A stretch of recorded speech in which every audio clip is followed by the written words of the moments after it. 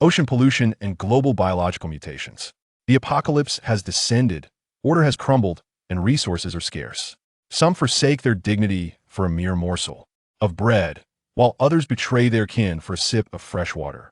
In the previous life, the ruthless judgment of his girlfriend's brother awakened Su Chen to the stark reality. Chapter 1. Do not blame me. Su Chen, do not hold it against me.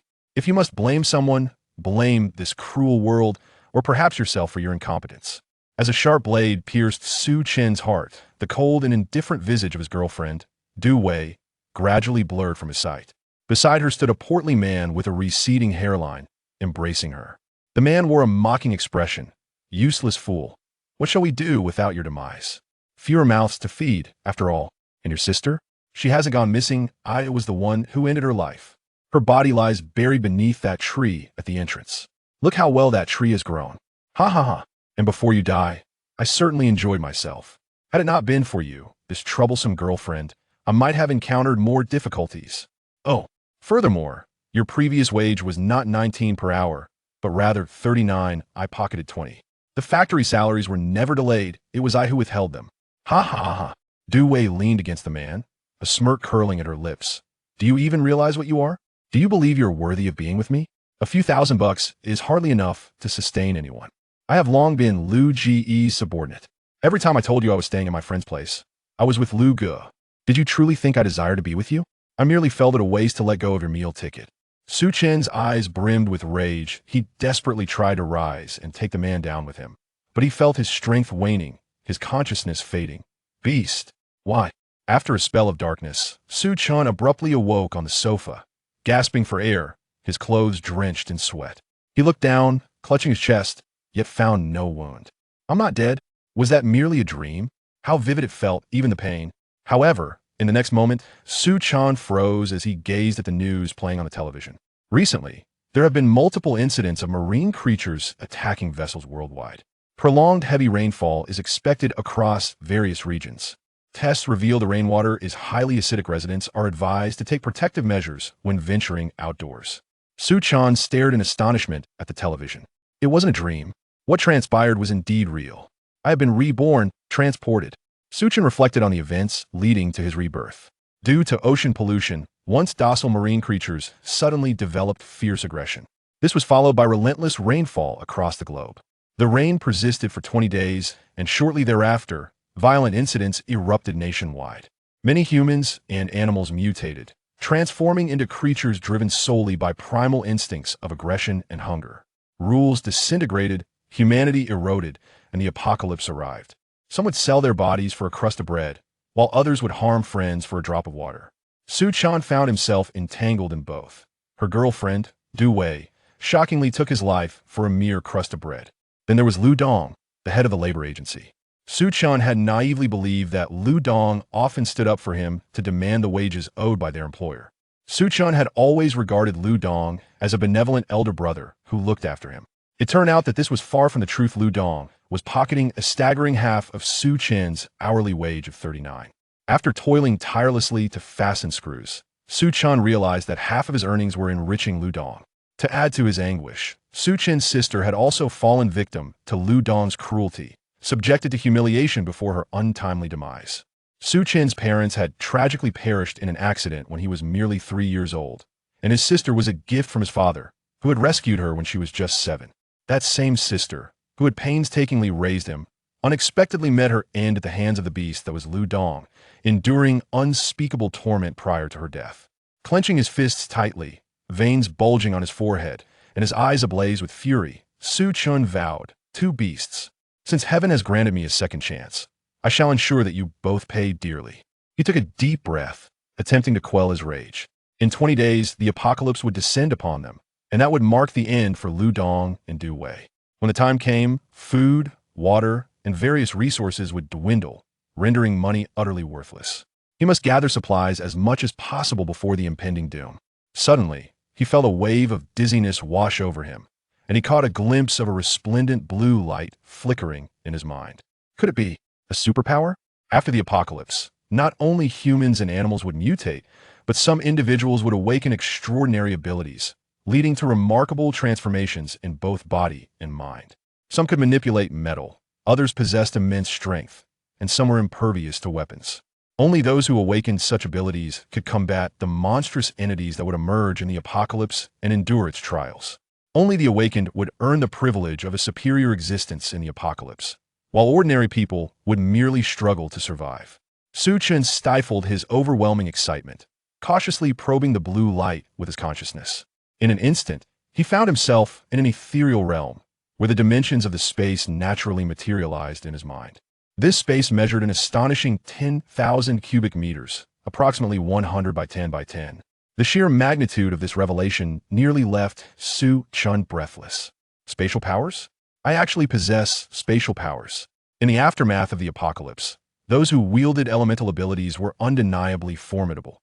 Yet space and time were the most extraordinary of all. Su Chen had not heard of anyone with spatial abilities after the apocalypse, though there was a time-manipulating individual rumored to be invincible, ultimately becoming the leader of the most powerful organization of superpowered beings. Ecstatic, Su Chen mused, spatial abilities, perfectly suited to my current predicament. He assessed the situation and retrieved paper and pen, preparing to devise a plan. How to amass wealth, how to procure supplies in bulk, and what specific items were needed.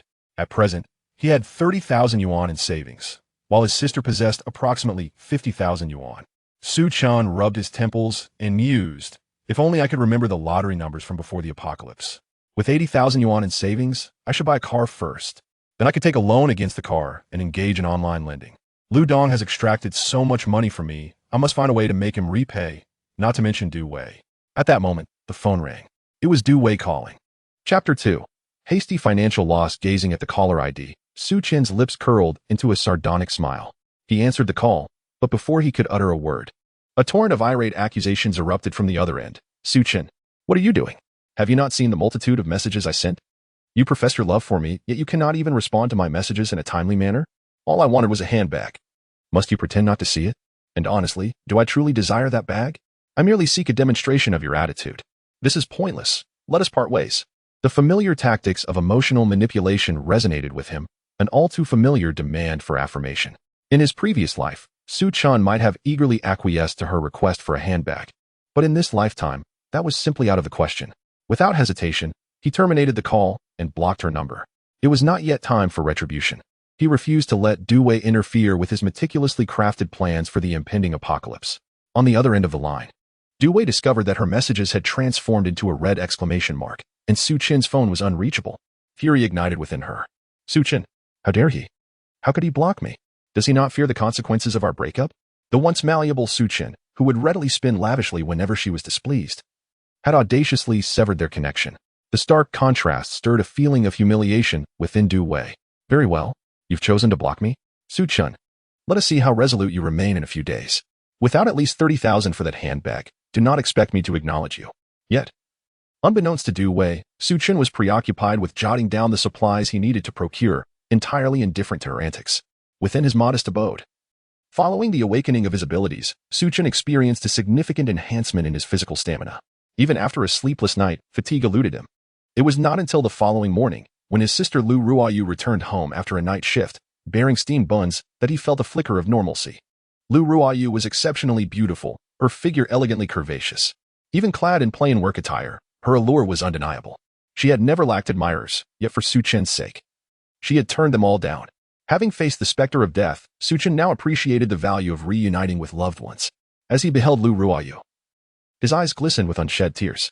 He enveloped her in a tight embrace, fearful that a moment's negligence might result in losing her again. Su Chen, what is the matter?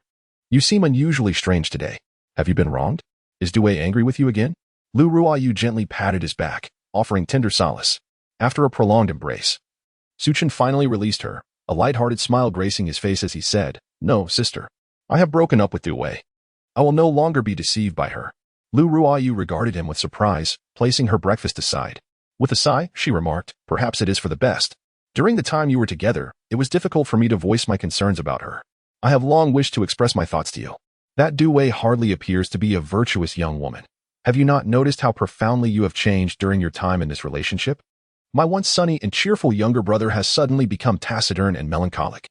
Now that you have parted ways, it is best not to dwell on it any longer. Embrace the new chapter of your life with vigor. Su Chen nodded earnestly. If there exists anyone in this world whom he could trust, it would undoubtedly be Lu Ruoyu. By the way, sister, do you still have 50,000 yuan in your account? Lu Ruoyu nodded yes. I saved it for your future. What of it? Su Chen inquired. Can it be withdrawn? I have a need for it. Noticing a hint of concern on his sister's face, he hastened to assure her, rest assured. I have indeed broken up with Du Wei. I shall no longer spend on her. This money is genuinely necessary for me. I will not squander it. Lu Ruoyu asked. Is it impossible for you to share the reason for your need? Su Chen replied, for now, I cannot disclose it. Lu Ruoyu smiled gently and retrieved her bank card from her pocket. Since you cannot tell me, I shall refrain from asking. I trust you. With the money in hand. Su Chen took a deep breath, thank you, sister, and hurriedly dashed out. Hey, aren't you having breakfast? Su Chen couldn't help but smile. No, you should eat more. He first headed to the 4S dealership to purchase a car, which could serve as collateral to help him secure additional funds. On the way, he also acquired a 20,000 yuan online loan. A down payment for the vehicle would suffice. Soon, he arrived at the BMW 4S store. However, upon entering, he noticed that no sales representative approached him to offer assistance, as if he were invisible. Yet, Su Chen remained unfazed. He merely needed to select a decent vehicle. While he was examining a BMW Z4, a female sales representative approached him, her expression replete with disdain and contempt, yet she maintained a professionally insincere smile. Addressing him with a veneer of politeness, Sir, if you do not intend to purchase this vehicle, it would be best not to touch it. Perhaps the more affordable models over there would be more suitable for you. Chapter 3, From Infatuation to Transformation. Su Chen turned to the female sales representative. A sardonic smile forming within him. Why were those men permitted to touch, while I am not? The saleswoman maintained a professional smile and replied, Oh, those gentlemen are our esteemed VIP clients. They are naturally allowed to touch. I suggest you turn left and walk 200 meters. There is a Baojun 4S store that might suit you better. A cold chuckle echoed in Su Chen's heart, and he chose not to engage in a debate with her. Instead, he discreetly harnessed his extraordinary ability, attempting to detach the rearview mirror from the BMW that those men had been handling. His spatial powers not only allowed for storage but also remote manipulation of objects. Suddenly, a sharp crack resonated through the air as the mirror shattered. All eyes in the vicinity turned towards the men. The saleswoman rushed over to inspect the damage and promptly stated, Gentlemen, you broke this rearview mirror, didn't you? You must compensate. The men immediately waved their hands in protest. How much? We cannot afford it. They swiftly turned to leave. The saleswoman, incensed, exclaimed, Cannot afford it? How dare you touch it then? Su Chen chuckled. Aren't they VIPs? Can't even afford a rearview mirror? The saleswoman's face turned a shade of green with fury. With a dismissive smirk, Su Chen turned away from the BMW 4S store, leaving her to fume in exasperation. Adjacent to the BMW store was a Porsche dealership. And to Su Chen's surprise, this establishment offered a zero down payment option. Without hesitation, he purchased a Porsche 911. But the loan processing and vehicle pickup would require some time, preventing him from driving it away that very day. Undeterred, he opted to rent a vehicle in the meantime. The purpose of acquiring the car was merely to facilitate a more favorable loan arrangement. As it was a rental, Su Chen decided to lease a Porsche GT3 worth 3 million, using the house from his rural hometown as collateral. He completed the registration on the same day and drove off. As he cruised past the BMW 4S store in his Porsche supercar, the saleswoman remained entangled in her predicament. Su Chen honked the horn and flashed a subtle smile. The expression on the BMW saleswoman's face morphed into a vivid display of regret. How could this shabby-looking pauper be driving away in a Porsche supercar? That was supposed to be my sales achievement. While driving, Su Chen contemplated the necessity of renting a house, ideally one with a warehouse and courtyard. Lost in thought, he soon found himself amidst the bustling city. The roar of the supercar echoing around him. After a busy morning, hunger began to gnaw at him, prompting him to seek a place to dine. At that moment, his ex-girlfriend, Du Wei, was at a nearby Starbucks, capturing moments with her best friend on her phone. As Su Chen parked and exited his vehicle, his ex-friend, Yang Jia, suddenly wore an expression of shock. Wei, quick, look, isn't that Su Chen? Du Wei turned her head and happened to see Su Chen locking his car with a Porsche key. With a beep, both of them were left dumbfounded. Du Wei could hardly believe her eyes. How could it be possible? How could Su Chen afford such an exquisite vehicle? Surely, he must have stolen it. Even renting such a luxurious car would likely cost a fortune. Yang Jia swallowed hard and remarked, Du Wei, do you think he might have won the lottery? Du Wei's expression changed instantly, her face flushed with anger. Oh great. If he won the lottery, then why won't he buy me a handbag worth 3,000? It infuriates me. I endured hardship with him when he had nothing, and now that he is wealthy, he wants to kick me to the curb. How dare he block me? Yang Jia hurriedly interjected. Wei, let me tell you. Men are like that. Once they acquire wealth, they often abandon their struggling wives. Seize this opportunity to extract some compensation from him. Even if reconciliation isn't possible, at least get something in return. Du Wei wore an expression that suggested it was her due right. No way. It infuriates me. How dare he treat me this way? Let us quickly see if it truly is Su Chen. With that, the two rushed out. Upon entering the restaurant, they found Su Chen alone at a table laden with an abundance of dishes. He was indulging in a feast. Both Du Wei and Yang Jie exchanged glances, an unmistakable look of disdain on their faces. Yang Jie scoffed, as expected, a nouveau riche. He acts as if he has never tasted good food before, ordering so much. Can he even finish it? While Su Chen was dining, he suddenly heard Du Wei's voice demanding answers. With an accusatory expression, she confronted him. Su Chen, what is your meaning? How dare you block me? Yang Jie discreetly tugged at Du Wei's sleeve, signaling her to consider Su Chen's changed status. Su Chen glanced at Du Wei, a fleeting glimmer of resentment and menace crossing his eyes. The look frightened Du Wei, compelling her to instinctively take a step back. What was that look he just gave me? How dare he regard me that way? It was evident that Du Wei had yet to adjust to Su Chen's transformation from a submissive admirer to a formidable individual.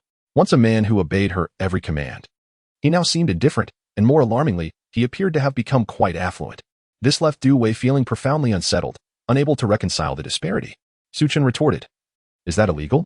Although Yang Jie was also somewhat materialistic, she possessed a greater awareness than Du Wei. She quickly intervened to ease the tension. "Su Chen, is that car outside yours?" Without hesitation, Su Chen replied, "Yes." Du Wei scoffed. "We haven't even asked what kind of car it is." A smirk curled at Su Chen's lips as he retorted, "What other car could you possibly envision?" Both women sensed an undertone of insult in his words. Yet they struggled to find a suitable retort. Du Wei pressed, "Su Chen, what is with your attitude? I didn't genuinely expect you to buy me that handbag last night. I merely wanted to gauge your response. After all, you have money now. As long as you are willing to purchase a car for me, I shall no longer harbor any anger towards you." Chapter 4. Implications. Su Chen chuckled. "Do you still want to ride? Are you still angry? What a bold face you have." Indifferent to their provocations, Su Chen coldly inquired, "Do you have any business here? If not, please do not disturb my meal." The attitude was apparent. This was his demeanor. If you wish to leave, then so be it. Du Wei gritted her teeth in frustration. However, Yang Jie pulled out a chair and sat down with a smile, inquiring, "So, Su Chen, is that sports car outside really yours? Where did you acquire that wealth?" Su Chen retorted, "What does it have to do with you?" A hint of embarrassment flickered across Yang Jie's face. "Please, don't be like this. We are friends after all, and Wei Wei didn't intend to upset you. She merely tends to be a bit hot-headed and anxious. She was the same when we were in school. Su Chen, have you won the lottery?" Just then, Su Chen received a message on his phone. Deposit of 1.3 million. Bank balance 2.3 million. This was the loan he secured against his family home. Meanwhile, Du Wei and Yang Jie gazed in astonishment at the string of numbers revealing his bank balance. While the car might be rented, the money in his account was undeniably real, and the sparkle in their eyes betrayed their astonishment. Du Wei, relentless, pressed on, "Su Chen, what do you truly mean by this? Breaking up warrants an explanation, doesn't it? After all, I have invested a significant portion of my youth in you. Surely, you must offer some compensation." Su Chen raised an eyebrow and asked with a cold smile, "How much do you want?" Casting a glance at the balance, Du Wei, with determination, declared, 2 million. Su Chen was taken aback. He had anticipated Du Wei's shamelessness but had still underestimated her audacity. To ask for 2 million. Leaving him with mere pennies. "Not a problem," he replied with a smile. "You may sue me. I will pay whatever the court decides." Du Wei was left dumbfounded. "Are you truly dismissing our relationship over the past 6 months?" Relationship? Throughout this period, it had always been Su Chen who was giving. Du Wei had long since entangled herself with that scoundrel Lu Dong. When discussing feelings, she sought money, and when demanding money, she reverted to discussing emotions. Su Chen could not be bothered.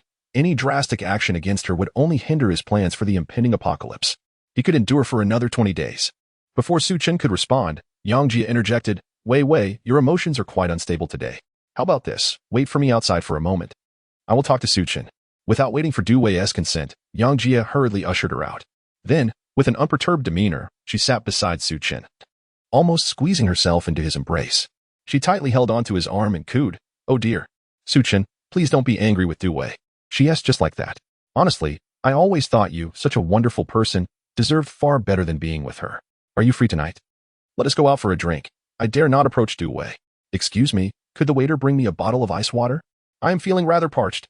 Yang Jie, with her concealed intentions, was audible to Su Chen even in the most remote corners of the world. Indeed, she was an excellent confidant, and her hints were as transparent as glass. Su Chen could not help but smirk inwardly, yet he felt no surprise at Yang Jie's behavior. In his previous life, Yang Jie thrived splendidly, a figure far beyond the reach of both himself and Du Wei. Her success stemmed from her keen ability to read circumstances. In her eyes, everyone was merely a pawn to be utilized, and she would flee at the slightest hint of danger. Moreover, she did not limit her investments to a single entity but maintained several backup options concurrently. Following the apocalypse, Yang Jie awakened an S-grade speed ability, endowing her with unparalleled assassination prowess. This rendered her immensely appealing even to powerful alliances without resorting to compromising her integrity. Reflecting on Yang Jie's various actions post-apocalypse and comparing them to Du Wei, Su Chen suddenly realized that Du Wei lacked even the qualifications to be compared. Yang Jie regarded Du Wei as a sister, yet she also used her as a tool to assess the worth of her targets. For instance, Lu Dong initially had his sights set on Yang Jie, only to ultimately end up with Du Wei, who, in turn, shared the benefits she received from Lu Dong with Yang Jie. Thus, Yang Jie garnered countless advantages without any personal investment, exploiting Du Wei's unwitting assistance. As Su Chen contemplated this, he cast a glance at Yang Jie. In his past life, his alliance with Du Wei and the others merely led him to a subservient role, forever looking up to Yang Jie. Previously, Su Chen had harbored disdain for Yang Jie's character, but after experiencing death once, he had gained clarity and recognized that it was individuals like Yang Jie who possessed genuine capability. With this thought, he could not help but assess Yang Jie anew. She was undeniably more alluring than Du Wei. Sensing Su Chen's scrutiny, Yang Jie deliberately accentuated her already curvaceous figure, making it even more enchanting. If one were to compare, only Lu Ryu could rival her, yet her physique did not match Yang Jie's striking allure. Feeling the softness of Yang Jie's arm, Su Chen, maintaining an air of feigned ignorance, shot her a sidelong glance and remarked, "What do you mean by this? I am no longer involved with Du Wei, so there is no need for you to persuade me. I have no desire to hear it." To his surprise, Yang Jie did not respond with anger. Instead, she appeared even more delighted. She playfully swayed Su Chen's arm in front of her chest and exclaimed, "Oh, Su Chen, do not be like that. It is merely a trivial matter. Even if you are no longer with Du Wei, I wish to apologize on her behalf. Will you grant me this opportunity, please?" Her tone carried a hint of playful charm, sending shivers down Su Chen's spine. Indeed, Su Chen found it increasingly difficult to endure Yang Jie's demeanor, which incited a flicker of frustration within him, fearing he might lose control. However, just as he was about to decline, he caught sight of Du Wei standing outside, and an idea suddenly sparked in his mind. Although it is not possible to eliminate Du Wei at this moment, one cannot help but wonder what her expression would be upon discovering that her closest friend has betrayed her. Chapter 5. You disgust me. As Su Chen recalled the furious outbursts of Du Wei and the fierce altercation with Yang Jie, a wave of satisfaction washed over him. With this thought, he withdrew his arm and casually placed it on her thigh, giving it a gentle squeeze, saying nonchalantly, "If that's how you feel, then I shall give it some serious consideration." Yang Jie stiffened at his boldness, instinctively wanting to leap up and berate him. However, upon hearing Su Chen's words, she forcibly stilled her movements. A somewhat rigid smile appeared on her face, her eyes sparkling with joy as she exclaimed, "Really? That would be simply wonderful." Seeing her reaction, Su Chen chose to remain silent, finishing their meal together before wrapping his arm around her waist and heading to the counter to settle the bill. Though Yang Jie's body was tense in his embrace, she felt unable to protest, forcing a smile in an attempt to discreetly extricate herself. Yet, knowing her character, Su Chen would not let her succeed, tightening his hold instead. Left with no choice, Yang Jie surrendered to his embrace. Meanwhile, after waiting for half an hour, Du Wei's eyes widened in disbelief at the sight of the two of them entwined. She rushed over and confronted Su Chen, exclaiming, "Su Chen, what on earth are you doing? You just broke up with me, and now you're taking advantage of my best friend? How could you be so heartless?" "I am thoroughly disappointed." With a cold laugh, Su Chen retorted, "What nonsense are you spouting? It was your friend who chose to accompany me for some relaxation. Why should I bear the blame?" "Impossible. Yang Jie would never associate with someone like you," Du Wei declared, refusing to believe that Yang Jie could stoop to such depths. Yet, as realization dawned on her, she exclaimed, "Ah, I see. You must think that since you have a little money now, you can coerce Yang Jie into keeping you company, right? I can hardly believe it, Su Chen. You truly disgust me." Observing Du Wei's indignation, Su Chen found it amusing, his desire to witness the confrontation between her and Yang Jie intensifying. He ignored her tirade and turned to Yang Jie, saying, "Yang Jie, you heard her. Why don't you clarify the situation yourself?" Yang Jie, Feeling tense yet unwilling to sever ties with Du Wei, quickly interjected with a smile, Wei. Please don't be upset. I'm merely trying to comfort Su Chen a little. Look at how angry he is. It would be such a pity if you two really broke up. I'm fine with it, as long as it helps you reconcile. I don't mind keeping Su Chen company. Du Wei was momentarily taken aback by her words, only to be overwhelmed with gratitude. She had not anticipated Yang Jie's kindness, willing to sacrifice her own comfort for Su Chen's benefit. This left Du Wei at a loss for words to express her appreciation. Su Chen was equally surprised by Yang Jie's eloquence. It was no wonder she would thrive in the impending apocalypse. He had expected a quarrel between the two, yet Du Wei was so naive. Unable to see the obvious truth, she instead chose to trust Yang Jie's fleeting reassurances. No wonder she had been relegated to menial tasks in the apocalypse. Believing that Yang Jie would never forget her, Du Wei gazed at Yang Jie and remarked, "There is no need for you to act this way. Su Chen is merely a nouveau riche, not worth your efforts. At worst, we could." Her voice trailed off as she recalled that Su Chen currently possessed a fortune of several million. She was reluctant to sacrifice her own interests for the sake of her friend. Yang Jie, however, saw through her thoughts but chose not to dwell on it, as she had always been using Du Wei to her advantage. "It's nothing to worry about. You can trust me. Su Chen is not that kind of person." Du Wei, upon hearing this, nodded hesitantly and replied, "Very well, just be careful yourself." Yes, rest assured." Observing this exchange, Su Chen felt a wave of disappointment wash over him. He had anticipated a more dramatic confrontation. Instead, this was the outcome. When Yang Jie returned to his side, Su Chen, somewhat disgruntled, boldly placed his hand on her backside and squeezed, startling Yang Jie into nearly crying out. "Su Chen, you are so shameless. How could you take advantage of me like this?" Wei will be upset. Watching the two flirtatiously interact, Du Wei couldn't help but feel like a fool, witnessing their playful banter. Yet, recalling Yang Jie's earlier words, she understood that both were acting in her best interest, and thus she harbored no doubts about Yang Jie's intentions. After all, Yang Jie had always shared her good fortune with her, introducing her to individuals like Lu Dong. If Yang Jie were truly selfish, why would she have done so? Nonetheless, as she watched the pair drive away in a luxurious car, Du Wei felt a surge of indignation and promptly dialed Lu Dong. "Hello, Lu Gu. We have a serious situation. That rascal Su Chen has struck it rich by some stroke of luck. Yes, indeed, he has several million. Since you have a good relationship with him, can't you devise a way to get that money into our hands? After all, he is unaware of what you have been plotting behind his back. All right, let us proceed with that." After hanging up, Du Wei cast a cold smile in the direction of Su Chen's departing vehicle, muttering to herself, "Let us see how you'll fare when Luga finds a way to seize your wealth." Humph. Meanwhile, in the car, Su Chen grasped the steering wheel with one hand while the other rested on Yang Jie's thigh, exclaiming, "Yang Jie, your bond with Du Wei is truly remarkable. She isn't even angry with you and places such trust in you." Yang Jie responded with an awkward smile, sensing an underlying implication in Su Chen's words. However, she chose to dismiss it, playfully retorting, "Su Chen, what do you mean? I haven't even scolded you for embarrassing me in front of Wei. And yet you say such things." Hearing Yang Jie's sweet voice, Su Chen could no longer contain himself. He turned the car towards a hotel. No matter how things unfolded later, he was determined to have his way with Yang Jie today. Su Chen, what are you doing? Why have we come to a hotel?" Upon realizing their destination, Yang Jie felt a surge of apprehension and clung to Su Chen's arm, unwilling to enter. Turning to face her with a smile, Su Chen asked, "Is there a problem? After all, we both know this is where it ultimately leads." Upon hearing this, Yang Jie felt utterly disheartened. She had no intention of truly engaging with Su Chen. Her previous insinuations towards him were merely that insinuations. In reality, she had contemplated getting Su Chen intoxicated at the bar, and then taking him to a hotel to stage a performance that would serve her own ends. However, now that the process had been bypassed, she couldn't shake the feeling that she would be missing out on something essential. Chapter 6. I am satisfied, Su Chen. How about we go to the bar for a while first? Can we enjoy ourselves there before heading to the hotel? Yang Jie spoke with a strained tone. Upon hearing this, Su Chen chuckled, "But isn't the hotel filled with drinks? If you truly wish to indulge, we can order a few bottles to enjoy later." Yang Jie contemplated his words and realized that as long as she remained cautious, it was manageable. She was unwilling to compromise her dignity for mere financial gains. This was also the reason behind her close relationship with Du Wei. She often navigated situations by involving Du Wei when circumstances became unavoidable.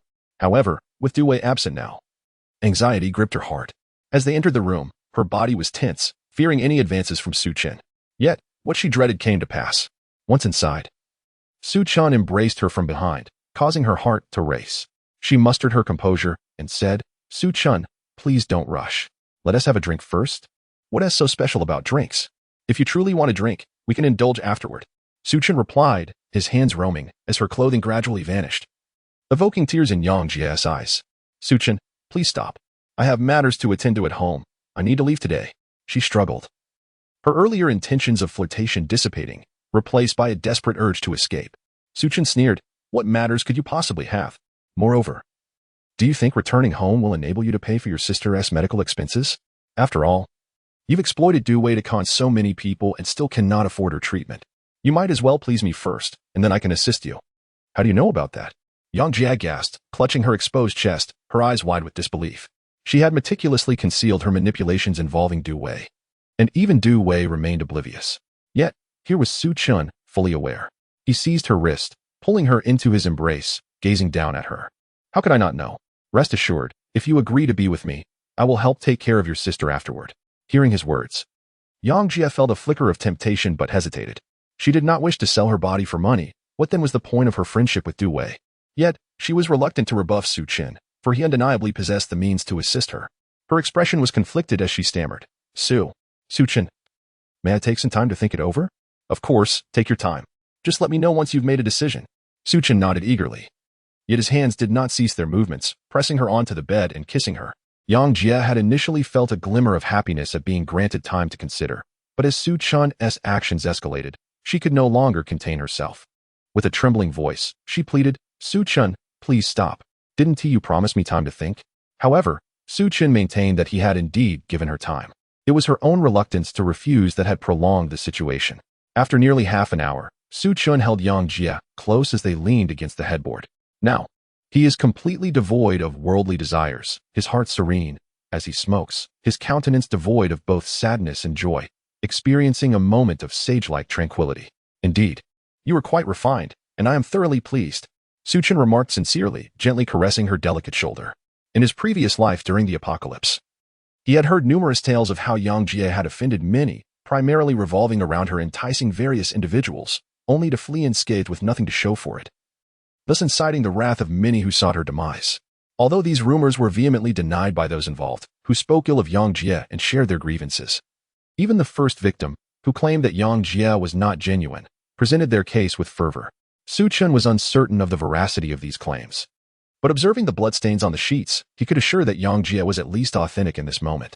Reflecting on her former glory and now finding her nestled like a timid kitten in his embrace, Su Chen felt a profound sense of accomplishment. Yang Jia's exquisite cheeks bore the marks of tears, coupled with her slightly reddened skin from being grasped, rendering her a picture of pitiable fragility. Su Chen, you have received what you desired. You won't go back on your promise, will you? Yang Jia gazed at him anxiously, fully aware that even if she wished to retract her words, it was far too late. Yet she feared that Su Chen might lack integrity. She had anticipated such a scenario, having long perceived the true nature of many individuals and situations, which is why she chose to befriend Du Wei, entrusting her to undertake certain tasks on her behalf. Upon seeing her distressing demeanor, Su Chen felt an inexplicable urge to tease her, thus expressing bewilderment. What matter? What matter could it be? Yang Jia's eyes widened as she looked at him, her previously dried tears welling up once more, her complexion paling, and her heart sinking into despair. Despite having foreseen this predicament and seeking ways to safeguard herself, she never imagined such a fate would befall her, leaving her utterly helpless. Noticing her distress, Su Chen gently patted her fragrant shoulder, saying, All right, I was merely jesting. I am not like them. How could I possibly break my word? Really? Yang Jia looked up at him with tear-filled eyes. Su Chen chose not to elaborate further. Instead, he took out his phone and transferred 500,000 to her. Upon receiving the bank transfer notification, Yang Jia finally felt a sense of relief, overwhelmed with excitement. Thank you. Hearing her words of gratitude, Su Chen smiled without responding, continuing. You can keep this money for now. If it proves insufficient later, just let me know. Yang Jia gazed at him in disbelief, seemingly unable to fathom Su Chen's generosity. To her, receiving around 100,000 would have sufficed, a request she considered rather extravagant, thinking she could find ways to solicit funds from him afterward. Yet, she never anticipated that Su Chen would immediately offer 500,000 and was willing to assist her further. This left Yang Jia momentarily speechless. As if caught in a dream. Su Chen, is what you say truly genuine? What do you think? Chapter 7. Purchasing a home. Su Chen turned his head to look at her in his arms, smiling as he spoke, having already claimed someone like you. I shall not be stingy. As long as you are obedient in the future, rest assured that your matters will not be neglected. If you doubt my intentions, There is little I can do. However, you must recognize that I am not like those involved with you in due way. Hearing this, Yang Jie felt a surge of excitement, harboring no suspicions about Su Chen's words. At that moment, her feelings of regret diminished significantly, and she sincerely expressed her gratitude. Thank you, Su Chen. I never expected you would be willing to help me. Observing her change in demeanor, Su Chen nodded in satisfaction. He intended to say more. But upon noticing Yang Jie's excitement causing her to sit up and reveal herself, his moment of clarity was abruptly interrupted. He reached out playfully, chuckling. Is this how you thank me? With no tangible actions whatsoever? Upon hearing his words, Yang Jie quickly grasped his meaning.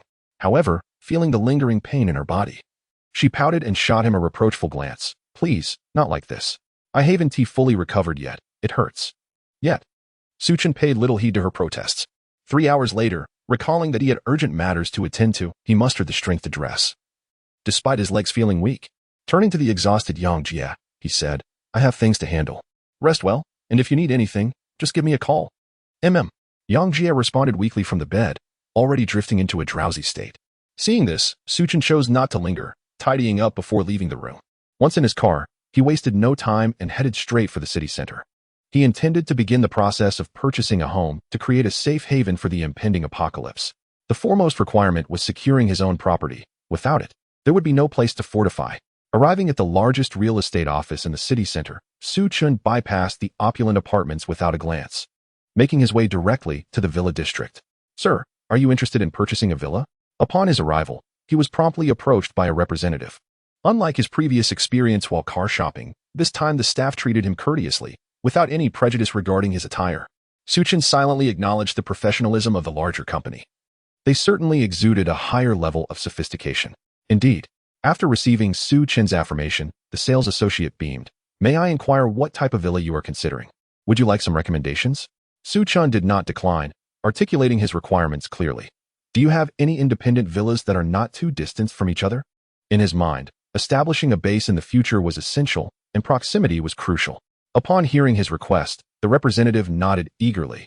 Yes, indeed. Please follow me. We have a cluster of villas designed according to estate specifications, perfectly aligned with your desires. As he spoke, he led Su Chen to the property, providing a thorough introduction. Su Chen glanced around and was greatly satisfied. Pointing to the largest villa at the center, he inquired, how much is this one? The sales representative, even having witnessed grand occasions before, was momentarily taken aback by Su Chen's directness. However, this surprise quickly faded, and he promptly replied, certainly, sir. This villa is priced at 68 million. It comes fully furnished and decorated, and boasts a remarkably complete. The sales representative continued his enthusiastic description. Yet Su Chen began to feel a tad embarrassed, as he suddenly recalled that he might not possess sufficient funds. Nevertheless, he brushed off the concern. Knowing he did not intend to make a full payment, he merely needed to delay until the arrival of the apocalypse. After inquiring about the installment options and learning that the down payment required was 10 million, Su Chen decisively stated that he would return later. How disappointing. I expected a super rich heir, but it turns out to be this? As those who had initially gazed at Su Chen with envy noted his inability to produce even the down payment, they could not help but scoff, causing the sales representative's previously warm smile to turn quite professional. Su Chen, uninterested in their mockery, contemplated whether he should consider alternatives. Although he had been reborn and had various ways to earn money, he was reluctant to invest all his limited resources into a villa, especially since he understood that the structure was merely a shell. Creating a safe haven was paramount. He dismissed the idea of a large flat, as it did not meet his requirements at all. The renovation would be exceedingly challenging, with strict regulations that would not permit arbitrary alterations, not to mention the myriad of other rules. Even in the absence of such constraints, disturbing others during renovations would inevitably hinder progress. Su Chen did not have the luxury of time for such matters. He addressed the sales representative, please allow me some time. I will return to handle the paperwork. Certainly. The sales representative, sensing Su Chen's genuine interest in purchasing, suppressed his dissatisfaction. Once the matter was settled, Su Chen did not linger, contemplating in his mind what other rapid money-making methods he could pursue. Winning the lottery was undoubtedly impractical. The million-dollar prizes depended heavily on circumstances, often hinging on the discretion of the director. Even if he remembered the numbers, without the director's willingness, winning was impossible, unless one were to brandish a gun at the director's forehead. He recalled that there was an incredibly valuable painting on Antique Street, rumored to be a work by Chi Baisher. Chapter 8. 20 million. A sudden spark of inspiration illuminated Su Chen's mind as he recalled a piece of news from his previous life, wherein an antique enthusiast donated a renowned painting to a museum. According to the individual, it was procured from the antique street, and upon reflection, it seemed to coincide precisely with today.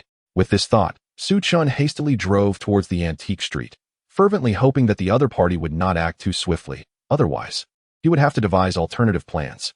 Upon arriving at the antique street, Su Chen wasted no time and proceeded directly to the location of the artwork, guided by the details etched in his memory. To his immense relief, he found the replica still on display at the stall. Others may have been oblivious, but he was acutely aware that the painting contained a hidden layer, within which lay the genuine work of Qi Baishe. How much for this painting, my friend? Su Chen inquired, getting straight to the point, eager to avoid wasting time haggling over prices.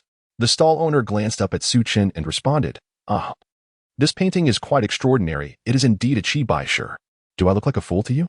Su Chen retorted, uninterested in the owner's rambling. Rolling his eyes, he added, "This painting is clearly a replica. If it weren't for its aged appearance that I could use to deceive my superior, I wouldn't even spare it a glance." Upon hearing Su Chen's words, the stall owner realized that Su Chen was nothing more than an amateur, akin to himself, attempting to pull a fast one. Deciding not to elaborate further, he bluntly stated, 200,000. Take it if you want it. Su Chen secretly nodded in agreement. This price was acceptable to him, as he was reluctant to squander time on negotiations. However, he still tentatively asked, "Would you sell it for 200? The stall owner, taken aback, felt a surge of indignation rise within him as he glared at Su Chen. Yet, through gritted teeth, he replied, "Fine, I'll sell it." Now it was Su Chen's turn to be bewildered. Wait, you would actually sell it at that price? In that fleeting moment, he found it hard to believe, questioning whether this was truly the painting he sought. Yet, he vividly remembered that 10 days later, during an interview, the stall owner's face, though smiling, was glistening with unshed tears. A detail that remained etched in his memory. Examining the painting before him, he confirmed it matched his recollection perfectly. Without further hesitation, he scanned the payment code and prepared to leave with the artwork. However, upon turning, he encountered a familiar elderly gentleman. Before Su Chen could utter a word, the elder spoke first. "Young man, may I have a look at that painting?" Su Chen recognized him as the very collector who had donated the painting to the museum. Nodding, he replied, "Certainly, sir. Are you also interested in this piece? It is a masterpiece by Qi Baishe. If you wish to acquire it, I would be willing to part with it for 20 million. The stall owner, overhearing Su Chen's words, nearly choked in disbelief. Su Chen had audaciously usurped his line and set a price even higher than he had dared to suggest. Had he attempted such a ruse, he would have long since met his demise. To his surprise, however, the elder did not express anger. Instead, he took the painting from Su Chen and began to scrutinize it, his brow furrowing ever deeper. "Young man, this painting is merely a replica from the Republic era. The craftsmanship is commendable, yet it holds little monetary value," the elderly gentleman remarked, shaking his head in disapproval. Su Chen, uncertain whether the elder was being intentionally dismissive, patiently explained, "Ah, sir, therein lies your misunderstanding. This painting contains a hidden layer, and the genuine work of Qi Baishe resides within it. I have seen you on television. Surely, you cannot overlook that?" Upon hearing Su Chen's words, the elder paused in astonishment, gazing at him in disbelief, before breaking into a hearty laugh. "I did not expect you to discern that, but do you truly intend to part with it?" Su Chen immediately recognized that the old man was not as innocent as he seemed, harboring intentions akin to his own. However, he remained unfazed. For such was the nature of the antique market, mutual consent governed transactions, and the outcomes depended solely on individual acumen. "Of course," Su Chen nodded, "if you have no objections, I propose we conclude the deal for 20 million. The elder furrowed his brow, scrutinizing the painting in his hands before responding, 20 million? That is not out of the question." The stall owner, having overheard their conversation, stood in stunned silence. Wait, the old man actually agreed? Could this be a ruse? Yet, as he observed the elder, he recognized him as a familiar face from television. A wave of anxiety washed over him. Had he truly misjudged the situation? After all, he had sold it to Su Chen for a mere 200. "Young man." Hearing the voice, Su Chen swiftly tugged at the elder, exclaiming, "Let us depart." "Sir." Without waiting for the elder's assent, he hastily led him out of the antique street. The stall owner, in hot pursuit, found himself thwarted as the elder, burdened by age, could not keep pace, allowing them to escape unscathed. On the elder's suggestion, they proceeded to the bank for an immediate transaction. As Su Chen beheld the 20 million credited to his account, a wave of relief washed over him. He could not help but feel grateful for his swift action. Had the elder arrived first, his opportunity might have slipped away. Chapter 9. Renovation upon returning to the real estate office after acquiring wealth. Su Chen inquired about the possibility of renovating a villa. However, he was informed that without full payment, renovations were not permissible. This revelation promptly extinguished his intentions of purchasing the previously considered villa, leading him instead to select a hilltop villa community situated on the outskirts. He expended over $7 million in cash and, once the formalities were completed, immediately contacted a renovation company. Under Su Chen's financial persuasion, representatives from the company soon arrived at his villa. "Mr. Su, is this the villa you wish to renovate? May I inquire about your intended modifications?" The boss, a middle-aged man with darkened skin and calloused hands, despite his formal attire, exuded an undeniable aura of a laborer. However, Su Chen found this very appealing, recognizing him as a pragmatic individual, a trait unbecoming of a typical boss. As Su Chen articulated his requirements, Wang Yang, the boss, grew increasingly perplexed, his gaze towards Su Chen becoming distinctly odd. Noticing his demeanor, Su Chen inquired, "What seems to be the issue? Is there something wrong with my requests?" "And no. It's just that there's a matter I'm unsure whether to mention." Su Chen nodded, encouragingly. "Please, go ahead." After some contemplation, Wang Yang ventured, "Boss, if your intention is merely for leisure, there is truly no need for such high-grade materials and specifications. Given your requirements, the costs are exorbitant and quite unnecessary." Frowning at Wang Yang's words, Su Chen retorted, "No, I want it done as I specified. Or is it that you cannot accomplish this?" Wang Yang hastily shook his head, denying any inability to execute the task. "I merely suggested an alternative. However, adhering to your specifications presents significant challenges. Moreover, your request for completion within 10 days is entirely unfeasible. Simply procuring the materials will require a minimum of a week. Not to mention the processing and modifications of such high-grade materials. No one could accomplish that within 10 days. Su Chen waved his hand dismissively, stating, "I can offer more money. Even with added funds, this task is exceedingly challenging. If Mr. Su insists on such demands, you might need to seek expertise elsewhere." "2 million. Mr. Su, it's not merely a matter of finances. I truly find myself in a difficult position." "3 million. Wang Yang shook his head again, muttering that 3 million was not worth the perilous effort, leaving him with a mere 30 to 200,000 in pure profit at most. Su Chen regarded him intently. "I meant an additional 3 million. If you can manage it, I will entrust the project to you. If not, I shall seek another." Wang Yang replied, "What are you saying, boss? Your requirements are entirely within my capability. There is no need to find someone else. If you wish, I can dispatch a team to commence immediately." Before Su Chen could respond, Wang Yang grasped Su Chen's hands firmly, his expression earnest and resolute, revealing no trace of difficulty. Su Chen scrutinized him. "Are you certain?" "I do not jest. If you cannot fulfill this, inform me in advance. Should it disrupt my plans, I will not be so forgiving." Wang Yang patted his chest and assured, "Boss Su, you needn't worry. Although our company was established only a few years ago, our operational efficiency is undoubtedly guaranteed. Please rest assured, and feel free to voice any demands. I can certainly accommodate them." Seeing the confidence in the other party, Su Chen did not hesitate to present his requirements. Despite the beads of sweat forming on his forehead, Wang Yang remained resolute. After all, this was not merely a 2 million deal. It promised an additional 3 million in revenue upon completion. He was determined to secure this contract, as it would allow him to ease his efforts for a considerable time, freeing him from the need to personally accompany the diplomatic department in their toils. Upon witnessing Wang Yang's commitment, Su Chen nodded in satisfaction as arrangements were promptly made. Although he had spent several million more, the achievement of his objectives justified the expense. Handing over the keys to Wang Yang, he did not pause and immediately began purchasing provisions, beef, rice, flour, eggs, instant noodles, and more, all sourced directly from manufacturers in bulk. Simultaneously, Su Chen capitalized on certain memories to generate income, ensuring that any amount exceeding 100,000 was seized without hesitation. Within a few days, Su Chen managed to sustain his account balance through these endeavors. However, lucrative opportunities such as antiques and artworks were largely depleted. Initially, Su Chen had not considered these options, as he had merely observed them in the news and was uncertain if he could capitalize on any opportunities. Yet, this was his only chance. Other profitable avenues existed, but required time, something that was in short supply. Just as others had glimpsed the market's potential, they soon found themselves devoid of options. During these days, Lu Ruoyu returned home to see Su Chen bustling about, with trucks continuously arriving downstairs, which piqued her curiosity. "Su Chen, what have you been up to these days? Why are you buying so many things?" Lu Ruoyu inquired, momentarily at a loss for what Su Chen was planning. Observing her hesitance, Su Chen gently replied, "Sister, do not concern yourself with this. You will understand in due time." Lu Ruoyu opened her mouth to respond, but seeing Su Chen's earnest demeanor, she could only sigh in resignation. However, watching him move items into their home left her perplexed. "Where are you putting all these things? I haven't seen you take anything outside." Chapter 10. Revelation. Su Chen was momentarily taken aback, having forgotten that his actions might evoke certain associations in others. Primarily, he had not guarded against Lu Ruoyu, believing that even if she discovered his secret, she would not wish him harm. Thus he had not concealed his actions from her. He turned to Lu Ruoyu and said, "Sister, do not concern yourself with this. In a few days, you will understand the purpose of my current endeavors." Upon hearing his words, Lu Ruoyu sighed and nodded.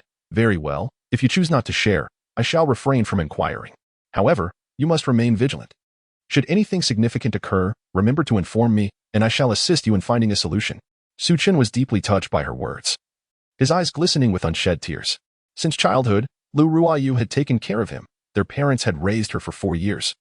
Yet she had nurtured him for over a decade, starting from the age of 7. Ultimately, due to Du Wei, he had led her to endure humiliation and death. The thought of this nearly brought him to tears as he embraced her tightly, saying, "Sister, you are truly wonderful. Rest assured, I will never allow you to suffer even the slightest harm in this lifetime." Lu Ruoyu, puzzled by Su Chen's emotional state, gently patted his head and said, "All right, what has happened to you?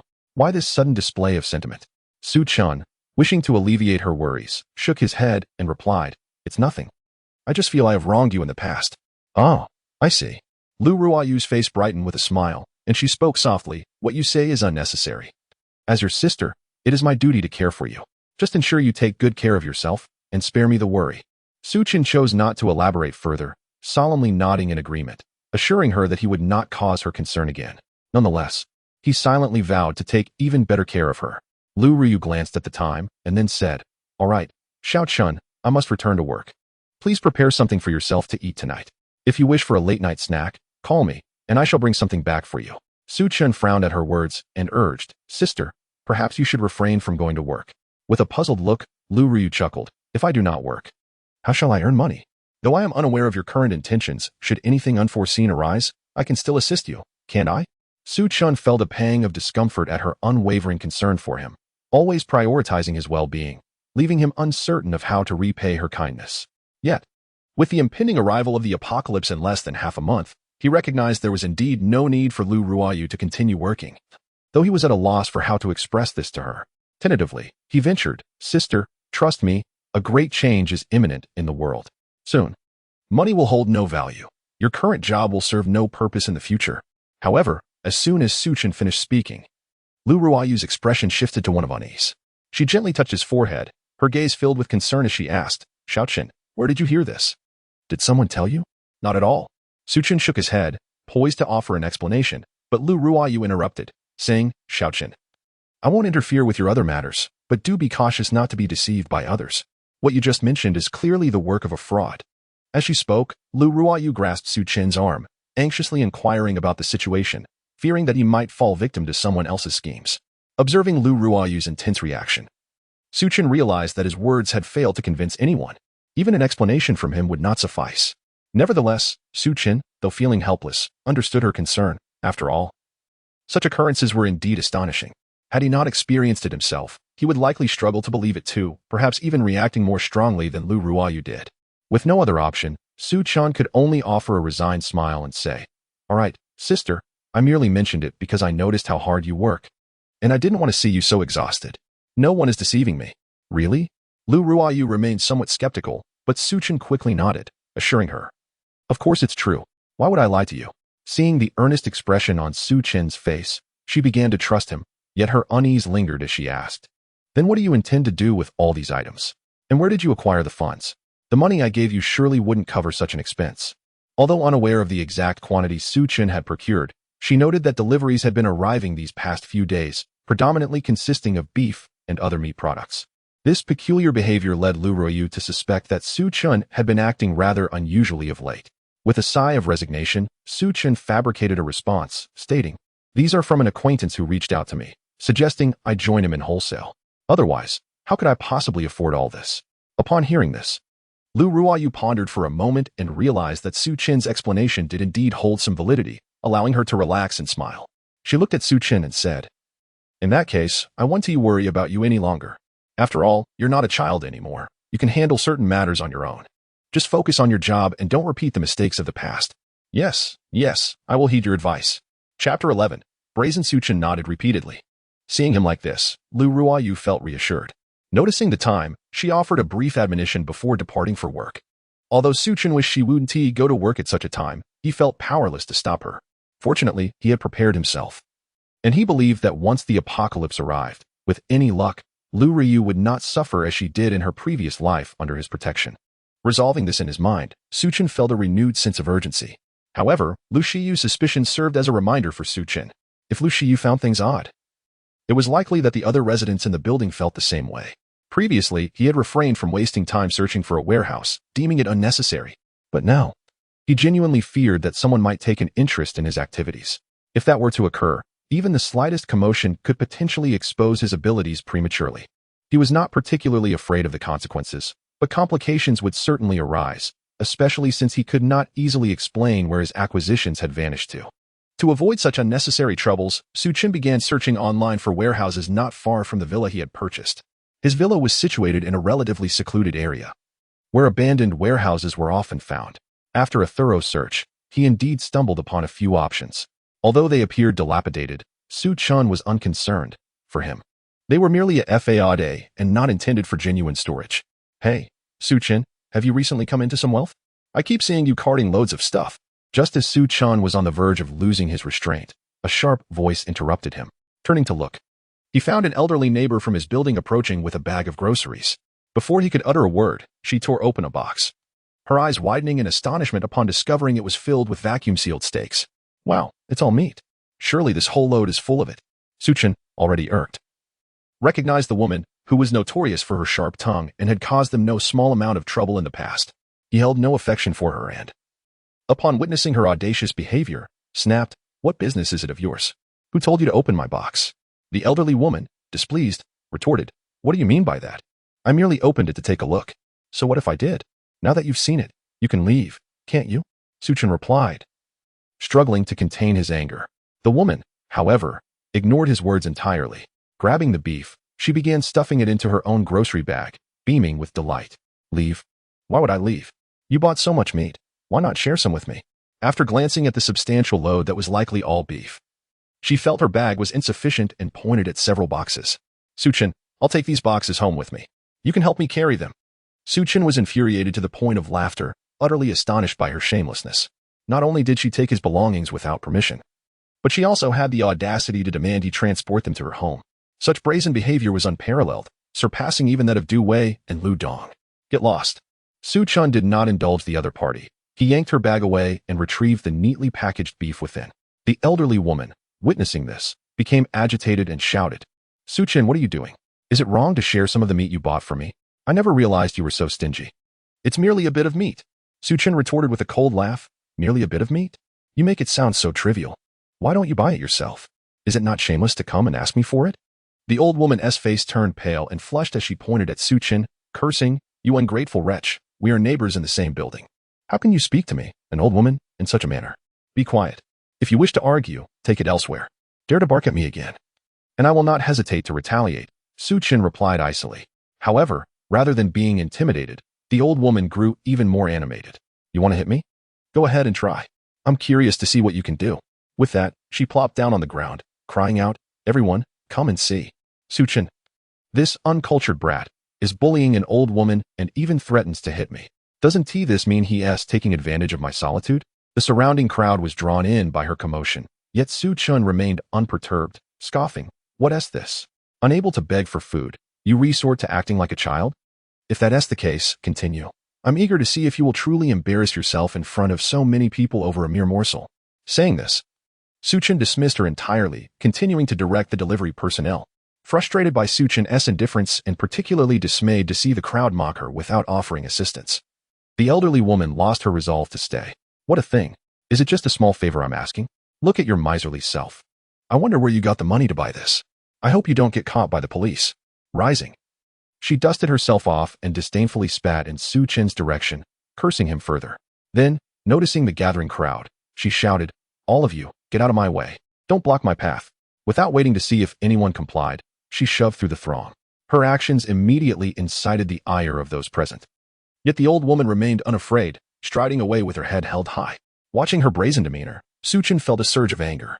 Nevertheless, he recognized that he could not afford to act recklessly merely to vent his frustrations, nor did he wish to let such a person disrupt his plans. However, he hoped he would not encounter her again. If they crossed paths after the apocalypse, she would not find him merciful. Chapter 12. The Theft. Mr. Su. These dozen boxes contain the Kobe beef you requested. Shall we move them to your residence as well? An employee approached Su Chen and inquired. Su Chen nodded affirmatively. Yes. Please take them to my home. I appreciate your assistance. The staff member quickly waved his hand, smiling. Not at all, Mr. Su. You are our esteemed client. Such a trivial matter is hardly a bother. Hearing these words, Su Chen smiled back, but chose not to elaborate further. Having acquired a certain degree of wealth, he believed it only fitting to indulge in finer things. With his current financial standing, mere sustenance was no longer his sole concern. If possible, he wished to savor the exquisite delicacies that life had to offer, even amidst the harsh realities of the apocalypse. After all, to strive only for survival would be to tarnish the dignity of a reborn individual, especially when endowed with extraordinary abilities such as spatial manipulation. Grandma, look. I've brought home the meat from that house. While Su Chen was still coordinating with the staff, the elderly lady's grandson dashed home, cradling a box of beef. Eager to boast, the grandmother's eyes sparkled upon seeing him, and she affectionately ruffled his hair, saying, "Well done, my dear. You truly understand my feelings. Quickly, bring the box inside. I shall prepare something delicious for you right away." Okay. Little Guang nodded enthusiastically. Under the skillful hands of his grandmother, a sumptuous feast of beef was soon prepared. The two of them devoured the meal ravenously, the tender meat flooding their mouths with exquisite flavors. When the grandmother's son and daughter-in-law returned home, the enticing aroma wafted through the air, prompting their inquiry, after which they promptly joined in. "Grandma, this meat is so delicious. I'm going to steal another box later," Little Guang exclaimed, his mouth glistening with grease. The grandmother's son, taken aback, remarked, "Mom, you mean this meat was stolen?" The grandmother's demeanor shifted instantly, her expression hardening. "What do you mean stolen? We simply took what was ours. It's merely a bit of beef, after all. Those without parents bought a truckload. What's wrong with us taking a little? Isn't that a bit inappropriate?" The daughter-in-law hesitated to voice her concern. Unperturbed, the grandmother retorted, "What's inappropriate about it? Aren't you all enjoying it? And besides, we are merely neighbors. Can he possibly consume all that he has purchased? We are helping lighten his burden.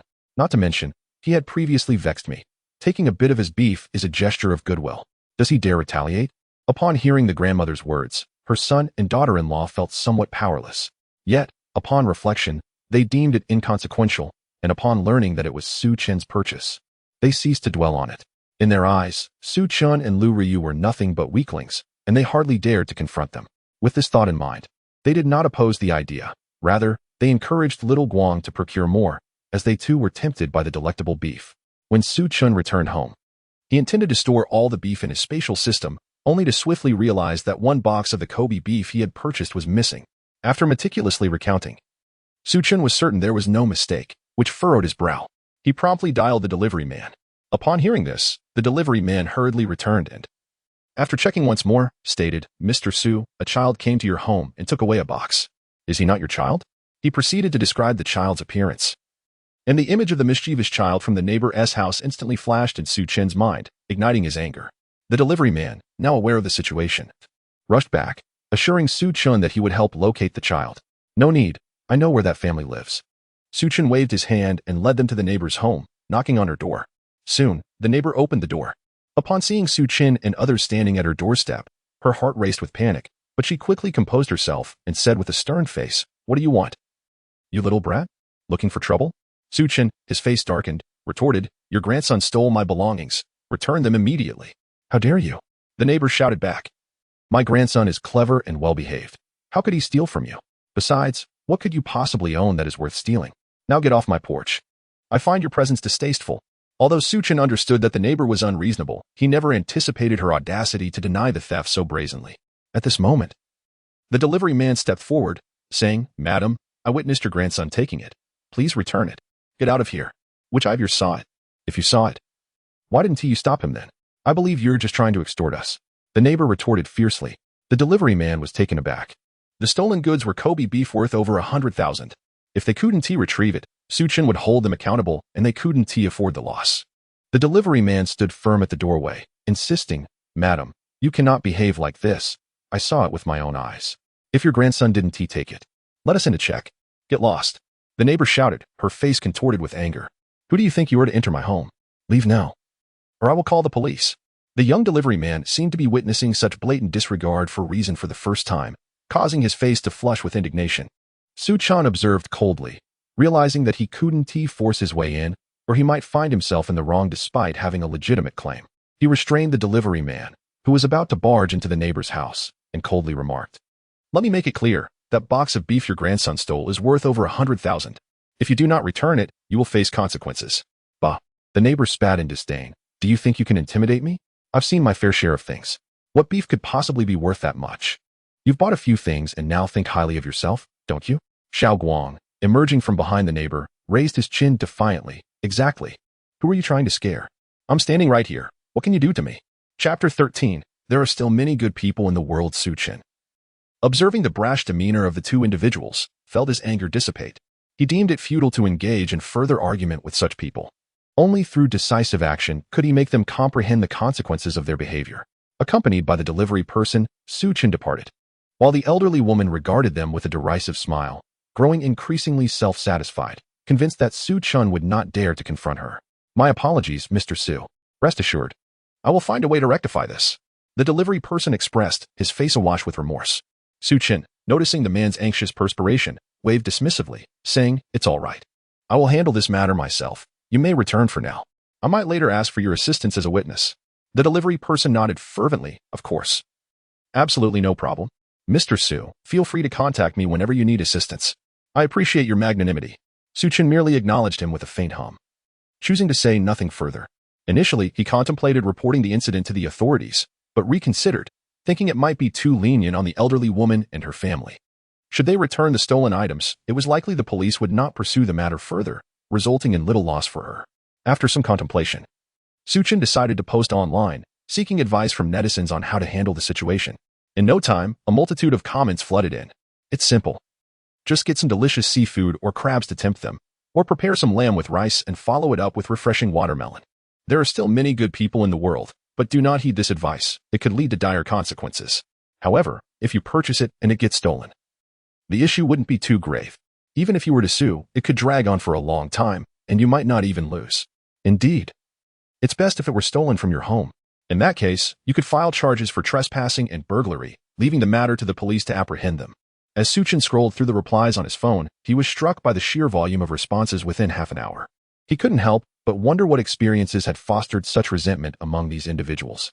Yet, he felt that their approach was not in line with his own principles. He was not one to retaliate in kind. Thus, he resolved to consider their suggestions, if only as a precaution. After all, he could not guarantee that things would unfold without incident if he were overly simplistic in his approach. It was prudent to prepare for any eventuality. After all, one could expect that even a child might encounter some trouble. With his mind made up, Su Chen placed an order, and soon enough, delivery arrived at his doorstep. He positioned the items just inside the entrance of his room, securely locking the bedroom door before leaving the house. However, he did not fully secure the front door, leaving it slightly ajar. Having completed these tasks, Su Chen chose not to dwell on the outcome, uncertain whether the elderly woman and her family would take the bait. He had procured the finest seafood, valued at nearly 10,000, along with the best quality fruits. The total expenditure amounted to over 10,000. In that moment, Su Chen couldn't help but reflect on his own benevolence, touched by his own act of returning kindness for wrongdoing. After indulging in an extravagant meal, Su Chen lingered for a while, driving around aimlessly. Estimating that enough time had passed, he finally returned home to inspect the situation. As he had anticipated, all the items placed at the entrance had vanished, prompting a cynical smile to cross his face. As dusk approached, Su Chen drove directly to the police station to file a report. "I need to report a theft. Someone has stolen my beef and seafood," he stated plainly. The officer, somewhat taken aback by the triviality of the matter, responded with a hint of disbelief. Nevertheless, he maintained his professionalism, saying, "Oh, please tell me how much was stolen. We need to record it." Su Chen nodded and replied, "I lost a box of Kobe beef, as well as some freshly purchased seafood and fruits, amounting to over 190,000 yuan. It was stolen from my home. The officer, nearly choking on his drink, widened his eyes in astonishment. What did you say? How much? Over 190,000. Su Chen reiterated expressionlessly. The officer's demeanor shifted to seriousness as he meticulously inquired about the details of the incident. Su Chen disclosed the facts without embellishment, providing a straightforward account. Afterward, he handed over the receipt along with the contact information and address of the vendor from whom he had made the purchase. The officer nodded. Understood. We will take action immediately. He then stood up to verify the details, soon confirming Su Chen's account. The officers promptly mobilized to investigate further. Meanwhile, the family of the ant, having feasted well, lounged on the sofa enjoying watermelon and cantaloupe. Has Su Chen struck it rich to buy such delicious treats? The ant chuckled, wiping the watermelon seeds from her mouth. But even if he did, it ultimately benefits us. Little Guang nodded in agreement, but before long, he began to feel a sharp pain in his abdomen. Ouch, my stomach hurts. The ant, unconcerned, merely replied, well, you ate too much. If your stomach hurts, just go to the bathroom. You'll feel better afterward. Little Guang hurried to the restroom, but upon his return, his condition had not improved. Noticing Little Guang's incessant trips to the bathroom, the ant grew anxious, suspecting he might have food poisoning.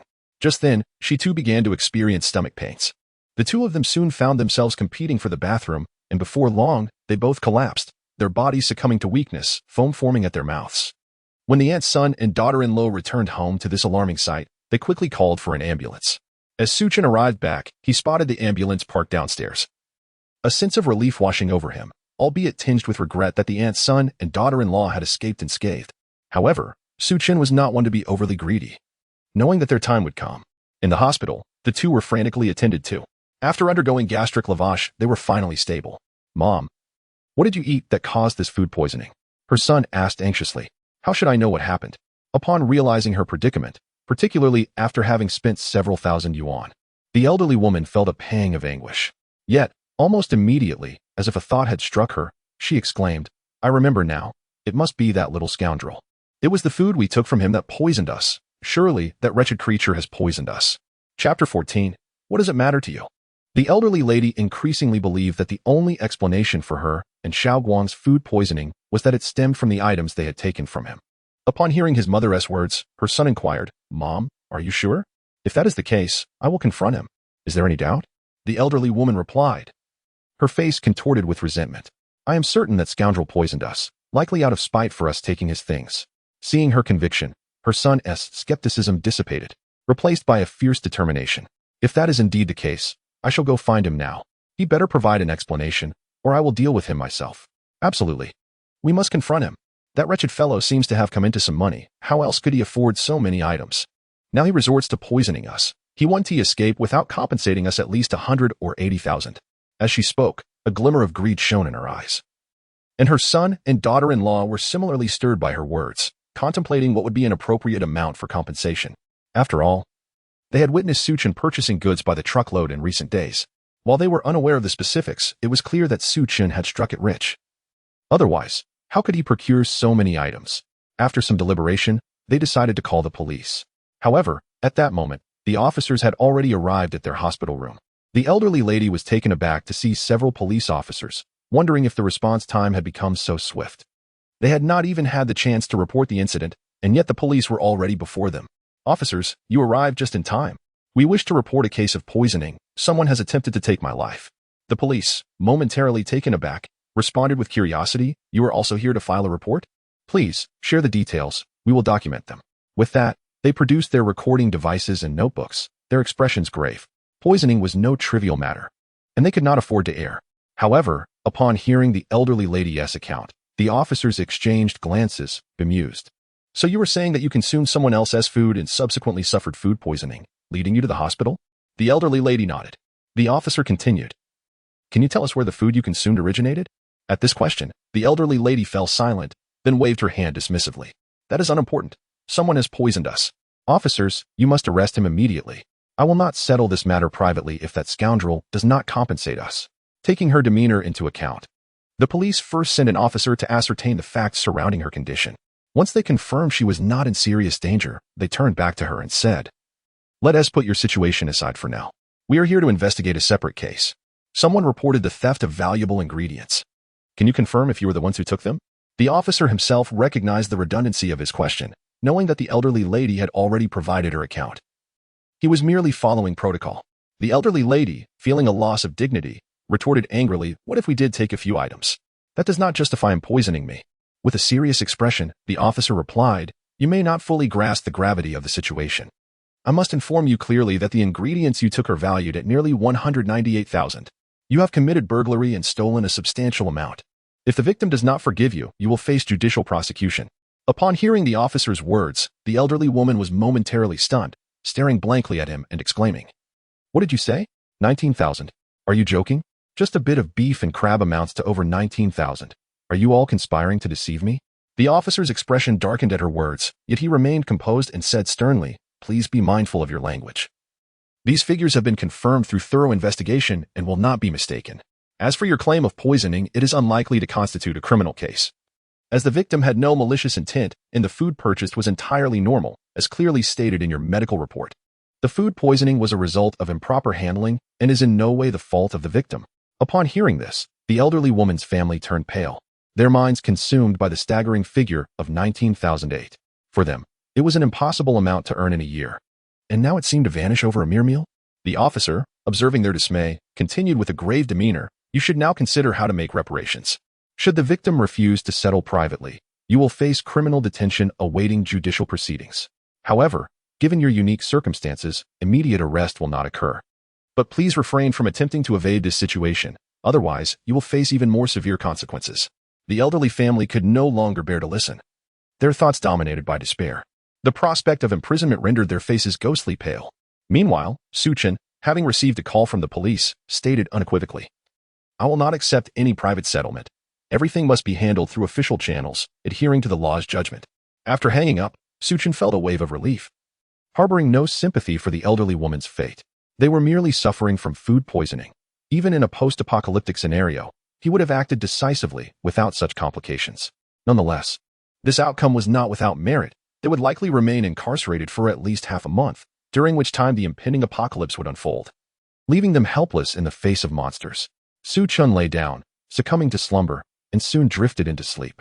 The following morning, as Su Chen prepared to visit the warehouses he had contacted the day prior, he descended the stairs only to encounter a face he had longed to eliminate.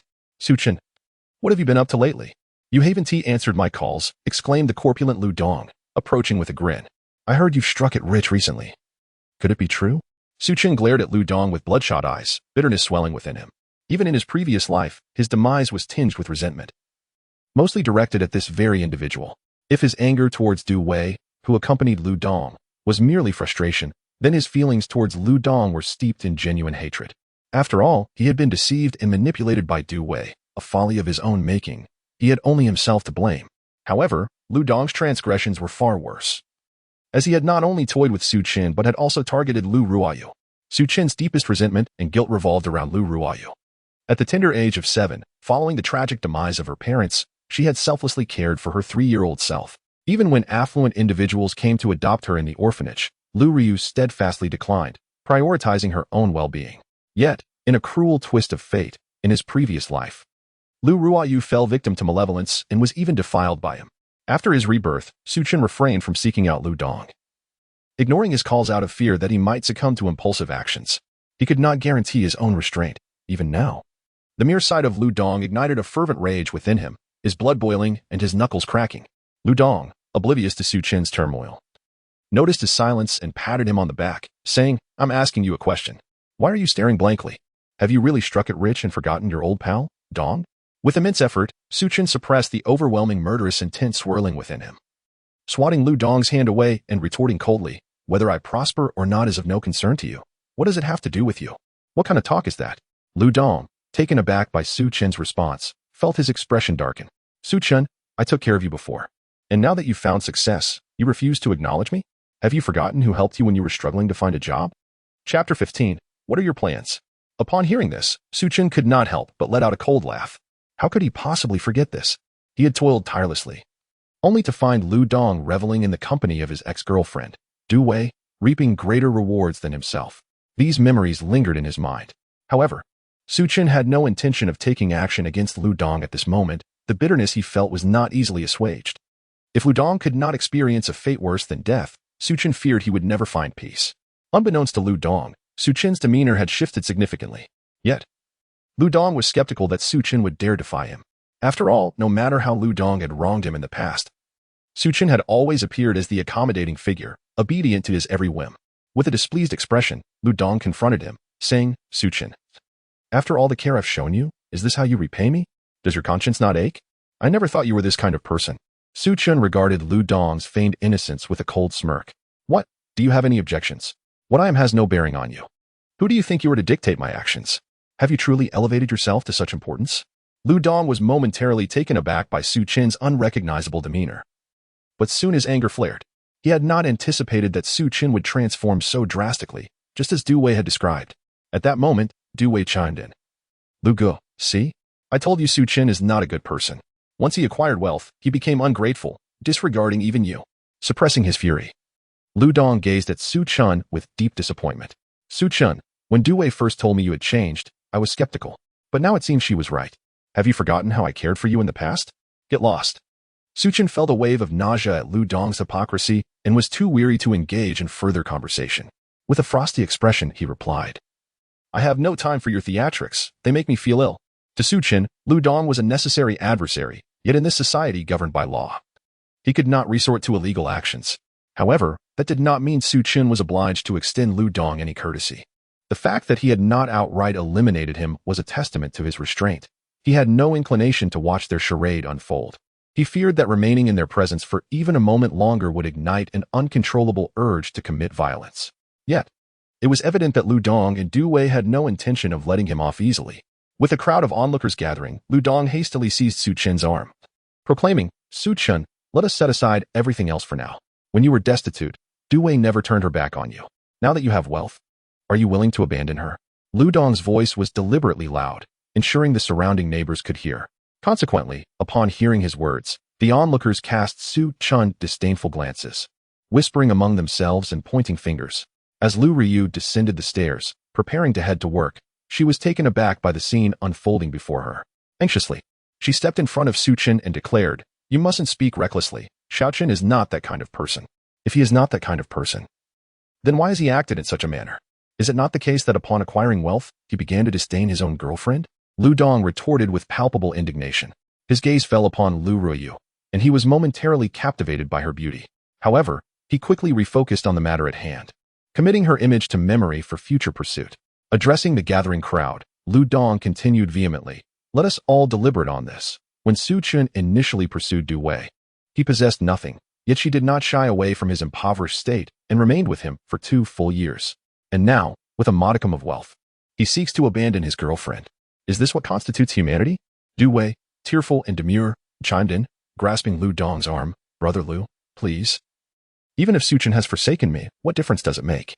You need not defend me, it is futile. Let it be known that I was blind to have stayed with him for so long. That simply cannot be accepted," Lu Dong asserted, his tone resolute. "It is vital to remember that during Su Chen's period of financial struggle, it was I who secured him a job and lent him money to weather the storm.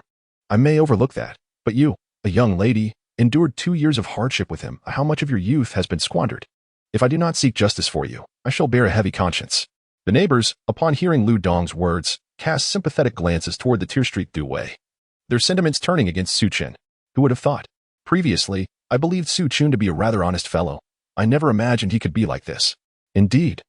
Was he not arguing with Aunt Wang just yesterday? I defended him then, but had I known he was capable of such behavior, I would have advocated for Aunt Wang to teach him a lesson. Bah, men are truly despicable. Once they acquire wealth, they become corrupt. Look at how pitiful this young girl is, wasting her beauty on such a man. It's utterly revolting. Some individuals even pulled out their phones to capture the scene, eager to disseminate the events online. Lu Ryu, in a state of desperation, interjected, "That is not the case. Su Chen has always treated Du Wei well. It is Du Wei who incessantly urged him to purchase luxury items, and all of Su Chen's earnings were spent on her." "Sister, how can you say such things? When has Su Chen ever spent money on me? Whenever I requested something, he would always make excuses. How can you lie so brazenly?" Du Wei's eyes reddened further at Lu Ryu's defense, appearing ever more pitiable. Lu Ryu, feeling a surge of anger, was acutely aware of the dynamics between Su Chen and Du Wei. Countless times, Su Chen had approached her for money to buy gifts for Du Wei. As a result, witnessing Du Wei open her eyes and utter nonsense, Even someone with Lu Ruoyu's temperament could not help but feel a surge of anger. Yet words of reproach eluded her in that moment, leaving her in a state of desperate frustration. Lu Dong and Du Wei exchanged glances, reveling in the spectacle before them. What does it matter if Su Chen has acquired wealth now? He must still conduct himself with integrity, otherwise he risks falling from grace. How dare he entertain thoughts of distancing himself while indulging in pleasures? It is a fanciful notion. Without relinquishing his riches, how could he possibly escape such a predicament? Chapter 16. The unruly couple. You are being utterly unreasonable, Lu Ryu exclaimed, her chest heaving with indignation as she glared at the two. Lu Dong found himself momentarily entranced, realizing that Du Wei by his side suddenly seemed less captivating. A surge of jealousy washed over him as he considered how Su Chen had such a woman to advocate for him. How infuriating. Suppressing his inner turmoil, Lu Dong spoke with an air of righteous indignation. Your words are misguided. The issue lies with you, yet you accuse us of being excessive. We merely seek an explanation from Su Chen. We cannot allow him to unjustly bully a young lady. However, if you feel embarrassed with so many onlookers, we can discuss this privately. His eyes gleamed with a predatory light, sending a shiver down Lu Ruoyu's spine. Upon noticing Lu Dong's gaze, Su Chen's expression turned icy. He pulled Lu Ryu protectively behind him and addressed Lu Dong. What exactly do you intend to do? Lu Dong felt a surge of irritation as he witnessed Su Chen shield Lu Ruoyu, but Su Chen's words stirred something within him. After feigning hesitation, he said, Su Chen, we've known each other for quite some time. Du Wei has been with you for a considerable duration. What if you two reconciled? But if you believe your newfound wealth places you above her, surely some form of compensation is warranted? Perhaps 2 to 3 million. After all, Du Wei is young and beautiful. And you are quite affluent now. That shouldn't be unreasonable, right? Lu Ruoyu's eyes widened in disbelief, finding the notion utterly ludicrous. At that moment, she felt an urge to curse, attesting to how outrageous Lu Dong's words were. Su Chen, too, was struck by the absurdity of Lu Dong's proposition. Recognizing that the two truly were a repugnant pair, their characters equally distasteful, Lu Dong remained oblivious to any impropriety in his statements, convinced that his scheme would ultimately succeed.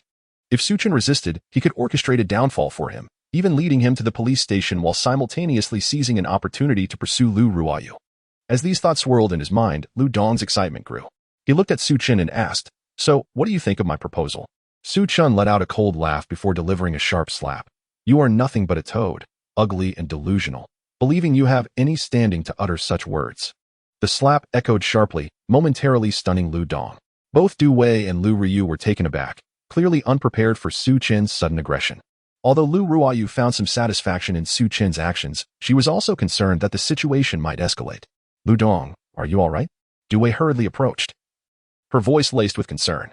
Lu Dong, momentarily stunned, covered his face in disbelief, then erupted in fury, glaring at Su Chen and shouting, Su Chen, do you dare strike me?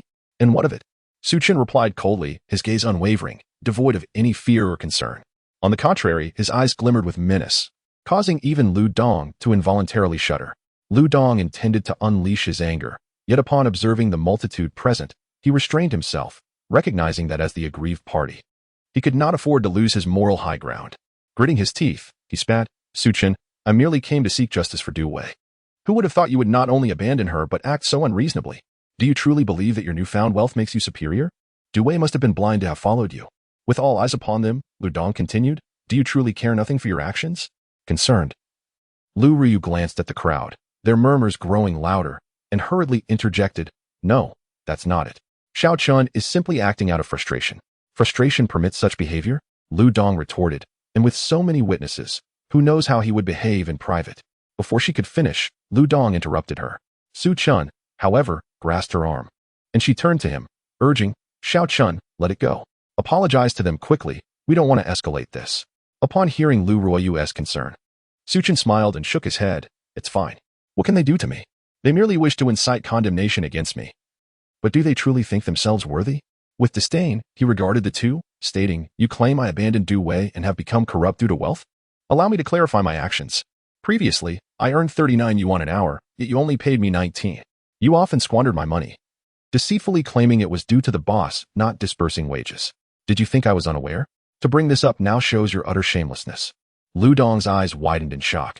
He hadn't anticipated Su Chen would be aware of his actions. How did you know? No, wait. Don't say such things. I never did that. In his fluster, Lu Dong almost revealed the truth, but quickly corrected himself. Su Chen scoffed, denying it changes nothing. A simple inquiry would confirm the truth. Should I take you to confront the boss? Let us see how defiant you remain then. Lu Dong's expression darkened. Clearly daunted by the prospect of confronting Su Chen, knowing that such inquiries would expose him and risk offending the factory owner. Seeing Lu Dong falter, Du Wei hastily chimed in. But even so, you cannot resort to violence. Setting aside the facts, Lu Gu has always treated you well. To hell with that. Su Chen retorted, delivering a sharp slap across Du Wei's face and following up with a kick that sent her sprawling to the ground. I have yet to address you. You wretched individual. You secretly consort with Lu Dong, that corpulent swine, while engaging in a relationship with me. Oblivious to the multitude of men you have shared your bed with. Each time I toil exhaustively at work, you luxuriate in the embrace of another, demanding that I procure for you handbags and cosmetics. And now, you audaciously approach me seeking monetary assistance? Have you mistaken my leniency for weakness? As these thoughts ignited a blaze within Su Chen, he retaliated with a resounding slap to Lu Dong's face, sending him crashing to the ground. Subsequently, he approached the two fallen figures and delivered a few more kicks. He had momentarily resolved to refrain from further action against them, yet they still dared to provoke him. Chapter 17. Two-level reversal at present. Su Chen could not truly do anything to them, but he could certainly deal with them to some extent. Particularly, he did not wish to attract trouble, yet they continued to provoke him. If he did not take action, they might genuinely believe him to be an easy target. Lu Ruoyu, witnessing the scene from the side, was startled and hurriedly approached Su Chen, fearing that he might inadvertently escalate the situation. Su Chen, I never imagined you were such a person. Is it merely a desire to evade responsibility? How can you unjustly slander me and resort to violence? Do you have no conscience? At that moment, Du Wei continued to feign distress, sitting on the ground and sobbing dramatically. The onlookers, who initially contemplated the veracity of Su Chen's words, began to doubt him upon observing Du Wei's pitiful display. Several passionate youths, captivated by Du Wei's beauty, rushed forward to defend her, standing protectively in front of Su Chen and vehemently berating him. Is there no better way to communicate? What kind of skill is it to strike a woman? Indeed, she is so unfortunate. How could you lay a hand on her? Are you even human? Su Chen regarded the youths who had come to Du Wei's aid with a disdainful chuckle, and then addressed the weeping Du Wei.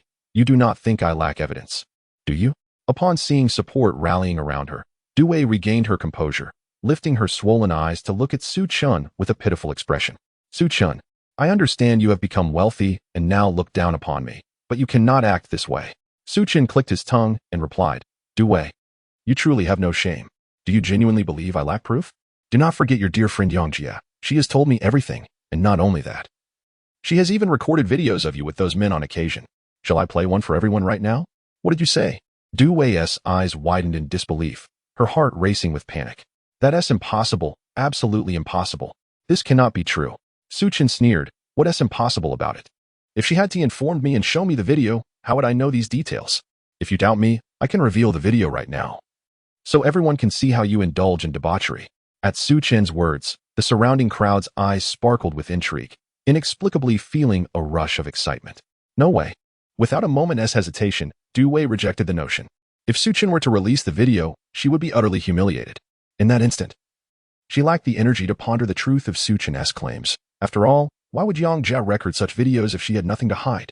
Observing her flustered demeanor, Su Chen mocked. What's the matter? Did you not engage in such activities? If that is the case, why the fear? Are you suddenly concerned about your reputation now that your misdeeds might be exposed? Just a moment ago, you were the epitome of grievance. I. Du Wei found herself at a loss for words, gazing at Su Chen with pleading eyes. Su Chen, you cannot treat me this way. How can you be so heartless? With a sense of revulsion, Su Chen felt his stomach churn upon witnessing Du Wei's pitiful act. Could it be that she was so deluded as to believe her performance would evoke sympathy? The onlookers who had previously defended her now fell silent. Their gazes filled with disdain and disgust. Is what this young man says true? How could it be false? Can't you see he is about to present evidence? The demeanor of this woman clearly corroborates his claims. It was astonishing. This young lady, possessing an appealing appearance, revealed such a sordid character behind closed doors. Indeed, we once believed he was in the wrong, but now we see his temperament is remarkably composed. Despite all she has done, he merely chose to part ways. Certainly. But this Du Wei has absolutely no shame. After committing so many disgraceful acts, she dares to approach him now that he has found success. It baffles the mind. What other intention could she have? Of course, she seeks financial gain. Did you not hear them mention his newfound wealth? If she isn't here to extort money, what purpose could her visit serve? It's utterly revolting. Su Chen addressed the group of young men blocking her path, Weren't you all so eager to defend her? Why the silence now? Fear not. If you comport yourselves well, perhaps she might acquiesce to your desires. After all, having been with so many men, her experience must be extensive. I assure you, she can bring you joy, though I cannot vouch for your health." At Su Chen's words, the young men shuddered, hurriedly chuckling. "What nonsense are you spouting? We're merely here to observe, not to defend her." They exchanged glances and swiftly retreated, not daring to cast another glance at Du Wei. The notion of Su Chen's implication left them feeling ill at ease, as if they were terrified of contracting a disease. Du Wei, humiliated by Su Chen's scathing remarks, felt a profound sense of shame, exacerbated by the discussions surrounding her, rendering her desperate to vanish from sight. Even Lu Dong refrained from speaking, fearing the judgment of those around him. Lu Ruyu turned to Su Chen and inquired, "Is what you said earlier true?" With a smile, Su Chen replied, "Sister, what do you think? Would I concoct such a tale?" Upon hearing Su Chen's response, Lu Ruyu sighed, her heart aching. She could only imagine the turmoil Su Chen experienced upon uncovering such distressing truths, and it was clear that being subjected to such mockery must have deeply wounded him. No wonder he had confided in her just days prior about his decision to sever ties with Du Wei and cease all communication. Now it was apparent that the revelation had profoundly impacted Su Chen, leading him to relinquish any lingering hopes. Reflecting on this, Lu Ruoyu regarded Du Wei with utter contempt. "You two must stay far from Su Chen in the future, or I shall pay your home a visit and expose the vile actions you have committed to those around you." Upon hearing Lu Ruoyu's words, Du Wei was immediately seized by fear and hurriedly left without looking back, followed suit by Lu Dong. The discussions among the crowd made it clear that they had no desire to linger any longer. As the onlookers realized there was no longer any spectacle to behold, they gradually dispersed. It was at this moment that Lu Ruoyu turned to Su Chen and said, "Su Chen, you have suffered. Why didn't you tell me earlier?" Su Chen shook his head, deeming there was little to discuss. After all, he had no intention of sparing Du Wei and Lu Dong. And what difference would it make to share this with Lu Ruoyu? Chapter 18. You are truly beautiful. If Lu Ruoyu were to discover this matter and take action, it would truly spell trouble. He feared that she might seek justice on his behalf, which could lead to disastrous consequences. He certainly did not wish for Lu Ruoyu to encounter any issues, otherwise he would live in perpetual remorse. After all, he did not believe he would have another chance at life. Observing Lu Ruoyu's concerned expression, Su Chen smiled gently and reassured, "It's nothing to worry about, sister. I won't be deceived by them again. Let's simply enjoy our lives together." Lu Ruoyu gazed at Su Chen's smiling face, feeling a pang of emotion within her heart. Yet, she chose not to voice her concerns, fearing that Su Chen might be putting on a fade in front of her. Thus, she refrained from exposing his pretense. Nodding, she replied, "As long as you understand, rest assured, I will take good care of you from now on." Su Chen felt a surge of gratitude at her words. Looking at Lu Ruoyu, who was so attentive towards him, he found himself at a loss for words. It was she who deserved the care and protection. Yet she had become the one shielding him from the storm. In his previous life, he had even caused her untold suffering. Contemplating these thoughts, a wave of anguish washed over him, prompting him to suppress such feelings deep within. Turning to Lu Ruoyu, he suggested, "Let us not dwell on this any longer. Now that I have some money, you needn't work anymore. How about we go out and enjoy a nice meal?" Upon hearing Su Chen's proposal, Lu Ruoyu suddenly recalled something and furrowed her brow in confusion, asking, "I hadn't thought of it until you mentioned it. Su Chen, have you really come into wealth?" "Indeed." Su Chen chuckled and fabricated a story, saying, "I used your funds to purchase a painting by Qi Baishe, and then I resold it for 20 million. He had no intention of hiding the truth from her, for he knew that regardless of how much money he possessed, he would never take a single penny from Lu Ruoyu. In fact, if he were ever short of funds, he would give everything he had to her." Lu Ruoyu was taken aback by Su Chen's revelation, her eyes widening as she exclaimed, "Is that really true? You made 20 million from a single painting?" Su Chen nodded, leaving Lu Ruoyu in a state of disbelief. It was evident that this news was beyond her comprehension, after all. 20 million was no trivial sum for them. Not only in the present but even throughout their lifetime, it seemed uncertain whether they could earn 200,000. Let alone such a staggering figure as 20 million. "Sister, what is wrong? You don't believe me, do you?" Su Chen observed her stunned expression and assumed she doubted his words. Lu Ruoyu shook her head, pressing her hand against her chest, and replied, "No. It's just that I didn't expect you to be so wealthy. It's a bit overwhelming. Now it makes sense why Du Wei and her friend acted that way earlier." Seeing her reaction, Su Chen found it somewhat amusing, patting her on the back. "There is no need to be surprised. If you desire anything, I can provide it, but I have other uses for this money right now." "No, thank you." Lu Ruoyu shook her head firmly. "This is your money. Keep it for yourself. As long as you find it useful. Just ensure that those like Du Wei don't deceive you." Su Chen nodded and said, "Rest assured, Such a thing will not happen again. From now on, whatever good fortune comes my way, it shall be solely for you. No one else shall benefit." Upon hearing Su Chen's words, Lu Ruoyu smiled, feeling both touched and reassured. As long as Su Chen did not revert to his former self, she would be content. Observing the expression on Lu Ruoyu's face, Su Chen discerned her thoughts. Suppressing his own emotions, he continued, "By the way, sister, I must tell you that you need not work anymore. With my newfound wealth, your salary is unnecessary. I cannot bear to see you suffer." Lu Ruoyu intended to refuse, yet the earnestness in Su Chen's gaze made her hesitate. With a smile, she replied, "All right then. I'll take the day off to accompany you for a stroll." Hearing her words, Su Chen felt a twinge of helplessness. He understood that Lu Ruoyu still held her job close to her heart, likely thinking that her income could provide support should anything happen to him. He sighed internally but refrained from saying more, knowing her nature. Forcing her to abandon her work would only lead her to worry, so it was better left unsaid. After all, the apocalypse was imminent, and all he needed to do was ensure her future safety and well-being. Furthermore, even if Lu Ruoyu wished to work later on, it might not be feasible.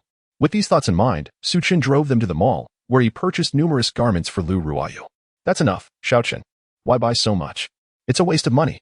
Lu Ruoyu furrowed her brow at the sight of all the bags Su Chen had accumulated, feeling a pang of guilt. Su Chen chuckled, "Oh, what is the harm? Money is meant to be spent. If not now, when will I have the chance?" His words rang true. No amount of wealth would matter once the chaos descended upon them in less than 2 weeks. At that point, possessing even a single penny would feel like an insult. Yet, Lu Ruoyu, oblivious to Su Chen's deeper thoughts, wished he would refrain from such extravagant spending. However, Su Chen did not allow her the opportunity to voice her concerns. Handing her a particular outfit, he urged, "All right, go try this on." Realizing that he would not heed her advice and not wanting to dampen his spirits, Lu Ruoyu accepted the garment and headed to the fitting room. When she emerged, Su Chen's eyes sparkled with delight. It was undeniable that Lu Ruoyu not only possessed striking beauty, but also an exquisite figure. The fitted business dress she wore accentuated her form without a hint of awkwardness, instead bestowing upon her an air of professional sophistication. Her long, slender legs, clad in black stockings, added an alluring touch, exuding the charm of a mature, confident woman, rendering Su Chen momentarily speechless. "Sister, you look stunning," Su Chen exclaimed, stepping closer to admire Lu Ruoyu with genuine admiration. Wearing such an outfit made Lu Ruoyu feel a bit shy, and Su Chen's compliment only heightened her bashfulness. However, upon witnessing Su Chen's earnest gaze, a flicker of joy ignited within her heart. After all, who does not relish in the sweet words of admiration? Lu Ruoyu cast him a playful glance and remarked, "You certainly have a way with words. Now that I have adorned myself for your viewing pleasure, shall we be on our way?" "Very well." Though she had yet to fully indulge in the moment, the sight of their numerous bags compelled Su Chen to relinquish any thoughts of prolonging their outing, for he feared he might find himself unable to carry them all. Chapter 19.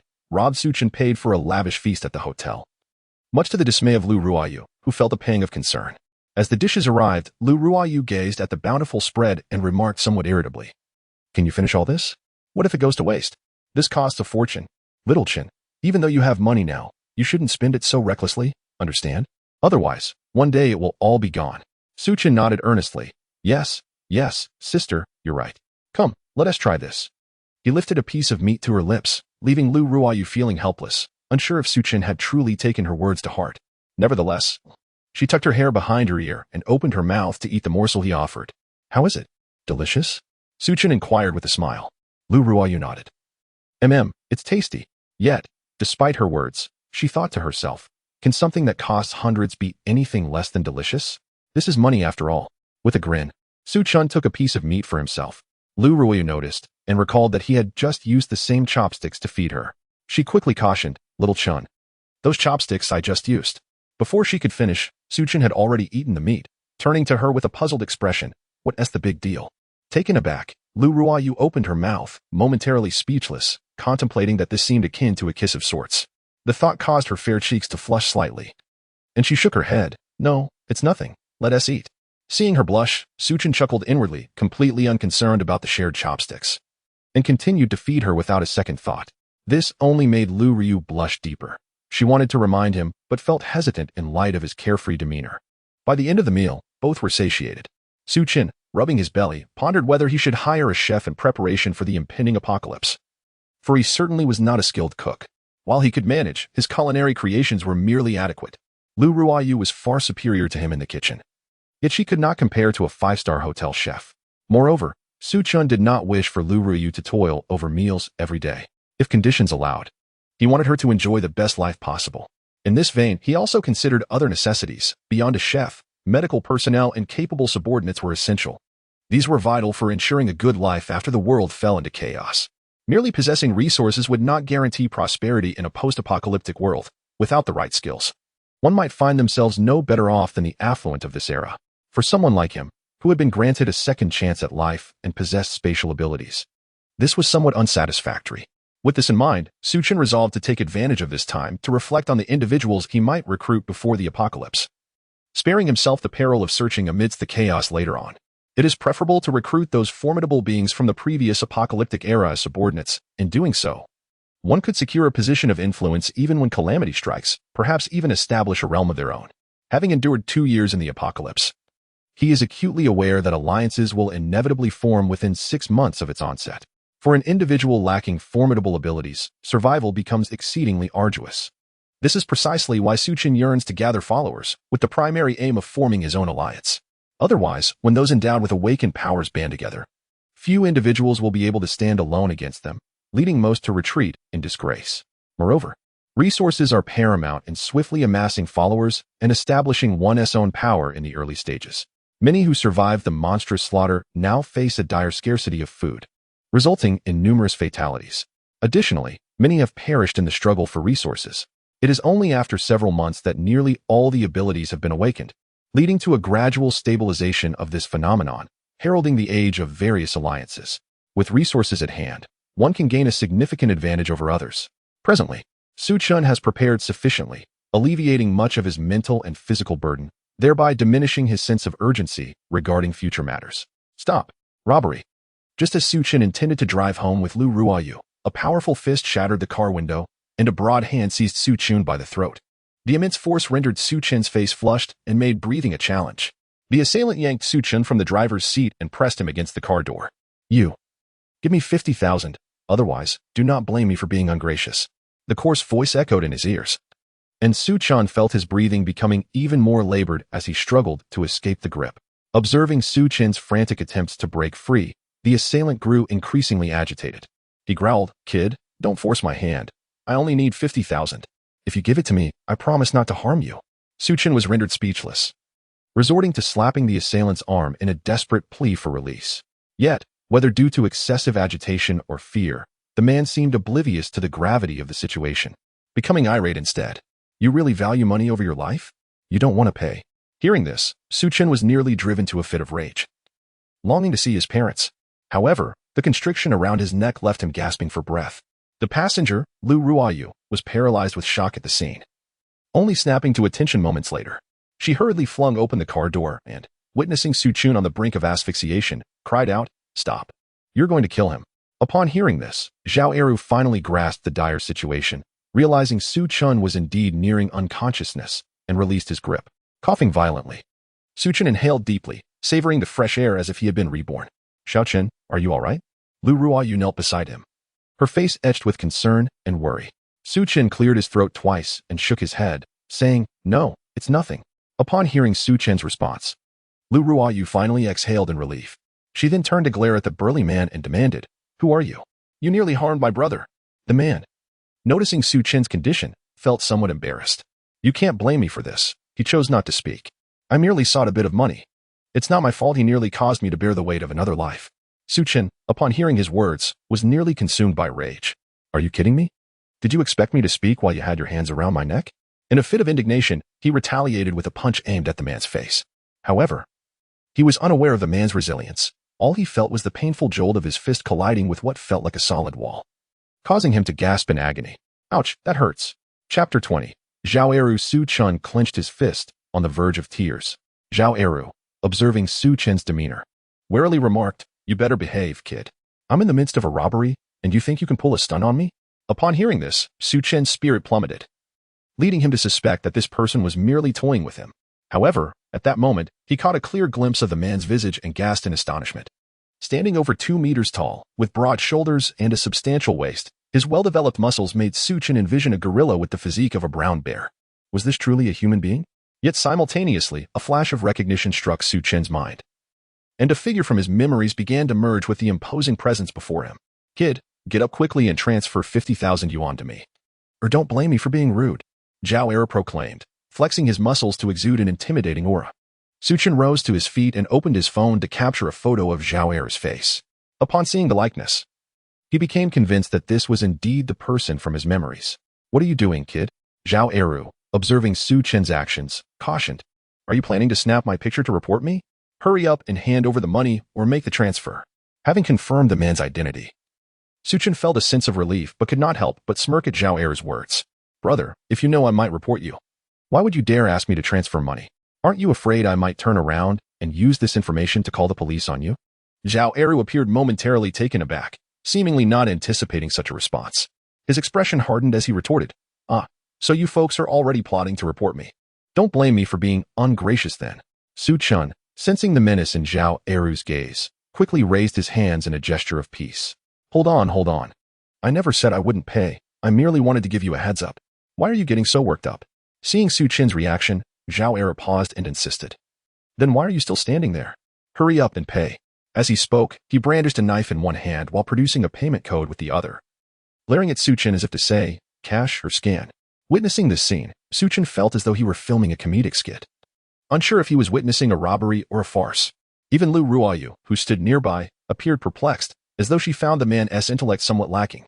Nevertheless, Su Chen proceeded to transfer the money to him. Upon receiving the funds, Zhao Eru's face broke into a grin, and he clapped Su Chen on the shoulder, saying, Kid, consider this money a loan from me. I might not be able to repay it later, but for now, I'll let you off easy. We're even now. Listening to Zhao Eru's words, Su Chen felt as though he was struggling to comprehend this man's logic. Yet, upon reflection, he realized that there was a peculiar sense of reason in what Zhao Eru had said. For a moment, he found himself pondering whether he had gained or lost in this encounter. However, noticing Zhao Eru's intent to leave, he quickly dismissed such thoughts and called out to him. Hey, wait a moment. Zhao Eru turned around, fixing his gaze on him and asked, What is the matter? Do you still intend to cause me trouble? Su Chen shook his head and replied, It's nothing. I merely wish to inquire what you plan to do with this sum of money. Is it truly sufficient? Indeed. You are correct.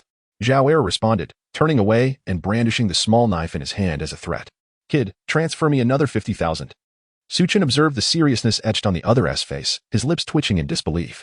He had not anticipated that Zhao Eru would be so receptive to advice, though it appeared his intellect might not be particularly sharp. With an air of exasperation, he suggested, Perhaps you should consider putting down that knife. After all, its menace pales in comparison to your imposing physique. Is that so? Zhao Eru paused, momentarily taken aback, and stared at Su Chen in astonishment. Only upon seeing him nod did a radiant smile break across his previously defiant visage. You're quite perceptive, kid. Now, hurry and hand over the money. With a sigh, Su Chen proposed, While I remain uncertain about your intentions for the funds, might I accompany you to assist? Perhaps I could help you resolve the issue. After all, a few tens of thousands is trivial for me, but should you return and find the problem unresolved, wouldn't you be compelled to resort to robbery once more? What if you were apprehended? Then, you would have no one to assist you. Zhao Eru's face betrayed a flicker of skepticism upon hearing Su Chen's words. Su Chen wondered if the other was doubting his credibility, but before he could speak, Zhao Eru exclaimed, You're quite an interesting fellow. Come along with me. Su Chen was momentarily incredulous, questioning whether he had misheard. It was astonishing how readily Zhao Eru had placed his trust in him. This struck Su Chen as somewhat amusing. He had mistakenly believed that someone like Zhao Eru would be suspicious of him. Evidently, he had overestimated the man's wariness. Su Chen. At that moment, Lu Ruoyu tugged at Su Chen's sleeve, her eyes brimming with concern and confusion, clearly bewildered as to why he would offer assistance to Zhao Eru. After all, Zhao Eru had initially assaulted Su Chen to rob him, and now Su Chen voluntarily sought to help him. Given Zhao Eru's formidable stature and menacing demeanor, it was evident he was no saint. Lu Ruoyu had no doubt that should Zhao Eru wish to harm Su Chen, he would do so without hesitation. Su Chen offered her a reassuring glance, gently patting her small hand as he comforted, It's all right. Trust me. Really? Lu Ruoyu could hardly be at ease. However, observing Su Chen's demeanor, she began to doubt her own instincts, sensing a familiarity between him and Zhao Eru. Su Chen nodded firmly, assuring her, There is no cause for concern. I'll escort you home first, then I will go to see your mother. Very well, Lu Ruoyu reluctantly acquiesced. Seeing her refrain from further protest filled Su Chen with satisfaction. She truly was the most devoted person in the world to him, and her trust in him was unwavering. Despite her evident anxiety, she believed in his judgment, leaving Su Chen at a loss for how to repay her faith. The vehicle journeyed onward, swiftly returning home. After getting out of the car, Lu Ruoyu looked at him with concern and said, "Su Chen, please be cautious. If anything happens, do not hesitate to call the police. Also, remember to give me a call at regular intervals. If I don't hear from you, I will report it myself." The latter part of her statement was clearly directed at Zhao Eru, her vigilance unmistakable in her eyes. Seeing her in such a state, Su Chen couldn't help but ruffle her hair with a smile, assuring her, "All right, I understand. I promise to check in with you regularly. So you won't have to worry." Hearing his words, Lu Ruoyu finally felt at ease, only then realizing the intimacy of Su Chen's gesture, which caused her to blush. However, she paid little heed to this and remained puzzled about why Su Chen behaved that way. Nevertheless, she was aware that he must have his own reasons, though her heart was filled with concern for him. Chapter 21. Awakening of Dual Abilities. Su Chen watched as Lu Ryu turned back 3 times before finally disappearing at the entrance. Only then did he inquire of Zhao Eru. "Where is your mother? I would like to accompany you there." Zhao Eru, without a hint of hesitation, directly provided the address, seemingly aware that given his current predicament, Su Chen had no reason to deceive him. After all, he could have reported to the authorities the moment he decided to leave. Upon receiving the address, Su Chen wasted no time and drove straight to the destination. After a while in the car, Zhao Eru turned his head, filled with suspicion, and asked, "By the way, why are you so kind-hearted? I robbed you, yet you are still helping me? Brother, aren't you a bit slow on the uptake? Why are you only asking such questions now?" Su Chen felt increasingly exasperated and replied, "I merely find you intriguing, so I thought I might lend a hand. Besides, it's a trivial matter for me." Hearing Su Chen's words, Zhao Eru pondered and found some logic in them. After all, he had heard that wealthy individuals often lacked common sense and enjoyed frivolously spending their fortunes. This thought made Zhao Eru chuckle. Feeling fortunate to have encountered such a stroke of luck, Su Chen cast a sidelong glance at Zhao Eru's beaming expression, wondering what thoughts were swirling in his mind. If only he knew that Zhao Eru regarded him as a fool, he might have felt a surge of indignation. While Su Chen might have taken offense if someone else had labeled him a fool, being called so by someone like Zhao Eru felt like an immense humiliation. However, oblivious to these nuances, Su Chen felt an unexpected joy. For if his memory served him right, Zhao Eru was indeed an impressive figure who had awakened 2 S-class abilities, indestructible and savage power, after the apocalypse. Should he continue to develop these powers, he would undoubtedly thrive in the post-apocalyptic world. It is noteworthy that those who awaken abilities are the protagonists of the apocalypse in his previous life. Su Chen and his companions had not awakened any powers and thus remained as the lowest tier laborers.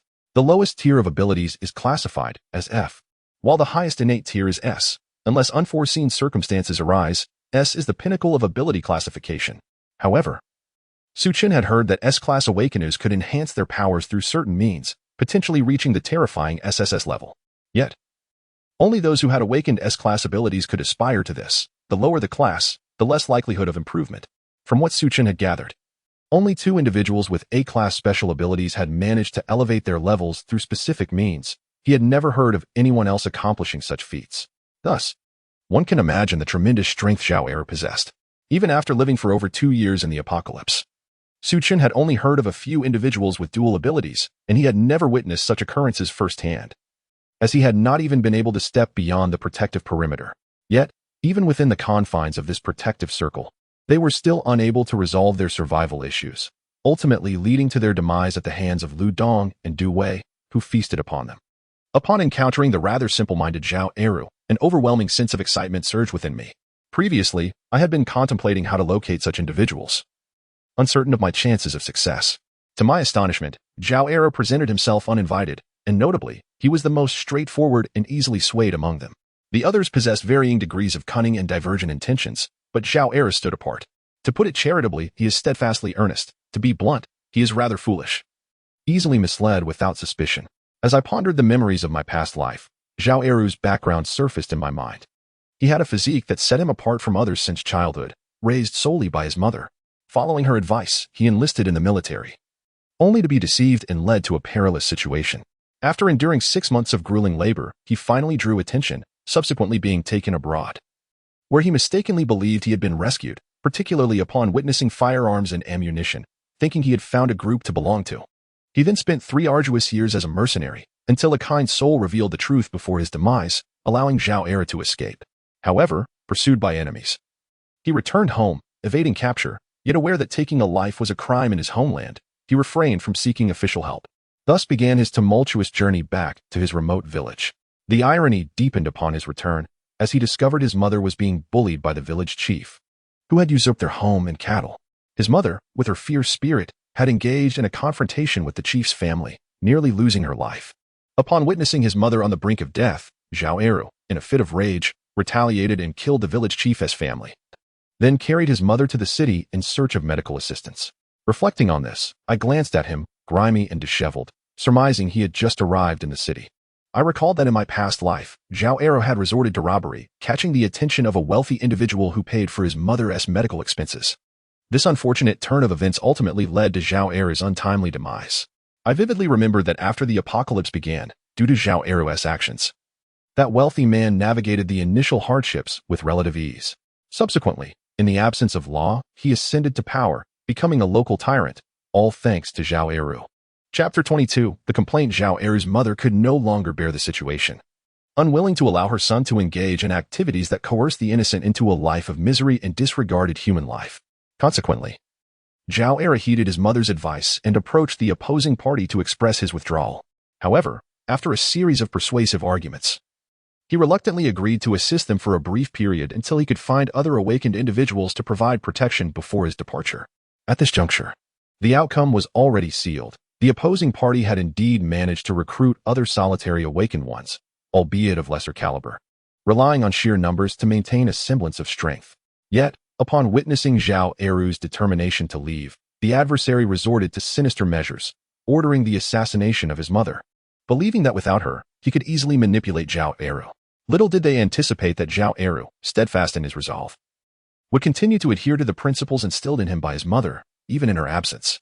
Frustrated, the wealthy antagonist employed various tactics to retain Zhao Eru but ultimately resorted to treachery, administering poison to eliminate him. Su Chen reflected on this with a pang of sorrow. Zhao Eru was a resident of this city, and such a figure, if placed in the current era of peace, would undoubtedly make headlines, let alone in a post-apocalyptic setting. Consequently, the wealthy individual's power crumbled upon losing Zhao Eru's support, leading to widespread awareness of these events. Even someone as inconspicuous as Su Chen had learned of these matters in his previous life. However, this time was different, observing Zhao Eru beside him. Su Chen felt a surge of joy as they unknowingly arrived at their destination. Yet, upon gazing at the clinic before him, Su Chen fell into deep contemplation. Come on. Aren't you supposed to help me? Hurry inside. We're only lacking the medical fees. Zhao Eru urged, noticing Su Chen in a daze, giving him a hearty pat on the shoulder and pushing him forward. Upon entering and seeing Zhao's mother, emaciated and with a pallor of blue and black, Su Chen couldn't help but exclaim. Truly, it was remarkable that such a person could give birth to someone like Zhao Eru. He was unaware of the extent of her injuries, but her spirited gaze belied her frail exterior. Eru, who is this person? Zhao's mother inquired in a hoarse voice. Zhao Eru hurriedly stepped forward. Mom, this is the silly fellow I met by the roadside. No, I mean the wealthy individual. He says he wants to help us. Su Chen's expression darkened at this description, his face filled with confusion. Zhao Eru was indeed bold to speak of him that way. Su Chen was at a loss whether to commend or reprimand him, especially since he seemed aware of his blunder and quickly corrected himself. That is quite a challenge, he thought. Hearing her son's words, Zhao's mother looked at Su Chen with gratitude in her eyes. Young man, is that truly the case? Su Chen cast a sidelong glance at Zhao Eru and shook his head, responding, not at all. I merely parked my car by the roadside when this person rushed over, smashed my window, and attempted to rob me. That is how we met. Upon hearing Su Chen's account, Zhao Eru's expression turned urgent, his eyes widening in disbelief, and his dark complexion reddened, making him appear even darker.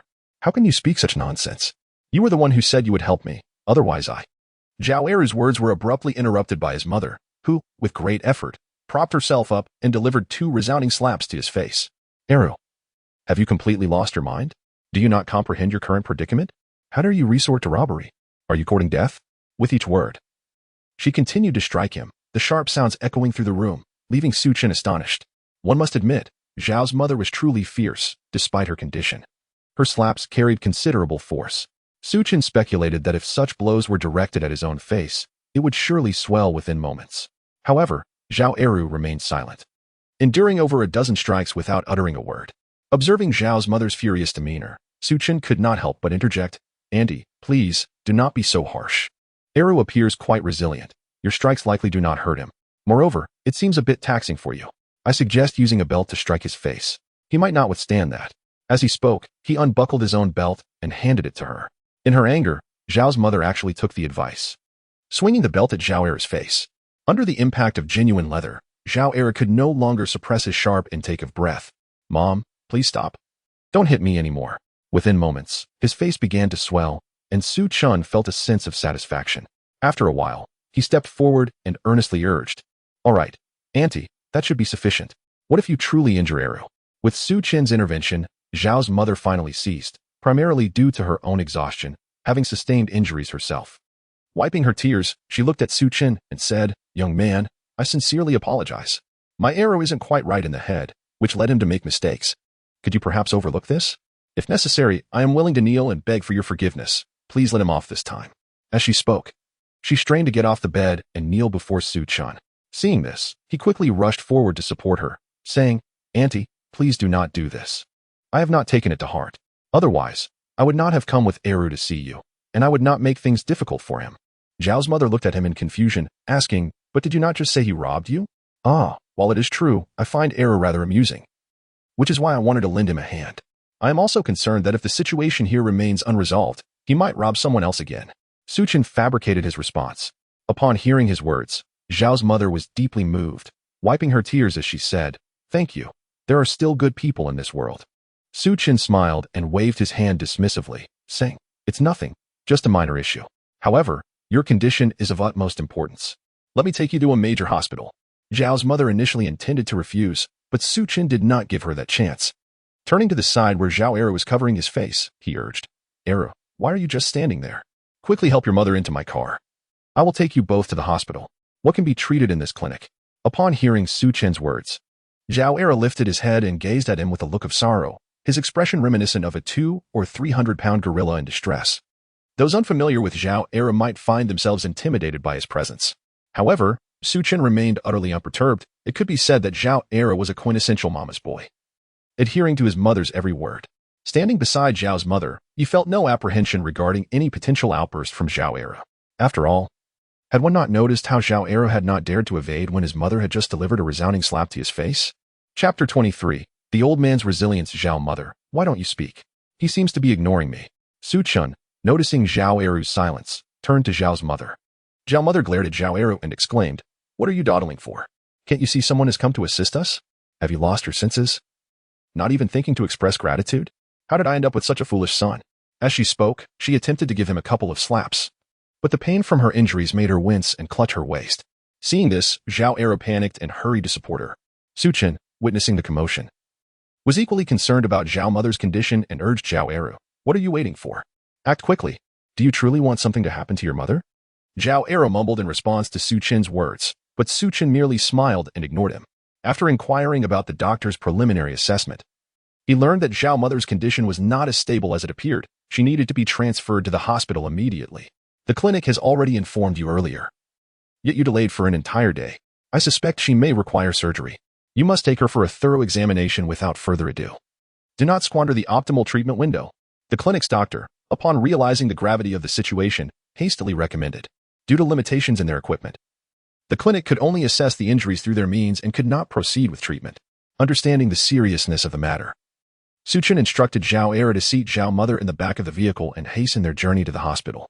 After a series of examinations, Su Chen and Zhao Era met with the doctor, who, upon reviewing the results, remarked, "The old man's resilience is remarkable. Multiple fractures, broken ribs nearly piercing the internal organs, significant bleeding, and even cranial bone damage. For her to endure such trauma, it seems your emergency measures were quite effective." Su Chen, upon hearing this, cast a disbelieving glance at Zhao Era. Emergency measures? In Su Chen's eyes, those were non-existent. Zhao Mother's survival thus far was solely due to her fortitude, entirely unrelated to any emergency response. In fact, he had just witnessed Zhao Mother slapping Zhao Eru. Had he not intervened, Zhao Eru would likely have been left with a swollen face. The doctor addressed Su Chen and Zhao Eru, saying, "You must promptly settle the surgical fees. We need to arrange for the operation without delay. If the patient's condition deteriorates further, it may be beyond salvation." Alarmed by the doctor's words, Zhao Eru quickly asked, "Doctor, how much will it be? The previous doctor mentioned at least 50,000. Will that suffice?" The doctor glanced at him, likely startled by his physique, and then turned his attention to Su Chen, appearing considerably more at ease. He presented the list to Su Chen, saying, "Please review this. If everything is in order, I will proceed with the surgical arrangements." Su Chen nodded, subsequently leading Zhao Er to pay the surgical fee. As they watched Zhao Mother being wheeled into the operating room, he turned to Zhao Er and said, "Remember, you owe me for this." Zhao Er huffed in response, clearly displeased, as if still holding a grudge over the earlier incident where he reported Zhao Mother's misdeeds. Su Chen, observing his defiant demeanor, let out a cold chuckle. "If you refuse to heed my words in the future, I shall take my grievances to your mother. Let us see how you fare under her reprimand." Upon hearing this, Zhao Er became instantly incensed, flexing his muscular physique as he retorted, "You are being unreasonable. If you have something to say, speak directly to me. Why involve my mother?" With a wry smile, Su Chen dismissed his irritation entirely. Armed with the memories of his past life, he understood that as long as he could keep Zhao's mother under control, commanding Zhao Er would be a mere trifle, without any apprehension of the latter attempting to outwit him. As the old adage goes, while parents are alive, one should not wander far. If one must travel, it must be with purpose. This principle holds true for most, especially for someone like Zhao Er, who epitomized the archetype of a pampered son. Thus, as he gazed at the illuminated operating room, even with the assurance of his previous success, a sense of urgency gnawed at him. Comparatively, his concern for Zhao's mother was no less than that of Zhao Er. Hours passed as Su Chen remained fixated on the door of the operating room. Witnessing this, Zhao Er's attitude towards Su Chen softened considerably. He began to perceive Su Chen in a more favorable light. Despite having previously competed with him, Su Chen was still willing to assist. As time ticked away, the door to the operating room finally creaked open, and Su Chen rushed forward, inquiring, "How did the surgery go, doctor?" The physician removed his mask and replied, "The surgery was highly successful. The elder's health is quite robust. With proper post-operative care, a full recovery is possible, though some residual effects are inevitable." How could this be? Su Chen felt a pang of anxiety. Zhao's mother must not suffer any complications. Even if he managed to recruit Zhao Er as an ally, he feared he might not be able to control him if anything were to happen. He was well aware of Zhao Er's capabilities. Although he too was an awakened individual with adept spatial abilities, he remained fundamentally vulnerable. With Zhao Er on his side, many of his concerns would diminish, allowing him to conceal his own powers. Controlling Zhao's mother was the key to managing Zhao Er. He could not allow anything to befall her. The doctor shook his head, stating, "The other aspects are relatively manageable, but there are two critical points. Firstly, the patient sustained a brain injury, and secondly, there is minor damage to the spine. Fortunately, the nerves were not affected, or the repercussions would have been far more severe. Moreover, considering the patient suffered significant blood loss without timely treatment, her survival under such circumstances is nothing short of miraculous." Su Chen had not anticipated the extent of Zhao's mother's injuries. Her earlier demeanor had belied her condition. Yet, he recognized that the doctor had no reason to deceive him. So he could only ask, will this have significant repercussions? Could it lead to any troublesome aftermath? "Oh, not at all," the doctor reassured, shaking his head. "The patient may find it difficult to engage in strenuous activities in the future, and proper care and nutritional needs must be met. Beyond that, there are no major concerns." Hearing this, Su Chen exhaled a sigh of relief. If that were the case, it truly posed no significant issue for him. Although the advent of the apocalypse poses significant dangers and survival becomes exceedingly arduous, he has undertaken numerous preparations precisely to confront these challenges. As for the requirements articulated by the doctor, he is fully capable of meeting them. All that is needed is for Zhao Er to dedicate himself to his cause. The remainder merely involves one additional mouth to feed, which is of no consequence to him. A smile graced Su Chen's face as he expressed his gratitude to the doctor, subsequently following the nurse who was pushing the hospital bed to his ward. Chapter 24. What are you doing? Zhao Er gazed at his unconscious mother in the hospital bed, his eyes unable to refrain from welling up with tears. He then turned to Su Chen with heartfelt gratitude, saying, "Thank you, my young brother. I never anticipated my mother's condition to be so grave. I'm grateful for your assistance." Seeing the genuine appreciation in Zhao Er's words, Su Chen couldn't help but chuckle, waving his hand in a dismissive manner. "It's merely a small matter. No need for such formality. After all, I found you quite interesting." Zhao Er nodded, wishing to express more, yet found himself at a loss for words. Observing his struggle, Su Chen's lips curled into an encouraging smile before he inquired, "By the way, Eru, have you contemplated what you will do moving forward? You are aware of your mother's current situation, and caring for her will undoubtedly be challenging. What are your plans?" Upon hearing Su Chen's words, Zhao Eru recalled the doctor's stern warnings, his expression darkening as he stammered, unable to articulate his thoughts. Eventually, he shook his head, confessing, I truly do not know. However, my mother raised me single-handedly. Regardless of the circumstances, I will ensure that she is well cared for. Is that so? Su Chen replied, a hint of skepticism in his tone. But do you possess the means to do so? After all, the doctor has indicated that even the basics of food and drink will pose a challenge, and your mother is incapable of performing tasks on her own. Can you manage all of this alone? Su Chen continued to elucidate the gravity of the situation. Zhao Er's countenance grew increasingly somber, racking his brain for a solution. If it were solely about himself, he would not be overly concerned. Even living in the wilderness, his years of experience would suffice for survival. However, the predicament with his mother was distinctly different. Without proper care, he feared she might not be able to manage on her own. After all, she could not engage in physical labor, required careful recuperation, and must avoid exhaustion. Just these factors would present significant challenges, even for an ordinary family, let alone for someone in his position. Despite not being particularly astute, he recognized that he had indeed landed himself in trouble, uncertain of when the consequences might catch up to him, let alone the responsibility of caring for another. Noticing Zhao Er's helpless demeanor, Su Chen's smile widened as he proposed. Why not accompany me? I can arrange for someone to look after your mother while you assist me in my endeavors. What do you think? Really? Zhao Er's eyes lit up at the prospect. Su Chen nodded affirmatively. Of course. You can trust in my capabilities. After all, having the financial means to care for your mother is crucial, and I can help you maintain a low profile. Even if issues arise, I will be there to support you. All you need to do is focus on your work. Zhao Eru contemplated this offer before nodding in agreement. All right, that sounds feasible. But you must keep your word. Rest assured, I guarantee it. With this agreement, Su Chen felt a wave of relief wash over him, having secured a formidable ally. Even if Zhao Eru had declined, he could still find a way to assist Zhao's mother. Yet, should Zhao Eru have resisted, it was unlikely that his mother would permit her son to suffer unduly. With newfound hope, Zhao Eru would be empowered to make his own choice. After all, during Zhao Eru's previous life, when he was treated like a beast of burden, it was his mother who had urged him to resist, ultimately leading to a tragic fate. Having resolved the matter concerning Zhao Eru, Su Chen felt an immense sense of ease wash over him. His curiosity was piqued by the tales he had heard about Zhao Eru in his previous life, prompting him to engage in light conversation with him.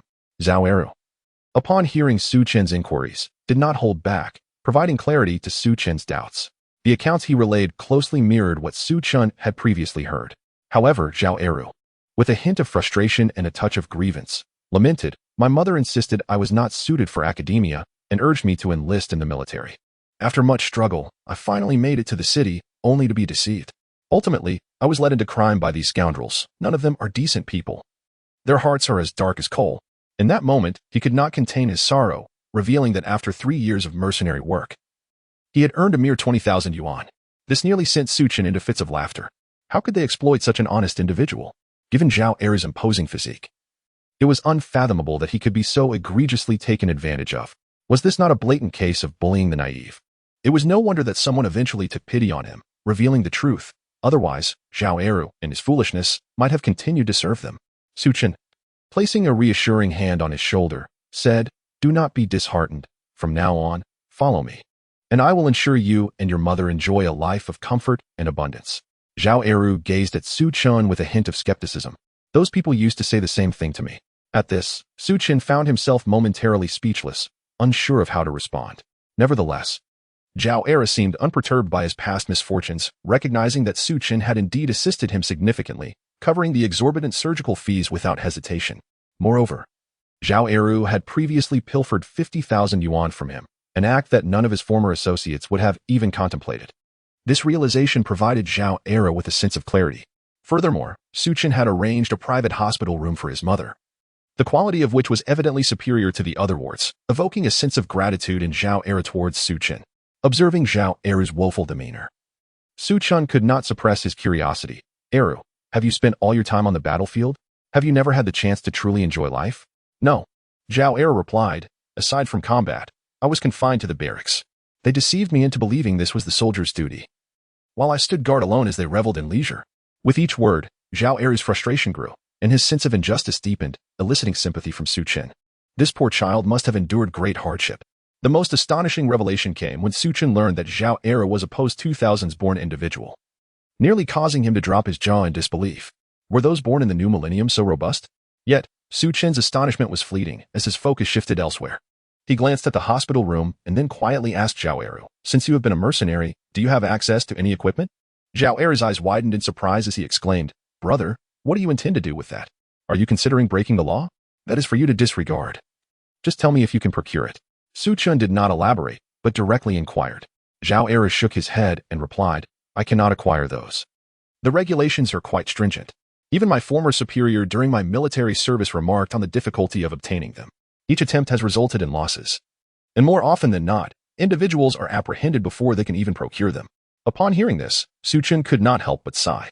To be candid, he yearned to obtain such equipment, as it represented the most efficient and reliable option, at least in the initial stages. Chapter 25. I wish to change my title. Su Chen had initially believed that Zhao Eru would possess a solution, yet he soon realized that he had overestimated the situation. During his university years, he had read numerous novels that often depicted a plethora of fantastical elements, including urban tales featuring gunfights within the cityscape. While these narratives were undoubtedly exaggerated, it seemed implausible that reality would prove to be so arduous for him. Noticing Su Chen's sigh, Zhao Eru couldn't help but interject. "Brother, if you truly desire it, I could manage to procure some." "You just said it was unattainable," Su Chen retorted, somewhat exasperated. Zhao Eru scratched the back of his head, responding with a sheepish grin. "Well, I certainly can't acquire it myself. But those who are pursuing me have brought some along. I thought it prudent to keep it on hand, to avoid any disadvantage when it came to equipment. However, I've hidden it away since returning." Upon hearing Zhao Eru's words, Su Chen's spirits lifted, and he playfully patted his head. "You clever lad. I've always seen your intelligence. Come, lead me to it." Zhao Eru hesitated, glancing at his ailing mother on the hospital bed. Suddenly, Su Chen realized that if they were to leave, no one would be there to care for her. However, he quickly thought of Lu Ruoyu, who still went to work every day. Despite his efforts to persuade her otherwise, she remained steadfast. But with Zhao's mother present, a simple request would likely be met with compliance from Lu Ruoyu, allowing her to skip work to prevent any unforeseen incidents. Su Chen addressed Zhao Eru. "You stay here for now. I will return shortly with someone to look after Andy, and then we shall proceed to where you've hidden the items." Zhao Eru nodded in agreement. Without further delay, Su Chen rose and drove home. Upon entering the living room, he found Lu Ruoyu standing. Her expression filled with concern as she scrutinized him. "Rest assured, I am perfectly fine," Su Chen assured her, aware of her worries. Hearing his words, Lu Ruoyu finally exhaled in relief. Although Su Chen regularly updated her via phone calls, her anxiety lingered in his absence. "Thank goodness. You really ought to be more cautious. Knowing that Brute isn't a good person, why would you approach him?" Lu Ruoyu chided lightly. Yet, rather than feeling displeased, Su Chen felt warmth in his heart. Observing her gentle and nurturing demeanor, he couldn't help but reflect on how he had overlooked her in the past. In terms of character, appearance, and even physique, she was incomparable to that wretched Du Wei. Yet, inexplicably, he had chosen to neglect Lu Ruoyu while seeking favor from Du Wei. This realization made Su Chen want to slap himself, pondering whether it was common for individuals to overlook those closest to them, easily drawn to the allure of the unattainable. Lu Ruoyu, noticing Su Chen's unwavering gaze, curiously inquired, "Xiao Chen, why are you staring at me? Is there something on my face?" Snapped back to reality by her question, Su Chen smiled and replied, "Of course not. I merely realized how truly beautiful you are. I had never paid attention to your exquisite looks before." "Goodness, what are you saying? Is this how you speak to me?" she retorted playfully. Upon hearing Su Chen's compliments, Lu Ruoyu's fair cheeks flushed slightly, and she cast a playful glance at him. This only enhanced her allure, prompting Su Chen to step forward and embrace her, saying, "What does it matter? If our parents were still around, they would likely wish for us to marry." Why are you saying this?" Lu Ruoyu, flustered by Su Chen's boldness, attempted to wriggle free from his grasp. Observing her blushing and flustered demeanor, Su Chen chuckled, "I speak no falsehood. Do you not feel the same?" Lu Ruoyu opened her mouth, momentarily at a loss for words. She had always regarded Su Chen as a younger brother, a perspective that had persisted since childhood. However, upon learning of his relationship with Du Wei, she felt a twinge of discomfort, albeit subtle. Now, confronted with Su Chen's words, she felt both flustered and shy. She had never contemplated such matters before, and thus did not know how to respond. Pushing against Su Chen's chest, she implored, "All right. Stop it. Let me go. Don't be silly." Su Chen, feeling discontented with her evasion, retorted, "You haven't answered my question. Do you not think so? Or perhaps you do not wish to be with me?" I don't know. Let's discuss this later," Lu Ruoyu replied, her cheeks aflame. Her words tangled with uncertainty. Understanding her predicament, Su Chen decided against pressing further. He gently lifted her chin, and amidst her bewildered gaze, he leaned in to kiss her. Lu Ruoyu's eyes widened, gradually losing focus as her mind went blank, standing frozen in place, neither resisting nor responding. After a prolonged moment, Lu Ruoyu regained her senses and pushed against Su Chen's chest, but he held her firmly in his embrace. After several attempts to break free, she ultimately surrendered, nervously closing her eyes and allowing Su Chen to take what he desired. Feeling her lack of resistance, Su Chen reveled in the moment, fully immersing himself until, after about 10 minutes, Lu Ruoyu could no longer tolerate it and began to struggle vigorously. Realizing this, Su Chen released her, and she gasped for breath, clutching her chest. Once she had regained her composure, Lu Ruoyu, her face flushed, wiped the moisture from her lips and admonished Su Chen, "Xiao Chen, you are becoming increasingly outrageous. How could you take advantage of me?" Seeing her bashful demeanor, Su Chen could not help but laugh. "I would prefer to call you Ryu in the future. You. This is too much. I shan't speak to you anymore. Hurry and take a shower. I am returning to my room." Lu Ruoyu, unsure of how to respond, hastily retreated to her room, shutting the door behind her. She lay on her bed, too shy to look up. Feeling her heart race and her face burning, she was bewildered by Su Chen's transformation. He seemed like a different person. Yet, she sensed that he was no longer the melancholic figure he had been during his relationship with Du Wei. Su Chen's change felt like a confession to her, leaving her unsure of how to respond, yet she found herself unwilling to reject him or resist the feelings that stirred within her. This afternoon, she sensed that Su Chen's demeanor towards her was somewhat peculiar. Even outsiders could detect a hint of ambiguity between them. However, Lu Ruoyu did not dwell on it at the time, but upon reflection, it became evident that Su Chen indeed harbored romantic feelings for her. How could Xiao Chen behave in such a manner? Lu Ruoyu felt a surge of indignation as Su Chen acted impulsively, not affording her a moment to respond before kissing her. She worried that if others were to discover this, they might regard them with strange eyes, for, in the eyes of outsiders, they were akin to siblings, and they had previously interacted as such. Unbeknownst to Su Chen, Lu Ruoyu's thoughts were in disarray. Observing her bashful retreat, he paid it no mind, for he could clearly perceive that Lu Ruoyu had never intended to reject him. She had not even attempted to resist. Otherwise, he would not have been able to compel her to engage in something against her will. Chapter 26. What are you doing? Su Chen smiled lightly before heading to the bathroom to freshen up. However, he soon recalled that he had matters of importance to attend to, prompting him to knock on Lu Ruoyu's door. "Ruoyu, open up. I have something to discuss with you." "Not opening. I'm sleeping. You should hurry to bed too and stop trying to be mischievous." Lu Ruoyu, believing that Su Chen had ulterior motives, flatly refused. Understanding her suspicions, Su Chen sighed in exasperation. "I genuinely have something to talk about. Please open the door." Sitting up in bed, Lu Ruoyu initially intended to ignore him, but was concerned that he might truly need her. Reluctantly, she got out of bed and opened the door.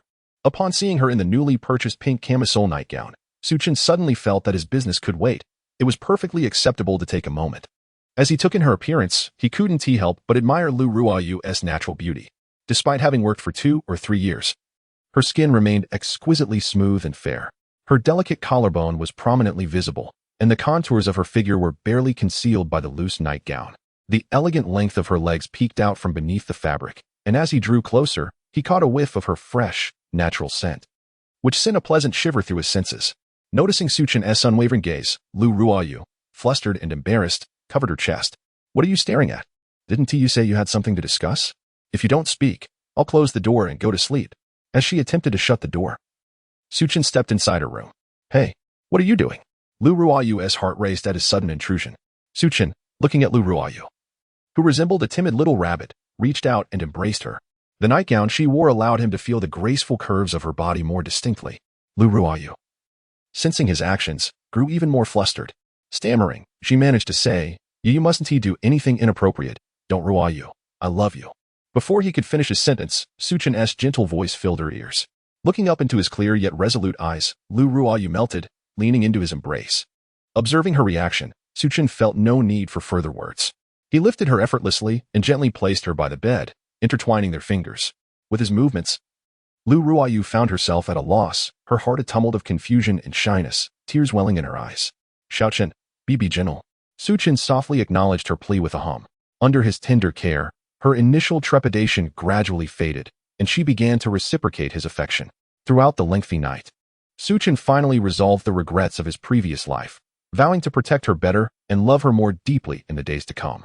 Time swiftly passed, and by the early hours of the morning, Su Chen gazed at the enchanting figure in his arms, who had succumbed to slumber. Though traces of tears remained on her face, her lips curled into a sweet, blissful smile. This sight brought him comfort, and he embraced her tightly, closing his eyes to drift into sleep. On the other side, Zhao Era was anxiously awaiting in the hospital, unable to suppress his murmurs. What on earth is going on? Is his home so far away? Why has he not returned after such a long time? Could it be that he met with an accident? The following morning, Su Chen awoke to find Lu Ruoyu, who had been gazing at his face, hurriedly closing her eyes to feign sleep. However, sensing her tense form, Su Chen couldn't help but chuckle as he gently patted her smooth back. Why pretend to be asleep when you're already awake? Did you really not dare to look at me throughout the night? Don't call me that. Lu Ruoyu opened her eyes at his words, casting him an exasperated glance. Su Chen replied with a grin. If I don't call you Ryu, what should I call you? Perhaps I should call you my wife. What are you saying? Lu Ryu retorted, feeling a mix of irritation and amusement at Su Chen's teasing, pinching his waist in response. She huffed. When did you become like this? You were never this disobedient before, and now you dare to mess around with me and make such jokes. Seeing her adorable yet furious expression, Su Chen couldn't resist pinching her cheek and planting a kiss on her lips. Isn't it simply because you're so stunning? And you treat me so well? If I were to let you down, what would that make me? Rest assured, I will treat you well and ensure you never face any grievances. Upon hearing Su Chen's sweet words, a smile crept onto her lips. Yet she scrunched her little upturned nose at him and said, All right, get up quickly. Stop being so clingy. I have to go to work today. At the mention of work, Su Chen's expression changed as he recalled that a certain fool was still waiting for him at the hospital. He then remembered the matter at hand and tugged at Lu Ryu's wrist. I completely forgot. I meant to tell you this last night. Lu Ryu halted, looking at him with curiosity, unsure of what he wished to convey. Did Su Chen not intend to tease her last night, but rather had something serious to discuss? The thought made her slightly irritated. How did she end up believing his words? There were matters that could be discussed through the door. Why did she let him in? Allowing herself to be teased for so long? As she contemplated the events of the previous night, her cheeks flushed with warmth. Su Chen grasped her wrist and said, You shouldn't go to work anymore. I have a friend whose mother is hospitalized after surgery. I would like you to help take care of her so that I can attend to some matters. Lu Ryu looked at him, puzzled, but after a moment's thought, she nodded. Are you referring to the person from last night? Su Chen affirmed, Yes, that's right. His mother has just undergone surgery and needs someone to care for her. I also don't want you to continue working, so I thought you could assist her. Lu Ruoyu pondered for a moment and then sighed. All right, although I don't understand why you want to do this, since you've made up your mind. I'll go along with it. Seeing her agree, Su Chen smiled. Being with Zhao's mother meant he wouldn't have to run around in two directions. Moreover, Lu Ruoyu's compliance deeply moved Su Chen. To him, there could hardly be a woman more exceptional than Lu Ruoyu in the entire world. With such a wife, what more could a husband desire? After Lu Ryu made a phone call to convey her instructions, Su Chen joined her in her grooming routine, observing her difficulties in movement. Su Chen couldn't help but chuckle with delight. Upon hearing his laughter, Lu Ryu shot him an exasperated glare, her cheeks slightly flushed. You're still laughing. Su Chen, upon hearing this, stepped closer and wrapped his arms around her waist, saying, all right, I shall refrain from laughter. Is that satisfactory? Chapter 27. I can handle it alone. No need for you. Seeing Su Chen's cheerful demeanor, Lu Ryu felt a surge of frustration, yet there was also a hint of shyness. Although their relationship had undergone a significant transformation, the mere thought of being seen by Su Chen in her current state filled her with embarrassment. Thus, she could only feign annoyance. All right, Ryu, do not be upset. Allow me to assist you. Su Chen offered. Lu Ryu put up a token struggle before surrendering to his embrace. Nestled against Su Chen, a wave of sweet happiness washed over her, especially upon catching sight of the disheveled bed and the lingering red plums, which caused her cheeks to flush crimson. She quickly averted her gaze, unable to look any longer. After they finished their morning routines, Su Chen observed Lu Ruoyu donning her old leisure wear and couldn't help but inquire, Ruoyu, why are you not wearing the clothes I bought for you yesterday? These garments are rather worn. You should refrain from wearing them. I certainly do not wish for you to endure the same hardships as before. Hearing Su Chen's words, Lu Ruoyu felt an overwhelming sweetness in her heart, but still shook her head and replied, It's all right. This outfit suffices. It's not as if I cannot wear them. It is not as serious as you imply. Besides, have you considered whether the clothes you purchased yesterday are suitable for me now? Moreover, I am going to the hospital to care for someone. How would it look for me to dress so splendidly? As she spoke, a hint of bashfulness crept into her demeanor, and her gaze towards Su Chen turned somewhat melancholic. This was because, when Su Chen had bought her clothes the previous day, they were all fashionable or figure-enhancing pieces. Given her current situation, they either felt too ostentatious, leaving her momentarily uncomfortable, or they restricted her movements. Upon realizing this, Su Chen sheepishly scratched his nose and chuckled. I merely wish for you to look beautiful. However, you are right. Those can wait for another occasion. Preferably when it is just for my eyes. Lu Ruoyu shot him a playful glare, yet she did not dispute his words. After all, she was already his, and thus, Su Chen's sentiments held no objection in her eyes. Once they finished tidying up, they drove to the hospital. Brother, you finally made it. In the hospital room, Zhao Eru, who was attending to his awakening mother, expressed a hint of reproach upon seeing Su Chen. Su Chen noticed Zhao Eru's weary appearance and raised an eyebrow in curiosity. What happened to you? What were you up to last night to end up like this? Upon hearing Su Chen's inquiry, Zhao Eru could no longer contain himself. How can you even ask? We agreed you would return last night, and now look at the time. I have waited until now. What do you think has happened to me? As Zhao Eru spoke, his gaze towards Su Chen was filled with grievance. He had kept Su Chen's words close to heart, fearing that Su Chen might deem him incapable or untrustworthy. Thus, he had endured sleepless nights, forcing himself to remain alert, waiting for Su Chen. Yet here they were, approaching midday on the second day, and only now had Su Chen arrived with Lu Ryu. Upon hearing this, Lu Ryu was reminded of the events of the previous night, causing her face to flush with embarrassment as she dared not meet Su Chen's eyes. Su Chen felt somewhat embarrassed, rubbing his nose as he said, Eru, your words are rather misplaced. I returned home, and yet you blame me for your inability to sleep? Did I ever suggest you forego sleep to wait for me? Honestly, you truly are something else. Upon hearing Su Chen's remarks, Zhao Eru widened his eyes in surprise, genuinely not expecting Su Chen to place the blame on himself. Yao's mother, noticing this, interjected, indeed, what has Xiao Chen done to you? Do you believe he, like you, can forego sleep? Moreover, he has assisted us immensely. How can you expect him to stay up all night for you? Have you lost your senses? Zhao Eru's eyes turned red at this scene. Feeling a swell of indignation, yet hesitating to counter his mother's words, leaving him feeling rather wronged. This made Su Chen even more embarrassed, as he had not anticipated the rapid progression of his relationship with Lu Ruoyu the previous night, which caused him to forget the pressing matters at hand. Observing Zhao's mother continuing to reprimand Zhao Eru, Su Chen quickly stepped forward, saying, Auntie, please do not blame him. It is my fault for not articulating my thoughts clearly. Upon hearing this, Zhao's mother ceased her admonishment, turning her gaze to Su Chen with gratitude. Xiao Chen, I sincerely thank you. Without your help, I cannot fathom what our fate would be. Auntie, you overstated. It was nothing extraordinary. Besides, I find Eru quite capable and was intending to ask for his assistance. So it is only natural for me to help. Su Chen replied with a smile. Zhao's mother, upon hearing this, was elated. Xiao Chen, are you serious? Eru can indeed assist you? Su Chen nodded with a smile. Certainly. With Eru's physique, if you do not mind, I would like to have him as my bodyguard. The remuneration will be substantial. The only question remains whether you would agree. Is that even a question? Of course I agree. Zhao's mother exclaimed excitedly. It would be a stroke of luck for Eru to accompany you. Without your intervention, I shudder to think what our situation would be. How could I possibly refuse? Su Chen chuckled, feeling reassured by Zhao's mother's words. However, to prevent any potential disobedience from Zhao Eru, Su Chen sought clarification. Annie, Eru has yet to agree. Should you consent now and he harbors any reluctance, it may lead to difficulties in our arrangement. He wouldn't dare, Zhao's mother retorted, her eyes narrowing as she turned to glare at Zhao Eru. You little rascal, have you gained some audacity? You dare disregard the words of your savior? Zhao Eru, wide-eyed, protested, Mom, when did this even happen? You're chastising me before anything has even begun. Is this how you treat your son? What have I done? Zhao's mother dismissed his protests, anxious that Zhao Eru might refuse and subsequently upset Su Chen. Even if they were fine now, what would become of them in the future? Previously, in a fit of rage, Zhao Eru had killed the village chief and his family. Although she was uncertain whether Su Chen could assist, without his backing, they would have no opportunity at all. She certainly did not wish for Zhao Eru to end up in prison. Hence she could not afford to let him offend Su Chen. Zhao's mother turned to Su Chen and said, Rest assured, Xiao Chen, my Eru is the most honest boy. If he ever disobeys you, feel free to come to me, and I will certainly give him a good lesson to set him straight. Su Chen felt an immense sense of relief upon hearing this, no longer fearing that he would be unable to command Zhao Eru in the future.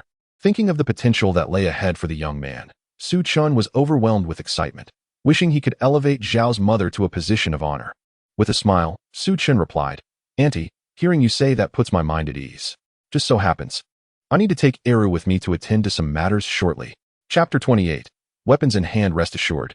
Aunt, she will take care of you. If anything arises, you can reach out to the doctor. Su Chen stepped aside and briefly introduced the two. Upon hearing this, Zhao's mother expressed her gratitude towards Lu Ruyu, saying, I truly appreciate your help. I never expected such kindness from you both, assisting us mother and son. I feel quite embarrassed to trouble you with an old woman like me. Lu Ruyu smiled and replied, It's no trouble at all. I have some free time, and it's nice to chat with you.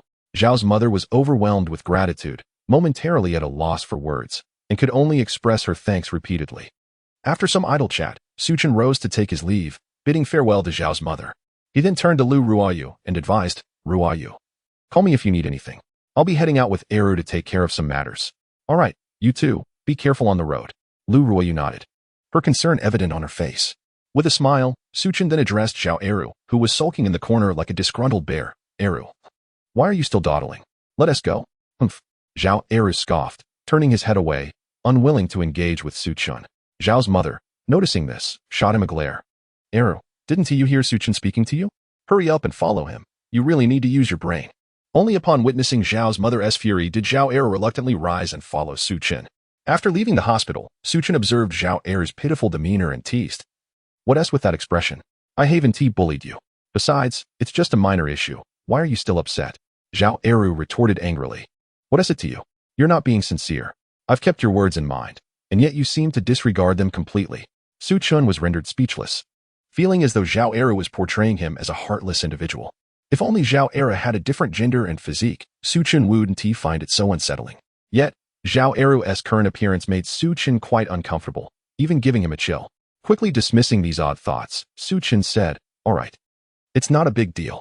How about I treat you to a meal first, and when we return, I'll buy some food and clothes for you and your mother? Does that sound good? Really? Zhao Eru's eyes brightened, fixating on Su Chen. Su Chen nodded. Of course it's true. Since you're helping me out, I wouldn't dare neglect you both. Come, let us go enjoy a nice meal now. Hearing Su Chen's words, Zhao Eru finally ceased his sulking, cheerfully following Su Chen as they made their way to a grand hotel.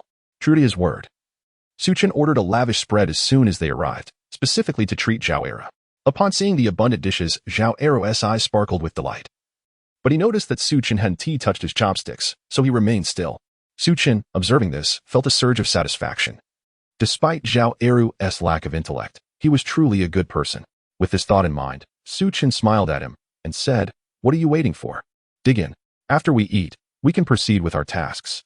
Upon hearing this, Zhao Eru wasted no time and began to feast heartily, while Su Chen merely observed from the side. Once Zhao finished his meal, the two of them boarded the vehicle, with Zhao wearing a satisfied expression. The resentment he harbored towards Su Chen evaporating completely. After several days of fasting, he finally felt satiated. Su Chen smiled in response, refraining from further conversation, and inquired about the location of Zhao Eru's hidden items. Following Zhao's directions, Su Chen traveled for 4 to 5 hours until they reached their destination. Brother, stay close to me. I've set numerous traps around here, so tread carefully. Zhao Eru cautioned as he turned back to Su Chen amidst the jungle, nodding in acknowledgement. Su Chen followed Zhao through the mountainous thicket to the place where he concealed his gear. However, upon witnessing the cache Zhao unearthed from the ground, he was momentarily taken aback. Before him lay several AK-47s, 4 to 5 handguns, over a dozen grenades, and hundreds of rounds of ammunition, prompting a deep inhalation from him. He had anticipated that Zhao might have managed to procure a few handguns at most, considering he had mentioned acquiring them from others. Yet, he could hardly fathom that Zhao would produce such an impressive arsenal. Zhao Eru squatted on the ground, arranging the firearms and ammunition before Su Chen. Noticing Su's astonishment, he assumed it was due to the quality of the items.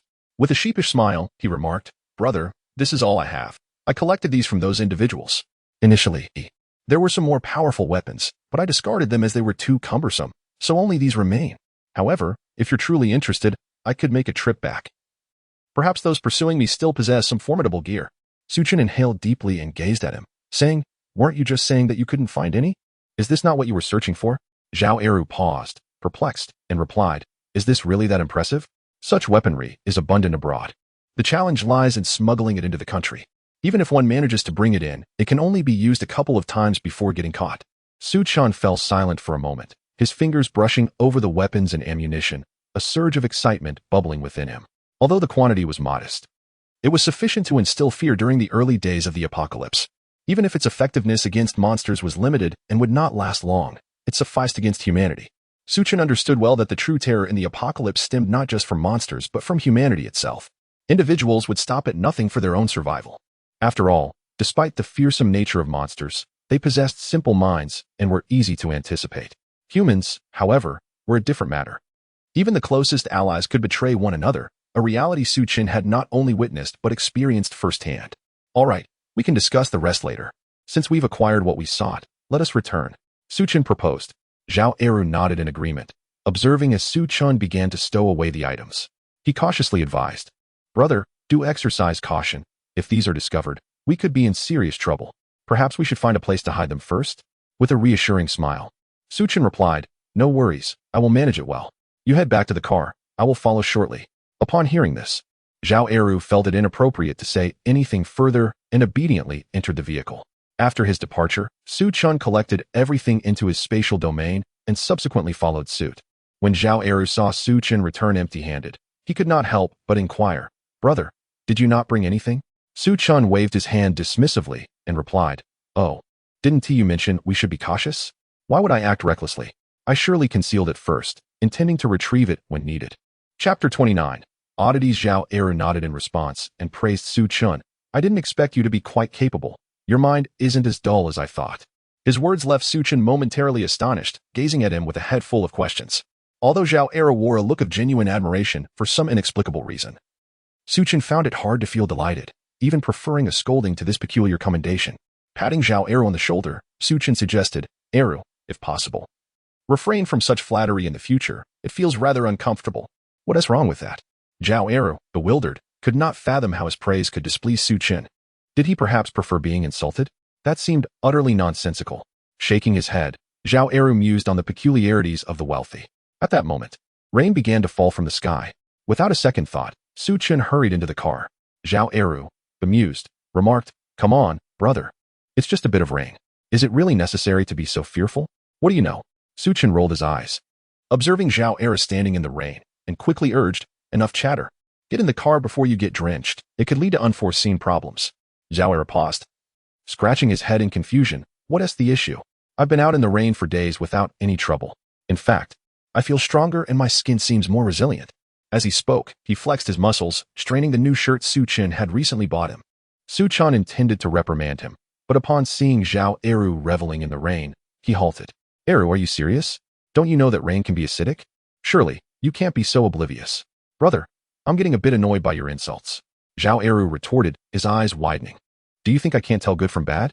I've served in the military. I may not be an expert, but I know this much. I've felt no adverse effects from the rain, and regardless of its acidity, it seems beneficial to me." Observing Zhao Eru, who appeared earnest, Su Chen's mind filled with doubt. He was acutely aware of the potential dangers posed by the rain during the apocalypse. There were speculations that many had suffered from rain exposure, leading to water contamination, which resulted in widespread mutations among humans and animals, ultimately transforming them into monsters.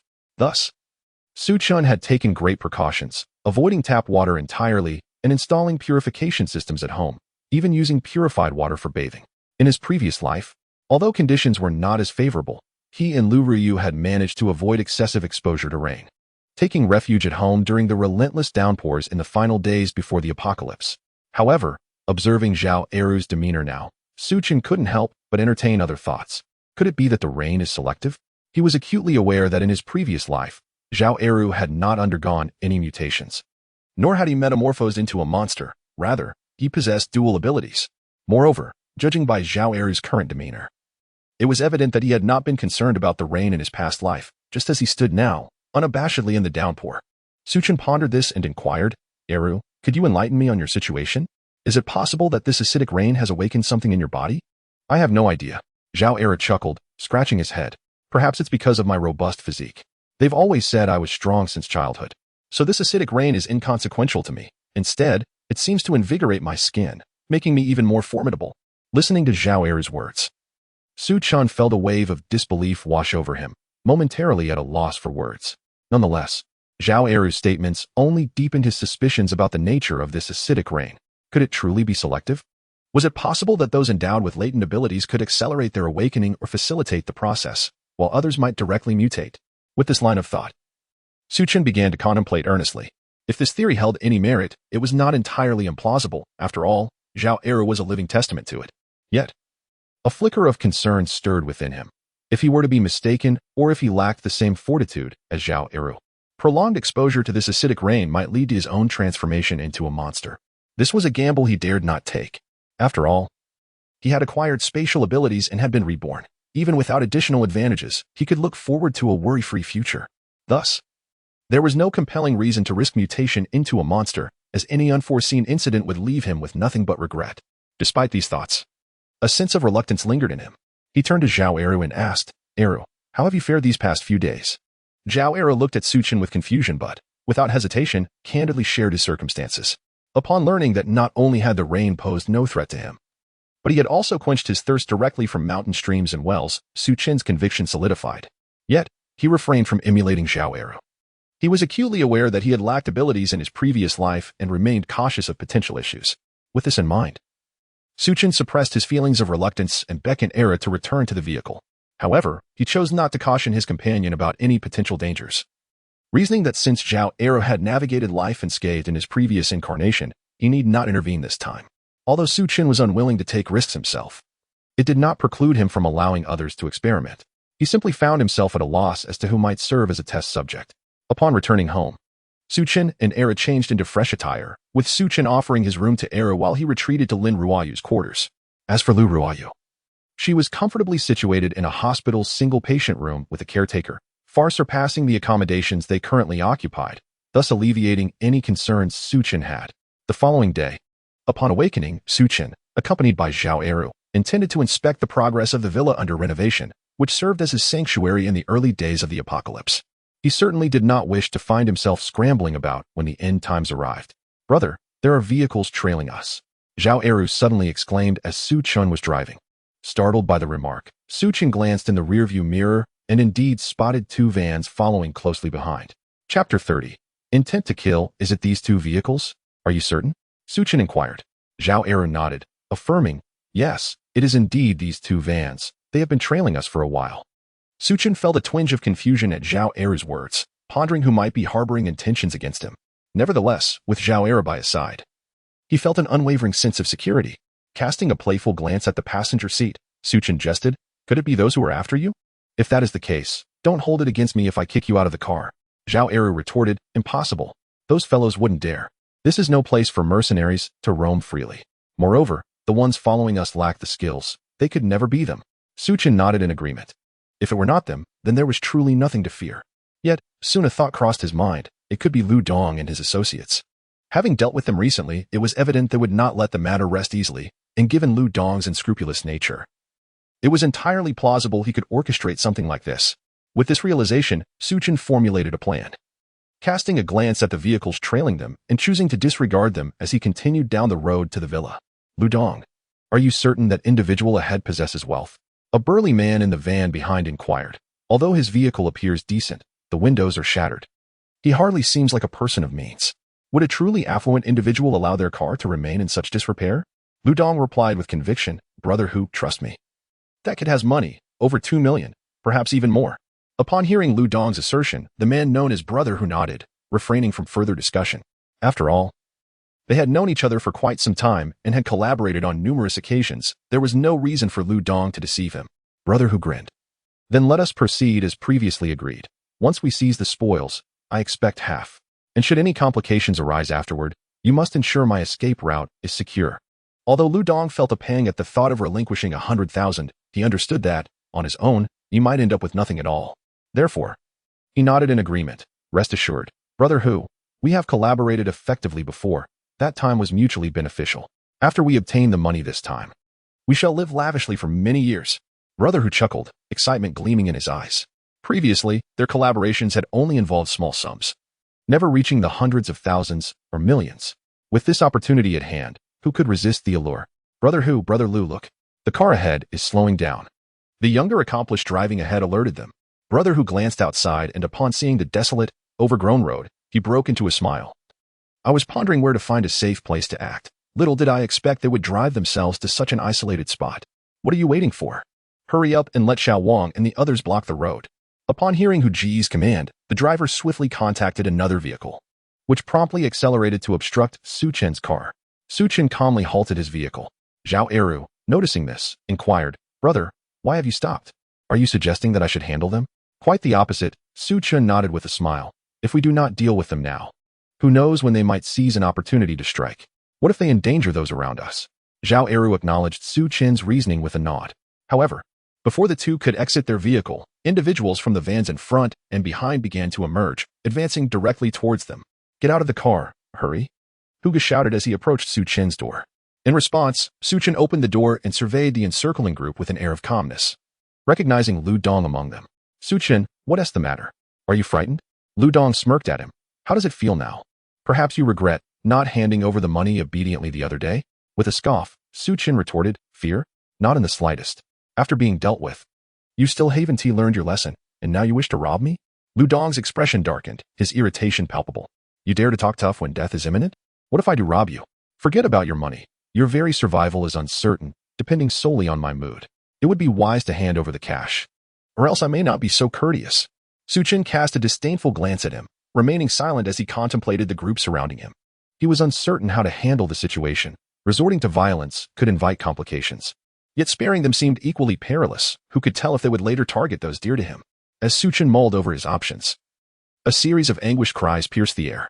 Zhao Eru had exited the car and, with remarkable agility, struck each assailant, sending them sprawling to the ground. Damn it. Grab your weapons. What are you waiting for? Hu Ge was the first to react. Realizing the sheer size of Zhao Eru and the force with which he had dispatched two men, the once confident assailants now drew their small knives, aiming them at Zhao Eru. Lu Dong, startled by Zhao Eru's sudden appearance, initially flinched but soon relaxed, observing their professional demeanor. Who would have thought you knew how to hire bodyguards? But what does that matter? Even if he is formidable, can he truly defeat so many? He scoffed at Su Chen. I advise you to comply and surrender the money. Doing so might just spare your life. Otherwise, not only will you lose your money, but you may also lose your life. And that woman beside you earlier, she is your sister, correct? Quite lovely. If you refuse to cooperate, I wouldn't mind showing her my prowess. At this, Su Chen's expression darkened significantly. Previously, I pondered how to manage Lu Dong and his ilk, wishing to avoid any troubles before the apocalypse descended. However, upon hearing Lu Dong's words, Su Chen felt a surge of murderous intent ignite within him. Zhao Eru, observing Su Chen's demeanor, immediately recognized his fury. Without uttering a word, he sprang into action, propelling the individuals encircling him away with force. Damn, Brother Tiger, this person is a tough nut to crack. Chapter 31. Even ghosts won't spare you. A nimble subordinate deftly evaded Zhao Eru's punch and urgently shouted towards Tiger Brother. However, it was unnecessary for him to speak. Tiger Brother could perceive the situation himself. Though they wielded knives or steel rods, facing Zhao Eru felt akin to wielding toys, as the latter exhibited no fear or caution whatsoever. This realization instilled a sense of dread in Tiger Brother, prompting him to consider fleeing the scene. Yet, Zhao Eru showed no mercy, immediately pursuing anyone attempting to escape. The sight sent waves of terror through the surrounding lackeys, for they discovered that even in flight, they could not outrun Zhao Eru. Even splitting up offered no reprieve, as he would catch up to them effortlessly. Seizing the moment while Zhao Eru was distracted, Tiger Brother dashed to Su Chen's side, positioning the knife menacingly against Su Chen's throat. Big guy, move and I'll kill him. Tiger Brother shouted urgently at Zhao Eru once he had secured control over Su Chen. Upon witnessing Su Chen's predicament, Zhao Eru halted. Discarding the two subordinates he had just apprehended onto the ground, his gaze fixed intently on Tiger Brother. Lu Dong, observing this turn of events, released a sigh of relief. To be honest, he had been startled by Zhao Eru's sudden display of power and had contemplated fleeing himself. However, seeing Tiger Brother seize control over Su Chen brought a smile to his face. He looked at Su Chen with a mocking grin, saying, Su Chen, it seems you found quite an impressive bodyguard. But what difference does it make? You still remain in our grasp. You appeared quite angry earlier. Could it be that you cared deeply for that woman named Lu Ruoyu? If so, I find myself all the more intrigued. I shall have to enjoy this thoroughly. Su Chen regarded him with a frigid stare, raising his hand as if to deliver a resounding slap. Yet, he was restrained by Tiger Brother, the knife still poised at his throat. Kid, I advise you not to make any sudden moves, or you'll regret it. Tiger Brother threatened, casting a glance at him. Su Chen scoffed. Do you really believe this will deter me? At his words, Tiger Brother laughed heartily. Why not test it and see? You think you're Superman, huh? Before he could finish, Su Chen's hand descended upon the knife at his throat, and in an instant, it vanished from sight. Tiger Brother halted, staring in disbelief at his empty palm. What? He uttered, astonished, unable to comprehend how the weapon had disappeared so suddenly.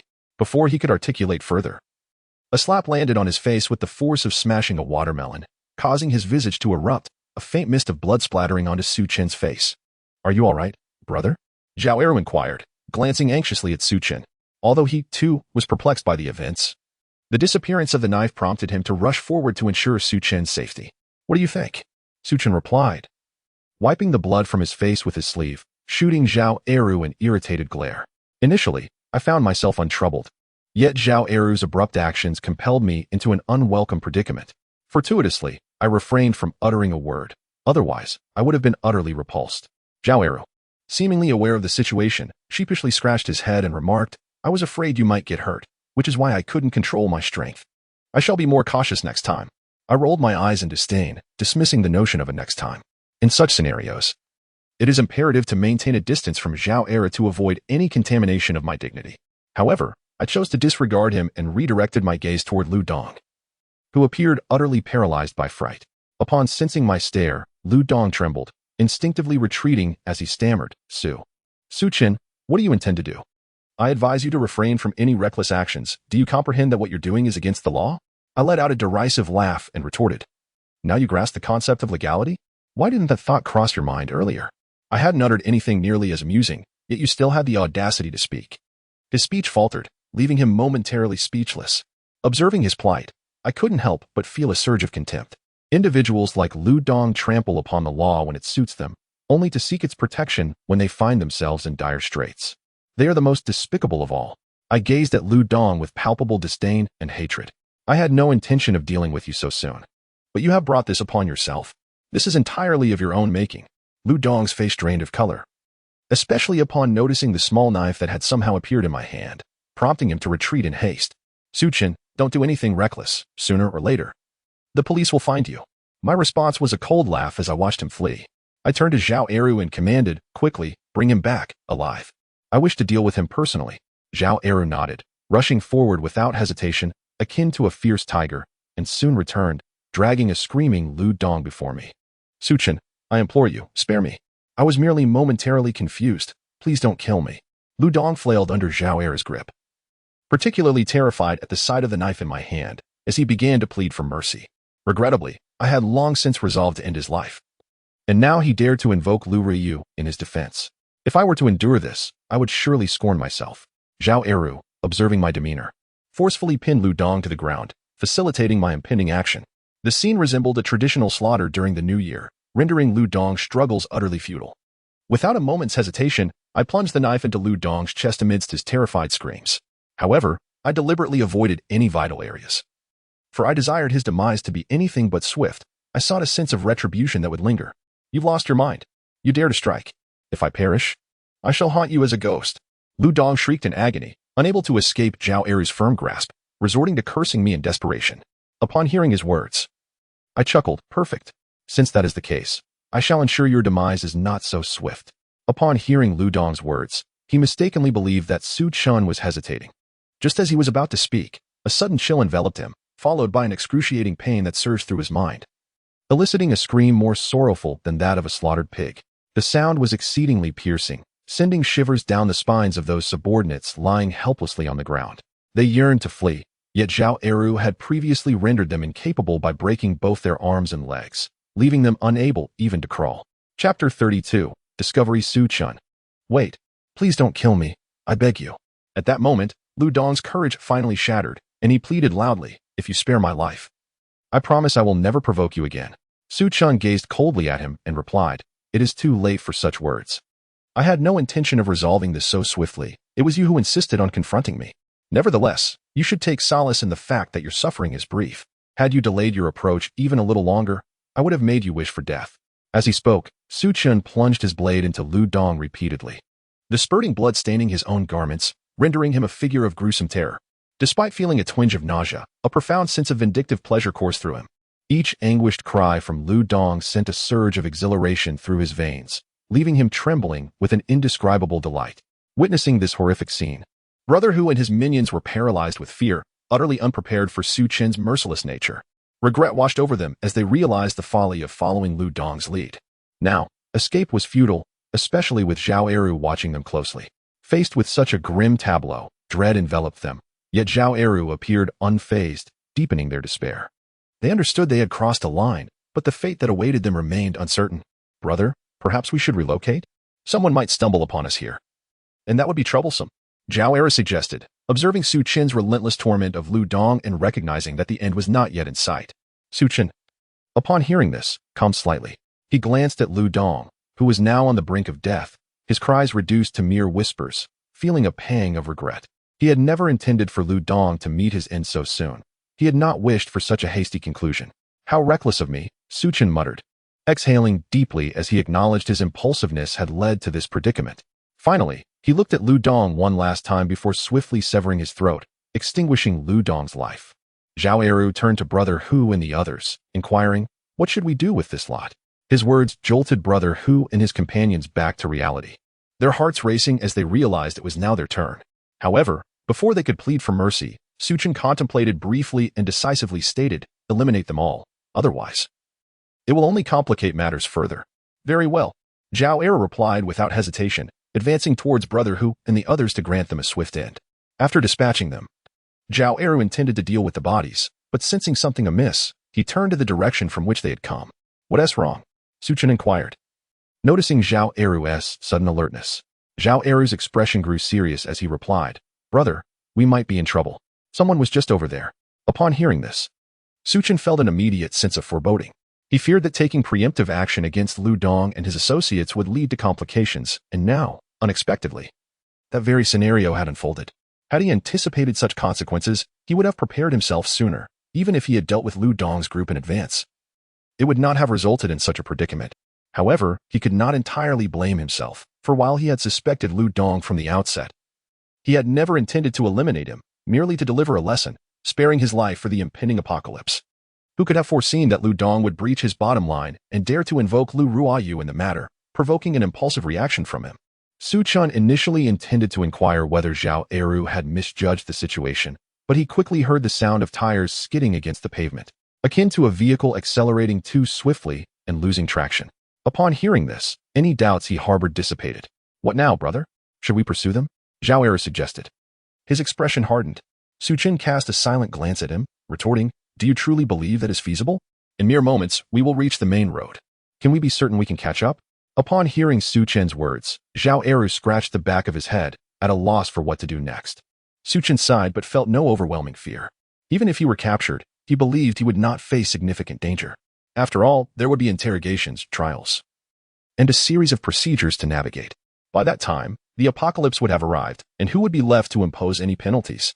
Furthermore, even if he were imprisoned, he could escape through his spatial abilities, harboring no real concern. Only if he were to directly resist in front of the authorities would he provoke an urgent response.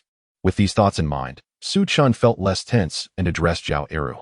"Let it be. Since it has already transpired, we need not dwell on it. Investigations require time, so let us first manage the scene. If we are discovered later, do not act rashly. Simply turn yourself in, and I will ensure our safety." Although Zhao Eru was unsure of Su Chen's plan, he refrained from probing further and began to handle the bodies of their fallen comrades. Seeing this, Su Chen deemed it too cumbersome and interjected, "Allow me to take care of it." Zhao Eru paused, staring incredulously at Su Chen, seemingly hesitant to voice his doubts regarding Su Chen's capability to manage the task, especially since it would take him a considerable amount of time. Nevertheless, Su Chen offered no explanation. With so many bodies to deal with, even a simple burial would require a significant effort from Zhao Eru. Should someone discover them and report it, the police would likely arrive before Zhao Eru could finish. In a swift motion, Su Chen absorbed the bodies into his spatial realm. In no time, the numerous figures that had lain upon the ground vanished without a trace, taking even the bloodstains with them. Zhao Eru, witnessing this spectacle, widened his eyes in disbelief, staring at Su Chen with a look of sheer astonishment.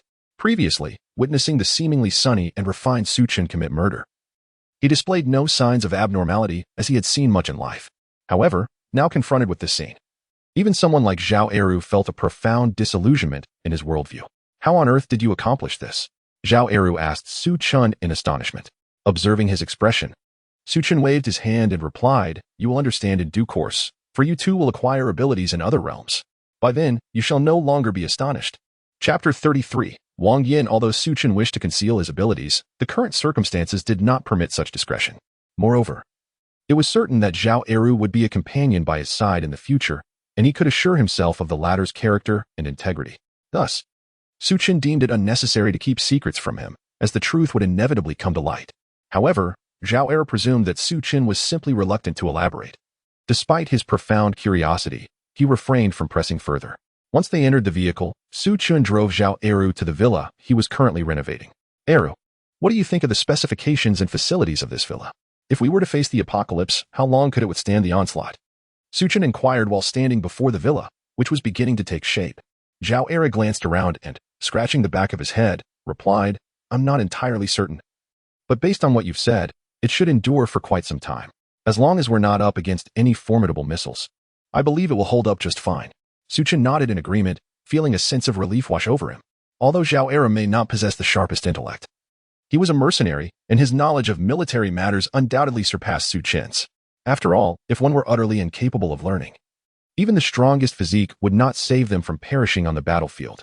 It is essential to recognize that, regardless of one's physical prowess, it cannot surpass the advancements of modern technology unless, of course, one considers the circumstances 2 years post-apocalypse, when contemporary weaponry, aside from nuclear arms, would scarcely pose a lethal threat to those apex-level monsters. Thus, Su Chen did not dwell on the villa's potential. He merely hoped it would suffice to survive the year following the apocalypse.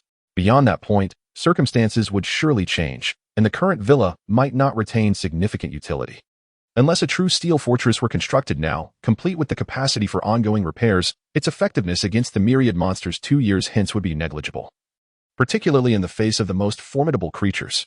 Yet, given Su Chen's current situation, constructing to the specifications required after 2 years of apocalypse was simply unfeasible. The cost alone would be unattainable, and one could not even commence such a project with a mere few million. Under the present conditions, mobilizing the nation's resources would necessitate at least a year. However, in the aftermath of the apocalypse, individuals endowed with peculiar abilities might surpass modern technological advancements, enabling them to erect a model within just 6 months. Mr. Su, you have arrived. Are you here to inspect the progress of the renovations? Upon hearing from the workers that Su Chen was present, Wang Yang immediately set aside his tasks and approached. Observing Wang Yang covered in dust, Su Chen expressed his surprise. What is this? Mr. Wang, you're actually getting your hands dirty. Ah, it's simply that the project timeline is rather tight. Wang Yang chuckled nervously, glancing at Su Chen, concerned that his efforts might be perceived as inadequate.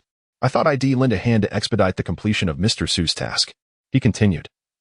Mr. Su, rest assured, as per our previous agreement, I will certainly be able to complete the task with the workers.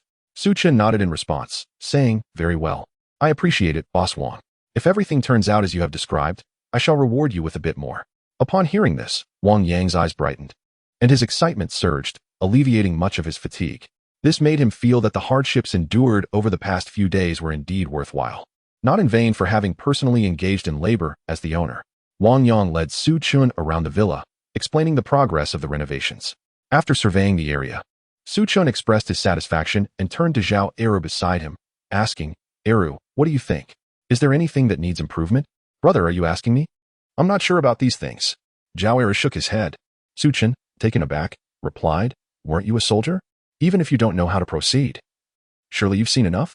After a moment of contemplation, Zhao Eru responded, indeed, I have seen similar renovations, but there is nothing that needs adding. Besides, I feel that the bases I've been at are not as well equipped as yours, though they were much larger in size. Hearing this, Wang Yang felt a sense of relief, grateful that he had taken the initiative to consult on any necessary improvements. Otherwise, he might have faced unexpected tasks that could jeopardize the timely completion of the project. Upon hearing Zhao Eru's words, Su Chen refrained from further comments and smiled at Wang Yang, saying, Boss Wang, you truly are a professional. In that case, keep it up. I have great confidence in you. Wang Yang, upon hearing this, quickly responded with a smile, Mr. Su, you flatter me. This is also thanks to my sister. If it weren't for her help with the designs, we might not have made such progress yet. Intrigued by Wang Yang's remark, Su Chen inquired, are you saying that all of this was designed by your sister? Is she well versed in this field? Yes. My sister holds a master's degree in civil engineering and specializes in this area. Wang Yang said, his face glowing with pride. To be candid, without my sister, I would likely have gone bankrupt as the owner of this company. As he spoke, a pale-faced woman entered their line of sight. Wang Yang immediately called out, Xiaoyan, come here. Upon hearing his voice and seeing him beckoning, Wang Yan approached in her high heels. Mr. Su, this is my sister. Over the past few years, I have greatly benefited from her designs, which have saved me considerable time and budget, allowing the company to survive.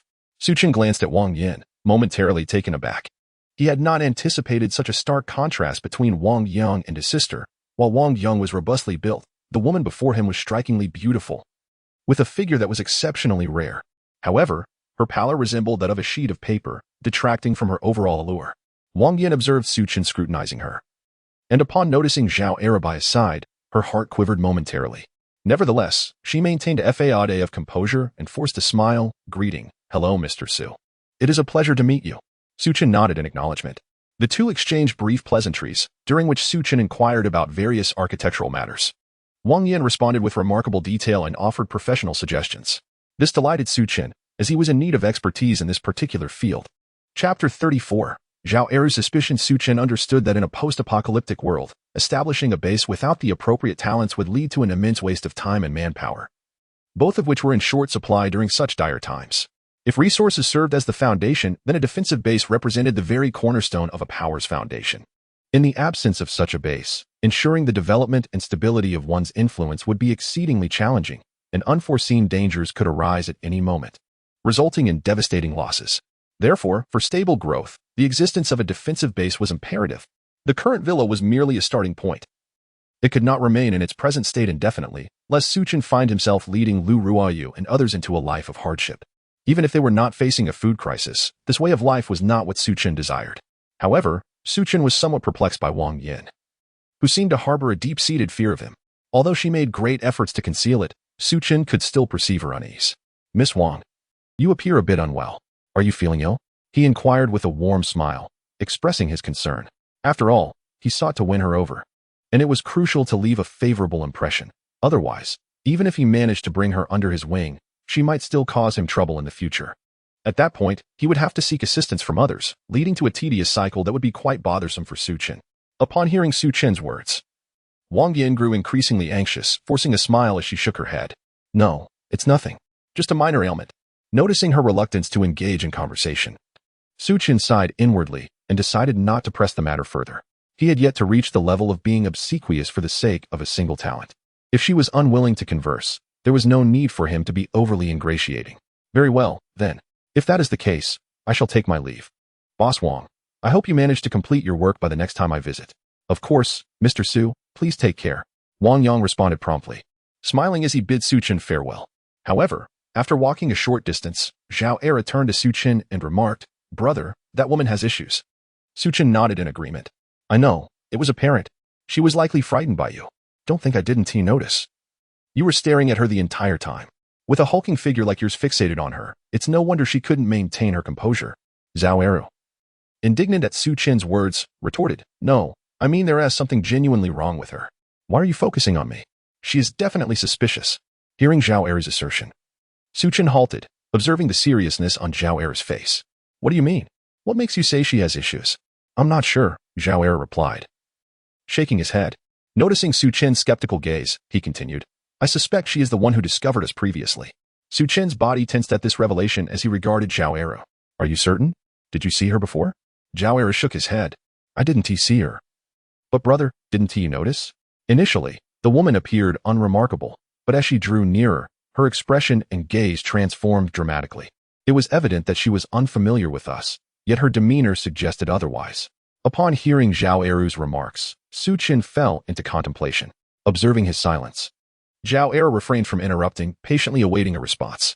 After a moment, he inquired, "Brother, what should we do now? If my intuition serves me right, the person who spotted us earlier must have been her. Should we eliminate her?" Su Chen remained silent, lost in thought for some time before finally responding. "Let us first speak with her. After all, she bears no grievance against us. We cannot resort to violence merely based on fleeting impressions. The issue at hand is not insurmountable. In a few days, the world will shift. We must not engage in indiscriminate killing, as that would be ill-advised. However, keep a vigilant watch. If she exhibits any unusual behavior, we may need to reconsider our approach." Nodding in agreement, Zhao Era did not contest Su Chen's words. Yet, he found himself puzzled by Su Chen's assertion that the world would change soon, leaving him to wonder how such a transformation could occur. He also harbored concerns about leaving a potential threat alive, having witnessed the consequences of such decisions before. Nevertheless, with Su Chen having spoken, he chose to remain obedient. as he had never been one to engage in strategic thinking. Meanwhile, after observing Su Chen and Zhao Eri's departure, Wang Yang turned to Wang Yin, expressing his dissatisfaction. Xiaoyan, what was that about? A prominent businessman was conversing with you, yet you barely acknowledged him. Wang Yin shook her head in response. It's nothing. I just was feeling well and didn't want to talk. That's strange. You've never been like this before. Didn't you teach me that regardless of our personal feelings, we should maintain a good attitude towards clients to leave a positive impression? At a loss for words, Wang Yin recalled the unsettling scene she had witnessed, which filled her with dread. She looked at Wang Yang and said, Brother, perhaps we should reconsider this deal and leave right now. Wang Yin, what are you saying? We've invested so much time into this. You can't just decide to abandon it now. If we walk away, we won't receive any payment and we'll have to compensate them, with the material costs included. We'd be facing bankruptcy. Wang Yang was bewildered by his sister's sudden change in demeanor. Xiaoyan, are you suggesting that Mr. Su has feelings for you? Which is why you wish to avoid him. I believe you are overthinking it. He seems quite decent, and even if he does harbor interest, as long as he doesn't act inappropriately, there is no need for concern. If he pursues you, simply decline. Wang Yin found herself at a loss for a suitable response. She longed to share the truth of what she had seen but feared the repercussions that might ensue. Anxiety overwhelmed her, and she felt a sheen of perspiration forming on her forehead. Upon observing her peculiar demeanor, Wang Yang could not help but inquire, Xiaoyan, pray tell me honestly, is there some circumstance between you and him that has led to this unusual behavior of yours? After contemplating Wang Yang's words, Wang Yin gritted her teeth and decided to reveal what she had witnessed. She understood that if she remained silent, Wang Yang would undoubtedly disregard her feelings. Ultimately, the crux of the matter was that she felt utterly lost regarding how to navigate this situation. And perhaps it would be better for Wang Yang to take charge of it instead. Chapter 35, Speak not recklessly is what you say true. Wang Yang was momentarily taken aback by his sister's words, his eyes widening in disbelief as he gazed at Wang Yin. However, his incredulity soon gave way to skepticism. Xiaoyan, could it be that you misidentified him? Mr. Su hardly seems the type, and a man of his wealth would have no motive for such actions. Even if he were to act, he would not resort to doing it himself. As he spoke, Wang Yang shook his head, not entirely dismissing his sister's assertion, but rather questioning whether the individual she referred to was indeed Su Chen. As he had articulated, Su Chen possessed no justification for such behavior unless there existed some profound enmity between them. Even so, such a deed in broad daylight seemed implausible. It was hardly conceivable that they harbored animosity to the extent of impulsively acting out. Contemplating this, Wang Yang turned to Wang Yin and asked, Xiaoyan, think carefully, could it be that you've mistaken the person in question? If we were to misjudge, it would not only jeopardize our financial gain but also offend a wealthy individual. That is not possible. Wang Yin shook her head, asserting, there can be no mistake. If it were merely him, I might not have recognized him from such a distance.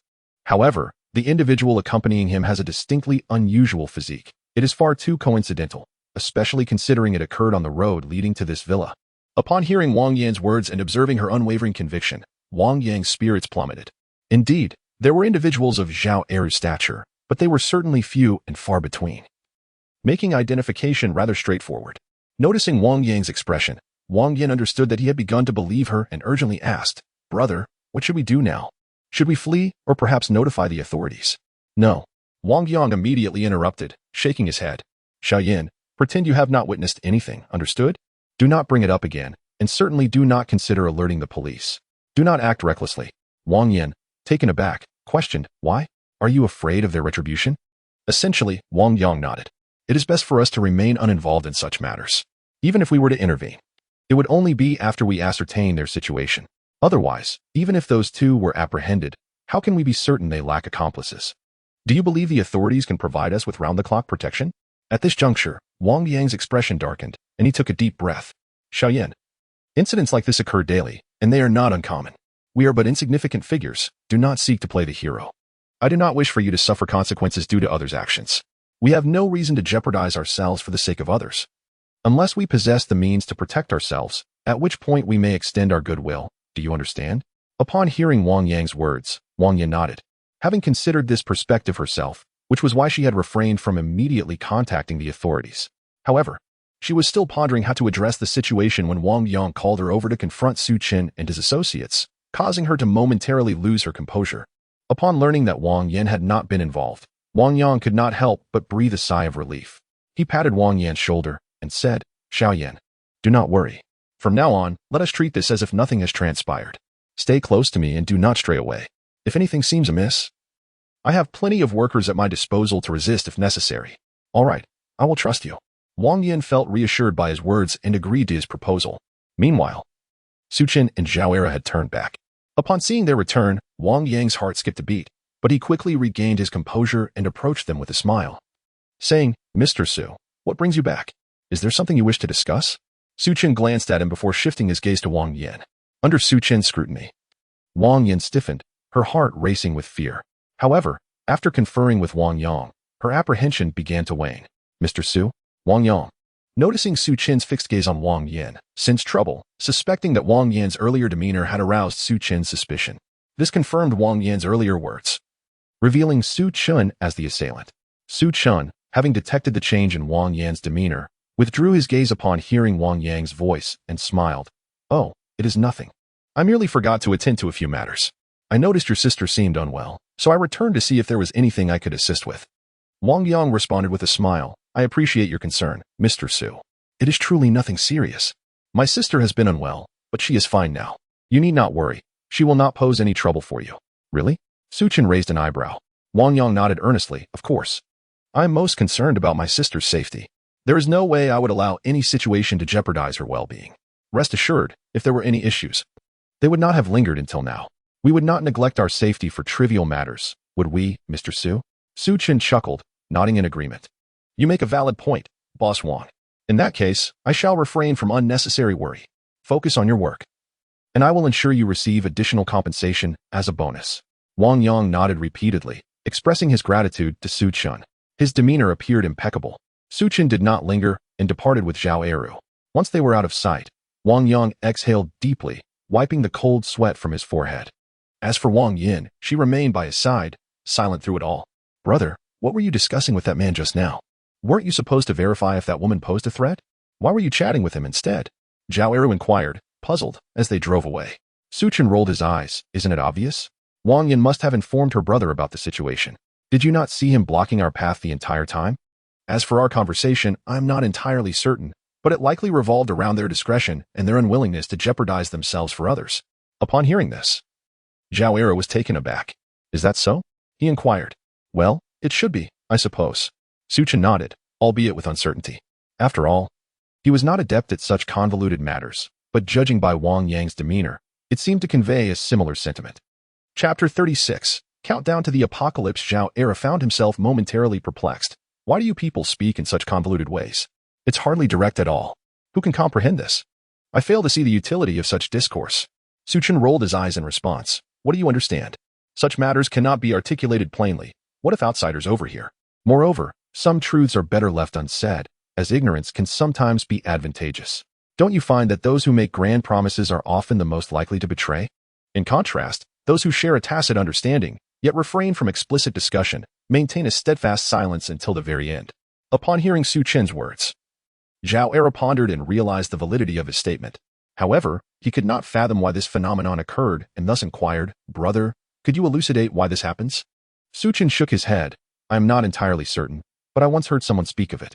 There exist myriad types of individuals in this world, yet fundamentally only 2 or 3 categories.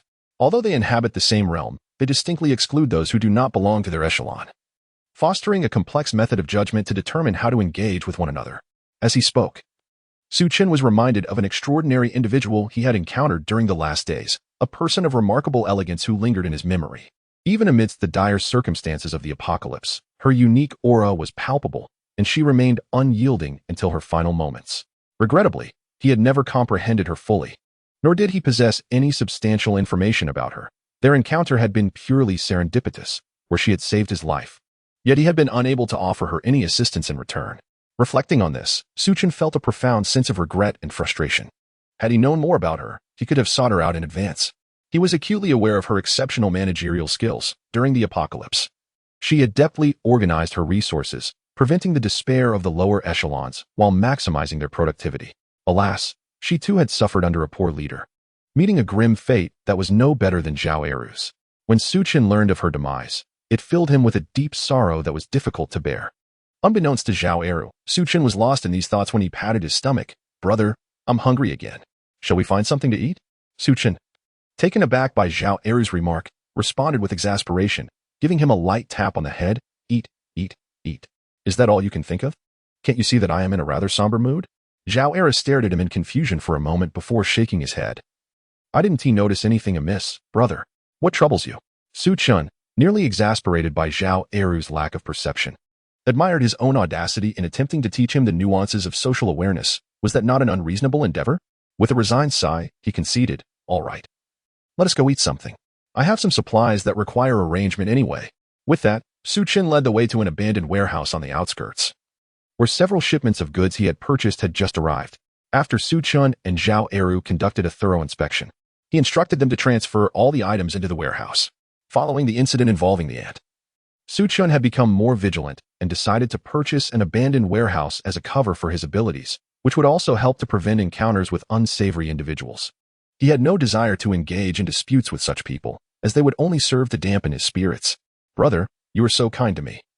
Buying me so much food, exclaimed Zhao Eru, gazing at the warehouse filled with boxes containing rice, wheat, flour, and other grains, along with instant noodles and various canned goods, as well as meats like beef, lamb, chicken, and duck. Su Chen had even procured several thousand pounds of spices and sugar, among other essentials. However, upon hearing Zhao Eru's words, Su Chen's lips twitched in annoyance. He playfully smacked the back of Zhao Eru's head and retorted, "Who said this is for you? Even if it were, do you think you could consume it all?" Feeling aggrieved from the playful hit, Zhao Eru clutched a bucket of instant noodles and protested. "If it's not for me, then who is it for? Others can't finish it either. Do you plan to stockpile supplies for a war?" Su Chen rolled his eyes at him, thinking, "So you assume that if I can't finish it, you certainly can?" Just then, an astounding realization struck Su Chen. Zhao Eru might indeed be capable of consuming all these provisions by himself. He had heard that during the apocalypse, Zhao Eru could eat between 10 to 20 pounds of food daily under normal circumstances, and if he were to indulge, the quantity would be significantly higher. Although this seemed outrageous, given Zhao Eru's physique and the energy expenditure during the apocalypse, it was somewhat understandable and perhaps even a bit modest. Upon this realization, Su Chen began to feel his preparations were inadequate. Even if someone like Zhao Eru could manage with less, there were still many who consumed more than the average person. However, Su Chen had planned based on a typical person's needs. Although he had bought a considerable amount, he speculated that with more people or over an extended period, the consumption would exceed his expectations. While the supplies appeared plentiful, they might not suffice for future developments. Yet, he could hardly blame himself. After all, in his previous life, he had been an ordinary person from the lower strata, grateful for any food he could acquire, let alone being full. Thus, it was only natural that he would think of his past experiences and not consider the level of Zhao Eru and others. Contemplating this, Su Chen felt that his several million resources might not meet his ideal requirements. However, there was still time, and he could continue to prepare. With this understanding, Su Chen stored all the supplies in his space. Zhao Eru, witnessing this, widened his eyes in astonishment, even though he had seen it once before. The spectacle was still shocking. "Brother, where did you put all this? You can't possibly be some kind of monster." Su Chen shot him an irritated glance and replied, "Can you not speak? If you can't, then just be quiet. What nonsense about being a monster? Do I look like one to you?" Zhao Eru chuckled innocently. "How am I supposed to know? You haven't mentioned it to me, so I can't be certain otherwise." Su Chen found himself somewhat impressed by Zhao's simplicity. This fellow truly possessed a rather limited intellect, capable of provoking considerable irritation with mere words. Consequently, Su Chen chose to disregard this fool and began to contemplate his forthcoming plans. The apocalypse was drawing ever closer, with only a few days remaining. As for supplies, he had made ample preparations. Should he refrain from establishing a faction, his resources would suffice to indulge in extravagance for a lifetime, thus allowing him to set that concern aside for the time being. Chapter 37 Completion. Su Chen's current contemplation revolves around whether there is something equally significant. Aside from material resources, he pondered over medicinal supplies, but quickly dismissed the thought. He had previously recognized the importance of medical drugs. However, acquiring such items proved to be quite challenging, often accompanied by restrictions even with the proper documentation. As an ordinary individual, purchasing them in bulk would likely result in scrutiny on the very day of acquisition. Fortunately, this was not a pressing concern for Su Chen, as these supplies, much like food, were not a daily necessity, thus their demand was not as substantial. As Su Chen pondered, his gaze fell upon Zhao Eru, and suddenly it struck him that weapons were also lacking. While firearms and ammunition sufficed in the early stages, their effectiveness diminished over time, leading to a heightened demand for well-crafted cold weapons.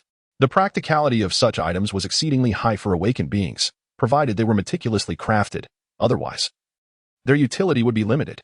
Brother, you still haven't explained to me what all this is about. Are you truly some kind of monster? Or perhaps you practice immortality? Zhao Eru's voice jolted Su Chen back to reality during his contemplation. Su Chen shot him a sidelong glance and replied, "This is not something I can clarify for you right now. In a few days, you will understand. By then, you will possess it as well." Asking these questions now is futile. Zhao Eru's eyes brightened at the implication. "I can have it too? Are you planning to teach me?" "Indeed." Su Chen, observing his foolishly excited demeanor, felt no further need to elaborate. He nodded dismissively and proceeded to lead him in search of a forge. "Eru, think about what type of weapon you would like to use, and then discuss your requirements with the master," Su Chen instructed upon arriving at a forge. Zhao Eru scratched the back of his head. Although he was unsure of Su Chen's intentions, he considered it carefully and suggested he wanted 2 axes. Upon hearing Zhao Eru's request, Su Chen nodded and addressed the owner. "You heard him. Forge 2 axes for him, using the finest materials. Ensure their durability is exceptional. And additionally, craft a tank saber for me." The owner, upon hearing Su Chen's demands, hesitated slightly after noting the request for a sharpened blade. However, under the influence of Su Chen's extraordinary abilities, he quickly acquiesced, promising to adhere to the highest standards of craftsmanship. Su Chen had no objections to this, as it was indeed the most renowned forge in the city. The cost for the 2 sets of weapons amounted to a substantial 100,000, a mere deposit, reflecting the owner's capabilities. However, Su Chen was primarily confident that if they failed to deliver, he would ensure Zhao Eru dealt with them severely. Otherwise, it would be a disservice to the considerable sum he had invested. With this matter settled, Su Chen resumed his procurement of supplies. As days passed, apart from the labor fees owed to Wang Yang, Su Chen's funds dwindled significantly, leaving him with less than 1 million remaining. With a windfall of 20 million from selling paintings, coupled with over 2 million from previous loans and an additional 600,000 acquired later, along with some scattered earnings drawn from memories of a past life, the total approached nearly 40 million. Aside from the villa and renovations, almost all this wealth was devoted to procuring supplies, attracting the attention of several onlookers. However, at this moment, Su Chen paid little mind to their gazes. For the apocalypse loomed near, with only a few days left. Gazing out at the torrential rain, Su Chen knew that soon the world would undergo a transformation, heralding the arrival of the end times. "Brother, have you seen the news? A massive tiger, its body decaying, actually charged into the city," Zhao Eru exclaimed in astonishment. Munching on a beef leg as he watched television, Su Chen glanced at the screen, where a tiger, its carcass over 5 meters long and already in a state of decomposition, lay sprawled across the street. If it were to stand upright, it would likely exceed 8 meters. Yet, despite its rotting form, it still moved with ease.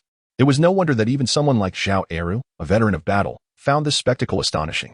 However, Su Chen felt no surprise. He understood that this was merely a trivial issue. When the apocalypse arrived, creatures far more grotesque and horrifying than this decaying tiger would emerge, and most humans would begin to mutate into monsters themselves. As Su Chen watched the news unfold, the reporter's astonishment was palpable, yet it failed to incite panic.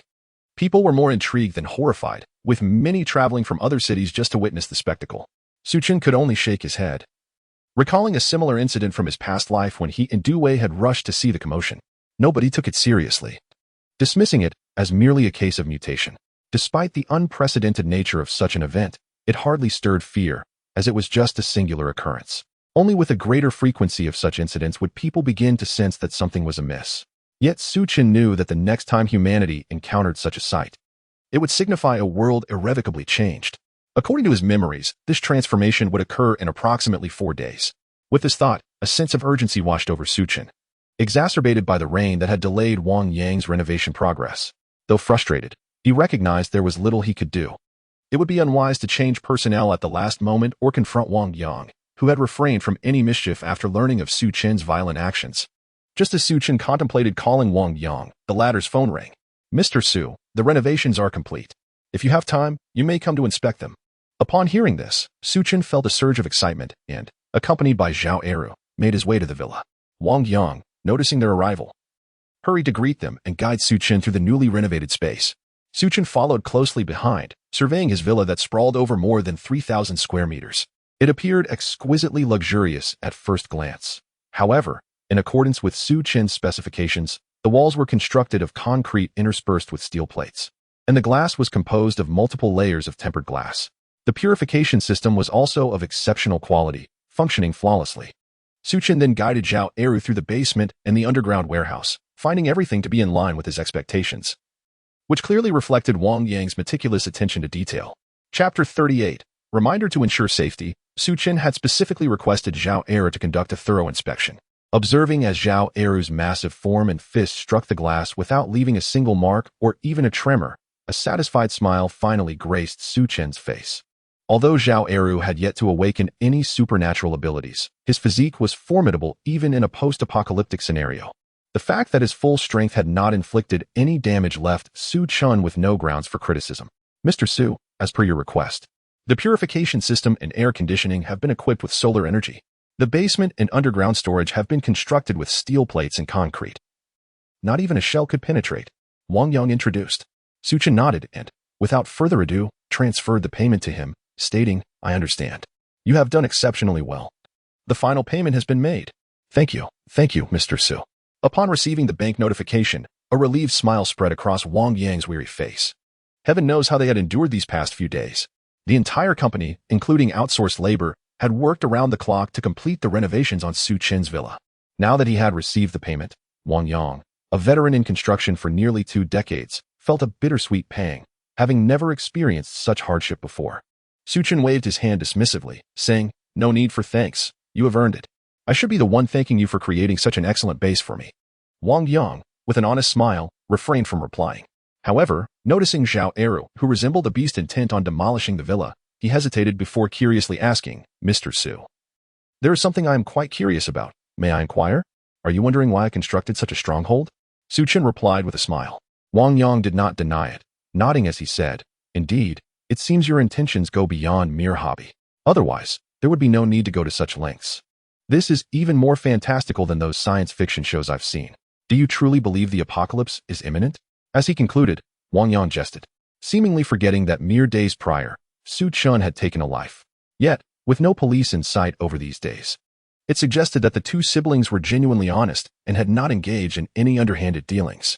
Thus, when prompted with the inquiry, Su Chen chuckled and replied, You are quite correct. The apocalypse is just around the corner. Have you not noticed that I even occupied the land surrounding the villa to expand its area? Wang Yang found himself at a loss for words, awkwardly laughing. Mr. Su certainly has a knack for humor. How could the apocalypse possibly come about? If that were the case, even this villa wouldn't withstand a nuclear bomb. Indeed, in Wang Yang's perspective, an apocalypse was unfathomable unless nuclear warheads were indiscriminately launched. Otherwise, how could such a cataclysm occur? In such an event, not even Su Chen's villa, nor the most secure shelter in the world, could withstand the onslaught.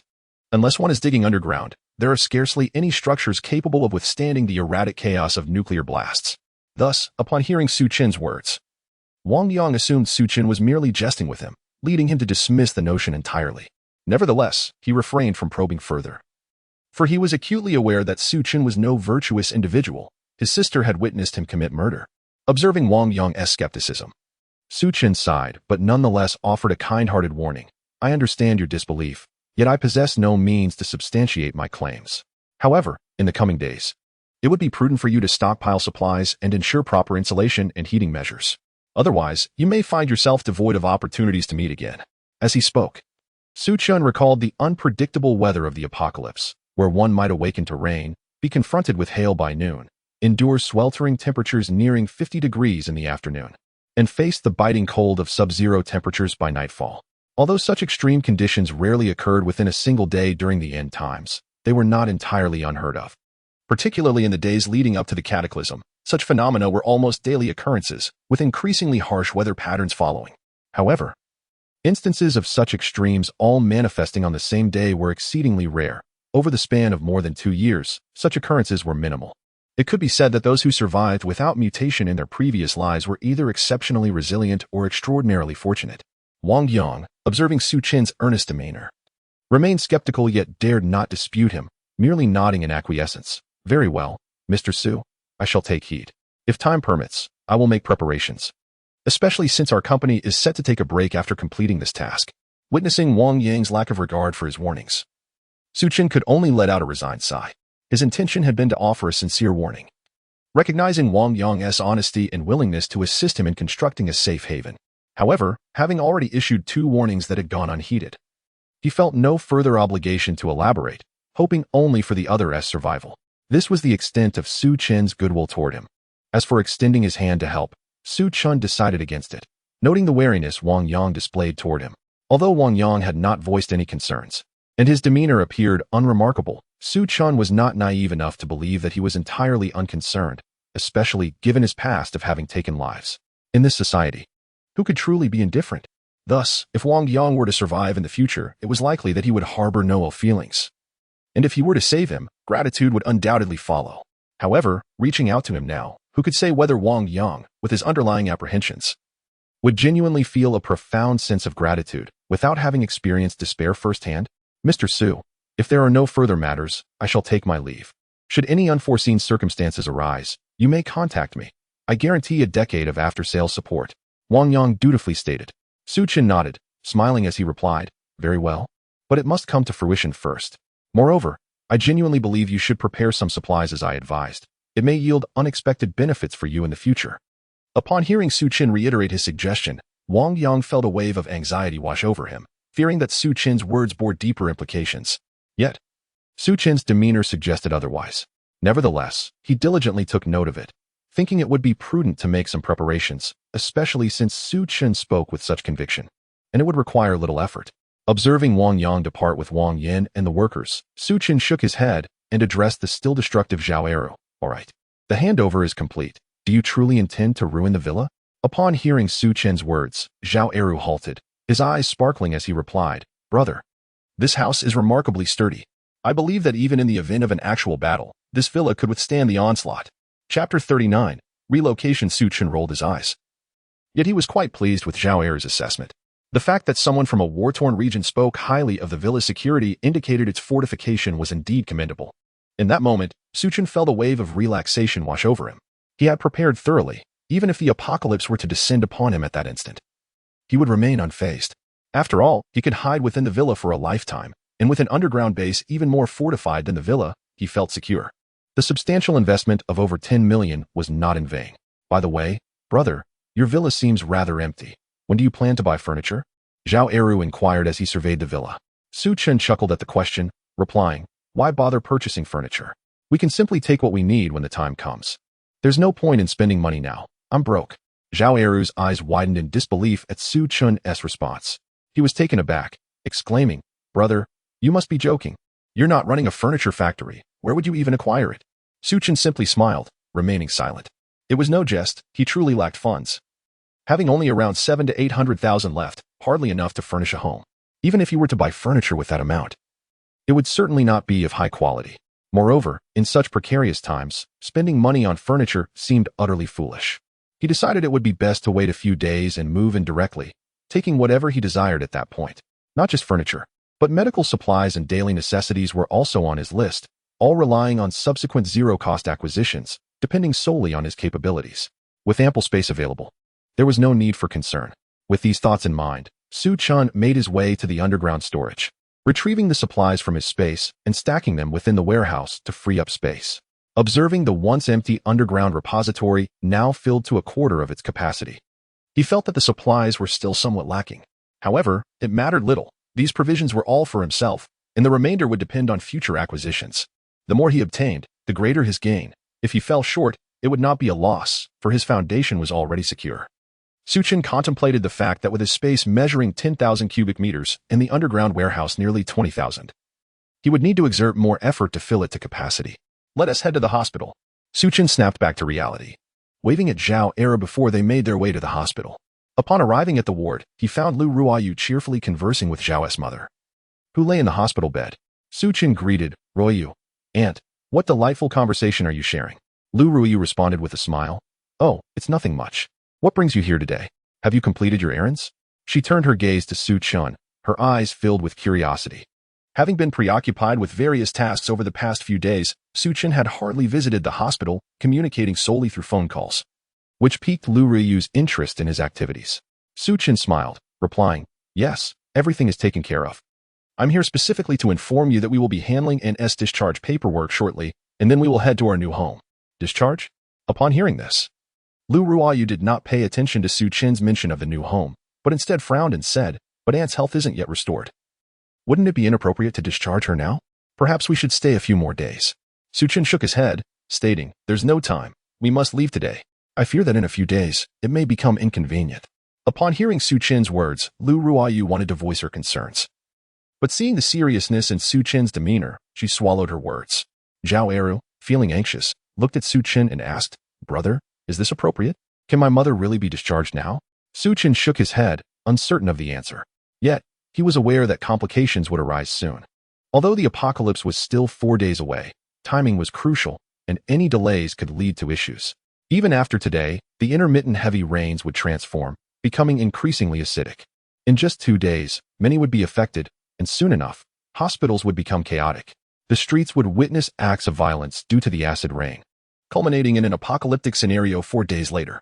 Reflecting on it now, the signs of the impending doom were evident, yet the collective awareness seemed dulled, preventing anyone from realizing the gravity of the situation.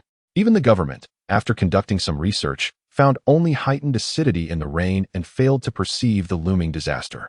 However, Su Chen could not articulate these concerns and simply said, "Trust me, I would never lead anyone astray." Upon hearing Su Chen's assurance, Lu Ryu ceased to object. Zhao's mother nodded in agreement, stating, "It's all right. Let's heed Xiao Chen's advice. Since he suggests we discharge now, let us do so." Zhao's mother felt immense gratitude towards Su Chen. Despite her recent condition, even if she were bedridden, she would not oppose Su Chen's decision. After all, Lu Ruoyu had been caring for her during these days, and Su Chen had covered all medical expenses. Most importantly, she observed Su Chen's kindness towards Zhao Eru, which endeared him to her, further solidifying her support for his request. Although Zhao Eru harbored some concerns, he chose not to voice them. Su Chen quickly completed the discharge procedures and escorted Lu Ruoyu and Zhao's mother to his villa. "Xiao Chen, did you purchase this?" Lu Ruoyu asked, her beautiful eyes wide with astonishment as she gazed at the villa before her. Su Chen smiled and replied, "Indeed, why else would I bring you here? This will be our home from now on. Rest assured, the villa is fully equipped. Even if we were to live here for a lifetime, there would be no issues." Hearing Su Chen's words, Lu Ruoyu felt a mixture of emotions. She confirmed that this villa belonged to him and would henceforth be their home. Although she was aware of Su Chen's wealth, she had not anticipated him purchasing a villa, and it appeared to be well decorated. Contemplating Su Chen's statement about it being their future home, Lu Ruoyu felt a surge of hope and began to envision a beautiful future. She looked at Su Chen and, with concern, asked, "This must have cost quite a fortune, right? There is truly no necessity to purchase something so extravagant. What shall we do if we deplete our funds?" Su Chen chuckled softly, yearning to reveal that he had nearly exhausted his finances. However, he refrained from expressing this directly and instead offered a comforting response. "Well, after all, isn't money meant to be spent? Let us settle in for now, and we shall address future matters as they arise." Chapter 40. As Lu Ruoyu heard Su Chen's words, she refrained from further discussion and began to joyfully survey her new home, with Zhao's mother also joining in the admiration. "Ah, splendid. Ruoyu, you are truly fortunate. Growing up together and now having such a lovely new house, good days are surely ahead." Upon hearing Zhao's mother's words, Lu Ruoyu felt a rush of shyness. Yet her heart brimmed with sweetness. However, Zhao Era looked at his mother with a puzzled expression and said, "Mom, aren't they siblings? Your words sound rather odd. If others hear you, they might think they're a couple. Isn't that misleading?" As Zhao Era spoke, the previously jubilant expressions on Su Chen and Zhao's mother's faces darkened immediately. Zhao's mother, irked, pinched the soft flesh at his waist and scolded him, "You foolish boy. What do their matters have to do with you? Besides, who told you they are siblings? If you can't speak properly, then keep your mouth shut, you embarrassing oaf." Her frustration grew as she spoke. Initially, she too had assumed they were siblings, but upon closer observation, it became evident that their relationship was anything but ordinary. Moreover, regardless of their situation, it was not her place as an outsider to comment, as it would only lead to awkwardness if they were indeed siblings. Lu Ruoyu, feeling a bit embarrassed, tried to mediate and eventually calmed Zhao's mother down. After taking a tour of the villa, Lu Ruoyu could no longer contain her curiosity and asked Su Chen, "Xiao Chen, this house is so spacious. How much furniture will we need? Perhaps we should not get too much?" Just as Su Chen was about to respond, Zhao Eru grinned and interjected, "What furniture? Bro said we can move in a few days. Sister, you need not worry about that. Anyway, Bro said it won't cost anything." Su Chen, upon hearing Zhao Eru's words, felt an overwhelming urge to slap him. It was clear that Zhao Eru was quite oblivious, speaking without knowledge. Noticing Su Chen's darkening expression, Zhao Eru curiously asked, "Bro, why are you looking at me like that? Did I say something wrong? You told me so before." Taking a deep breath, Su Chen patted his chest and replied, "It's nothing. You're correct, but let's refrain from discussing it in the future.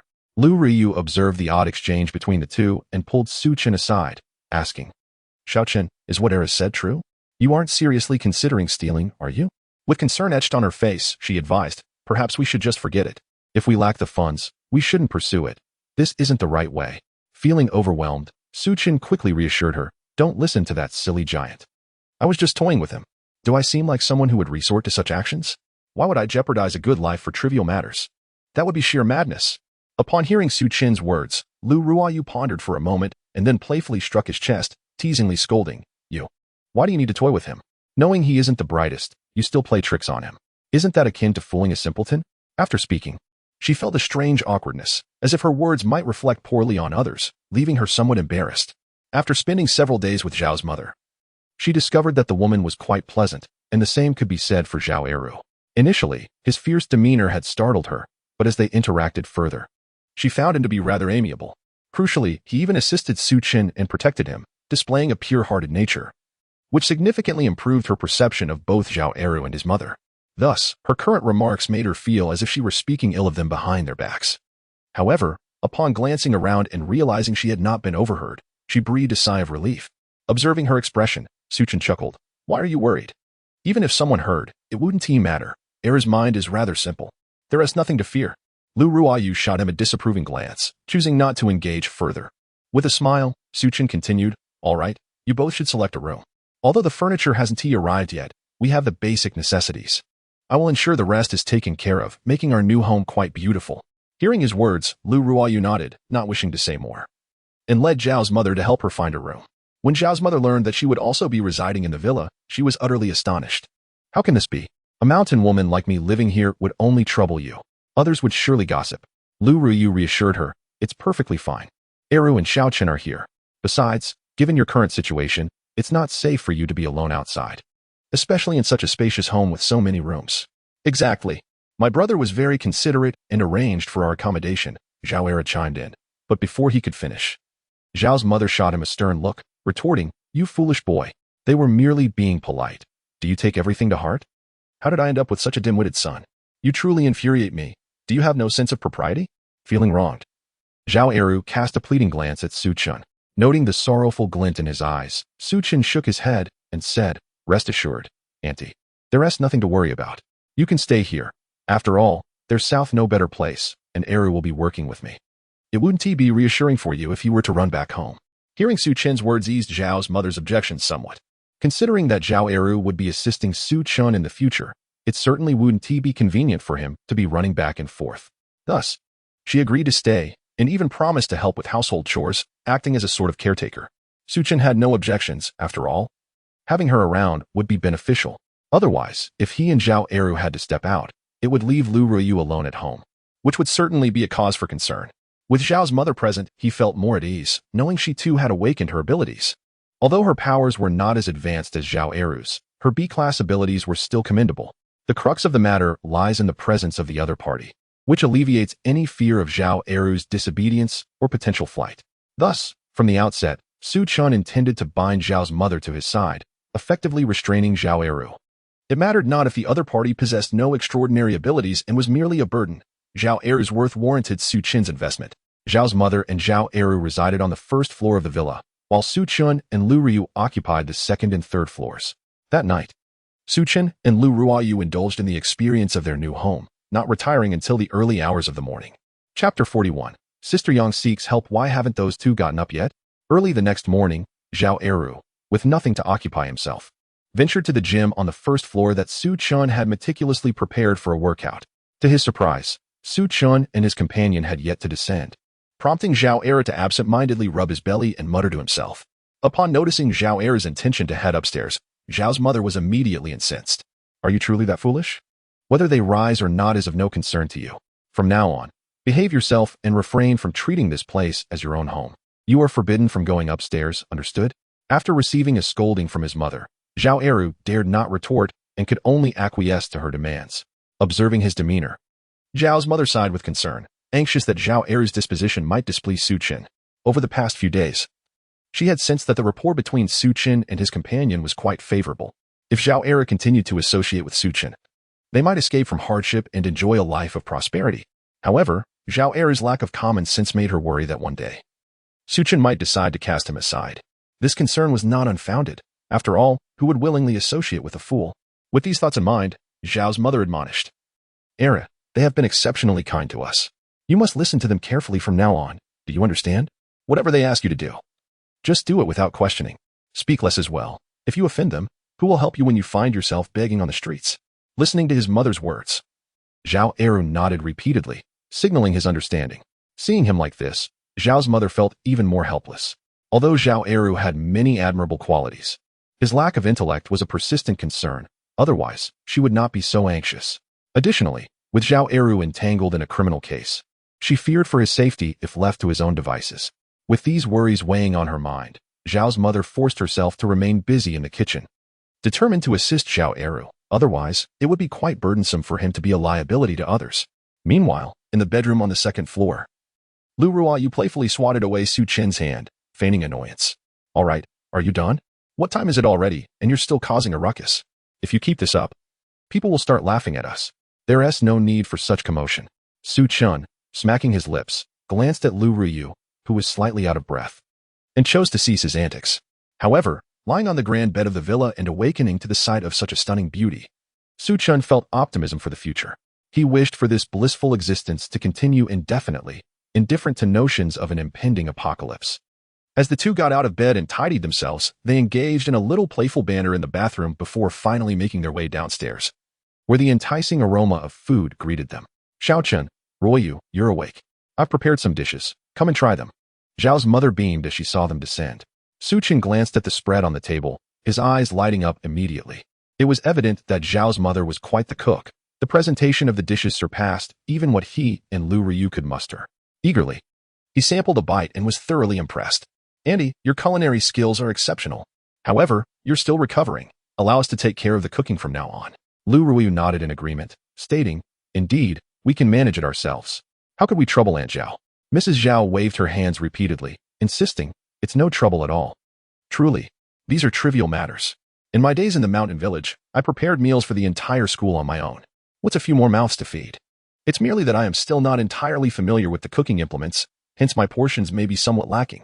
As she spoke, Zhao Eru emerged from the kitchen, carrying a pot of soup. Mrs. Zhao beckoned, Come, this is a nourishing soup I made. Do give it a taste. However, upon glancing at the ingredients, Lu Ruoyu's face flushed crimson, while Su Chen beamed with a smile, giving Mrs. Zhao a thumbs up. Thank you, and Zhao, but you needn't go to such lengths. It is paramount that you take care of your own health. Zhao Eru, who was devouring his meal from a large bowl, caught Su Chen's gaze, prompting a look of exasperation from him. Hearing Su Chen's words, Zhao Eru chuckled and continued to eat. Observing his demeanor, Su Chen could only shake his head in resignation. After the four had finished their meal, Su Chen initially intended to remain in the villa until the day after tomorrow to prepare for their expedition. However, at that moment, Yang Jia called, reminding him that he had neglected her. Hello, Su Chen. I'm in a bit of a predicament. Please come quickly. Yang Jia's urgent voice came through the line, suggesting she was in some trouble. Su Chen, upon hearing this, decided to check on her without inquiring further, bringing along Zhao Eru, who had been lifting weights at the gym, as they headed towards the hospital. What's wrong? Are you in need of money again? Upon arriving at the hospital and seeing Yang Jia, Su Chen asked. Yang Jia exhaled in relief upon his arrival, though her gaze seemed somewhat off. No. The money you provided is sufficient. It's just that Du Wei keeps bringing people to cause trouble. Su Chen raised an eyebrow in surprise. Du Wei? Isn't she quite close to you? Why would she come to trouble you? Yang Jia shot him an annoyed glance, expressing her grievances. How can you say that? It's all you're doing. You mentioned how I felt about her and even filmed a video. If I hadn't called the police, who knows what might have happened. She became increasingly irate. The last time, Su Chen had orchestrated a situation to provoke a fallout between her and Du Wei, only for him to later betray her trust, leading Du Wei to act irrationally. She looked at Su Chen, exasperated yet resigned. I understand you may have some grievances against me, but you cannot act in this manner. My sister just underwent surgery. If you wanted to stir up some commotion, you should have informed me beforehand. Now my sister nearly got caught up in this mess. Observing Yang Jia's anger, Su Chen scratched his nose, feeling somewhat embarrassed. He had not previously realized that Yang Jia had a sister, so he had not paid it much heed. Now, witnessing her fury yet knowing he could not offend her, Su Chen consoled her. This was my oversight. Now that you've called, I came right away. He stepped forward and embraced her, wrapping his arms around her waist in a comforting manner. Moreover, Since you haven't reached out to me for such a long time, how could I possibly know what has transpired in your life? I haven't even accused you of being heartless for not seeking me out. Tell me, is it not so? Chapter 42. You choose upon hearing Su Chen's words. Yang Jie felt a mix of anger and helplessness, particularly due to Li Xuanzong's indiscreet hand resting on her waist, which made her exceedingly uncomfortable and caused her body to gradually stiffen. Yet, recalling her previous interaction with Su Chen, which had elicited an involuntary reaction from her, she began to soften. Please, don't do this. Yang Jie exclaimed in frustration, attempting to push him away, but her current state lacked any strength, making her efforts seem more like a playful protest. She looked up at Su Chen and said, if you intend to deal with Du Wei, you ought to inform me first, don't you think? You've caused me trouble, and yet have the audacity to shift the blame onto me. As she spoke, her indignation surged, and she felt an overwhelming urge to bite him. Su Chen chuckled heartily, seemingly unfazed by Yang Jie's anger. He reached out and playfully patted her rear, then said, all right, let us not dwell on that. Did you summon me to help you with your troubles? Or is there something else on your mind? Pondering his words, Yang Jie hesitated before responding. Well, I wish to arrange for Xiao Yu's discharge and take her back to my hometown for a period of recuperation. As she spoke, she lowered her gaze, seemingly unable to meet Su Chen's eyes, acutely aware that her intentions were somewhat unethical. After all, Su Chen had generously provided her with 500,000, enabling her to cover the surgical and subsequent medical expenses, and now she was contemplating a retreat to her hometown. While she could frame it as a recuperative journey, the harsher truth was that she was planning to escape. Were their roles reversed, Su Chen would likely be infuriated. Contemplating this, Yang Jie discreetly observed Su Chen, noting that his expression had grown somewhat rigid. Su Chen took a deep breath and looked at her, saying, Yang Jie, don't you think you're being a bit excessive? Have I not treated you well? And if you need to recuperate, why not do so in the city? I could assist with arrangements. Are you attempting to evade me? Yang Jie felt embarrassed upon hearing this. Indeed, after receiving 500,000, she felt somewhat guilty for her actions. However, considering her sister's unique circumstances, she quickly replied, Su Chen, please don't be angry. It's not as you think. I merely wish to send my sister back home, but I will return myself. Upon hearing this, Su Chen's expression softened slightly, yet he remained puzzled. Why is it necessary for you to send your sister back home? She has just undergone surgery, has she? Is there some sort of spiritual energy in your hometown that would hasten her recovery? No, it's not that. My sister simply finds it difficult to meet people. There are too many in the city, and it's not good for her. Yang Jie shook her head. Observing her evasive demeanor only fueled Su Chen's curiosity. Given that Yang Jie intended to return herself while not wanting her sister to remain in the city, did this imply there was something amiss with her sister? Su Chen was unaware, as he had never encountered her sister in his previous life and possessed little information about her. He only knew that regardless of her allegiances, Yang Jie had always taken great care to protect her sister. Su Chen shook his head, dismissing these thoughts, for his focus remained on Yang Jie. Her sister, Yang Yu, was merely a tether binding her to him. Moreover, Su Chen could not possibly acquiesce to her departure. After all, the apocalypse was imminent, and it would be perilous to venture back to her hometown in search of her. He was acutely aware that during the early stages of the impending catastrophe, urban areas, with their multitude of buildings, were not the primary haunts of the monsters. However, the wilderness was an entirely different matter, akin to a wild stallion unleashed, teeming with the presence of these creatures. Within the city, one could find refuge among the towering edifices. But the open countryside was a treacherous expanse where the monsters were more agile and swift, leaving one with little chance of survival upon confrontation. Thus, he could not allow Yang Jie to leave, yet he also needed to be mindful of her sentiments to prevent any potential resentment that might arise in the future. He understood well that Yang Jie had a rebellious streak. During the apocalypse, she had switched allegiances numerous times until she finally found stability under a Valkyrie, following her for over a year without causing any disturbances. Now that he had gained possession of her, he believed that by attending to her emotions, she would likely refrain from harboring any ulterior motives. After all, in her previous life, the individuals Yang Jie had associated with had likely coveted her physical form, possibly even casting their gaze upon Yang Yu, prompting Yang Jie to betray one after another, including several who had awakened S-class abilities.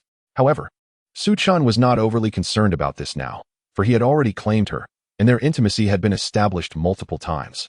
As long as he did not entertain any thoughts of Yang Yu, Yang Jie had no reason to turn against him. He felt a degree of confidence in this. As in her past life, Yang Jie had served the Valkyrie without ever resorting to betrayal, despite the dangers she had faced.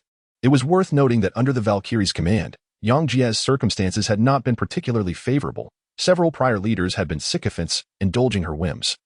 Yet she had ultimately fled from them. With these reflections, Su Chen's expression softened as he spoke. Very well, I understand. Since you are concerned for your sister, I can take you to my home. I have ample rooms, fully equipped facilities, and even a designated medical area, allowing you to care for little you properly. Yang Jie hesitated, her heart swayed by his offer, but after a moment's contemplation, she shook her head. No, it's fine. I would prefer not to expose little you to others. She cast a wary glance at Su Chen, her eyes filled with concern and a hint of caution. Before shifting her gaze to Zhao Era beside her, her vigilance intensifying.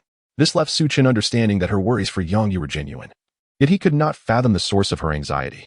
With the apocalypse looming just 2 days away, he resolved to keep her close, knowing that once the chaos erupted, she would have no opportunity to leave, as long as he ensured the safety of her sister. He felt confident that their previous closeness would dissuade Yang Jie from seeking refuge elsewhere. As for the possibility of betrayal, there is no reason for concern now, especially with Zhao Era by his side. Once Yang Jie witnesses Zhao Era's capabilities, she is unlikely to commit such a foolish act. As her only desire is for Yang Yu to live a stable life, is there anything better than oneself? Very well, if you wish to depart, I shall grant your request. Upon hearing this, Yang Jie looked up in astonishment, scarcely able to believe her ears. Are you serious? Indeed, how could I possibly deceive you? Su Chen replied with a smile. If you truly intend to leave, how could I possibly detain you? Moreover, you specifically summoned me to convey this message. I presume that if you were to flee, you would do so in secrecy. Chapter 43. Instructions. Upon hearing his words, Yang Jie nodded with heartfelt emotion, assuring, rest assured, I will not run away. After I return Xiaoyu, I will come back.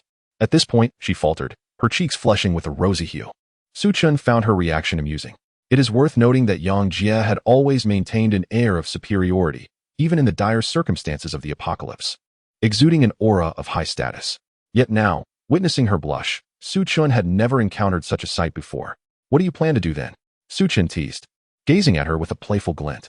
Yang Jie, upon hearing this, felt her face heat up further and shot him an annoyed glance, her heart brimming with frustration. Was there really a need for explanation? After all, hadn't they already been through it all? Though she felt a twinge of shame and was acutely aware that Su Chen might not regard her as a girlfriend, rendering her more akin to a kept woman, she lacked the audacity to voice such thoughts. Previously, Du Wei had been the one to handle these matters while she merely played along. The more she pondered, the more indignant she grew. Turning on her heel and retreating into the hospital room, unwilling to engage with Su Chen any longer. However, Su Chen was not one to easily let her slip away. He had been preoccupied with Lu Ruoyu for days and had almost forgotten about Yang Jie. Under the current circumstances, it was imperative to leave a lasting impression on her. Wait here. Su Chen instructed Zhao Eru, and before Yang Jie could fully close the door to her room, he slipped inside. Yang Jie was taken aback, exclaiming, What are you doing? Su Chen merely smiled, offering no reply. He surveyed the single patient room, noting the absence of Yang Yu, who was likely concealed behind the bed curtains, presumably asleep. In that moment, Su Chen became a bit audacious, wrapping his arms around Yang Jie's thighs, intent on making a move. Yang Jie, realizing his intentions, gasped in shock, her pale face turning crimson. She lowered her voice, warning, Su Chen, you're being excessive. Don't act recklessly. Xiaoyu is still sleeping. What do you suggest I do? I haven't seen you in days. Naturally, I've missed you. Su Chen replied with a grin. Yang Jie's face burned with mortification as she shot him an exasperated look. Did he truly miss her? If that were the case, how could he have stayed away for so long? Moreover, he had also put her in a precarious situation behind her back. Had it not been for Du Wei's blunder and her hasty decision to call for help, she shuddered to think of the potential consequences.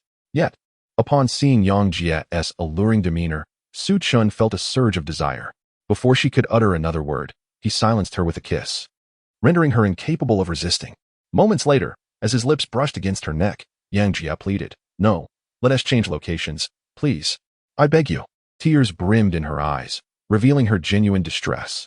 Seeing her in such a state, Su Chen chuckled softly and pecked her lips, teasing. Wouldn't it have been easier to say so from the start?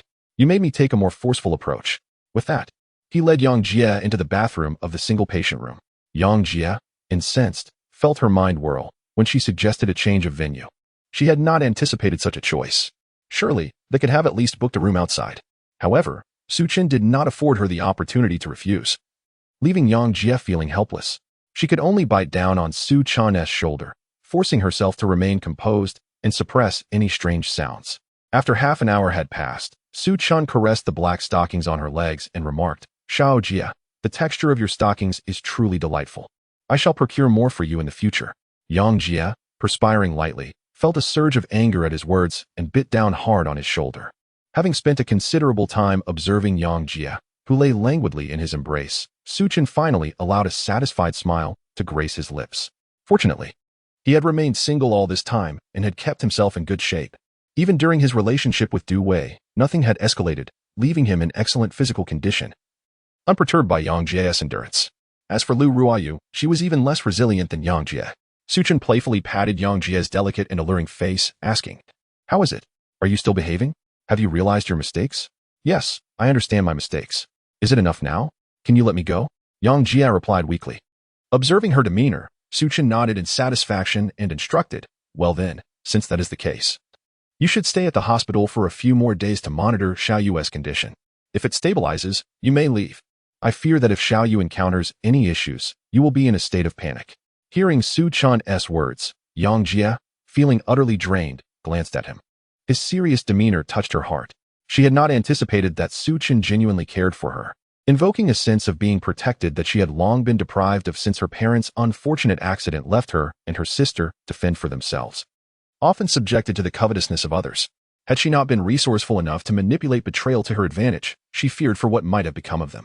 With a soft Yang Jia expressed her gratitude, saying, Thank you. Su Chen chuckled, Is that all? Just a single thank you suffices? Yang Jia playfully shot him a glance, bit her lip, and then planted a kiss on his cheek. Satisfied, Su Chen nodded and released her. Yang Jia hastily tidied herself, prompting a surge of irritation in Su Chen. After managing to restrain himself, he reiterated, I trust you have remembered what I just told you? Observe for a few more days, and only leave once you are certain everything is fine. Yes, I understand.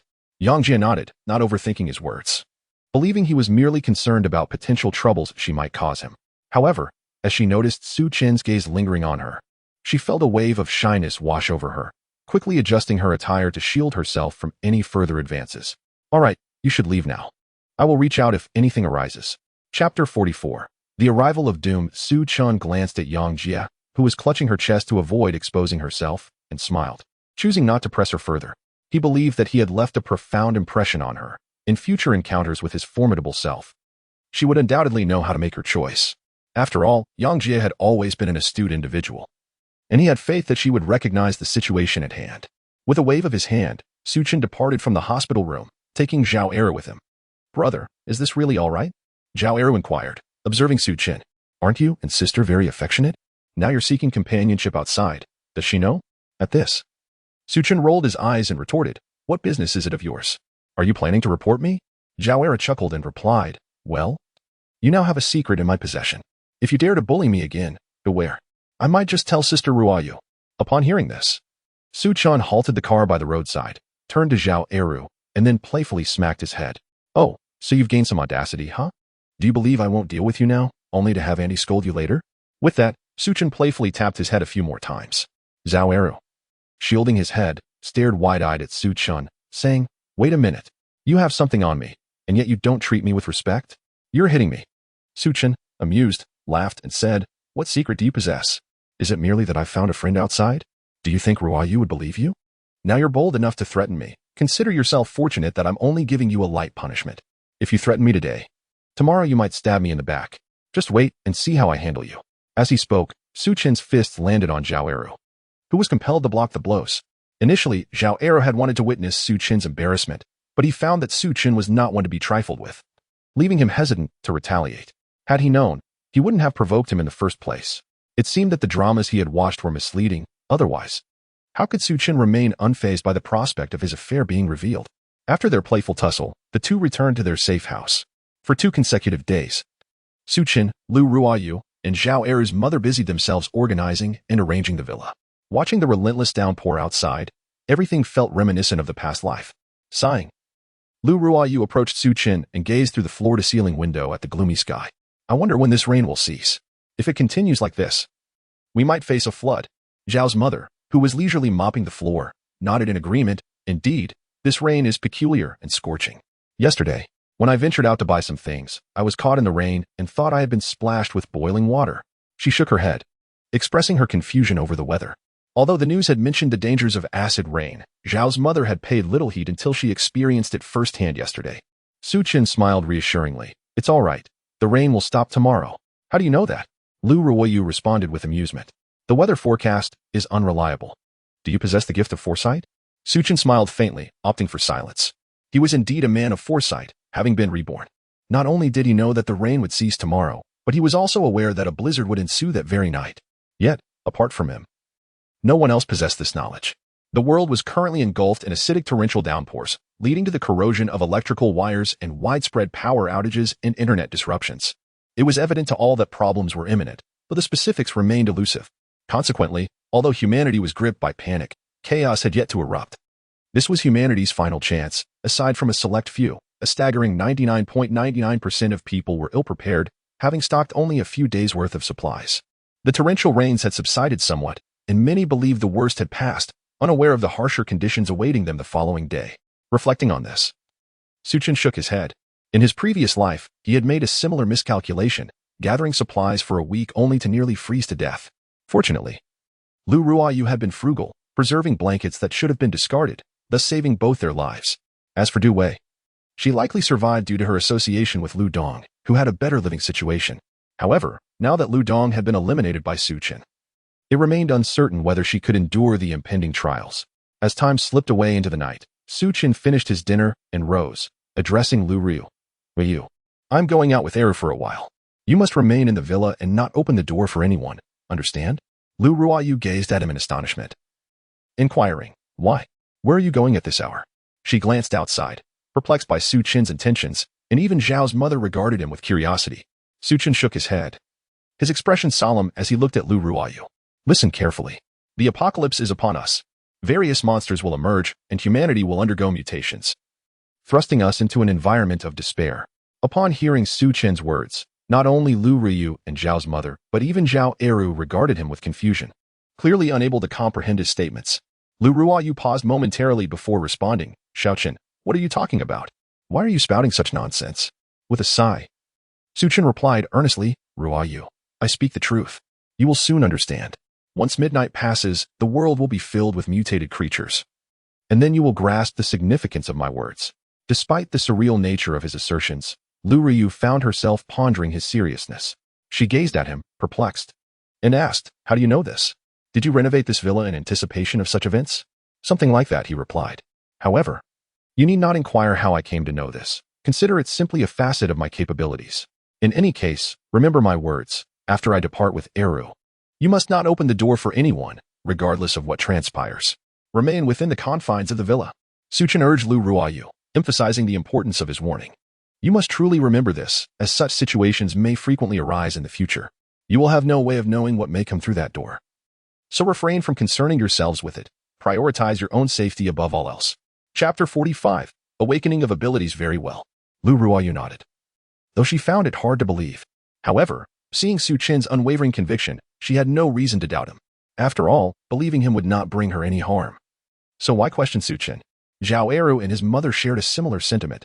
Regardless of their belief, they simply needed to remember what Su Chen had said, especially since they were still following him. Nonetheless, Lu Ruoyu expressed her concern, asking, if what you say is true, then why are you going out with Eru? Su Chen chuckled in response, of course, I am going out to gather supplies. If we do not seize this moment to collect resources, will we wait until others react and then compete with them for what we need? Besides, the monsters are not numerous at this time. Otherwise, we might soon find even a fly to be a mutated creature, posing a threat to our lives. Upon hearing this, Lu Ruoyu became anxious, grasping Su Chen's hand tightly. No, you cannot go out. Regardless of the truth in your words, you must not. Even if the apocalypse is as you describe, it could put you in danger. But what if you are mistaken? Wouldn't that make you a criminal? Zhao's mother nodded in agreement. Yes, Su Chen, please do not act recklessly. Isn't this against the law? Hearing their concerns, Su Chen sighed, having anticipated this reaction. Initially, it did not matter whether they believed him or not. They were indifferent to trusting him. However, upon learning of his intended actions, they became alarmed. It was no laughing matter. If Su Chen truly went through with it, he would likely end up in trouble. They certainly did not want that for him. Waving his hand dismissively, Su Chen replied, I understand your disbelief, so let me demonstrate. With that, under the bewildered gazes of Lu Ruoyu and the others, he stored the dining table within his spatial realm, followed by everything else in the room. The two women stared in astonishment, their eyes wide with disbelief. How? How did you do that, Su Chen? Where did everything go? Lu Ruoyu exclaimed, turning towards him. Su Chen smiled and then retrieved the items, explaining, this is my awakened spatial ability. Now, do you believe me? If you still doubt, soon Eru and his mother will also awaken their abilities, and then you shall see the truth in my words. He glanced at the time on his watch. It was almost midnight. While not all awakeners manifested their powers at the onset of the apocalypse, those of S-rank did.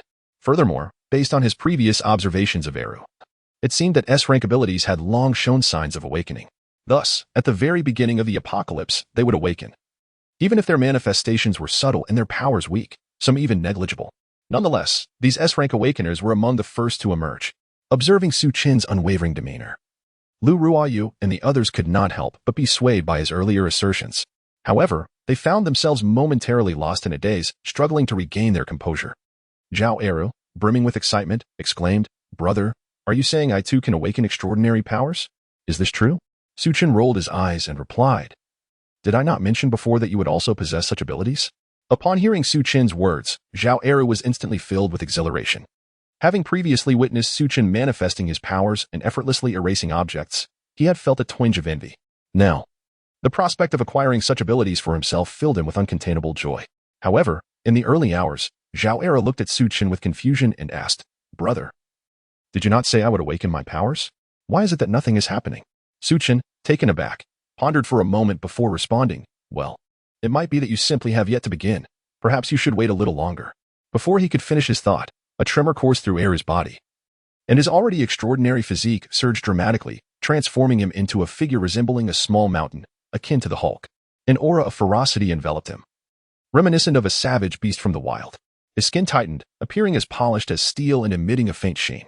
Such a transformation left everyone present momentarily stunned, including Eru himself, who felt something was amiss. Yet, just as swiftly as it appeared, this state vanished, and Eru returned to his former self. What just happened to me? Why did it feel like I was about to explode? Eru gazed at Su Chen, bewildered and momentarily at a loss for words. Lu Ruoyu and Zhao's mother were equally incredulous, never anticipating such an occurrence, as if they were mere spectators of a dramatic performance. Su Chen, too, was taken aback by the magnitude of Eru's awakening. He found himself at a loss for words, fully aware that, during apocalyptic times, awakeners typically experienced a gradual awakening, with clear signs appearing as the end approached. However, their powers did not erupt instantaneously. Most individuals only fully awakened their abilities in dire circumstances. Yet, here was Eru, who had awakened his powers right from the outset, displaying his full potential and indication of remarkable promise. It was no wonder that in a previous life, Eru single-handedly defended a territory. The sheer magnitude of his awakening was unparalleled. One might say that fortune favors the foolish, Su Chen mused. Had it not been for Eru's tragic demise in his past life, he might have been perceived as a character molded for greatness.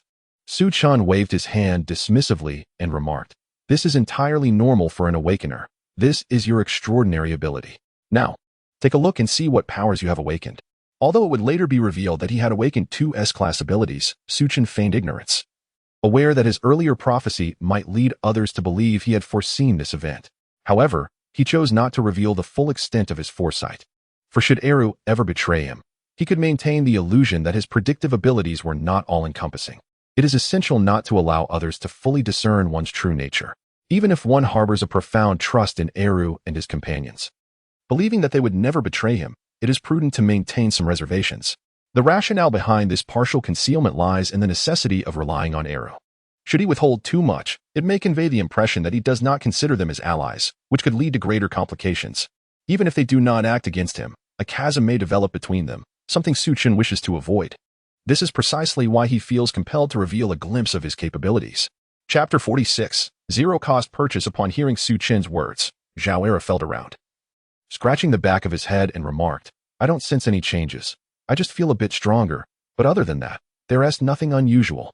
Su Chen, understanding the situation, realized that Zhao Eru had not yet perceived his newfound abilities, which was the downside of a passive awakening without awareness. One does not know how to harness such powers. At this moment, Lu Ruoyu suddenly grasped the situation and looked at Su Chen, asking, Is this the ability you mentioned? Hearing her words, Zhao's mother also turned her gaze towards Su Chen.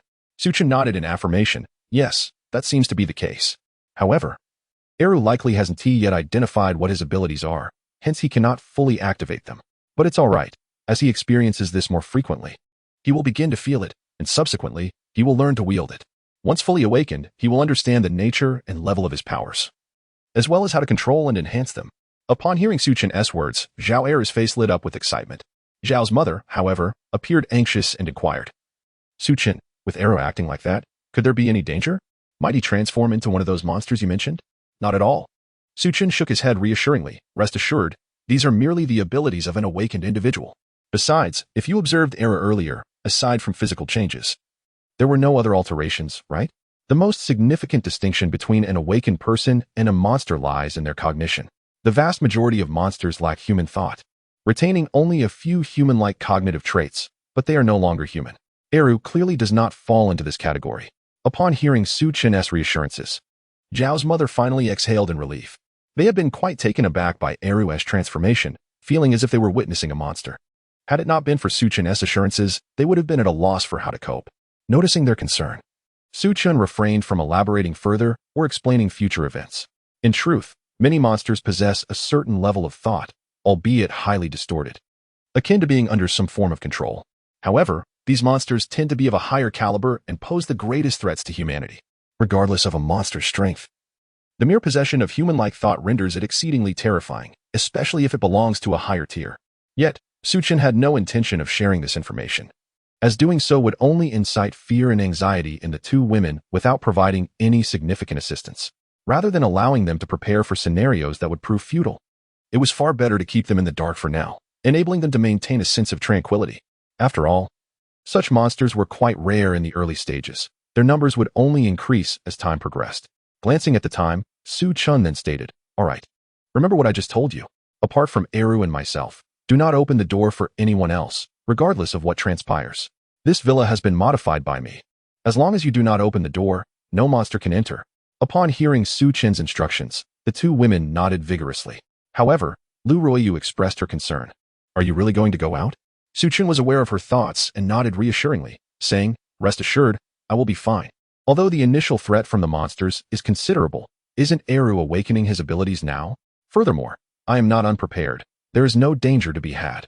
The crux of the matter is that if we do not prepare adequately now, when the monsters multiply, we shall have no opportunity to ready ourselves. Upon hearing Su Chen's words, Lu Ruoyu recognized the truth in his reasoning. After all, Su Chen had mentioned that the number of monsters would increase, and others would also seek resources upon realizing this.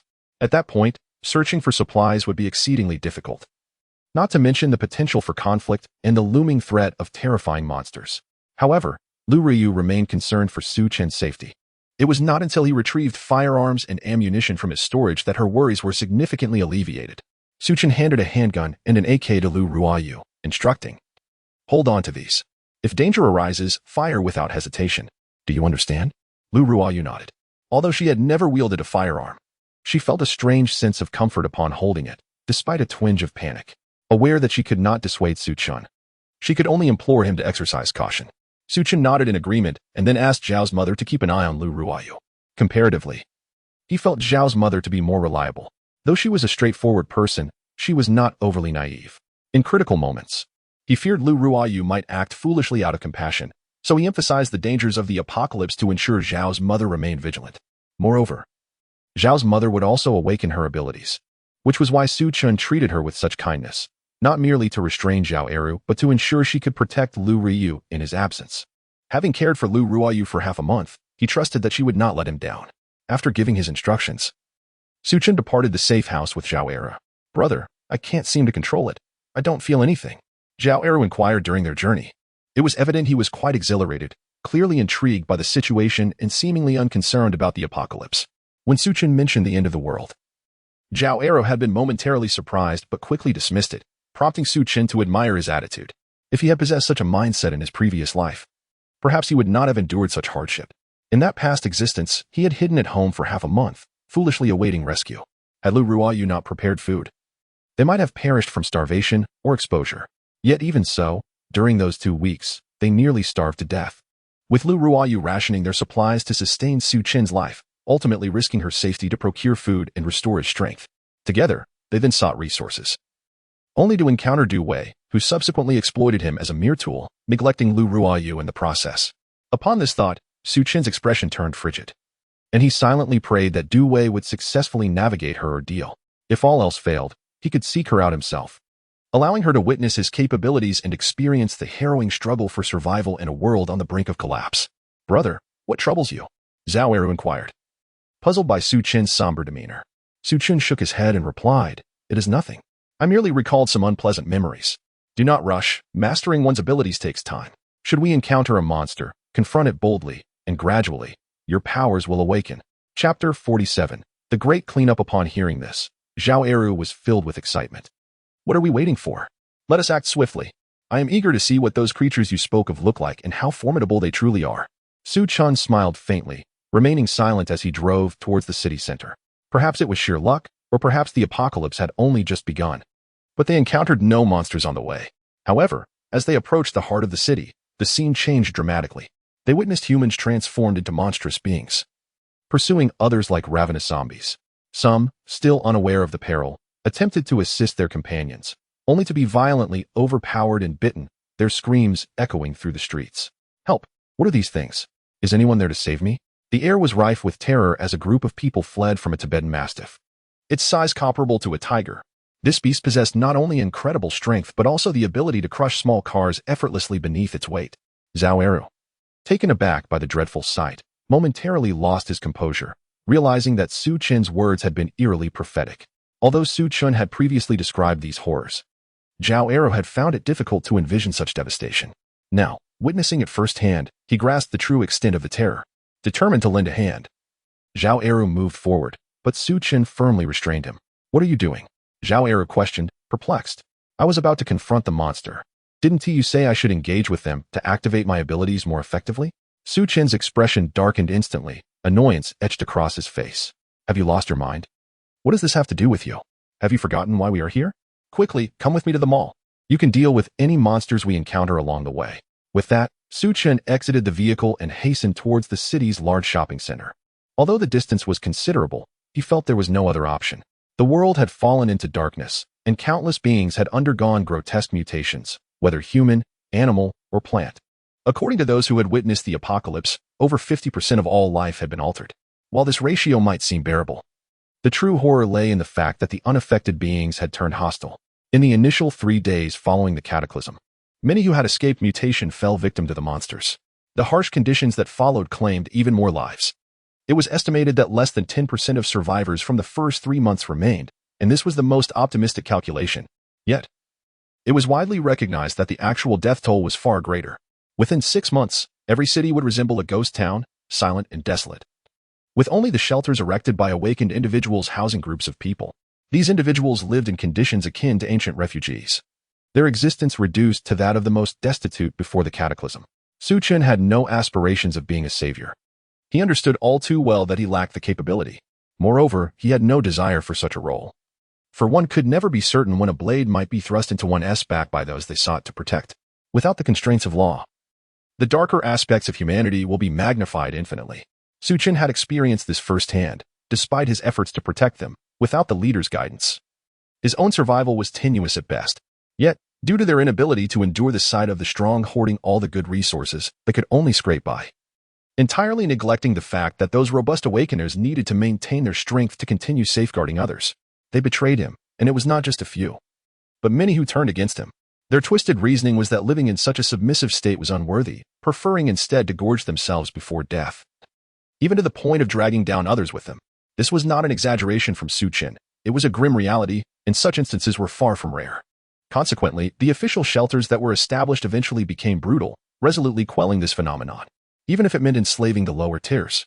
They could not allow such a situation to arise, and they even delineated territories, bearing no difference from those privately formed groups that aspired to reign as emperors in the apocalypse. The only distinction was that these official entities would not resort to indiscriminate killings, nor would they execute someone merely out of disdain. Memories from his past life surged in Su Chen's mind, rendering him indifferent to the cries for help and the scenes before him, his heart untouched by any stirrings. In his view, humanity was more terrifying than monsters. At least monsters did not betray and would not stab you in the back after being protected. Stop looking. Hurry and follow me. Su Chen glanced at Zhao Eru, who was fixated on these sights. his brow furrowing in concern that Zhao Eru might act on a sudden impulse of compassion. Thus, while maneuvering to evade the monster's attacks, he explained the dire situation of the apocalypse to Zhao Eru, imparting all the knowledge he had. "Brother, rest assured, I won't act recklessly." After hearing this, Zhao Eru's fleeting compassion diminished significantly. Although he felt a twinge of guilt, he was no longer inclined to assist others. Su Chen breathed a sigh of relief, hoping that Zhao Eru would not embark on a misguided act of kindness, for he truly did not know how to handle that. Just then, a mutated human lunged at the two, roaring with a gaping maw reminiscent of a zombie film.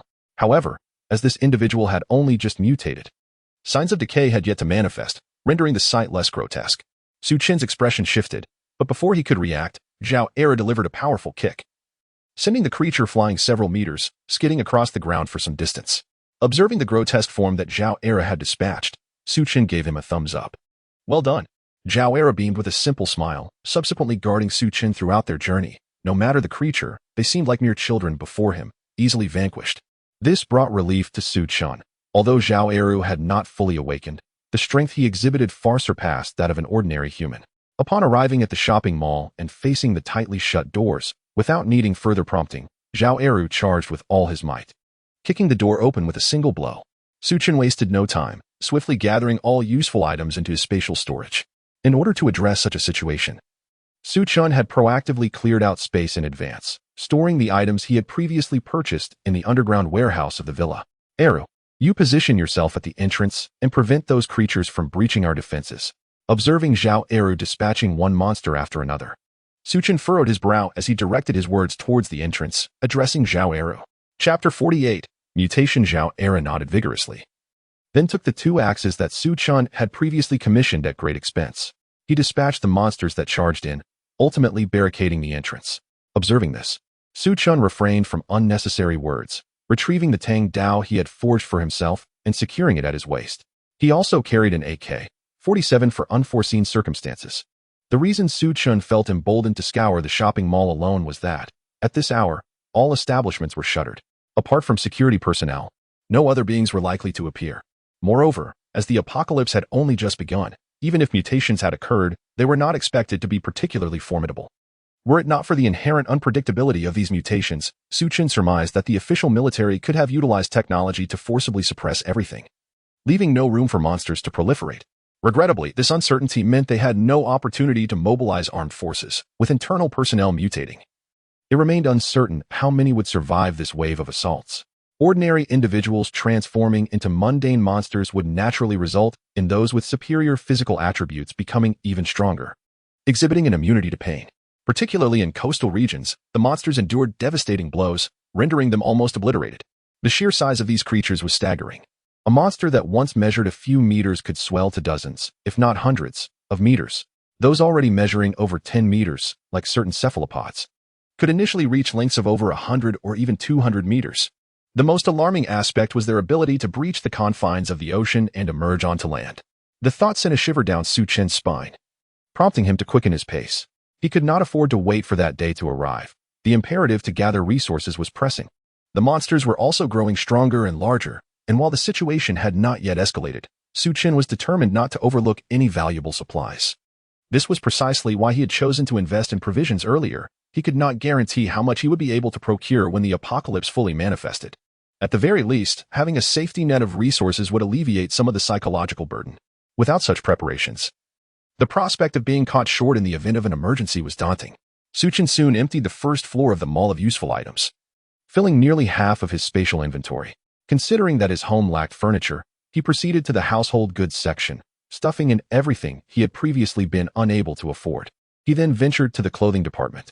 These were items Su Chen had never prepared for, as clothing was not inexpensive, and he had thought it unnecessary to spend money when he could now obtain quality without cost.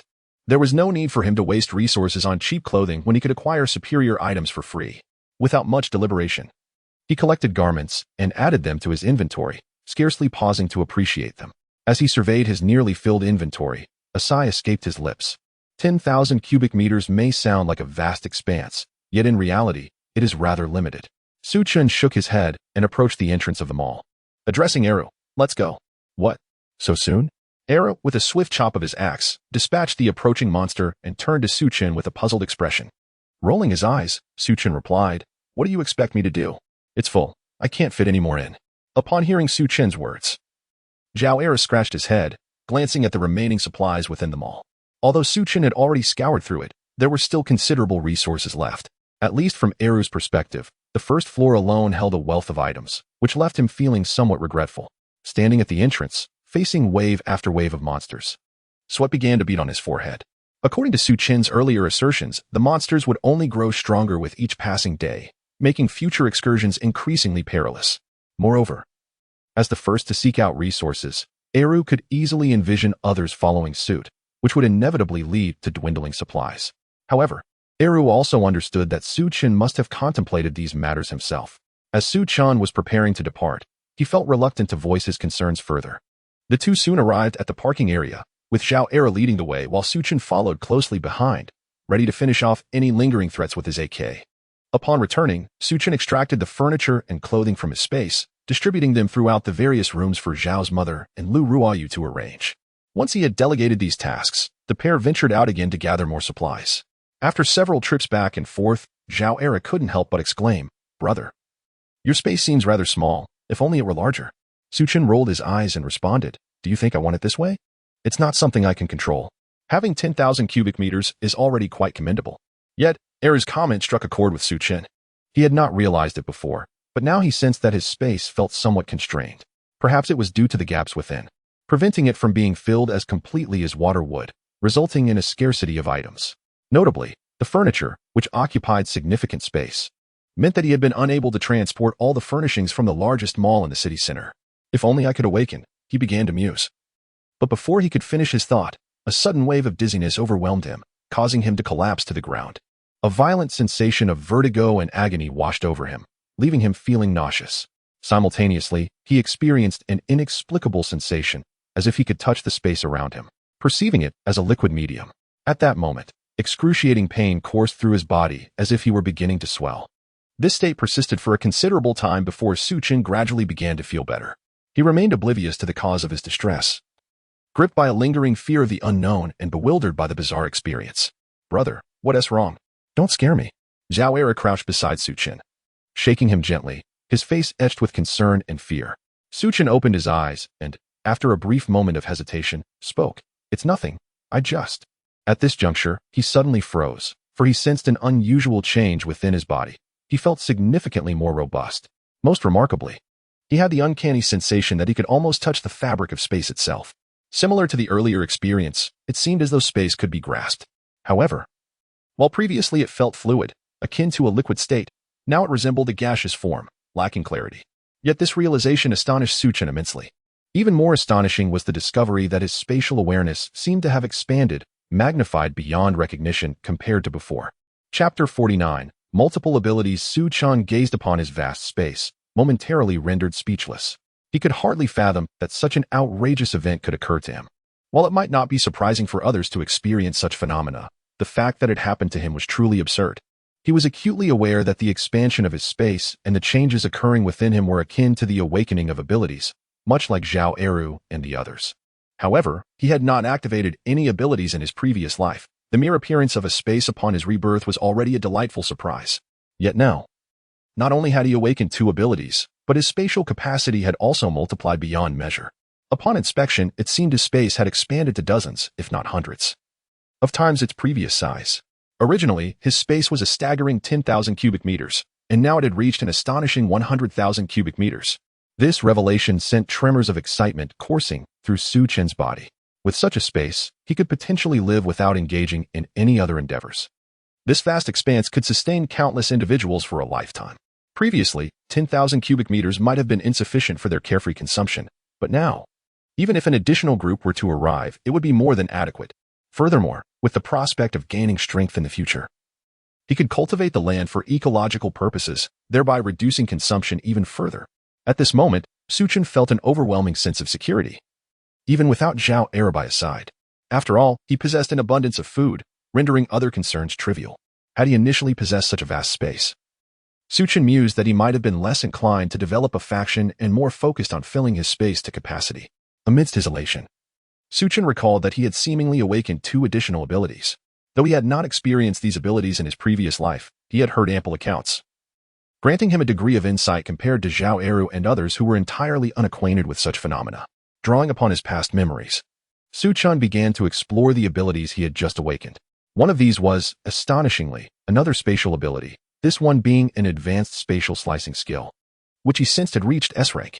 The other ability, while not as formidable, seemed to possess a maximum rank of A, enhancing his physical prowess and overall strength. It was noteworthy that although Zhao Eru's two abilities were indeed powerful and advanced, they primarily augmented strength and power, with other enhancements, such as speed and agility, being secondary and considerably lacking. In encounters with speed-oriented individuals, such as Yang Jie, while she could not overpower Zhao Eru, her advantage in speed allowed her to outmaneuver him effortlessly. Ultimately, this led to a stalemate where neither party could gain the upper hand. Thus, the enhancement of physical capabilities proved to be more versatile. Even if it did not match Zhao Eru in a singular aspect, its overall utility was comparably effective. Not to mention his latent spatial abilities, Su Chen estimated that Zhao Eru would not stand a chance against him. The thought sent exhilarating tremors through Su Chen's body. Yet, a cloud of confusion enveloped him. He could not fathom how he had awakened such powers. As nothing of the sort had transpired in his previous life, not even at the brink of death had he manifested any abilities. Could it be that his powers had been concealed so deeply that their awakening was significantly delayed? But that reasoning seemed flawed, if that were the case. He should not have awakened them at all. Su Chen was engulfed in bewilderment, uncertain of the circumstances surrounding him. This unexpected development left him feeling rather insecure. "Brother, are you all right?" Zhao Eru inquired, having noticed Su Chen's unusual demeanor. As he squatted beside him, concern etched on his face. Su Chen snapped back to reality and shook his head, assuring him, "I'm fine." However, Zhao Eru continued to gaze at him with worry. "Brother, could it be that something is wrong? Perhaps we should return. Let us not deal with this today." Upon hearing Zhao Eru's words, Su Chen offered a faint smile. "I assure you, I'm perfectly fine. I just awakened my abilities, which caused a bit of a stir, but it's all settled now." Zhao Eru, momentarily taken aback, then exclaimed in delight, "Brother, you've awakened your abilities again?" "Indeed." Su Chen nodded, refraining from elaborating further. "Now that I'm all right, let us hasten to empty this mall. Tomorrow may prove more challenging." Zhao Eru felt an inexplicable reluctance but voiced no objections. The duo returned to the mall, only to find it teeming with monsters. In the wake of the apocalypse, nearly all living beings had undergone mutations, whether transforming into monsters or awakening abilities. Both were forms of mutation. Those who remained unchanged, still classified as ordinary beings, ultimately sank to the lowest echelons. One could argue that being mutated was preferable. Observing the monstrous denizens of the mall, Zhao Eru's expression soured. "We've been gone only an hour, and look how many monsters have gathered. Had I known, I wouldn't have kicked open the door, leading to this chaos." Su Chen nodded but dismissed the concern, recognizing that if this mall was lost, they could simply relocate elsewhere without worry. "Nevertheless," he urged, "let us get to work." Equipped with their weapons, the two confronted the advancing monsters. Initially, Zhao Eru had been the one to forge ahead, with Su Chen trailing to collect supplies. However, with his newfound abilities, it was only fitting that he share the burden. For abilities cannot be fully utilized immediately upon awakening. They require personal development. Furthermore, the distinction between awakened individuals and monsters was minimal, with the highest tier being level 9. The talents of awakened beings range from the lowest F rank to the highest S rank. The SS and SSS ranks were reserved for those who had reached the pinnacle of S rank and could, through various means, elevate their powers further. The strength of an awakened individual is intrinsically linked to the level of their extraordinary abilities. One could assert that the level attained upon awakening signifies the pinnacle of the individual's potential. For instance, an individual with an F-grade awakening, no matter how diligently they strive, can only achieve a 6th level strength. However, there exist certain exceptional awakened individuals who possess the means to transcend these limitations, thereby reaching higher tiers. Nonetheless, such feats are undoubtedly far more arduous compared to those achieved by S-grade awakened individuals. This disparity is fundamentally what contributes to the chaos prevalent in the apocalyptic world. Chapter 50, Level 4 Monsters. The chaos and darkness of the apocalypse stem from this very truth. Regardless of one's character, even if one is a psychological deviant, the awakening of a high-level supernatural ability grants the power to influence. Those who aspire to uphold order and establish defensive bases to collectively combat the monsters find themselves powerless if they lack high-level abilities, regardless of their noble intentions. Many individuals who were once meek and marginalized during peaceful times have awakened formidable powers, thereby seizing authority. Consequently, They are reluctant to return to a constrained existence and harbor deep-seated animosity towards the officials striving to restore order, even resorting to sabotage in the face of monstrous threats. This internal strife has led to the deterioration of what was once a formidable defense, supported by advanced technological weaponry, against the monsters. Despite the remnants of the official forces, they have become merely one of many powerful alliances. Su Chen shook his head in dismay, reflecting on his previous life where he had aligned with the authorities and witnessed humanity's darkest facets. Thus, he resolved to rely solely on himself, even contemplating the formation of his own faction. However, he remained indifferent to others, for he lacked the benevolence to extend help. He had fought valiantly only to be betrayed from behind. Therefore, Su Chen sought to swiftly enhance his abilities. Recognizing that the best method for improvement lay in the frequent utilization of his powers, which would naturally activate and strengthen him, he felt a pang of regret, wishing that, akin to other narratives, defeating monsters could yield experience points or that monster cores could be harvested to bolster his strength. If that were the case, he could swiftly eliminate foes and gain a significant advantage over others. It is essential to note that on this first day, the highest level of monsters would not exceed level 4, and their numbers were exceedingly scarce. One might not find even a single one in an entire city. Moreover, monsters surpassing level 2 typically possessed a modicum of intelligence. They would lie in wait to enhance their own powers rather than engage in indiscriminate destruction and slaughter like their lesser counterparts. The only exceptions were those creatures that thirsted for flesh, which would emerge from the outset, indiscriminately spilling blood and consuming flesh. "Brother, hurry up," Zhao Eru, leading the way, uttered with a hint of unease. Su Chen, upon hearing this, inquired, "What's wrong? Have you sensed something?" Zhao Eru kicked aside a mutated Tibetan mastiff and shook his head, his expression grave. "I'm not sure, but I can't shake this feeling of unease. It's as if a formidable being is lurking nearby." At Zhao Eru's words, Su Chen's heart sank. Could it be that his luck had run out? Just as he pondered the improbability of encountering higher-level monsters, they seemed poised to emerge. He harbored little doubt regarding Zhao Eru's words, for the latter was a born warrior, possessing an instinctual awareness of danger that even Su Chen, who had endured over 2 years in the apocalyptic wasteland, could not rival. The ability to sense the unknown is an innate talent for many, akin to certain animals that can detect impending earthquakes or volcanic eruptions and escape in advance. Zhao Eru was evidently one of these individuals, which was a significant factor in his survival during the early days of the apocalypse. Without uttering another word, Su Chen hastened his collection efforts, swiftly gathering all the goods into his spatial storage upon arriving at a designated area. His spatial capacity had now expanded to 1 million cubic meters, alleviating the need for the previous cumbersome selection process. Soon, they had thoroughly cleared out the second floor of the mall, and the third floor, primarily occupied by clothing boutiques, was no exception. Su Chen unhesitatingly stored everything in his space. However, Zhao Eru's demeanor grew increasingly anxious, prompting him to exclaim, "We must hurry, brother. I have an unsettling premonition." "What are you doing? I'm already in a rush, and you're still collecting these stockings? We don't even wear them." Zhao Eru intended to drag Su Chen away quickly, but upon turning, he found Su Chen rummaging through the women's clothing section, collecting garments and specifically seeking stockings. Feeling somewhat embarrassed by Zhao Eru's remark, Su Chen awkwardly replied, "Well, isn't this what your sister likes? I'm bringing them back for her." "Really?" Zhao Eru questioned, skepticism creeping into his voice. Yet after a moment's reflection, he conceded, "Fair enough, we can't wear them anyway." Su Chen was at once exasperated and relieved. Thankfully, Zhao Eru's lack of sharpness allowed him to accept the explanation without further inquiry, sparing Su Chen from further embarrassment. Nevertheless, observing Zhao Eru's urgency, he decided not to linger any longer and exited the nearly looted mall alongside him. "Brother, follow me." Just as Su Chen prepared to leave, Zhao Eru seized him and directed him toward another exit. Seeing this, Su Chen chose to remain silent and trust him. Over the course of their days together, he had come to understand that Zhao Eru was a brawler at heart. Yet, if such a person felt compelled to flee, it was evident that he sensed something foreboding. As they departed, the ground suddenly erupted with a thunderous crack, and a colossal serpent, over 1 meter in diameter, emerged from the earth, surfacing perilously close to the entrance they had just vacated. Had they exited through that door, they might have encountered the beast head-on. Su Chen turned to gaze at the enormous serpent, his composure faltering. No wonder Zhao Eru sensed danger, should they have faced this creature.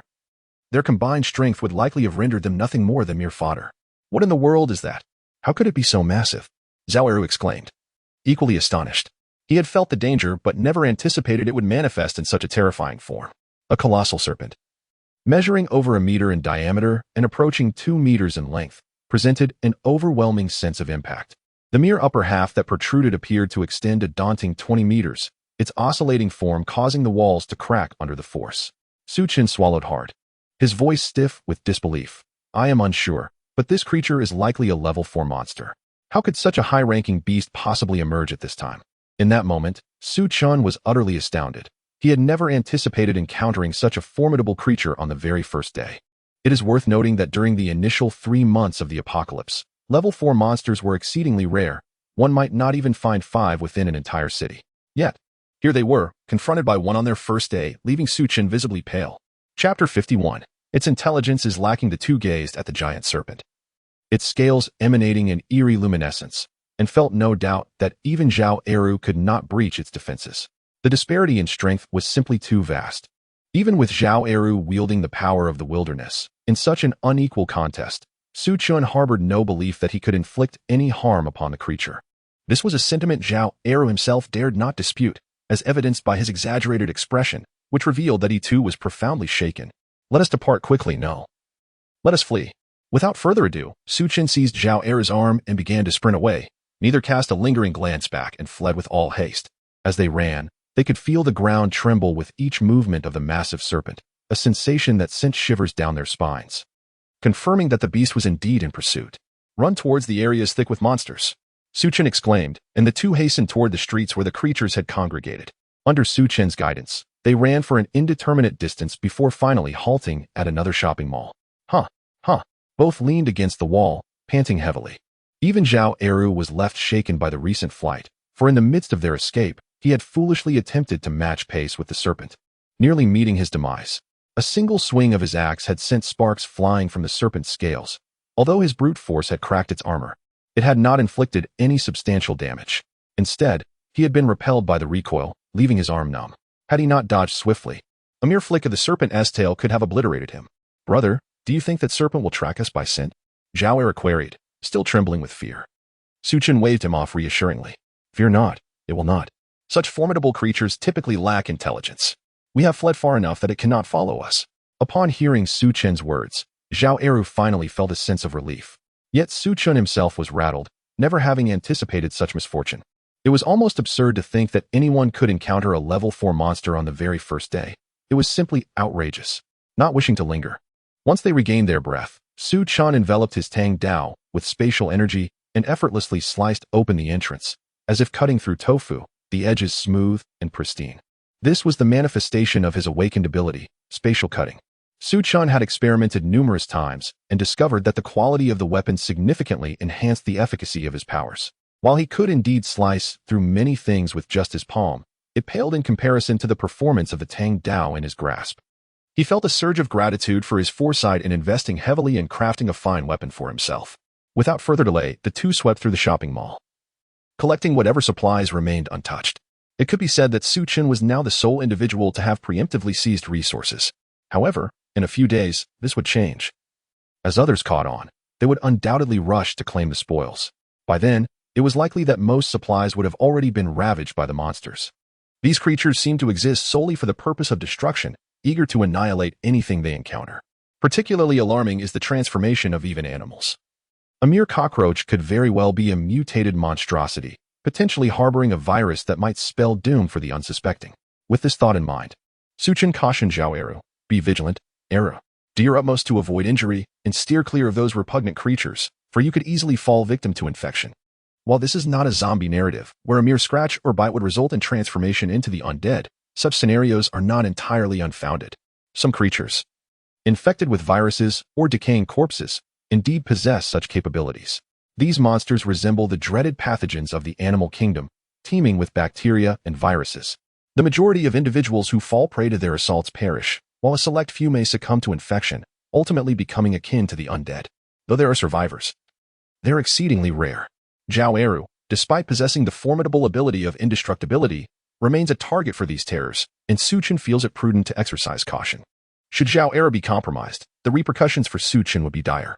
The prospect of facing a dual-empowered abomination sends shivers down his spine. Contemplating this, Su Chen elucidated the nature of these monsters to Zhao Eru, urging him to remain vigilant. Upon grasping the gravity of the situation, Zhao Eru nodded earnestly. I understand, brother. That is good to hear. Should you find yourself injured by such a creature, Remember to sever the affected area immediately, otherwise, you risk death or transformation. Su Chen reiterated, still harboring concerns. It is evident that these monsters are exceedingly formidable, and if they possess higher levels of power, they become even more terrifying. Most awakened individuals would rather circumvent any encounter, even with creatures of lesser rank. With the expansion of their spatial capabilities, the two moved swiftly, accumulating supplies from a shopping mall, which Su Chen stored within their space. Likewise, clothing and essential goods were not overlooked. After their foray, they wasted no time and proceeded to a water plant, filling their space with bottled water. They even visited numerous water processing facilities. The necessity for clean water is paramount. In a world on the brink of collapse, sources of pure water are nearly non-existent, and discovering one could ignite conflicts among awakened alliances. However, in comparison to food, the demand for water is somewhat less critical. Although pristine water sources are scarce, water itself is not. It is merely tainted. Nevertheless, some mildly polluted sources remain drinkable, albeit with significant side effects. Prolonged consumption could lead to mutations, rendering bodies grotesque, or resulting in offspring that are inherently abnormal. Furthermore, extended intake may transform individuals into monsters, shorten lifespans, and induce various ailments. Nonetheless, it can be said that water with lower pollution levels is unlikely to be immediately fatal. What one becomes thereafter often depends on individual circumstances. In any case, in the previous life, Su Chen, along with Lu Ruoyu and the others, had always lived in this manner. Apart from the gradual decline in physical health, or the corpulence exhibited by Lu Dong, no other peculiarities were discerned. It could be said that they were somewhat fortunate, or perhaps their physical conditions were not as dire. However, regardless of the circumstances, Su Chen was resolute in his decision not to replicate the past. Chapter 52, Convergence. Throughout the night, Su Chen and Zhao Era busied themselves with the collection of supplies. A vast expanse of 1 million cubic meters had been largely occupied. Yet, Su Chen remained dissatisfied. Having acquired such an extensive space, he was determined not to let it go to waste. If possible, he would have preferred to gather every single item into his possession, though such an aspiration was evidently unattainable. Nonetheless, even in this predicament, Su Chen felt a profound sense of contentment. Brother, why are you so adept at gathering now?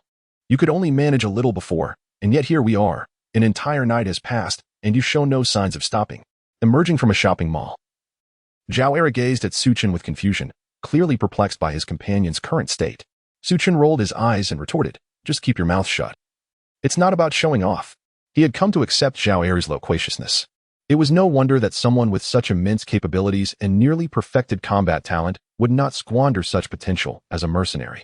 However, after spending considerable time with Zhao Era, Su Chen realized that his companion's words could ruffle feathers, often failing to discern the line between tact and indiscretion.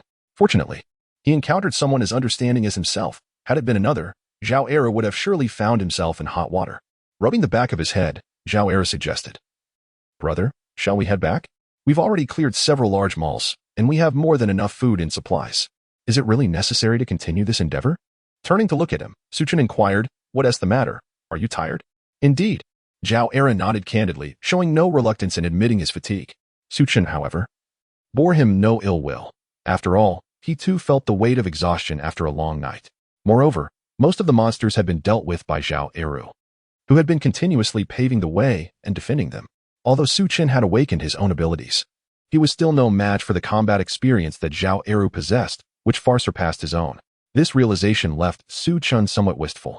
Had he awakened his talents in his previous life, he believed that while he might not have equaled Zhao Era's experience, he would have been closer. Unfortunately, in his past existence, he had been an ordinary individual, struggling even against juvenile monsters, let alone facing combat directly. He had resorted to ambush tactics, rarely engaging openly, preferring to flee at the first sign of danger. Shaking his head, Su Chen encouraged Zhao Era, just endure a bit longer, if we can get through today. We won't have to exert ourselves so much thereafter. Zhao Era, somewhat perplexed, replied, can't we take a break? I'm worried about my mother and the others at home. What if they're anxious about our absence? And with these formidable monsters around, what if the villa cannot withstand the assault? Stop right there. Su Chen interjected swiftly, can't you say something positive? Besides, are you not aware of the villa's defenses?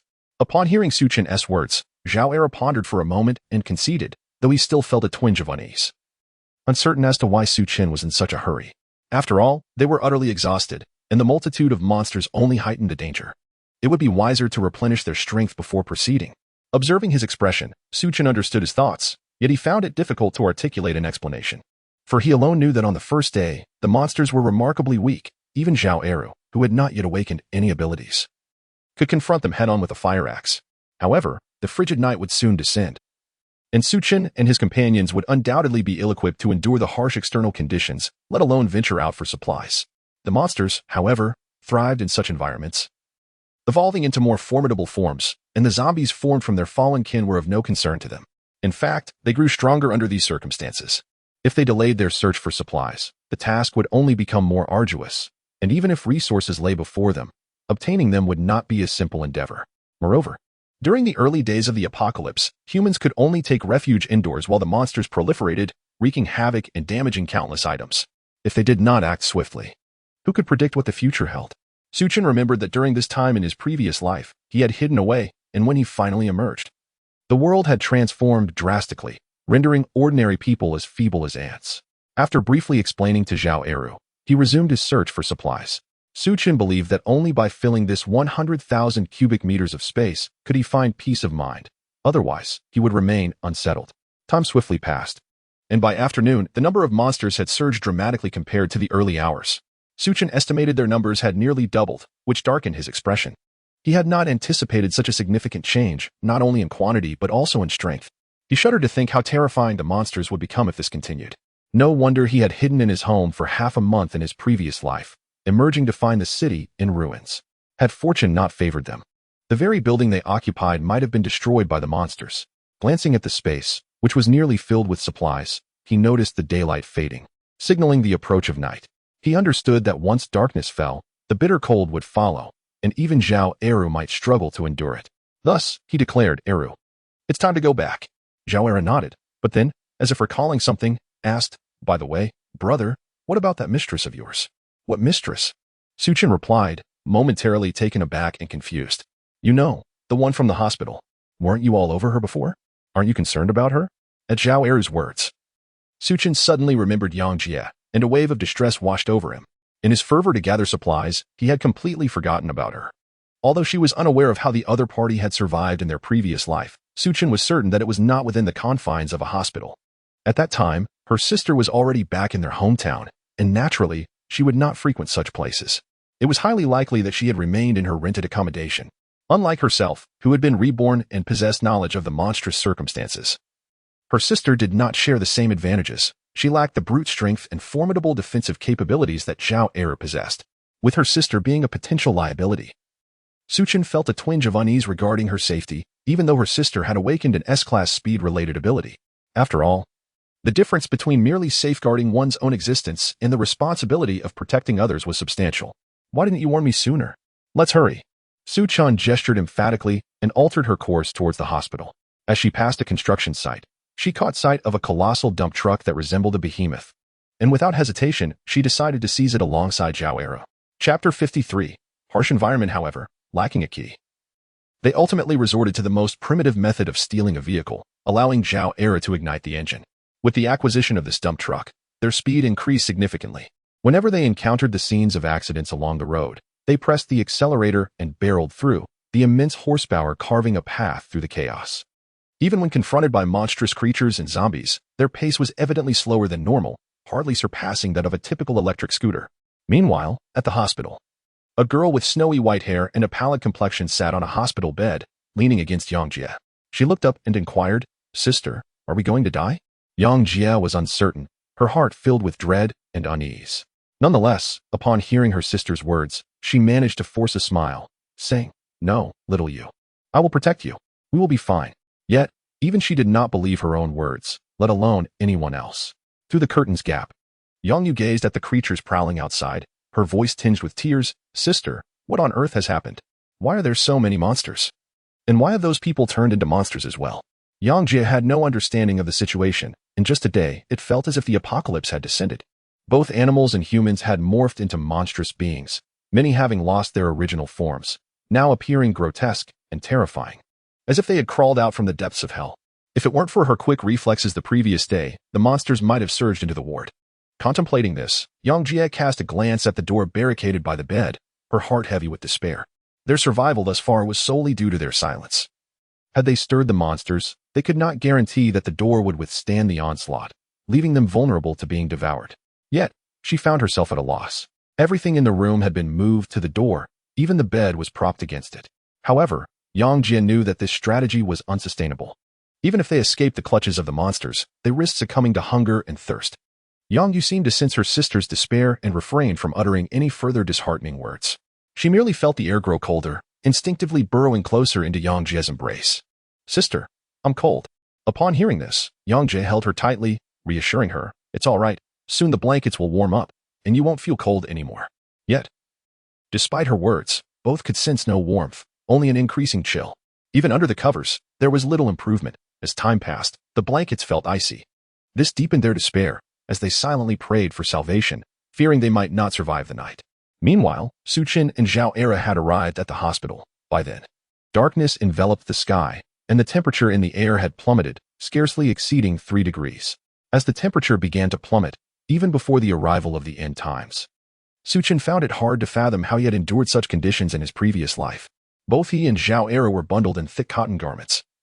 And as they disembarked from the vehicle, a horde of monstrous beings surged towards them. Without a moment's hesitation, Zhao Era wielded his dual axes, forging a path ahead until they reached Yang Jie's hospital room. However, much to Su Chen's astonishment, Yang Jie was absent. Instead, several creatures were locked within the confines of the room. Had it not been for Su Chen's quick reflexes, which allowed him to cleave the monsters in two with a single strike, he might have fallen victim to the undead spawned from these grotesque corpses. Damn it, where could Yang Jie be? Surely she hasn't already left, Su Chen thought, his expression darkening. He had previously urged Yang Jie to remain safe. Yet now there was not a trace of her to be found.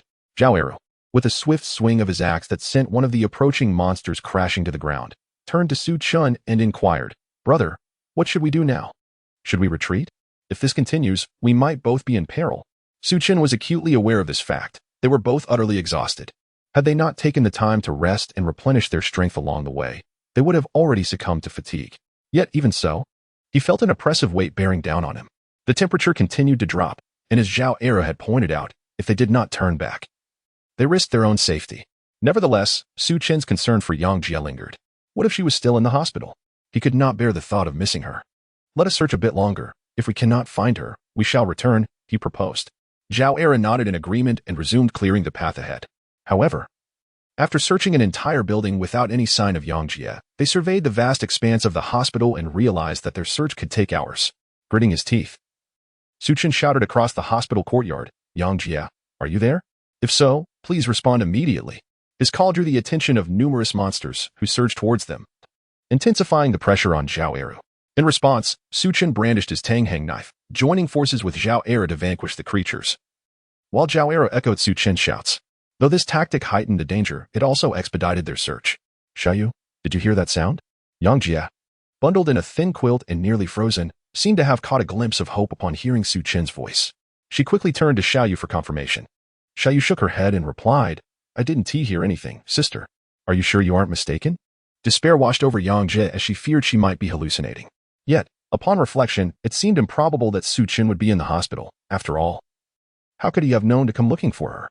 This thought brought a bitter smile to her lips as she glanced down at Xiaoyu, her heart heavy with hopelessness. "Yang Jie, are you there?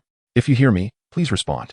Just then, a voice once more echoed in her ears, causing Yang Jie to question her senses. Xiaoyu looked up and said, "Sister, I heard it too. It sounds like someone is calling for you." Upon hearing his voice, Yang Jie was instantly filled with joy. Although she could not comprehend how Su Chen found himself in the hospital, the sound of his presence seemed to instill hope within her. Hastily, Yang Jie rose from her bed and approached the window, peering outside.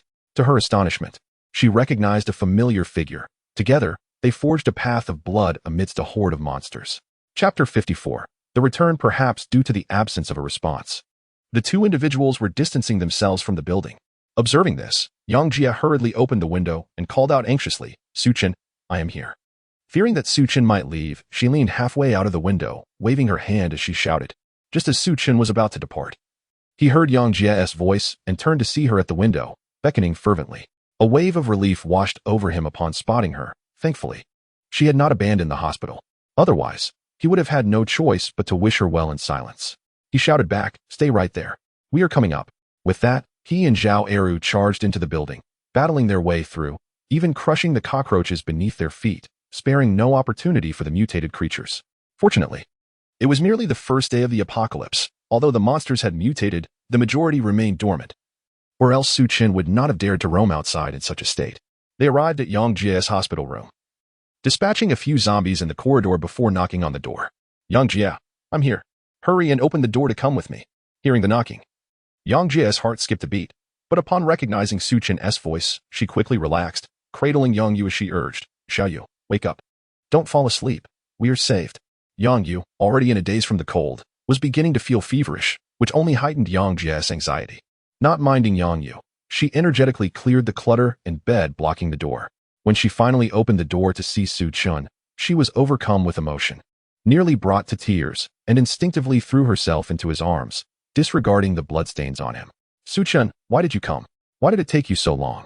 I was nearly scared to death. Yang Jie sobbed uncontrollably, seeing her in such a fragile state. Su Chen was left pondering how she had survived in her past life, recalling that she had once been alone, perhaps even seeking Yang Yu in her hometown. The subsequent violence and betrayal she had endured only added to his confusion.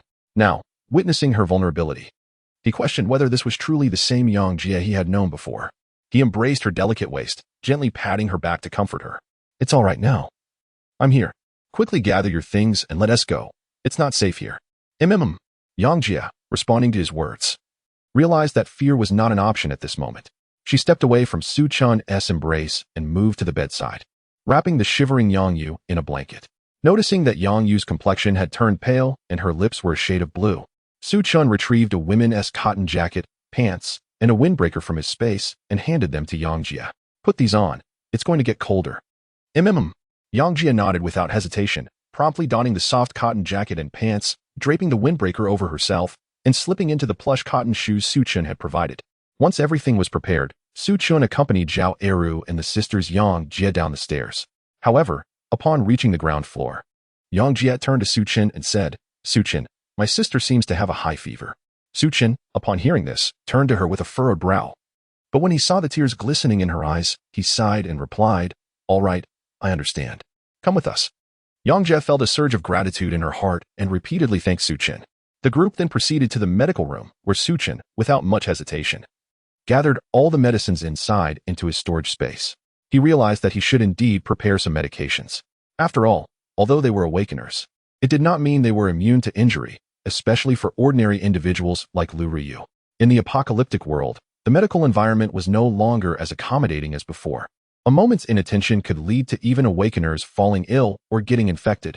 One could only imagine the peril for Lu Ryu and her companions. Should any mishap occur, it would be too late for regrets. Nonetheless, Su Chen had not entirely neglected this aspect. He simply hadn't purchased much before the apocalypse, as medicines bought in excess would attract scrutiny, while those bought in small quantities would run out quickly. Thus, he had only acquired a modest supply from the pharmacy prior to the cataclysm. Now, seeing the abundance of medications in the hospital, he wasted no time in clearing the shelves. After all, if he didn't take them, someone else would. And who knew how much might be damaged by monsters along the way? It was better to keep everything with him. Su Chen procured cold and fever-reducing medicines for Yang Jie, and after thoroughly emptying the medical room, he also cleared out the hospital's storage room. Once this was accomplished, they returned to the rubble truck they had previously occupied. Observing the grotesque monsters surrounding the vehicle, Su Chen took a deep breath and, along with Zhao Eru, exerted themselves to eliminate all threats before starting the engine and departing. Su Chen, where are we heading now? Yang Jie inquired from the back seat. Su Chen glanced back at her and replied, Where else could we go? Of course, we are heading to my home. There is nowhere else safe to go. Yang Jie opened her mouth, not truly concerned about the destination, but rather its safety. However, seeing Su Chen's fatigued appearance, she refrained from voicing her thoughts. After all, she had been in despair, and now Su Chen had made a special effort to save her. His evident exhaustion tugged at her heartstrings. Yet, despite his condition, he still rushed to her aid, which deeply moved her. In light of her overwhelming gratitude, Yang Jie felt it inappropriate to say anything more. Moreover, knowing that Su Chen was willing to go to such lengths for her provided her a sense of solace. Even if future circumstances turned dire, she would not be alone. With this in mind, Yang Jie once again expressed her thanks, saying, Thank you, Su Chen. I never expected you would come to save me in such a difficult situation. Hearing this, Su Chen chuckled and turned to her, saying, No need for thanks. After all, given our relationship, there's no need for such formality, is there? Upon hearing Yang Jie's words, Her previously pallid face could not help but flush with color. She glanced at Zhao Eru, who was driving, feeling somewhat at a loss, and then exhaled in relief, casting him an admonishing glare. However, she found herself devoid of any resistance towards Su Chen's words. What had once been a transactional relationship between her and Su Chen had now transformed. He braved the chill and peril to rescue both her and Yang Yu, engendering in her an immense sense of gratitude. Even if Su Chen's intentions were merely driven by desire, she had come to terms with it, finding no objection to his advances. At last, they had arrived home. Chapter 55. Just say whether you are willing or not, Su Chen. Is this your home? As the dump truck arrived at the grand villa nestled halfway up the mountain, Yang Jia stared at Su Chen in astonishment, her heart brimming with disbelief. She had anticipated that Su Chen would take her to the modest rental unit they had previously visited, especially since she had accompanied Du Wei to see the place shared by Su Chen and Lu Ruoyu. However, she never imagined that Su Chen possessed a villa of such grandeur. The opulent decoration left her utterly flabbergasted. After all, such an edifice would have been considered luxurious even in the past, let alone in the present day. The tempered glass and reinforced steel bore clear signs of having been remodeled, heightening her astonishment, particularly when Lu Ruoyu and the others opened the door. Revealing the stunning interior layout, Yang Jia was rendered speechless. Xiao Chen, why have you only just returned? We were worried something had happened to you. Lu Ruoyu, dressed in a delicate dress, looked at Su Chen and Zhao Eru, who appeared somewhat disheveled, her concern palpable. Noticing her scant attire, Su Chen ushered everyone inside and promptly closed the door, reassuring her, it's nothing serious. Eru and I merely took a bit longer gathering supplies. Rest assured, we are perfectly fine. Upon hearing Su Chen's comforting words, Lu Ruoyu felt a wave of relief wash over her.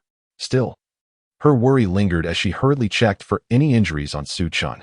Once satisfied he was unharmed, she finally exhaled in relief. However, her gaze soon fell upon Yang Jia, who stood behind them, cradling a girl in her arms, looking at Su Chen with curiosity. Xiao Chen, who are these two? Hastily, Su Chen introduced, Sister, this is Yang Jia. She is a dear friend of mine. We happened to run into each other at the hospital. Lu Ruoyu nodded, then greeted Yang Jia with a warm smile. Hello, I am Su Chen's sister. Please, come in and warm up. You mustn't freeze out there. Though they had not ventured outside, the flurrying snow and the icy glass made it abundantly clear how frigid the outdoors was.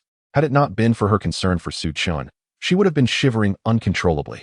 Yang Jia held Yang Yu in her arms, feeling somewhat awkward under Lu Ruoyu's enthusiastic hospitality. She was well aware of Lu Ruoyu, having heard about her from Du Wei. However, she understood that Lu Ruoyu and Su Chen were not biological siblings. The concern Lu Ruoyu had just displayed made it evident that their relationship was more intricate than mere kinship, leaving Yang Jia uncertain about how to navigate this situation. Ruoyu, I will take Yang Jia to arrange a room, Su Chen said to Lu Ruoyu. Lu Ruoyu nodded. All right, you go ahead. I'll prepare a bath for you. After you finish, have some food and rest well.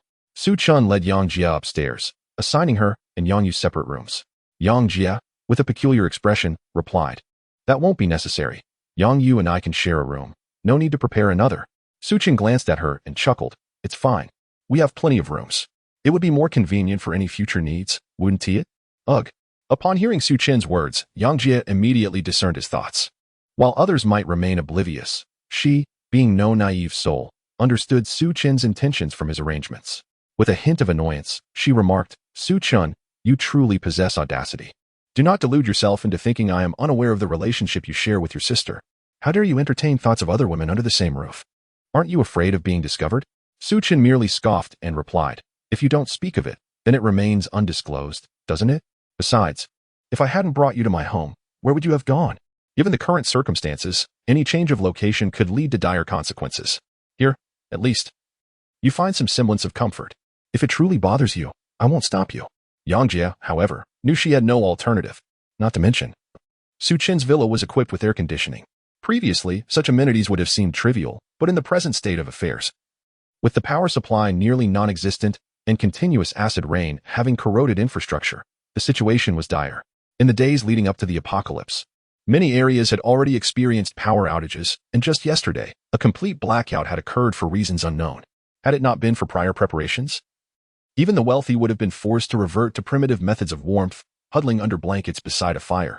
Yang Jia began to suspect that Su Chen had foreseen such calamities and had adequately prepared in advance. Otherwise, his villa would not remain unaffected and so well equipped. Yet, the thought of living with Su Chen, potentially as a clandestine lover, left her unsettled. She found it particularly challenging to reconcile with such a lifestyle, as her fortitude was not as formidable as she had imagined. Engaging in secret affairs with Su Chen while maintaining a facade of normalcy with Lu Ryu was a daunting prospect. If they did not reside together, she could have endured the discomfort, but this situation was undeniably awkward. Observing the turmoil on her face, Su Chen affectionately ruffled her hair and chuckled. Come now. It's merely a trifling matter. Being with me ensures your safety, does it not? Why overthink it? Besides, I am hardly a villain. Would I dare to mistreat you? Yang Jie, exasperated, retorted, perhaps you should reflect on your own words. Have you not bullied me enough? Those two instances were hardly isolated, each time. I was at your mercy. I cannot believe you would utter such nonsense. Su Chen, taken aback, instinctively touched his nose, feeling a twinge of embarrassment. Yet, he was aware of his own nature. Despite the discomfort, he could not overlook the allure of someone like Yang Jie. Still, her words stung. After all, he had once been her benefactor and now served as her protector. How could he allow Yang Jie to chastise him so? With a serious expression, he declared, Then tell me, do you wish to be at my mercy or not? Upon hearing this, Yang Jie's face flushed instantly, and she could not help but let out a dismissive sound, yet she refrained from saying much more, clearly acquiescing to Su Chen's arrangement. Observing her demeanor, Su Chen nodded in satisfaction and gave her a gentle pat on the backside, then remarked, It would have sufficed to act this way from the beginning. Must I resort to scolding you? Now, let us first attend to your sister and administer some medicine to see if she can awaken. Should there be any further issues, I shall see if I can arrange for a doctor for your sister, which would conveniently address our future circumstances as well. Chapter 56, Self-Preservation. Upon hearing his words, Yang Jie suddenly recalled that Yang Yu had been wrapped in a blanket and cradled in her arms. Hastily, she placed her on the bed, while Su Chen thoughtfully retrieved an electric blanket. After all, he was acutely aware of Yang Yu's frail constitution. Otherwise, Yang Jie would not have found herself burdened with a dependent during their travels, frequently teetering on the brink of peril. If circumstances were different, with Yang Jie's S-grade speed-type ability, it would indeed be a formidable challenge for anyone to capture her. Thank you. After ensuring Yang Yu was snugly covered, Yang Jie expressed her gratitude to Su Chen once more. It was evident that her appreciation was genuine, despite any ulterior motive Su Chen might harbor. His kindness towards her was sincere. Unlike many women, she did not question the integrity of those who offered assistance, merely because their affections were not wholly devoted. Yang Jie could not afford such trivialities. Her priority lay in receiving genuine help and protection. Whether he held affection for her or someone else was of little consequence. What mattered was the clarity of his intentions. Moreover, Su Chen's desire for her was a comfort, as it provided her with a clear understanding of his wants. What truly unnerved her was the uncertainty surrounding someone's hidden motives, for such ambiguity could lead to unpredictable actions. Having encountered such scenarios before, Yang Jie remained vigilant and cautious. Su Chen playfully pinched her cheek and remarked, No need for thanks. After all, you are my woman. I cannot simply stand by while you are in danger. As long as you behave and do not cause trouble, I assure you, I will not let you suffer. Upon hearing Su Chen's words, Yang Jie nodded, feeling her previous reservations towards him dissipate. Yet the thought of potentially living under the same roof as Lu Ruoyu, all the while maintaining a clandestine relationship with Su Chen, left her feeling quite uneasy. Casting a glance out the window, she voiced her concern, Su Chen, what exactly is going on? Will the authorities come to our rescue? Or will things remain like this indefinitely? Understanding her apprehensions, Su Chen responded, Do not dwell on unrealistic fantasies. You should be well aware of our current predicament. The officials are struggling to safeguard themselves and cannot offer assistance to the populace. Frankly speaking, this is merely the beginning. The challenges ahead will be even greater. The creatures we are encountering now are merely the weak. Future adversaries will prove increasingly formidable. Furthermore, many individuals will awaken their abilities. Do you comprehend the implications of that? At Su Chen's words, Yang Jie's complexion paled. She was neither naive nor simplistic. Having navigated through the shadows of society, she had witnessed far darker realities. It was not just the monstrous entities Su Chen mentioned. Ordinary people awakening their abilities in times of official turmoil signified an ominous future. This only intensified her fear. Yet she felt a sense of relief at having encountered Su Chen. Otherwise, she feared that even if she and Yang Yu managed to evade this disaster, their future would remain uncertain. At that moment, Yang Jie seemed to recall something, turning to Su Chen and asking, By the way, I noticed you conjuring objects out of thin air and then making them disappear. Is this the supernatural ability you mentioned? How did you come to know all of this? Reflecting on everything in Su Chen's villa and now hearing his words, she was convinced that he had foreseen these events, which accounted for his meticulous preparations. Su Chen, however, did not conceal the truth from her. He replied candidly, Indeed, this is my supernatural ability. As for how I came to know these matters, it's best not to concern yourself with that. It is quite inexplicable. You may consider it as if I dreamt of all this. To be honest, I am not entirely sure how it works either. Didn't I warn you earlier? It was precisely because I dreamt of these events that I harbored suspicions, though I dared not be certain. Moreover, I feared being deemed mentally unstable, which is why I refrained from speaking up before. As he spoke, Su Chen smiled at her, saying, "Fortunately, you were obedient and did not wander off. Otherwise, I truly would have struggled to find you. If that had happened, I would have been at a loss regarding your fate." Yang Jie felt a wave of gratitude. She had originally intended to return home, primarily due to her sister's unique circumstances, fearing that others might take notice of her. However, considering Su Chen's generous support and the fact that staying a few more days posed no significant issue, she had delayed her departure. Otherwise, she might have indeed found herself in peril, just as Su Chen had suggested. With this thought, Yang Jie bore no resentment towards Su Chen for not informing her sooner. After all, if such a thing had not transpired, she might have genuinely believed him to be mentally unstable or suspected ulterior motives. Such occurrences were simply too difficult to accept, utterly unrealistic, and seemingly impossible. Sister, I'm so cold." At that moment, Yang Yu, lying in bed, murmured unconsciously, drawing the attention of both. Yang Jie immediately knelt by the bed, tucking the covers snugly around Yang Yu and soothingly saying, "It's all right, little Yu. You won't be cold for long." Perhaps hearing Yang Jie's voice, the pained expression on Yang Yu's face eased considerably. Meanwhile, Su Chen rummaged through his supplies, relying on his limited medical knowledge to retrieve a few medications, which he handed to Yang Jie for Yang Yu to take. "All right, I shall take my leave now. You can settle in here with peace of mind. I will ensure your safety," Su Chen stated. "Also, remember to take a shower later. You look like you haven't tea eaten. Afterward, join me in caring for little Yu." Yang Jie nodded gratefully in response. "Thank you for your help." Su Chen smiled gently without further comment and exited the room. After taking a hot shower and having a meal, he informed Lu Ryu before returning to his quarters. After a day and night of relentless endeavors and battles, even Zhao Era found it challenging to endure, let alone Su Chen. Had it not been for the pressing constraints of time, Su Chen would have succumbed long ago and returned. However, now that all the supplies are adequately prepared, he feels a sense of relief and collapses into slumber. It is not until the following afternoon that Su Chen awakens from his dreams. After attending to his personal hygiene, he gazes out at the scene resembling a world of ice and snow, and cannot help but express his inner reflections. Were it not for his rebirth, he would likely be enveloped in the same despair as in his previous life. The memories of his past experiences haunt him like a nightmare, as not a single day in over 2 years was devoid of hardship.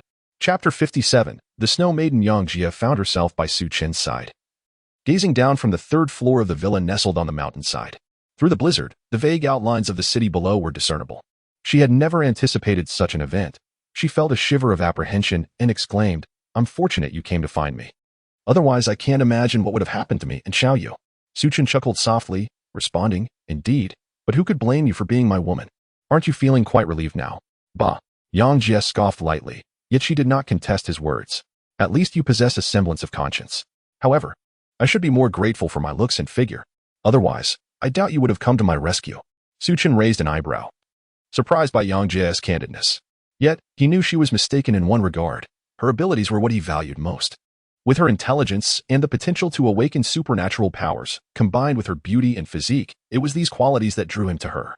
Without them, he would hardly have the time to spare, for there were many beautiful women, some even more striking than Yang Jie.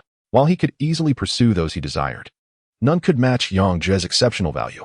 Observing her improved demeanor compared to the previous day, he sensed her acceptance of the current circumstances. This adaptability pleased Su Chen, as his hand rested comfortably on her waist. "You seem to be adapting rather swiftly. Is Xiaoyu all right?" Yang Jie glanced nervously behind her, seemingly wary of being seen. Before replying, "Yes, she has improved a bit. However, her illness is not yet resolved. I wanted to inquire if any of the medicines you collected yesterday might be useful for her." Curious, Su Chen asked, "What exactly is your sister's condition?" "I still don't know what illness she suffers from, yet you seem perpetually anxious." Yang Jie pondered for a moment before shaking her head. "It's nothing much. Just leukemia and albinism. The money you provided earlier has been allocated for her surgery, but she will need medication to sustain her if anything unforeseen occurs." At this juncture, Yang Jie's mood darkened as she gazed out at the bleak landscape, her heart heavy with concern. Su Chen, unsure of how to respond, recalled that leukemia could indeed be quite troublesome. Yang Jie looked at him, her eyes filled with hope. "Su Chen, given your extensive knowledge, Do you think there is anyone capable of awakening healing abilities? Su Chen's expression stiffened momentarily before he replied, what do you think? Even if such a person exists, you wouldn't know their whereabouts, and as it stands, we certainly do not. Yang Jie felt a flicker of disappointment, though it was mild. She had not held on to much hope for such matters. Su Chen reassured her, well, didn't you say Xiaoyu has already undergone surgery? I will help you search for someone with those capabilities. With the medication to sustain her, she should be able to recover, provided there are no unforeseen complications. Yang Jie nodded and said, it seems there is no other choice. I hope nothing unexpected occurs. Su Chen, upon witnessing her demeanor, refrained from further comments. Primarily because he felt powerless regarding the situation. This left Su Chen somewhat speechless, while it was advantageous to have leverage over Yang Jie and her companions. The presence of Yang Yu proved to be quite troublesome. Nevertheless, in order to ensure Yang Yu's safety and to prevent any future troubles that might arise for Yang Jie due to her, Su Chen felt a genuine concern for her well-being. Accompanying Yang Jie, they entered the room where Yang Yu sat upon the bed. Turning her gaze towards the pair upon hearing their arrival, the moment Su Chen laid eyes upon Yang Yu, he found himself momentarily entranced. Her hair was a striking white. Not the typical ashen hue associated with albinism, but rather a shimmering silver akin to freshly fallen snow. Her skin was remarkably pale. However, perhaps due to Yang Jie's attentive care, her delicate features were strikingly refined, devoid of the ghastly pallor often associated with illness. Coupled with her petite physique, she resembled a fairy tale ice princess. Previously, Su Chen had been too fatigued and focused on Yang Jie to fully appreciate Yang Yu's condition. However, now he found himself captivated. Not by any improper thoughts, but rather by her extraordinary appearance, leaving him momentarily at a loss for words. Yang Yu, feeling the intensity of Su Chen's gaze, experienced a flicker of fear and instinctively glanced at Yang Jie for reassurance. What are you staring at? Yang Jie noticed Su Chen's scrutiny and quickly wrapped her arms protectively around Yang Yu. Realizing the situation, Su Chen averted his gaze and cleared his throat, asking, so, how are you feeling, little Yu? Are you better? Yang Yu, upon hearing the question, hesitated to respond and first looked at Yang Jie, who appeared unafraid. Before nodding and saying, yes, I feel much better, thank you, brother. The sweetness of Yang Yu's voice sent a shiver down Su Chen's spine. He vowed that this was the first time he had encountered someone so exquisitely delicate. It was not merely a matter of beauty, her uniqueness and refinement were captivating. Almost as if she had stepped out of an animated realm. Turning to Yang Jie, Su Chen inquired, I must ask why you insisted on sending little Yu back to her hometown. It all makes sense now. What are your intentions? Upon hearing Su Chen's words, Yang Jie became tense and defensive, warning, Su Chen, do not harbor any ill intentions towards my sister, or else I, at a loss for an effective threat. She realized the precariousness of their situation, as they were reliant on others' goodwill. If Su Chen were to become displeased and cast them out, they would struggle to survive in the biting cold of the snowstorm. Rolling his eyes, Su Chen replied, why are you so anxious? You make me seem like a villain. I'm merely intrigued by little Yu's uniqueness. Don't jump to conclusions. Although Yang Yu was indeed remarkable, Su Chen's thoughts were far from inappropriate. He was quite certain of his preferences, drawn to someone like Yang Jie, or else how could he have been seduced by Du Wei in a previous life? Neglecting the even more perfect Lu Ruoyu? Thus, Su Chen could confidently assert that he harbored no ulterior motives regarding Yang Yu. Sensing that Su Chen harbored no extraneous thoughts, Yang Jie finally breathed a sigh of relief, then remarked, who can blame me? If it weren't for Xiaoyu's current state, I wouldn't be so concerned. Upon hearing Yang Jie's words, Su Chen chuckled, then you can rest assured. With me around, I guarantee that no harm will come to you. Chapter 58. Show me your performance in an effort to prevent Yang Jie from overthinking. Su Chen took a moment to check on Yang Yu before retrieving the necessary medication for her and subsequently leaving the room. Witnessing this, the two sisters finally breathed a sigh of relief. As days turned into weeks, the presence of monsters only intensified, even in the frigid temperatures plummeting below zero. Countless creatures roamed outside. Even at Su Chen's villa, the sight of these monsters became a daily occurrence, leaving Yang Jie and Lu Ruoyu pale with fright. Su Chen shared their trepidation. Despite his awareness of what lay ahead, he was left with no choice but to hide at home.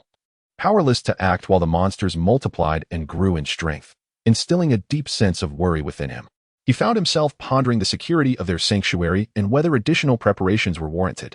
Among them, however, Zhao Era seemed unaffected, spending nearly all his time in the gym aside from eating and sleeping. Brother, look how much stronger I've become. I feel like I'm getting tougher. Why not try to hit me? Zhao Eru exclaimed, his face brimming with excitement as he regarded Su Chen. Standing beside him, Zhao Eru had transformed into a towering figure, nearly 2 meters tall, resembling a child gazing up at an adult. Su Chen, noting his enthusiasm, felt a surge of frustration. While he was consumed with worry, Zhao Eru appeared carefree. Thus, he retrieved his Tang Dao from his spatial pocket, grinning. "All right, let me see just how tough you are now." Zhao Eru, thumping his chest, replied, "Bring it on. I feel invincible. You probably won't even be able to cut me." As he spoke, his muscular frame swelled, resembling the Hulk in a tank top, before quickly compressing but appearing even more solid, akin to steel. Observing Zhao Eru's confident demeanor, Su Chen, channeling spatial energy into his blade, struck decisively. The blade shimmered as it sliced through the air, leaving a crimson mark across Zhao Eru's chest. "Ah!" Zhao Eru gasped, staring in disbelief at Su Chen and then at the wound on his chest, momentarily lost in thought as if he could not fathom that Su Chen had truly injured him. Lu Ruoyu and the others watched in astonishment. They were well aware of Zhao Eru's resilience. Even Zhao's mother, exasperated by his antics, had failed to wound him with a kitchen knife, the blade bending in vain against his body. Yet now, Su Chen seemed to have effortlessly breached Zhao Eru's defenses. After a moment of astonishment, Zhao Eru's eyes widened as he exclaimed, "Brother, you're amazing. I couldn't withstand that." Su Chen chuckled, "Your strength is commendable. But you still have a long way to go. More training is essential." Zhao Eru nodded vigorously, wiping the blood from his chest before returning to the gym to continue his workout. Lu Ruoyu approached Su Chen, gazing at him in astonishment. "Xiao Chen, how have you become so formidable? Could it be that you were even stronger than Eru?" "Stronger than what?" Su Chen retorted. Su Chen sheathed his Tang Dao and rolled his eyes, remarking, "I exerted 80% of my strength, yet all I inflicted was a mere scratch. Do you truly believe I could rival his prowess? And what about your demeanor just now? I was under the impression you were more formidable." Lu Ryu chuckled lightly, seemingly unconcerned about Zhao Eru's injuries. Over the past few days, Zhao Eru had been testing his own capabilities, enduring numerous strikes from his mother with a blade. Lu Ruoyu was well aware of Zhao Eru's robust constitution. Such trivial wounds would heal completely within a few hours. One might even think he had awakened a self-healing ability. Su Chen smirked and replied, "If I hadn't held back, would he remain obedient? He might start to fancy himself invincible, and, should he encounter a monster in the future, he might let his guard down, unaware of the fatal consequences." He felt a sense of relief for having awakened his supernatural abilities. Had Zhao Eru truly grown arrogant, it would not only be difficult for Su Chen to rein him in, but an unexpected encounter with a formidable monster could lead to severe injuries, which would undoubtedly be a tremendous loss for him. Teaching Zhao Eru was a straightforward matter for Su Chen, as he conveyed that his own strength could not breach the defenses of many monsters. Therefore, if Zhao Eru aspired to surpass such creatures, he must first achieve that level of strength. Thus, Zhao Eru trained with the mindset that Su Chen could not harm him, and until he reached his goals, Su Chen believed Zhao Eru would not succumb to arrogance. Upon understanding Su Chen's thoughts, Lu Ruoyu playfully scolded him but chose not to intervene further. Recognizing that such matters were beyond her control, Yang Jie observed the affectionate exchange between the two with a twinge of discomfort, realizing she felt somewhat like a mere ornament in their presence. Without Lu Ruoyu, she could comfortably embrace this role, but with her around, such self-justification felt inadequate and diminished her dignity. Yet, she found herself powerless as Su Chen shielded her while offering no means for her to contribute. Even the simplest tasks, like sweeping the floor or attending to household chores, were managed entirely by Zhao's mother, rendering her efforts unnecessary. In this household, she felt like an ornamental presence, which stoked her insecurities, especially with the presence of Yang Yu. Silently, Yang Jie assisted Zhao's mother, striving to integrate into the group, though her feelings remained hidden. Su Chen noticed her discomfort and began to smile, for at least Yang Jie appeared genuinely eager to belong. He was determined not to let her remain in such a state of melancholy, fearing that prolonged isolation could foster negative sentiments. After dinner, Su Chen addressed Yang Jie. "How is Xiaoyu faring? Shall I accompany you to check on her?" Upon hearing his words, Yang Jie felt a surge of wariness. Yet she maintained her composure in front of the others, nodding in agreement as she ascended the stairs alongside him. Once on the staircase, she cautioned, "Su Chen, you must not harbor any intentions towards my sister. As long as you promise not to pursue her, you may do as you wish with me." "Really?" "Indeed." Upon hearing this, Su Chen couldn't help but chuckle, placing his hand in a familiar spot and pinning her against the wall. "You said it yourself, so I shall not hold back." Initially, he had no intentions towards Xiaoyu, but now that you have mentioned it, your future actions will be the judge. Yang Jie's cheeks flushed instantly, unsure whether it was due to Su Chen's words or his unruly hands. Yet, she offered no resistance, silently enduring, as she followed Su Chen into the room he had prepared for them. Chapter 59. Not possible at the moment of awakening, Yang Jie remained true to her original intentions. "Su Chen, do you really not have any feelings for Xiaoyu?" Su Chen nodded and replied, "Yes, of course. Haven't you figured out what I like in these past few days? Even if I have some fondness for Xiaoyu, it is merely a desire to protect her due to her unique circumstances. There are absolutely no ill intentions. Sensing Su Chen's infatuation with her, Yang Jie felt a sense of relief wash over her. He was indeed correct in his assertions and had demonstrated his preferences through his actions. Although Xiaoyu was special, she was not strikingly beautiful to the extent of being irresistible. Moreover, Yang Jie had come to understand that she could never fulfill the type of person Su Chen was drawn to. Additionally, in these past few days, Lu Ruoyu had been very attentive to them. Upon learning about Xiaoyu's situation, she had been accompanying and caring for her. This only heightened Yang Jie's discomfort. After their encounter, nestled in Su Chen's embrace, she murmured, "Su Chen, you won't abandon me for Xiaoyu, will you?" Hearing Yang Jie's concern, Su Chen understood her worries and reassured her, "Do not worry, I am not that kind of person. As long as you remain obedient, I promise I will not leave either of you." Despite his words, Yang Jie felt little comfort, and, reflecting on Lu Ruyu's kindness toward their sisterhood, she felt increasingly insecure about her own role in this dynamic. She feared that one day, Su Chen might grow weary of her and turn his affections toward Xiaoyu, or perhaps even cast them both aside. In the past, such occurrences would not have troubled her, for she could have managed to care for herself and Xiaoyu after resolving her issues. But now, without protection, the uncertainty of what might transpire terrified her. She dreaded the day that such a scenario might come to pass. Contemplating these thoughts, Yang Jie instinctively tightened her grip around him. Su Chen immediately sensed her apprehension and said, "Stop overthinking it. I truly am not that kind of person. If you feel uneasy, you could always take some action. I do not ask much of you. Just do not betray me." He continued, "Did I not mention that you might awaken your own abilities? If that happens, your role would be to protect Ryu and Mother Zhao when I am not around. Beyond that, I have no further demands of you." Upon hearing Su Chen's words, Yang Jie felt significantly reassured. She turned to him, saying, "Rest assured, if I truly awaken my abilities, I will not disappoint you." "That is good." Su Chen replied with a satisfied smile. He believed in Yang Jie's ability to keep her word, which was undoubtedly welcome news for him. As their circumstances developed, it would be essential for someone to safeguard Lu Ruoyu. Otherwise, he would be profoundly uneasy. Without a protector, Su Chen would have no choice but to remain by Lu Ruoyu's side. However, this would inevitably lead to a precarious situation, where, a year later, he would find himself fleeing with Lu Ruoyu, as adversaries would band together against him, leaving him outnumbered and unable to defend and protect her simultaneously. Only a formidable individual could undertake such responsibilities, and Yang Jie was undoubtedly the prime choice in her vicinity. Otherwise, Zhao Eru would have to be relied upon for protection while she sought opportunities outside. The primary reason for not permitting Zhao Eru to venture out and strive for success was rooted in a lack of faith in his intellect. Su Chen harbored a deep-seated fear that he might one day be deceived and ultimately meet his demise in the outside world. Su Chen had no doubt about this. After a considerable period, the door swung open. Clad in her attire, Yang Jie clutched the collar, her steps unsteady, and her cheeks flushed as she hastily exited the room. "Sister, what's wrong?"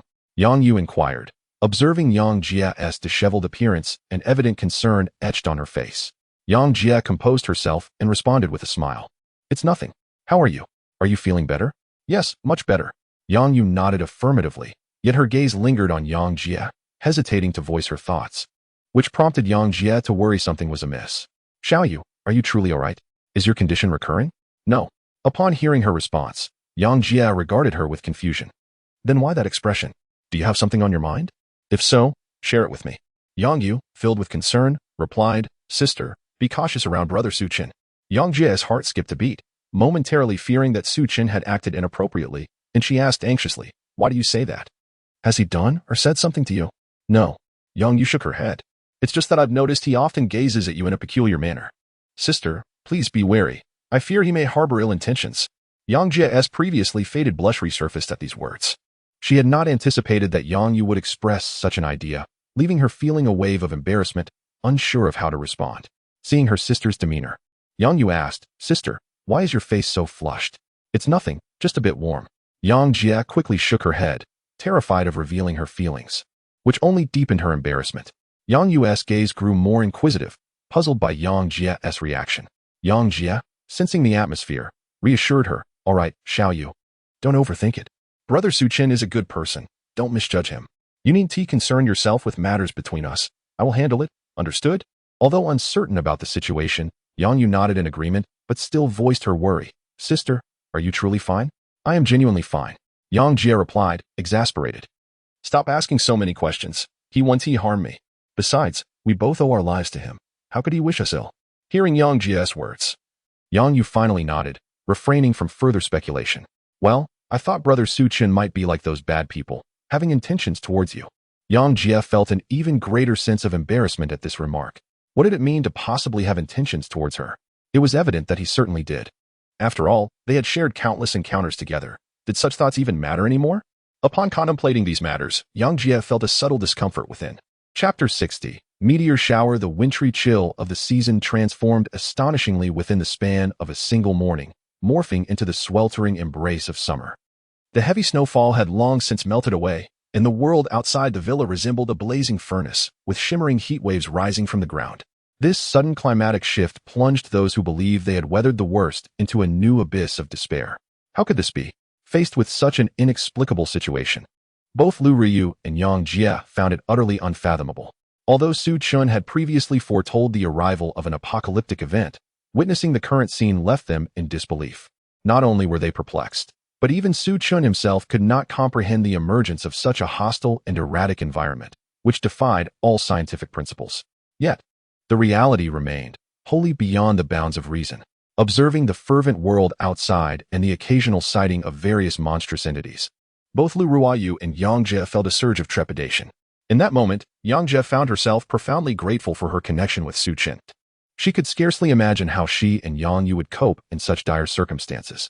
Yang Jie resolved to draw closer to Su Chen, realizing that should he ever choose to distance himself, she might endure, but Yang Yu would undoubtedly falter. Stop looking outside. Come and enjoy some ice cream, Su Chen said, retrieving some ingredients from his space and preparing a bowl of ice cream. Upon seeing this, Yang Jie and Lu Ryu exchanged glances, momentarily at a loss for words. Xiao Chun, how can you remain so unconcerned? You still have the leisure to make this, without fearing that conditions might worsen, Lu Ryu said. Worry etched on her face as she sat beside Su Chen. With a gentle smile, Su Chen replied, Why should I be worried? As I mentioned before, I foresaw fragments of the future. I was already prepared for this situation, so why fret? Moreover, regardless of whether it is winter's chill or summer's heat, we have remained unscathed, haven't we? As long as we stay within this villa, we are shielded from any adverse effects. Upon hearing Su Chen's words, the two women contemplated his perspective. Despite the oppressive heat outside, which could be felt even without direct exposure, they remained unaffected within the villa. Although the electrical wiring had succumbed to acid rain prior to the apocalypse, plunging much of the world into a state of electrical paralysis, the villa operated independently of external power and networks, boasting its own energy sources. Even without solar power, there were generators at their disposal. Su Chen had meticulously stockpiled hundreds of tons of gasoline and over 1,000 tons of diesel, preparing hundreds of large generators and thousands of smaller ones. As for the wiring, it had been arranged with utmost care, capable of serving them for many years to come. It could be said that Su Chen had thoroughly prepared for all aspects of daily living. With just their small group, there was no need to worry about future sustenance. They could live comfortably, potentially for several decades. Thus, Su Chen's primary concern remained the relationship between humans and monsters, particularly the human element.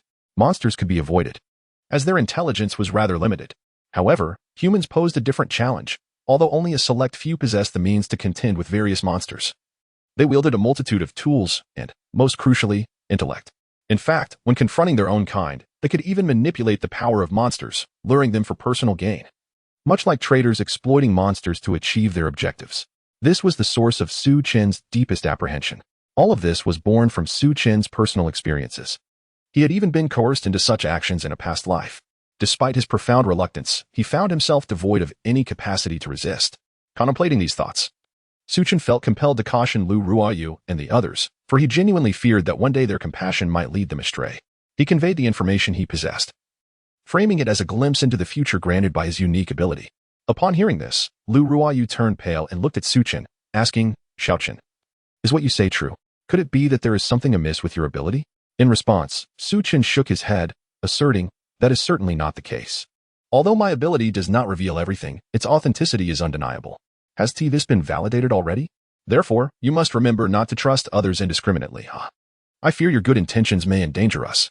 I understand, Lu Ruoyu replied, though she was reluctant to accept such grim realities. She found it difficult to reconcile the notion of humanity sinking to such depths, yet she was even less willing to see Su Chen come to harm. Feeling helpless in aiding him, She was determined not to add to his burdens. Yang Jie also nodded in acknowledgement, finding it easier to accept these truths. Having encountered them previously and understanding the underlying principles, let us not dwell on such weighty matters. As long as we are well, everything will be manageable. Any issues that arise, Eru and I will handle, Su Chen said, noticing their compliance and wishing to alleviate their tension. He then shifted the conversation, pushing the ice cream toward them. 3 days swiftly passed, marking the conclusion of summer. That evening, a meteor shower graced the sky, and Su Chen silently observed this spectacle, mentally noting the locations where the meteors fell nearby. Subsequently, he gathered the people in the villa and instructed, Eru and I will venture out to procure supplies. You all must remain here, understood? Regardless of what transpires or who may come seeking help, do not engage. We will discuss it upon our return. You're going out? Lu Ruoyu exclaimed, her face etched with concern. Su Chen recognized her worries and reassured her, rest assured, nothing will happen during the day.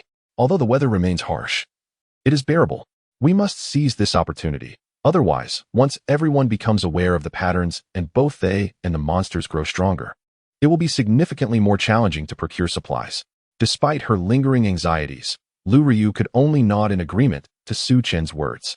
However, Su Chen felt a twinge of unease, pulling Yang Jie aside to impart his instructions. Yang Jie, remember, irrespective of who it may be, do not act with undue benevolence. Should any matters arise, await my return. Moreover, while I am away, you must remain vigilant. Under no circumstances should there be any missteps. Do you understand? Su Chen earnestly conveyed his concerns.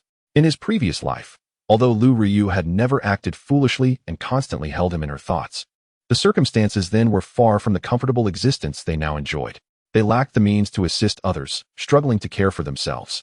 Therefore, Lu Ruoyu had shared everything with Su Chen, yet she never dared to reveal her intentions or recklessly offer aid to others. Chapter 61. Bitten Su Chen could not assure that his current life would unfold as favorably as it did in his previous existence with Lu Ruoyu. Thus, he felt compelled to take precautions against such uncertainties. Having endured the apocalypse, he harbored a profound distrust of anyone whose intentions remained unclear. One day, an act of kindness could easily transform into a harbinger of doom. Moreover, Su Chen understood that a heart filled with compassion was a liability he could not afford.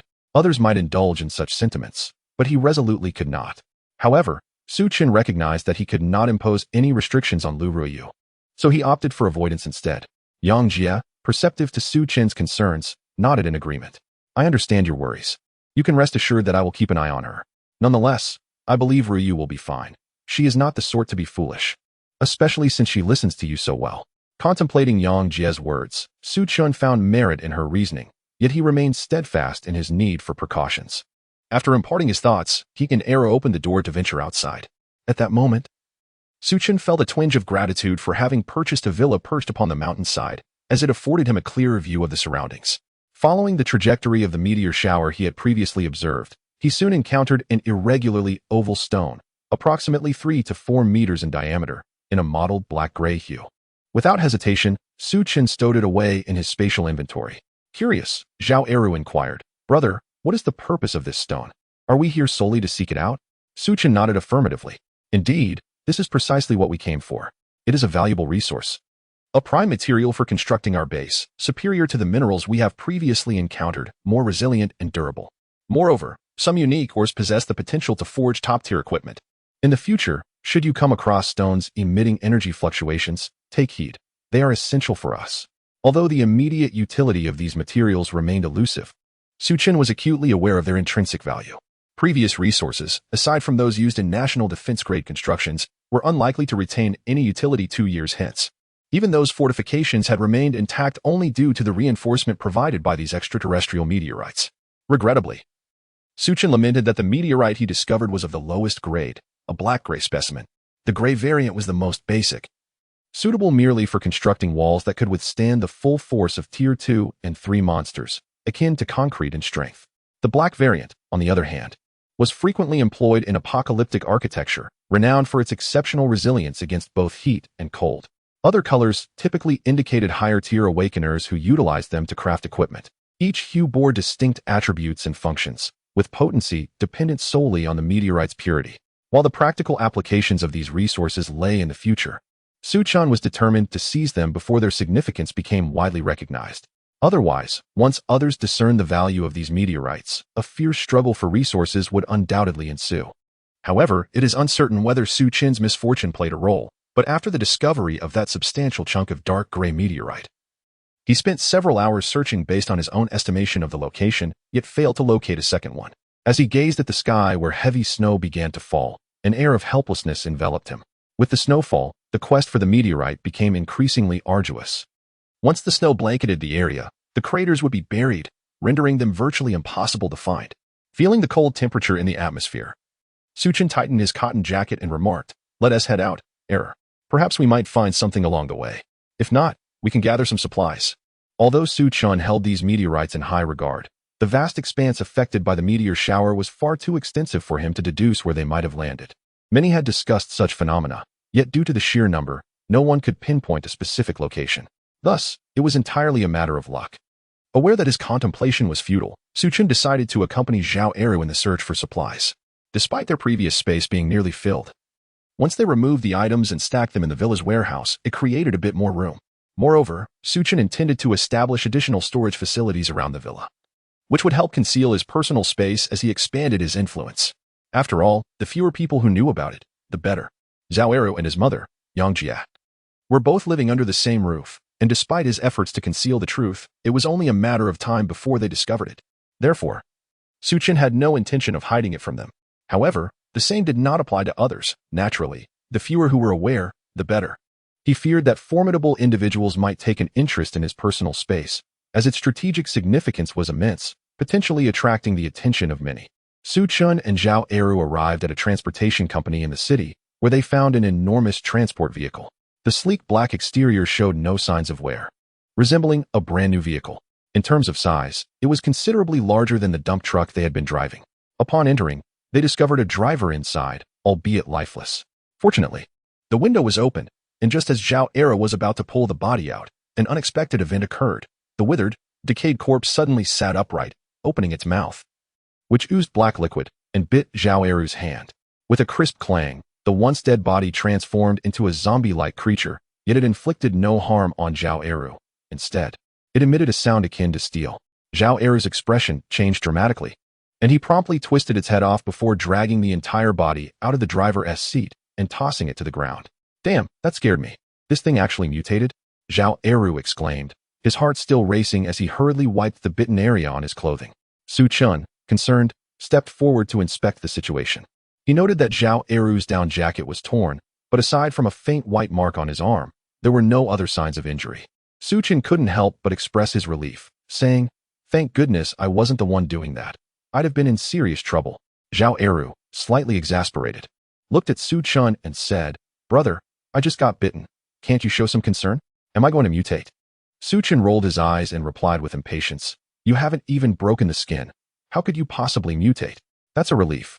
Zhao Eru sighed in relief upon hearing this. Previously, Su Chen had mentioned that such zombie-like entities were highly contagious, with a significant risk of mutation. And Zhao Eru had kept this in mind. He certainly did not wish to transform into such a monstrous being, even if he were to survive. The desire for death would inevitably linger. Chapter 62. Mutated monsters. Su Chen cast a glance, aligning his thoughts closely with those of Zhao Eru. However, his considerations extended deeper, for he lacked the formidable defenses that Zhao possessed, and venturing outside could lead to unforeseen infections. In such a scenario, he pondered whether he would be able to withstand the consequences. In his previous life, he had witnessed numerous individuals succumb to infection, and very few managed to resist its grasp. Even those who did endure emerged irrevocably altered, resembling half-monsters. This notion stirred unease within Su Chen. "Let us first head to the hospital and stockpile more medicine." After contemplating these matters, he dismissed the idea of scavenging for supplies. Puzzled, Zhao Eru inquired, "Are we not searching for resources? Medicines are crucial resources as well. We have already accumulated sufficient food and water. It is prudent to gather more medicine. If calamity strikes, we would regret not having prepared in advance." Su Chen expressed his concerns. Zhao Eru nodded in agreement, acknowledging the validity of his companion's words. Although they had previously gathered a considerable amount of medical supplies, it was evident that, in dire circumstances, these items could prove to be even more vital than food and water. After all, sustenance and hydration could be scavenged from the streets if one was willing to take risks. But falling ill or sustaining injuries without access to medicine would lead to dire consequences. Resolute, the two made their way to the hospital, barreling through any monsters they encountered along the way. This approach was indeed more efficient than aimlessly wandering outside. However, the monsters, having thrived in the harsh environment over the past few days, had grown increasingly formidable. Before long, the front of a large truck had become misshapen and dented, which incited further anxiety within Su Chen. To be candid, he had never experienced such turmoil in his previous life, nor had he confronted these monstrous beings. He had merely followed the larger group to the protective perimeter, entirely unaware of the monster's evolution. He understood that humanity, under the threat of these creatures, had managed to establish various defensive bases through natural terrain and sheer effort. Yet, these bases faced daily destruction, often only capable of withstanding minor threats while individuals were left to scurry about for survival. Su Chen found himself uncertain how long his villa could endure. He feared it might not last even half a year. As these thoughts weighed heavily on him, he felt a pressing urgency to fortify his safe haven. He was determined not to relive the precarious existence he had endured in his past life. As they scavenged through the hospital, Su Chen's fears were validated. The monster's rampage had rendered many medical supplies unusable. A pang of sorrow gripped him, for even though he had amassed a considerable stockpile, witnessing so many life-saving items destroyed was undeniably painful. He sensed that his own greed was at play, yearning to secure everything. Help me. As Su Chen and his companion concluded their search, a faint cry for assistance echoed through the corridor. Su Chen and Zhao Eru initially intended to disregard the sound, yet it possessed an inexplicable allure that captivated them. Brother, what should we do? Should we intervene? Zhao Eru was oblivious to the situation. Both individuals were in relatively good spirits, and thus they were not particularly concerned about wasting time. Su Chen glanced at the sign for the medical room and, after a moment's hesitation, pushed the door open. After all, this room appeared to be intact, and it might still harbor medical supplies. Most importantly, the presence of a doctor would provide a safeguard in the event of injury or illness. This was of paramount importance. However, upon entering the room, both were instantly rendered speechless. Inside, they beheld a dozen or so faces. The reason for describing them as faces was that these individuals seemed to be melded together like clay, their lower halves fused, while their upper bodies resembled tentacles, culminating in a face at the end. The mouths of these faces emitted faint cries for help, their expressions mirroring those of individuals on the brink of death. Devoid of any grotesqueness, they resembled ordinary people awaiting rescue, their pallid faces betraying a mix of despair and hope, while their lips uttered unconscious murmurs. Even Su Chen, who had witnessed the horrors of the apocalypse, felt a chill run down his spine. What in the world is this monstrosity? Both he and Zhao Eru exclaimed in unison. In his previous life, Su Chen had never encountered such a creature. Yet suddenly, a memory stirred within him. He recalled having seen a massive, grotesque mass that appeared to be composed of human and monstrous remains. That entity, however, had been several meters in diameter, creating an overwhelming visual impact comprised of countless bodies. The creature's power was equally terrifying, classified as a level 6 monster, yet it had necessitated the combined efforts of several level 7 awakened beings to confront it, resulting in the demise of several of them. Su Chen observed that this creature bore a striking resemblance to the one from his memory, albeit significantly smaller in size. A wave of unease washed over him, leaving his hands and feet feeling icy. Fortunately, it seemed that the creature was in a state of slumber, unaware of their presence, with only the faces softly murmuring as if in a dream. Su Chen had not anticipated encountering such a creature. He was acutely aware that he and Zhao Eru would likely be no match for it. In comparison, the last time he had seen a potentially level 4 giant serpent, it seemed less daunting. That serpent lacked intelligence and was easily distracted by other stimuli. In contrast, this creature, despite its apparent lack of a brain, exhibited instinctual reactions akin to those of humans, capable of engaging in combat or ambush with human-like acumen. Yet, the most critical aspect was that this creature also possessed extraordinary abilities. This implied that if it were composed of awakened beings, it could potentially wield the powers associated with them. This is precisely what renders this sarcoma so terrifying. It elucidates why an individual of level 6 can, amidst the encirclement of numerous level 7 superhumans, still manage to eliminate several level 7 awakened beings. Su Chen initially intended to discreetly lead Zhao Eru away, yet was taken aback when the latter raised his dual axes, seemingly intent on charging forward. Witnessing this scene, Su Chen was utterly horrified, grasping at Zhao Eru, only to find himself clutching at nothing. No. In a moment of desperation, Su Chen attempted to call out to him, and Zhao Eru indeed paused upon hearing his voice. However, Su Chen's utterance had already roused the sarcoma. What had once been merely a single visage murmuring was now transformed, as the eyes of over a dozen faces snapped open in unison. Chapter 63, The moment of desperation, Su Chen was uncertain whether others could empathize with his plight. But at that moment, as he beheld the myriad eyes upon the grotesque mass before him, a chill coursed through his limbs. It felt as though he had been ensnared by a paralyzing spell, rendering him nearly immobile. However, he quickly regained his composure. Realizing the gravity of his misfortune in encountering such a terrifying creature, he could only pray that this entity was not a composite of awakened beings. Otherwise, both he and Zhao Eru might meet their demise here today. Help! Help! Amputation! Amputation! Eat! Eat! Eat! Suddenly, the creature roused from its stupor. What had initially appeared as a mere fleshy tumor adorned with human forms now revealed its true nature. They were beings with hands and feet. Not merely appendages that had grown haphazardly, but rather evolved limbs capable of agile movement upon the ground. They wielded medical instruments, scalpels, orthopedic saws, and other tools indicative of their former expertise. Quickly eliminate them. Su Chen understood that escape would not be facile, especially since both he and Zhao Eru were formidable awakened individuals endowed with high-level S-class abilities. He was reluctant to let such a monstrosity slip away, for if it were allowed to mature, it would undoubtedly spell calamity for humanity. This creature appeared capable of boundless growth. In his previous life, Su Chen had heard tales of such entities that began as feeble beings yet proved to be extraordinarily vexatious. For instance, a creature he had once encountered was initially classified as a level 4 monster, but due to the awakened individuals deeming its extermination too arduous, they opted to avoid it. In due course, it grew stronger, developing an insatiable appetite for human flesh, seemingly evolving to perceive humanity as the ideal sustenance, thus honing its predatory instincts to an exceptional degree. Even devoid of intellect, it became more terrifying than any sentient being, acting solely on primal instinct, impervious to emotion, and executing its actions with ruthless efficiency. Upon hearing Su Chen's words, Zhao Eru brandished his dual axes, leveraging his immense strength and the advantage of his weaponry to cleave a portion of the human form from the creature. Su Chen, not idle, wielded his tang knife imbued with spatial energy, utilizing the disparity in weapon length to sever another human form from the grotesque mass. Yet, even after such decisive strikes, the severed human bodies retained vitality, their lips murmuring remnants of their former lives, their hands continuing to move.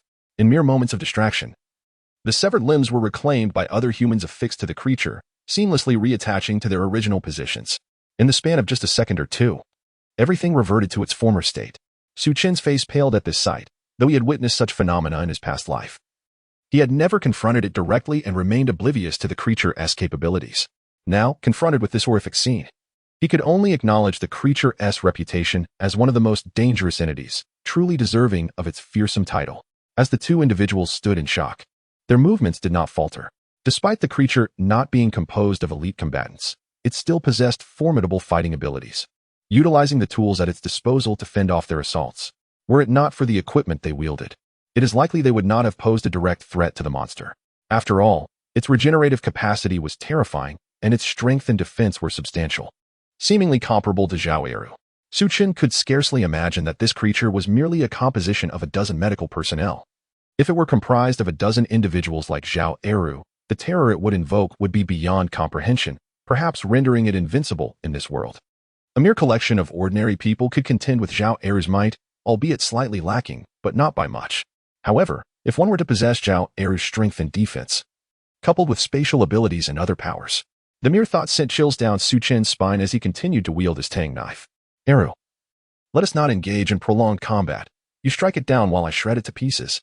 Su Chen commanded Zhao Eru. Despite their efforts to subdue the creature, after several minutes, they had yet to inflict any fatal damage. Each time they managed to cut the monster down, other portions of its body would retract and reassemble. This back and forth resulted in a futile exertion of their strength, while the creature remained unaffected.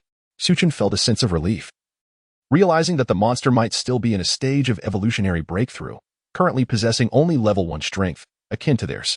Moreover, within the confines of this room, the creature's extended body could not fully exploit its capabilities.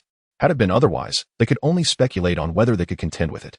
Following Su Chen's instructions, Zhao Eru acted, but soon they discerned something amiss. Su Chen's blade left behind afterimages, yet it barely matched the creature's recovery speed. Eru, I shall strike it down. You use your axe to smash it to bits. Feeling his arms begin to fatigue, Su Chen swiftly altered his strategy.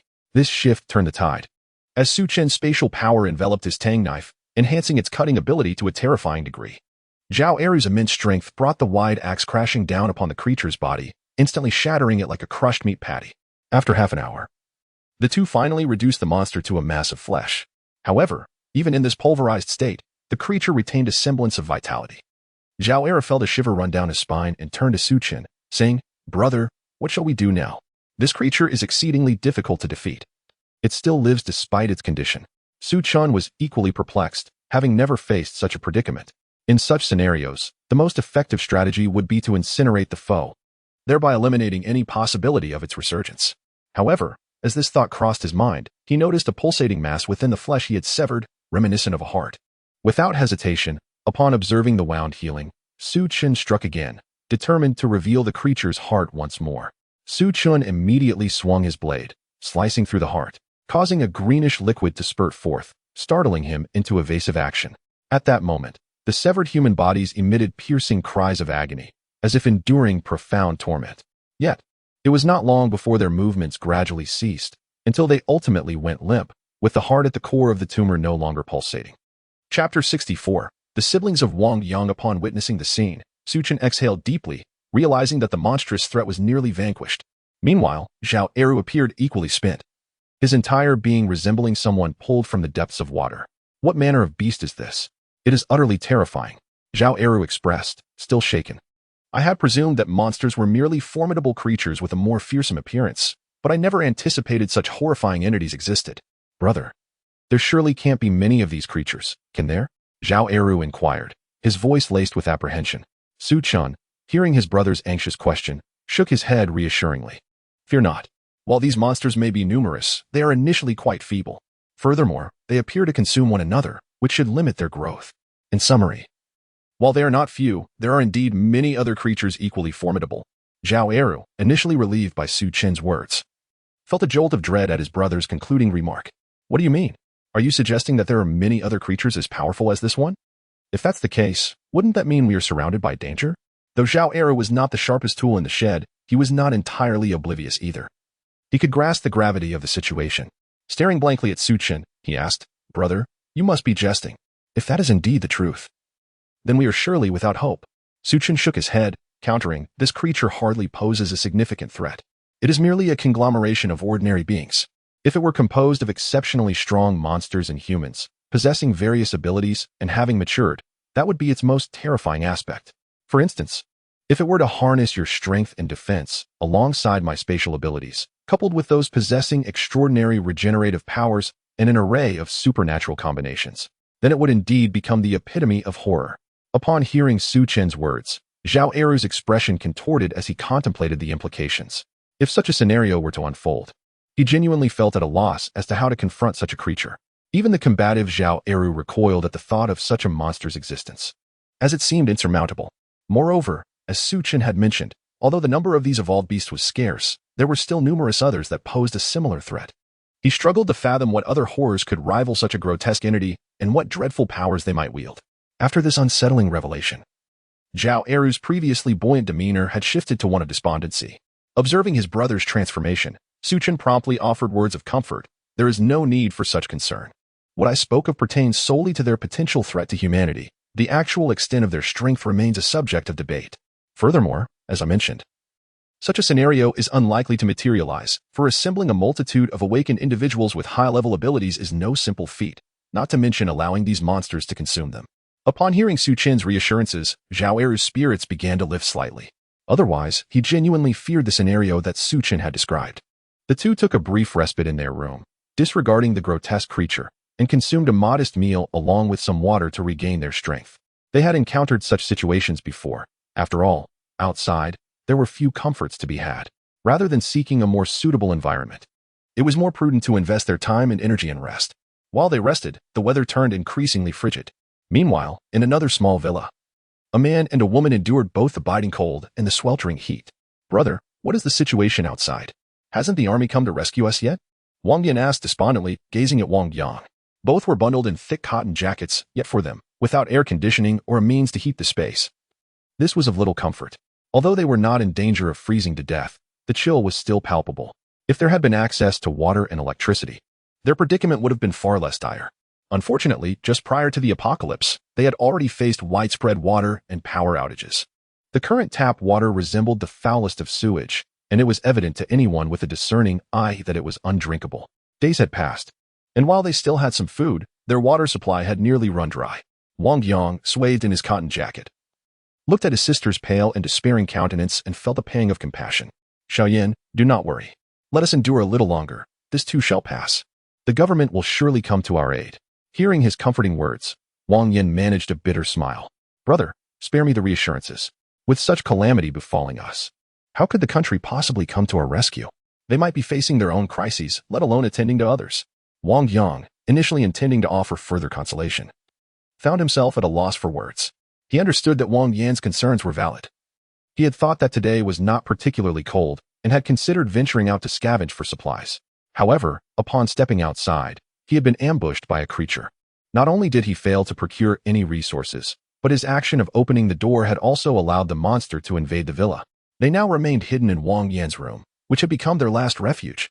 Ironically, this situation had diminished their remaining food supplies, as they now dared not venture out for fear of being attacked, allowing the creature to consume the provisions they had managed to preserve. As Zhao Eru had remarked, many of the monsters were merely formidable beasts. The majority fell into this category. Only a select few had mutated or evolved into various monstrous species. Presently, their only sustenance resided within Wang Yan's room, and they possessed but a single bottle of mineral water. Both were engulfed in despair, acutely aware that they had gone an entire day without drinking. Considering the possibility that their plight might persist for some time, they had been rationing their food and water. Yet, despite their cautious approach, they now faced a desperate situation. Had it not been for Wang Yang's foresight in preparing food and drink, as well as the winter clothing they had purchased previously, they would have long since succumbed to their fate. By the way, brother, didn't you mention that it was Boss Su who advised you to take this course of action? Could it be that he was already aware of everything? At that moment, Wang Yan suddenly recalled Su Chen, a fact she had learned from Wang Yang. Su Chen had previously cautioned Wang Yang several times, prompting him to pay attention and decide to purchase additional provisions to celebrate, ultimately saving the lives of the two siblings. Otherwise, given their usual habits, it was highly improbable that they would have any surplus food at home aside from a few fruits, as both of them often struggled to find time for home amidst their busy work schedules. Chapter 65. Awakening. Wang Yang nodded, reflecting, indeed. Boss Su did remind me back then, but I didn't take it to heart. I cannot say for certain whether he had foreknowledge of what was to come. After all, who can truly predict such events? Wang Yan countered. If he had no foreknowledge, how could he have cautioned you repeatedly? Her perspective was broader, especially since she had seemingly witnessed Su Chen and Zhao Eru commit acts of violence prior to the apocalypse. Initially, both men had been terrified of Su Chen. After all, who wouldn't be afraid after witnessing such a brutal scene? However, in light of the current apocalyptic landscape, it became apparent that there was nothing particularly difficult to accept. Observing Su Chen and his companions, they appeared utterly unfazed by the act of killing, even engaging in light-hearted banter. This led Wang Yin to ponder whether Su Chen had foreseen such a scenario from the very beginning. If that were the case, it would elucidate why the two remained so composed, particularly as he had advised Wang Yang to stockpile supplies, even suggesting he prepare extra provisions for the winter. If he had no prior knowledge, such actions would seem illogical. Wang Yang found himself at a loss, yet soon forced a wry smile and shook his head. But what difference does it make? He did warn us, and even if we had heeded his advice and stored supplies, it would merely prolong our survival for a time. What good is that? He glanced at the door, feeling a sense of despair creeping in. As he had mentioned, what good were provisions if they could not confront the monsters outside? Unless someone came to their rescue, their demise was inevitable. It was merely a matter of time. Upon hearing his words, Wang Yan's expression also grew somber. Yes, but what use is foreknowledge if we lack a solution? If no one comes to aid us, we will eventually perish. It's just a matter of time. However, she quickly shook her head, nearly swayed by Wang Yang's pessimism. Looking at him, she said, "Brother, that is not my point. Have you considered why he chose to warn you? We have no particular relationship with him. He would simply offer a kind reminder because we once assisted him. If that were the case, why not alert others? Moreover, even under suspicion that we had witnessed his crimes, he still chose to caution us." Wang Yang was momentarily taken aback by her words, realizing there was some validity to her argument, although he could not quite grasp why. After pondering, he asked, "Then what do you suggest? Surely, we cannot presume he is concerned about something we possess? It seems unlikely. We are not as wealthy as he is, and as for people." At this point, he paused, a strange expression crossing his face as he glanced at Wang Yin, hesitating to continue.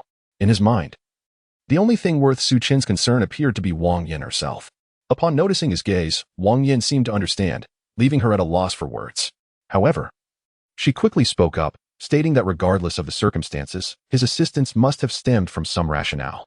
Given their current predicament, it seemed unlikely that they would receive timely aid, and whether such aid existed was a separate matter entirely. At that moment, the majority of the surviving humanity still clung to the hope of rescue. It was not born from deep-seated trust, but rather from the necessity of sustaining such hope to endure. Without even this glimmer of optimism, despair would consume them, driving them to self-destruction. Yet, Wang Yin was acutely aware of the dire state of the world outside. Reflecting on the prolonged acid rain that had plagued the globe for over half a month, it was evident that these were ominous signs of an impending apocalypse. It was plausible that the authorities were struggling for their own survival, perhaps faring no better than they were, let alone being in a position to offer assistance. Furthermore, Wang Yin and her companions understood that such hope was merely a comforting illusion. If they relied solely on it, they would certainly miss any potential rescue. They needed to ensure their own safety before any aid arrived. Otherwise, they would be left vulnerable. Moreover, the critical factor was that they had assisted Su Chen in fortifying the villa into a safe house. This reinforced their belief that Su Chen likely possessed foreknowledge of the calamities they faced, regardless of how he acquired that knowledge. If survival was their ultimate goal, seeking Su Chen's assistance seemed their only viable option. In comparison to the current apocalypse, Su Chen had merely taken a few lives, which paled in significance to the horrors they were enduring. His demonstrated capabilities and ruthless demeanor instilled a sense of reliability in them. He appeared far more competent than they, ordinary individuals paralyzed by fear. Even if it meant simply remaining within the villa, they had faith that its defenses could withstand the monstrous threats outside. Wang Yang seemed to grasp this logic, but then posed a question. How would they locate him? And once found, would he even assist them? Wang Yin paused, momentarily taken aback, and then fell silent, for she had no means to contact Su Chen, let alone reach his villa. The thought of such a convoluted endeavor left her engulfed in despair. Meanwhile, Su Chen was not idle. Although many supplies had been damaged or devoured by the monsters, a substantial amount still remained intact. While it did not match their previous haul, it was not without merit. Through their relentless struggles, their skills had also improved. After exhausting themselves, they would either rest or return home. In this manner, 3 days passed, and following a perilous battle yesterday, Zhao Eru reached a bottleneck. After breaking through, he ascended to the second tier of strength, which thrilled Su Chen. Zhao Eru, indeed, was a top-tier combatant, having achieved such a remarkable advancement in merely a few days. It is essential to recognize that the most formidable monsters currently possess only a level 4 capability, and such creatures are exceedingly rare. There may not even be one within an entire city. With Zhao Eru having attained such strength, Su Chen naturally felt elated. However, observing the weather gradually returning to a state of normalcy, no longer as harsh as in previous days, Su Chen understood that soon both the monsters and the awakened individuals would manifest in succession, enveloping the surroundings entirely. Su Chen, it seems that I too have awakened. Chapter 66. Development of Abilities. Yang Jie approached Su Chen with great enthusiasm. In the blink of an eye, Su Chen and the others beheld her charming figure. Upon witnessing this scene, Su Chen realized that she had indeed awakened her abilities, just as in her previous life, manifesting as a speed-oriented power. Both Lu Ruoyu and Zhao's mother displayed expressions of joy at the sight. Little Jie, what kind of ability have you awakened? How did you appear before us in an instant? Zhao's mother inquired, astonished. Yang Jie smiled softly. I'm not entirely sure. It just feels like my speed has increased significantly. It seems that I can reach any destination or accomplish any task in the blink of an eye. As she spoke, she demonstrated her newfound ability. With a swift motion, she vanished from their sight. Even Su Chen could merely catch a glimpse of her shadow, leaving Lu Ruoyu and the others in utter disbelief. They had not even perceived how she disappeared. It felt as though she had simply flickered away, only to reappear behind them moments later. Witnessing this, Zhao's mother showered her with praise, her eyes glimmering with envy. Not only her, but Lu Ruoyu also felt a deep admiration for Yang Jie's ability to awaken her powers. In the past, she might have merely been surprised, but given the current circumstances that Su Chen had elucidated about their world, they understood that to survive, they must awaken their own abilities. Otherwise, they would be relegated to hiding behind Su Chen and his companions, potentially becoming a burden. This realization resonated deeply with Lu Ruoyu, especially as they had observed the altered world outside through the glass, with monstrous figures occasionally appearing around their villa, instilling a sense of dread. Hence, Yang Jie's awakening was met with profound envy. What do you think, Su Chen? Is my ability commendable? Yang Jie asked, gazing at him. Su Chen nodded with a smile. Of course, it is commendable. As long as you do not encounter highly dangerous creatures, your safety is essentially assured. Moreover, In conflicts with others, you can also safeguard yourself. Hearing Su Chen's words, Yang Jie felt elated and relieved. At least now, she need not fear being cast aside by Su Chen, as she had become of value, even if she were to be dismissed. Possessing abilities meant she wouldn't be left to a fate of despair. Nonetheless, Yang Jie harbored no grand aspirations, for she understood that her awakened power was not particularly suited for protection. It was more akin to that of an assassin. Therefore, should she part ways with Su Chen, taking Yang Yu into the outside world might not lead to death, but it would undoubtedly be a struggle, far removed from the comforts of her current life. Casting a glance at Su Chen and noting his lack of any peculiar reaction, Yang Jie felt a wave of reassurance wash over her. She had previously harbored a modicum of trepidation regarding whether her awakening of supernatural abilities would instill apprehension in Su Chen, especially given her less than virtuous past. Although the nature of her relationship with Su Chen had become ambiguous, it was inevitable that he might harbor other thoughts. However, upon witnessing Su Chen's demeanor, it appeared he was not overly concerned about this matter, which allowed Yang Jie to fully relax. Unbeknownst to Lu Ruoyu and the others who were observing Yang Jie's transformation, they noted that aside from her remarkable increase in both speed and attack capability, she exhibited no other discernible changes. This revelation intrigued them further, prompting their inquiries into Yang Jie's experiences. While Su Chen and Zhao Eru had awakened their powers previously, the fact that they were male rendered it somewhat inappropriate for the women to delve too deeply into their situations. Moreover, given that Yang Jie had once been an ordinary person like them, the notion that she had awakened her powers after so many days led them to wonder if they too might have such potential. After all, during the apocalypse, only Su Chen and Zhao Eru had awakened their abilities promptly, despite Su Chen's assurances that they too would eventually awaken. The passage of time had led them to believe he was merely offering them comfort. Now, with Yang Jie's genuine awakening, they found themselves filled with anticipation. Su Chen sought to understand the nature of Yang Jie's abilities. While he was aware that her powers were speed-oriented, he remained uncertain about their extent or the swiftness she had attained, having had no prior experience with such matters in his former life. Eru, you should remain at home to gradually acclimate to your new situation. I will take Yang Jie out to explore her abilities. Su Chen announced to Zhao Eru and the others. Zhao Eru did not object, and Yang Jie felt a surge of excitement and curiosity about her new circumstances. The following day, Yang Jie donned a fitted suit and accompanied Su Chen outside. Su Chen, what should I do next? Yang Jie inquired. With a smile, Su Chen replied, there is no specific action required. Simply utilize your abilities frequently, and they will gradually develop.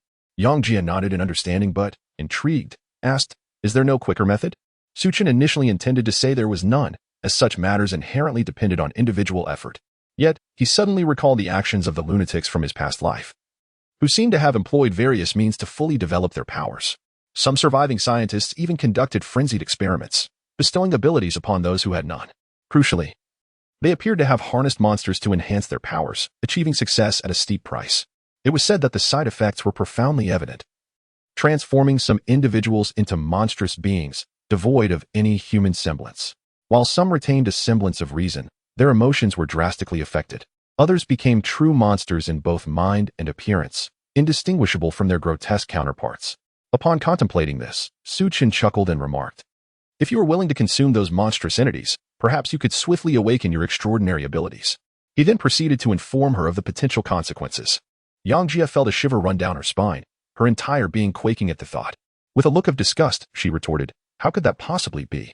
I think I'll pass. I believe gradually adapting is quite sufficient. It's not much different from exercising, is it? The ramifications Su Chen had described were utterly intolerable to Yang Jie. In fact, even the notion of devouring a monster made her stomach churn. How could one possibly accomplish such a feat? If that were the case, it would be far better to abstain entirely. Chapter 67. Blade of Space. Su Chen observed her demeanor and smiled gently, devoid of any mockery, for he too found the situation hard to accept. Suddenly, Yang Jie recalled something and said, by the way, Su Chen, since such individuals exist, shouldn't we devise a means to protect ourselves? These lunatics are capable of anything. And if they were to plot something, wouldn't we be in grave danger? Upon hearing Yang Jie's words, Su Chen glanced at her in surprise, then complimented her with a smile. Indeed, you are quite astute. You immediately recognized the peril these people pose. You are absolutely correct. We must take precautions. Hence, is it not imperative that we focus on enhancing our own abilities? Yang Jie nodded in understanding, realizing the reason behind Su Chen's daily excursions with Zhao Eru. Initially, she had thought he merely sought supplies, unaware that he also contemplated this aspect. The mere thought of those deranged individuals instilled a sense of trepidation in her. If they were to encounter such beings, Yang Jie shuddered at the unpredictability of their actions. After all, they were capable of consuming monsters to develop their powers, even awakening abilities through such grotesque means. What else might they be capable of? Yang Jie pondered whether they could resort to cannibalism. Voicing her concerns, she inquired further. Su Chen regarded her with an odd expression, marveling at her keen intellect.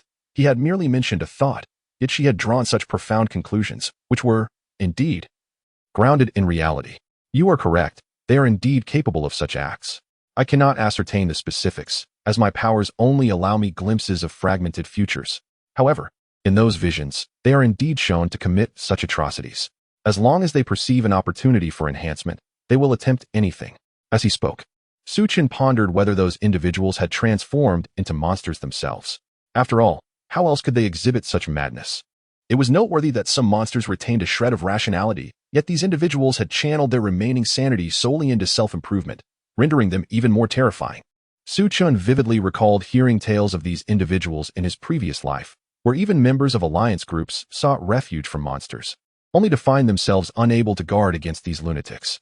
In certain respects, these madmen posed a dual threat, not only in their ideologies but also in their capabilities. Previously, Su Chen had mentioned that the flesh tumors represented one of humanity's gravest threats, and these deranged individuals were among them. Though they lacked the formidable powers of the alien flesh tumors, their advantage lay in their extensive reservoir of knowledge and their ability to calculate and conduct various experiments to augment themselves. Thus, they emerged as one of the most significant threats to humanity. In many respects, they could hardly be regarded as human anymore. Reflecting on this, Su Chen could not help but sigh. Yang Jie, her face etched with concern, asked, Su Chen, what do you propose we do now? If these individuals are indeed powerful and unite against us, wouldn't we find ourselves in peril? After all, with our advanced abilities, we are undoubtedly their prime targets. Su Chen nodded in agreement, acknowledging the truth of the statement. However, rest assured, individuals of their ilk possess a modicum of intelligence. If we are formidable enough, they will not dare to pursue us. Ultimately, their actions are motivated by a desire to become stronger in order to survive. When the risks do not align with the potential rewards, they will certainly refrain from acting against us. Yang Jie, upon hearing this, nodded, feeling somewhat reassured. She did not doubt Su Chen's words. After all, those capable of such reckless actions were surely driven by aspirations for a better future. If the challenges proved insurmountable, they would naturally retreat, for Su Chen and his companions were not the sole possessors of S-class abilities. There would be no reason to provoke individuals of great power, which could lead to their own downfall. Unless one were unique, there would be no necessity for such relentless pursuit. If Su Chen and his comrades were excessively powerful, these individuals would likely prefer to experiment on monsters rather than engage with them. Contemplating this, Yang Jie felt a sense of relief, yet simultaneously experienced a surge of pressure. Recognizing the urgent need to enhance her own strength, the future was uncertain. Only through augmenting her abilities could she find solace. Observing Yang Jie wielding her Tang Dao against the monsters, Su Chen noted that even he could barely catch a glimpse of her fleeting figure, let alone anyone else. It is worth mentioning that Su Chen himself possessed an ability that enhanced his physique in every respect, including vision and hearing. His power, though seemingly singular, encompassed a multitude of enhancements. For instance, Yang Jie excelled in speed, while Zhao Eru was formidable in strength and defense.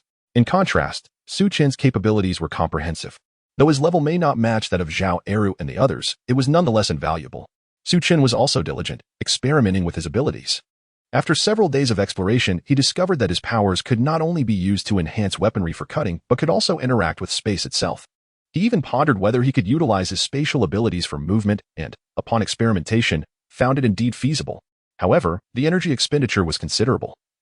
After leaping a mere 10 meters through space, he felt as though his entire strength had been siphoned away.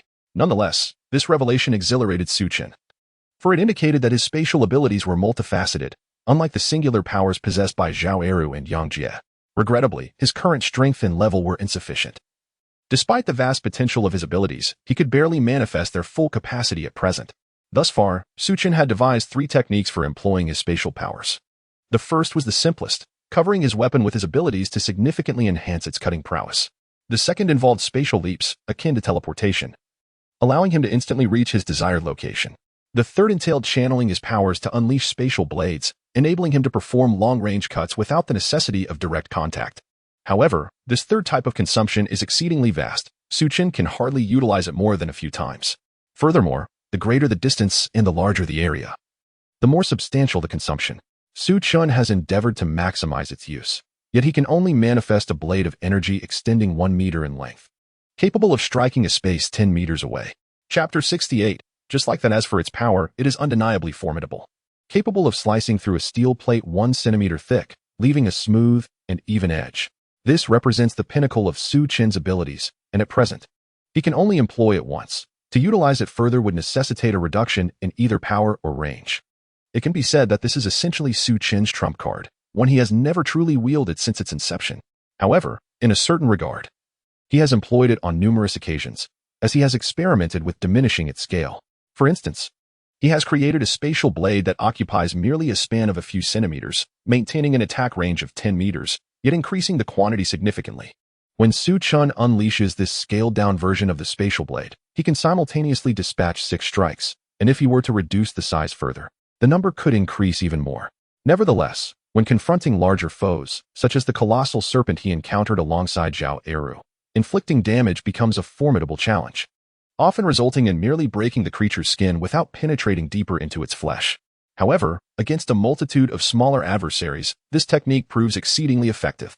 If one were to compare methods of utilization, it is evident that enveloping a weapon with spatial power incurs the least expenditure while delivering considerable might, allowing for prolonged application that remains in harmony with physical stamina.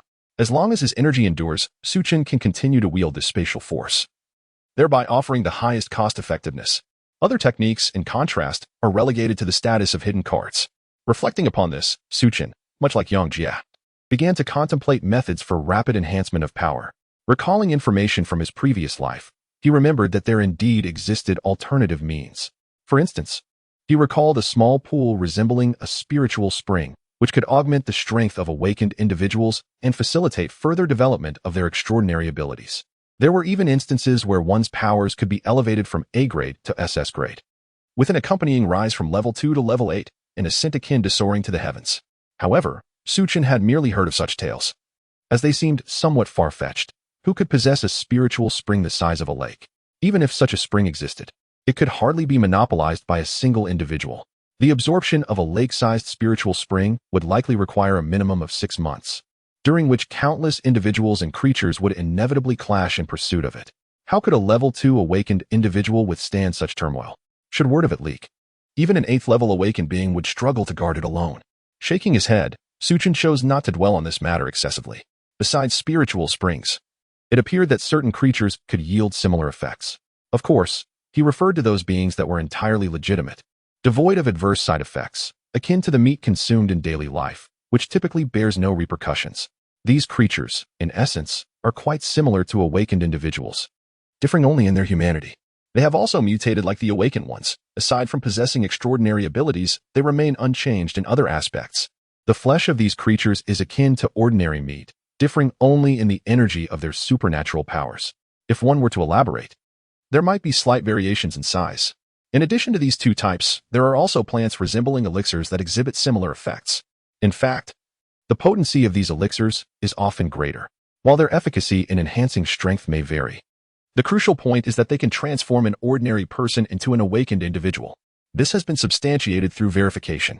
Su Chen even witnessed an acquaintance consume a flower and subsequently awaken their abilities.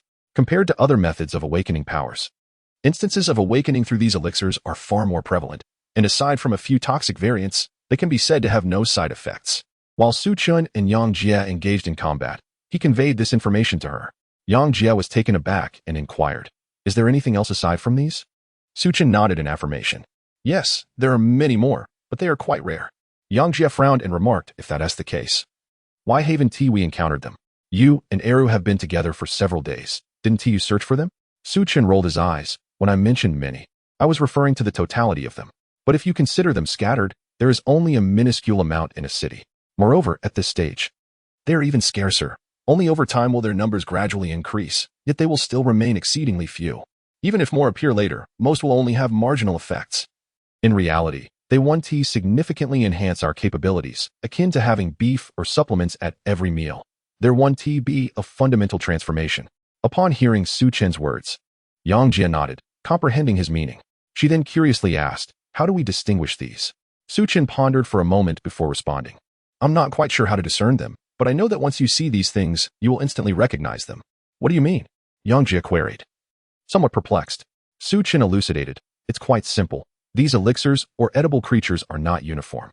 Sometimes they may appear similar in appearance, yet some are inedible. However, the edible ones can be easily distinguished at a glance. They possess a remarkable quality that is palpable to the senses. Yang Jie nodded in understanding and then pointed to a specific location, saying, "Is it like that over there?" Su Chen turned to look and saw an ancient tree in the park, several hundred years old, adorned with a peculiar blossom that appeared translucent and enveloped in a misty aura, exuding an ethereal charm. As the gentle breeze rustled the branches, the flower swayed, appearing exceptionally vibrant and radiant, akin to a celestial herb. Su Chen immediately affirmed, "Indeed, just like that flower, it is evident that hold on. Goodness." Realizing mid-sentence, Su Chen suddenly recognized that this was precisely the elixir he had been discussing for so long. In that instant, Yang Jie also came to a realization. The two exchanged glances, each reflecting astonishment and delight in the other's eyes. Without a moment's hesitation, they dashed forward. Perched upon the trunk of the grand tree were several gecko-like lizards, lying in wait. Yet, despite this, neither of them faltered in their resolve. Hissing at the approaching presence of Su Chen and his companion, the lizards emitted a sound, seemingly warning them to keep their distance. Sensing the impending danger, Yang Jie came to a halt before the majestic tree. Chapter 69, Exotic Beast Su Chen. What should we do? These large geckos seem formidable. Yang Jie anxiously glanced at Su Chen. Having only just awakened her abilities, she barely qualified as a level 1, and if one were to categorize her further, her nascent powers were not far removed from an ordinary person's level 0, albeit with a hint of extraordinary talent. Su Chen too sensed the looming danger. Although he was also a level 1 awakened individual and on the cusp of level 2, he felt an intense threat emanating from the geckos. This instinct was one he could not disregard. The intuition of an awakened one is remarkably precise, and such a clear sense of peril indicated that they faced a creature capable of taking their lives. Yet, Su Chen was perplexed. These geckos, while seemingly of similar strength to his own, could not possibly instill such a potent sense of danger, especially given his spatial abilities. The allure of the flowers atop the towering tree was irresistible, yet he could not afford to overlook the geckos before him. They were positioned around the tree, encircling the blossom, clearly guarding it as they awaited its maturation. It was only upon closer inspection that Su Chen and Yang Jie noticed several other buds on the flower's stem, perhaps on the verge of blooming. Su Chen understood that this flower was no ordinary specimen. It could very well be a highly valuable spiritual herb. After all, what could possibly attract such formidable geckos, and how could the peculiar fragrance of the flower waft through the air even from a distance? Suppressing his trepidation, Su Chen contemplated utilizing his spatial leap to seize the flower, but Yang Jie halted him. Frowning, he inquired, "What are you doing?" Without a word, she pointed towards the upper branches of the tree, her complexion pale, as though she had witnessed something horrifying. Su Chen's heart sank at the sight of her distress, and as he followed the direction of her finger, his expression shifted dramatically. There, hovering above the canopy, were two enormous geckos, their bloodthirsty, cold eyes fixed intently on them. They radiated a spectral glow, and Su Chen could sense the resilience of their skin, which gave him the unnerving impression that he could not harm them. Gulping, he felt his throat tighten, beads of sweat forming on his brow. It became evident where his earlier sense of danger had originated. It was clearly these two formidable geckos that posed the threat. Measuring roughly 6 meters in length, even Su Chen dared not entertain any reckless thoughts. It was no longer a matter of what they might do. It was a question of whether these geckos would permit them to leave unscathed. In an instant, one gecko flicked its tongue towards them, nearly piercing through Su Chen had he not reacted swiftly. Witnessing the crater left in the stone ground, he fell into a contemplative silence. If the level 1 geckos were this powerful, how terrifying must the two above, possessing at least level 2 strength, be? Yang Jie, her face pale, looked at him with great difficulty and asked, "Su Chen, what do we do now? It seems they regard us as prey." "Indeed, I am aware." Su Chen nodded and silently inquired, "You have awakened a speed-type ability, correct?" Upon hearing this, Yang Jie mistakenly assumed Su Chen was urging her to seize that flower. And in a panic, she shook her head vigorously, exclaiming, "No, I cannot do that." Su Chen, exasperated, gave her a light tap on the head and shouted, "What are you thinking? Hurry and run. Is this something we can handle?" With that, Su Chen bolted away without a moment's hesitation. Yang Jie, momentarily stunned, soon sensed the rush of air and, frightened, fled the spot, quickly trailing behind Su Chen. In just 2 seconds, she had overtaken him. The few lizards behind them immediately gave chase at an alarming speed, one being a second-tier lizard also pursuing them. Su Chen felt an ominous presence and swiftly employed a short-distance spatial leap, narrowly evading the second-tier beast's tongue. Meanwhile, he swung his Tang Dao, imbued with spatial power, towards it. However, to Su Chen's astonishment, his razor-sharp blade, capable of slicing through steel, failed to sever the lizard's tongue, rebounding as if it had struck a rubber band. Realizing the futility of combat, Su Chen called out to Yang Jia, who had already distanced herself, "Slow down a bit, wait for me." "I can't, I'm scared," Yang Jia replied without turning back. Su Chen, infuriated, thought how her words implied he was unafraid, while her rapid pace only heightened his own fear. Yet, there was no time for further discussion. Hearing the monstrous cries of the beasts behind them, Su Chen sprinted with all his might, occasionally executing spatial jumps. As he noticed Yang Jie had vanished from sight, he exhaled in relief, ceasing to circle around the beasts and instead sprinting in a direct line to increase the distance between them. Upon reaching the street, a cacophony of car horns erupted as Yang Jie, driving their large truck, collided with the pursuing lizard, sending it flying several meters before it crashed heavily to the ground. After sliding for some distance, the lizard managed to flip and stabilize itself. Witnessing this, Su Chen understood that confronting this second-tier beast was beyond his capabilities. "Su Chen, quickly get in," Yang Jie shouted as she opened the passenger door while driving. Without hesitation, Su Chen accelerated and jumped into the vehicle. Seeing this, Yang Jie pressed the accelerator, ramming the truck toward the beast. The immense force propelled the creature once again, and it was subsequently crushed by the oncoming truck. However, to their astonishment, the second-tier beast did not succumb to the weight of several tons. Fortunately, it appeared to be struggling as well, emitting a shrill, anguished cry while its body contorted and it spat out copious amounts of blood. Yang Jia contemplated pressing on, but several first-tier beasts rushed towards them, and from a distance, an even larger second-tier beast was charging in their direction. Realizing the urgency, Su Chen urged, "We must leave immediately." Yang Jia nodded and pressed the gas pedal, departing just before the second-tier beast could reach them. After driving for a while, Su Chen glanced at the rearview mirror and noticed that the strange beasts had not pursued them, allowing him to breathe a sigh of relief. "What shall we do now?" Yang Jia inquired of Su Chen. After a moment of contemplation, Su Chen replied, "Let us return first. These few strange beasts are beyond the capabilities of just the two of us. We should summon Era to join us. I refuse to believe that the three of us cannot contend with these beasts together." Chapter 70. The Battle for the Elixir. Yang Jia expressed her concern. "Should we really go back? It's not worth risking our safety. After all, Era has only recently reached the second level you mentioned. Can we truly contend with such a formidable creature?"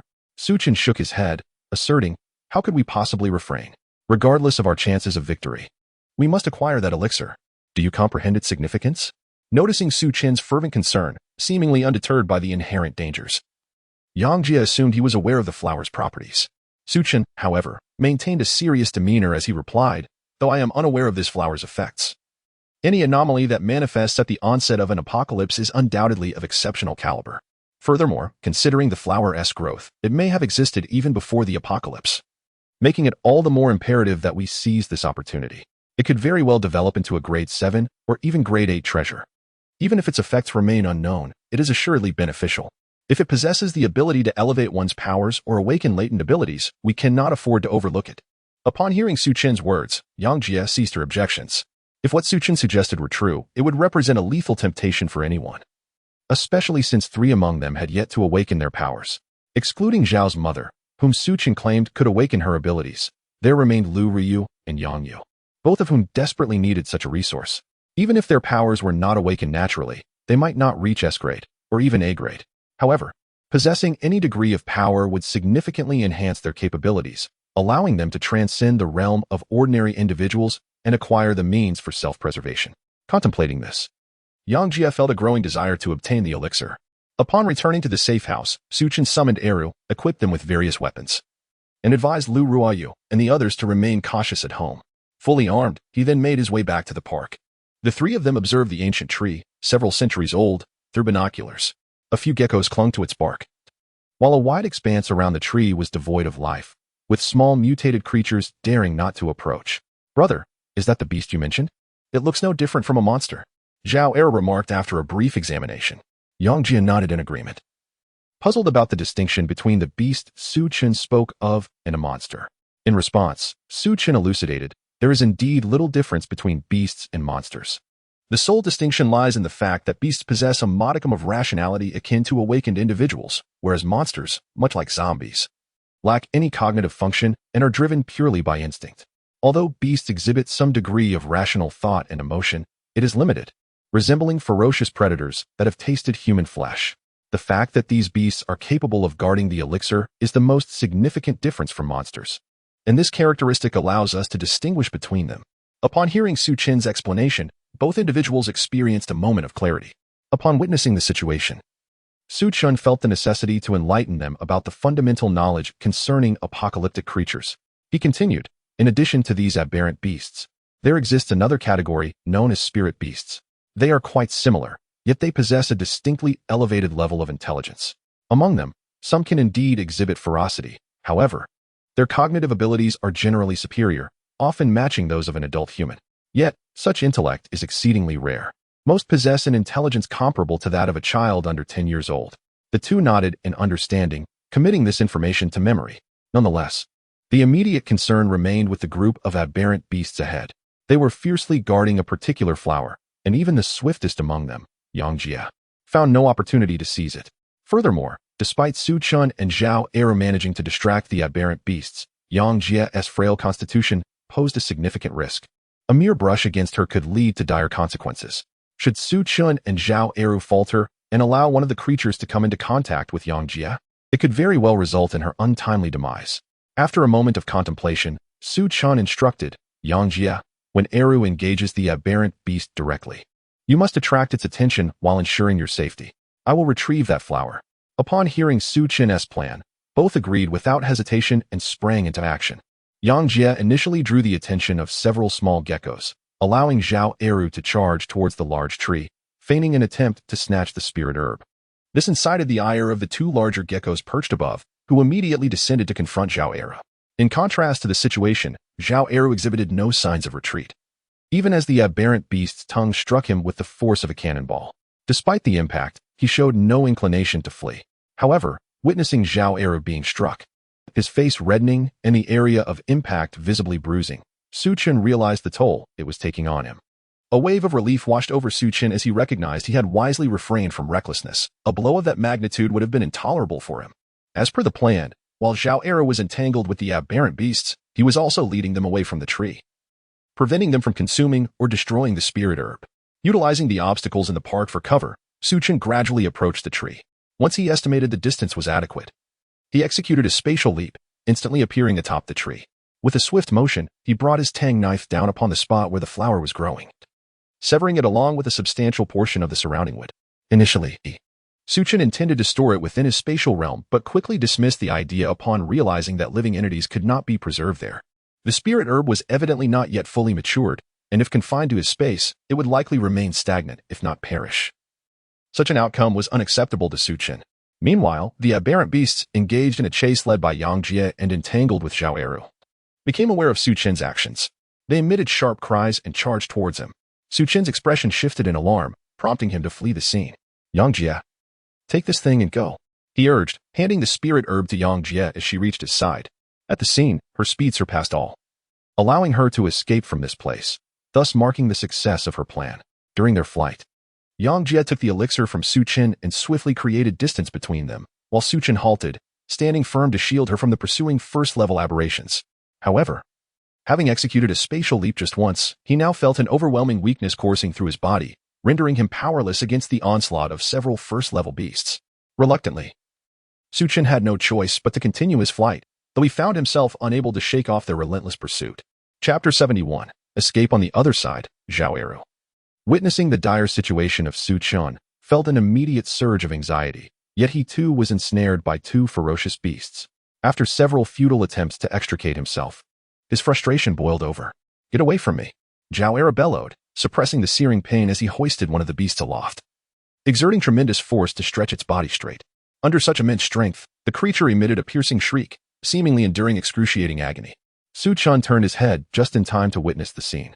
The beast that had previously been struck by a truck was being violently torn apart by Zhao Eru's raw power.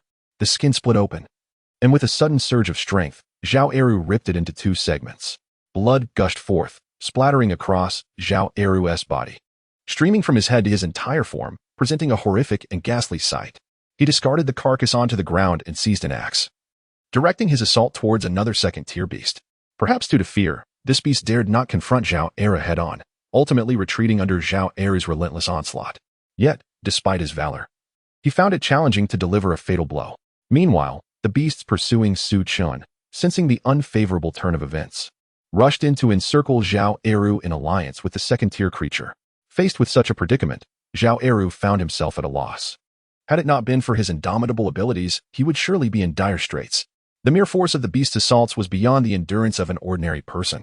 Su Chen, observing Zhao Eru's precarious position, contemplated offering assistance. However, glancing at his own dwindling stamina, he realized that engaging would only lead to mutual destruction. Thus, he refrained from intervening. When he saw Yang Jie return in the vehicle, he promptly leaped aboard, shouting to Zhao Eru, "Eru, get in the car." Upon hearing Su Chen's call, Zhao Eru glanced over, then charged towards him, leaping onto the roof of the truck. Su Chen urged Yang Jie to accelerate. However, the wall-climbing beasts managed to leap onto the vehicle, but Zhao Eru stood as a bulwark against them. He endured their attacks, swinging his axe to send them flying. In this manner, he finally succeeded in driving all the wall-climbing creatures off the truck. A few of the beasts attempted to pursue, but as the truck's speed increased on the open road, they could only watch helplessly as the distance between them widened, eventually disappearing from sight. "Oh, we finally shook them off." Su Chen exhaled in relief, wiping the cold sweat from his forehead. Yet, upon receiving the spiritual herbs from Yang Jie, a smile illuminated his face. Although the price paid was steep and had even placed him in peril, he was convinced that every sacrifice was worthwhile. Meanwhile, Zhao Eru, during the truck's journey, climbed down from the roof and into the vehicle. Noticing the flowers in Su Chen's hand, he wiped the blood from his face. Inquiring with curiosity, "Brother, is this what we risked our lives to obtain?" It appears that aside from its visual appeal, there is nothing particularly remarkable about it. Su Chen shook his head, expressing uncertainty, yet he was convinced that these spiritual herbs possess significant utility. However, their effects varied, and he was unsure whether these herbs were meant for healing or enhancing strength, or perhaps for developing or awakening supernatural abilities. Upon hearing Su Chen's words, Zhao Eru smacked his lips, dismissing the matter as he had little understanding of it, and thus felt less inclined to engage. Nevertheless, he sensed that these herbs were unlikely to augment strength. Otherwise, he would feel a compelling desire to acquire them, rather than remaining indifferent as he currently was. Yang Jie, who was driving, inquired with curiosity, "Su Chen, if these herbs can awaken supernatural abilities, can those of us who have already awakened still benefit from them?" Su Chen responded with some uncertainty, stating that while these items could assist in awakening supernatural powers, it would be considerably more challenging for individuals like them. He noted that the primary function of these herbs was to aid in the development of abilities or to enhance their levels. The possibility of reawakening supernatural powers seemed nearly impossible, though such instances were not entirely unheard of. Su Chen held little hope in this regard, as he knew that even elevating the level of supernatural abilities was an arduous task, let alone awakening new ones. Thus, these herbs would primarily assist in the development of abilities, offering significant potential for individuals like Lu Ryu, who lacked any supernatural powers. However, Su Chen was still unaware of the specific effects of this particular flower and realized experimentation was necessary. It might merely serve the purpose of healing, which would not be particularly beneficial for him. Nevertheless, the ability to heal was not without merit, as a healing herb could equate to an additional life, and some could even revive a person as long as they had breath left. Yet, considering their current circumstances, such an item was not deemed crucial. The potential to awaken supernatural abilities was far more valuable. After all, before any peril arose, these herbs were merely ornamental, were they not? Let us set aside these contemplations and return to experiment. We shall discover the results in due course. Su Chen declared, prompting Yang Jie to drive back. Upon their return to the safe house, they were met with a large crowd gathered at the villa's entrance. Su Chen furrowed his brow, and as his gaze fell upon the weapons in their hands, he began to grasp the situation. "What should we do? Should we get out and investigate?" Yang Jie asked. Turning to Su Chen, he frowned slightly and replied, "Ignore them. If they dare obstruct our path, we shall simply drive through." At Su Chen's words, Yang Jie felt a shiver run through her, yet she nodded in agreement. Upon seeing the large truck advancing towards them, the crowd was startled and hastily cleared the way. Su Chen drove the vehicle into the villa's courtyard, and upon hearing the commotion, Lu Ryu cautiously opened the door. "Xiao Chen, you're back. Are you all uninjured?" Lu Ryu gazed at Su Chen and the others with concern, her heart racing at the sight of Zhao Eru covered in blood. However, upon checking Su Chen and finding him unscathed, she finally breathed a sigh of relief. Noticing her distress, Su Chen reassured her, "Don't worry, we are all fine." "Really? Then where did all this blood on Eru come from?" Lu Ryu inquired, her worry resurfacing. Su Chen chuckled softly. "It's not his blood, it belongs to a beast." Hearing his words, Lu Ruoyu's anxiety dissipated, especially since she truly had not seen any injuries on Zhao Eru. Chapter 72. Conflict. Su Chen offered some words of comfort before inquiring, "By the way, what is the situation with those people outside?" Upon hearing Su Chen's question, Lu Ruoyu shifted her focus and replied, "I'm not entirely sure. Shortly after you all left, they arrived at our doorstep, demanding food and drink. I was too afraid to open the door, and now they have surrounded us. Some even attempted to force their way inside." Understanding the situation, Su Chen was not particularly surprised. He had anticipated such occurrences, having witnessed similar scenarios in his past life. Such events were not uncommon, and without sufficient strength, one could find themselves in peril. However, Su Chen dismissed the concern, knowing that he was accompanied by 3 S-class awakened individuals, rendering him confident in their safety. Lu Ruoyu expressed her concern, "Su Chen, what should we do now? Should we drive them away?" Nodding in agreement, Su Chen turned to Zhao Eru, instructing, "Eru, go and see them off." Zhao Eru did not object. He promptly opened the door and stepped outside, leading to an immediate confrontation. Yet, Zhao Eru was no pushover. Despite his somewhat dull-witted nature, he was untroubled by the intricacies of morality when tasked with a job. Much like in his previous life, he acted without discernment between right and wrong. As Su Chen observed Zhao Eru's forceful resolution, witnessing one individual incapacitated by a single punch, Lu Ruoyu felt a twinge of sympathy. "Su Chen, is it truly necessary to drive them away like this? There is no need to resort to violence." Su Chen shook his head reassuringly. "Don't worry, Eru knows his limits." Upon hearing this, not only Lu Ruoyu but also Yang Jie and Zhao's mother regarded him with a strange look, their eyes filled with skepticism. Feeling a bit embarrassed, Su Chen scratched his nose and said, "I'll go take a look and do my best to avoid harming them." With that, the 3 women felt somewhat reassured. After all, it was merely a minor issue, and the thought of it leading to someone else's demise was hard for them to accept. Su Chen handed the flowers he held to Lu Ruoyu before stepping outside to assess the situation. "What is the meaning of this? We merely wanted to ask for some food. Is it necessary to resort to violence? Let me warn you, if we do not receive an explanation today, we will not hesitate to call the authorities." One of the crowd exclaimed, "Indeed, you are being unreasonable. Given the current circumstances, why can't you lend us a hand? Are you truly this stingy? If you refuse to cooperate today, we will not let this matter rest." Upon his arrival outside, Su Chen found a group surrounding Zhao Eru, incessantly berating him. The individual who had attempted to confront Zhao Eru lay on the ground, appearing feeble and gasping for breath. Without medical attention, even survival seemed uncertain. However, Zhao Eru remained unfazed. After all, Su Chen had informed him that the world had changed drastically, and there was no need to fear such threats. Furthermore, his time spent alongside Su Chen had already confirmed the veracity of what he had been told. Do not mention calling the authorities. Even approaching the entrance would be futile. This is because Su Chen had previously brought Zhao Eru there, and the inhabitants were either deceased, transformed into zombies, or devoured by monsters. This realization made Zhao Eru more compliant with Su Chen's words. Consequently, when Su Chen instructed him to take action, he stepped forward. However, he felt that indiscriminately taking lives was morally questionable, so he refrained from following Su Chen's directive to eliminate them all. His intention was merely to disperse them. After all, Zhao Eru believed that casually killing was rather inhumane and borderline deranged. He found it perplexing how Su Chen could so easily resort to eliminating individuals, especially in such numbers. It struck him as somewhat psychopathic. Rubbing his head, Zhao Eru ignored their reproaches and said sternly, "You all better get out of here quickly. If my brother comes out, he will take your lives without hesitation. At that point, you won't be able to escape." Upon hearing Zhao Eru's declaration, Su Chen was momentarily bewildered. When had he ever said such a thing? Was he truly so ruthless? Nevertheless, the surrounding individuals paid little heed to this confusion. Hearing Zhao Eru's words and observing his blood-soaked appearance, which exuded an aura of menace, instilled fear within them. However, after enduring the apocalypse for so long, they had nearly exhausted their supplies and scarcely had any food left. Additionally, the bitter cold was relentless, and they had long since run out of water and electricity, leaving them disconnected from the world and engulfed in despair. Some individuals noticed Su Chen's arrival and promptly abandoned Zhao Eru, encircling Su Chen instead. "Young man, we know you have plenty of food and drink. Would you share some with us?" One pleaded.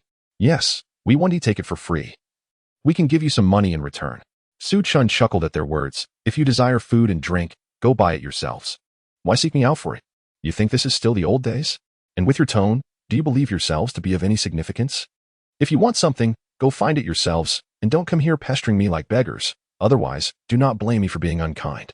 The expressions of the crowd darkened instantly. They were all residents of this villa area, each having held some status in the past, even able to hire bodyguards. Thus, Su Chen's words left them with no dignity, and they could hardly bear it. One individual, unable to contain their anger, retorted, "What do you mean by that? We are all from the same place. What is wrong with lending a hand? Don't think we haven't noticed. We've seen you driving out these past few days and undoubtedly found plenty. Is it too much to ask for a little share? Indeed, we are neighbors. How can you be so selfish and unwilling to share?" Another chimed in, "We are merely seeking a discussion, yet if you insist on this attitude, do not blame us for being impolite." Upon hearing these threats, Su Chen merely laughed. Looking around at the crowd, he coldly remarked, "I advise you all to keep your distance, otherwise, do not hold me responsible for my actions." Although Su Chen spoke quite rudely, his demeanor paled in comparison to the menacing and fearsome Zhao Eru, whose exaggerated stature exuded a far greater sense of intimidation. One individual, unable to tolerate Su Chen's insolent appearance, retorted angrily, "Then come and give it a try. I am eager to see how you intend to be impolite. If you have the ability, go ahead and make a move against us." Chapter 73. Intimidation indeed. We too wish to witness what you can do to us. We do not believe you dare to act recklessly. With one person leading the charge, others quickly joined in, having endured such hardship for days. The pent-up frustration erupted upon witnessing Su Chen's apparent lack of empathy.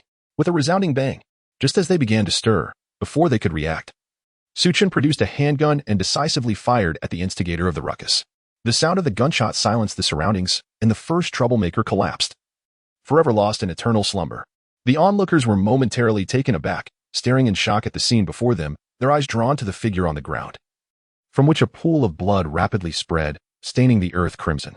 Without uttering a word, Su Chen aimed his weapon at the remaining instigators and discharged several rounds in quick succession. At such close range, even someone like Su Chen, who had never held a gun before, found his aim impeccably true. Once he had dealt with them, he turned to the rest, stating, "I warned you to step aside, yet you chose to disregard my words. Now, who among you still wishes to cause trouble?" His words jolted the crowd back to reality, and they instinctively drew back in terror, with some women emitting piercing screams, collapsing to the ground in panic. "He has killed someone. Help." The woman's voice was so shrill it felt as though it could pierce through Su Chen's eardrums. "Silence," Su Chen barked, "or I shall end you as well." For a moment, she hesitated, but her fear only intensified her screams, echoing like a banshee. Unable to restrain himself any longer, Su Chen fired again, restoring a dreadful quiet. The remaining witnesses were utterly horrified, realizing that Su Chen was indeed willing to take a life and had brandished a firearm. Doubts about his intentions evaporated, and they recoiled further, keeping their distance, fearful that the gun might be turned on them. While their retreat offered little real protection, it provided them some semblance of comfort. Gazing at the lifeless bodies strewn on the ground, the once brazen crowd lost their fervor, yet they remained rooted to the spot. Clearly, in the face of hunger and cold, they were unwilling to surrender their lives so easily. Zhao Eru spoke up. "I warned you long ago that if you didn't leave promptly, you would face dire consequences. You refused to listen, and now look where you are." Su Chen shot him a sidelong glance, pondering when he had ever uttered such words. Yet, under the current circumstances, it mattered little. He surveyed the group and declared, "If any of you dare to harbor designs against me, by all means, give it a try.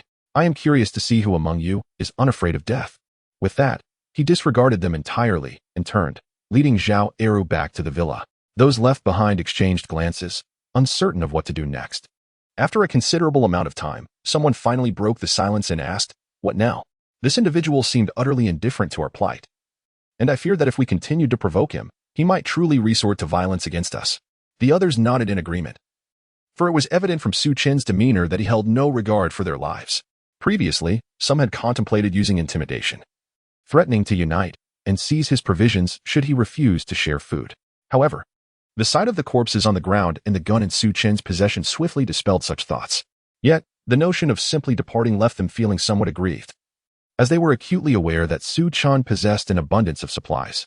Although they had been confined to their homes for days, they had still witnessed monstrous creatures prowling about, while Su Chen ventured out almost daily. It was clear to anyone that he was likely scouring the outside world for sustenance. They too harbored a desire to do the same, yet the fear of encountering even more formidable beasts deterred them, leading them to seek refuge in demanding resources from Su Chen to avoid danger. However, it became increasingly apparent that peril lurked in Su Chen's domain as well, perhaps even more directly. After all, for these individuals, the intimidation wielded by firearms significantly surpassed the terror instilled by the creatures they had encountered thus far. One person finally spoke up, suggesting perhaps we should reconsider. This man clearly values human life little. If we persist in our disturbances, we are bound to meet a grim fate. It would be wiser to venture out and seek our fortune instead. Upon hearing this, the others nodded in agreement. And before long, the crowd that had encircled the villa began to disperse. Standing on the second floor, Su Chen and his companions watched as the assembly departed. Only then did Lu Ruoyu and the others breathe a sigh of relief. Lu Ruoyu turned to Su Chen and said, Su Chen, there was truly no need for you to resort to killing so many. While they were excessive in their demands, eliminating one or two would have sufficed. I find myself rather frightened by the sheer number you dispatched. As she spoke, Lu Ruoyu's heart ached, not out of reproach for Su Chen's actions, but rather due to his apparent lack of regard for human life. Witnessing his indifference to the sanctity of life filled her with an unfamiliar unease, one that was mirrored in the eyes of Yang Jie and Zhao Mu, who regarded Su Chen with trepidation.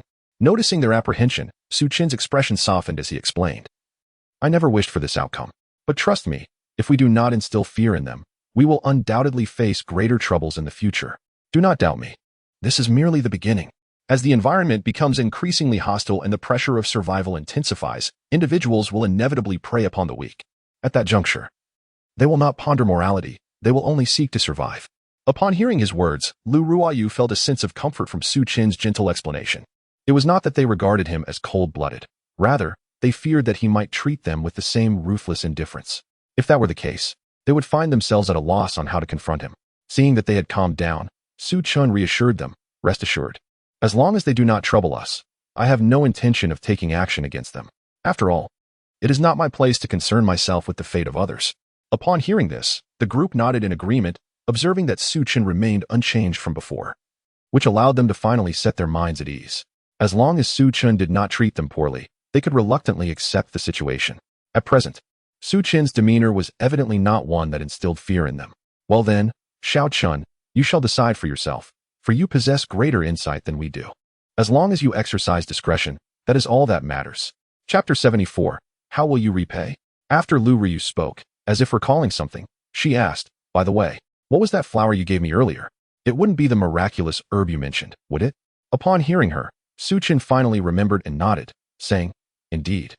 It is the herb I referred to, though I am uncertain of its effects. As they approached the sofa, they gazed at the flower resting on the wooden table.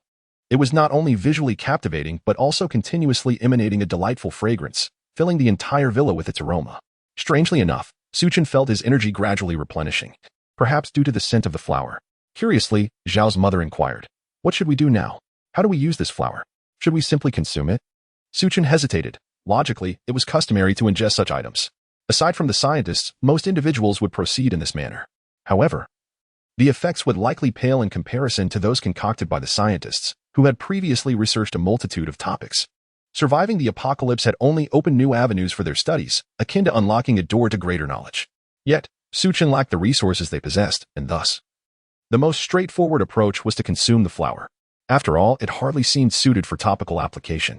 After a moment of contemplation, he observed the flower at the top, which contained what appeared to be a seed. Taking a deep breath, he plucked it and handed it to Lu Ryu, saying, Ryu, why don't you give it a try? Although I cannot predict its effects, it is unlikely to lead to anything unfavorable. It would be splendid if it could awaken some latent abilities. Lu Ruoyu hesitated. But upon hearing Su Chen's encouragement, she nodded and consumed it. Everyone, including Su Chen, turned their gaze towards her, anticipating the onset of the herb's effects. How do you feel? Have you noticed any changes? Su Chen inquired eagerly. Lu Ryu closed her eyes to reflect, eventually reopening them after a moment. Noticing the intense gazes from those around her, she shyly admitted, I don't feel any changes. Is it a failure? Hearing her words, disappointment washed over Su Chen and the others.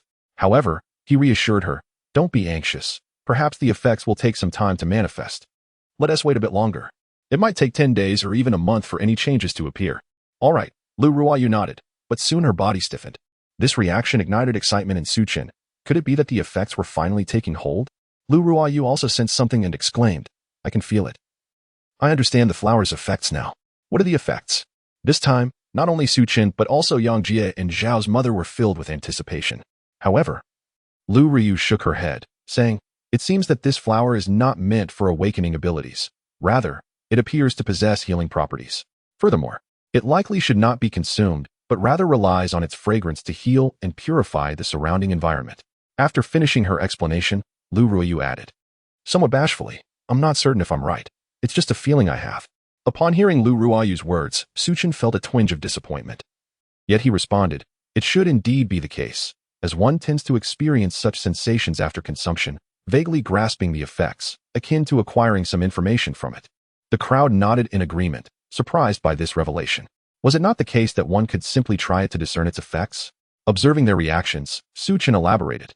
For the most part, that holds true, but specifics elude us. One can only sense general information. Detailed insights require further research. Lu Ruoyu nodded thoughtfully and remarked, well, if that is the case, then consuming it seems somewhat wasteful.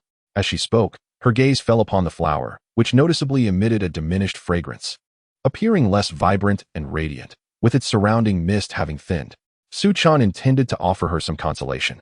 Yet he caught a whiff of the floral scent emanating from Lu Ruoyu, reminiscent of the flower itself, prompting him to chuckle and say, while that may be true, it certainly isn't without merit. At the very least, you seem to be in better health now, and I suspect you will recover from injuries more swiftly in the future. Most importantly, Ruoyu, you smell delightful, which is quite significant. At Su Chen's words, Lu Ruoyu froze momentarily, as if she too had become aware of the enchanting fragrance enveloping her. Her face flushed crimson, and with a playful glare, she retorted, what are you talking about? I shall ignore you. With that, she hastily rose, her cheeks aflame, and exited the living room, clearly unable to withstand Su Chen's teasing. Zhao's mother, chuckling, satisfied her curiosity and opted not to linger, resuming her tidying with a mop. Meanwhile, Yang Jie remained, contemplating the flower's properties, her expression betraying her hesitation. Raising an eyebrow, Su Chen inquired, what is it? Do you have something on your mind? Yang Jie opened her mouth, seemingly struggling to articulate her thoughts, but eventually asked, Su Chen, may I have that flower? Upon hearing her request, Su Chen realized she intended to give it to Yang Yu. He reflected on how it might not serve them much purpose at the moment and considered agreeing. But noticing Yang Jie's form-fitting combat attire and her anxious demeanor stirred a sense of mischief within him. Clearing his throat, he replied, it's not out of the question, as your efforts contributed to acquiring this, and you were the first to discover it. However, taking it solely for yourself seems a bit unfair, doesn't it?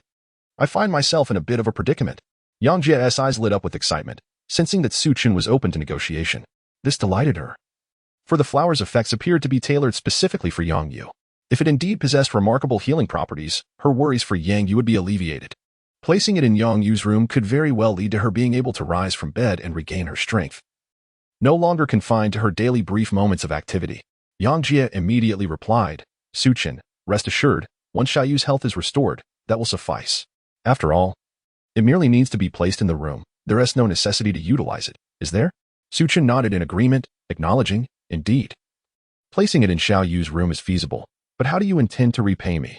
Yang Jie initially contemplated a response, yet upon witnessing Su Chen's mischievous smile, she understood his thoughts, causing her cheeks to flush with embarrassment. Your sister is right. You are incorrigibly mischievous. Chapter 75. Am I a good person? How bad can one be? Su Chen chuckled at Yang Jie, his hand casually resting on her leg. This made Yang Jie tense up instantly, only to soften moments later. She hurriedly exclaimed, don't do that. What if someone sees us?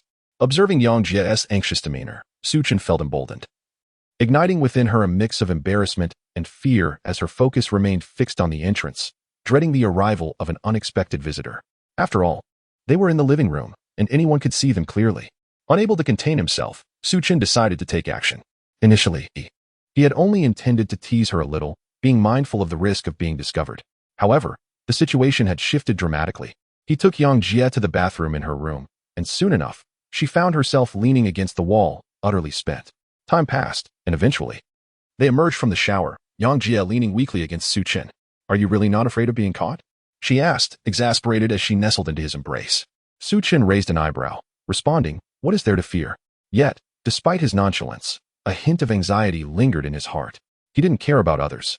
But Lu Ruoyu was different. If she discovered their secret rendezvous and became furious, Su Chen would be at a loss for how to handle it. Nevertheless, in front of Yang Jie, he could not show any sign of weakness. Revealing doubt might lead her to suspect his intentions, complicating future encounters with Lu Ruoyu. Yang Jie, irritated by Su Chen's calm demeanor, felt an urge to bite him in frustration. She couldn't comprehend why, during their time together in the hotel, she felt more at ease. Whereas now, facing Su Chen, she had no resistance left. Each time she found herself utterly exhausted, yet Su Chen appeared unfazed. Wasn't it said that men were less enduring? Why was Su Chen an exception? With this thought, she looked up at him and asked, Su Chen, you haven't taken anything, have you? Otherwise, how could you be like this? What do you mean? Su Chen retorted, anger flaring up at her suggestion. Do you think I need to resort to that? It seems you still haven't learned to behave, making such accusations. Just wait and see how I deal with you. As his temper rose, Yang Jie, having lost her support, fell to the ground. Tears threatened to spill as she realized the magnitude of Su Chen's reaction.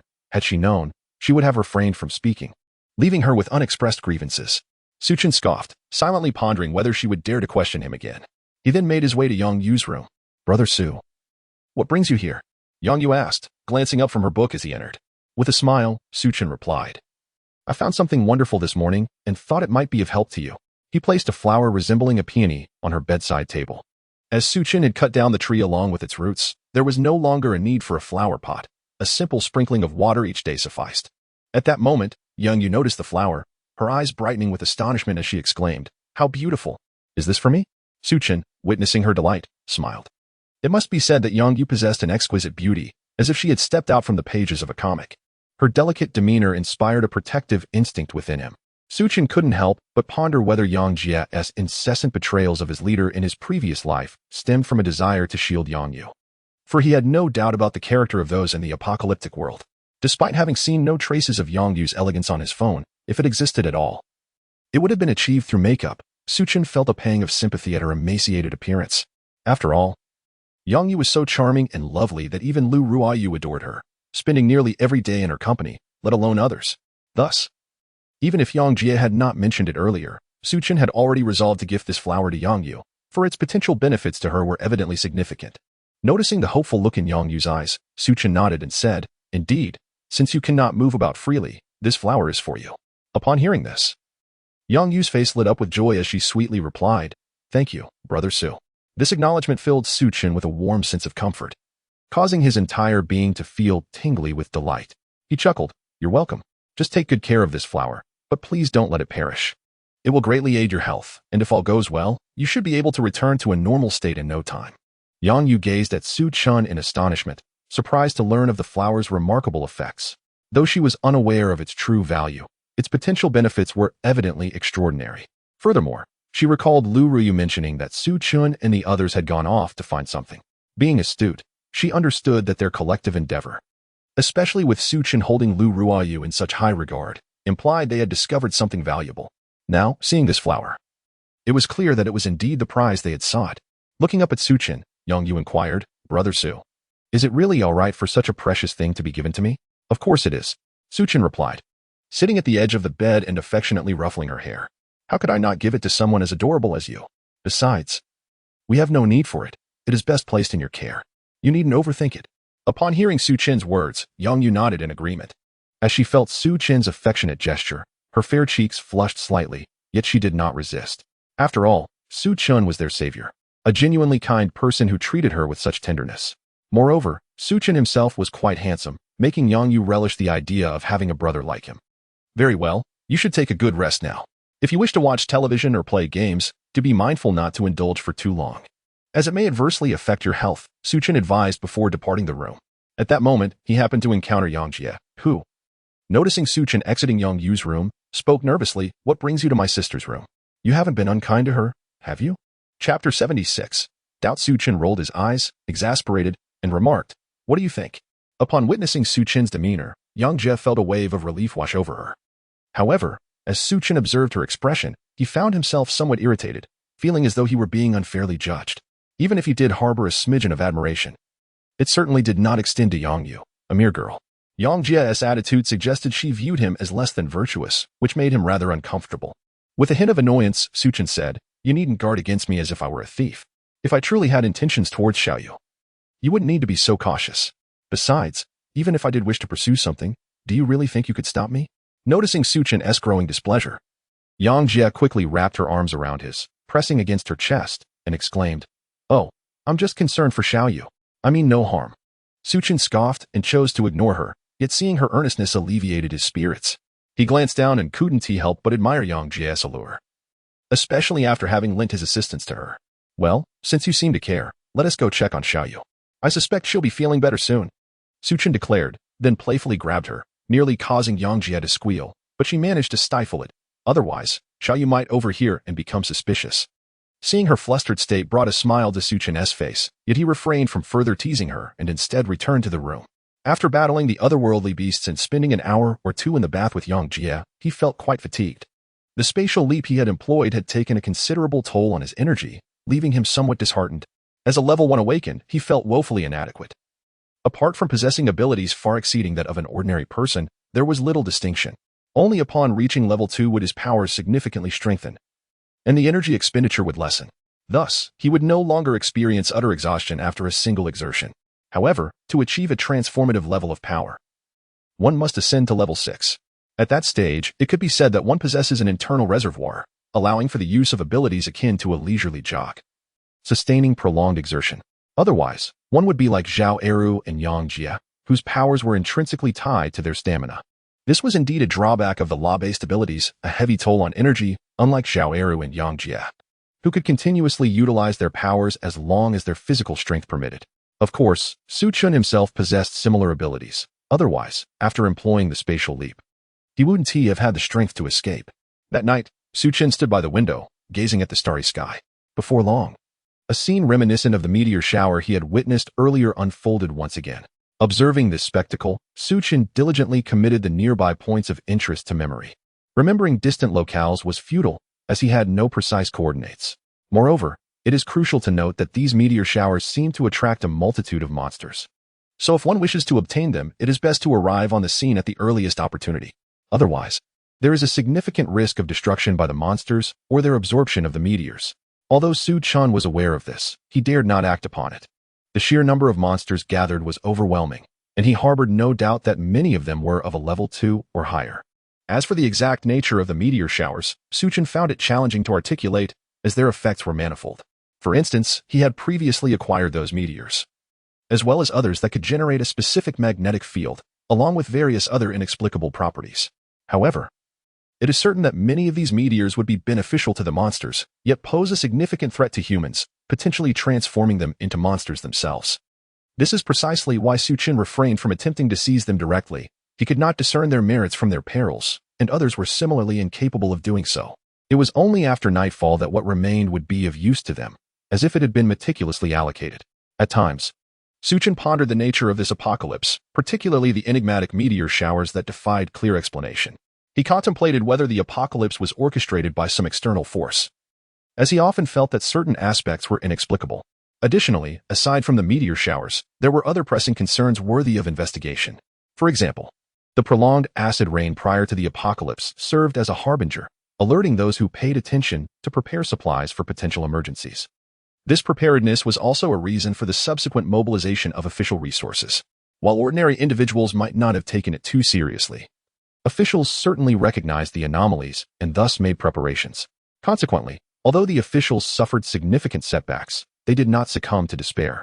At the very least, had there not been threats posed by humanity itself, the officials might have managed to maintain their footing. Many ordinary people, having been subjected to the prolonged acid rain, had prepared to varying degrees, resulting in households possessing some additional supplies. However, aside from a select few, most individuals lacked sufficient provisions. Yet even the modest stockpiles of these few constituted a formidable number. Otherwise, the early days of the apocalypse would have left fewer than 10,000 people nationwide. In his previous life, Su Chen lacked the energy to contemplate such matters, but the situation was different now. He was not particularly concerned about the tribulations of the early apocalypse, but if his conjectures were accurate, then the implications could be quite alarming.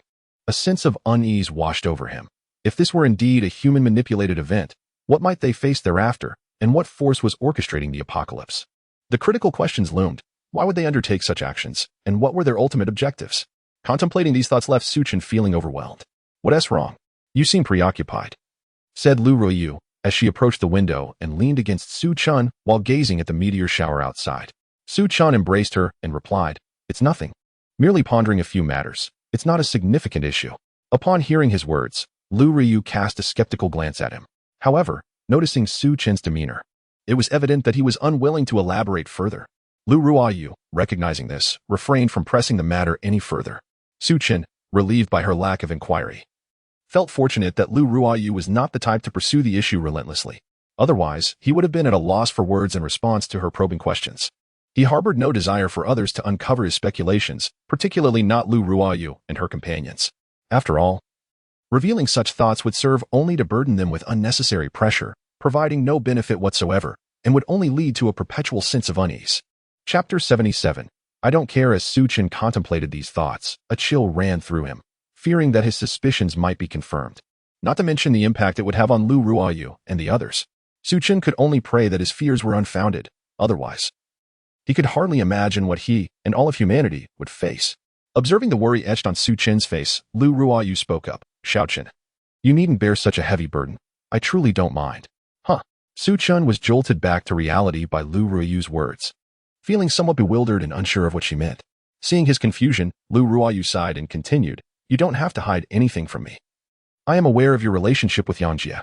It's not as significant to me as you might think. Moreover, I quite like both of them.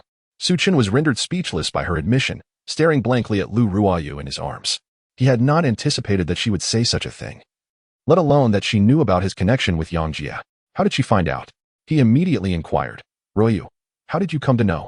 Lu Ruoyu responded, Really? I thought I was mistaken, but it seems you are the one. Upon hearing this, Su Chen sensed trouble brewing and felt a bit dazed. So Lu Ruoyu had been testing him? When did you learn to do this? He lamented, realizing that he had been led by the nose all along. Lu Ruoyu pinched him playfully and retorted, Every time you spend 1 or 2 hours with Yang Jie, even if I don't think too much about it, I should be able to deduce something. Do you really think I'm foolish? Understanding dawned on Su Chen. He recognized that he had indeed overstepped. In normal circumstances, it was rather unusual for a lonely man and woman to spend such prolonged periods together. Feeling somewhat embarrassed, he rubbed his nose and stammered, Well, I actually. After a lengthy pause, he found himself at a loss for words, as the situation was undeniably awkward. To his surprise, Lu Ruoyu, noticing his demeanor, chose not to press further. She gently said, All right, I've already stated that I don't mind. If you wish to pursue it, then do so as you see fit. Su Chen gazed at her in disbelief. Ruoyu, you truly don't care? Sighing, Lu Ruoyu admitted, Well, I do care a little. She continued, However, given the state of the world now, my feelings are inconsequential. Who knows what the future holds? I don't want you to feel confined while you are protecting us. That wouldn't be fair to you. As long as you hold me in your heart, I won't impose any restrictions on you. Hearing Lu Ruoyu's words filled Su Chen with profound emotion. He never expected her to comprehend such matters and to be so considerate towards him. This made him feel a pang of guilt, and he embraced Lu Ruoyu tightly, unsure of what to say. Ruoyu, you are truly wonderful. Until the very end. Su Chen could only utter that single remark. Lu Ruoyu brushed aside Su Chen's hand and said, Stop fooling around. You keep thinking about these things all day long. Su Chen felt a moment of embarrassment, yet he soon persevered, lifting Lu Ruoyu and carrying her back to the room. In another room, Yang Yu curiously inquired of Yang Jie, who lay beside her, Sister, why do you always have such a peculiar scent? Startled by Yang Yu's words, Yang Jie feigned calmness and replied, What are you talking about? I don't have any strange smell. Yang Yu, now somewhat skeptical, gazed at her and remarked, Really? Why do I feel like you're hiding something from me? Besides, your scent sometimes resembles that of Sister Ruoyu. What is going on? Yang Jie's heart raced. She never expected Yang Yu to possess such a keen sense of smell. Despite bathing regularly, how could Yang Yu still detect that scent? The most troubling part was that it also emanated from Lu Ruoyu. Yang Jie was all too aware of what that scent entailed, and a sense of dread washed over her at the thought of being discovered by Yang Yu someday. She was uncertain how she would face Yang Yu at that moment. Noticing Yang Jie's demeanor, Yang Yu scrutinized her and asked, Sister, are you hiding something from me? No, absolutely not. Yang Jie vehemently denied it, though her insistence clearly failed to convince Yang Yu. However, Yang Jie evidently had no intention of delving deeper into the matter.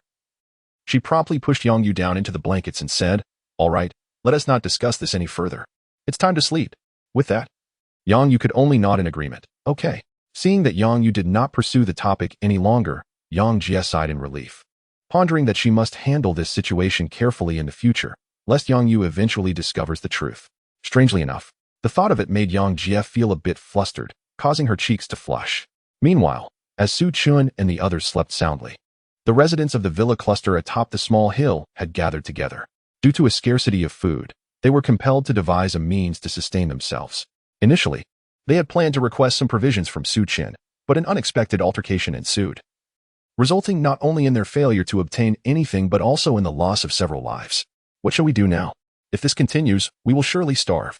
What can we do? Besides searching for food ourselves, what other options do we have? Are you joking? Have you not seen the monsters outside? If we venture out, we will undoubtedly lose our lives. Lose our lives? Are you suggesting we simply starve to death instead? Upon hearing these words, the crowd fell silent, clearly understanding the gravity of the situation. Reluctantly, they picked up their tools and ventured outside, hoping to chance upon some fortune. Though they were not particularly familiar with one another, the bitter cold ultimately drove them to gather at the wealthiest household. After all, enduring the cold was more bearable together than alone. However, they were accustomed to lives of luxury, and the prospect of facing hunger and frostbite while braving the dangers of the outside world was something they had never even dared to imagine before. As they gazed upon the inky darkness of the road, a sense of unease settled in their hearts. Suddenly, the pangs of hunger seemed trivial, for it was the distance from the city that weighed heavily upon their minds. Even the nearest department store, located at the foot of the mountain, was nearly a kilometer away. They remained oblivious to what lay along that stretch of road. Just as the group united in their apprehension, an unidentifiable voice pierced the silence, nearly sending the already frightened crowd into a state of panic. Chapter 78. Retribution. What is happening? Who is screaming? The leader, filled with anger, intended to rebuke the one making the noise, only to find that the individual had vanished upon turning around. Frustration surged within him as he demanded, "Which one of you was shouting just now? Speak up again, and I shall not hesitate to deal with you." The crowd exchanged glances, yet no one responded, for they too were perplexed and unaware of the source of the sound. Nevertheless, they dismissed it as a mere expression of fear. Not long after, a similar cry echoed through the air, albeit muffled as if the voice was stifled. It was a pitiful sound, devoid of clarity. While this irked them, they paid little heed, preoccupied with their own distress. Finally reaching the roadside, they concealed themselves within the underbrush, observing the situation ahead. To their relief, there were not many monsters in sight, and none appeared excessively terrifying. Yet, an unsettling realization dawned upon them. Despite this, they felt utterly incapable of fighting back. Particularly disconcerting were the creatures that wandered aimlessly like zombies, sending shivers down their spines. If they were merely ordinary zombies, it might have been manageable. However, among them lurked fearsome beasts transformed into these grotesque forms, their formidable physiques and menacing visages instilling dread. At that moment, the same eerie sound arose once more. The leader's ire flared anew, and he turned to unleash his wrath, but his expression drained of color as he beheld the scene behind him. He stared blankly, realizing that of the dozen individuals who once accompanied him, only 5 or 6 remained. What is happening? Where are the others? Upon hearing his words, the remaining members felt an acute tension, finally grasping the gravity of the situation. Yet, they were equally baffled by the sudden decrease in numbers. Could it be that they had fled in fear? Even at such a critical juncture, who would dare to escape? And if they did, where could they possibly go? Anger erupted among the group, and the leader nodded in agreement, convinced of their cowardice. Yet, an unsettling intuition gnawed at him, suggesting that matters were far more complex. He recalled that since the initial scream had pierced the air, there had been intermittent sounds emanating from behind them, igniting a sense of foreboding within. With a growing sense of dread, he turned his attention to what lay behind, soon uncovering the cause. A humanoid creature trailed them, its back adorned with writhing tendrils that ensnared one unfortunate soul. What is this? The leader was stunned, hastily directing his flashlight towards the creature. Upon glimpsing its full form, his pupils constricted in terror. The others, too, stood frozen, having never encountered such a monstrosity. The creature, now revealed, ceased its concealment and emitted a chilling shriek, instilling a paralyzing fear in the few remaining. Meanwhile, the surrounding monsters and zombies, drawn by the commotion, began to converge upon them. Upon witnessing this scene, an unknown voice cried out in terror, prompting the crowd to flee in disarray. Their frantic shouts further alarmed an increasing number of monsters, which began to pursue them relentlessly. It was a mystery from whence they drew their strength. As they managed to retreat to the mountainside, where their waiting families were confronted with the same horror, despair engulfed the group, and some astute individuals rushed to pound on Su Chen's secure abode, pleading for salvation. "Help us, please." The commotion persisted for a while, awakening Su Chen. It was not the knocking that roused him, but rather the cacophony outside that intruded upon his slumber. Though the villa was fortified and possessed commendable soundproofing, Su Chen had not entirely sealed himself off from the outside world. After all, should a formidable monster appear while he remained oblivious in sleep, it would spell disaster. "What is happening?" Su Chen inquired as he approached the window, only to be met with a chilling sight. Surrounding his villa were a plethora of monsters, their numbers staggering. Indeed, he had never encountered such a multitude in his lifetime. Among them were several creatures that instilled a profound sense of danger within him. He was unaware of the events that had transpired, but the sight before him filled him with dread. Fortunately, these creatures were all of the first tier, with only a few second-tier monsters mingling among them, allowing Su Chen to breathe a sigh of relief. It seemed unlikely that these monsters could breach the villa's defenses, rendering his worry somewhat unfounded. Yet, the mere presence of so many creatures encircling his home left him feeling profoundly uneasy. Help! Save me! At that moment, Su Chen noticed the individuals being pursued by the monsters. They appeared to be the very ones who had come seeking food that day. Observing the situation, he quickly deduced the unfolding events. Lu Ruiyu, roused from her slumber, approached the window and anxiously inquired, Su Chen, what should we do now? Do we need to rescue them? Rescue? What for? Su Chen replied grimly. Even if we were to save them, it would be futile. For these monsters are drawn to them. Why should we intervene? Lu Ruiyu nodded in understanding, refraining from further discussion. Watching the monsters encircle the villa, Su Chen's expression darkened. If this continued, he would find himself unable to venture outside. Frustration welled within him as he pondered how these imbeciles had managed to create such chaos. However, others were even more incensed. Upon witnessing Su Chen's refusal to open the door and his apparent indifference, they began to pound on the villa's entrance with renewed vigor. Damn it, this beast won't save us while we perish. Everyone, join me. If we are to die, let us take him down with us. An impassioned voice rang out, prompting others to nod in agreement, and soon they were all frantically battering the door. In their current predicament, they were acutely aware of their impending demise. Yet, the thought of Su Chen living in comfort ignited an insatiable jealousy within them, even breeding a sense of resentment towards him. In a frenzied desperation, they hurled themselves against the door, attempting to breach it, intent on dragging Su Chen down with them into oblivion. Observing their intentions, Su Chen's expression darkened. Though he felt no surprise, after all, he had witnessed such scenes countless times in his previous life, and thus found nothing particularly strange about it. Nevertheless, this realization filled Su Chen with an overwhelming fury. Chapter 79. Intention had it not been for their prior preparations, Su Chen and his companions might have found themselves in grave peril this time. Once the villa's gate was breached, even if Su Chen and his group could escape. What about Lu Ruiyu and Yang Yu? Although it would not be insurmountably difficult for Su Chen's group to break free from the encirclement, albeit with some danger, the likelihood of success remained quite high. However, the challenge of ensuring the safety of others under such circumstances would multiply exponentially. Su Chen could not guarantee he would be able to protect them. The most probable outcome seemed to be a tragic fate. Though Lu Ruiyu had not heard the sounds from outside, her expression soured upon witnessing the scene. Clearly, she had grasped the gravity of the situation, and a rare look of indignation crossed her face. How could these people act so selfishly? Were they not dragging others into their plight? Seeing her reaction, Su Chen let out a derisive laugh. What is the issue? As they approach their own demise, witnessing others thrive must be unbearable for them. Naturally, they wish to drag others down with them, as this twisted logic eases their own despair, does it not? Lu Ruiyu's anger flared further at Su Chen's words. Although she had previously recognized the ugliness of human nature, she had not anticipated such a multitude would exhibit this behavior. Moreover, the predicament these individuals faced was not of their making, yet they sought to ensnare others. In that moment, Lu Ruiyu became vigilant, understanding why Su Chen had consistently distanced himself from others.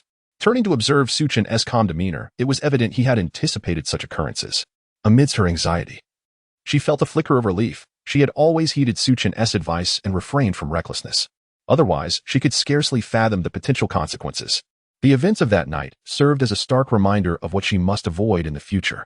Noticing the shift in Lu Ruiyu's expression, Su Chen recognized her evolving mindset, which brought him considerable satisfaction.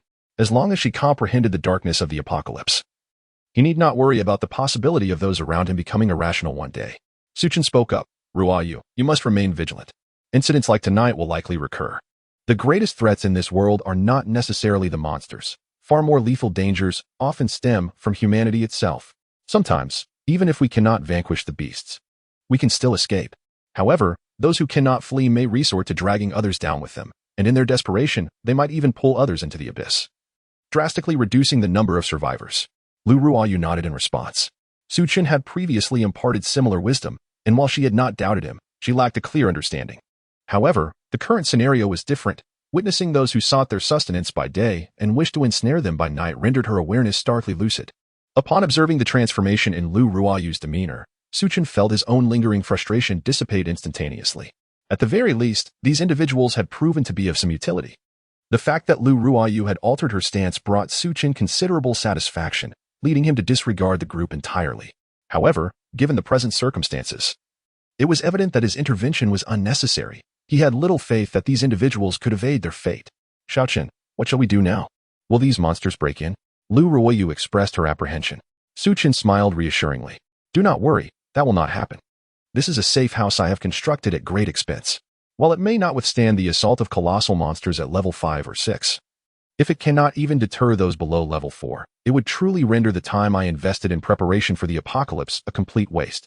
Nonetheless, contemplating the situation ahead, a sense of urgency began to envelop Su Chen. He hoped to encounter individuals capable of manipulating external entities, and they must possess a guaranteed sense of integrity. Rather, it would be more accurate to assert that their humanity should be assured. After all, even Su Chen himself could not vouch for his own integrity. He could only guarantee the preservation of a modicum of humanity, ensuring that he would not resort to unspeakable actions for the sake of survival. Thus, his expectations of others were not overly high. A basic moral foundation would suffice. After all, in the face of prolonged existential pressures, it would be unreasonable to demand extraordinary nobility from individuals. Such individuals are inherently ill-suited to thrive in this apocalyptic world. Reflecting on memories from his previous life, Su Chen searched for talents in this regard. Regrettably, while he was aware of several individuals in this sphere, the majority were unruly, and the remainder's specific information remained elusive, likely not faring much better. This realization prompted a sigh from Su Chen. In a world where human desires ran rampant, it proved futile to impose expectations on others. After much contemplation, he concluded that collaborating with the official forces might be the most prudent course of action. However, he did not refer to bureaucrats, but rather to the soldiers. Engaging with officials was out of the question, as those who had not undergone rigorous trials of will were hardly superior to the average person.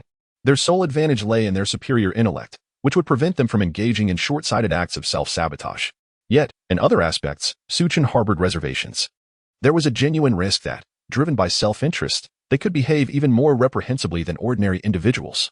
Thus, it was only the soldiers who could maintain a semblance of their former humanity. While some may exhibit flaws, statistically, nearly half of them would likely be reliable. However, Su Chen had no grounds to expect them to heed his counsel. Thus, it was probable that they would only maintain a cooperative relationship, mutually offering assistance. Moreover, due to their commendable qualities, Su Chen was reluctant to forge a deeper connection with them. Their desire to protect a greater number of people would undoubtedly not bode well for him. Although Su Chen held great admiration for them, he could not claim to possess the nobility to join them in their endeavor to protect others. The consequences of their actions were all too apparent, and at any moment, they could fall victim to the malevolence inherent in human nature. Such occurrences had transpired numerous times in his previous life, leading to devastating blows to countless military alliances. Su Chen lacked the energy to engage in such matters. While he had no qualms about refraining from causing harm to others, he had only eliminated a few of his troublesome neighbors, rather than annihilating them all. Chapter 80. Elevation. This, indeed, epitomizes Su Chen's greatest kindness. He harbored doubts that anyone else with a similar experience could surpass his own resilience. All right, Ruoyu, you should retire for the night. I shall keep watch here. And should any trouble arise, I will attend to it, Su Chen reassured Lu Ruoyu, pulling back his thoughts. Lu Ruoyu initially wished to stay by Su Chen's side, but realizing her inability to assist in the event of a crisis, she reluctantly nodded.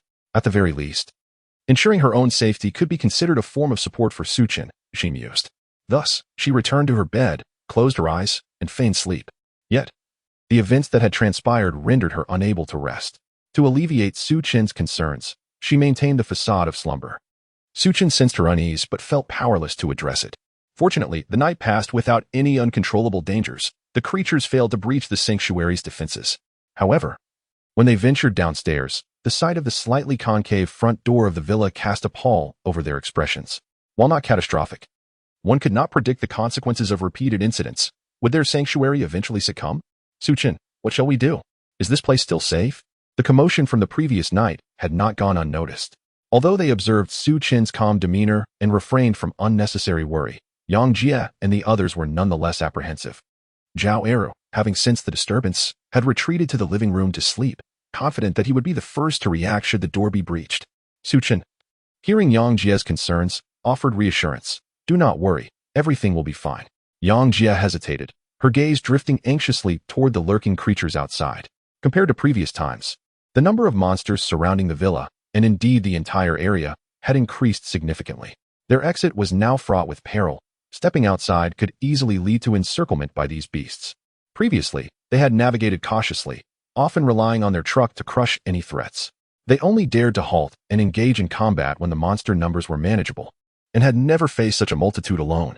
Yet, given Su Chen's confidence, Yang Jie felt compelled to refrain from voicing further objections.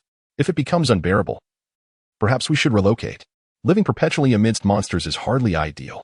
At her words, Su Chen rolled his eyes and replied, and where, pray tell, would be safer than here? This villa is fortified exceptionally well. Even these creatures cannot breach it. In any other location, even the slightest disturbance would necessitate a hasty retreat. Are you truly willing to endure such a transient existence? There is no place with better defenses than this villa. Any hint of danger elsewhere would leave you in constant trepidation, with little chance for proper rest.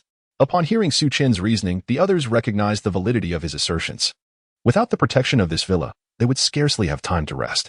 In other areas, even in the absence of monstrous incursions, any minor danger would necessitate their utmost vigilance. With this in mind, Yang Jie refrained from further comments.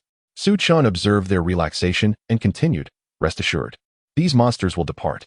If necessary, we can eradicate a few each day, gradually clearing them away. Moreover, our location is quite advantageous, with some proper enhancements.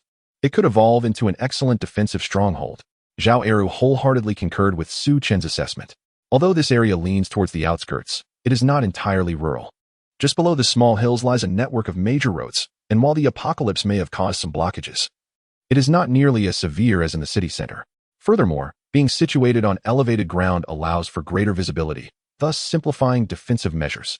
Zhao's mother, unaware of these considerations, continued her routine of preparing meals. To her, the current situation, while far from ideal, was not entirely bleak.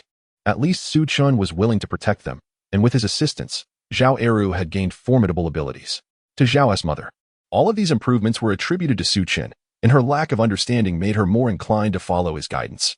In the following days, as Su Chen had suggested, the group ventured out each day to eliminate a batch of surrounding monsters, simultaneously honing their skills. One day, while diligently training, Su Chen experienced a breakthrough, advancing to the second level. He was elated, realizing that he had significantly outpaced his peers. After all, aside from the likes of Zhao Eru, who could achieve such rapid advancement? Moreover, Zhao Eru was a born warrior, having awakened his powers from the outset and continuously enhancing himself through combat, which allowed him to reach the second level a few days before Su Chen. In contrast, Su Chen possessed spatial abilities, which, while powerful, were inherently more challenging to develop than physical powers. This type of ability operates on principles of the mind or spirit rather than bodily enhancement, making it considerably more arduous to refine. Thus, it was evident why Su Chen's progress was slower than that of Zhao Eru. However, the strength of his spatial abilities outweighed the more physical powers possessed by Zhao Eru and others, thus rendering his advancement commendable in its own right. After several days of clearing the area, the number of monsters had diminished significantly, and Su Chen chose to disregard the remaining few. Their presence served as a natural barrier, not against other monsters, but against potential human intruders. After all, it had been several days. Others would likely have awakened their abilities and might be eyeing this territory. Su Chen had no desire for unfamiliar neighbors encroaching upon their domain.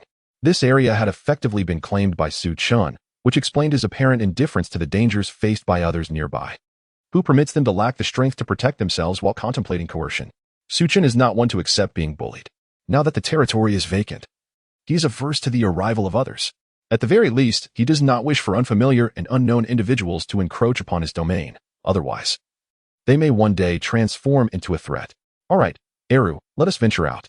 After ascending to the second level of strength, Su Chen uttered this to Zhao Eru. Following his command, the two of them departed in search of resources. Chapter 81. Various types of people. Su Chen led Zhao Eru out into the world.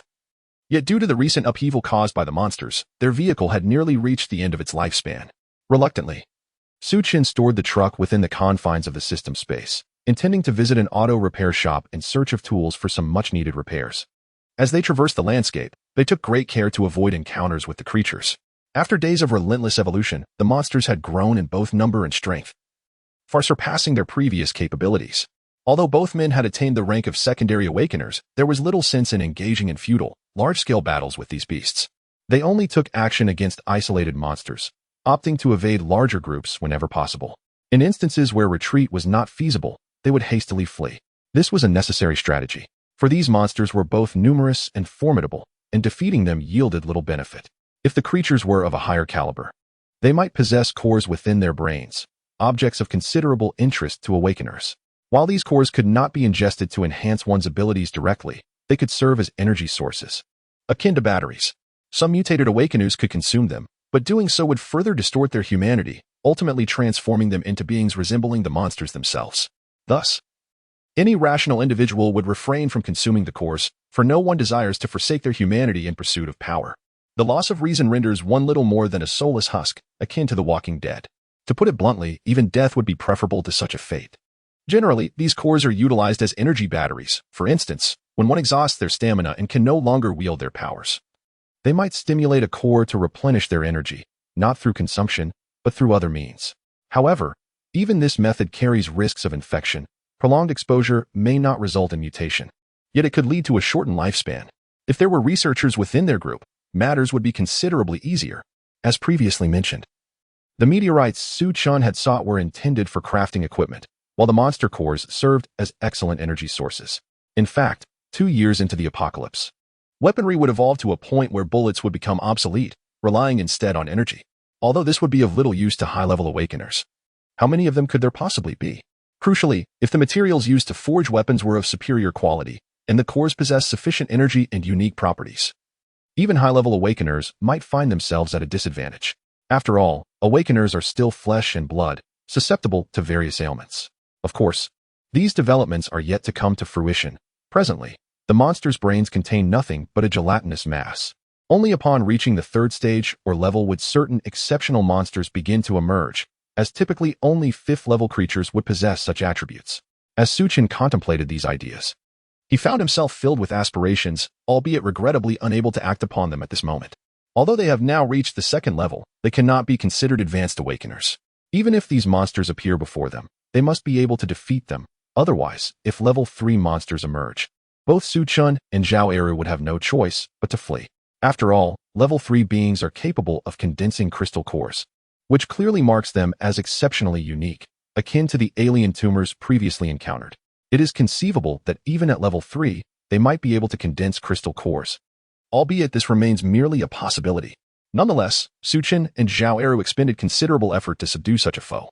If they were to confront monsters or alien beasts that could condense crystal cores at level 3, Su Chen could scarcely imagine whether they would manage to escape. They might not even have the chance to flee. As Su Chen pondered these matters while searching for a repair shop with Zhao Eru, he recognized the necessity of acquiring equipment without delay.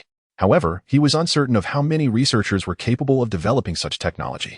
These individuals are not significantly different from the madmen who consume monsters. They simply lack the absurdity of those lunatics.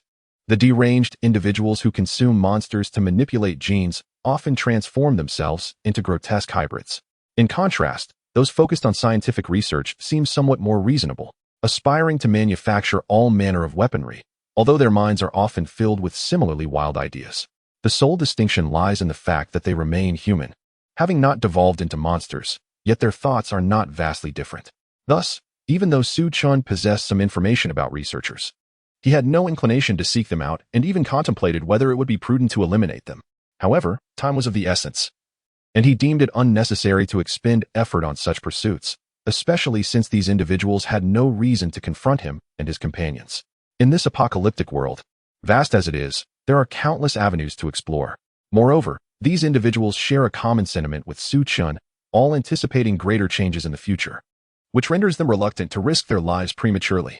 Consequently, formidable individuals tend to avoid conflict with one another, opting instead for mutual evasion, followed by the hunting or enslavement of the weak. In this context, such individuals are somewhat more favorable. As long as one does not represent a unique or exceptionally significant threat, they have no reason to fixate on oneself. Conversely, those who aspire to be tyrants are an entirely different matter. They all harbor desires for dominion. They often perceive others as threats to their rule or feel discomfort by the notion that someone might be faring better than they are, prompting a desire to eliminate that individual. For Su Chen, these individuals pose the greatest threat, as one can hardly predict the lengths to which such envious, resentful, and twisted minds might go. It is entirely possible that a person who was collaborating with you to combat monsters one moment could, the next, seize an opportunity to strike you from behind. In such a scenario, your territory becomes theirs, and your subordinates are reduced to their servitude. There may even be those who covet your subordinates or loved ones, devising schemes to usurp them while contemplating how to dispose of you. To be candid, in his previous life, Su Chen often pondered the tales of such extraordinary events and questioned how those deranged individuals and frenzied researchers had not been apprehended for study.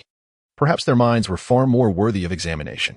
After all, in the face of an apocalyptic scenario, it was bewildering that they could still engage in such actions. No sane person would partake in such deeds.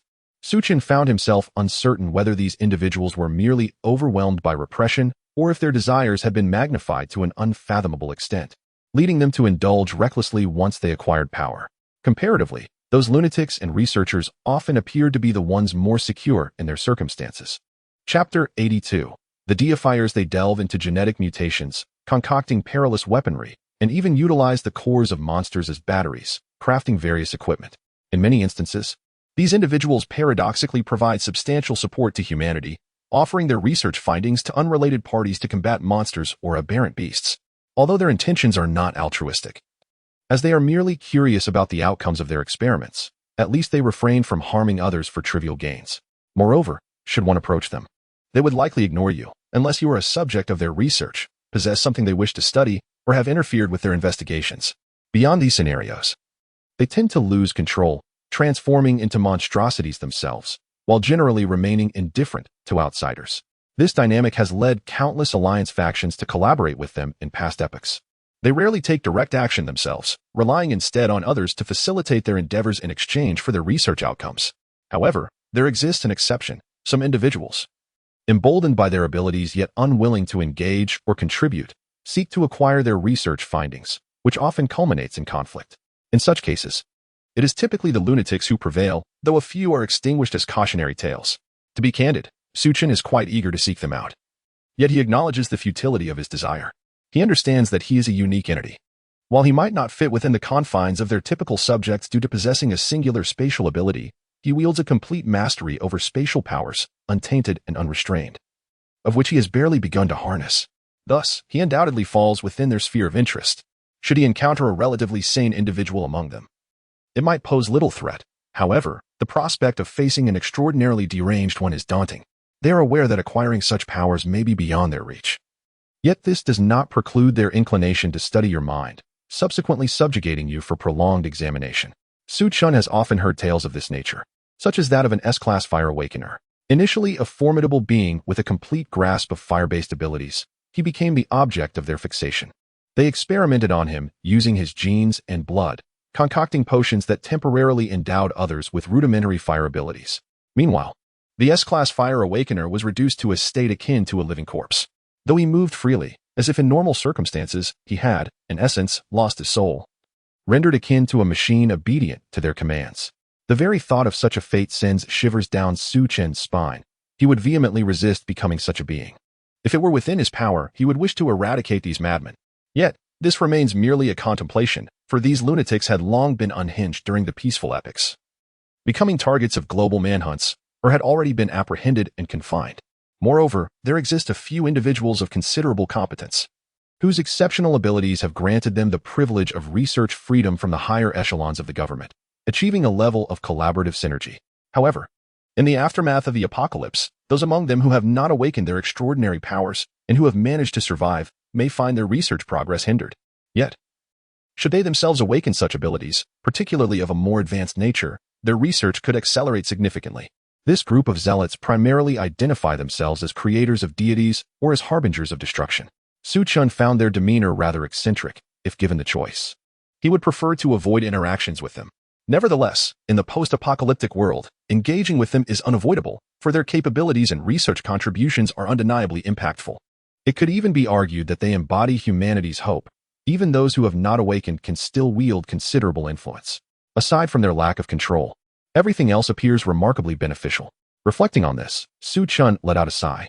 Zhao Eru, oblivious to the cause of Su Chen's sigh, assumed he was lamenting over his precious vehicle, and thus inquired curiously, "Brother, if the car is so prone to failure, why don't we seek something better?" "Such as?" Su Chen shot him a sidelong glance. Zhao Eru, scratching the back of his head, suggested, "Perhaps we should check the military for larger vehicles, especially armored cars or tanks. These are far sturdier than the vehicles outside. The most critical aspect is their firepower. If they are sufficiently armed, Even hordes of second-tier monsters would be no match for them. Wouldn't you agree, brother? Upon hearing Zhao Eru's words, Su Chen momentarily paused, his eyes gradually lighting up. Indeed, acquiring such vehicles would enhance their safety significantly. At the very least, when they grew weary, they wouldn't have to worry excessively. They could simply drive and bombard from a distance. In the early days of the apocalypse, heavy weaponry proved to be immensely useful, alleviating concerns regarding numbers. With this thought, Su Chen clapped Zhao Eru on the back and declared, "Let us go see if there are any available now." However, despite his words, Su Chen was well aware that such resources likely still existed. The apocalypse had struck rather abruptly, and a minority had mutated due to acid rain, transforming into zombie-like creatures. The continuing onslaught of severe weather and monster attacks suggested that conditions within the military wouldn't be significantly better. The duo hurried towards the military base, encountering only a few monsters along the way, opting not to engage, as their primary goal took precedence. After spending half a day locating a dump truck, they finally arrived at the military site. Gazing at the distant gates, Su Chen felt a pang of nostalgia. In fact, prior to the apocalypse, he had anonymously communicated with the government, but whether they heeded his warnings was beyond his control. He could not simply step forward to inform others, should they dismiss him. He would be deemed insane, yet he feared that if the authorities believed him, they might detain him for examination. Even if not subjected to research, he would likely endure a thorough interrogation, potentially leading to unforeseen complications. Su Chen had ample reason to believe that these notions could materialize. Having lived amidst the apocalypse for over 2 years, he had witnessed the depths of human nature all too frequently. Moreover, even within the military, could it be said with certainty that individuals embodying the traits Su Chen envisioned would not emerge? The crux of the matter lies in the fact that even in their absence, for the sake of the collective, others could very well have justifiable motives to act in such a manner. Thus, the ability to anonymously send emails to those in authority stands as the most compelling testament to Su Chen's still intact humanity.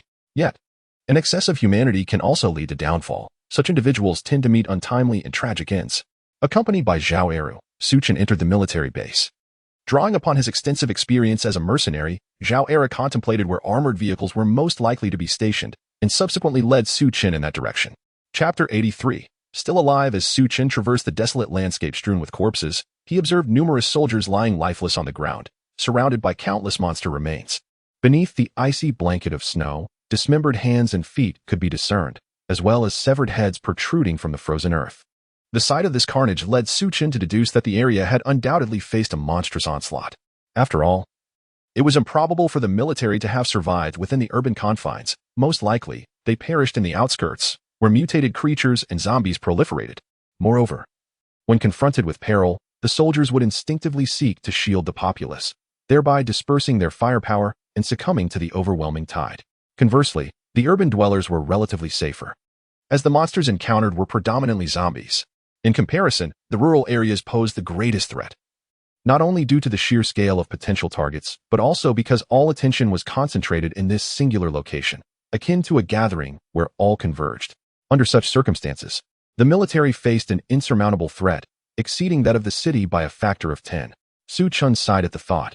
Had they been better prepared, the military could have played a pivotal role in the early days of the apocalypse. Regrettably, mutations were indiscriminate. While Su Chen and his companions had awakened through their transformations, others had morphed into humanoid monsters or zombies capable of infecting other species. This unfortunate reality rendered the military's survival exceedingly arduous. "Brother, over here." Zhao Eru's voice jolted Su Chen back to the present. Their speculation proved correct. Despite the assault, these armored behemoths had endured to some extent. Fortunately, no formidable or colossal beasts had emerged, and at this moment, there were no high-level monsters, making it challenging to inflict damage upon these steel constructs. Gazing upon the scattered armored vehicles and tanks before him, Su Chen felt a surge of excitement. These machines represented the epitome of masculine allure, and he was no exception to this sentiment. In his previous life, he had yearned to see the new weapons developed by scientists using meteorites, for they signified not merely enhanced power, but a profound qualitative transformation. However, as he stood before these armored giants, Su Chen found himself at a loss. He realized that possessing such machines might prove futile, for he lacked the skills to operate them. Navigating a vehicle was one thing, but the complexities within these machines were far greater. The armored vehicles seemed manageable. Though he might not comprehend all their intricacies, he could still drive them. Yet, when it came to tanks, he felt utterly clueless, unable to grasp the purpose of the control levers or the multitude of buttons. with hope resting upon Zhao Eru. Su Chen turned to him and asked, Eru, do you know how to operate these? Zhao Eru appeared taken aback, evidently unprepared for such an inquiry. Nevertheless, he nodded, responding, I can, indeed. I've used these machines many times before. Although my experience in mercenary work involved fewer of them, I still had some exposure. Brother, you can't possibly not know how to operate them? Su Chen shot him a sidelong glance and retorted, do you honestly believe a normal person would possess such knowledge? I too would like to learn, but the crux lies in who will grant me that opportunity. Upon hearing Su Chen's words, Zhao Eru pondered for a moment and couldn't help but chuckle foolishly. Su Chen, noticing his reaction, shot him an exasperated glance but chose not to dwell on it. Instead, a wave of excitement washed over him. After all, it mattered not that he could not grasp the knowledge at present, as long as Zhao Eru could. In time, he too would become proficient through practice. Yet, a sense of regret lingered. By the time he might learn these skills, they could very well be rendered obsolete. As Su Chen and Zhao Eru circled the armored vehicles and tanks, they discovered 5 that were still operational, albeit with ammunition seemingly depleted. Although the keys lay atop them, it appeared they had not been removed in haste. However, an armored vehicle without ammunition was akin to a turtle shell, only slightly more resilient, offering little in terms of utility beyond its formidable defense. Su Chen mused on this, feeling a twinge of disappointment. Had he known the apocalypse would unfold, he should have made his way here sooner, thus relieving himself of such worries. Yet, he immediately recalled that there were undoubtedly still personnel within the military at that time. And should he have acted on that impulse, he might have found himself in dire straits. Brother, there are still living people here. Just as Su Chen wallowed in his regrets, Zhao Eru, inspecting a tank nearby, called to him. Startled, Su Chen leaped up to join Zhao Eru, only to find 2 individuals inside. One lay lifeless, while the other teetered on the brink of death, though the latter bore no grievous injuries. The bone-chilling temperature had rendered him nearly immobile. Even though it wasn't as frigid as during the apocalypse, the average temperature still hovered around -20 degrees Celsius, making it all too easy to succumb to the cold. Gently, Su Chen brushed his fingers against the man's face. The skin was icy and pallid, a clear indication that his time was short. What a pity, Zhao Eru lamented. If only this tank hadn't been damaged. They could have sheltered within and avoided freezing to death. Su Chen did not dwell on the thought. Exchanging a few words with Zhao Eru before the 2 men carefully extracted the living individual and made their way towards a building. As they proceeded, Su Chen's curiosity piqued. The area was littered with corpses, and even Zhao Eru had not encountered such a plethora of monsters, yet here they were in abundance. Despite their prolonged presence in the vicinity, they had encountered scarcely a handful of survivors. It was common not to see living souls, but to find so few monsters was decidedly abnormal. However, there was no time for contemplation. Together with Zhao Eru, they cautiously transported the survivor into a nearby building. Once inside, Su Chen retrieved an electric blanket, a thick quilt, and a large battery, even preparing a pot of hot water. After some time, the man appeared to improve significantly, the lifelessness in his face gradually giving way to the vitality expected of a living being. During this interval, Su Chen and Zhao Eru scoured the building. Inside, the grim reality became even more palpable, walls stained with blood and remnants of flesh, severed limbs scattered about, including those of individuals clad in military uniforms. Among the carnage, there were also numerous victims dressed in ordinary attire. Their faces were all etched with despair, while the soldiers' countenance reflected panic and urgency, evidently striving to safeguard their retreat. Su Chen even witnessed one soldier wielding a firearm, yet his legs were ensnared by 2 individuals. Observing this scene, Su Chen surmised that these 2 were likely paralyzed by fear, uncertain of how to proceed. Consequently, they clung to the legs of the soldier protecting them, which ultimately resulted in his inability to escape, leaving him engulfed by the monstrous horde. Chapter 84 Encounter. The reason Su Chen held such thoughts was due to the multitude of similar situations he had witnessed. In his previous life, he had seen this scenario unfold countless times, where a group of individuals, gripped by fear, resorted to thoughtless actions. Therefore, to this day, Su Chen had refrained from forming any alliances. He had no desire to experience such incidents, as they were both infuriating and repugnant. What troubled him further were those with twisted minds. They had not entirely lost their sanity but, in the face of inevitable doom, either out of fear or other motives, dragged others down with them. They showed no regard for your identity or whether you were their protector. They simply acted on their impulses. The mere thought of this made Su Chen feel nauseated. He was acutely aware that even if he sought allies, he would not demand that they all be awakened individuals. But their psychological resilience must be unwavering. Otherwise, even if he gathered them, he would merely treat them as expendable labor, akin to those who wish to be local tyrants. He would never grant them an opportunity to rise. Otherwise, he could face ruin at the hands of worthless individuals. Losing even one or two subordinates would be an enormous setback for him. After searching extensively, even Zhao Eru felt a chill run down his spine, exclaiming in disbelief, "What kind of urgent situation must have arisen for things to deteriorate to this extent? Could it be that the monsters have all converged here? Who could say?" Su Chen sighed and shook his head, choosing not to elaborate. In his previous life, he had never heard of anyone from the military in his city making an appearance. It was likely that most had perished. This did not imply that such occurrences were ubiquitous. It merely indicated that this location had suffered an inordinate amount of misfortune, facing such extreme adversity.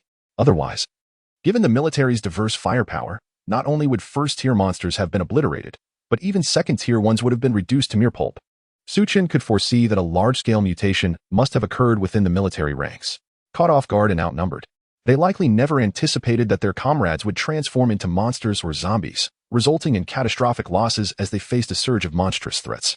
Under such dire circumstances, compounded by the need to protect ordinary citizens, the eventual outcome was all too predictable. Both sides would suffer catastrophic casualties amidst relentless waves of attacks.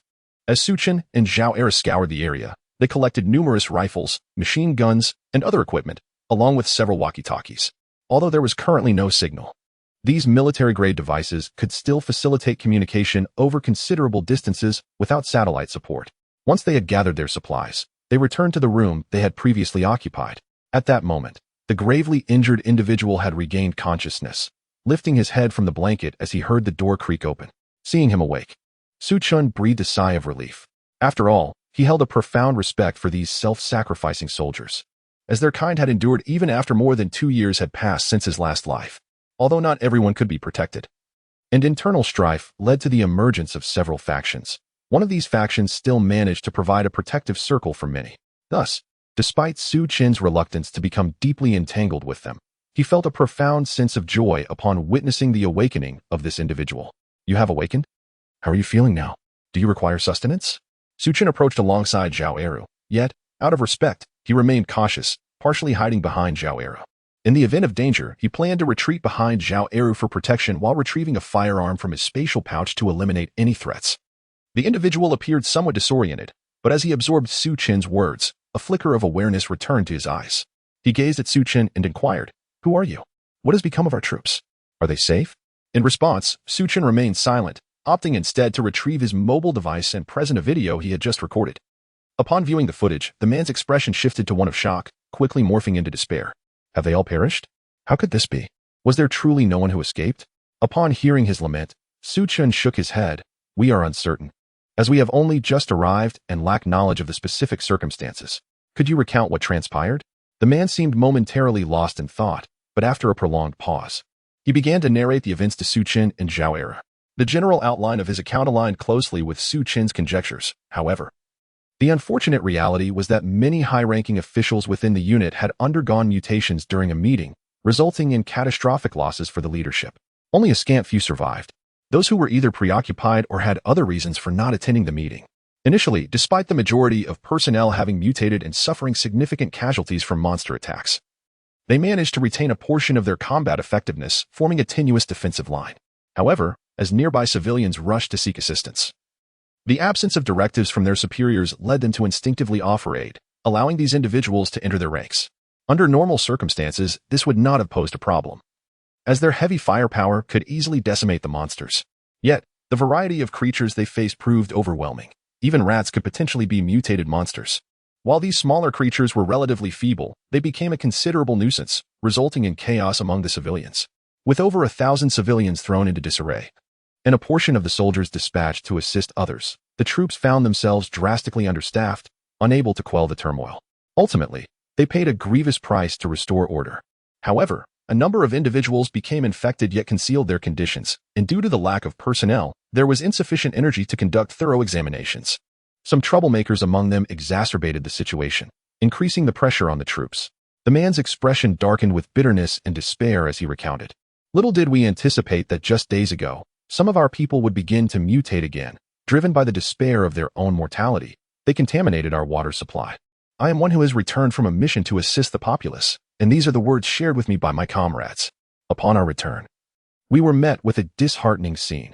At that moment, hordes of monsters emerged, and the situation within had yet to be addressed. Thus, this battalion fell into despair, leaving us uncertain if any others still survived. Upon hearing this, Su Chen felt an indescribable wave of nausea and revulsion surge within him. Chapter 85. Other survivors, is it true that your side has completely fallen? Zhao Eru inquired with curiosity. Wang Long shook his head, replying, I am uncertain, as I have just returned from outside and am not fully informed. My comrades mentioned that there were plans for evacuation, but I do not know the outcome. Upon hearing his words, Su Chen and Zhao Eru exchanged a glance, momentarily at a loss for words. It was known that the military should be one of the safest havens, yet it had succumbed so swiftly. This made Su Chen shake his head in dismay. Further solidifying his resolve, he decided against forming any alliances and preferred to seek a trustworthy coalition instead. While this may not appear as imposing as those self-proclaimed monarchs with their vast followings, it was undoubtedly a far superior choice. This way, he could act freely, contributing when he wished or retreating when he preferred, devoid of the burdensome need for constant vigilance against betrayal. He genuinely doubted that a larger group would not stir up chaos. Given the current state of affairs, human malevolence had already manifested, and the future seemed even more daunting. Su Chen wished to evade such circumstances and did not desire to turn against humanity without cause. Collaborating with others would allow them to recognize his prowess, and under normal circumstances, they would not refuse his assistance. Yet, what Su Chen truly aspired to was to operate as a shadowy figure, ensuring a longer-lasting existence and peace of mind. In times of crisis, he would orchestrate events from behind the scenes, and during quieter moments, he would relish life alongside Lu Ruoyu and the others. This was the life Su Chen yearned for. Those who appeared as leaders seemed formidable, yet they faced an endless array of challenges daily. There was no need for Su Chen to assume such a role, especially since his resources were plentiful. Were it not for the potential threat of monstrous waves, he would scarcely engage with others, as it seemed entirely unnecessary.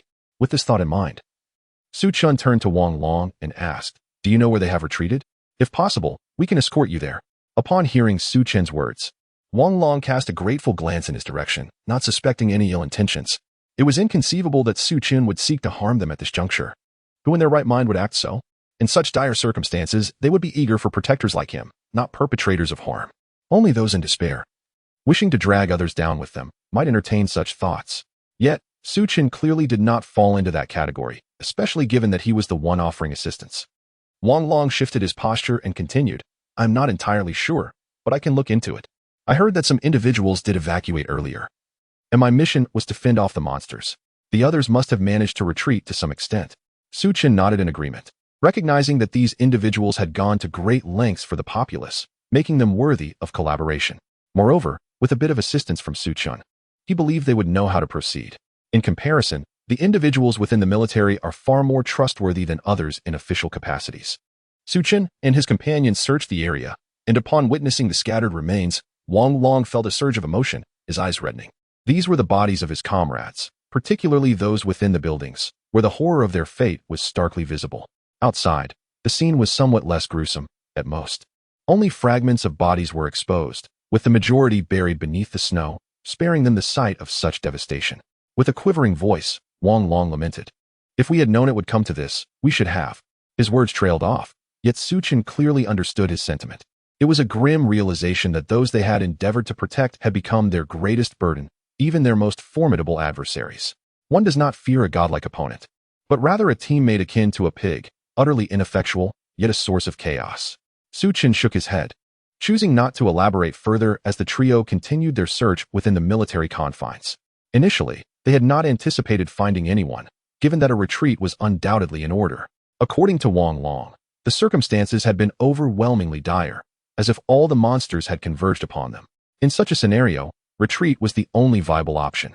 However, what they did not expect was to discover survivors within the underground base. As Wang Long opened the large door, he was met with the sight of individuals below, their faces pale and drawn. Among them were those in military uniforms, as well as others in ordinary clothing. Wang Long, you're alive. The survivors, hearing the commotion, instinctively raised their weapons, but upon recognizing Wang Long, they stood frozen in disbelief. Clearly, they had not expected anyone to still be alive outside, given the multitude of monsters lurking beyond, leaving little hope for survival. Wang Long was momentarily taken aback, but soon joy illuminated his face as he opened his arms for an embrace with his comrades. This is wonderful. I knew some of you would survive. It's impossible that we were entirely wiped out. The soldiers, overwhelmed with emotion, wept tears of joy. Meanwhile, Su Chen and Zhao Eru observed quietly from the side. Su Chen scrutinized the survivors, noting their pitifully small number, only about 30, including civilians. Among the military personnel, there were merely 11 left, rendering their situation nearly indistinguishable from total annihilation. He also observed their condition. Each appeared gaunt and exceedingly weak.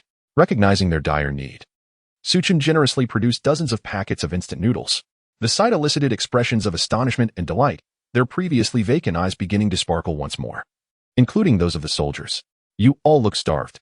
Please, have something to eat." Upon hearing Su Chen's words, Wang Long expressed his gratitude with a salute before distributing the food. At that moment, the others finally took notice of Su Chen and Zhao Eru, inquiring with curiosity. "Wang Long, who are these two?" Upon hearing this, Wang Long introduced, "I am not entirely certain, but it was those two who rescued me," despite harboring some suspicions. The others felt a profound sense of gratitude. Su Chen, however, was indifferent to the circumstances. Observing them consume instant noodles paired with bottled water as if they had never tasted sustenance before, he couldn't help but feel a twinge of sympathy. "What exactly is your situation? Are these all the survivors?" Chapter 86, Suggestions. Chapter 92. Despite the deception, although Su Chen initially had no intention of engaging with them, the thought of their supplies piqued his interest. Despite having accumulated a fair amount of resources in his space and safe house, one can never have too much of such commodities. Moreover, these supplies could serve as valuable currency in the times to come. "Where is your gathering point? Is it far from here?" Su Chen inquired, concealing his true intentions behind a facade of curiosity. The group, though flustered, remained cautious upon hearing Su Chen's question. One of them promptly replied, "It's not very far. Would you like to come? If you do, we can guide you there. However, if you choose not to, we won't disclose our location. We wouldn't want you to harbor any ill intentions towards us." Su Chen was somewhat taken aback by the individual's prudence in not revealing their whereabouts directly. Had he done so, Su Chen could have simply driven over and had a word with them. Yet, in retrospect, it was indeed a foolish move to divulge such critical information. Especially in these uncertain times, one could hardly ascertain whether the other party was friend or foe. Revealing one's hideout could lead to dire consequences if the other party harbored ulterior motives. If there were any such simpletons, they would likely meet their demise sooner or later. Initially, Su Chen contemplated overpowering the trio, as their demeanor suggested they were not to be trusted. However, he ultimately decided against it. Should there be others lurking in the shadows, witnessing such an encounter might incite them to flee. "Very well, then. If that is the case, lead us to your hideout. If you prove your worth, we might consider joining forces," Su Chen conceded. Upon hearing this, the three individuals visibly relaxed, smiles gracing their faces. The one who had spoken earlier remarked, "In that case, follow us. We shall take you to our refuge." Su Chen nodded and exchanged a glance with Zhao Eru, who then drove closely behind them, opting not to let them into the vehicle. His caution still prevailed. The trio observed this scene with envy. Although they felt a twinge of irritation at not being invited into the car, they maintained their cheerful facade, confident that once they had led Su Chen to their territory, they would easily overpower him. Perhaps in an effort to foster rapport and lower Su Chen's guard, they approached the vehicle to engage in light conversation while simultaneously remaining vigilant against any unforeseen dangers. After all, the prevalence of monsters was a pressing concern. Even if the city was considerably safer than the outskirts, this quiet area still warranted caution. Should any monsters emerge or other calamities occur, they could seek refuge within Su Chen's armored vehicle. "I must tell you, our leader's strength is not to be underestimated. He can withstand even a handgun," one of them boasted. Su Chen raised an eyebrow, feigning surprise. "Is he truly that formidable?" "Surely, you jest. How could anyone possibly evade a bullet?" Upon witnessing Su Chen's demeanor, a few individuals erupted into laughter. It was evident from Su Chen's reactions that he and his companions were utterly oblivious to the gravity of the situation. They likely had encountered but a handful of awakened individuals. This realization instilled a sense of reassurance in their hearts, for it implied that Su Chen and his group were undoubtedly lacking in strength. Once they managed to lower Su Chen's guard and seize the machine guns, the rest would be of little concern. Their leader could easily handle the situation, as they had boasted. Even the pistol posed no threat to him. However, the machine gun was a different matter altogether. Possessing far greater firepower and an overwhelming supply of ammunition, they feared their leader could be reduced to a mere pincushion.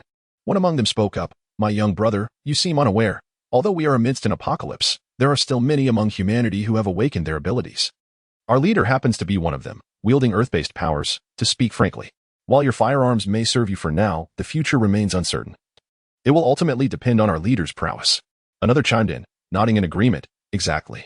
Besides, bullets will eventually run out, won't they? Thus, aligning with us is undoubtedly advantageous. Follow our leader, and we assure you, danger will be averted. We are in a fortunate position. While others may have succumbed to monsters or perished from hunger or cold, we have thrived, well-fed and untroubled by such woes. Hearing these words, Su Chen couldn't help but smirk inwardly, yet he feigned astonishment and yearning, exclaiming, I never imagined such circumstances existed. If that is indeed the case, we might very well depend on your leader in the future. Indeed, sensing Su Chen's interest, the group grew increasingly animated and relaxed. They continued to entice him. Brother, I see great potential in you.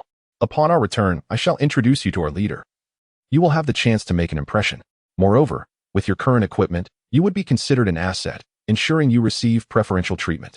Su Chen nearly burst into laughter at the implication of bringing assets into the group. He found the statement so absurd that he couldn't pinpoint its flaw. He engaged in casual conversation with them, all the while refusing to let them board the vehicle, despite their repeated insinuations. This infuriated them, and they silently cursed, vowing to make Su Chen and his companions pay for their insolence in due time. Nevertheless, they maintained a facade of cordiality, appearing as though nothing was amiss. Meanwhile, the so-called leader, lurking in the shadows, felt a wave of relief upon witnessing this scene and called for his subordinates to return, preparing in advance. Su Chen then inquired, By the way, your leader is quite formidable. How many followers does he have now? Surely, not every one of them has awakened some form of power like your leader? How could that be possible? One of them immediately retorted, dismissing Su Chen's question. Upon hearing this, Su Chen nodded in acknowledgement, expressing his regret. Indeed, having just one person with extraordinary abilities is quite sufficient. If everyone possessed such powers, they would have surely engaged with the monstrous beings long ago, instead of having to hide like mere rodents. The three individuals present were immediately displeased by his words. What do you mean by hiding like rodents? That sounds rather insulting. One of them retorted ungraciously. Brother, your statement lacks merit. Do you think extraordinary abilities are as common as cabbages, easily awakened by just anyone? Chapter 93. You are quite foolish. Let us not dwell on other matters. Consider this. If you were not relying on your equipment, would you dare to saunter about outside? Once these bullets are expended, what will you do then? The man spoke with an air of arrogance. But we are different. With our leader present, even without firearms, our fate will not be akin to yours. Moreover, we have 7 or 8 other supernatural beings, each possessing their own abilities, albeit not as formidable as our leader. Upon hearing his words, Su Chen gained insight into their capabilities, which eased his mind. A soil-based supernatural being? Quite impressive indeed, to withstand bullets so swiftly. If they were not constantly battling to unlock their potential, it would suggest that their supernatural level is not low, though it may not be particularly high either. Given that soil-based abilities inherently possess high defense, it is likely that their supernatural level exceeds C grade. The level of supernatural abilities is of paramount importance, as it determines not only one's upper limits, but also the rate of improvement in strength. Aside from those who are exceptionally diligent, the speed of enhancement is largely contingent upon the level of one's abilities. Su Chen and Zhao Eru are currently both level 2 supernatural beings. Su Chen appears to be at the early stage of this level, while Zhao Eru is likely at the mid-stage, considering his tenacity and inherent talent in this domain. Even though both Su Chen and Zhao Eru possess S-grade abilities, Zhao Eru's physical gifts provide him a natural advantage, especially since his powers pertain to physical prowess. Thus, Zhao Eru, as an awakened individual with physical abilities, is destined to outpace Su Chen, who possesses rule-based powers. Of course, this is predicated on normal circumstances. If Zhao Eru were to become complacent and idle at home while Su Chen relentlessly honed his skills, the aforementioned principle would not hold true. Listening to the trio's descriptions, Su Chen surmised the level of power their leader had awakened and assessed their overall combat capability. Meanwhile, Li Si felt that these three did not bear good intentions and quietly cautioned, Boss Su, I sense that these three are not good people. Why should we accompany them? Are you contemplating recruiting them into our fold? Su Chen rolled his eyes. Do you think that is plausible? Then why? Li Si was somewhat perplexed. If Su Chen did not harbor such intentions, why bother with them? Did he truly wish to join their ranks? Although Li Si was unsure of Su Chen's thoughts, he was certain that Su Chen would not entertain such notions. Su Chen smiled and replied, Did they not mention that they have taken over a department store? Why do you think that is? Upon hearing Su Chen's words, Li Si suddenly understood, but was even more puzzled. Then why doesn't Boss Su simply capture them? We could easily extract their location through coercion. Su Chen glanced at him and then elucidated. What if there are others covertly watching us? If they perceive they cannot win, would they still dare to confront us? Perhaps they would simply slip away, retreating with supplies in tow. and even if they couldn't take everything, they would undoubtedly resort to setting it ablaze, leaving nothing for others. Su Chen was quite experienced in such matters, for it was precisely this mindset that led to the consumption of the majority of preserved food in his past life, not due to hunger, but rather as a result of this very mentality. Consequently, the lower class struggled to find even a morsel to eat, with what once were snacks now deemed luxuries. They could only subsist on scraps, resorting to foraging wild vegetables and tree bark to stave off hunger.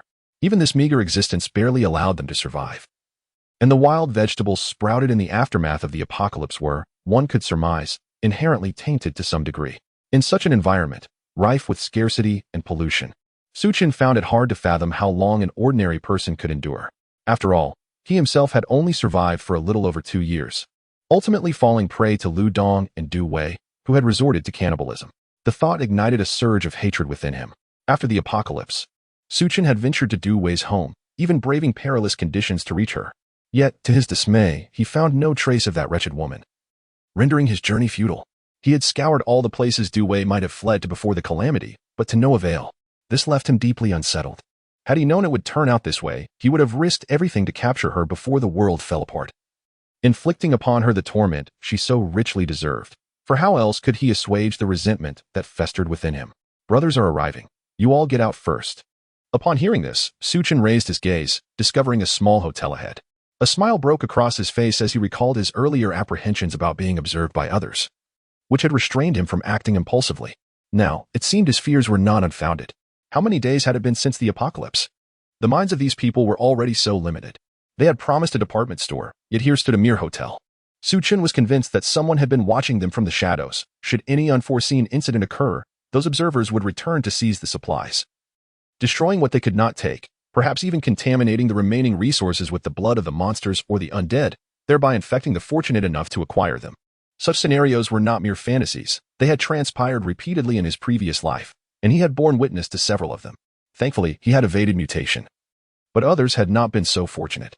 Observing the 3 individuals ahead, Su Chen couldn't help but reflect on the sheer luck that had allowed him, an ordinary man without any special abilities, to survive for over 2 years. Didn't you mention a department store? Why are we at a hotel? Surely, you aren't trying to deceive us? He voiced his dissatisfaction to the trio. One of them replied nonchalantly, "Isn't it just a precaution against potential wrongdoers like you? Now that we've arrived, let us not dwell on the details." Su Chen chuckled softly, choosing not to retort. He exchanged a glance with Zhao Eru and then instructed Li Si to remain in the vehicle before following the 3 into the establishment. Perhaps due to the submachine guns they bore, the group was not immediately confronted. "Boss, we've brought some newcomers. Come take a look." Upon entering the restaurant, the trio called out, seemingly genuinely welcoming the newcomers into their fold. Chapter 94. The Abnormal Soon. A rotund man approached the group. Although it was a modest hotel, it still boasted an area of a couple of 100 square meters. Su Chen and Zhao Eru glanced around, noting the many patrons in the lobby, though most appeared to be ravenously hungry. Upon surveying the scene, Su Chen observed that the crowd consisted primarily of elderly individuals, children, and men, with no young women in sight. This realization led him to deduce the likely nature of the local leadership. Zhang Yang had already received word from his subordinates regarding the weapons that Su Chen and his companions possessed, as well as their armored vehicle. Thus, he was more than willing to play along with their charade. The sight of the machine gun slung across Su Chen's shoulder stirred a sense of envy within Zhang Yang. Although he had awakened his supernatural abilities, possessing a firearm was undeniably advantageous, providing him with a sense of security against monstrous foes. The mere thought of utilizing his powers to unleash a barrage of fire excited him immensely. With a broad smile, Zhang Yang addressed the 2. "You young brothers are quite impressive, possessing such fine equipment. Are you here to join our ranks? You are most welcome." Su Chen chuckled softly and replied, "We are merely here to observe for now. Whether we join or not remains to be seen. After all, we must assess your capabilities first. We cannot simply align ourselves with any gang we encounter, can we?" Though Zhang Yang felt a twinge of displeasure at Su Chen's response, he refrained from showing it.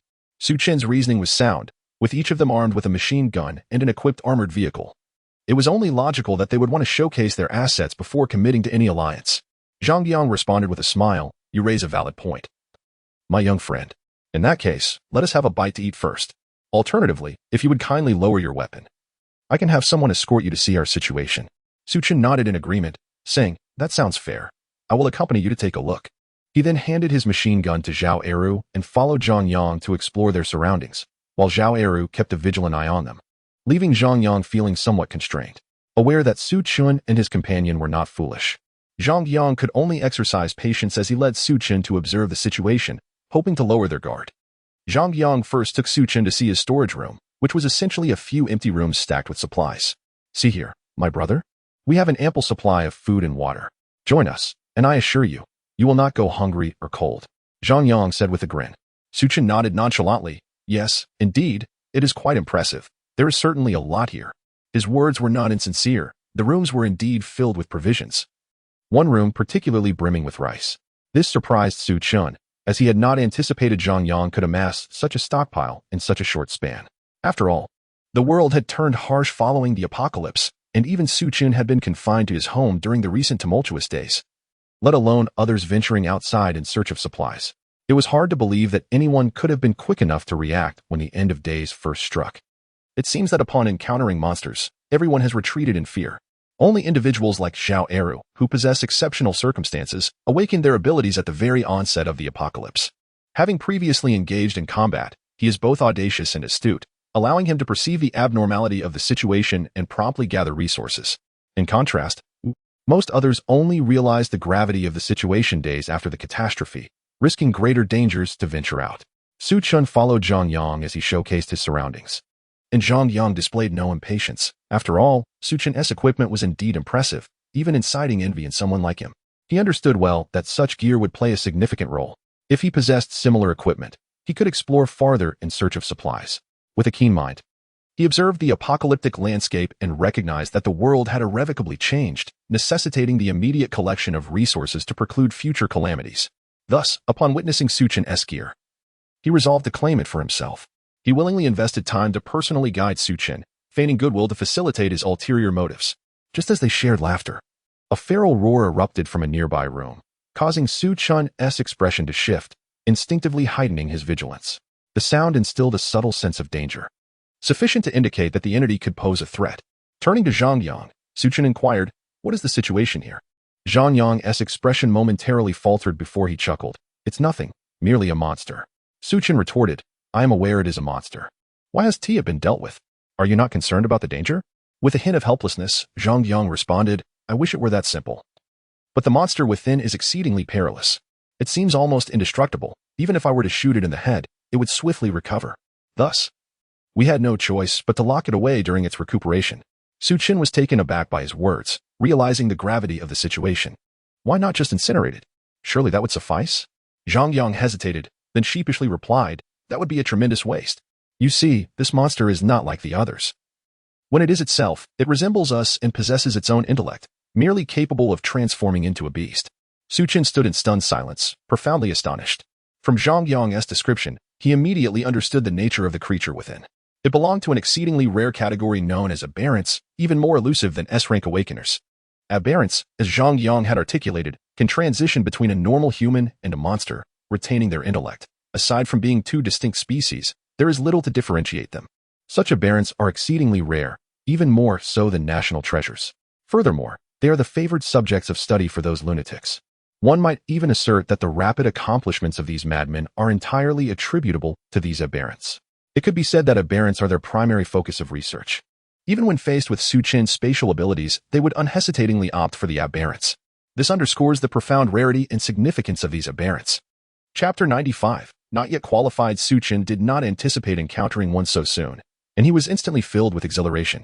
He was acutely aware of the value of the aberrant individual. Possessing their blood could facilitate exchanges with those lunatics for supplies or other necessities.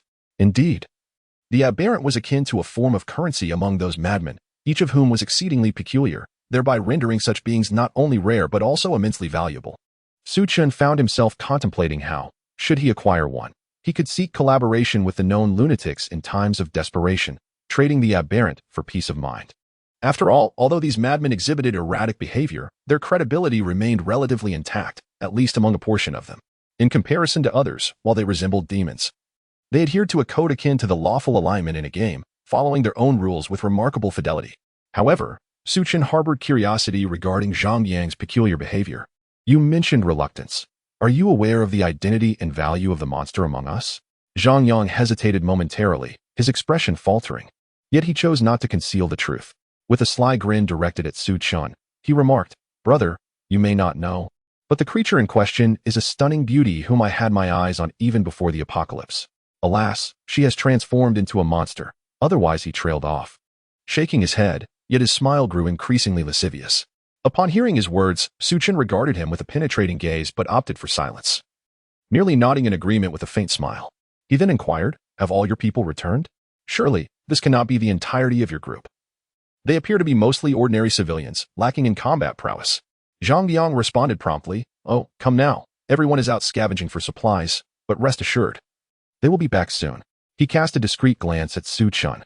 Knowing Su Chen's circumstances, he had summoned those out searching for resources, hoping to secure Su Chen in one fell swoop.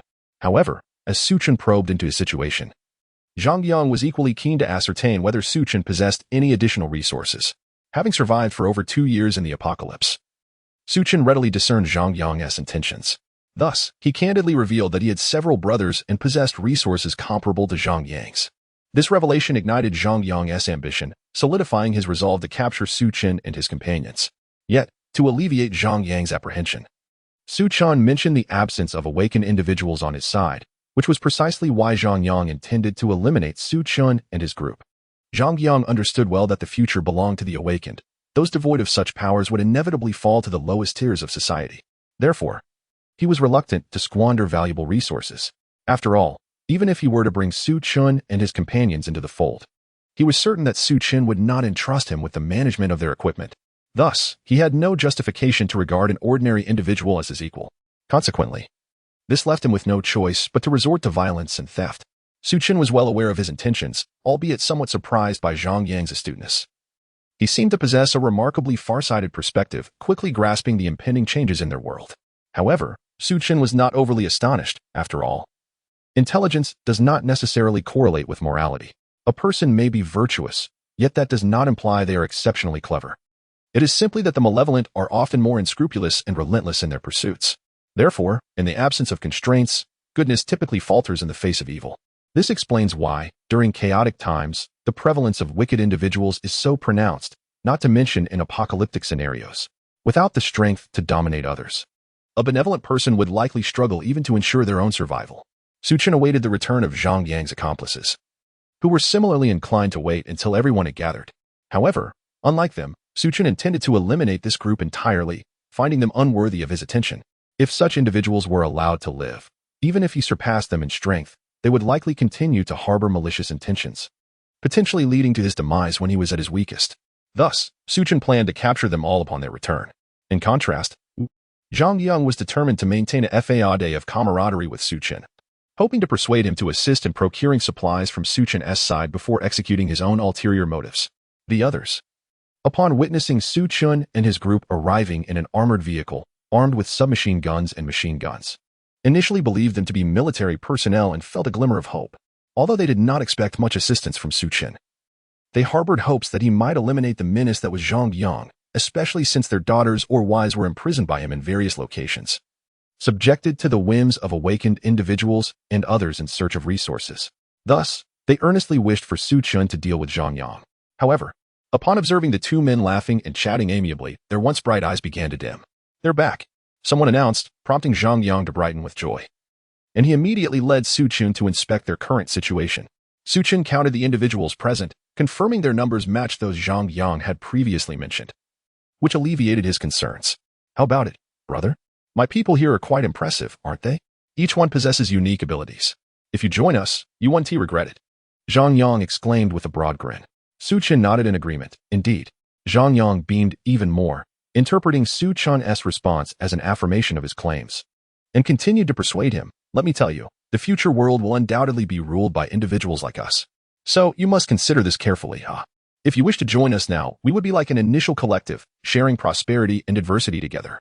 Su Chen chuckled lightly. "I think I'll pass on that. I believe being the leader suits me better, and as for you all, I'm afraid you simply do not meet the qualifications."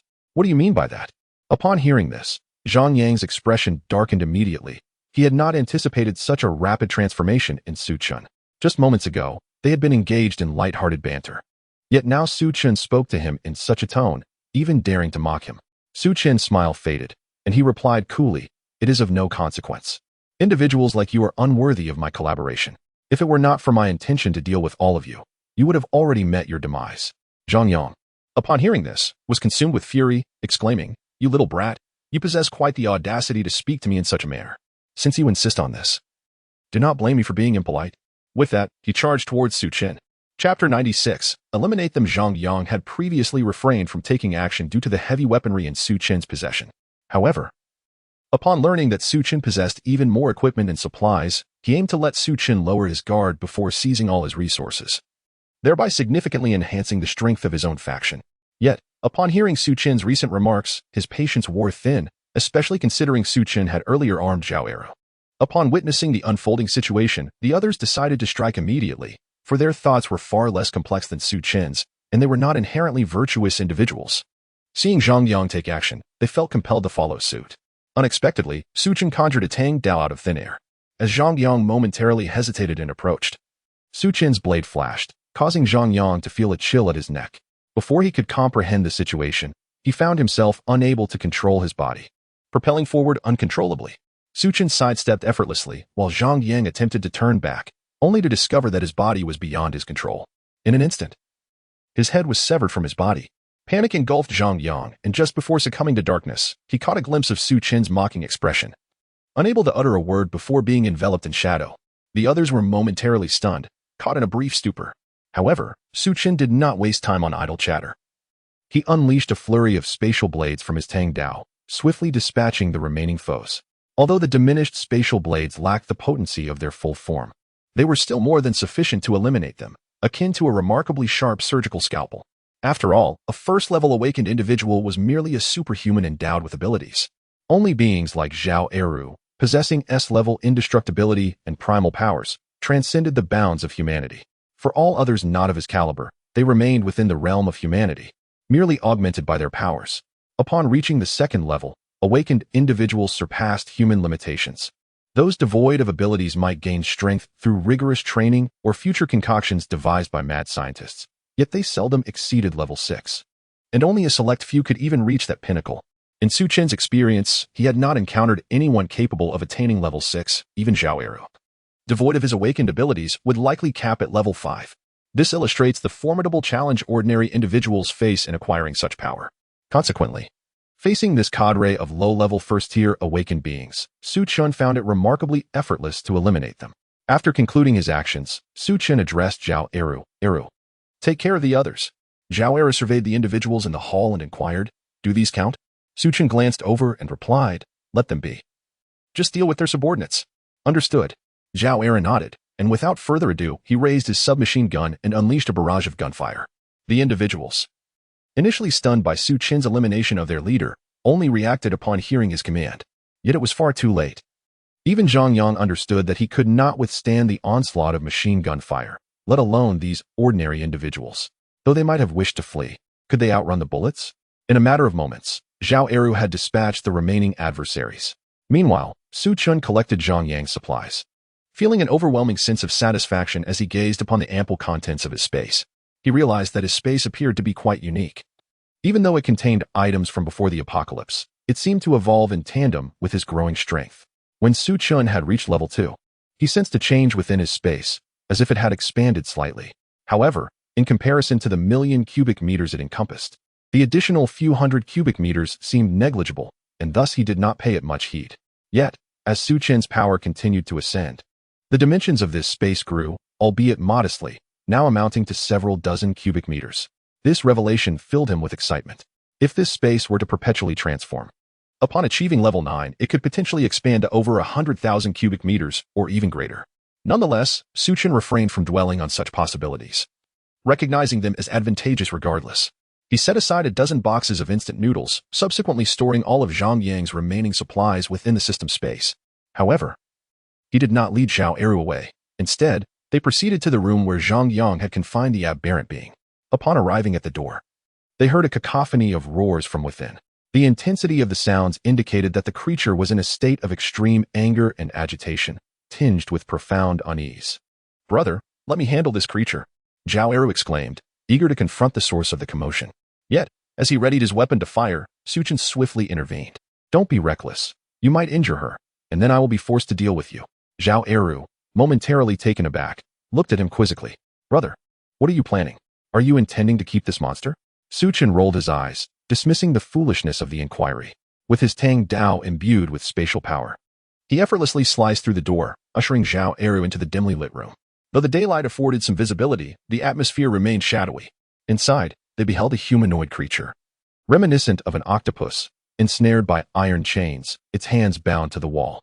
Its palms and soles distinctly bore a shape unlike that of a human, resembling formidable claws, sharp and resilient. Furthermore, its skin was not of human hue, but rather a striking gray. Yet, one could not deny the creature's extraordinary beauty, rivaling even Lu Ruiyu, which explained Zhang Yang's reluctance to part with it. However, the expression of the other party was somewhat grotesque, rendering them quite fearsome, instilling a profound fear of being devoured. The moment Su Chen laid eyes on them, an inexplicable image of a bioengineered creature flashed through her mind. Yet, this creature was far less alluring and lacked the enticing appendages that the other possessed. Upon noticing the appearance of Su Chen and her companion, the bioengineered creature let out an even more thunderous roar from its throat, distinctly conveying a sense of menace. Chapter 97, Shenting Brother. How is it that a creature is bound here? Why on earth did those people not kill it? Zhao Era gazed at Su Chen with confusion, displaying no trace of fear. Considering the circumstances, it was hardly surprising. If Zhang Yang and his companions could subdue such a bioengineered entity, Zhao Era certainly posed no threat. Nor did Su Chen regard it as formidable, though he sensed a modicum of danger emanating from the creature. It was merely that, a sense of peril indicating the capacity to inflict harm, yet he was no mere mortal to allow such an opportunity. If Su Chen wished, he could have dispatched her before she even moved. It was akin to a child wielding a sharp weapon, while capable of causing injury. To claim they were immensely powerful would be rather ludicrous. Disregarding Zhao Eru, Su Chen addressed the creature. Hey, cease your cries. Those who captured you have been dealt with. I bear you no ill will. Upon hearing his words, the bioengineered creature paused momentarily, then quickly resumed its ferocious roars, conveying an unmistakable threat. Zhao Era found it peculiar that Su Chen was conversing with a creature. Brother, what are you saying to it? Can it comprehend your words? Su Chen refrained from responding, continuing to address the creature. If you persist in your howling, do not blame me for my lack of courtesy. I recognize you possess human-like qualities. If you seek to escape, it would be prudent to act accordingly. Otherwise, I shall take my leave. Once we depart, you will inevitably perish here, possibly becoming prey for other monsters. Upon hearing this, the creature's body stiffened, its howls gradually subsiding, until it grew eerily silent. Under the watchful gaze of the two, its form visibly transformed, ultimately resembling that of a normal human. Witnessing this transformation, Zhao Eru was momentarily taken aback, astonished that the monster they had faced possessed such capabilities. Yet, it was not only he who was surprised, even Su Chen was astounded. Although he had heard tales of aberrants in his previous life and had a general understanding of their nature, witnessing it firsthand was an entirely different experience. This was utterly unscientific. Brother, what is happening? How did she achieve this? Zhao Eru inquired. Su Chen rolled his eyes in response. If you ask me, whom should I inquire? Do you not see my own astonishment? If I knew how she accomplished this, would my expression mirror yours? Fool. Realizing the truth in Su Chen's words, Zhao Eru fell silent, and the two could not contain their curiosity as they observed Shenting. Under their scrutinizing gaze, Shenting felt a profound discomfort. You are not with those people, are you? Certainly not. We just dealt with them. Su Chen replied with a shake of his head. Upon hearing this, Shenting sighed in relief, though skepticism lingered in her mind. Nevertheless, she felt powerless in her situation and spoke up. If that is the case, could you kindly release me? Su Chen nodded. Very well. Shenting was momentarily taken aback, staring blankly at Su Chen. She initially intended to test the waters, to ascertain whether Su Chen was aligned with Zhang Yang and his cohort. If they were indeed allied, it was certain they would not spare her.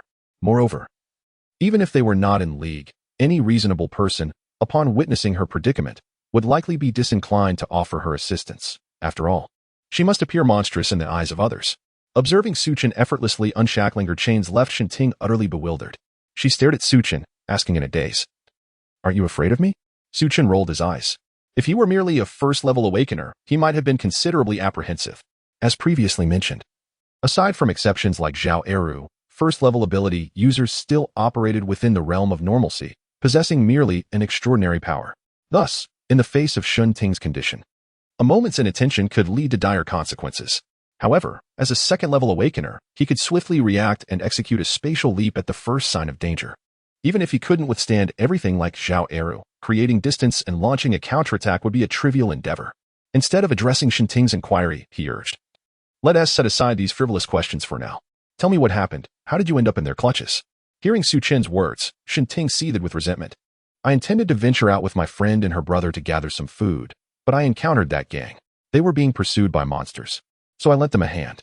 To my dismay, I was captured the moment I was injured. If I hadn't turned into a monster, I suspect." Her voice quivered with rage, her teeth clenched tightly. Su Chen couldn't help but chuckle. No wonder, daring to assist others in such a perilous situation. "You brought this upon yourself." Shenting, incensed at his remark, felt an urge to retaliate, but she restrained herself, recognizing that Su Chen had just rescued her. Did he not observe her current tumultuous state? Yet, Su Chen did not grant her the opportunity to respond, stating, "All right, I've dealt with that gang. Let South leave this place." Startled, Shenting nodded and followed Su Chen out of the room. As they passed through the lobby, the gang members glanced at Su Chen, seemingly at a loss for words. With Zhao Era having dispatched their foes, they were momentarily unsure of how to proceed. They had expected Su Chen to take charge, to assign them tasks or use them as cannon fodder, hence they awaited his command. However, they had overestimated their importance. Su Chen dismissed them entirely, departing the small hotel alongside Zhao Eru and Shenting. Once they were in the vehicle, Su Chen turned to Shenting and inquired, "What do you plan to do now? You mentioned your friends. Will you go in search of them?" Shenting nodded earnestly. "Yes, I must. When I left, they were injured and without food. I can only wonder about their current condition." Seeing this, Su Chen did not object and allowed Si, who had been sitting in the car, to drive towards the location indicated by Shenting. During the journey, Su Chen remained occupied. He offered some food to Shenting. As she expressed her gratitude, she suddenly noticed Su Chen producing a syringe and inserting it into her arm to draw blood. Upon witnessing this, Shenting immediately exclaimed, "What are you doing?" Chapter 98. "This is hard currency," Su Chen remarked nonchalantly. "Blood extraction. Can't you see that?" Upon hearing his words, Shenting was momentarily taken aback. She was certainly aware that Su Chen was extracting blood, but the pressing question remained, what was his purpose? Moreover, hadn't he even considered asking himself? However, Su Chen paid her no mind and curiously inquired, "Biochemical treasure, why isn't your blood coming out?" Observing the contents of the glass tube, Su Chen felt a twinge of confusion. Could this truly be Shenting's blood? It shouldn't be. Earlier, he had seen the crimson liquid coursing through her veins, which appeared nothing like this muddy substance. Shenting glared at Su Chen, her teeth clenched. "What the hell are you doing?" Noticing her simmering anger, Su Chen spoke in a placating tone, "Don't be upset. I'm merely drawing a bit of blood. It won't harm you. Besides, we saved you, so taking a little blood shouldn't pose any issue, right?" Upon hearing Su Chen's reasoning, Shenting felt an overwhelming fury, yet she struggled to unleash it. After all, he was correct. They had indeed rescued her. If it was merely a matter of drawing a small amount of blood, there was little to contest. She replied, "Just stop fiddling with that. Although I'm unsure of your intentions with my blood, I currently don't have much to spare." Su Chen, puzzled, asked, "Why? And what do you mean by not having blood?" Shenting shook her head. "I can't say for certain, but I know that if I lose too much blood, I will become exceedingly weak, and my self-healing ability diminishes significantly until ultimately it becomes irreparable." Su Chen was taken aback. "Is this your superpower?" "Superpower? What do you mean? Is it akin to the abilities of that group?" Shenting frowned, evidently unfamiliar with the concept of superpowers. Realizing her confusion, Su Chen patiently elucidated the matter, detailing various superpower scenarios. He referred to her healing ability as a superpower because he understood that, aside from physical transformations, the altered beings did not differ significantly from regular humans, primarily lacking such formidable self-healing capabilities. According to Zhang Yang, even after suffering a fatal injury, Shenting had managed to recover, which was clearly not an exclusive trait of the altered beings. In his previous life, while he had not encountered altered beings, he was well acquainted with the subject. The rarity of altered beings could be described as humanity's last hope in the face of apocalypse. The rationale was straightforward. Altered beings, like awakened individuals, were indeed extraordinary. However, the key distinction was that even without awakened powers, they could still transcend their limits. This alone was enough to demonstrate their exceptional circumstances. If altered beings were not so exceedingly rare, fewer than 1,000th or even 1/10,000th of awakened individuals, they might have been regarded as a genuine hope for humanity. Moreover, according to the ravings of those lunatics, the aberrants are deemed the next evolutionary step for humanity, while the awakened are regarded as mere byproducts of mutation. Although the aberrants' appearance and structure differ significantly from that of humans, their genetic makeup is surprisingly more akin to ours. In contrast, the awakened, while seemingly indistinguishable from ordinary people, possess profound genetic disparities. Yet, even these madmen have been unable to decipher the mysteries surrounding them, yielding minimal results in their research. However, despite the formidable challenges posed by the study of aberrants, there are discernible patterns to follow. It is as if the awakened engage in idle chatter, while the aberrants represent tangible, concrete existences. They embody an evolution that transcends human limitations, albeit their appearance has drastically altered due to contamination. This change, however, does not affect their essence.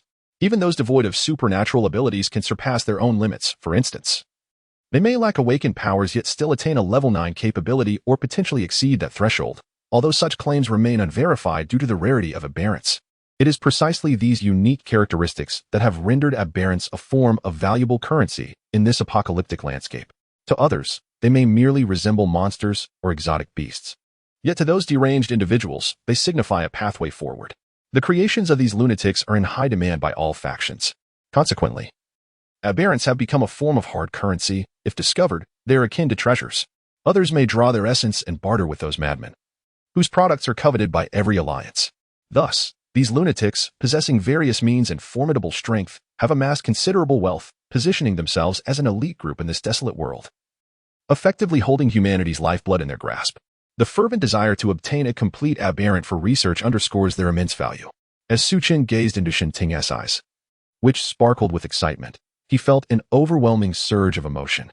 Despite his own financial prowess surpassing that of these lunatics, having an aberrant by his side would significantly enhance his negotiating power should any issues arise.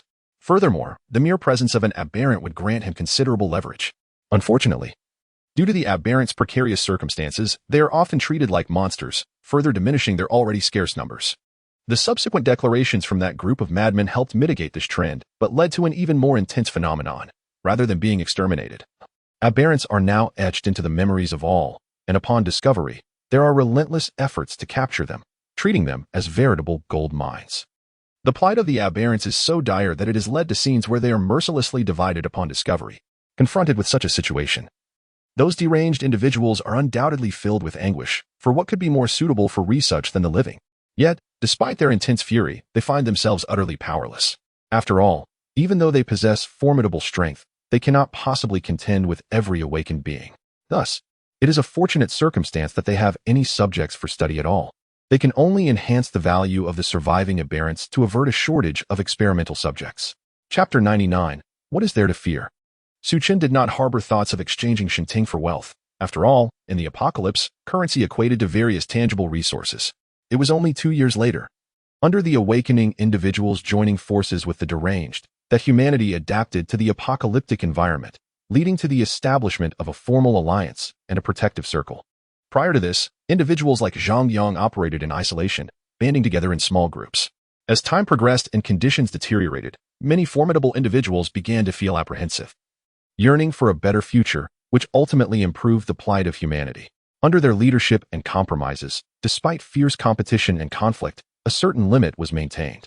A year later, as all began to adapt and discovered the peculiarities of meteor showers, various meteoric stones, a universal currency emerged. This currency possessed remarkable versatility, serving as a source of energy for weaponry, facilitating the creation of arms, and providing energy for both mutated beings and awakened individuals to absorb. Consequently, these meteoric stones transformed into a universal currency, albeit one primarily belonging to the awakened and the elite, while the currency of the middle and lower tiers remained as resources. After all, powerful awakened beings rarely face starvation or dehydration. Thus, their pursuits naturally revolved around gaining greater strength to secure more resources. Conversely, the immediate aim of those beneath the elite was mere survival. Thus, Su Chen was indeed quite affluent, yet he was reluctant to let Shen Ting leave his side. Encountering such a mutated being, it was imperative to ensure she remained close. Even her potential warranted her presence. While not every mutated being possessed such vast potential, they shattered the notion that only awakened individuals could attain greatness. Su Chen was particularly intrigued by the nature of these mutated beings, even devoid of special powers. Their innate talents were remarkably diverse, akin to monsters or aberrant creatures. Moreover, they exhibited a degree of immunity to pollution, meaning they could derive energy from consuming monsters or aberrant beings, thereby enhancing their strength, much like humans consuming food during peaceful times to fulfill nutritional needs and gradually mature. This ability was inherent to all mutated beings, suggesting a potential evolutionary trajectory for humanity amidst the apocalypse. Were everyone to become a mutated being, one could argue that the apocalypse would not differ significantly from the world of yore, thus not truly qualifying as an apocalypse. Unbeknownst to Xin Ting, she began to grasp the concept of special abilities following Su Chen's explanation. Once she comprehended, he inquired, "So, do you sustain your life and abilities through your blood?" Xin Ting nodded. "That is about accurate. Although I am unaware of the specifics, I can sense the immense importance of my blood. Additionally, since my mutation, I have lost a considerable amount of blood. I have been injured during this time, and now there is scarcely any blood left in my body." Upon hearing this, Su Chen held the glass test tube and asked, "What about these matters?" Xin Ting gazed at the murky substance within, feeling a twinge of nausea despite knowing it was drawn from her own body. She shook her head and replied, "I am unsure. Perhaps it is blood devoid of essence." Hearing her words, Su Chen sighed, at a loss for words. Nevertheless, he pressed on with his inquiry. "If you were to lack blood to sustain you, what might become of you?" Xin Ting pondered for a moment, then responded, "I am not entirely certain, but I suppose I would decay." As she spoke, she wrinkled her nose, and it was at this moment that Su Chen caught a faint whiff of rot emanating from her. In this situation, those lunatics had yet to uncover any answers, let alone Su Chen. During his previous life, when he perished, those mad researchers had merely gleaned fragments of knowledge from studying the altered beings. Although their findings were substantial, Su Chen remained oblivious to the extent of their advancements. Observing Su Chen's lack of reaction and his absence of disgust, Xin Ting felt a sense of astonishment.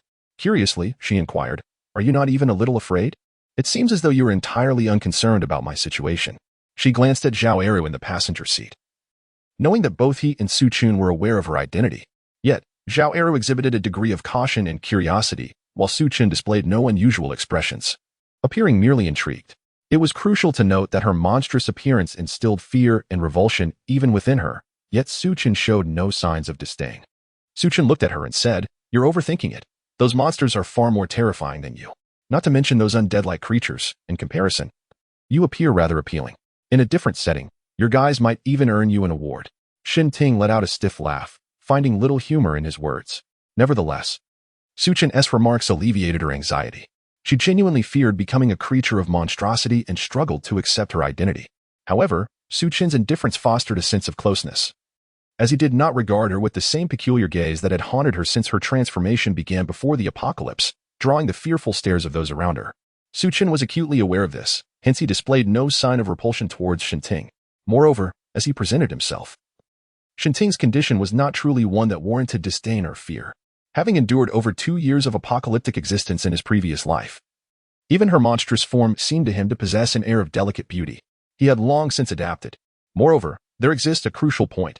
In a previous life, he found himself among the lower strata of society, even dreaming of encountering a feeble mutant. Such an encounter would allow him to lead the mutant towards that group of lunatics, thereby exchanging them for resources to secure a stable existence. Under these circumstances, it would be quite commendable that he did not drool at the sight of the mutant. This situation can be likened to lecherous individuals encountering a beautiful ghost. Would they be frightened? Would it pose a threat to them? Clearly, it is an opportunity for benefit. Chapter 100. How did you know what I was thinking? From now on, you shall accompany me. By following my lead, you need not worry about encountering unnecessary dangers, Su Chen stated directly to Xin Ting. Upon hearing Su Chen's words, Xin Ting grew somewhat cautious, yet she did not refuse. After a moment of contemplation, she looked at Su Chen and inquired, "May I take some time to consider this?" Su Chen, with a puzzled gaze, responded, "Is there truly a need for consideration? Where else could you possibly go if not with me?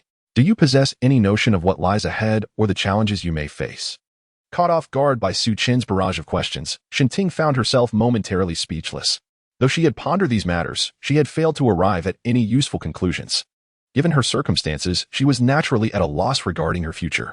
Moreover, her mutation had begun even before the apocalypse, subjecting her to psychological strain for a month or two, particularly as the end of days drew near. Her transformation became increasingly pronounced. Had it not been for her parents' diligent protection, she would have been utterly lost. However, the onset of the apocalypse was swift, leading to her parents' demise outside, and her friends, upon witnessing her condition, regarded her with fear. Thus, after the cataclysm struck, she felt akin to a wandering spirit. Strangely, many monstrous beings refrained from attacking her, further reinforcing her sense of belonging to their kind. In such a state of despair, she found it difficult to contemplate her next steps. Were it not for encountering her friends, she might still be unsure of what actions to undertake. As these thoughts crossed her mind, Shinting's gaze dimmed, yet she remained wary of Su Chen's proposal. You wouldn't have any ulterior motives, would you? She asked, recalling Zhang Yang, who had intended to exploit her vulnerability rather than end her life when she was at her weakest. This realization had compelled her to maintain her monstrous facade, not wanting to grant Zhang Yang any advantage. Initially, she had hoped to lower Zhang Yang's guard before striking. But the presence of multiple awakened beings and her own frailty rendered her unable to inflict any harm should he defend himself.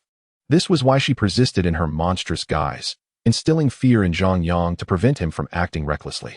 Thus, upon hearing Su Chen's words, she could not entirely dismiss such thoughts, especially since she held a great deal of confidence regarding her appearance. After all, had Zhang Yang been fixated on her even without seeing her monstrous form? Suddenly, Su Chen's silence was interrupted by Zhao Er's laughter, the reason for which remained a mystery to Shinting. Frowning, she queried, "What is so amusing?" "In nothing." Zhao Er quickly shook his head, denying any humor. Su Chen, with a hint of disdain, remarked, "What else could be funny? I suspect he is thinking, how could I possibly have thoughts about you? This is truly perverse." Upon hearing Su Chen's words, Zhao Er was instantly taken aback. He turned to Su Chen, exclaiming, "Brother, how did you know what I was thinking? You articulated it so accurately." Upon hearing the audacity of the individual admitting to his actions, Su Chen bellowed, "Close your mouth and go stand aside. This is none of your concern." After being chastised by Su Chen, Zhao Er, rather unperturbed, simply scratched his head and turned away, observing the peculiar dynamic between the two. Shinting found herself momentarily at a loss for words, yet inexplicably felt a sense of relief wash over her. Su Chen redirected his gaze towards her and remarked, "I advise you to stay close to me. Otherwise, you may find yourself in a predicament later. You cannot fathom how many would have their eyes on you." "Why?" Shinting inquired, her brow furrowing in confusion as she regarded him, puzzled by Su Chen's assertion.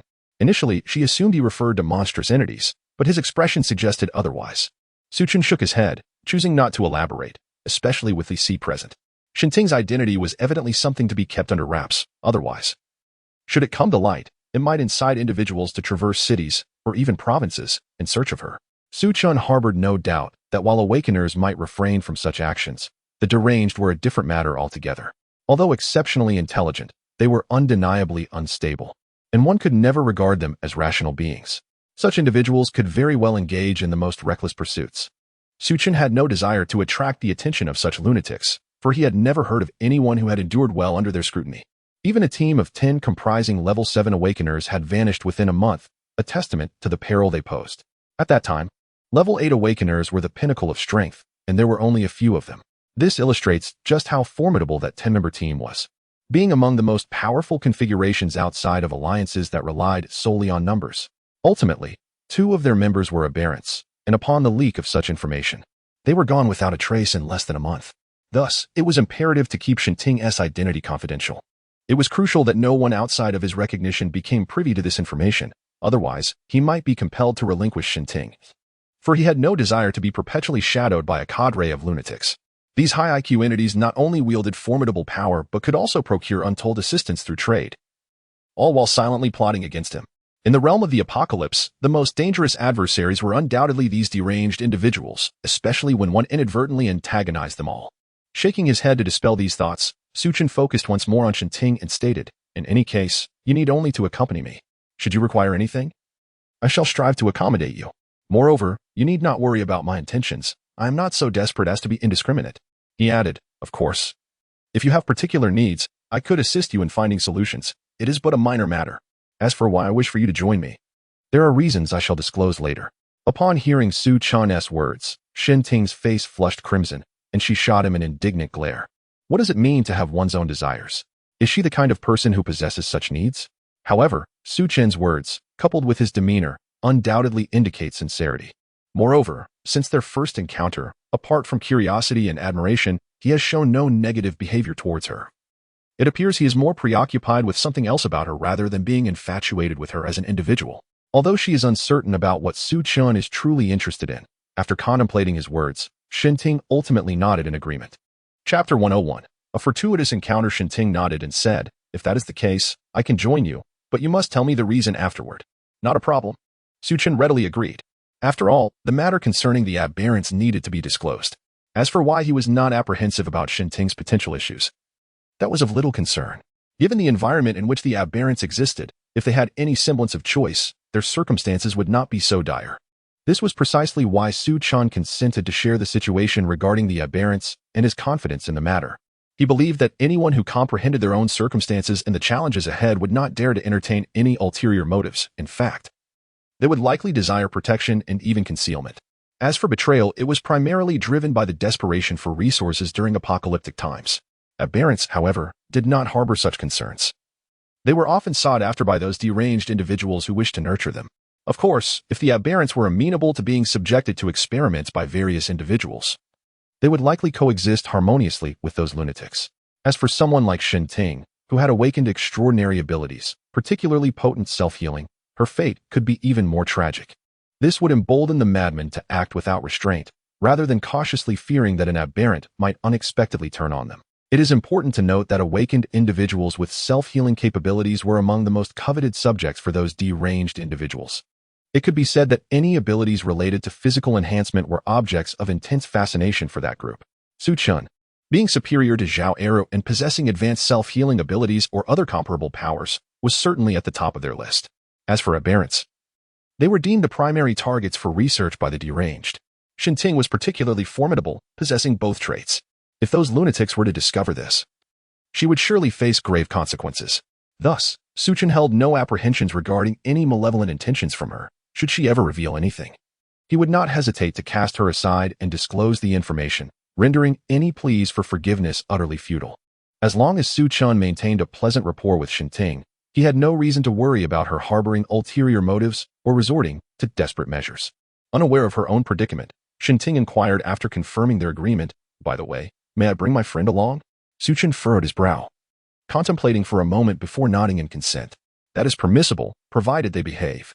However, I do not recommend taking on more than 1 or 2 additional people. The condition is their compliance. Should they exhibit any undesirable behavior, do not blame me for my lack of courtesy." With that, he cast a warning glance at Shen Ting, causing her to shiver involuntarily.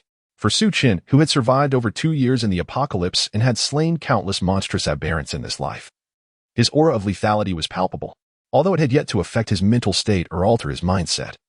The menacing presence he exuded was sufficient to instill a sense of existential threat in an ordinary person. Shen Ting quickly nodded, reassuring, "Rest assured, that will certainly not happen. Both of them are quite honest." Upon hearing her words, Su Chen nodded in agreement and refrained from elaborating further. Soon, under her guidance, the vehicle arrived at her rented accommodation. Inside the room, Wang Yang's condition became increasingly evident. Even Wang Yan could sense that something was amiss. The veins beneath his skin were starkly visible, presenting a grotesque appearance. Wang Yang began to lose control, emitting a series of unsettling noises, his eyes a fiery red, emanating an odor of decay. Sitting on the sofa, he gazed at Wang Yan, who lay on the bed, overwhelmed by an inexplicable urge to devour her. Initially, he managed to suppress this impulse, fully aware that his current state was far from normal and that he might be on the brink of transforming into a monster. Yet, he could not bear the thought of leaving Wang Yan alone, so he endeavored to protect her. Utilizing his peculiar circumstances, he ventured outside to procure some food and fresh water for her, wishing to afford her a glimmer of hope to survive in these final moments. However, he did not anticipate that after a brief, exhausting slumber, he would become so utterly uncontrollable. Despair washed over him. Had he known, he would have remained outside indefinitely. Now, he found himself unable to govern his own actions.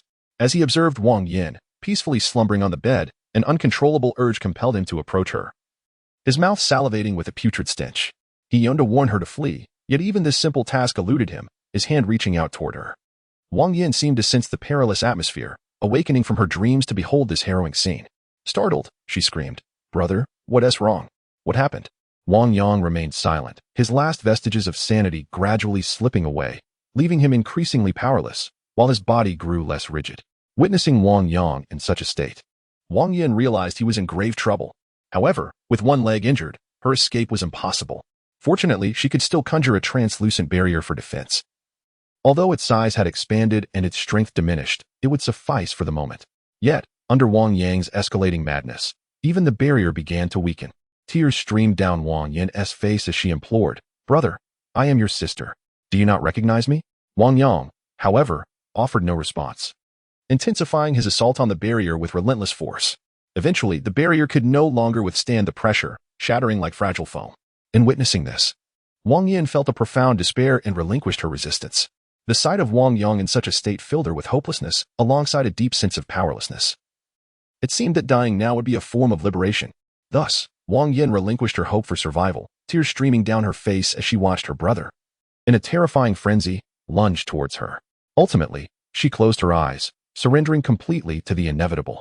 At that very moment, the door was abruptly flung open with a resounding crash, propelled by an immense force. Xiaoyan, what is happening? Shenting's anxious voice pierced through the chaos, as Zhao Era delivered a powerful kick, sending the zombified Wang Yang crashing against the wall. Chapter 102. Already dead, Wang Yin closed her eyes, yet she felt no pain. The sound of Shenting's anxious voice reached her ears, prompting her to open her eyes and discover 3 additional figures in the room. Upon seeing the familiar visage of Shenting, Wang Yin could no longer restrain herself and wept as she embraced her. Xiaoting, you are still alive. I thought you had perished. This is wonderful. Wang Yin clung tightly to Shenting, her pent-up emotions erupting in a moment of utter despair. Seeing her friend in such distress, Shenting could only offer comfort, holding her close. Meanwhile, Su Chen observed with a sense of astonishment. He glanced at Wang Yin and Zhao Eru, who stood over Wang Yang, and found himself at a loss for words.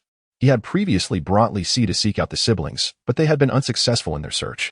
To his surprise, after encountering Shenting, he realized that she was indeed Wang Yin's friend. For a moment, Su Chen felt utterly speechless, unsure how to respond. However, witnessing the sorrowful tears of the 2 women, he chose to remain silent, turning his attention to Wang Yang, who lay beneath Zhao Eru's foot, shaking his head in dismay. The condition of Wang Yang was evident. He had been thoroughly infected. Faced with such a predicament, Su Chen found himself powerless, even if those madmen were to arrive. Although the situation bore resemblance to that of a zombie, it was not entirely the same. In films or games, there are instances where infected individuals can be revived with a serum, but the harsh reality was that once a person transformed into a zombie, it signified their demise. Nevertheless, Wang Yang had once been a construction worker of his own choosing, and Su Chen felt compelled to confirm the situation further. After a thorough examination, drawing upon his memories from a past life, he concluded that Wang Yang had indeed been completely consumed by the infection. Even if he had not been fully overtaken, there was little Su Chen could do, unless those madmen were to appear later on. They might have had the means to restore those who had not been entirely infected, but that was the extent of their capabilities. Moreover, it would require a significant amount of time for any recovery to take place. At present, even if they were to arrive, it would be futile, as they were likely just at the beginning of their ordeal. Su Chen was uncertain how those madmen had risen to prominence. After all, in his previous life, he had no qualifications to engage with them, leaving him ignorant of their history. The only researcher he had encountered had been a fleeting acquaintance. After assisting him, she departed without further discourse. Thus, Su Chen remained oblivious to whether those madmen had begun their experiments prior to the apocalypse, or if they had stumbled upon unique knowledge after the cataclysm, prompting their research. Regardless, they had only gained notoriety after several months, or even a year had passed. In his past life, he had never even heard of them before that time. Even when they became well-known, such recognition was not accessible to those in the lower echelons of society. As Su Chen sighed in contemplation, Wang Yin, under Shenting's soothing presence, gradually regained her composure. She looked at Shenting and inquired, Xiaoting, where have you been these past few days? Why has there been no news at all? I was beginning to think the worst. As she spoke, tears welled in her eyes. After all, her relationship with Shenting was quite close, and it was during her most trying moments with Wang Yang that she had been saved by Shenting. Without that timely intervention, she would have faced a grim fate, either succumbing to the elements or being devoured by monstrous beasts. Thus, after several days without Shenting's return, despair settled in Wang Yan's heart. A series of relentless blows had become unbearable, yet her steadfast spirit kept her from breaking down completely. Shenting, uncertain of how to respond, briefly recounted her circumstances, stating, after I was captured, I encountered them, and that is how I was rescued. I immediately returned to find you. She then glanced at Su Chen and Zhao Eru, at which point Wang Yin finally noticed them. Upon seeing Su Chen, Wang Yin was momentarily taken aback.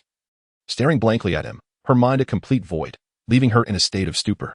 Previously, both she and Wang Yang had been contemplating ways to locate Su Chen, as he had clearly made preparations prior to the apocalypse, foreseeing its arrival. However, they had lacked the means to do so. After leaving their villa, they had not ventured far before being attacked by monsters, leading them to Shenting in their desperate flight. Even so, they had been unable to reach Su Chen's villa, and their injuries further diminished their chances. Thus, it was utterly unexpected for her to now find Su Chen standing before her, momentarily leaving her at a loss for words. Xiaoyan, what is the matter? Shinting inquired, her brow furrowed in confusion as she shook Wang Yan's shoulder. Wang Yan quickly regained her composure, shaking her head. Nothing. Nothing at all. Su Chen smiled at Wang Yan, saying, what a coincidence. Arrow and I were just looking for you, but we couldn't find you. Yet here we are now. It truly is serendipitous. Shinting looked at Su Chen with surprise, asking, do you know each other? Indeed. The place where I currently reside was renovated with the help of these two siblings, so I had intended to ask for their assistance once more, Su Chen replied candidly. The fact that Shinting's friend was Wang Yan brought him a sense of relief. This was not merely a burden, but rather a fortuitous turn of events. For Su Chen, the value of Wang Yan and her brother far outweighed that of Shinting in the present context. Wang Yan, regaining her senses, intended to say something but then noticed Wang Yang, who was being subdued by Zhao Era. Her heart raced with anxiety. Boss Su, what has happened to my brother? At her words, Shinting's attention shifted to Wang Yang. Upon recognizing him as a zombie, she was taken aback, having initially assumed he was a monster. Su Chen spoke. As you can see, your brother has been infected, much like the zombies depicted in films. Wang Yan's heart sank at his words, yet she had already suspected this. Her inquiry had been a desperate hope for a different explanation, but clearly, her hopes had been dashed. She gazed at Su Chen, parting her lips to speak. But before she could utter a word, Su Chen shook his head and said, do not dwell on it. He has been completely infected, and there is no hope. It is futile for anyone to arrive now. Your brother is already gone. How could this be? Upon hearing Su Chen's words, despite the understanding that had settled in her heart, she could not help but break into tears. The bond she shared with Wang Yang needed no elaboration. He had raised her as if she were his own child, and now he lay before her in such a state. This sight filled her heart with immense sorrow and profound anguish. Chapter 103.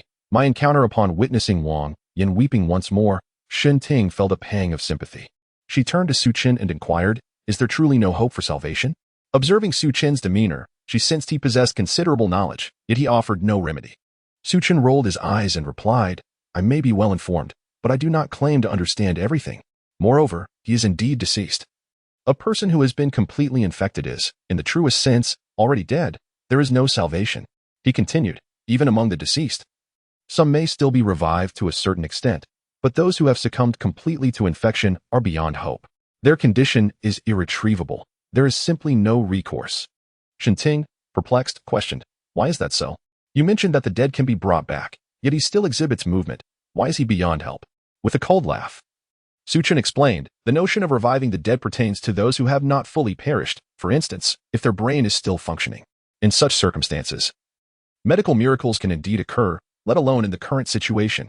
However, those who are completely infected are different. Their brains are irrevocably damaged, as if consumed by bacteria, which then commandeers their bodies. I trust this clarifies the matter for you? Upon hearing Su Chen's words, despair enveloped both women. If the brain were irreparably harmed, did that not equate to true death? Even if one could theoretically eradicate the virus, what difference would it make from being a living corpse?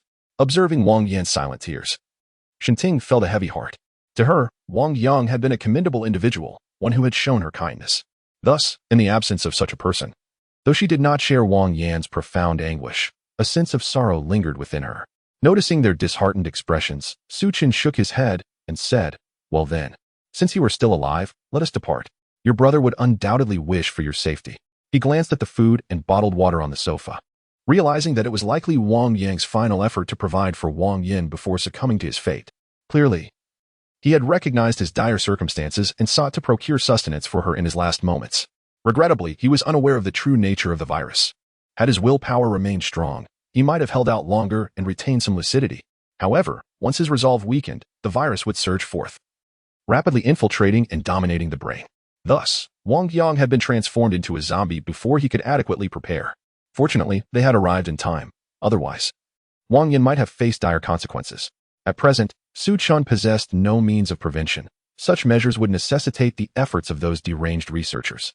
He informed Wang Yan of Wang Yang's condition, which deepened her sorrow. Nevertheless, with Shinting's support and comfort, they made their way from their current location.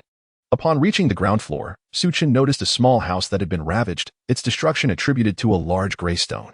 Upon witnessing this, Su Chen felt a surge of joy and hurriedly ran over to collect it. Noticing Su Chen's actions, Shinting expressed her confusion, asking, how did you manage to make that stone disappear? Could this possibly be your extraordinary ability? Su Chen glanced at her and replied, you need not concern yourself with that. Consider it a manifestation of my abilities, akin to a form of transference. Hearing Su Chen's words, Shinting nodded in understanding and inquired, "What purpose do you have in seeking such meteorites? Do they serve any significant function?" Wang Yan, upon hearing this, also turned her gaze towards him, puzzled as to why Su Chen would risk danger for such an object. It was important to note that just moments ago, that stone was surrounded by numerous creatures. Yet Su Chen ventured forth. While one could comprehend the pursuit of food and water, the utility of this stone remained a mystery to them. Faced with their inquisitive expressions, Su Chen did not hold back and explained the meteorite's significance. After all, this was not a closely guarded secret, nor was it particularly rare. It is worth noting that during the early days of the apocalypse, meteor showers occurred almost daily, with occasional displays continuing thereafter. However, the meteorites were predominantly gray or black, primarily suited for construction, akin to resilient steel. Thus, their intrinsic value was not exceedingly high. Such materials had been manufactured in the past, so there was nothing to conceal. The only distinguishing feature of these meteorites was their enhanced toughness. However, in terms of hardness, they paled in comparison to tungsten steel or spring steel. Nevertheless, due to their commendable resilience and abundance, they became the premier choice for construction materials. Yet, relatively speaking, only exceptionally powerful awakened individuals could utilize these gray or black meteorites for building, and even then, the scale would be limited. Upon hearing Su Chen's explanation, the two women appeared enlightened, bowing their heads in contemplation. Observing their reaction, Su Chen raised an eyebrow and remarked, "You two wouldn't happen to have encountered such materials before, would you? If so, please share your insights. Structures built from this can withstand numerous monsters and will prove highly effective in the future. The most critical aspect of these meteorites is that they are not metallic, thus rendering them impervious to destruction by individuals with magnetic abilities. This is precisely why Su Chen held such a keen interest in these meteorites. Otherwise, constructing with steel felt rather precarious. Should he ever confront someone akin to a magnetic master capable of manipulating metals, the consequences would be dire. The thought of a hard-earned safe house being obliterated by such a foe filled Su Chen with indignation. Moreover, these meteorites not only thwart those who can control metal but also protect against any individual capable of manipulating objects. They remain wholly unaffected.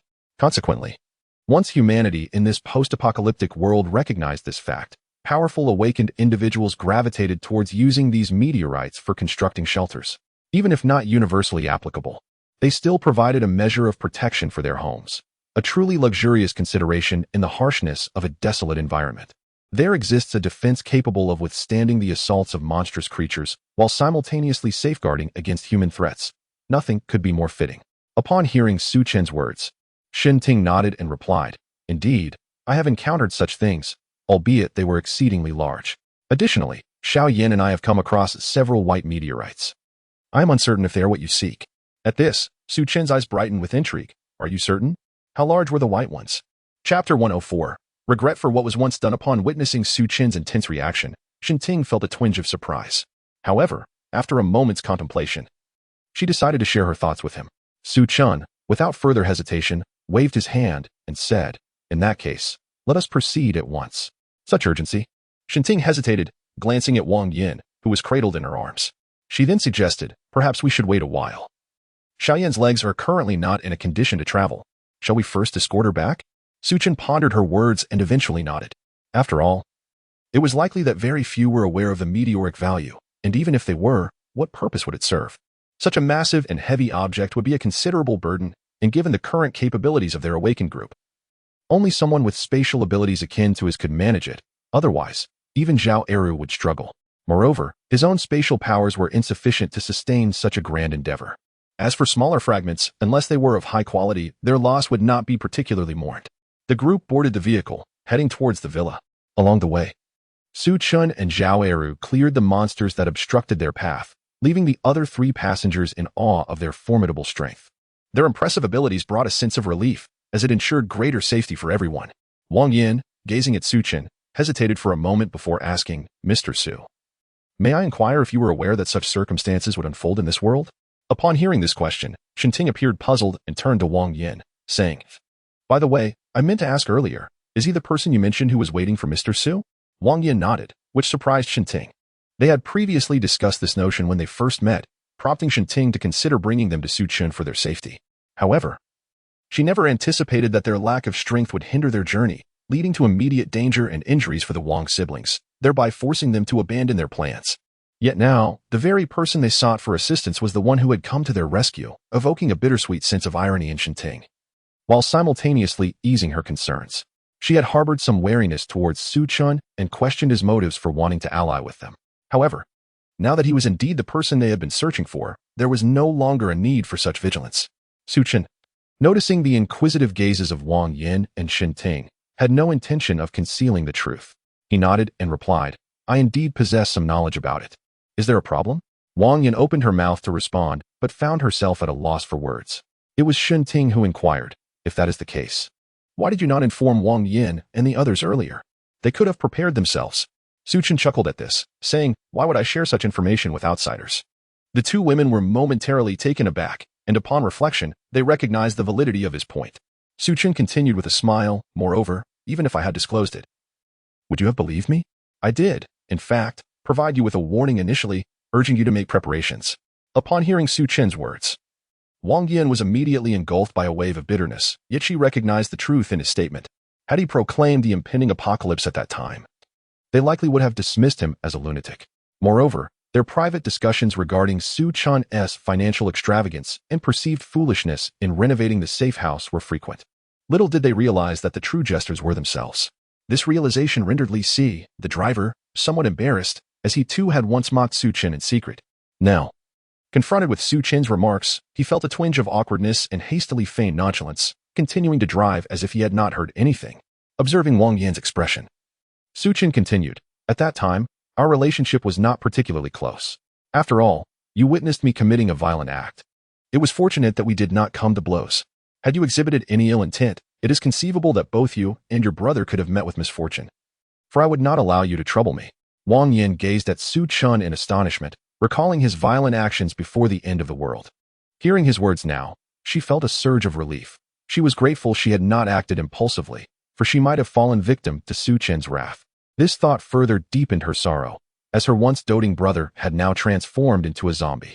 Although Su Chen had spared Wang Yang, allowing him to fend for himself, the emotional weight was still heavy. She turned to Su Chen and asked, did you realize I had witnessed your act of violence back then? Why else would I have acted as I did? Su Chen chuckled softly and replied, your demeanor gave you away. But fret not, I am not a bloodthirsty man. Those with whom I have no grievances are not my targets. If I had suspected you were going to report me, I would not have let you go unscathed. Wang Yin felt somewhat reassured by his words and no longer harbored fears about seeking Su Chen's protection. As he had mentioned, had he truly been a killer, he would not have spared them given his suspicions. Furthermore, it was precisely Su Chen's timely warning that prompted Wang Yang to be cautious. Otherwise, they might not have survived the initial chaos. Reflecting on this, Wang Yin experienced a pang of regret. Had they trusted Su Chen's insights from the start and prepared adequately, they might have avoided numerous calamities, including the fateful decision to open the door that allowed monsters to invade their home. The more she contemplated, the heavier her heart grew. Su Chen, witnessing her despondence, felt it prudent to remain silent. However, he was indifferent. Should Wang Yin continue in her melancholy state and prove unhelpful, he would not forcibly dismiss her, but neither would he extend any particular kindness. At most, for the sake of Shenting, he would offer her a modicum of protection. Su Chen was no altruist. Aside from Lu Ruoyu, he treated anyone who could not contribute to his cause as an outsider. Yet, should someone prove beneficial, he would be more accommodating. Much like Zhao Eru, who often provokes his own ire without concern, even finding the lively demeanor of others quite endearing. It was time for Boss Su. Upon arriving at the quaint mountain villa, Li Si turned to Su Chen. Su Chen nodded, then retrieved a piece of pork jerky from his pocket, offering it to him with a smile, saying, thank you for your hard work. You may head back now. Li Si accepted the jerky, his face lighting up with delight as he expressed his gratitude. Thank you, Boss Su. I shall first seek out Director Wang and the others. Should you require anything further, do not hesitate to call upon me. Chapter 105. Two more joy. Li Si was filled with joy. Although the apocalypse was less than a month away, he felt as though he had endured a year, especially during the time spent in the protection of the military. He felt as if he had traversed the gates of death multiple times. Ultimately, in the underground base, he narrowly escaped starvation. Thus, the mere thought of consuming meat was a luxury. Having anything to eat at all was a blessing. Now, as he witnessed Su Chen producing something he had once deemed unworthy of consumption, his smile radiated brightly. In contrast, Su Chen remained largely unfazed by this scene. While Wang Yin and Shenting mirrored Li Si's enthusiasm, Wang Yin, in particular, could hardly suppress a gulp, clearly indicating her own struggles. In fact, compared to Li Si, her situation had been even more dire. At least Li Si had sought refuge in the military promptly after the onset of the apocalypse. Given the proximity of his residence to the base, allowing him to secure shelter and safety, his recent days had been bearable, albeit fraught with anxiety. Wang Yan's experience, however, had been different. From the onset of chaos until Su Chen's arrival, she had teetered on the brink of despair. Now, witnessing Su Chen's generosity and the comfort of the safety house he had modified, she was plagued by a deep sense of regret. Yet she understood that such remorse was futile. As Su Chen had pointed out, even if she had heard about such matters earlier, disbelief would have clouded her judgment, leading her to suspect he was merely attempting to intimidate them. Reflecting on this now seemed somewhat absurd to Wang Yan, her heart heavy with bitterness. In light of their current predicament, Su Chen's previous acts of violence appeared trivial. After all, they could scarcely care for themselves, let alone concern themselves with the actions of others. All right, enough dawdling. Let us head inside and converse for a bit. Su Chen, unaware of Wang Yan's thoughts, parked the vehicle in the yard and stepped inside. Upon entering the villa, he was enveloped by a long-lost warmth, in stark contrast to the icy desolation outside. The villa felt like paradise, secure from monstrous attacks and devoid of the biting cold. Wang Yan and Shenting were momentarily taken aback, as if caught in a dream.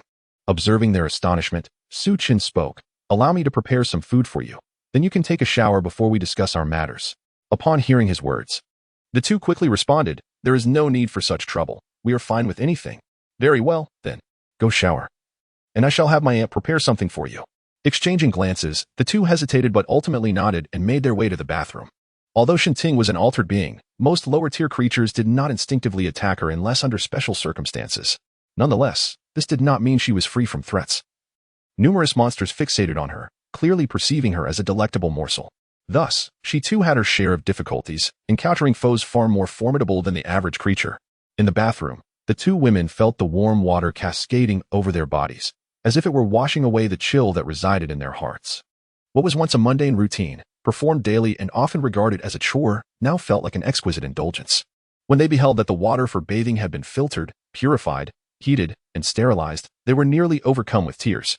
In stark contrast to Su Chen, they had previously existed like primitive beings, unable even to access the water they now bathed in. This realization filled them with a profound sense of sorrow. Upon emerging clad in the garments Su Chen had provided, they found Zhao's mother had prepared a sumptuous feast laid out on the table. The sight of tender beef and rice caused the two women to instinctively swallow hard, their eyes fixed on the enticing spread before them. Perhaps it was due to Su Chen's silence or their own disbelief, but they merely stared vacantly at the meal. Noticing their dazed expressions, Su Chen chuckled and encouraged, "Don't just stand there, dig in." With that, she joined Zhao Eru in enjoying the meal, replenishing the energy they had expended. Only when the two women began to move did they awkwardly lift their chopsticks, gingerly mixing the dishes with rice as they ate. The exquisite flavors of the food overwhelmed them, and tears streamed down their faces uncontrollably. Yet, fearing they would provoke Su Chen's disdain, they stifled their cries and continued to eat stiffly. After finishing her meal, Su Chen observed their plight and merely shook her head, choosing not to intrude upon their moment. Zhao's mother, noticing the presence of newcomers, had prepared an ample amount of food, ensuring that even after a prolonged period of hunger, the two women were thoroughly satiated. After all, Su Chen was now abundantly supplied, with rice and other grains filling half a warehouse, not to mention what lay within her personal space. Once they had finished eating, they caught Su Chen's gaze and felt a sudden wave of embarrassment. They sensed a twinge of shame, for they could only imagine how unsightly they appeared, akin to those who had never tasted food before. However, their concerns were unfounded. Su Chen had once experienced their plight and held no inclination to mock them. Had someone offered her similar assistance in her past life, she would have fared even worse than they. Observing their bashful demeanor, Su Chen sought to alleviate the tension. "You needn't feel embarrassed. I understand your circumstances. If you haven't had enough, feel free to eat more. I can ask Annie to prepare some additional dishes." Wang Yan shook her head, replying, "No, it's all right. We are quite full." Shen Ting nodded in agreement. Their refusal was not mere politeness. They genuinely felt satiated. In fact, they had consumed more than Su Chen herself. And even the most ravenous hunger would not have warranted such exaggeration. Not to mention, Zhao's mother had specifically prepared nutritious beef upon seeing Su Chen bring guests into the villa. Su Chen nodded upon hearing their words and said, "In that case, let us discuss matters of importance. As I mentioned to Miss Wang previously, I am in need of someone well-versed in architecture. Therefore, after the apocalypse, I specifically sought you out.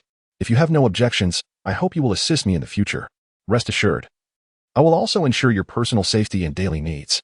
What do you think? Chapter 106, Design Proposal. Upon hearing the words, Wang Yin pondered for a moment, and a recollection emerged in her mind of a time before the apocalypse when Su Chen had seemingly invited them, mentioning that they would meet again in the future. However, at that time, she and Wang Yang were preoccupied with guarding against Su Chen, fearful that he might harbor intentions to harm them. Thus, when she listened to Su Chen now, Wang Yin realized that he was evidently aware of the current situation. A wry smile crept onto her face. Yet she found herself quite tempted by Su Chen's proposition. Shen Ting, too, shared this sentiment. After all, were they not seeking protection? If there had been any reservations previously, witnessing Su Chen's refined existence amidst the apocalypse had stirred their hearts. Even if they had harbored concerns about Su Chen's potential ulterior motives, the moment they heard his words, they felt a sense of relief. It became apparent that Su Chen had always sought Wang Yan's abilities, with her merely being an added consideration. Wang Yan found no reason to refuse. She glanced at Shen Ting, who was looking back at her.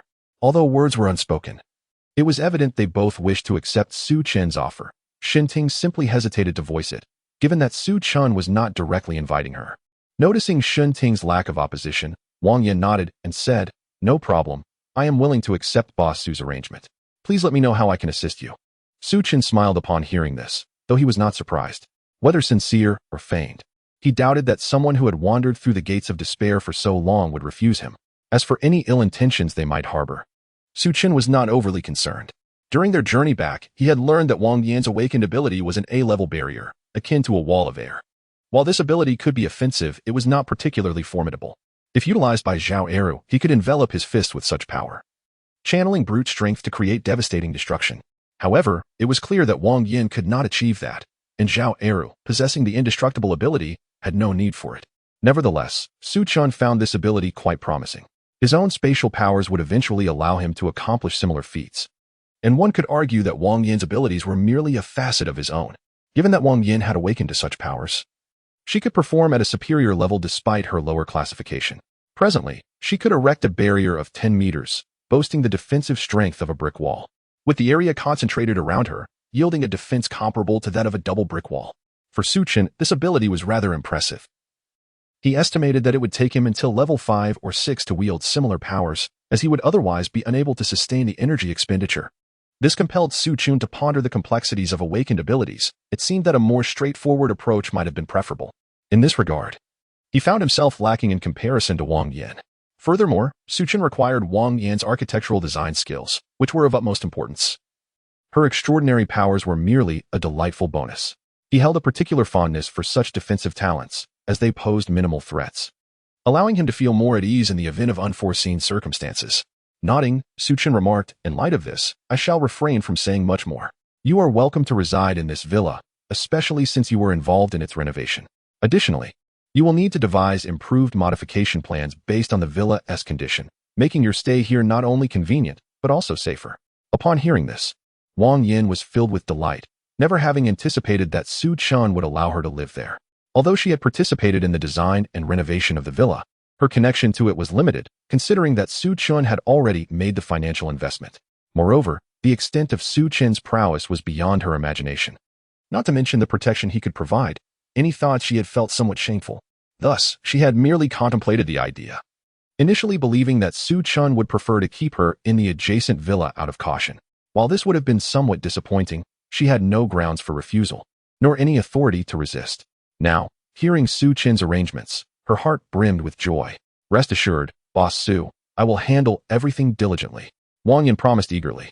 Were it any other matter, she might have harbored concerns or reservations, having to choose between compliance and defiance. Yet, in this realm, she felt confident, as it aligned with her expertise. This reassured her, though she expressed some curiosity. "Boss Su, the villa is already quite sturdy. It merely needs some reinforcement.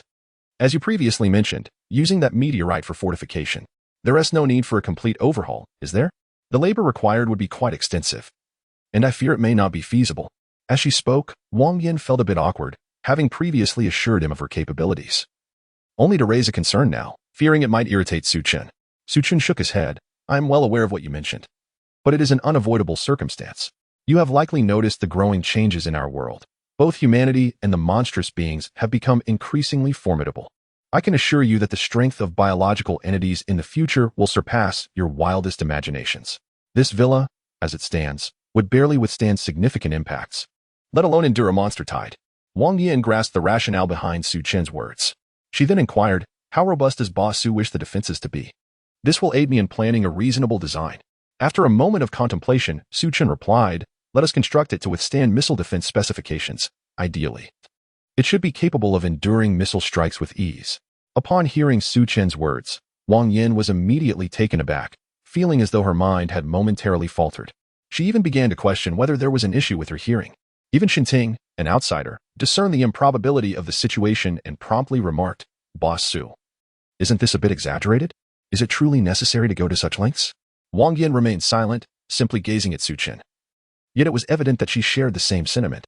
It wasn't a matter of reluctance on her part, but rather an acknowledgement of the sheer absurdity of the claim.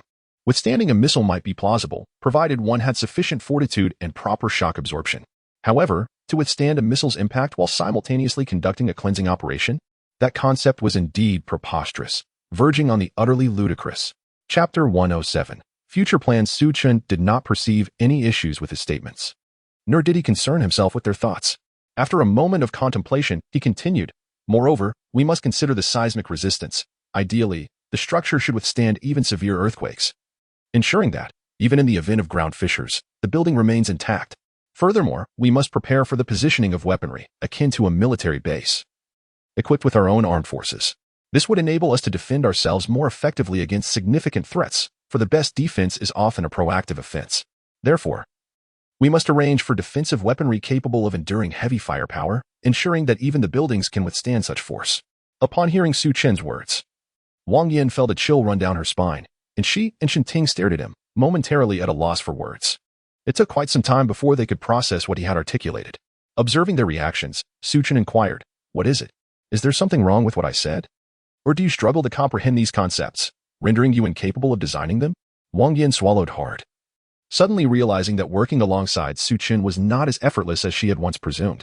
Were these demands even feasible for any individual to fulfill? It was not that it was impossible, but she had never heard of anyone capable of singularly designing such a complex undertaking. The factors to consider were far too numerous. Even as a master's student, she found it daunting. However, gazing at Su Chen's unwavering demeanor, she suppressed the urge to outright declare the task unmanageable, seemingly sensing her discomfort. Shinting tentatively asked, don't you think what you're suggesting is a bit far-fetched? Is it really necessary to go to such extremes? Unnecessary? Su Chen chuckled, fixing his gaze upon her. Who claims it is unnecessary? These elements must be implemented. Otherwise, any regrets in the future will be futile. If you wish to continue living in a state of evasion, then by all means, do not overthink it. However, if you desire a secure environment, I advise you to adhere to my requirements. Otherwise, do not blame me for failing to warn you. Upon hearing Su Chen's words and observing the seriousness etched upon his face, the two exchanged glances, hesitant to voice further objections, particularly for Wang Yan. The previous disregard for Su Chen's warnings had resulted in dire consequences for both her and Wang Yang. Had it not been for the timely arrival of Shinting and Su Chen, she might have found herself in a similarly precarious position.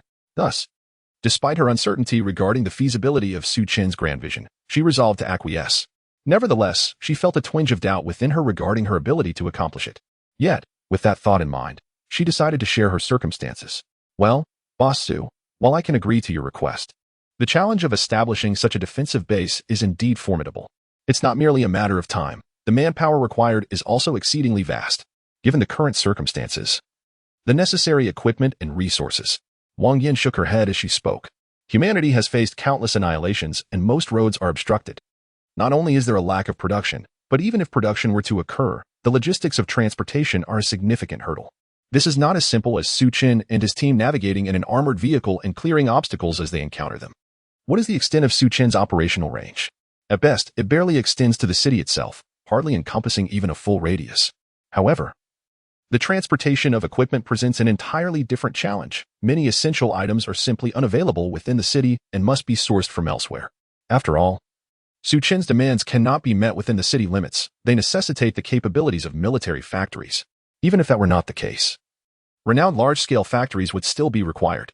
These are all daunting obstacles, which explains why Wang Yan perceives the situation as absurd. Historically, such endeavors have always been met with significant resistance from authorities, and in severe cases, individuals might even face arrest. Although that concern has dissipated now, The convenience of the past is no longer at hand. One could argue that even the most basic assurances of transportation have vanished. The complexity of the situation has increased exponentially. Many infrastructures need to be rebuilt from the ground up, including the establishment of factories. While she holds a master's degree in civil engineering, Wang Yin does not possess omniscient knowledge. Certain planning and arrangements require collaborative discussions to yield optimal outcomes. She articulated these concerns, albeit with a fear that Su Chen might react with anger, potentially deeming her ineffectual and dismissing her. Yet, she felt compelled to voice them. Concealing the truth would only exacerbate the situation. Should Su Chen discover the reality later, she could easily envision the extent of his fury. After all, deception and concealment provoke far greater ire than a straightforward admission of inability. If she were to admit that something was unfeasible, he might be displeased. But at least he would not direct his anger towards her. However, should she choose to hide the truth and waste both time and effort, the fallout upon revelation would incite an overwhelming desire for retribution against her. Wang Yin understood this well and thus chose to lay bare the circumstances. Though she indicated her potential inability to fulfill the task, her expression was carefully measured. Nevertheless, she trusted that Su Chen would grasp her meaning. Upon hearing her outline of the challenges, Su Chen displayed no signs of the dissatisfaction she had anticipated. Instead, he appeared to have expected this outcome, nodding as he replied, "I am fully aware of the difficulties you've mentioned. I merely presented a goal for you to consider, not an immediate demand for you to realize. After all, this is indeed a significant challenge, is it not?" Wang Yin was momentarily taken aback by Su Chen's understanding demeanor. His compassion stirred her emotions unexpectedly. Su Chen pondered for a moment before continuing, "In truth, I suggest that you take your time to contemplate how to proceed. For now, we merely need to reinforce what we have. I do not intend for you to create everything at once. Therefore, let us begin with the fundamentals and address the remaining aspects gradually. If possible, I wish to transform this small hill and its surroundings into my territory. So please devise a plan with that standard in mind. Do you understand?" Upon hearing this, Wang Yin nodded. Although the task remained daunting, at least Su Chen had not demanded an immediate outcome from her. Otherwise, she would have had no choice but to apologize, bracing herself for his potential scorn and disdain. Chapter 108. No need for sentiment. Can you accomplish what I am about to say? Su Chen inquired, turning his gaze towards Wang Yin. She nodded in response, assuring him, "Rest assured, Mr. Su, I can manage this. However, if possible, I would appreciate it if you could consider finding additional personnel in this field. With more hands, we could expedite the research and development of our plans." Upon hearing this, Su Chen nodded in agreement. Observing Wang Yan's evident distress, he felt a sense of relief. Fortunately, he had initiated these considerations and enlisted the help of a professional. Otherwise, he might have found himself akin to those thoughtless individuals in his previous life, recklessly utilizing fine materials, resulting in structures that appeared robust but crumbled at the first sign of danger. Wang Yin, being the expert, was initially skeptical about the feasibility of their endeavor. It was only after Su Chen elucidated the properties and effects of the meteorites that she felt reassured. Nevertheless, the task remained daunting, with a considerable workload and intricate designs ahead. This realization brought a smile to Su Chen's face. He commended his own foresight and was grateful that he had not succumbed to arrogance despite possessing foresight of the future. Contemplating further, Su Chen proceeded to another room and retrieved an extensive collection of books, which he then placed before Wang Yin. "What is this?" Wang Yin exclaimed, bewildered by the myriad of architectural engineering texts laid out before her. Su Chen chuckled. "These are books on architectural engineering. Are you not familiar with them?" Wang Yin, her brow glistening with sweat, replied, "Of course, I recognize them. I am merely curious as to why you have brought them out. Did you not mention the challenges we face?" Su Chen continued, his tone light. "Given that, I thought it prudent for you to delve into these texts and further your knowledge. After all, you have not yet graduated. And although you may not have the opportunity to attend school now, I believe you possess the intellect to pursue a master's degree. Therefore, I encourage you to self-study. I am confident you can master this material." As Wang Yin absorbed Su Chen's words and gazed at the imposing stack of neatly arranged books, several cubic meters in total, she felt a wave of anxiety wash over her. The volume of material was far more overwhelming than the demands Su Chen had previously articulated, and a sudden urge to flee surged within her. Despite her intelligence and eagerness to learn, she had spent over 20 years in academia, and just as she was nearing graduation for her master's degree, Su Chen presented her with a mountain of literature. This was likely more than she had read cumulatively throughout her educational journey. In that moment, Wang Yin began to doubt her own cleverness, feeling it unnecessary to immerse herself in such intense study. Perhaps this was the first time she truly felt a sense of aversion and dread towards learning, nearly brought to tears. Observing Wang Yan's distress, Su Chen inquired, "What troubles you? You seem less than pleased." With no tears to express her frustration, Wang Yan forced a smile and replied, "Mr. Su, where did you acquire all these books? I had no idea there were so many in the field of architecture." Su Chen smiled and said, "Well, if I couldn't find anyone, I thought I might as well take a look myself or let others learn. So, whenever I passed by those universities, I collected all the books. Rest assured, I've nearly gathered all of them, and soon I'll prepare a study room for you, providing you with a space to learn." Upon hearing this, Wang Yan nearly succumbed to tears. Life was already difficult, and now she had to study as hard as before. It felt like an insurmountable challenge. Su Chen, however, felt no remorse for his actions. Observing Wang Yan on the verge of tears, he chuckled, "So, are you touched? But you don't need to thank me. Just assist me well. As for the rest, you need not worry. Safety is in the hands of me and Erhu, and we will strive to ensure you remain unharmed." Wang Yan, holding back her tears, nodded, indicating her agreement. Although it seemed somewhat challenging, as Su Chen had said, given the current circumstances, what other options did she have? Moreover, her safety was assured, and compared to the anxiety of life outside, focusing on her studies and helping Su Chen fortify the base didn't seem so arduous after all. Besides, her primary task was to devise a way to construct Su Chen's defense base, not necessarily to read all these books. Seeing her consent, Su Chen then turned his gaze towards Shinting. "Crazy babe, what about you?" Upon meeting Su Chen's gaze, the latter quickly replied, "Boss Su, don't look at me. I'm not studying this." "Not studying this?" Su Chen asked, perplexed. Shinting, fearing that Su Chen might insist she engage with this material, nodded vigorously. While she had no objection to learning per se, confronted with the sheer volume of books before her, she suddenly felt that studying seemed rather futile, devoid of any promising prospects. Noticing her nod, Su Chen furrowed his brow and remarked, "Aren't you best friends with her?" Shinting promptly responded, "Xiao Yan and I were merely classmates in high school and university, and even if we attended the same institution, our fields of study were different." However, after speaking, Shinting began to regret her words, realizing that Su Chen needed individuals who could assist him, and if she proved to be of no use, would he cast her aside? A wave of anxiety washed over her. To her surprise, Su Chen merely clicked his tongue and did not elaborate further. He stated, "In that case, you can stay. Just help Wang Yan with whatever you can." Shinting was taken aback by Su Chen's words, feeling a surge of confusion. Was Su Chen truly this accommodating? It seemed rather unrealistic. After all, who could be so benevolent? And even if such individuals existed, surely they could not be someone like Su Chen, considering they had witnessed someone seeking help from him on their way back, and he hadn't even spared a glance. Even the rescued Wang Long and others, as well as Wang Yin and Shinting on their way back, gleaned from Li Si that Su Chen had no intention of offering them much assistance, nor did he seem to have any substantial connection with them. Various signs indicated that Su Chen was far from a benevolent soul and was not inclined to offer help without reason. Thus, Shinting grew somewhat apprehensive about Su Chen's unexpected kindness towards her. Stealing a glance at him, she timidly remarked, "Su, Boss Su, I am not particularly inclined to barter my body. Might you refrain from such intentions?" Chapter 109. A bit interesting. Upon hearing these words, Su Chen was momentarily taken aback, gazing at the other person with a puzzled expression, utterly bewildered as to why they would say such a thing to him. Did he appear to be a villain? However, he soon realized that Shinting's suggestion might indeed possess merit. Observing Shinting's pure yet alluring figure, alongside the contemplation of her unique attributes, Su Chen found himself inexplicably intrigued.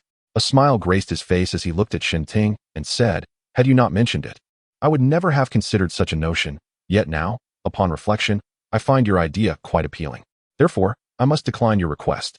Upon hearing Su Chen's words, Shinting was instantly stunned, staring at him in disbelief. What did this mean? Did Su Chen truly harbor no intentions towards her until she brought it up? Regret washed over her. Had she known, she would have remained silent, allowing Su Chen to pursue his own desires, and she could have devised a way to refuse later. Now, she found herself with nothing, having spoken out unnecessarily. With a forced smile, Shinting inquired, May I refuse?" Su Chen pondered for a moment before responding. "Of course, I am quite easygoing. If you choose not to agree, so be it." Hearing Su Chen's words, both Shinting and Wang Yin were left in a state of shock, staring at him intently. Moments ago, they had been contemplating whether to acquiesce to Su Chen, given their current circumstances, which did not appear unfavorable in his company. Yet, they had not anticipated that Su Chen would agree so readily. Shinting, still in disbelief, pressed on, "Are you serious? Can I really continue to stay here?" Upon seeing Su Chen nod, both women were enveloped in astonishment, utterly perplexed by Su Chen's thoughts. They found it hard to believe that he could be so accommodating. Eventually, it was Sun Ting who posed the question, "Aren't you concerned? What if one day we decide to leave and you refuse?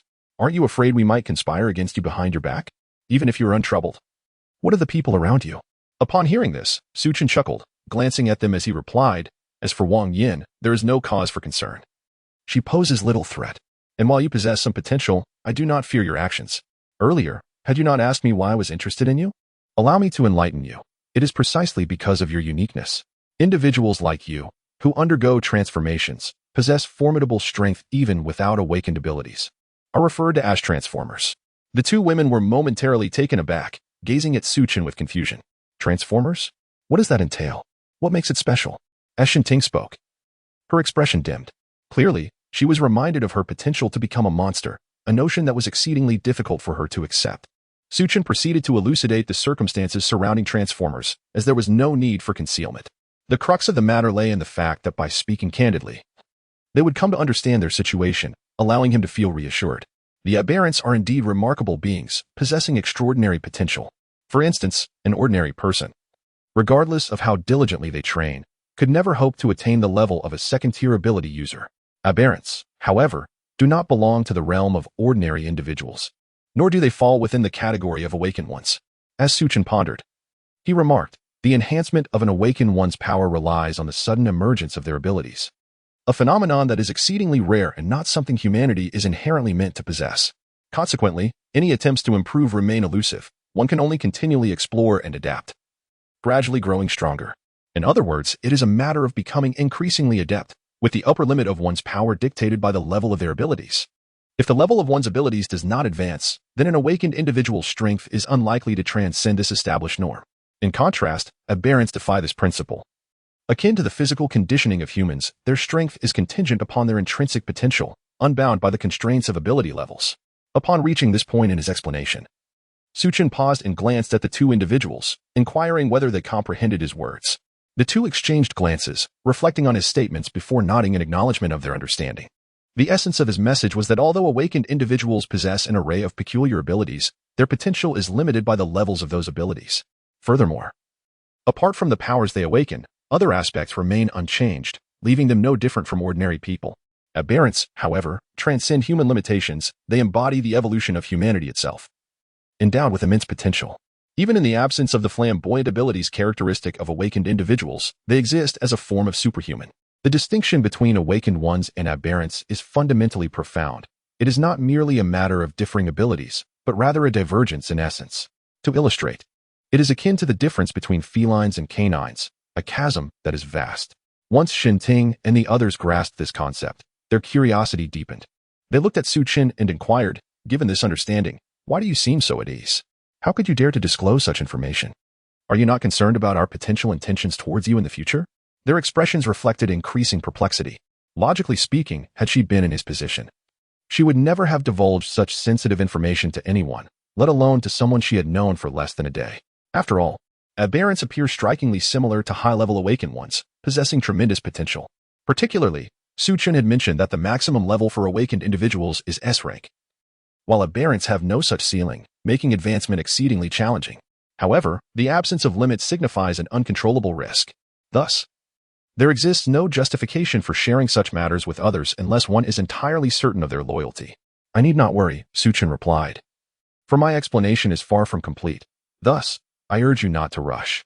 Su Chen gazed at the puzzled expressions of the two and chuckled. "The reason I am unconcerned about this matter is quite simple. For you aberrants, survival is an exceedingly arduous endeavor. Without anyone to protect or conceal you, your fate would be a living hell." "Why?" Shen Ting and Wang Yin asked, somewhat bewildered. Although Wang Yin was not an aberrant, her curiosity was piqued, especially considering the safety of her close friend who was one. Su Chen replied with a smile, "It would be futile for me to explain now. Just know that there exists a group of lunatics relentlessly hunting aberrants. They are willing to go to any lengths for their research." Chapter 110. I am not sure if you are familiar with this topic, but I believe you must have heard of experimental slices. Haven't you? Su Chen smiled warmly at Shen Ting and said, "Regarding this matter, perhaps in the past, we only thought it was an exaggeration, but I can assure you, it is not exaggerated at all. In fact, it is even more dreadful. Although I have not witnessed it myself, whether you believe it or not, you can try it out. Eventually, you will discover the truth, and at that moment, you can ascertain whether I have deceived you. I suspect that even if you harbor any ulterior motives then, you would not dare to show them, and might even find yourself pleading with me." As he spoke, Su Chen's smile broadened. The expressions on Shen Ting and Wang Yan's faces turned pale, and an inexplicable chill coursed through them. Particularly for Shen Ting, being gazed at by Su Chen felt akin to being scrutinized by a demon, rendering her body rigid. Wang Yan, unable to contain herself, turned to Su Chen and said, "Boss Su, could you please refrain from being so frightening? We were merely inquiring out of curiosity. We have no intentions of doing anything, truly." Wang Yan's irritation was palpable, primarily because they had no desire to engage in any nefarious activities. Yet Su Chen's menacing demeanor infuriated her, leaving her feeling powerless. Su Chen shrugged and replied, "I'm not trying to frighten anyone. I am merely speaking the truth. Although I cannot prove it at this moment, won't the future reveal all? Is it necessary for me to clarify whether it is true or not then?" Hearing Su Chen's words, Wang Yan felt a surge of anger, yet doubts began to creep in. His demeanor did not suggest he was lying. Furthermore, he seemed unconcerned about providing proof, instead urging them to wait. This very aspect compelled them to ponder the veracity of Su Chen's words. If what he said were indeed true, Wang Yan could hardly fathom the scene they would confront. The very notion of the madmen he described sent shivers down their spines. If they could devour monsters, what atrocities were they capable of committing? They were, in fact, more terrifying than the monsters themselves. A being indifferent to its own transformation, solely fixated on achieving its goals, possessed a level of madness beyond the comprehension of ordinary minds. The thought of being targeted by such lunatics instilled a deep-seated fear in both women, making them feel that even monsters paled in comparison. For monsters lacked their cunning intellect and methods. Gazing at Su Chen's beaming visage, Shen Ting swallowed hard and asked, "Boss Su, how can you be so certain that I am a mutant? Could I not be an awakened one? Just as you mentioned earlier, aren't there awakened individuals who also undergo transformations and possess characteristics even more extraordinary than mine?" Su Chen nodded thoughtfully. "You raise a pertinent question. I indeed lack the certainty to prove whether you are a mutant. However, from my understanding, there exists an undeniable characteristic inherent in mutants." "What characteristic?" Shen Ting and the other two gazed at her with curiosity. Even Yang Jie, who had come downstairs intending to exercise in the gym, was drawn in by his words. Su Chen looked at Shen Ting and said, "Awakened individuals can only manifest their powers after the apocalypse has occurred, but the mutated ones are different. They exhibit signs of change even before the end.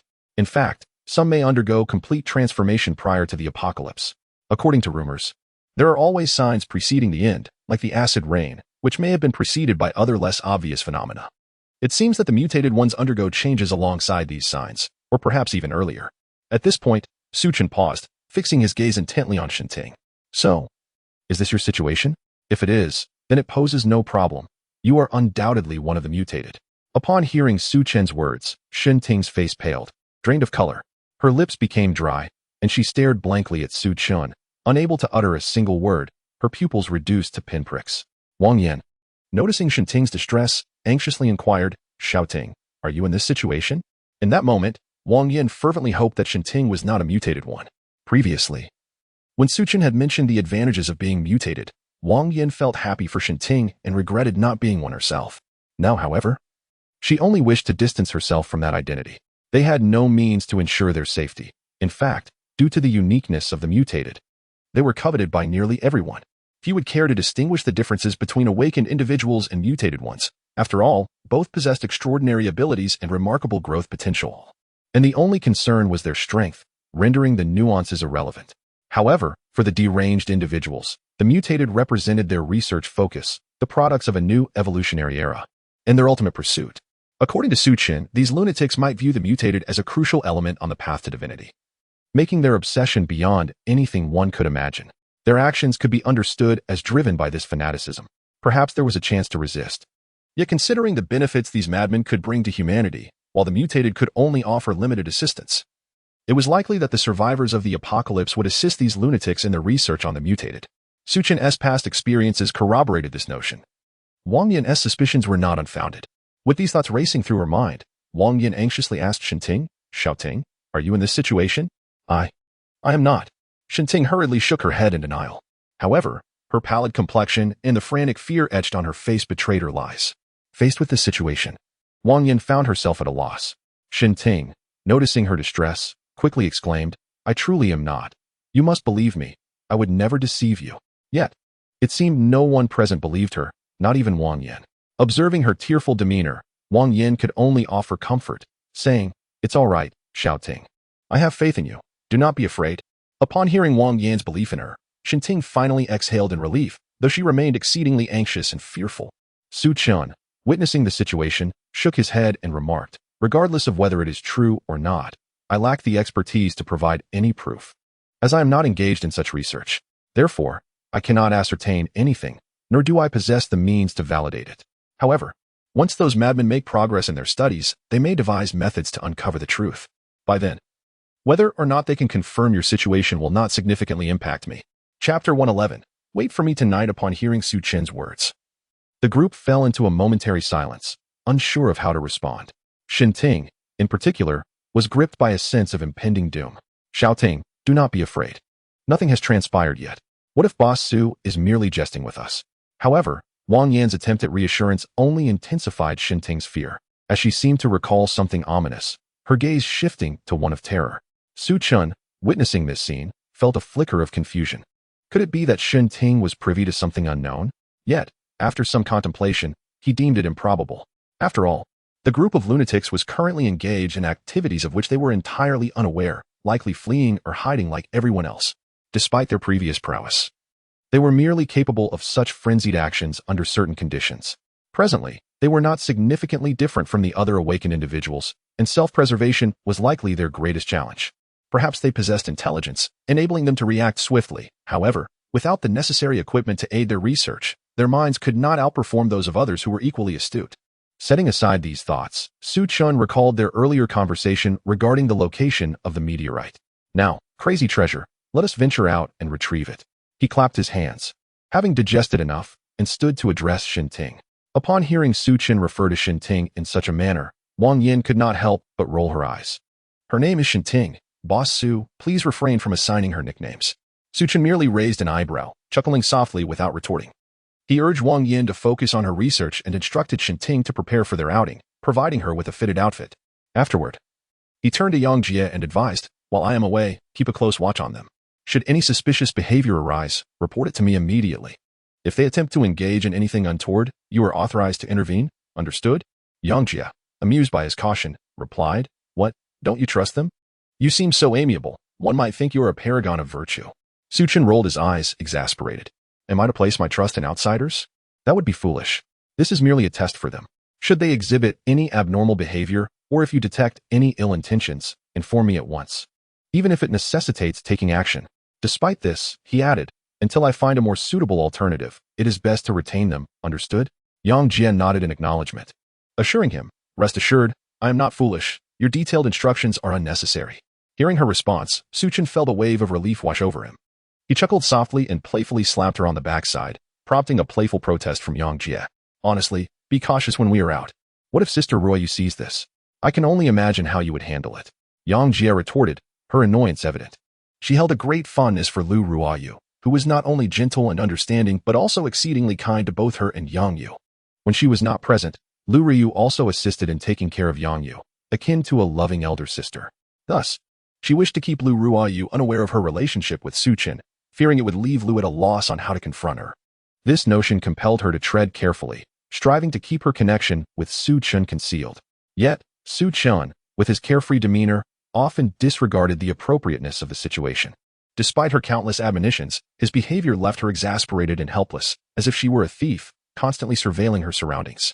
Observing Yang Jie's anxious glances, Su Chen found amusement in her discomfort, reveling in the realization of how much she valued Lu Ruoyu's sentiments.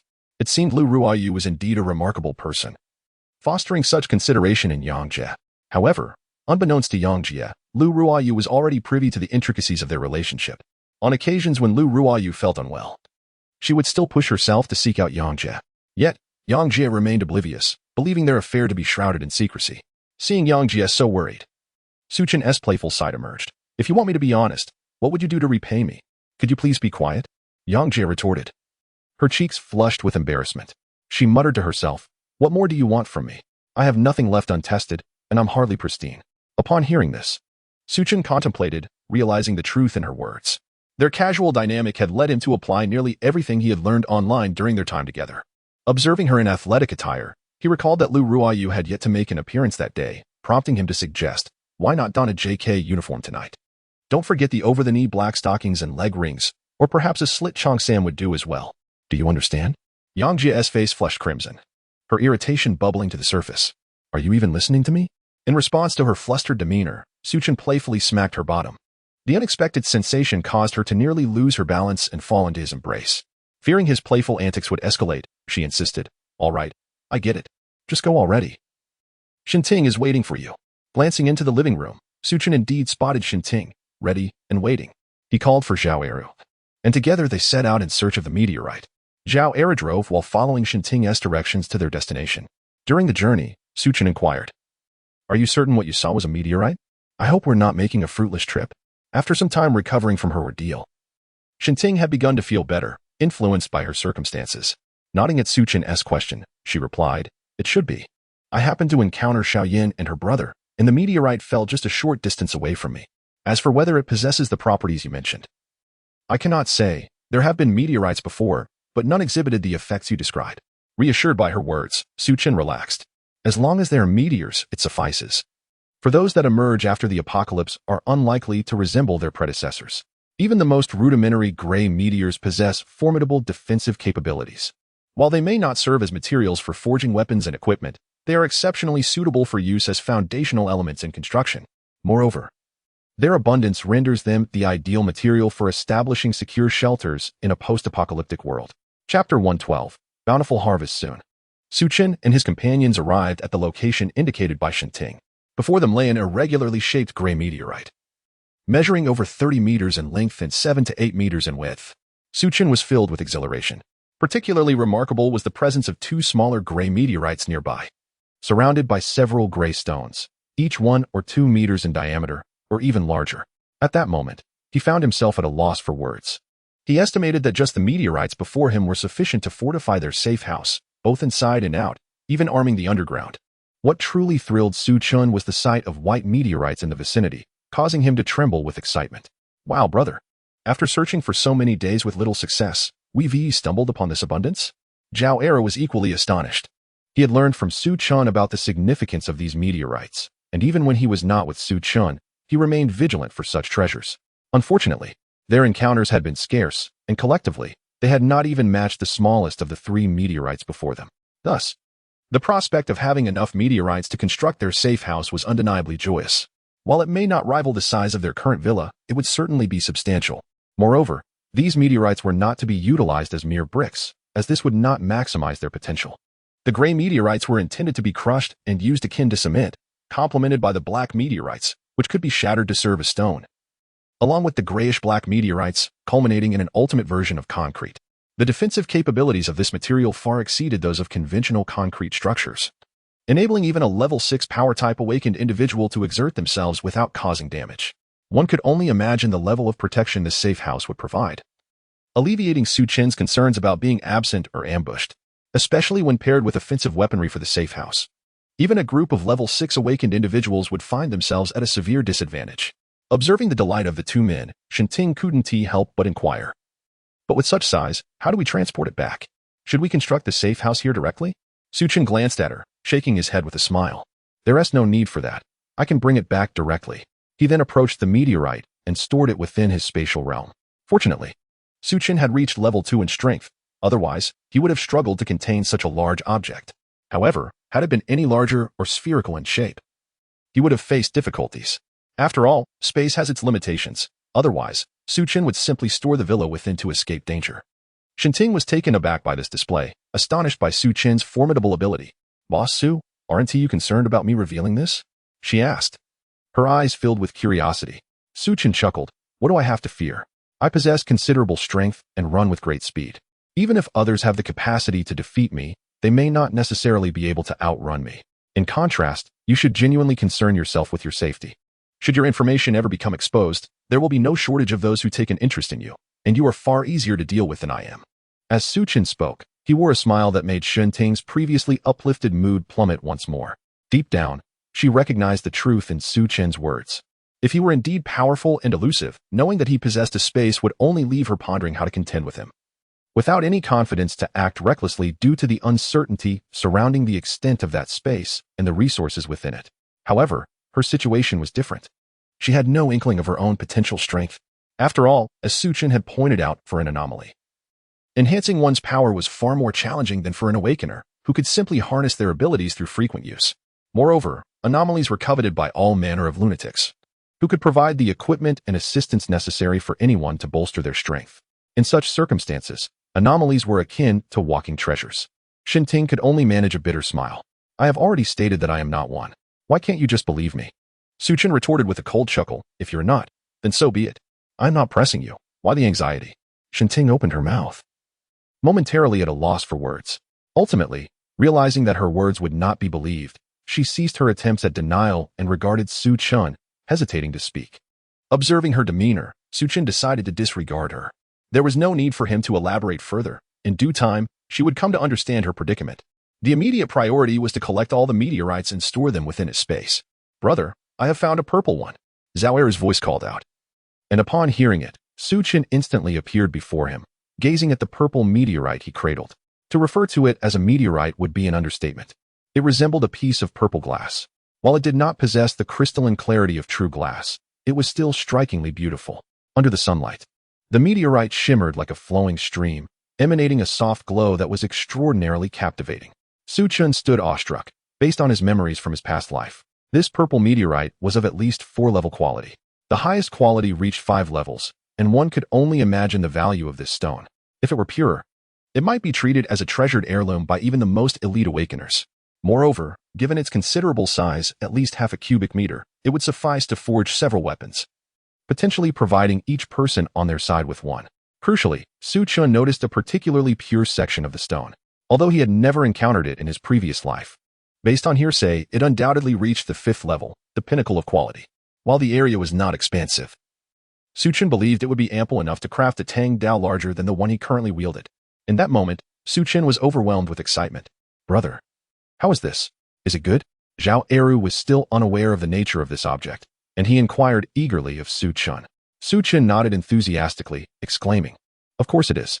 I must tell you, although this material may not be the hardest of its kind, it possesses the remarkable ability to maximize the powers of awakened individuals like myself. How wonderful is that? Upon hearing this, Zhao Eru expressed his confusion, questioning, Isn't it supposed to be the hardest? Chapter 113. Exceptional Materials. Su Chen nodded in agreement, acknowledging that while these colorful meteorites were not the hardest, they possessed significant efficacy, enabling elemental abilities to reach their utmost potential. In terms of hardness, however, the interwoven black and white patterns were indeed superior, exhibiting maximum strength and resilience.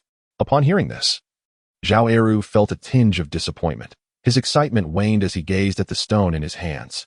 He carefully handed the meteorite to Su Chen, almost causing him severe injury, but fortunately, Su Chen managed to store it in his spatial pocket just in time. Su Chen had not anticipated the meteorite's considerable weight.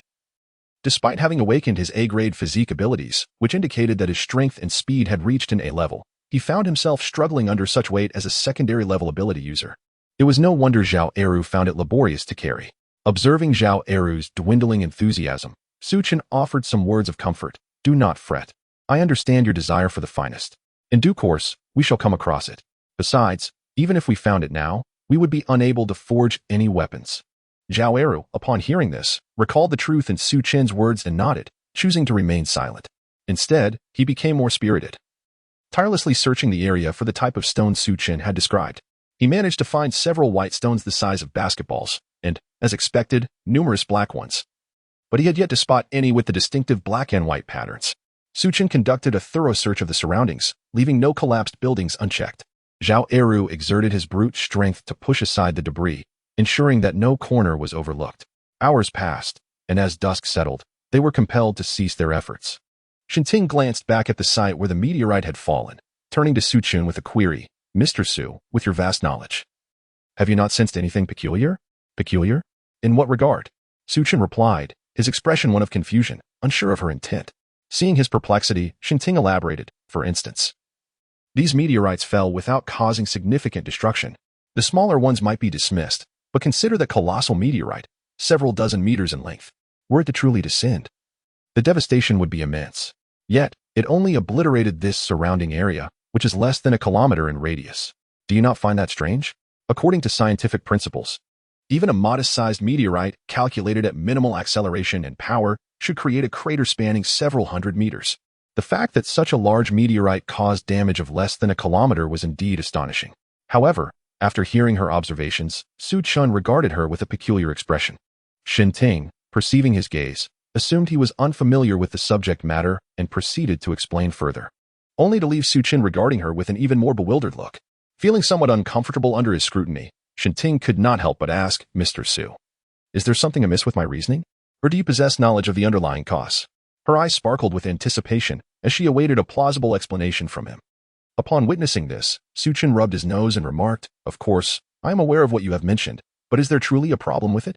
If we are to adhere to a scientific explanation, the occurrence of this apocalypse seems exceedingly absurd. Comparatively, isn't what you propose regarding the meteorite's descent more palatable?" At his words, Shen Ting found herself momentarily at a loss for how to counter, feeling that Su Chen's reasoning was indeed compelling. However, her primary concern was not this matter. She yearned to subtly inquire about her own intentions. Yet, Su Chen was not engaging, prompting her to speak directly. "Mr. Su, have you ever considered that all of this is rather too bizarre and coincidental?" Upon hearing her inquiry, Su Chen instantly discerned what she wished to ask. Yet he could not provide an answer to such questions. Although he had contemplated that these events seemed orchestrated, he lacked evidence, and in his previous life, he had not delved into these issues. Thus, he was unable to offer Shen Ting a response. Nevertheless, Su Chen was acutely aware of the task at hand. However, Shen Ting did not dwell on this. Instead, she continued, "Mr. Su, have you contemplated the possibility that all of this may have been preordained? Or perhaps there exists a higher civilization manipulating events behind the scenes? Or could it be remnants of ancient times that have only now erupted?" At Shen Ting's words, Su Chen's expression grew increasingly peculiar, and his gaze toward her bore an unsettling edge. Noticing his reaction, Shen Ting felt anxious, fearing he might think her deranged. Just as she was about to clarify, Su Chen interjected, "Shen Ting, did you conceive these ideas on your own? Is there a problem?" "It's nothing. Merely a question," Shen Ting replied, looking at Su Chen in confusion. Yet she shook her head, stating, "No, this is a hypothesis put forth by our research institute." Upon hearing this, Su Chen nodded, initially taken aback, but soon he sensed something amiss. Abruptly, he turned to Shen Ting and asked, "What did you just say? Your institute has already formulated this hypothesis. Does that mean you were aware of it beforehand?" Shen Ting hesitated for a moment, then nodded, "Indeed. We were aware well in advance, prior to the nationwide acid rain that occurred a month before the apocalypse. At that time, we detected anomalies in marine life and conducted an investigation, discovering genetic mutations in oceanic organisms. However, we were still late to realize, as within a few days, widespread acid rain ensued, and less than a month later, the apocalypse descended." Su Chen was momentarily stunned, utterly taken aback by the extent of Shen Ting's knowledge. Initially, he had believed the apocalypse commenced with the onset of acid rain, with the mutated beings appearing before that. However, it now appeared that the apocalypse and the emergence of the mutated beings had begun concurrently, albeit in subtle ways. A shiver ran down Su Chen's spine. If this were true, it would imply that those madmen had commenced their research long ago. Shen Ting and her companions were discovered a month prior to the apocalypse. However, others may not have been as fortunate. It is entirely plausible that high-ranking officials and other entities had unearthed this information much earlier, perhaps even conducting preliminary research. Yet, they likely underestimated the magnitude of the impending cataclysm, which ultimately manifested in such an unexpected manner, leaving them utterly unprepared. Nevertheless, as long as they continue to survive, the prospect of reconstruction remains a feasible endeavor. This elucidates why the deranged individuals from the previous life caused such upheaval merely 6 months into the apocalypse, to the extent that even those at the grassroots level, like Su Chen, were aware of it. Moreover, within that same time frame, the authorities, under a rallying cry, established protective bases in every city. Chapter 114, The Truth of the Apocalypse? Targeted. Su Chen's expression was grim. Since his rebirth, he had never seriously contemplated the question of what had truly caused the apocalypse. Yet now, with just a few words, certain ideas began to take shape. The nation had been prepared, and some individuals had anticipated these events, even possessing an uncanny foresight. The government and these pioneers had not intervened, possibly because they found themselves powerless. But what if, as Shen Ting suggested, everything was orchestrated by human hands? Who was the mastermind behind this chaos? What was their purpose in reducing the world to such a dilapidated state? Su Chen felt a throbbing headache. Although he had awakened extraordinary powers, engaging in intellectual pursuits was not his forte. Raising his head, he noticed Shinting and Zhao Era staring at him intently. What is the matter? Shinting turned her head away, her expression slightly uneasy. The Su Chen lost in thought had somehow revealed a certain charm that intrigued her. Zhao Eru scratched his head. Bro, I think your CPU is overheating. Get lost. Su Chen retorted with a chuckle, shaking his head. At this moment, pondering such questions seemed futile. His objective was straightforward: to acquire formidable strength and construct a fortress capable of withstanding any disaster. Then, he would lead those he cherished, like Lu Ruoyu and Yang Jie, to live peacefully and securely. Other conspiracies were of no concern to him. With clarity of thought, Su Chen's expression softened noticeably. That's enough. We should be on our way. He gathered the meteorites. Noticing Shinting's eager gaze, he smiled faintly. Do you want them? Shinting instinctively nodded. But upon seeing the profound look on his face, she quickly shook her head. No, they are yours. As she spoke, she stepped back in apprehension. If there had been any uncertainty before, Shinting was now convinced Su Chen undoubtedly harbored intentions of becoming a zombie knight. It was utterly insane. Su Chen found it amusing. If you want them, come to the basement tonight. Shinting froze. What do you intend to do? She instinctively wanted to refuse, but the allure of the purple glass was overwhelming. Just as Su Chen was about to speak, his smile faltered. He scanned the surroundings warily. Zhao Eru had evidently noticed something as well, whispering, Boss. Su Chen gave him a calming glance and feigned nonchalance. Let us go? What's wrong? Shinting asked, puzzled, but recalling Su Chen's ambiguous invitation. She could only follow him and Zhao Eru absent-mindedly. Not long after, the three figures vanished beyond the horizon. A few minutes later, a gaunt silhouette emerged from the deep pit. Cloaked in a black robe and wearing a grotesque mask, this figure exuded an air of menace. He strolled leisurely to the edge of the crater, bending down. A long tongue emerged from the mouth of his mask, wildly licking a stone. 3 miles away, Su Chen and the others returned. Zhao Era wore a look of shock. Brother, he's more twisted than you. Shinting's face had long turned crimson. The stone being licked by the man in black was one she had just sat upon. Clearly, he was drawn to her. Why are all men like this? Shinting struggled to contain her emotions, her voice inevitably rising a few pitches. The man in black, evidently possessing heightened auditory perception, abruptly lifted his head, his gaze locking onto them. This is bad, Su Chen thought to himself. The man's attire, along with his behavior of trailing them, exuded a formidable sense of pressure. He likely posed a significant threat. Stepping forward, he positioned himself protectively in front of Shinting, always ready to utilize spatial displacement. The surroundings fell into a profound silence, broken only by the sound of the wind. The black-clad figure remained motionless, akin to a beast fixated on its prey, locking eyes with Su Chen. In their gaze, Su Chen noticed an ominous number etched upon the forehead of the man's ghastly mask, 19. Zhao Eru was poised for action. Everything was unfolding too suddenly. He could not discern the black-clad man's strength, but he was determined to ensure Su Chen's safety. Shinting gazed at the tall figure before her, her thoughts adrift. To everyone's astonishment, mere seconds later, the man in black did nothing and simply turned to leave. Su Chen was utterly bewildered. What on earth is going on? Is he truly a perverted voyeur? Zhao Eru stared at the man's retreating figure. Brother, should we chase after him? Su Chen felt exasperated. This man was clearly no ordinary foe. You go ahead, my sixth uncle's water just broke, and I need to check on him. Zhao Eru nodded and dashed out. Su Chen could only grit his teeth. Come back.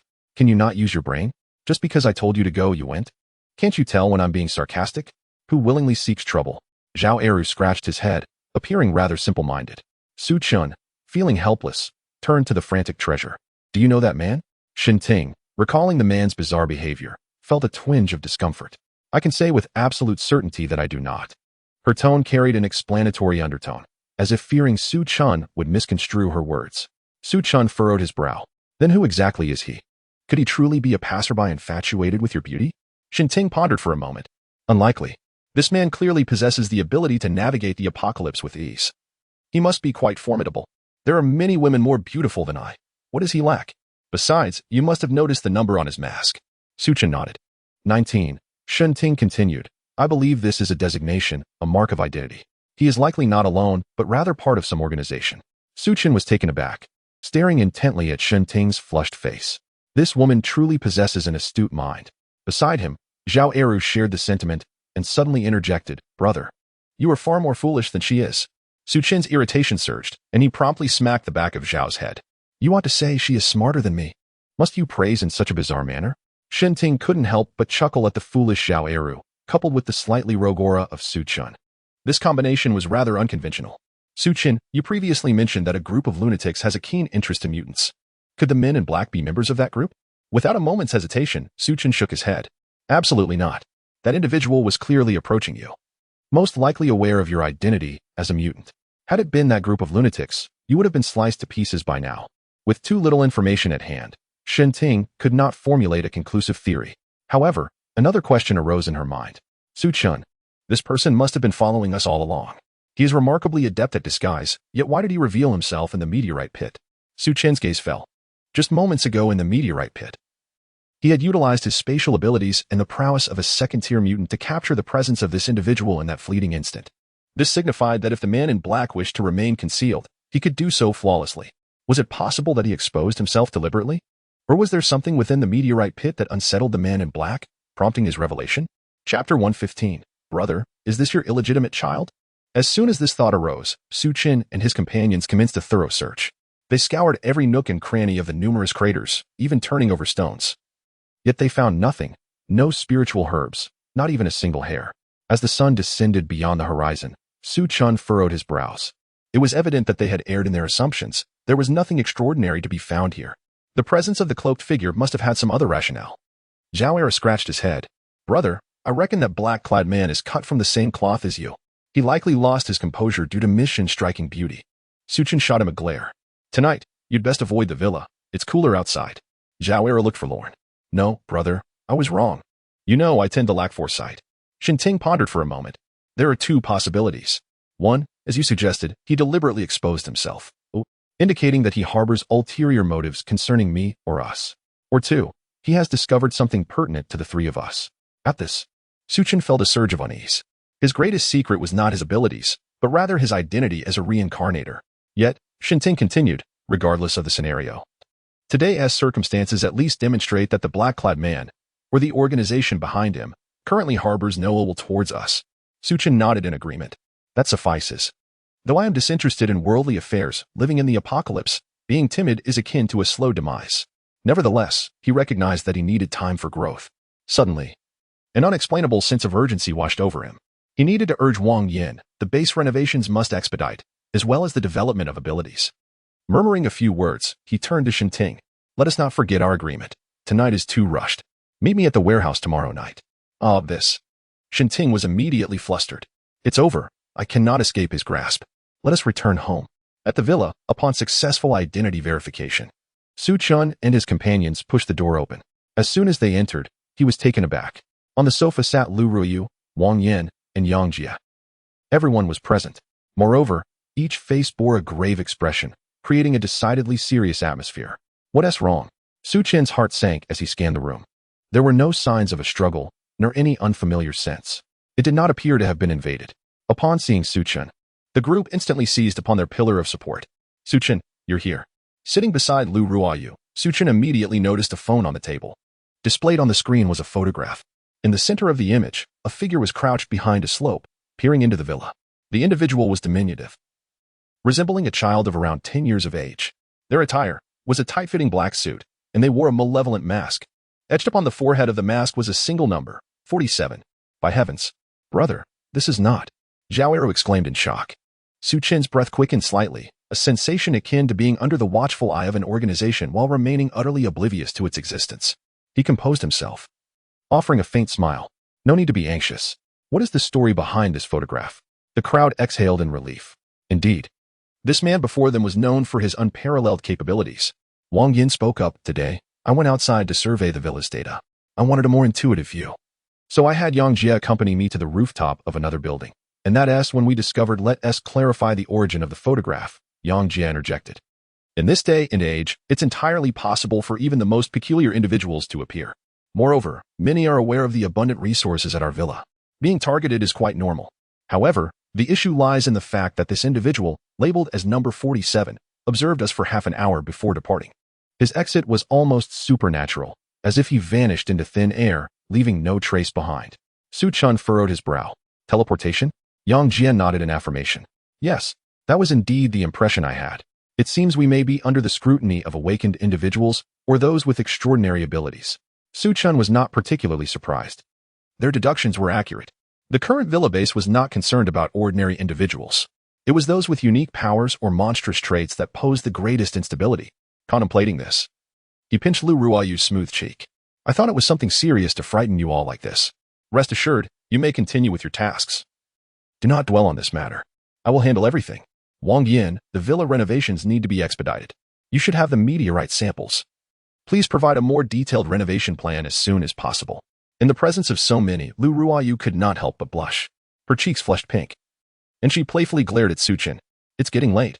Everyone should rest. With that, she stood and gracefully departed, her long legs carrying her away. Wang Yin did not ponder further. All right. One by one, the others left. In the living room, Zhao Eru was at loose ends. Su Chen fixed his gaze on the photograph on his phone, taking the tea Yang Jie had brewed. TSK, noticing the perplexity on his face. Yang Jie gently squeezed his shoulder with her delicate hand. Is there a problem?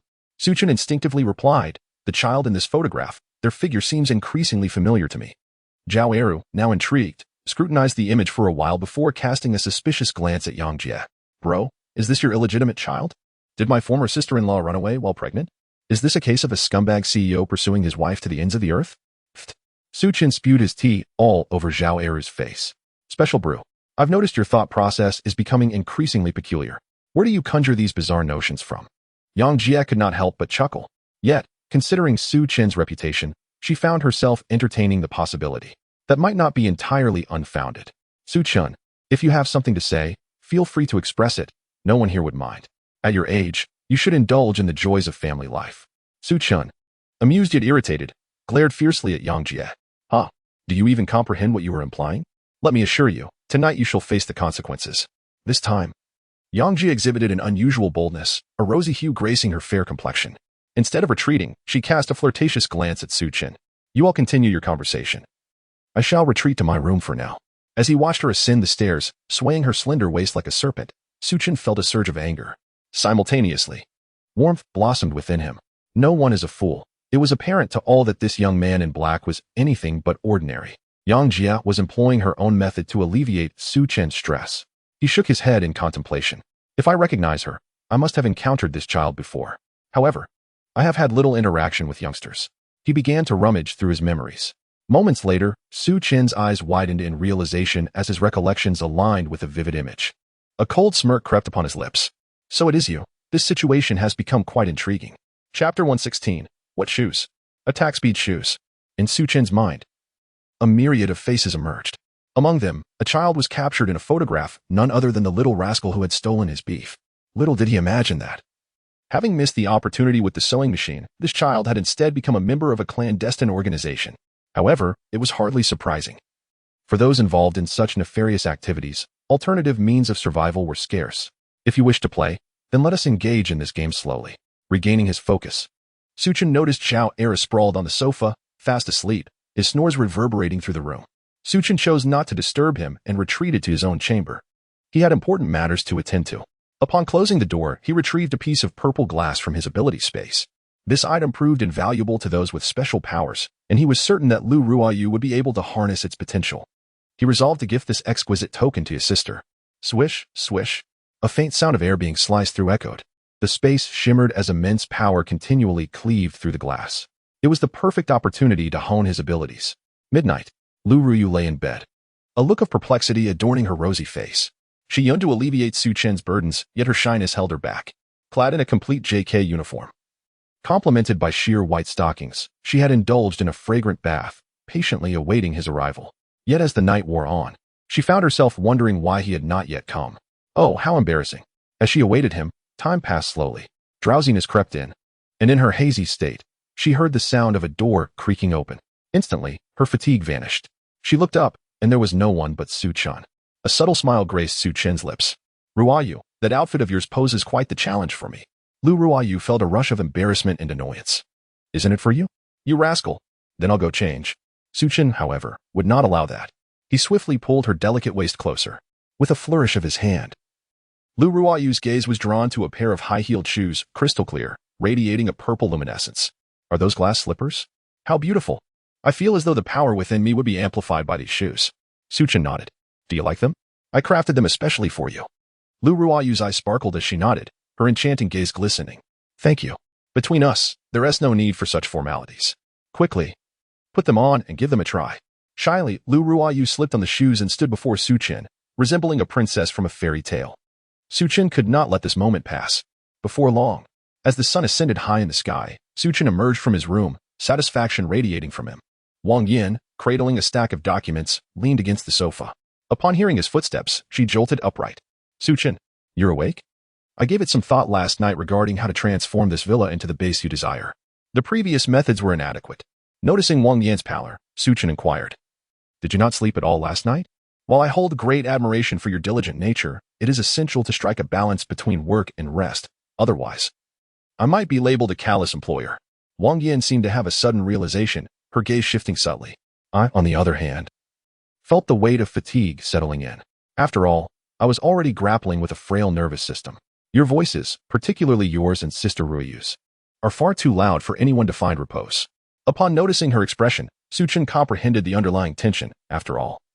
He had endured a barrage of challenges the previous night. Awkwardly rubbing his nose, he sought to redirect the conversation. I had considered a renovation plan previously, but the primary challenge lies in the alteration of the meteorites. Wang Yin nodded in agreement, picking up a sample of the meteorite from the table.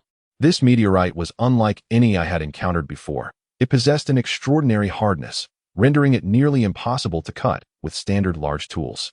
If we were to utilize it as a building material, we would require the assistance of an enhancer or someone awakened. Su Chen shook his head. I can achieve great things, and so can Huzi. However, the quantity of meteorites needed for constructing the base is immense. If the villa is not yet renovated, we might very well exhaust ourselves in the process. Wang Yin was already aware of this fact. Thus, she had devised a plan overnight. It was an ancient construction technique, employing whole meteorite blocks in conjunction with concrete to form the walls. Su Chen was not particularly versed in this area. Wang Yin, there is no need for you to elaborate. Just provide me with a definitive answer. Can it withstand missile bombardment to meet my requirements? After a moment of contemplation, Wang Yin nodded. The unique properties of the meteorite, coupled with the specialized construction methods she had developed over the past few days, would indeed suffice. Absolutely. Su Chen's lips curled into a slight smile. He had truly found the right person for the task, and it justified his extensive efforts. That's sufficient. Should any issues arise, do not hesitate to inform me. Wang Yin, undeterred, replied candidly. Like before, I require additional meteorites and manpower. Once those are secured, we can commence work immediately. As for the timeline, it will depend on the capabilities of the workforce. Su Chen drained his cup of coffee. All right, leave it to me. Securing the meteorites will be manageable. Over the coming days, I plan to conduct a thorough search centered around the villa. As for the manpower, I can enlist help while searching for meteorites by making a visit to the military district. Wang Long and his team should be more than willing to assist. His only lingering concern revolved around that troublesome child and the organization behind him. However, his information was scant, and all he could do was proceed cautiously. Eru, Su Chen called out with urgency. A robust figure appeared almost instantly, his half-shaven face still adorned with shaving foam. What is up, brother? Hurry, we must set out. Got it. As he stepped outside, Su Chen heightened his vigilance, carefully sensing his surroundings. However, he was met with disappointment.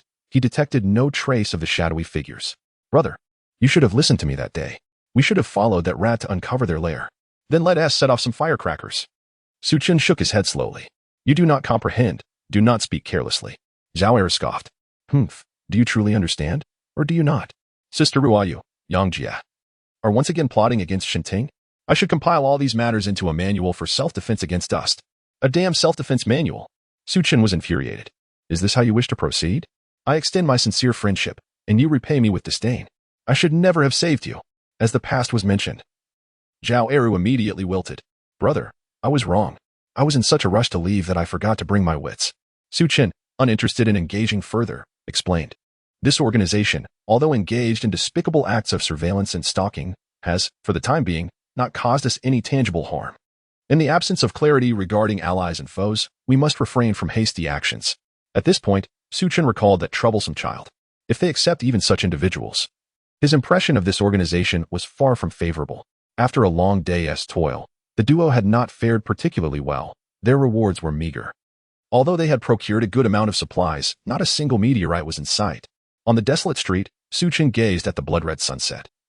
Suddenly reminded of his promise to Shinting, he chuckled. Eru, let us go home. Chapter 117, The Call to Action. The dust prevention manual. Upon observing the lewd expression on Zhao Eru's face, he immediately comprehended his intentions. No, this simply will not do. I cannot afford to be idle these days. The dust prevention manual must be prioritized forthwith. Su Chen's ears perked up. What did you say? Zhao Eru chuckled awkwardly. Brother, I must say, you are quite handsome. Although the supplies we found today are not as abundant as those in previous days, they should suffice for a family to survive for half a month. Su Chen did not delve further. Instead, Eru's words prompted a deeper contemplation within him. In merely a few days of exploration, the vicinity of the villa within a 5-kilometer radius had become utterly barren. The apocalypse had only commenced a short while ago. Zhao Eru scratched his head. Brother, this is simply how the world is. It's quite normal, isn't it? We just need to look after ourselves. Su Chen shook his head. When resources dwindle to a critical point, survival becomes untenable. Should we reach such a dire state? Humanity could become more terrifying than the zombies themselves. Zhao Eru clenched his fists. Brother, don't speak of those ordinary folks. Even the zombies do not frighten me. Rest assured, I will protect you. Observing his Na'vi demeanor, Su Chen offered a faint smile. You are underestimating the situation. When on the brink of life and death, the potential unleashed by humanity can be formidable. They will resort to any means to survive, aligning with zombies, forcibly awakening abilities, or even becoming the pets of the undead. Su Chen narrowed his eyes. That mysterious organization of the masked demons is a true harbinger of chaos. And memories from his past life resurfaced. He recalled how, in the years following the outbreak, numerous organizations emerged, some even led by powerful zombies. However, upon his rebirth, perhaps due to the butterfly effect, everything seemed to have unfolded prematurely, along with some unforeseen changes. The masked demons had never existed in his recollection. Of course, it was also possible that in his former life, he simply lacked the qualifications to encounter such matters. Su Chen did not ponder further. Let us go home. All right. As he pushed the door open, the villa appeared desolate, with only Zhao's mother listening to the radio. Upon seeing Su Chen, she greeted him with a warm smile. Xiao Chen, you're back. Su Chen nodded. Any news? Yao's mother shook her head. There is hardly any signal. The sporadic information indicates that the authorities are establishing new safe zones, urging everyone to be patient. Admiration flickered in Su Chen's eyes. Regardless of the circumstances, China has never abandoned anyone. It was so in his past life. Zhao's mother continued. Oh, by the way, they are also calling for those with aspirations to unite and gather in the northwest. I didn't catch the specifics due to the poor signal. Su Chen's gaze deepened.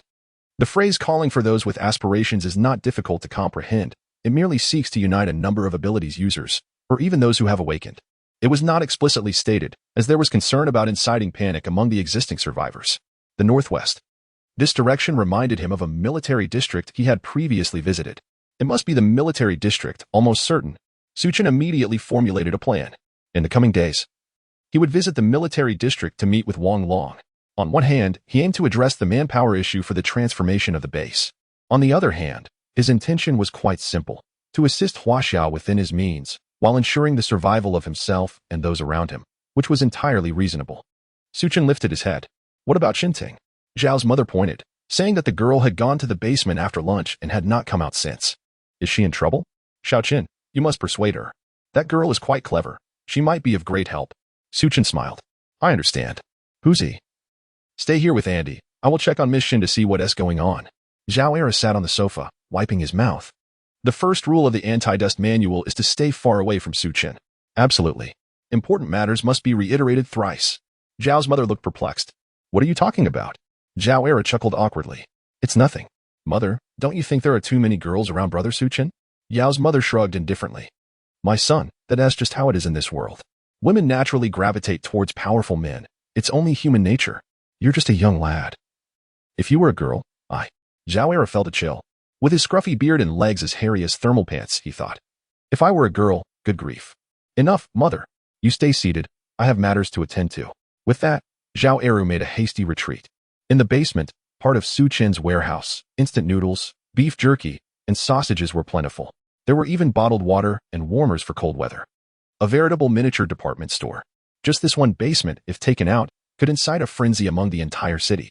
Yet, in Su Chen's eyes, these items could only remain in the warehouse, as they offered little nutritional value. At the farthest corner of the warehouse, perched atop a cardboard box, sat a slender figure. Xinting rested her chin on her hand, having retracted the spiked appendages from her back. Her large eyes blinked steadily, her nose elegantly prominent, and her complexion fair. Clad in a white t-shirt and jeans, Her curvaceous figure was displayed to perfection. At this moment, she resembled not an awakened one, but rather a love-struck maiden. When Su Chen arrives, what should I do if she truly asserts herself? I've never done anything like this before. Shenting's reluctance was not as intense as anticipated. Instead, it was tinged with shyness.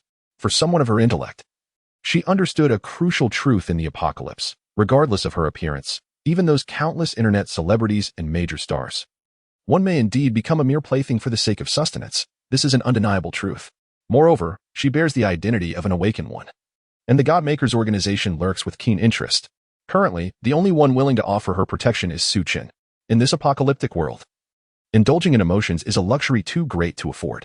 If she wishes to continue enjoying this sanctuary, she must provide something of value to Su Chen. At least for the time being, the only asset she possesses is her own body. Upon realizing this, a sense of relief washed over her. Just then, a creaking sound echoed as the basement door swung open, revealing Su Chen standing in the hallway. His profound gaze immediately locked onto Shenting. Startled, Shenting abruptly rose to her feet. Su Chen, you've come, she stammered, her fist clenched tightly, anxiety coursing through her. Su Chen approached, his nostrils flaring as the scent of shampoo wafted towards him. A smile crept across his face. I must say, Miss Shun, did you take the time to have a bath? Shenting's cheeks flushed crimson. Before she could offer an explanation, Su Chen had already made his move. With a flourish akin to magic, he produced a piece of purple glass. Absorb it with your instincts. I need to collect some data. Shenting was taken aback. Wait, after I've just bathed, you want to discuss this? Chapter 118, A Significant Discovery. Shenting had lost all interest in trivial thoughts. The allure of the violet crystal was far too potent. Saliva incessantly pooled in her mouth, and the awakening energy within her surged uncontrollably. With a sudden rip, her tendrils broke through her t-shirt, thrashing wildly behind her. A faint lavender pattern flickered at the corners of her eyes. Su Chen's gaze became entranced. In that moment, Shenting was no longer merely a frenzied treasure. She resembled a queen emerging from the void, her exaggerated form, enchanting visage, and lethal allure captivating all. Without hesitation, Su Chen cast the piece of violet glass into the air. Shenting moved with agility, catching it flawlessly. With her sharp fangs, she bit down. The sound of crunching echoed as the hard meteorite shattered like mere tofu in her grasp. To Su Chen's astonishment, violet luminescence radiated from her mouth. This unique power resonated with the awakening energy coursing through her body, leading to absorption. Her tendrils enveloped her entirely, and deep within the warehouse, a large cocoon radiating purple light emerged. Su Chen inhaled deeply. Having witnessed many extraordinary beings and awakened individuals, the spectacle before him still exceeded his comprehension. It felt as though he were witnessing a scene from a science fiction novel. Observing the entire process and experiencing this force firsthand, Su Chen's understanding of special abilities grew more refined. He overturned his previous impressions, delineating 3 distinct categories of extraordinary individuals. The first type was the evolved, like himself, who possessed unique powers. Their abilities were vast, even manipulating space, placing them at the pinnacle of existence. The second type was the awakened, individuals who, under the extraordinary circumstances of the apocalypse, unlocked their latent potential or broke the shackles of the human form through certain elixirs, becoming formidable beings surpassing ordinary humans. At their peak, they could not only combat zombies but could also move mountains and split rocks. This was the simplest path to human survival. The third type was akin to Shenting before him, not merely a simple awakened individual. Regardless of whether they were human or zombie, they retained their sanity and could evoke this unique violet energy. By absorbing the violet glass, they continually augmented their own strength. As for the special abilities possessed by such beings, he would inquire further with Shenting later. For now, he would refer to her as a meteorite bearer. Su Chen did not have to wait long. Approximately half an hour later, Shenting's tendrils receded. As they withdrew, she gradually opened her eyes. The exotic tattoos vanished, and a fleeting flash of violet light passed through her pupils. Subsequently, Shenting returned to her normal appearance. Su Chen smiled gently. How do you feel? Shenting examined herself and then exclaimed, "Ah." Her scream erupted from the basement, echoing throughout the villa. Zhao's mother, who had been dancing in the courtyard, was taken aback. My goodness, what happened? Did something happen to Xiaoting? She initially intended to take a look, but upon realizing that the girl was with Su Chen, she dismissed the thought. Meanwhile, Zhao Eru, engrossed in watching bears on the loose, suddenly sprang up from the sofa. Such a loud call. Alas. Yet another blossoming young lady has fallen victim to Su Chen's nefarious schemes. What an atrocity. In the basement, Shenting's charming face flushed a deep crimson, akin to a ripe apple. Tentacles had torn her upper garment to shreds, and she clutched her chest tightly. Su Chen, you. She had initially hoped to prevent Su Chen from looking. Yet, Recalling her prior readiness to surrender, she found herself at a loss for words. To her surprise, Su Chen casually retrieved a set of clothing from his spatial pocket, scoffing, "What is there to shout about?" As if anyone is eager to see it. Shinting donned the attire, the atmosphere thick with tension as she lowered her gaze. I'm sorry. Su Chen, however, did not hold it against her. Shinting, I tend to be quite forthright in my speech.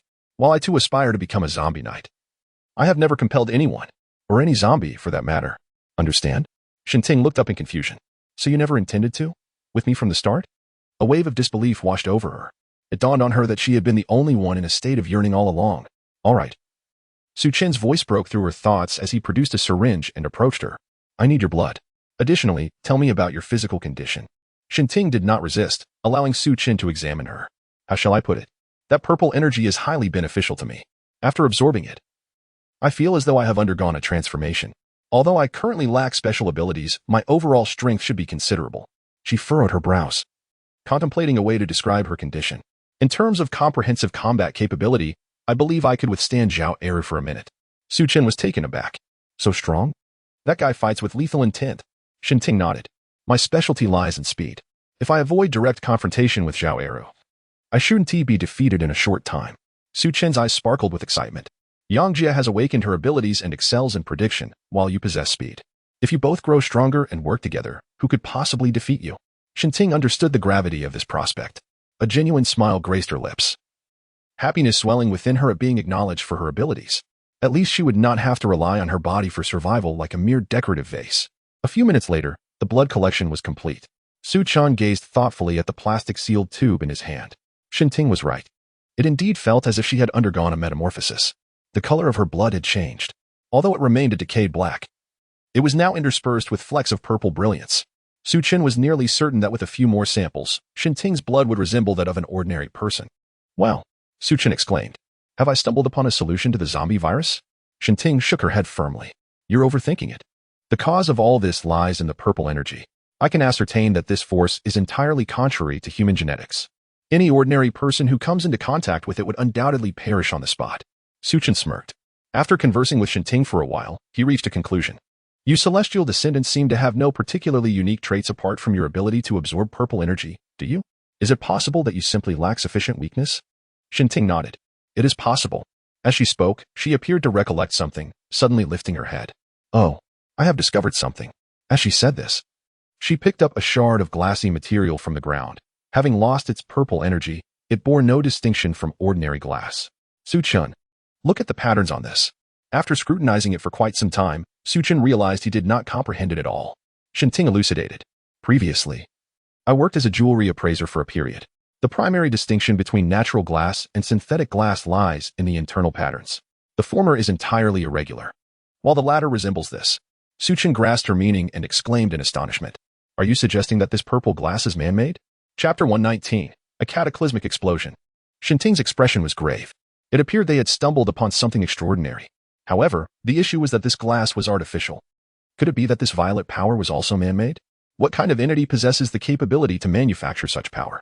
If one wielded such abilities, they could easily dominate a chaotic world, so why not utilize it themselves instead of deploying it within the city? A series of questions swirled in Su Chen's mind, leaving Shinting somewhat bewildered. I do not know, she finally admitted, but I suspect that the unknown entity may be intent on creating more beings like me, the meteorites. It could also be conducting experiments. Of course, one cannot entirely dismiss the possibility that all of this is mere coincidence.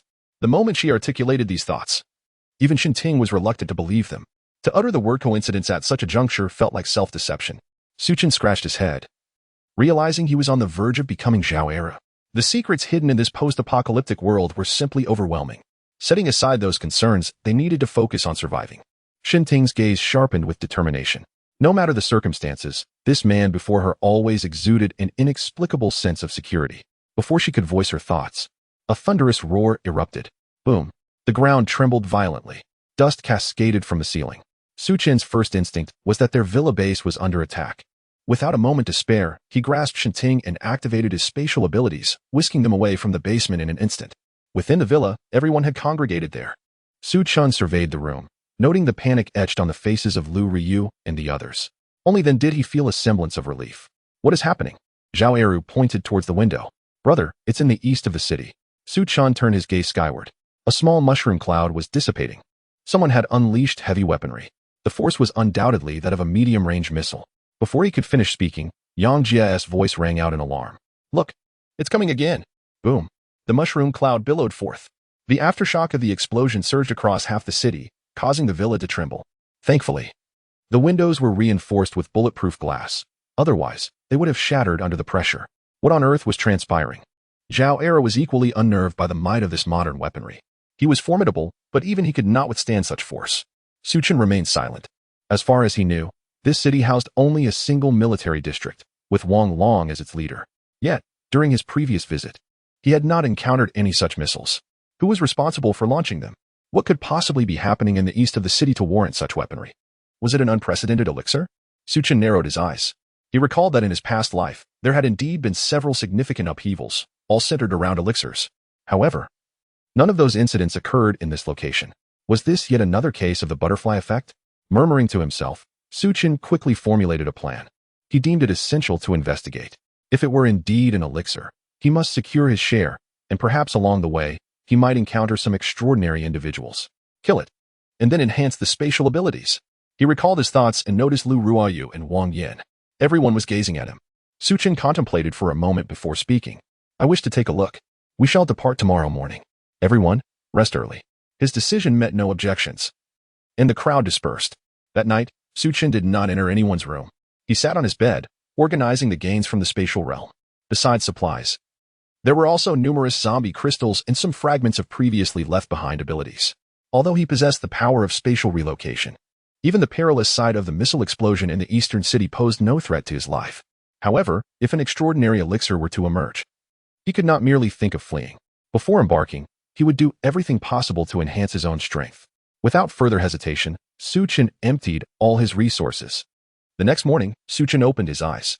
His spatial abilities had progressed, yet the lack of ability crystals rendered the advancement minimal. Nevertheless, his mastery over his powers had grown increasingly proficient. As for his physical condition, he had now reached the pinnacle of a level 2 awakened. Just a step away from advancement, Su Chen decided not to linger further and stepped out of his room. In the hall on the first floor, everyone gathered around the dining table, gazing at the steamy breakfast, yet none touched their chopsticks. They were waiting for Su Chen. Good morning, everyone. After breakfast, Su Chen smiled and said, all right, let us make some arrangements. You all witnessed last night's events. I suspect there may be an elixir emerging in the eastern city, and someone is competing for it. This is an opportunity one do not wish to miss. Wang Yin, pause the foundation renovation for the next few days. We shall continue after I return. Wang Yin's expression turned serious. Understood. In fact, we are almost ready. The materials and manpower are in place, and we can commence immediately. Su Chen turned to Yang Jie. You will accompany me, utilizing your abilities to provide support from the shadows. Yang Jie's enchanting face bore no trace of fear. Ever since awakening her powers, she had been honing them in isolation. This outing would not only assist Su Chen, but also serve as a test of her abilities. Very well. Su Chen scanned the room. Huzi, you will accompany me. Zhao Era chuckled. Brother, I knew it. You would never leave me out of such life-threatening endeavors. Su Chen ignored him. Shinting, you are responsible for ensuring everyone has safety. During my absence, no one is to venture outside. All will heed Ruoyu's instructions. His arrangements were quite reasonable. All right. Everyone need not worry. I am not foolish. Should circumstances become dire, I will certainly turn back. After all, no elixir is more important than our lives, right? Then, Su Chen rose, and the others stood to see him off. At the door, Lu Ruoyu extended her delicate hand, gently adjusting Su Chen's attire like a devoted wife. The worry in her beautiful eyes was palpable. You must be careful. Su Chen offered a faint smile, gently kissing her forehead. Do not worry. Once I am clean, wait for me. After bidding farewell, Zhao Eru's vehicle arrived. Without looking back, Su Chen entered the car. Yang Jie did not linger either. She activated her abilities and followed the automobile. As they watched Su Chen depart, a sense of emptiness enveloped the crowd, particularly Lu Ruoyu. Since the onset of the apocalypse, this was her first time feeling such profound concern. Yet, there was little to be done. In tumultuous times, one often finds oneself powerless, especially when it came to the steadfast Su Chen. All right, everyone, do not fret. Xiao Chun is not an impulsive individual. If he dares to go, he must be well aware of what he is doing. Wang Yin forced a smile. Sister Ruoyu, I shall return to my room now. I will seize this opportunity to refine the transformation plan. Yao's mother remained silent, clutching the radio, her eyes unfocused. A mother's worry for her child knows no bounds. Of course, she was reluctant, but there were certain matters that Zhao Era had to address. Lu Ruoyu said little more. Aunt, let us have hot pot tonight. We should treat everyone to something good. After giving this instruction, she stood by the window, gazing at the vast expanse of ruins outside. Among the abandoned high-rises, they had transformed into monuments of longing.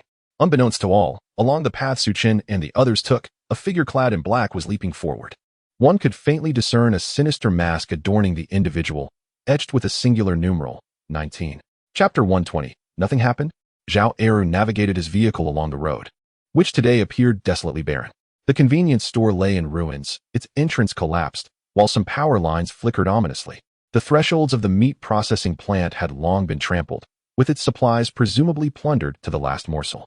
Debris and shattered walls were scattered throughout the street, with resilient weeds defiantly pushing through. However, after being subjected to the acidic rain, some of these plants bore an eerie purple hue. Further along, the buildings showed no signs of human activity.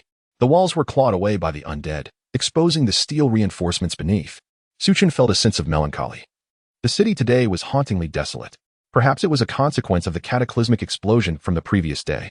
There were hardly any living souls in sight, let alone the undead. This, however, afforded them a certain convenience. Zhao Eru pressed the accelerator to the floor, cruising unobstructed. What Su Chen estimated would take 4 hours, they accomplished in just over 1. They alighted from the vehicle 5 kilometers from the epicenter of the explosion. The vehicle was too conspicuous. If they were to disturb any lurking presence, it would result in dire consequences. Exchanging a glance, both men heightened their vigilance. Beyond 5 kilometers, it could have transformed into a battleground. Let us go. Su Chen gestured towards the shadows where Yang Jie concealed herself, and the two moved forward stealthily. As they traversed the path, Su Chen scrutinized the ruins on either side, examining the rubble with curiosity. Something felt amiss. Zhao Eru, glancing back, inquired, "What is wrong, brother?" After a moment's contemplation, Su Chen replied, "Given the potency of that missile, its firepower coverage should have reached at least 5 kilometers. It's strange that there is not a trace of smoke here." Zhao Eru wholeheartedly concurred. "Indeed, brother, I too find it puzzling. That mushroom cloud was enormous. We are now less than 3 kilometers from the epicenter, and logically, we should witness signs of the explosion. Yet, why does it feel as though nothing has transpired here?" Su Chen nodded. "Let's not dwell on it. We must continue." The two maximized their awakened abilities, slowing their breathing to an almost imperceptible rhythm, striving to make no sound. Consequently, their pace diminished significantly as the ruins on either side slowly receded. Strangely, as they approached the explosion's heart, the wreckage became less frequent, revealing more intact structures. The Sea Blue House, Lao Fengxiang, Wanda Plaza. Su Chen recognized the signs, recalling their previous existence as a bustling commercial hub. After 15 minutes, they finally reached their destination. Before them loomed a 7-story building, sprawling over 100,000 square meters. This was the Longting Commercial Tower, its area rivaling that of the Bird's Nest, serving as a trade nexus for the city and even the entire southeastern region of Huaxia. Here, one could find food, drink, clothing, daily necessities, luxury items, and even cutting-edge technology from around the globe. At this thought, a profound sense of confusion enveloped Su Chen.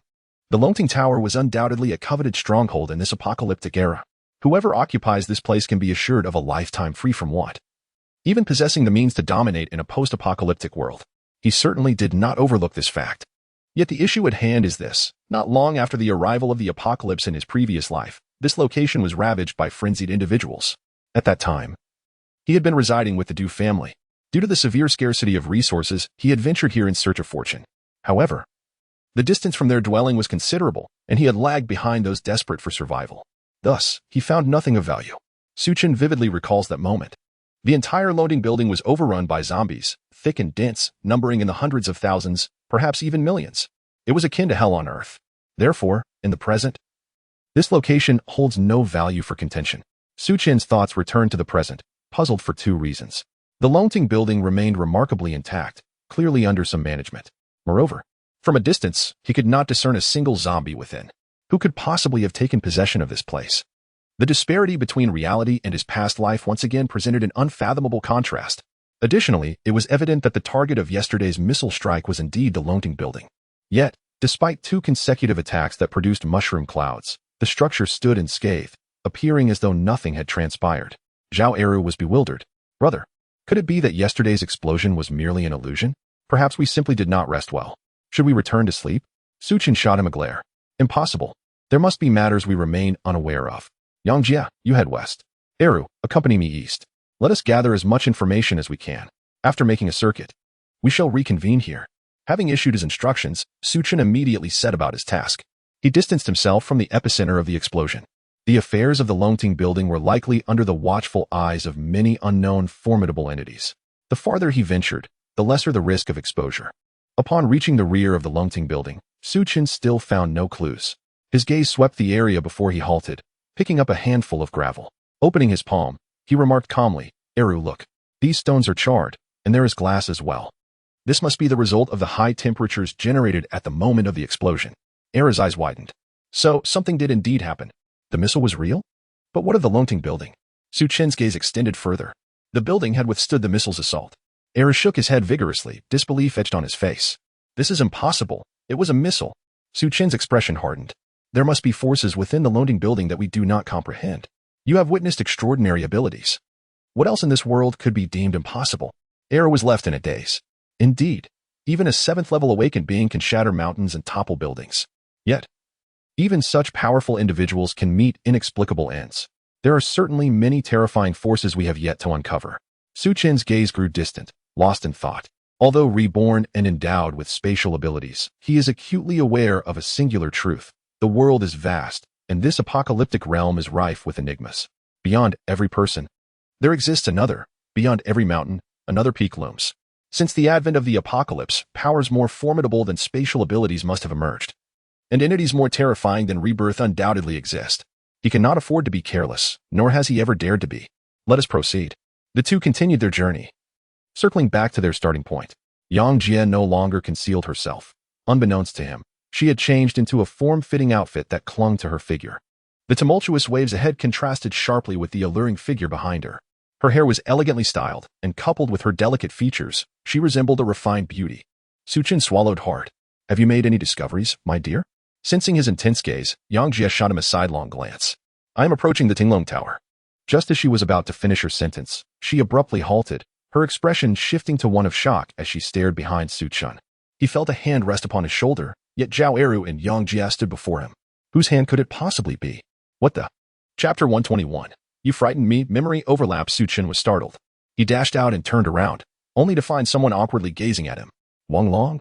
Su Chen couldn't help but voice his grievances. People can scare others to death. What would it cost you to say something? Wang Long chuckled sheepishly.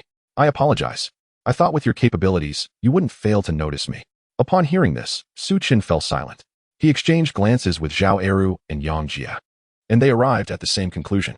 Wang Long was not yet a true awakened being. He was merely a relatively strong ordinary person. Yet, they had failed to detect him. This was inconceivable. Zhao Eru wore a look of disbelief. Suddenly, Su Chen seemed to grasp something and glanced sharply at the Longting building. Indeed, there was something amiss with that building. Not only did it possess mysterious powers capable of deflecting missile attacks, but it also intermittently obscured their perceptions.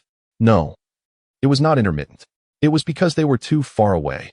If they were closer or entered the building, their strength would remain unaffected. But their sensory abilities would be indistinguishable from those of an ordinary person. Yang Jie nodded in agreement. Only this could explain everything that had just transpired. This new revelation left Su Chen feeling even more uncertain.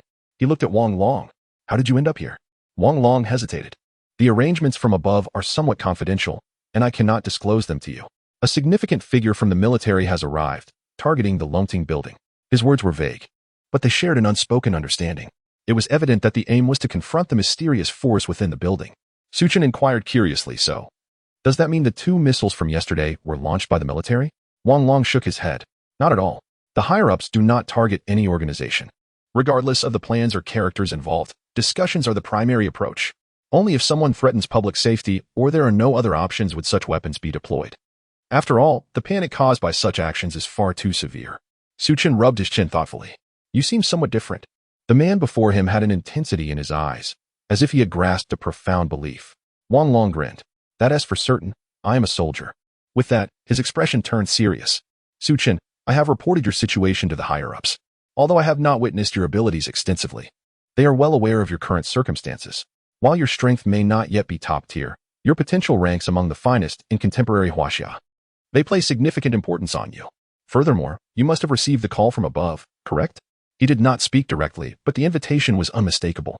Su Chen, you should understand that once you become our colleague, enhancing your strength will rely on your own efforts. However, the breadth of information and resources you will gain is incomparable to your current situation. Su Chen pondered for a moment. Thank you.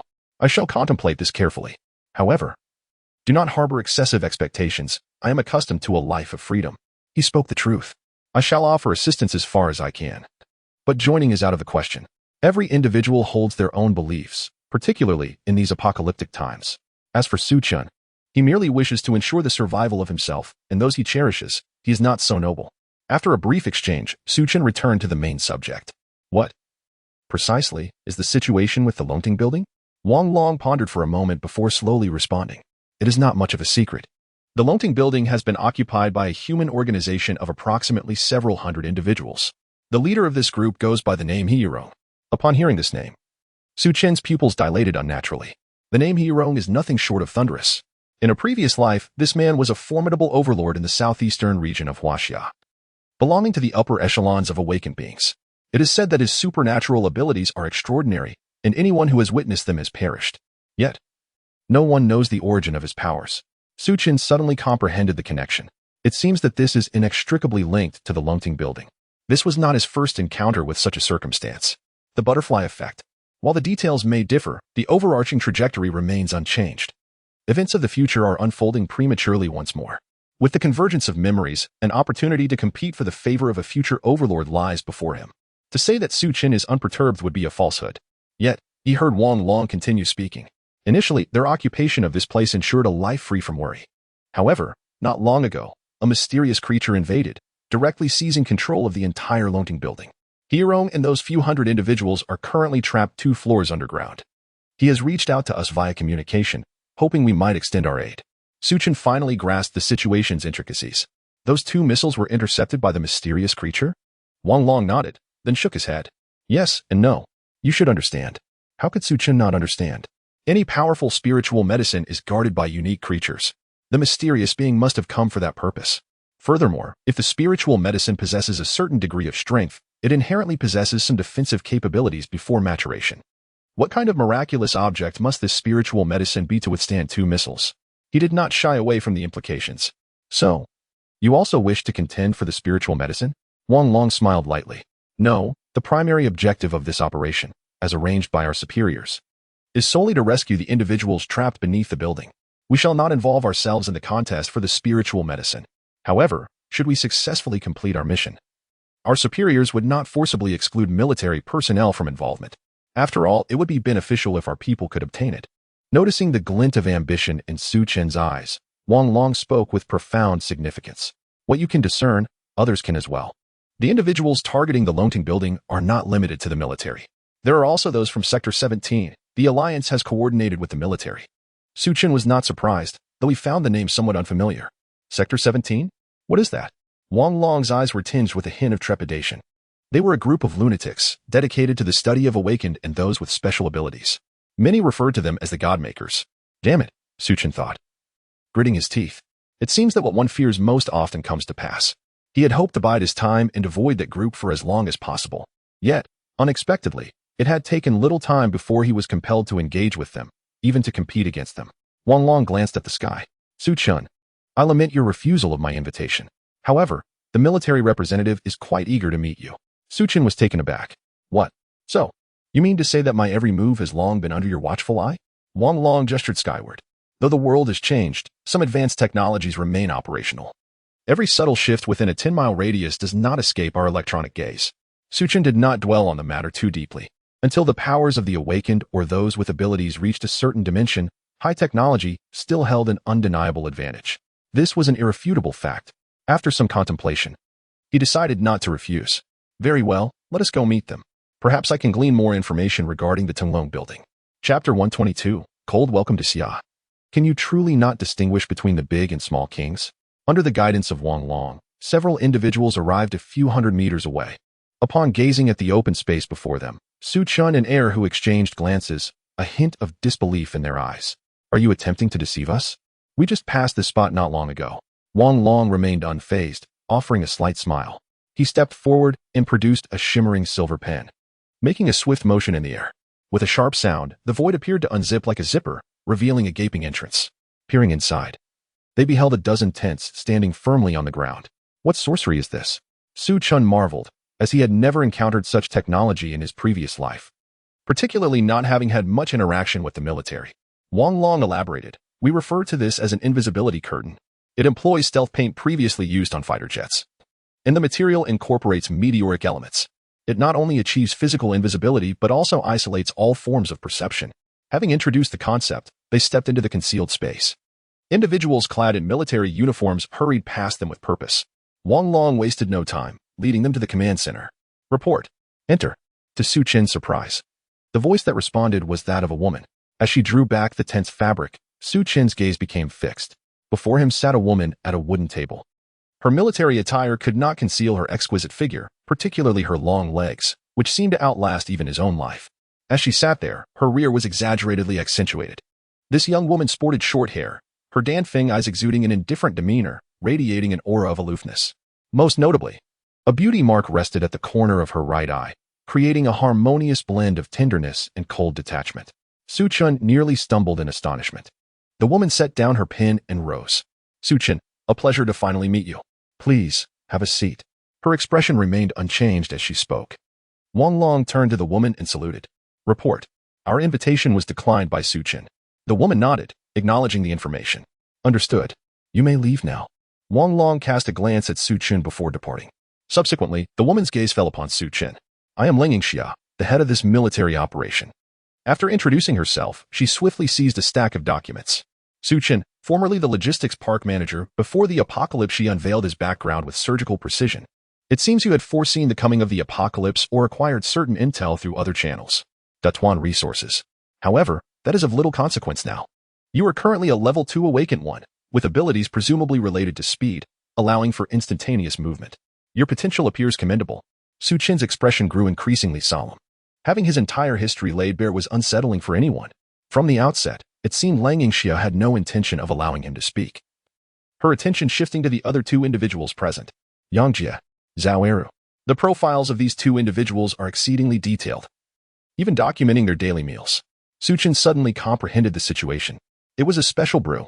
The military, no, more precisely, it was this Lang Yingxia. The target had never been her, Su Chen, but rather the awakened assassin Yang Jie and the indomitable warrior Zhao Eru. As expected, Lang Yingxia continued, "Yang Jie, you have initially awakened your abilities. Come to the military. We will provide you with systematic training to maximize your potential. The protection and resources the military can offer you far exceed that modest villa.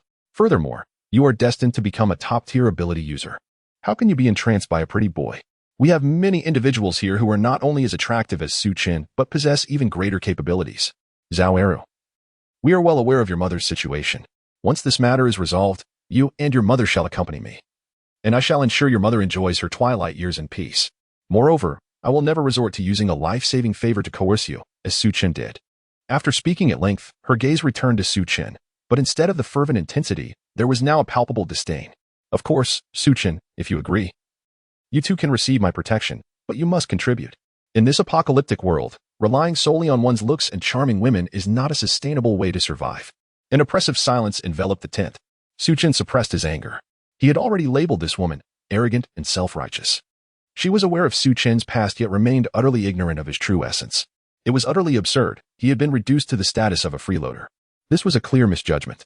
He set down his teacup and spoke calmly. "I have never wished to control anyone. Their choices and fates are solely theirs to determine." Yang Jie tightened her sleeves and gazed resolutely into Lang Yingxia's eyes. "Fool," she muttered, almost amusing Su Chen with its bluntness. Zhao Eru was even more exasperated. "You, little lady, I had intended to share the dust prevention manual with you, but now I see you are utterly unworthy." Lang Yingxia furrowed her elegant brows. "Do you realize what you have missed?" Both remained silent, turning their attention to Su Chen. He smiled faintly and rose to his feet. "If that's the case, we need not continue this conversation." Lang Yingxia appeared puzzled. "Do you not wish to know more about the Tunglong building? Moreover, if I make a mention on behalf of the military to the individuals at number 17, they certainly will not seek your life. To be frank, Su Chen, your involvement in the Tunglong building affair is akin to being cannon fodder. Forget competing for the spiritual medicine. Merely ensuring your survival would be a miracle." Her tone was laced with condescension and a sense of entitlement, which she had never attempted to conceal. Su Chen shook his head in exasperation, pondering the military's decision to appoint such a fool as a commander. With that, he and his companions exited the tent.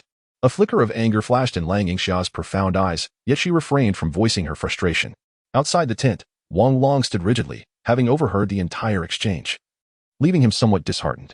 Su Chen, he mused, the cold commander is not inherently malevolent. Su Chen offered a faint smile. I am aware. If she were truly wicked, wielding such power, she would not have permitted us to depart so easily after my earlier reprimand. He continued earnestly, however, I possess a particular principle. I refuse to engage with imbeciles. Then, he posed a serious inquiry to Wang Long. Can your most advanced equipment truly ascertain everything within the Tunglong building? Wang Long shook his head with unwavering certainty. No, it cannot. The potency of spiritual medicines and unique creatures is far too formidable. Without further hesitation, Su Chen declared, then, let us part ways until fate brings us together again. As the trio left the cloaking veil, dusk had already descended. Zhao Era scratched his head. Brother, I have some regrets. Su Chen playfully kicked him, exclaiming, then go seek her out. I treat you like a brother, yet you regard me as a mere cousin. Amidst their banter, Su Chen abruptly halted. He bowed his head, noticing the sand and gravel before him leaping visibly. The earth trembled. Before they could comprehend the situation, a dark figure leaped towards the heavens from the direction of the Tunglong building. A roar echoed, shaking the very clouds. Chapter 123, The Undead Tiger. In human power, a thunderous roar reverberated through the air, capturing the attention of Su Chen and his companions. Following the sound, they beheld a colossal figure atop the Tunglong building under the blood-red sunset. It resembled a tiger, its entire body cloaked in ebony, while the king symbol on its forehead radiated a faint violet glow. Even more astonishing was the glimmer of human-like intelligence in its eyes. This was a zombie tiger. Awakened to this formidable form, Zhao Era's eyes widened in disbelief. Goodness, I've never seen a tiger the size of a truck in my life. Yang Jia furrowed her brows, instinctively retreating a step behind Su Chen, a primal fear of the unknown surfacing within her. Su Chen swallowed hard. The strength of this undead tiger was undoubtedly superior to the creature that had devoured Du Wei.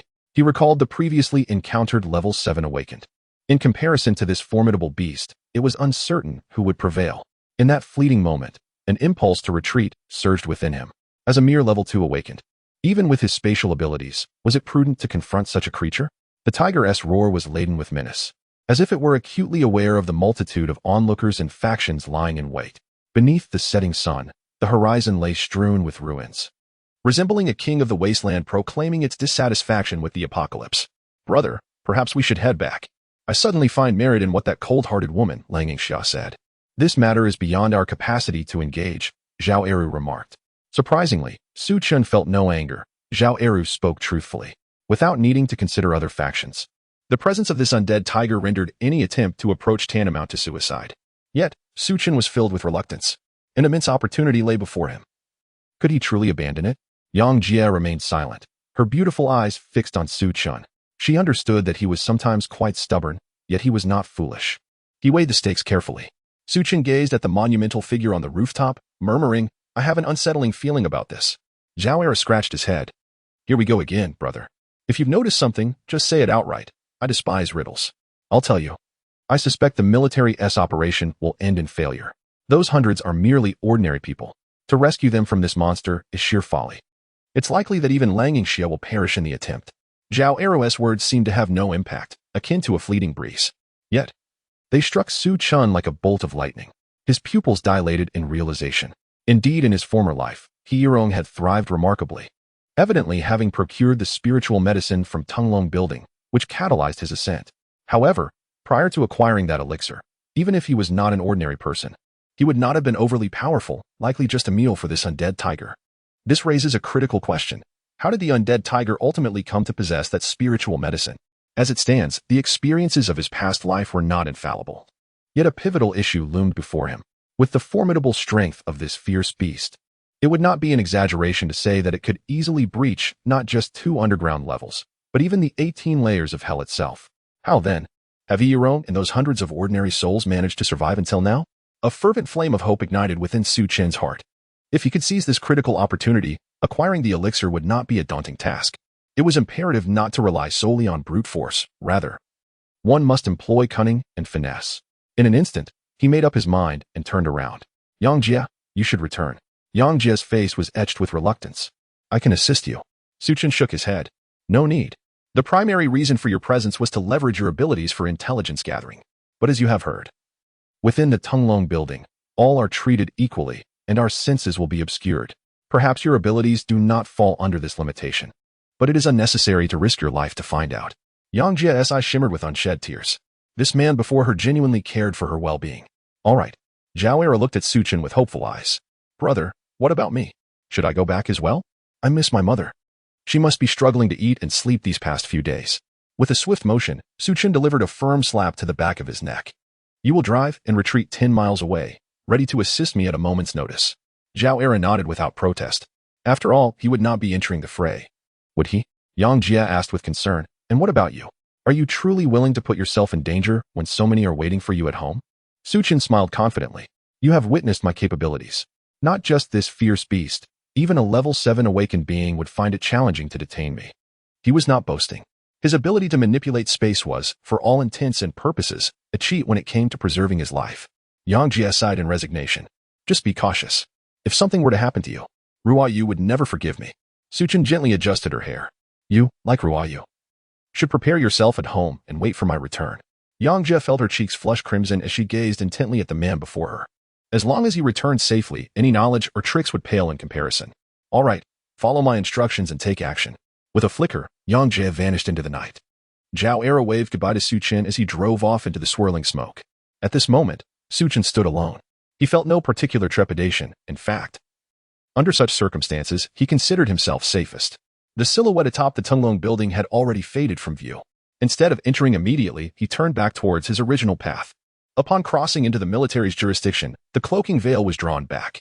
Wang Long greeted him with a beaming smile. Su Chen, it seems cold officer was indeed correct. You have returned. Su Chen felt a tinge of helplessness. There was little choice. One misstep in this operation could cost him his life.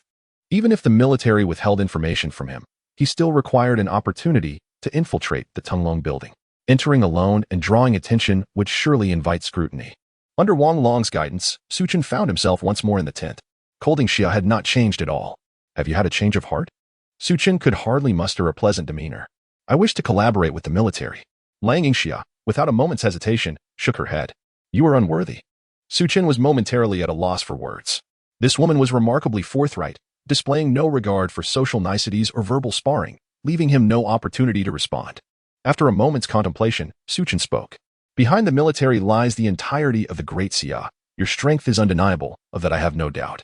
However, you have too many to care for the human alliance, the survivors of Huaxia, including the several hundred in the Tunglong building. Resources must also pose a significant challenge for you, would they not? Langing Xia grasped his implication. How much can you provide? Su Chen pondered for a moment.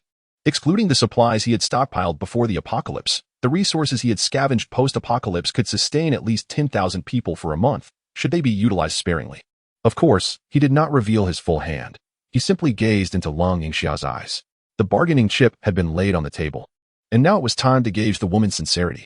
Lang Yingxia, fully aware, inquired, What is it that you desire? Su Chen smirked playfully. I wish for you to spend a night with me. Chapter 124. Emphasizing sincerity, Su Chen's request was merely a mischievous jest. You, Lang Yingxia, consider me a gigolo? If so, I shall not only play the role of a gigolo but also that of a scoundrel, just to make you uncomfortable. Yet, Lang Yingxia's reaction exceeded his expectations. Leaning on her chin, she began to ponder the matter with utmost seriousness. After considerable rescue efforts, the number of registered survivors at headquarters had now reached 100,000. Although we have ample supplies, the pressure remains significant. Su Chen, you are but one individual. We cannot possibly expect you to contribute all your resources. However, providing food for 5,000 people for 1 week should be trivial for you. After a few exchanges, she made a decisive resolution. Wang Long. Came the resounding voice from outside the tent. Yes, replied Wang Long, his tone firm. You are on duty tonight. Ensure no one disturbs us. This evening, I shall share a bed with Su Chen. Wang Long was taken aback. What on earth is happening? Is Su Chen's ability some kind of supernatural charm? Despite the turmoil within, he had to comply with the military order. Understood. Inside the tent, Lang Yingxia was true to her word, beginning to disrobe. The military green shirt could hardly conceal her impressive figure. Though not large, it was exceptionally firm. Her body bore no excess fat, and her skin was as smooth as satin. Years of military life had rendered her skin less soft and delicate, yet it appeared remarkably healthy, graceful, and athletic. It was only then that the oblivious Su Chen began to comprehend the situation. "Wait, sister, you can't be serious," he exclaimed. "I was just joking. Why would you reveal your trump card?" Lung Yingxia, grasping her belt, questioned him with curiosity. "Are you having second thoughts?" Su Chen's mind was blank. He had never interacted with someone like her before. He wanted to ask, "Do you not understand the concept of modesty?" but refrained from doing so. "Do you not care about your own body?" With an expressionless demeanor, Lang Yingxia shook her head. In this apocalypse, survival is paramount. Concepts of propriety and shame are far too extravagant. Moreover, if my chastity can ensure the survival of 5,000 survivors in Huaxia, I deem it worthwhile. Su Chen fell silent. A subtle sense of disdain in his heart transformed into profound respect. This was Huaxia. Throughout any era, there have always been such noble individuals. One might label them foolish, yet they would not retaliate, quietly bearing burdens in unseen corners for the sake of others. At this moment, Su Chen understood. Dealing with someone like Lung Yingxia required sincerity. All the convolutions were of no consequence. "Long, I was merely jesting. When you referred to me as a gigolo, I was just retaliating." Lung Yingxia appeared somewhat disappointed. "I preserved my body, yet the food is gone. Quite a loss. Did I say anything wrong?" Su Chen gritted his teeth in frustration, yet felt powerless. "I propose a transaction. My sole objective in visiting Longting Building is to acquire the elixir. If the military can assist me in achieving this goal, I am willing to offer all the resources currently available in my villa." This bargaining chip is significantly more valuable than what Lung Yingxia previously requested. However, she shook her head. "I must decline. The military shall not serve as a mere instrument for anyone's ambitions, regardless of the rewards offered. Moreover, you are aware that our primary mission this time is to rescue the hundreds of survivors. Let us reconsider the terms." With no alternatives in sight, Su Chen relented. "Very well. I request a military identity, but upon entering Longting Building, I will not act in concert with you." Lung Yingxia nodded in agreement. "That is acceptable." Su Chen continued to stipulate his demands. "I also require all documentation pertaining to Longting Building." "Agreed. Additionally, you must ensure the confidentiality of my existence, particularly concerning Sector 17. Lung Yingxiao appeared puzzled. "I can make them aware of your presence to guarantee your safety." Su Chen shook his head. "No need for that. Confidentiality will suffice." Considering Shinting at home, whose strength is currently not formidable, he deemed it wise to avoid early contact with Sector 17. "Very well. Is there anything else?" Su Chen pondered briefly, but found no further requests. "Upon our exit, I shall provide you with provisions sufficient for 500 people. I regret that this is all I can offer, as your assistance has proven rather limited." Lang Yingxia had anticipated this outcome. "No issue. Once settled." She picked up a sheet of paper from the table and handed it to Su Chen. He took it, discovering it was a document titled Longting Building. Objective: rescue Hiyurong and 570 survivors. Strength of the beast: unknown. Type of elixir: unknown. Degree of danger: extremely dangerous. Su Chen scrutinized the paper multiple times, feeling deceived. The content seemed scant, containing only information he was already aware of. "Is this all?" Lung Yingxia displayed no sign of embarrassment. "Indeed, this is all. As I mentioned, even our most advanced instruments cannot detect internal information within Longting Building." Subsequently, she presented Su Chen with a military uniform. "Don it. We shall depart together at 6 o'clock tomorrow morning." Su Chen felt utterly helpless against this woman. "Aren't you concerned I might retract my agreement before seeing the resources?" Lung Yingxiao replied coolly. "Your villa, I presume, cannot withstand the missiles from a couple of days ago, can it?" Damn. He felt threatened. This reminded him of a pressing question. Who exactly was responsible for launching the missiles? Without hesitation, Lung Yingxia disclosed a name. Xiaozhan. Su Chen's heart sank. It was him? This individual had also been a dominator in his previous life, later aligning with the military. Deliberately crafted into the image of a savior by those in power, his information was hardly a secret. It is said that this individual was a researcher of advanced weaponry in China prior to the apocalypse. After the cataclysm struck, he seized control of the armory and, leveraging his extensive knowledge, was able to manufacture firearms. Despite lacking any supernatural abilities or being an awakened one, he nonetheless forged a formidable position as a ruler of the apocalypse. "Very well, we shall meet again tomorrow." Just as Su Chen was about to depart, a question suddenly crossed his mind. "Cold Miss, I am quite perplexed. If it were someone else, would you unhesitatingly agree to spend a night with him?" Cold Yingxiao pondered for a moment. "At least for now, with so many resources available and only you willing to part with them." Su Chen did not linger any longer and turned to leave. Cold Yingxia sat on the chair, gazing at the chandelier above, lost in her thoughts. Of course, a woman like her would likely be contemplating matters of national significance. There is also a slight possibility that she was reflecting on Su Chen's earlier question. As Su Chen stepped out of the tent, Wang Long approached him. Su Chen, are you leaving so soon? Chapter 125, Unwelcome Visitors. Departure. Su Chen shot him a glare. What are you talking about? Wang Long glanced inside the tent, offering an awkward smile. Let us go. You'll stay with me tonight. We'll set off together tomorrow. As they walked, Su Chen suddenly recalled the question. Will Lang Yingxiao be joining us tomorrow? Wang Long nodded. Indeed. Initially, the commander was not supposed to put herself in danger. Yet, Commander Lung insisted. Su Chen frowned. Is she also an awakened? At this mention, Wang Long appeared perplexed. I'm not certain. When our military district coordinated with the higher-ups, they mentioned sending a true powerhouse, someone capable of stabilizing this city. However, I personally feel she lacks any real strength. Su Chen slightly nodded. Aside from her beauty and captivating presence, he too found nothing particularly remarkable about Lang Yingxia. Yet, someone chosen by Huaxia could hardly be ordinary. Once they entered the Tenglong building, there might be opportunities for interaction. In due time, everything would reveal itself. Returning to the tent, he noted that it bore no difference from barracks, simple furnishings, clean and tidy. With a life-threatening operation on the horizon, Su Chen dared not be careless and promptly fell asleep. Wang Long observed him, his expression complex. It seemed he was truly exhausted. What a pity for my commander Lang. Yang Jie departed from the Tenglong building, heading straight back to the villa.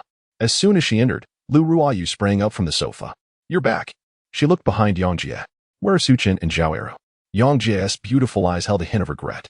Ruoyu, Su Chen. She recounted the entire story, her heart heavy with guilt. It felt wrong to abandon him, regardless of the reason. Upon hearing this, Lu Ruoyu displayed no particular reaction. Instead, she offered comfort. Do not blame yourself. To be honest, I was against you going with him from the start. You've seen Su Chen's abilities. Although you are also an awakened, in that environment, you would only be a burden to him. Despite the disparaging words, Yang Jie found them surprisingly comforting. In that moment, she finally understood why Lu Ruoyu held an irreplaceable position in Su Chen's heart. She truly knew how to care for others. Just then, a figure suddenly appeared in the living room. Shen Ting, her delicate face etched with urgency, didn't he pause to inquire about Yang Jie's matters. Ruoyu, quickly look outside. Lu Ruoyu wasted no time and hurried to the control room. At a glance, she saw the surveillance footage. Outside the villa, in front of the main entrance, a small figure stood on the open ground, clad in black, wearing a grotesque mask. The number 47 was clearly visible. What does he intend to do? Shen Ting squinted. Previously, this child had been hiding, spying on the villa. Now that he suddenly appeared, it seemed he harbored some ulterior motive.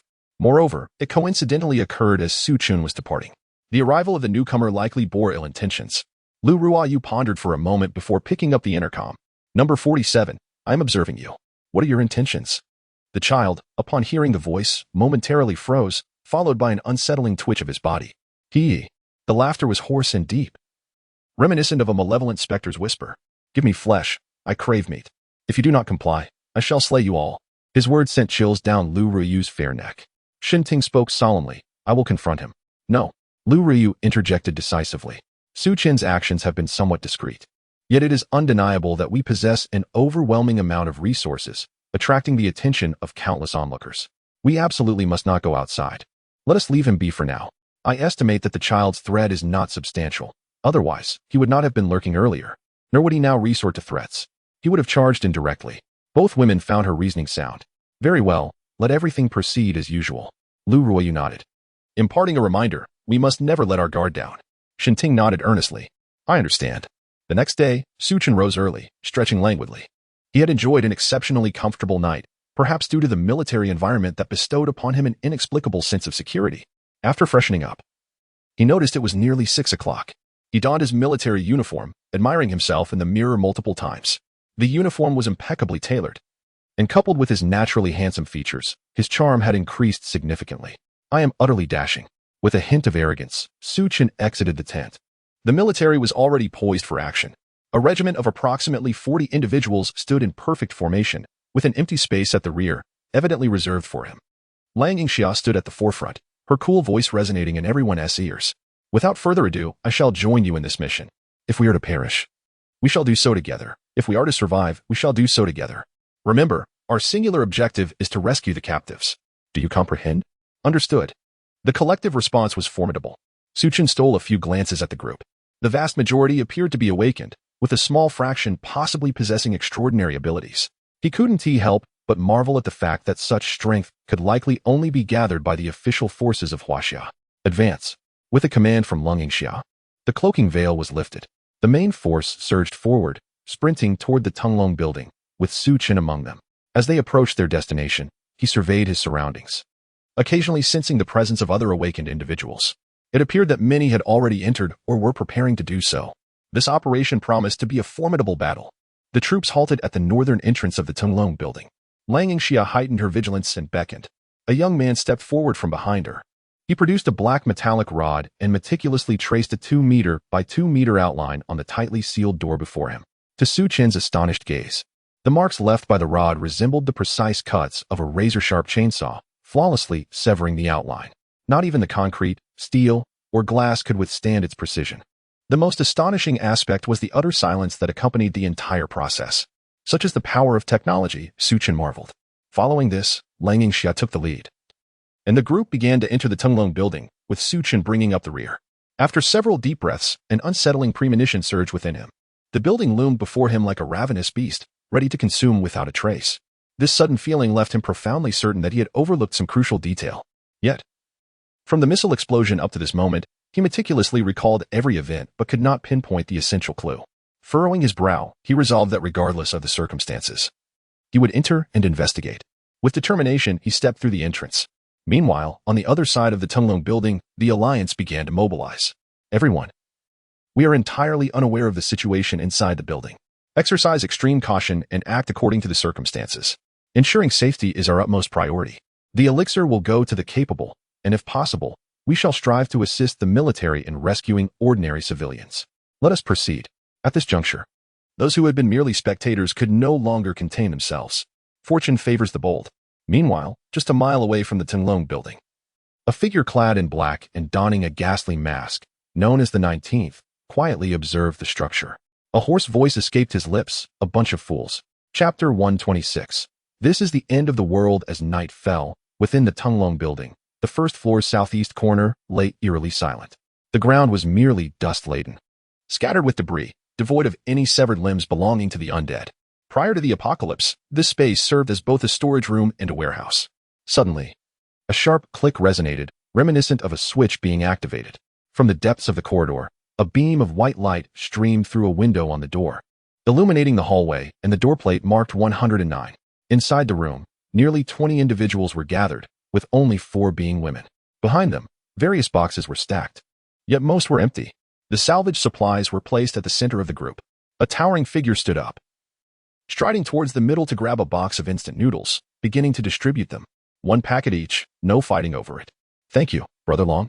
After distributing the noodles, Brother Long seated himself beside a woman who possessed large, sparkling eyes and an alluring figure. While her features and physique were not overly exaggerated, she could have been considered a social media influencer before the world changed. Brother Long took out 2 packets of noodles, handing them to the woman. Xiao Min, take these. Xiao Min smiled gently, her lips glistening with a soft sheen. Thank you, Brother Long. Her sweet, soft voice sent a shiver through Brother Long's bones. The others, witnessing this exchange, dared not voice their opinions. Brother Long was the leader, and Xiao Min was his woman. Yet, not everyone was pleased. A woman seated at the edge of the group muttered under her breath, "What's so special about her? Brother Long has been so kind to her without even a single touch after all these days. That little vixen truly knows how to ensnare a man." Though envious, she could only feel sour as she gazed at her own reflection in the glass. The sound of crunching soon filled the room. Among this group, many had once enjoyed a modestly comfortable life before the apocalypse. They could scarcely have imagined that instant noodles would one day be regarded as a delicacy. Minutes later, Brother Long rose and approached a table, pulling out a map from his sleeve. It was the layout of the Tunglong building. He took a marker and made a red cross on a stairway. After completing this task, his expression had grown grave. Brother Long surveyed the gathering. It was now 8 o'clock in the evening. Xiao Qi and the others set out at 7. By all accounts, they should have returned by now. An hour has passed. It is reasonable to conclude that they have fallen prey to the undead. Upon hearing this news, the reactions among the group varied. Some were contemplative, others numb, and some gripped by terror. Brother Long scanned the room once more before continuing. The task assigned to us by boss he is to retrieve the blue box from shop 353 on the 3rd floor. This is crucial for our potential escape from this place. We have covered half the distance and are now quite close to our objective. He Lauda proclaimed that at midnight, the dormant zombies would awaken, infesting the entire Tunglong building. This was our final opportunity. In the southeast corner of the building, a shadow moved silently through the darkness. It was Su Chen. He had entered this place that very morning and had spent the entire day exploring, finally mapping out the first floor. Throughout his search, he found no traces of the monstrous Zonghu. He surmised that the creature must be under some form of restraint. However, he did uncover certain peculiarities, such as fresh human blood, likely from survivors. Yet, how could they have ascended from the underground? The bloodstains were primarily near the staircase, indicating that any attempt to ascend to the next level would pose a lethal threat. Where, then, were the corpses? Most likely consumed by the Zonghu. At this point, Su Chen had gleaned some understanding of the Zonghu's patterns of activity, aligning with his expectations. If the creature's movements were unrestricted, the survivors would not have made it this far. He sighed. Being a lone wolf had sharpened his mind. Footprints. As Su Chen surveyed his surroundings, he discerned signs of survivor activity. The dust on the first floor was not thick, but it still highlighted a series of footprints clearly. He held his breath, following the trail, hoping that finding the survivors might yield valuable information. In the storage room, Long Gu clarified the stakes of this mission and began assigning tasks. Currently, there were 2 unexplored paths leading to the second floor. Lu Ming, take Xiao Li to the second path on the west. Hu Shifeng, you and Guokai will venture down the first path on the east. After assessing the safety of the routes, return immediately.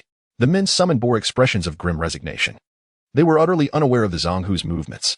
Accepting this mission meant that if the route was deemed safe, they could return. If not, they would undoubtedly be devoured without exception. With tousled blonde hair, Hu Shifeng rose and questioned, Brother, have you ever considered that this task assigned by Hilao Da is utterly unfeasible? You know better than I what the Zonghu is. It's merely a means to lead us to our demise. Long Gu held an unwavering trust in Hilao Da impossible. We all know Hilao Da's character. Hu Shifeng did not counter, yet he posed another question. And what if neither of our teams returns? What if all these routes are fraught with danger? What then? Long Gu opened his mouth to respond, but fell silent. At that moment, a middle-aged man stepped forward from the crowd. Lu Ming, portly and adorned with a large gold watch, exuded the aura of a successful individual. Long Gu, what exactly has Hilao Da fed you to make you so entranced? Hu Shifeng is your younger brother. How can you recklessly put him in danger? Before the appearance of the ferocious tiger, we had been active in the underground of the Tunglong building. This edifice once served as a hub for trade, and there are undoubtedly numerous supplies yet to be discovered. In my opinion, we should disregard that nonsensical mission.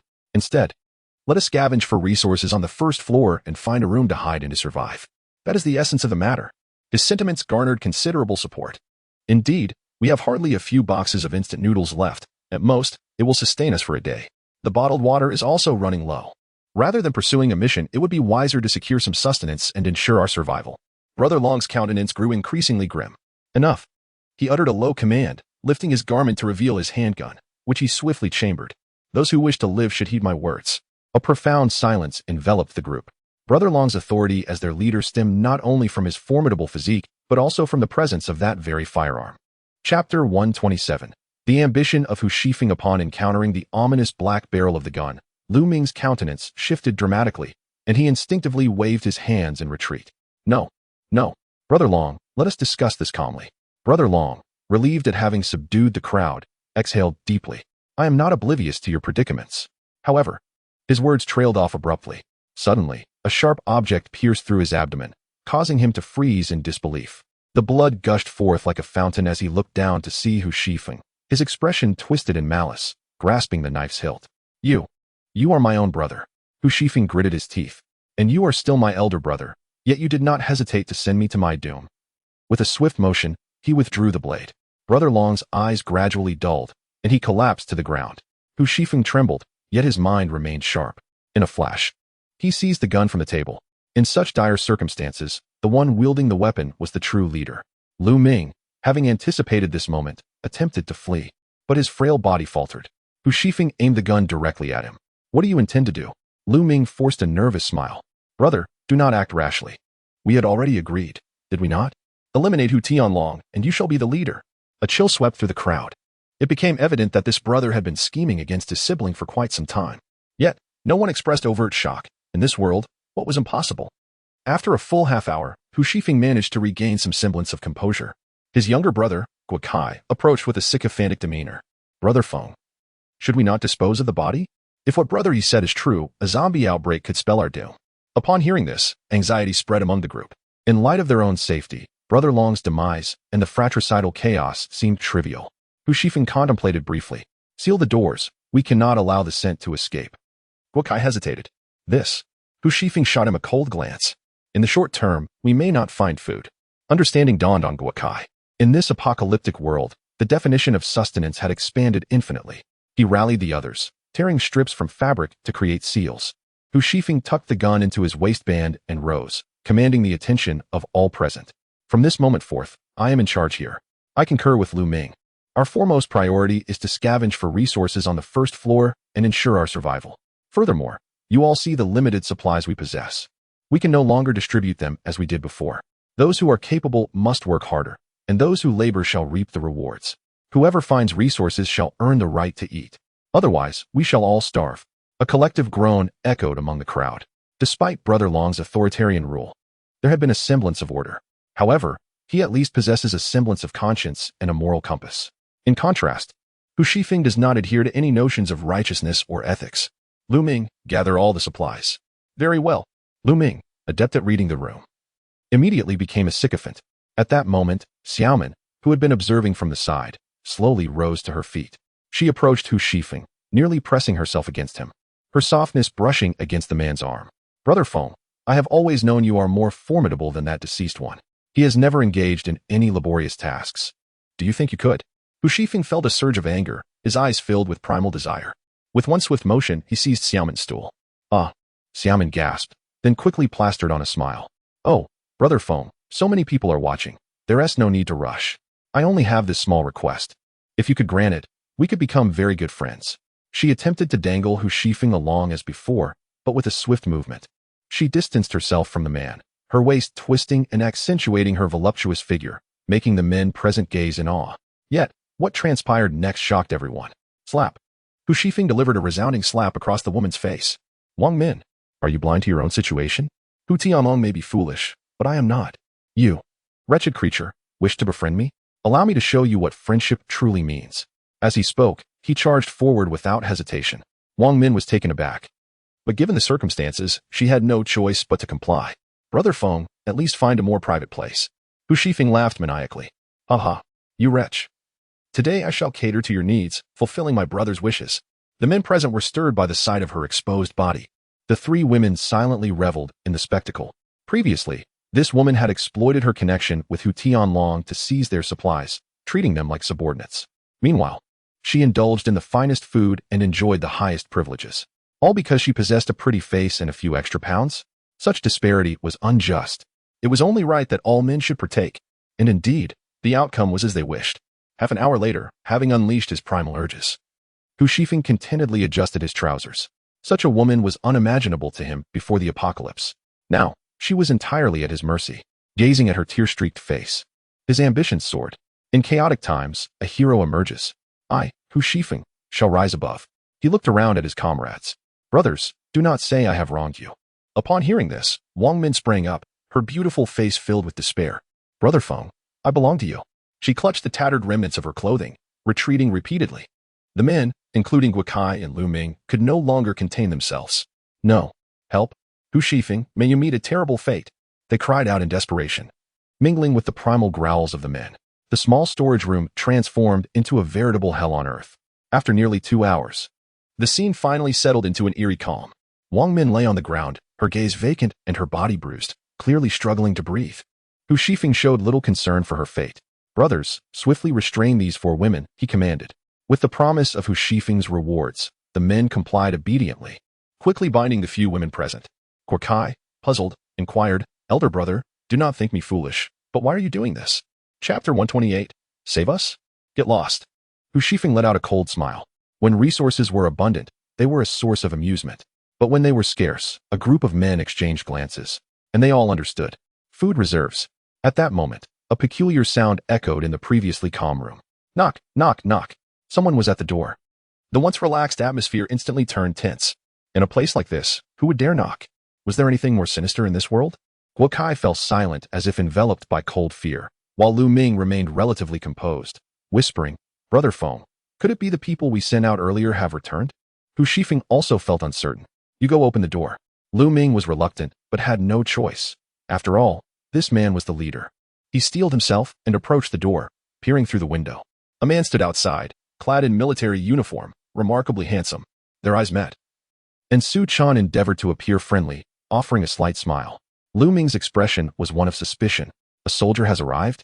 Yet he breathed a sigh of relief. At least it was a person. He opened the door without hesitation. "Brother, come in quickly." The moment Su Chen stepped inside, his brow furrowed. In the corner lay a woman bound and barely alive. Wang Min, scantily clad. Nearby was the lifeless body of Hu Tianlong, and the air was thick with the scent of hormones and the weary expressions of the men surrounding him. He quickly grasped the gravity of the situation. These men were not human, they were beasts. Though he longed to eliminate them on the spot, he refrained. On one hand, he needed to gather information, on the other. He remembered the pleas of Lang Yingxia and Wang Long. If he encountered any survivors, he would save them. Now that fate had presented him with such an opportunity, it would be wise to take them away. Given Lang Yingxia's disposition, these men's fate would likely be no better. With that, Su Chen wasted no time in idle chatter and revealed his identity. The military has entered the Tinglong building. However, the main forces have descended underground to rescue Yirong and others. My name is Su Chen.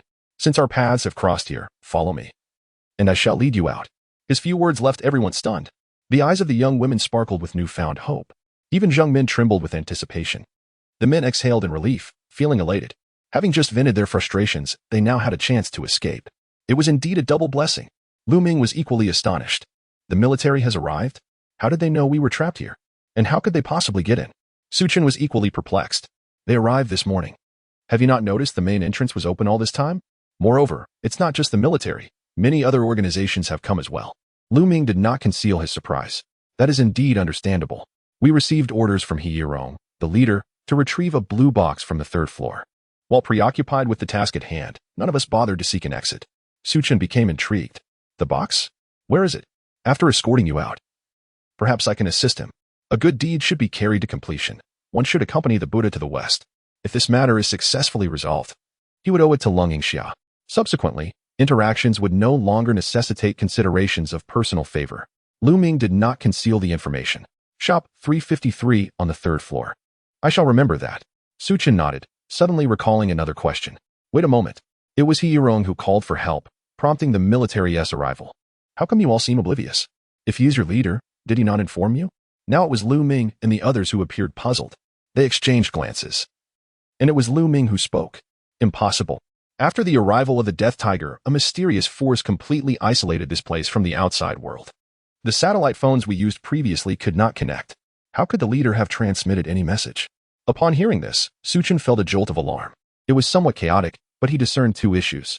Firstly, Lu Ming likely spoke the truth. This implies that information cannot escape from here. How then? Did the military receive He Yirong's distress signal? Of course, He Yirong is no ordinary individual. His capabilities are beyond the comprehension of a petty figure like Lu Ming. Perhaps He Yirong possesses alternative means. However, one must always consider the worst-case scenario. What if He Yirong truly cannot achieve this? Who then sent out the distress signal? The second issue concerns the mysterious power mentioned by Lu Ming, brought by the Death Tiger. It must be formidable. Yet, he witnessed the military effortlessly entering the Tinglong building. This indicates that, precisely during their entry, that force vanished. Could this be mere coincidence? These two revelations led Su Chen to sense something extraordinary. He recalled the ominous premonition he had experienced this morning, just before entering the building. It perfectly aligned with the situation. After pondering for a moment, he returned to the present. These are not matters for you to contemplate. I shall first escort you out. They immediately agreed. Amid their relief, they cast glances at Hu Shifeng, their eyes brimming with schadenfreude. Having killed a brother and violated a woman, he was now rescued. One could only wonder how he felt about it all, whether he harbored any regrets. Su Chen, indifferent to their thoughts, turned to leave. Suddenly, he felt a chill at the back of his head. His heart stopped. A life-threatening crisis loomed. Instinctively, he activated his spatial displacement ability, instantly appearing 3 meters away. Bang! A gunshot rang out. The surviving individuals, upon seeing Su Chen, grasped onto him as if he were a lifeline. They could not fathom why Hu Shifeng would aim a gun at Su Chen's head. Yet, before they could warn him, suddenly, Su Chen's figure vanished. And when he reappeared, he had evaded a calamity. What the hell? Someone rubbed their eyes in disbelief. Teleportation? Is this for real? Lu Ming also found it hard to believe, yet all of this unfolded right before his eyes. Su Chen fixed his gaze upon the gun-wielding Hu Shifeng. a fierce killing intent igniting in his eyes. Hu Shifeng forced himself to recover from the shock. The weapon in his grasp bolstered his confidence. Blowing the smoke from the barrel, he spoke. So you are Su Chen? You claim to be affiliated with the military, and you truly are? You assert that you can lead us out of here, and you actually can? Do you take me for a 3-year-old? Su Chen replied coldly. The military's passage is merely 5 minutes away from here. You may send someone with me to verify. Hu Shifeng chuckled and shook his head. And what of it? Now it was Su Chen's turn to be taken aback. Had this man truly been driven mad by the apocalypse? Was his mind in disarray? What did he mean? Let me clarify. Strictly speaking, I am not a member of the military. Rescuing you is merely a secondary endeavor. Do not presume upon my goodwill. Hu Shifeng's smile widened. I have worked hard to achieve this moment. How dare you intrude? Am I to return to being a pitiable creature in need of charity? Rescue us? Why don't you just get lost? Bang. The gunfire echoed once more. Chapter 129. The eruption of the zombie tide. Su Chen understood. This so-called Feng had tasted the intoxicating allure of power and lost himself in the process. Obsessed with becoming the leader, he was blind to his own circumstances. As the force of space surged, his figure vanished in an instant. When he reappeared, it was already behind Hu Shifeng. I have told you before. I am not affiliated with the military. You have pulled the trigger on me twice.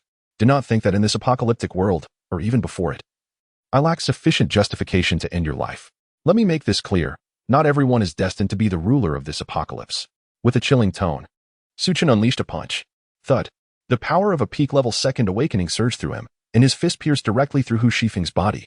The onlookers fell into a stunned silence, while Lu Ming's body trembled in fear. He can teleport. The most astonished of all was Hu Shifeng, whose vitality was rapidly ebbing away. How could a human's fist possibly penetrate flesh like a blade? Why could he vanish so suddenly? Was he some sort of superhuman from a movie? Of course, these questions would remain unanswered for the rest of his life. Bang. Hu Shifeng's lifeless body thudded heavily to the ground. Su Chen did not spare him another glance, scanning the surroundings instead. I shall state this for the final time. Regardless of the heinous deeds you have committed in the past, they bear no relevance to me. I am extending a courtesy to the military by escorting you out. What becomes of you thereafter is their concern. No one dared to meet his gaze. After a prolonged silence, Lu Ming glanced at his watch. It was now 11:40. A sense of urgency washed over him. Brother Su Chen, we must leave at once. He loud mentioned that at midnight, all the zombies dormant within the Tunglong building will awaken. At that point, even the first floor will no longer be a safe zone. Su Chen furrowed his brow, taken aback by this revelation. Moreover, it seemed that He Yirong was privy to far too much information, regardless of its veracity. He had to ensure the safe passage of these individuals. Move. He uttered a single word and turned away. The others dared not question him further and obediently followed in his wake. Upon reaching the exit established by the military, no anomalies occurred. Lu Ming and the others gazed out at the environment with tears of joy nearly spilling from their eyes. Previously, under He Yirong's leadership, they had claimed dominion over this area. Relying on the abundant resources of the Tunglong building, their days were filled with comfort and ease. However, with the arrival of the zombie tiger, everything had changed. Their rations dwindled from 3 meals a day to 2, and eventually to barely enough to stave off hunger. Now, having escaped peril, they were rescued by the military. Setting aside other concerns, the issues of safety and sustenance no longer loomed over them. Outside the exit, the military maintained vigilant watch. Upon spotting the leader clad in military attire, Su Chen, along with the survivors behind him, a group of 7 or 8 individuals approached, carrying a stretcher. The foremost among them, named Sun Qian, regarded Su Chen with admiration and offered a respectful salute. Thank you. Everyone follow me. A group of individuals was already filled with anticipation. After arranging these people, Sun Qian spoke up. Su Chen, this woman has sustained severe injuries. I must send 2 individuals to escort her back to the base. What about you? Su Chen nodded. It was merely a coincidence that I encountered them. However, you should thoroughly investigate. These individuals have behaved like beasts. Sun Qian smiled faintly. Rest assured, the military has a dedicated department for this, along with corresponding ability users. Those who commit evil, even if they are survivors, cannot simply be treated as if nothing has occurred. Su Chen had anticipated this matter and did not inquire further. All right. I shall proceed inside. With that, he turned and entered the passageway.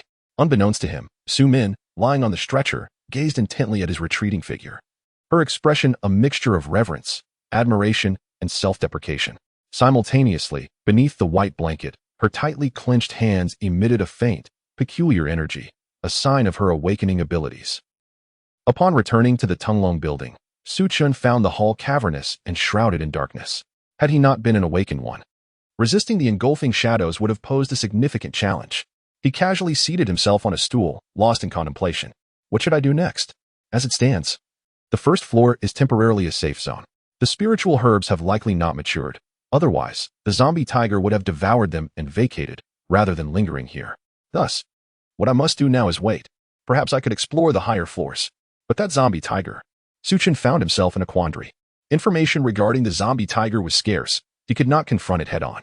Unless he continuously employed spatial powers, he could not venture into the forthcoming areas. However, it would not be long before he experienced fatigue. The recovery of abilities requires time. What am I to do? As he pondered, an unexpected change erupted. The Tinglong building trembled violently. Su Chen sprang to his feet. Amidst the rumbling, there were also sounds of growling. Well. He recognized that sound all too well. It was a horde of zombies.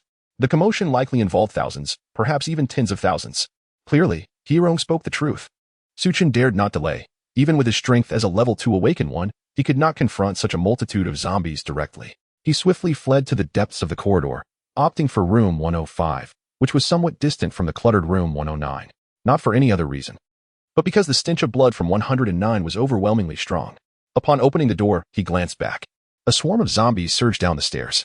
The staircase was so congested that some zombies tumbled down, breaking their arms in the process. Black blood splattered across the ground. Perhaps these zombies had not fed in ages. Their faces grotesque. Su Chen frowned. Just as he prepared to evade, his ears suddenly perked up. Help! Help me! A voice cried out for assistance. And it was a woman's voice. Su Chen followed the sound, seeking the source of the plea. Behind the counter in the hall, a woman huddled with her legs drawn close, concealed beneath the surface. Her complexion was exceptionally fair, and her large, glistening eyes, coupled with a hint of youthful plumpness in her cheeks, evoked a sense of first love in Su Chen. It was evident that the young woman had already noticed him. Please, save me, she implored. Su Chen offered a faint smile before turning away. He entered room 105, shutting the door with a resounding thud, and meticulously suppressed his own aura. Who could remain indifferent upon encountering their first love? Yet, the crux of the matter lay in the timing of her appearance. Why did she call out to him precisely when the tide of corpses surged forth? To attribute it to fear would be a stretch. There must be some ulterior motive at play. In the lobby on the first floor, the horde of the undead surged relentlessly. The girl with the visage of first love appeared somewhat taken aback. Once Su Chen departed, she ceased her pretense and stood upright. Her figure pressed firmly against the wall. And despite her casual attire of a sweatshirt, her assets were strikingly pronounced. Moments later, her form began to fade, gradually merging with the very wall itself. Su Chen's suspicions were confirmed. She was indeed a wielder of extraordinary abilities. Chapter 130, Surprise Attack. Two extraordinary beings. Roar. Boom. The chilling roars of the zombies merged with the sounds of their frantic running. The tide of the undead quickly filled the entire floor, creating a terrifying sight. Outside the Tinglong building, Su Chen was at a loss for what was transpiring. Yet, it was imperative that these zombies were prevented from escaping. Follow my command. Execute Plan B. He ordered, and the soldiers behind him sprang into action. Leading the charge was an extraordinary individual with a rather unique ability. Upon activation, a white stream of energy enveloped his limbs, transforming his hands and feet into razor-sharp weapons. With a swift motion, he cleaved through the emerging zombies, severing them into several pieces. Blood splattered, and limbs flew as he forged a path through the chaotic horde. The others coordinated seamlessly, pushing the tide of zombies back into the breach. Boom. Another extraordinary being absorbed the dust and sand from the ground. The clump of earth instantaneously vaporized, morphing into a massive stone that effectively sealed the exit. However, the number of individuals entering the Tinglong building today was overwhelming, and there were still 3 more breaches to contend with. The same scene unfolded 3 times. Once the immediate crisis of the zombie surge was averted, Su Chen and his comrades were utterly exhausted. He slumped to the ground, his gaze fixed firmly on the building. How could a zombie tide have arisen? Where did these zombies come from? Had they been lurking within the building all along? This implied that someone was controlling them. How could that be possible? The extraordinary being with the blade-like limbs wore a grave expression. Our current concern should not be this. The variables are too great. Commander Lung and the others are undoubtedly in peril. How shall we provide assistance in such a situation? Su Chen had no time to rest. Someone, quickly relay the situation here back to headquarters and urge them to make a swift decision. Yes. Within the building, in room 105, Su Chen stood beside the door, listening intently to the sounds of battle outside. This was dire. With this multitude of zombies, there was no room for maneuver, let alone searching for elixirs. His only option now seemed to be utilizing spatial displacement to escape. Yet, Leaving like this felt profoundly unsatisfactory. Amidst his hesitation, a thunderous sound erupted beside him. Bang, bang, bang. Zombies were battering the door. Su Chen's heart raced. He stifled his breath, knowing that the zombies would not perceive him as a target. So why were they trying to break down the door? He glanced up to see that outside the glass window, a sea of zombie heads was visible. The pairs of blood-red eyes and the decaying flesh on their faces sent chills down his spine. At that moment, Su Chen also noticed something alarming. Hu Shifeng's corpse lay just outside, being devoured by a throng of zombies. Vivid red blood seeped through the cracks of the door, drawing the attention of the undead. But that body should have been at the entrance of room 109. Su Chen narrowed his eyes, realizing that there could only be one explanation. Someone had moved the corpse, deliberately luring the zombies toward him. Confusion enveloped Su Chen's countenance. Ever since the apocalypse descended, he had maintained a low profile, and thus he harbored few enemies. The Alliance, number 17, and the military had not crossed him, nor had any formidable adversaries held a grudge against him. Why, then, was he the target of such hostility? Moreover, he had concealed his identity through the military's support. This situation was exceedingly peculiar. Before he could fully comprehend it, a sudden whoosh shattered the stillness from his right. In the pitch-black room, a gleaming silver metal spike pierced the air, aimed directly at Su Chen's chest. His heart raced as instinctively he activated his spatial displacement ability. Upon regaining his footing, a man emerged within his line of sight. This individual bore a rugged visage, his face square and imposing. The iron spike seemed to possess a will of its own, swirling around him. In an instant, Su Chen understood. This was an ability user, wielding powers akin to metal manipulation. Quite formidable.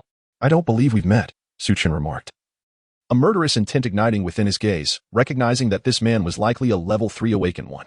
The man coldly smirked. Now you have. Remember, the one who seeks your demise is named Li Jinyuan.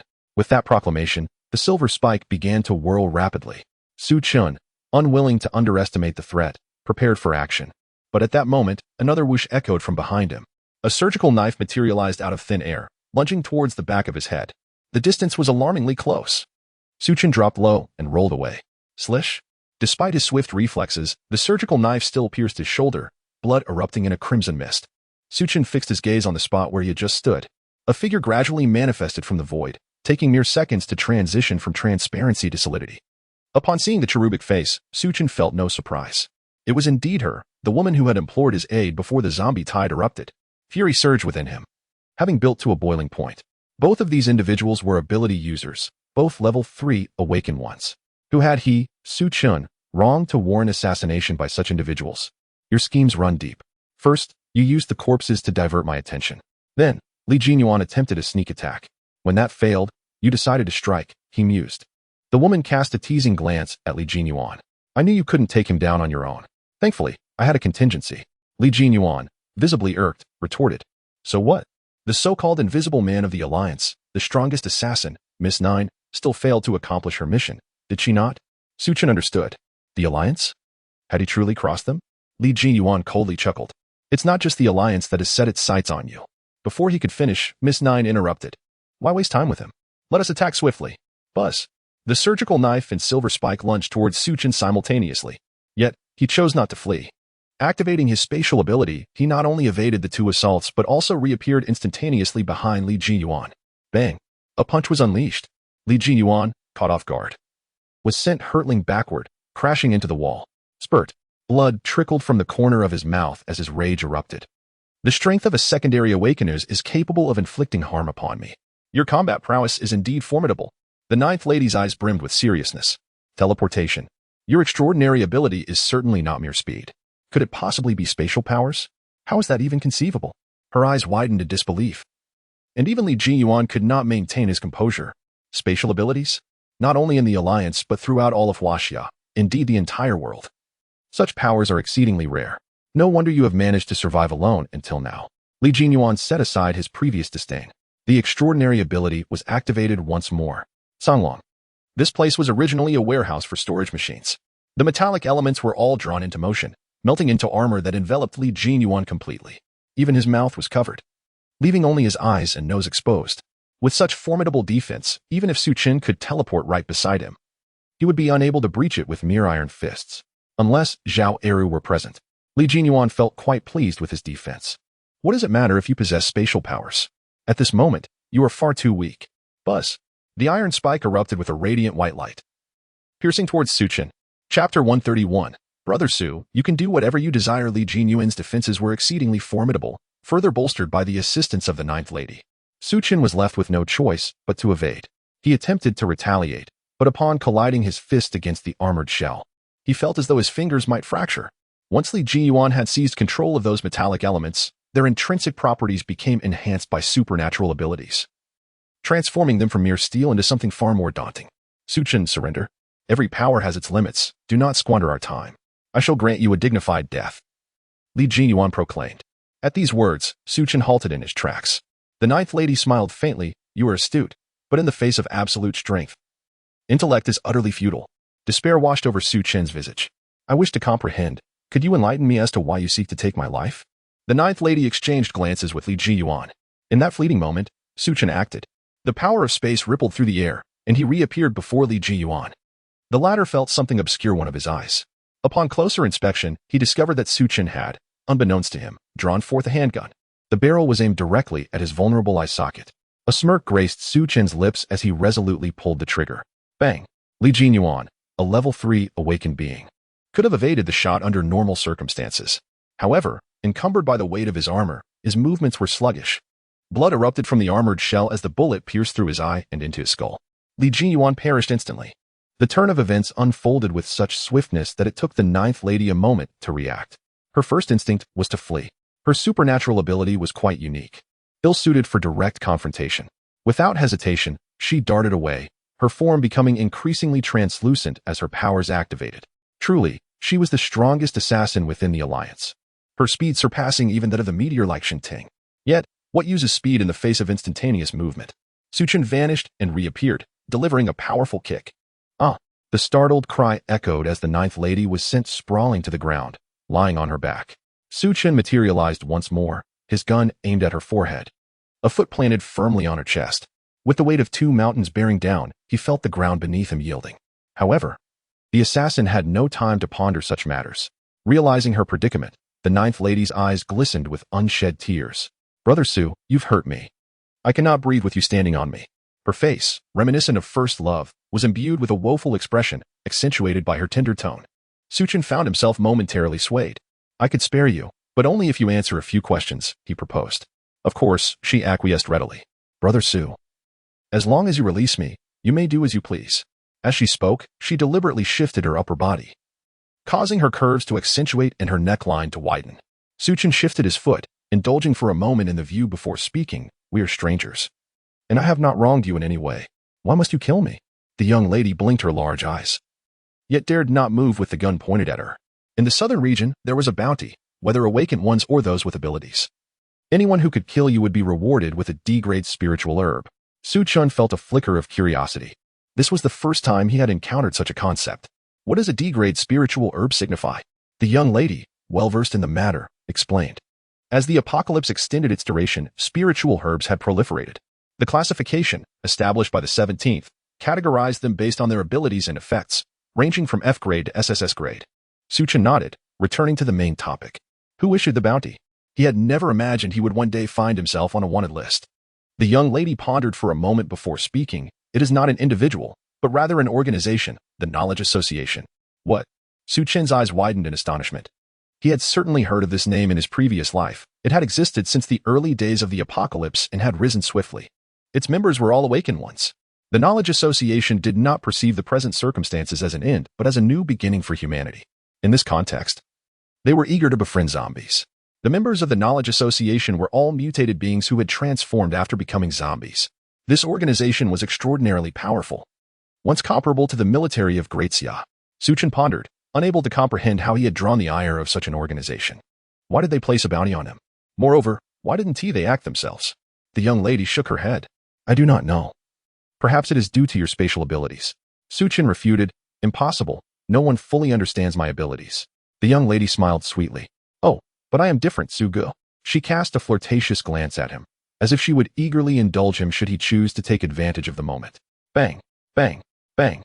The door was relentlessly battered by zombies. The commotion from the earlier battle and the pervasive scent of blood had already drawn the attention of the zombies outside. Previously, Li Jinyuan had been reinforcing the door with his abilities. Now that he had perished, his powers dissipated, and the door was clearly on the verge of giving way. The young lady grew anxious. "Sugu, you promised to spare me. Lower the gun. The zombies are coming in. We must flee quickly. Little Joe can accompany you back. How about I owe you a week?" Su Chen's lips curled into a smile, his joy evident. He holstered his pistol, but before the young lady could rise, he abruptly lifted his feet and stomped down on her slender legs. Crack! Crack! Ah! The sound of bones shattering accompanied her anguished scream. Both her legs were rendered useless, and her once innocent face twisted in pain. "Su Chen, you promised me. You said you would spare me. My legs. I will kill you." Su Chen's smile only widened. This woman intended to kill him. Moreover, it became evident that his greatest trump card was his spatial abilities. The most effective course of action was to eradicate the threat entirely. He was indeed lascivious, yet not foolhardy. "I had genuinely promised to spare you. I had no intention of taking your life." Bang!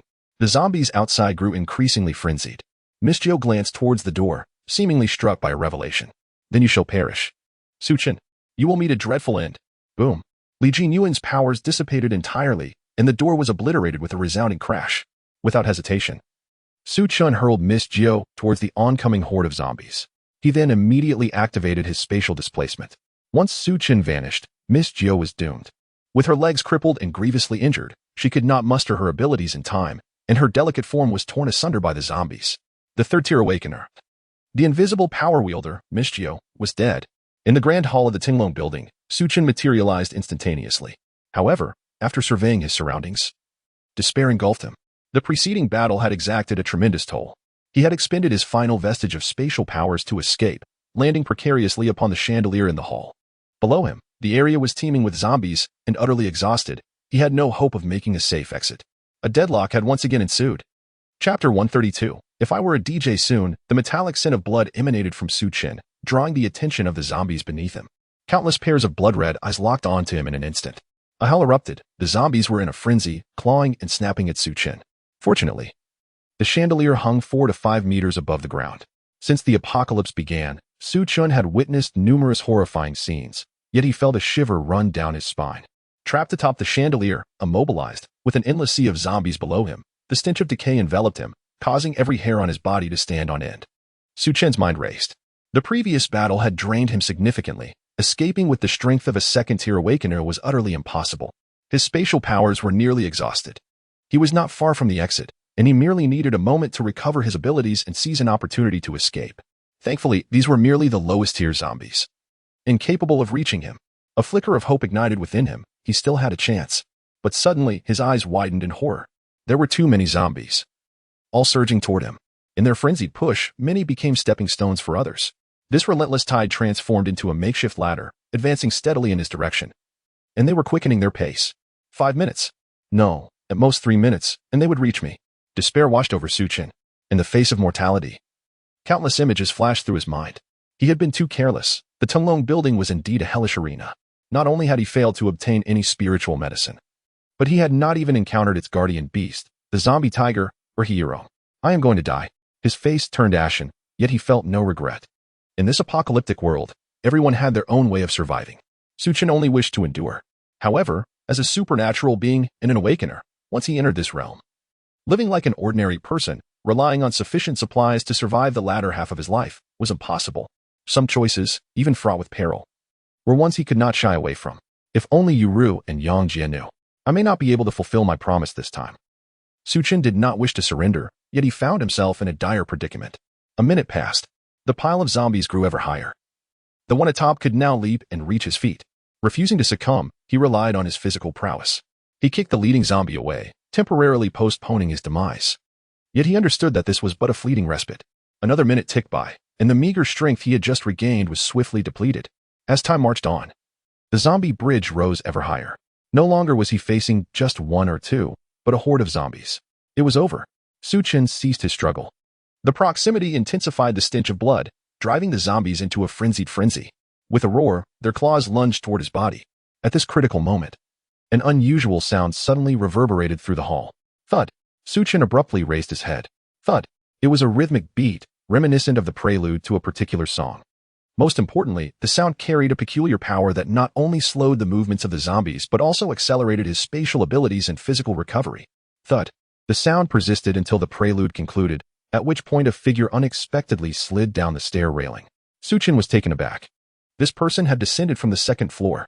Moreover, their attire was remarkably distinctive: a high hat, cradling a guitar, a strikingly red suit jacket, and flared trousers adorned with sparkling diamonds. This was the quintessential garb of a rock musician. Within the hall, visible to the naked eye, tens of thousands of zombies were all controlled by the beat, refraining from attacking him. The man landed directly on the podium of the hall, bowing toward the tide of corpses below. "Are you ready, everybody? Let us sway together." As the beat faded, it was followed by explosive music. A magnetic voice emanated from the microphone. "If I were a DJ, would you love me? Would you love me? Would you love me?" As the song progressed towards its climax, the rock musician's extraordinary powers reached their zenith. Astonishingly, those terrifying zombies began to raise their hands and sway their waists to the music. The Hall of Corpses transformed into a vibrant dance floor. Witnessing a zombie twist its lower half into oblivion left Su Chen utterly stunned. He rubbed his eyes. "What the? Is this really happening?" After the initial shock, Su Chen quickly deduced that this individual must have awakened a sound-based ability. This power could amplify allies and control foes, truly formidable. As he marveled, Su Chen scanned the surroundings, but found no one else. His intuition told him that this man had come specifically to rescue him. With all the zombies captivated, this was the perfect moment to escape. Just then, a voice echoed in his ear out of nowhere. "I'm with the military. Lung Yingxia is my elder sister. Hurry to the exit. Someone will assist you." Telepathy? Su Chen had no time to be astonished. "What if you leave? What will happen to you?" The voice resonated again. "Don't worry, little brother. I am far stronger than you can imagine." Su Chen glanced at the stage, hesitated not, and plunged into the sea of corpses, proceeding with his head down. 5 minutes later, Su Chen pushed aside a zombie adorned with flower-like appendages and finally returned to the original exit. A large stone obstructed the opening, upon which sat a person. It seemed this individual had been waiting for him. As he landed, the power activated. Boom. The massive stone automatically shifted, revealing a narrow passage suitable for one person to traverse. Su Chen stepped through. At that moment, the outside world was cloaked in darkness, with a cold wind sweeping past. Su Chen took a deep breath, experiencing a sensation akin to rebirth. As his nerves relaxed, the pain from the wound on his shoulder surged forth. His complexion turned ashen, and his lips took on a bluish hue, having lost a significant amount of blood. Su Chen fainted. Nearby, an adept reacted swiftly, lifting him up. "Captain Sun, quickly summon the medical staff. Su Chen has lost consciousness." Within the command tent, figures adorned with medical insignias moved in and out. A doctor clad in a white coat was briefing Captain Sun Qian on the situation. "Captain Sun, this young man is gravely injured. His shoulder appears to have been pierced by a sharp object, tearing through flesh and fracturing bone. Moreover, he has lost an excessive amount of blood. I doubt even a Tier 2 Awakened would survive this, and I estimate that even a Tier 3 Awakened would struggle. It's a mystery how he has managed to hold on until now." Captain Sun cast a glance at Su Chen, who lay on the medical bed. "And now?" The doctor smiled faintly. "Fortunately, my skills are exceptional. I have pulled him back from the brink of death. Given his constitution, I estimate he will awaken by tomorrow." Chapter 133. Recuperation. The doctor in the white coat pondered for a moment. If Su Chen wishes to regain his full strength, it may not be certain. It could take as little as 3 days or as long as a year and a half. After all, he is an extraordinary individual, and the timeline remains unpredictable. Sun Qian nodded in acknowledgement. "It is of no concern. As long as his life is preserved, that is sufficient. This young man possesses immense potential. And even if he does not join the military, as long as he is a person who values gratitude, he will undoubtedly contribute significantly to our nation in the future. Dr. D, I must trouble you to look after him in the coming days." Dr. D waved his hand dismissively. "Oh, I am merely a physician. It is my duty to do so. However, Captain Sun, there is one thing I find perplexing." Sun Qian inclined his head slightly. "Speak your mind. Since the apocalypse began, there has been an abundance of talented awakeners and extraordinary individuals in our nation. Many are even stronger than Su Chen. Why do I feel that the military's treatment of him is particularly exceptional?" Sun Qian smiled faintly. "Some matters are classified military secrets, and I cannot divulge them to you at this time. When the moment is right, you will naturally come to know." With that, Dr. D ceased his inquiries. Sun Qian retrieved a blue briefcase. "When Su Chen awakens, give this to him." Dr. D extended his hand to accept it. "What is contained within?" Sun Qian did not withhold the information. 9-leaf lotus. "What?" Dr. D's eyes widened in astonishment. "The A-class spiritual herb, 9-leaf lotus? Is this not a treasure hoarded by the military? Why is it being given to him?" He pointed at Su Chen, his fingers trembling slightly. "Could it be that he is a love child of the higher-ups?" Sun Qian shot him a glare. Mind your words and actions. Take good care of him. I must take my leave." With that, Su Chen exited the tent.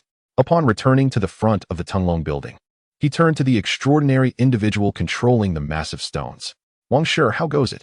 Wang Shi nodded. "All is well. Lung Qiyin has safely retreated.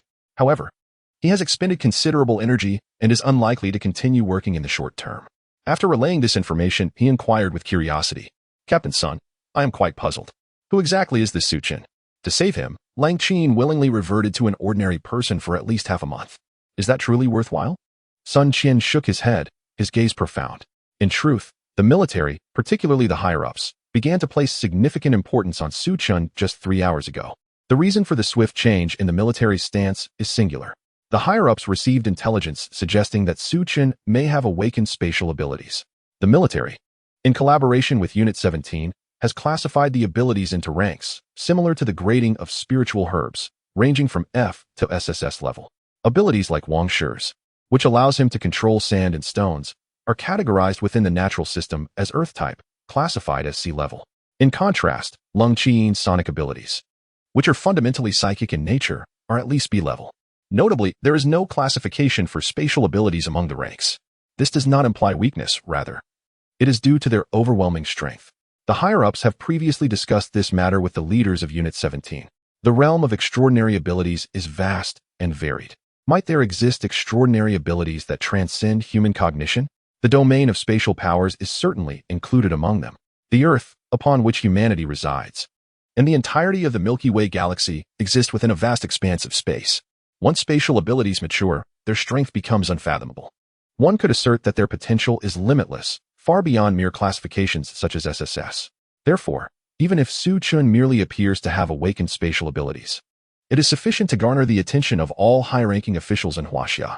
This is the genesis of a series of consequential events. The nine-leaf lotus is indeed remarkable. Huaxia has never been stingy with various spiritual herbs. As long as the potential is sufficient, they would not hesitate to bestow even an A-grade herb. Even an S-grade herb would be unconditionally granted if a genius were in need, provided they are devoted to Huaxia. This particular nine-leaf lotus is a spatial herb. Only those with awakened spatial capabilities can absorb it. No one else is capable. Currently, within Huaxia and even globally, Su Chen is the sole individual with this potential, albeit still under suspicion. The higher-ups have brought this herb with a singular objective, to test Su Chen, if he is indeed able to absorb it. His identity as a spatial ability wielder will be firmly established. Sun Qian exhaled a sigh of relief. Su Chen's identity has been classified as top secret, with only a select few in the upper echelons privy to any information regarding him. Were it not for Lung Yingxia's entry into the Tunglong building, this matter would not have fallen under his purview.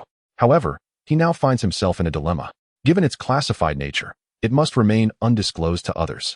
Yet, how could he explain this to his superior, Lang Yingxia? Sun Qian, filled with conflict, turned to leave, leaving Wang Shi in a state of confusion. 2 days later, Su Chen slowly awakened. His gaze fell upon the military green canopy above. As he moved his eyes, he was met with blinding whiteness. His nerves gradually revived, and the scent of antiseptic permeated the air. A dull ache in his shoulder and a pervasive weakness flooded his mind. He opened his mouth, producing only a faint sound. Yet it sufficed. A nurse hurried away, and shortly thereafter, a man in a white coat entered.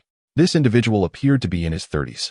Standing tall with a square jaw, he was not conventionally handsome, yet exuded a distinct masculine aura. After meticulously examining the instruments, he breathed a sigh of relief and turned to Su Chen with a smile. "I am Di Haishan, temporarily serving as the chief medical officer here. Su Chen, your physical condition is quite commendable. I had anticipated it would take you at least half a month to regain consciousness." As he spoke, he retrieved a cup of water. Su Chen, trembling, sat up and reached for it. "Thank you." "You're welcome. After all, you are the individual that Captain Sun specifically requested I care for." Su Chen was somewhat puzzled. "Captain Sun?" "Indeed," Di Haishan replied, gesturing toward a blue box on the nearby table. "This is what Captain Sun instructed me to pass on to you. I have many duties, so if you need anything, please consult the nurse."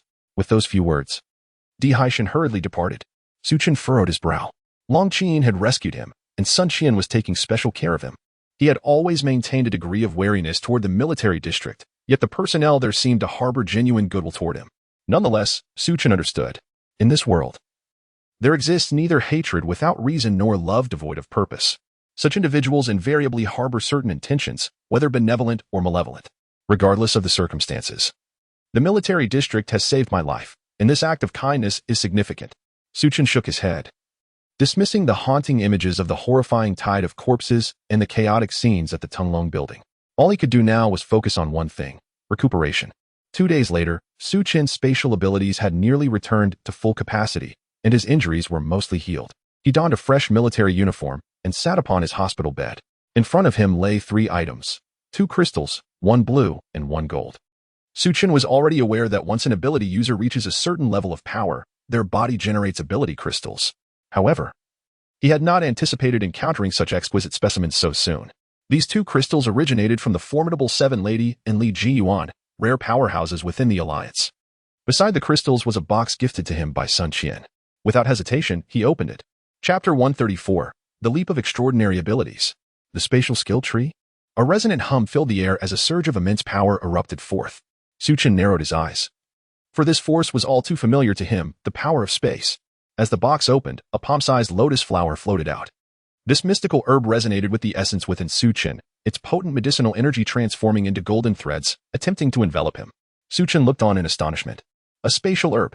Moreover, the grade of this herb was unprecedented in both his past and present lives. What a magnificent gift from Su Chen. The resources he now possessed were enviable. Those 2 crystals of extraordinary abilities, birthed from the human body, posed no issue during absorption, even if the powers were not identical. And this lotus, it was perfectly suited for a level 7 technician. If he were to completely absorb these 3 items, his extraordinary abilities would surely experience a qualitative leap. The phenomena within the tent did not escape the notice of the nurse, who hurriedly departed. Shortly thereafter, Di Haishan and Su Chen arrived together. Upon seeing the lively lotus and Su Chen, who appeared to be in bliss, Su Chen instantly comprehended the situation. The speculations from above were correct. Su Chen was indeed a bona fide possessor of spatial abilities. Such an ability was likely unique in the entire world. He was witnessing it firsthand. After his astonishment waned, Su Chen promptly issued commands. To all personnel, gather. Within half an hour, a perimeter of 1,000 meters around Su Chen's tent was to be sealed off at level 1. If manpower was insufficient, immediately request reinforcements from the military district. The sentries were somewhat perplexed, yet military orders were absolute. Understood. Su Chen pondered for a moment before speaking. Wait, take this. The sentry and Di Haishan turned their gazes simultaneously. This is the insignia of the second commander? With this insignia, the sentry could command military districts across all of China. Di Haishan was left utterly astounded. Su Chen had indeed achieved numerous great feats, but the second commander would never bestow such an item upon him. What could be the reason? In his confusion, he glanced at Su Chen. His intuition suggested that everything was intertwined with this individual. What secrets lay within this young man that warranted such attention? The sentry, too, recognized the gravity of the situation and hurriedly departed. Su Chen's expression turned solemn. Di Haishan, everything that transpires here will be classified as a top secret of China. You know what must be done.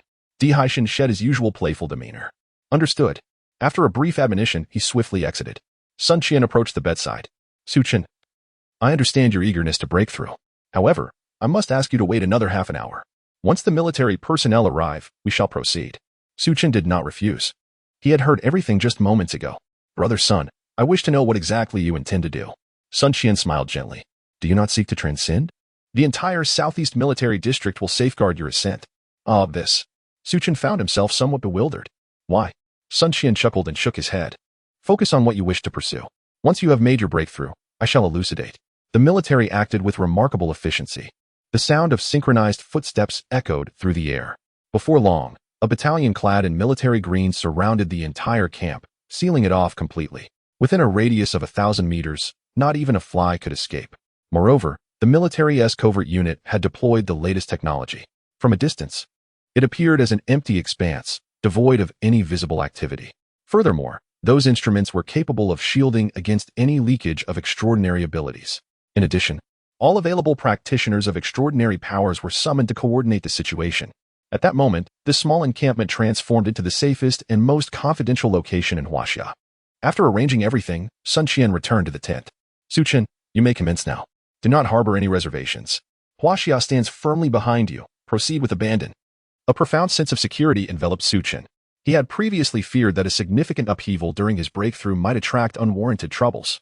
In hindsight, that thought seemed somewhat ludicrous. With no concerns lingering, Su Chen ceased to restrain his power and directly connected with the lotus before him. Buzz. The void trembled. The lotus radiated a brilliant golden light. And upon reaching its zenith, it quietly shattered, transforming into countless golden threads that enveloped Su Chen. He drank deeply, akin to a man parched for 3 days. He could feel the spatial ability within him expanding continuously. Alongside the quantitative growth, the qualitative aspect also elevated. Su Chen's perception of space became increasingly lucid. Simultaneously, his personal space was expanding incessantly, twice as large, thrice as large. A full day elapsed. The power of spatial ability within Su Chen had reached saturation. The area of his personal space had increased 20-fold, yet it ceased to expand further. Su Chen furrowed his brow. This shouldn't be the case.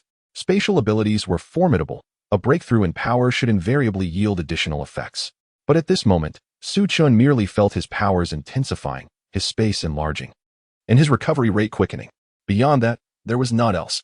After a meticulous assessment, Su Chen discerned the underlying reason. He was currently at the threshold of advancing to the next stage of extraordinary ability. Although the lotus elixir was potent, it was insufficient to facilitate this leap. He was merely a step away from transcending his spatial ability, which would elevate his personal space to the next phase. Without hesitation, Su Chen swallowed the 2 crystallized orbs of extraordinary power. Boom! A tremendous surge of power erupted within him, instantaneously flooding every cell of his body. His extraordinary ability was already saturated. This influx of energy threatened to burst him apart. The ordeal was excruciating, akin to thousands of needles piercing through his nerve endings. Outside, Di Haishan observed Su Chen, who was bleeding from 7 orifices, and felt an irresistible urge to intervene, only to be halted by Sun Qian. Doctor, Di understood that the breakthrough of supernatural abilities depended solely on himself, and he could rely only on his own strength. Di Haishan recognized this truth and could only observe with a detached gaze. Fortunately, Su Chen did not disappoint.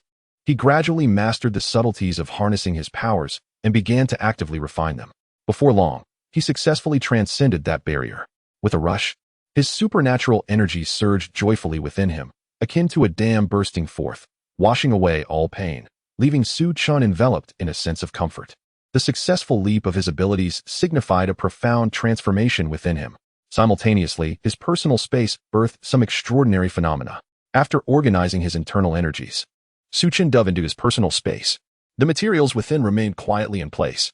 However, the once dimly lit space, reminiscent of a windowless room, now radiated a resplendent golden glow. This luminous energy was a manifestation of the power the space had autonomously accumulated, readily available for his use. In simpler terms, it was a mobile source of energy. Moreover, hovering above the space was a magnificent golden tree, its branches lush and roots weaving through the void. Sensing Su Chen's gaze, the tree shattered into shimmering light, transforming into a small tome that landed in Su Chen's hands. As he opened the first page, 5 bold characters caught his eye. Space Skill Tree. Chapter 135. I, the protagonist of the apocalypse. A skill tree? How advanced? With a sense of admiration, Su Chen turned to the next page. The content of this booklet was straightforward, resembling the skill trees found in online games. It centered around spatial abilities, establishing 3 major branches. The first category pertains to offensive capabilities. Su Chen could only discern the first row of 3 skills: spatial cutting, spatial compression, and spatial turbulence. The first 2 skills were easily comprehensible, as their names directly indicated their modes of attack. Spatial turbulence, however, was a group attack skill that utilized the spatial energy crystal within Su Chen's body. It communicated the power of space, unleashing widespread assaults akin to tidal waves. Even these fundamental 3 skills encompassed single target, control, and area attack capabilities. Su Chen was thoroughly impressed. The second branch focused on cultivation assistance, akin to a mental method. Currently, he could also only view the first row. Spatial affinity enhanced his sensitivity to spatial power and accelerated the absorption rate of that energy. This passive skill was exceptionally potent. In essence, possessing it would not only hasten Su Chen's cultivation speed, but also improve his recovery rate. Following that was spatial amplification, which allowed spatial energy to augment his physical form. This meant that his spatial abilities would elevate his prowess as an awakened. Su Chen was elated. In this apocalyptic world, many individuals balanced both supernatural abilities and awakened powers. Yet, this was the first time Su Chen had encountered the intersection of these 2 significant factions. The final skill was Spatial Heart. The name sounded somewhat peculiar, yet its function was quite simple. The Spatial Heart represented the crystallization of spatial abilities. Upon selecting this skill, any additional energy crystals acquired would be seamlessly converted into spatial energy at a 1:1 ratio without the need for cultivation, and the process incurred no losses. The skill's description was crystal clear. Not only energy crystals, but also spatial elixirs and even treasures of the spatial variety could be utilized. A satisfied smile graced Su Chen's face. This implied that he merely needed to hunt down other supernatural beings or seek out spatial elixirs to become infinitely stronger. Without the necessity for personal cultivation and devoid of any bottlenecks, Su Chen couldn't help but inhale sharply. This was indeed an extraordinary advantage. It made sense, considering that his awakened ability was spatial in nature. Previously, it had only seemed useful for storage and teleportation. Now, having truly entered the realm of supernatural beings, its true power was just beginning to manifest. It felt reasonable to possess such privileges, didn't it? Ecstatic, Su Chen proceeded to examine the third branch. The final branch was quite simple, comprising minor skills derived from spatial abilities. Moreover, these required no cultivation on Su Chen's part. The skills of portable space and spatial displacement were already illuminated. The last skill, however, was spatial confinement. By harnessing the power of space, he could completely obscure a target. This meant that, as long as he was sufficiently powerful, he could eliminate anyone he desired with a simple application of spatial confinement, rendering them helpless.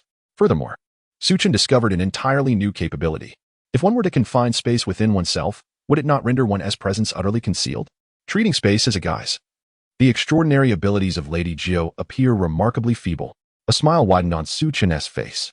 While the skills upon the talent tree may not be excessively formidable, each is of paramount importance to him. This also constitutes his systematic cultivation of spatial abilities. Su Chen nodded, acknowledging the smoothness of the process. Moreover, this is merely the first tier of the talent tree. Surely, more potent skills await in the future.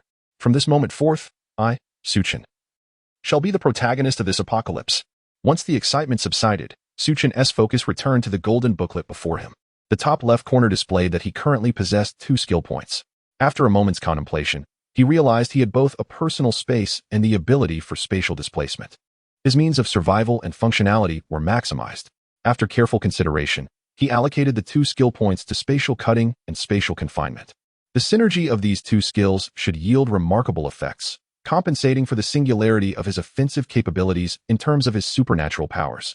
Having completed these tasks, Su Chen felt a flicker of curiosity. How did these skill points come to be? He pondered briefly but chose not to dwell on it, deciding to unravel the mystery in due time. After finalizing everything, Su Chen exited his personal space. He gradually opened his eyes and rose from the bed, clenching his fists. He sensed the overwhelming power of supernatural energy coursing through him. He was now a level 3 awakened. While there is no explicit classification of supernatural power levels, Su Chen estimated that should he encounter Lady Jiao and Li Jinyuan's ambush again, he could easily overpower them. Delightful. This leap in strength filled Su Chen with immense satisfaction, surpassing even the pleasures found in the company of Lu Ryu and Yang Jia. At this thought, 2 lovely faces surfaced in his mind. Though his absence was brief, the brush with life-threatening peril and his transformative breakthrough left him yearning for their company. Yet he did not rush. The affairs of the Tunglong Tower remained unresolved. Recollecting himself, Su Chen noticed Sun Qian and Di Haishan standing outside the tent, gazing at him with cheerful expressions. Su Chen reciprocated with a genuine smile and stepped outside, observing the layers of troops surrounding him, as well as the previous lotus flower. He spoke with solemnity. Captain Sun, thank you. Sun Qian accepted the gratitude with ease. How do you feel now? Su Chen, already handsome, now exuded an ethereal aura due to his leap in supernatural prowess. His captain found himself increasingly satisfied with the sight. Su Chen nodded. It feels splendid. Sun Qian, avoiding idle chatter, called out, attention. Report. Level 1 alert has been lifted. Yes. Shortly thereafter, the crowd dispersed, and the intricate instruments were removed. Su Chen's impression of the military improved significantly. His greatest concern regarding the potential leakage of his spatial abilities was now seemingly unfounded. Once arrangements were made, Sun Qian spoke with a more serious demeanor. Su Chen, I have a small request. Su Chen smiled slightly. Just speak freely. There's no need for such formality. Sun Qian expressed his delight, for this indicated that the young man was not ungrateful. All their previous endeavors had thus proven worthwhile. Follow me. The 2 proceeded to Long Yingxia's tent. Sun Qian produced a black iron box, and upon opening it, Su Chen discovered it to be a communication device. As he adjusted the equipment, Sun Qian remarked, You may be curious as to why the military is extending such assistance to you. While I possess some understanding, I am merely a minor figure, and my words carry little weight.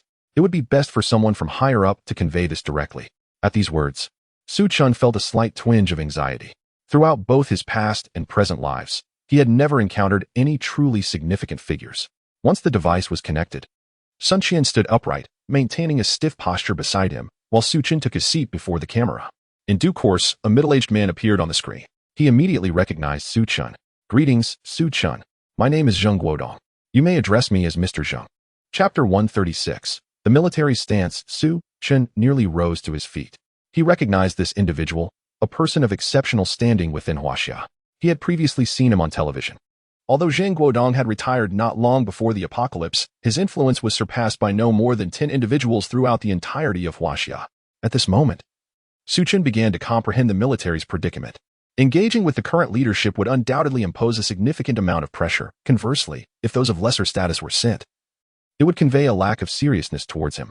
Regardless, the moment Su Chen laid eyes upon Mr. Zheng, he felt an immediate sense of comfort. He smiled and greeted. "Hello, Mr. Zheng."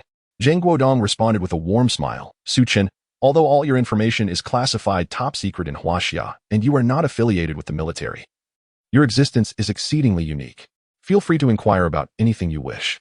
Su Chen nodded, contemplating for quite a while. He had a myriad of questions swirling in his mind, yet he found himself at a loss for words. After a prolonged silence, he finally spoke. "Mr. Zheng, I would like to understand why you place such importance on me." Zheng Guodong chuckled softly, seemingly amused by Su Chen's ignorance of his own significance. "It is, of course, due to your spatial abilities. The potency of such powers is something I trust you have experienced yourself." He elaborated extensively. In summary, the information gathered by Huaxia indicated that you are the sole individual globally possessing spatial capabilities. Moreover, according to military research on the 17th, such abilities that transcend the confines of traditional powers are likely to be one of a kind. We are all fortunate that you were born in Huaxia. At this moment, Su Chen finally grasped the true nature of his spatial abilities. He then posed a second inquiry. "Mr. Zheng, our adversaries are not merely the zombies, are they? Why must all my information be classified? This implies that before I attain absolute strength, I will remain unknown in this post-apocalyptic world, thereby losing the opportunity to emerge as a dominant force. While I do not particularly care for fame, it is said that a person's reputation precedes them. If I could establish a name for myself, those petty individuals would think twice before laying hands on those around me." Mr. Zheng contemplated for a moment before responding. "There are two reasons.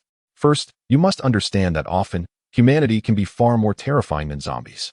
Numerous strong individuals have risen during the apocalypse, becoming tyrants in their own right. They will not tolerate any threats to their domain. The military is acting to safeguard you. Should you fall in your battle against the zombies, that would be fate. However, we absolutely do not wish to see you perish at the hands of humanity." Su Chen nodded in agreement. He was well aware of this reality and had long recognized his need for growth. "And what is the second reason, Mr. Zheng?"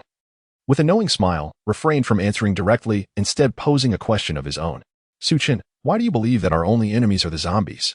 This question stirred a tempest within Su Chen's heart. This implied that the higher echelons of Huaxia were also investigating the truth behind the apocalypse.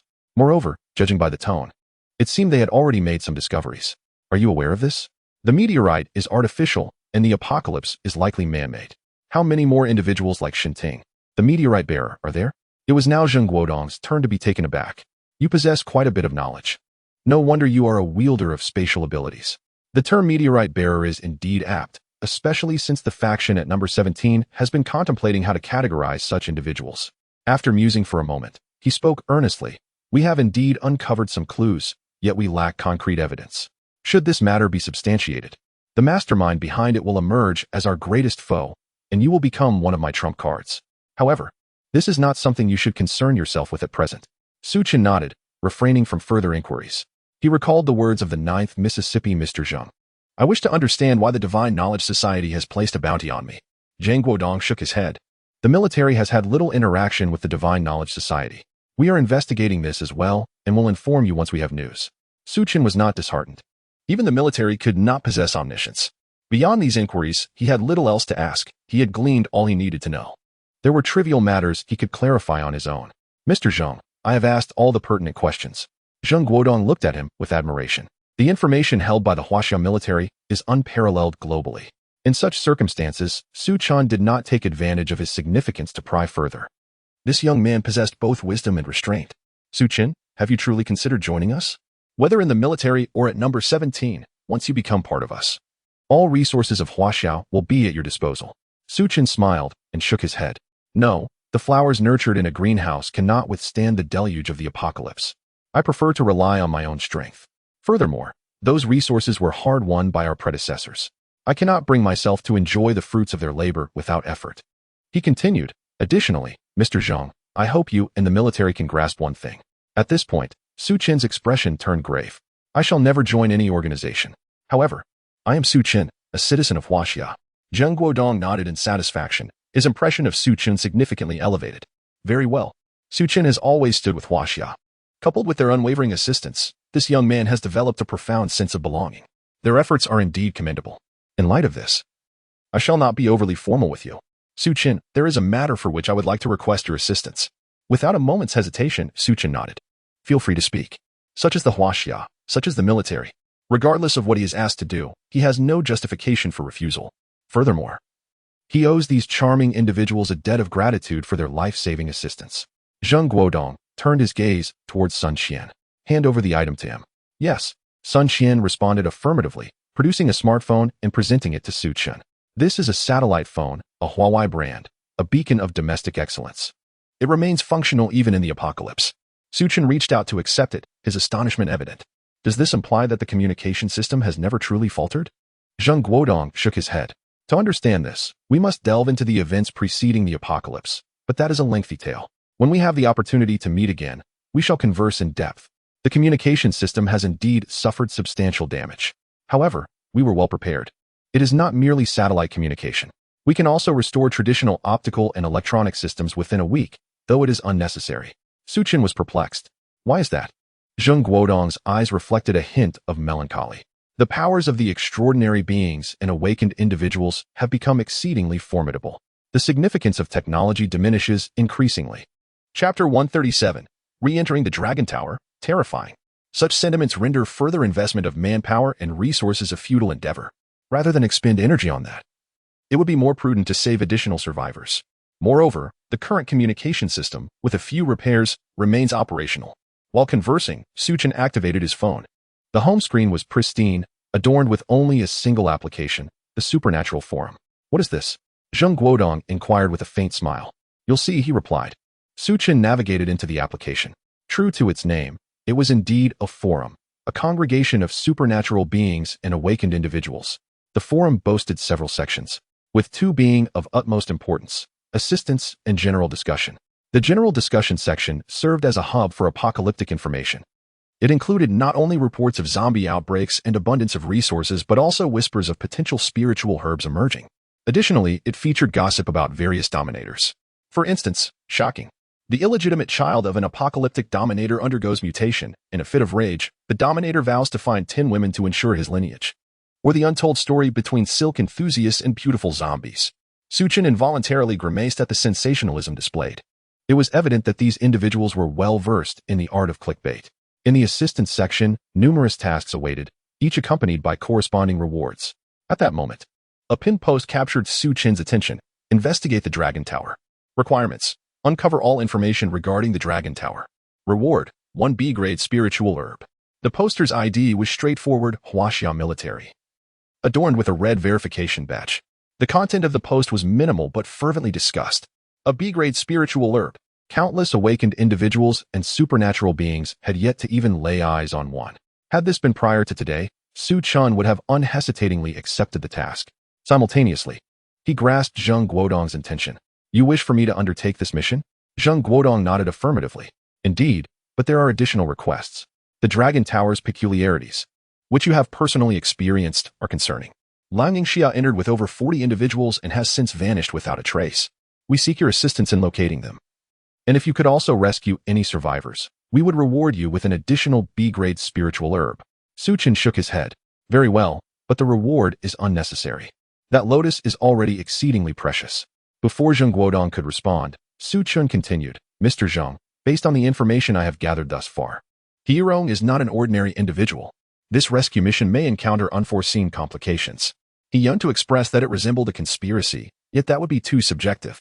Zheng Guodong had clearly recognized the underlying issues. Alas, they are all citizens of Huaxia. Even if it is a trap, the military would be the first to leap into it. Thus, I must trouble you to investigate thoroughly. Of course, your safety is paramount. Su Chen nodded. Rest assured. I will exercise caution. The two continued their discussion for a while longer. The conversation concluded in a most agreeable manner.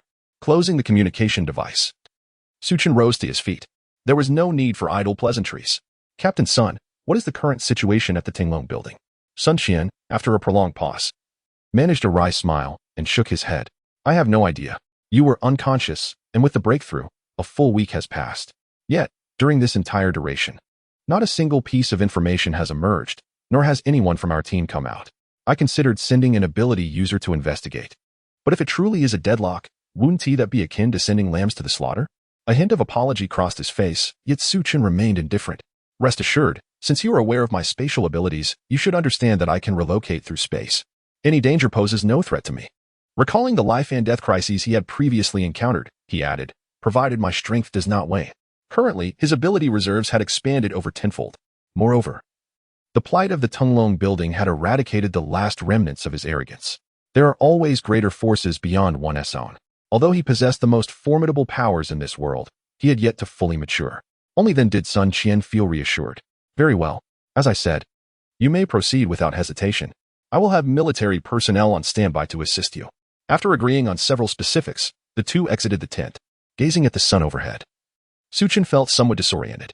In just a few days, his understanding of himself and this world had become markedly clearer. It was akin to a rebirth. Upon arriving at the massive stone before the Tinglong building, Sun Qian spoke. Wang Shi, open the passageway. Su Chen will act on our behalf. Wang Shi cast a surprised glance at Su Chen, followed by a look of admiration. In such critical times, few were willing to step forward for the military. Let alone someone like Su Chen, who was not a member of the armed forces and had not been steeped in military culture.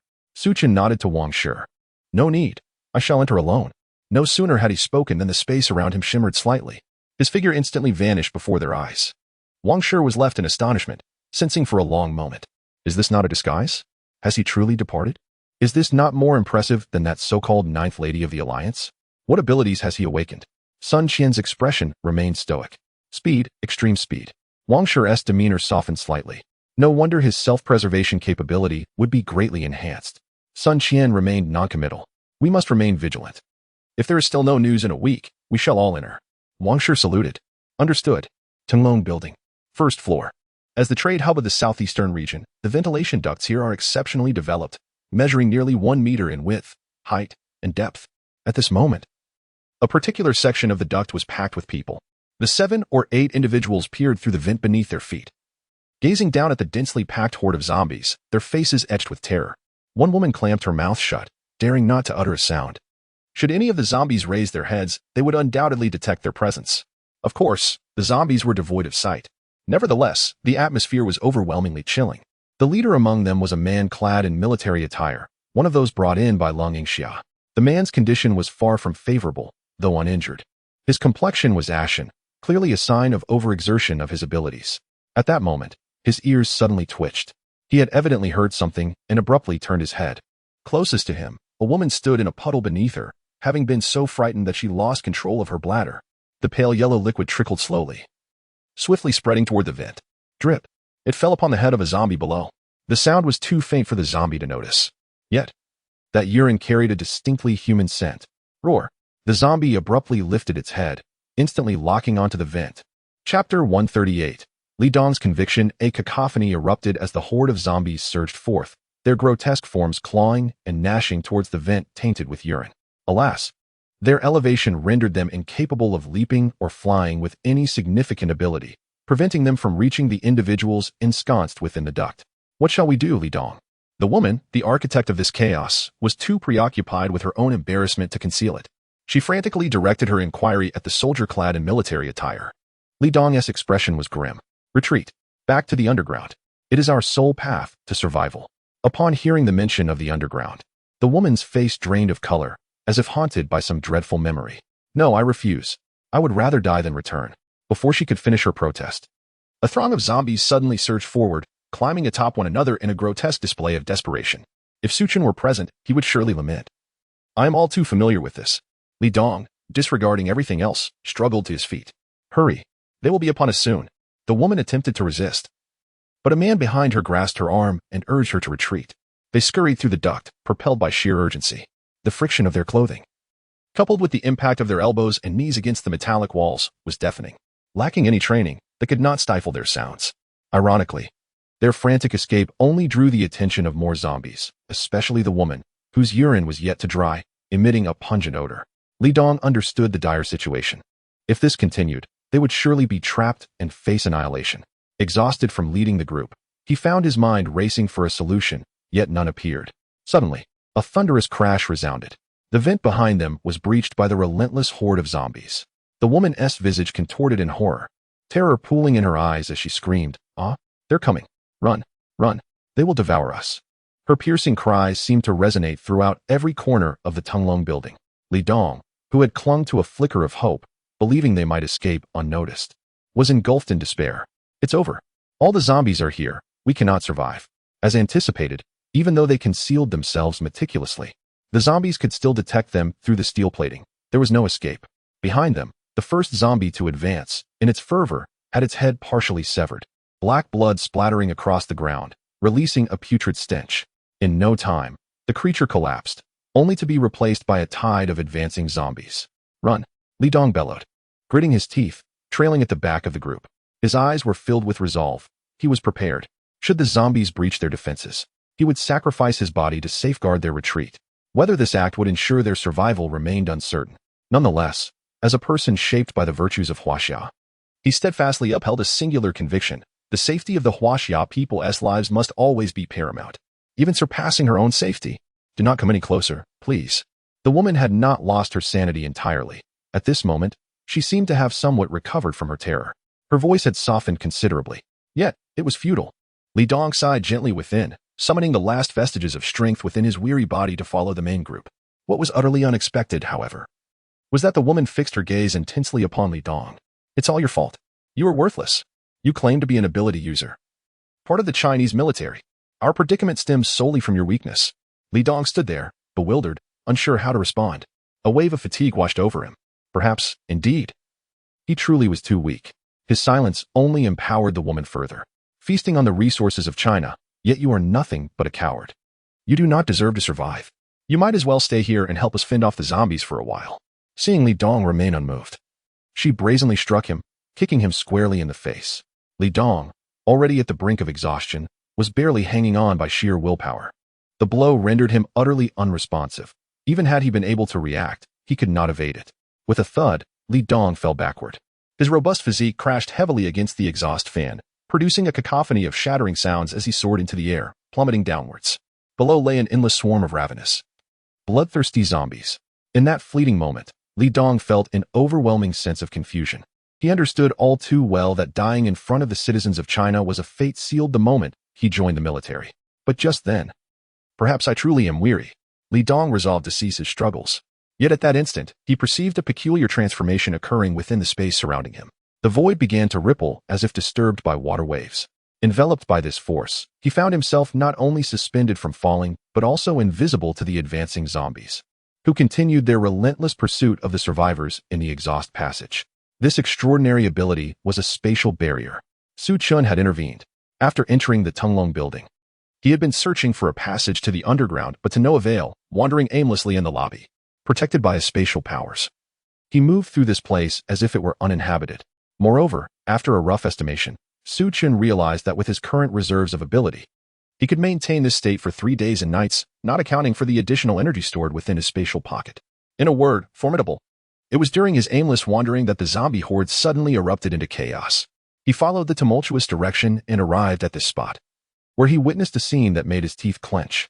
It was evident that the woman was at fault, yet the soldier continued to fight valiantly to protect them. Su Chen refrained from passing judgment. The primal fear of ordinary people was instinctual and utterly uncontrollable. People had died from fright, not to mention those who had lost control of their bladders. However, he never anticipated that upon regaining her composure, the woman would not feel a shred of remorse, nor would she express gratitude towards Li Dong. Moreover, one inadvertently cast this noble savior into the horde of zombies. Fortunately, he arrived in time. Otherwise, Li Dong would have undoubtedly met his demise. Contemplating this, Su Chen waved his hand once more. The force of space surged forth, enveloping all the survivors within the passage. Everyone appeared utterly bewildered. What was happening? Upon witnessing the golden radiance of the spatial power, the woman's face lit up with joy. Could it be that God has come to rescue us? A moment later, all felt a fleeting blur before they found themselves in a sealed room. After a considerable pause, the woman, overwhelmed with emotion, knelt to the ground, bowing in gratitude towards the west. Thank you, thank you. Meanwhile, others noticed a young man not far away, observing Li Dong's condition. This young man was also clad in military attire, evidently from the armed forces. Moreover, a golden glow emanated from his hands, indicating he was healing Li Dong. A collective sigh of relief escaped from the crowd. They had no time to ponder the miraculous scene they had just witnessed. Merely surviving was a stroke of fortune. After expressing her gratitude to the heavens, the woman's attention swiftly shifted to Su Chen. Chapter 139. The young couple. Upon seeing Su Chen in his military uniform, the woman's demeanor transformed into one of brazen audacity. Why did he arrive just as we are on the brink of death? One cannot help but speculate on his intentions. It is likely he is not a person of good character. In the corner, a slight man, having overheard her words, expressed his discontent. Wei Shua, can we not exhibit a modicum of conscience? Without Li Dong, we would have perished long ago. You should be thanking him, not shoving him aside. Wei Shua, upon hearing this, immediately bristled, her hands placed firmly on her hips. You, thin monkey, have no right to speak here. They wear those uniforms to protect us. If they fail to do so, they are nothing but cowards. What is wrong with me saying a few words? I wonder what the military is thinking, employing such individuals. The thin man, infuriated and ready to retort, was silenced by a glare from the man beside Wei Shua. Mind your place. No matter what. My wife is not someone you can criticize. The thin man, suddenly intimidated, faltered. Yang Gu. He stammered, unable to articulate his thoughts. The others, though equally displeased with the woman, seemed to fear the one surnamed Yang, choosing instead to avert their gazes, preferring to remain uninvolved. Su Chen absorbed all of this. Yet he had no time to engage with the woman. Li Dong was an ability wielder, but his powers were depleted, leaving him severely injured with damage to his internal organs. Before his departure, Su Chen had provided him with ample supplies, including medical resources, which were now put to good use. Though not a doctor, he possessed knowledge of basic first aid. After half an hour of diligent work, he finally stabilized Li Dong's condition. With a sigh of relief, Su Chen understood why doctors were often referred to as angels in white. Such meticulous work in saving lives requires a blend of temperament, professional skills, and experience, all of which are indispensable. Fatigued, he leaned against the wall and sat down, casually retrieving a bottle of mineral water to quench his thirst. After a strenuous effort, savoring the slightly sweet water was a delightful reward. However, just as he had taken a few sips, a hand adorned with red nails snatched the bottle away. Wei Shua loomed over him, her expression aggressive, her brows almost fused in displeasure. I must say, how can you military personnel behave this way? Here we are, a multitude of us, barely surviving. And you take it upon yourself to drink from a single bottle? We are citizens of Huaxia. Do you think you are worthy of that uniform? Without hesitation, she tilted her head back and drained half the bottle. Her urgency stemmed from her short-sightedness, believing that Su Chen possessed only this solitary bottle of water. If she did not seize the moment, it might be gone. Su Chen gazed at this woman, the anger boiling within him due to her previous actions. Yet he refrained from retaliating. He resolved that once Li Dong regained consciousness, he would confront Wei Shua in front of him. He shifted his gaze away. Before him stood 7 or 8 men, their eyes fixated on the empty bottles strewn about the ground. Clearly, they were parched and famished. After a moment of contemplation, Su Chen decided to produce a box of mineral water and a box of instant noodles. Here, you may share these, he offered. These supplies belong to the military. When Su Chen had given them to him, he had repeatedly urged caution, saying, Su Chen, I know it may be difficult for you to part with your provisions. Take these. While you consume them, extend a helping hand to any survivors you encounter. This course of action was, in a sense, a natural progression. The 2 cardboard boxes were opened, and every gaze, including that of Wei Shua, was transfixed. Such quality provisions, in such abundance, were a rarity even before the descent of the zombies. The men's eyes shone with desire. Yang Gu stepped forward decisively, with Wei Shua standing defiantly in front of the supplies. What are you staring at? Do you think you can lay claim to this? It was given to me. Did you not see?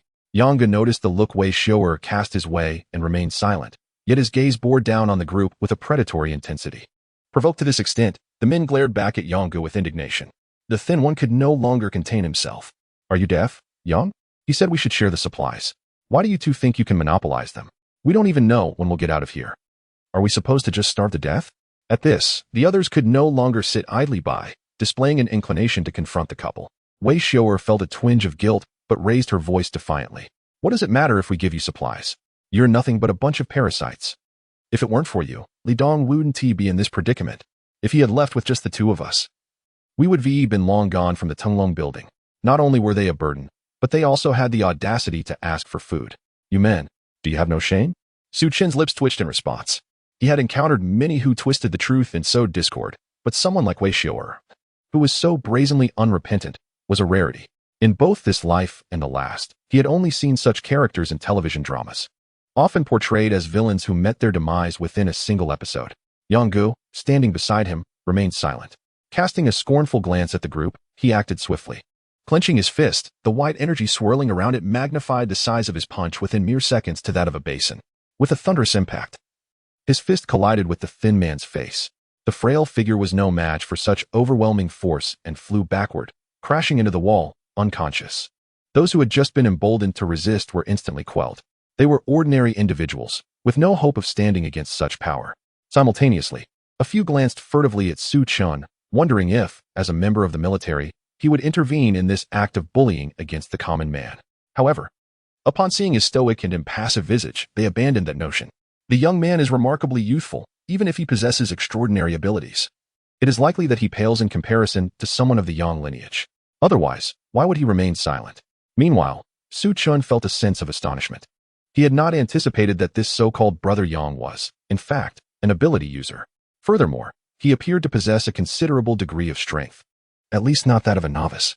His power seemed comparable to that of an early-stage Level 2 awakener. His abilities likely pertained to a unique control over his own body, as evidenced by his earlier manipulation of a specific part of himself, enlarging and shrinking it at will.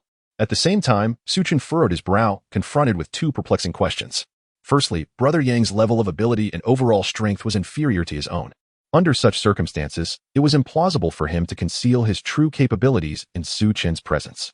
How then had he disguised himself as an ordinary person? The second question arose from the earlier incident where Li Dong risked his life to save them. Why did Brother Yang refrain from intervening? Just then, Li Dong regained consciousness. Chapter 140. Are you complaining? He gazed around, somewhat bewildered.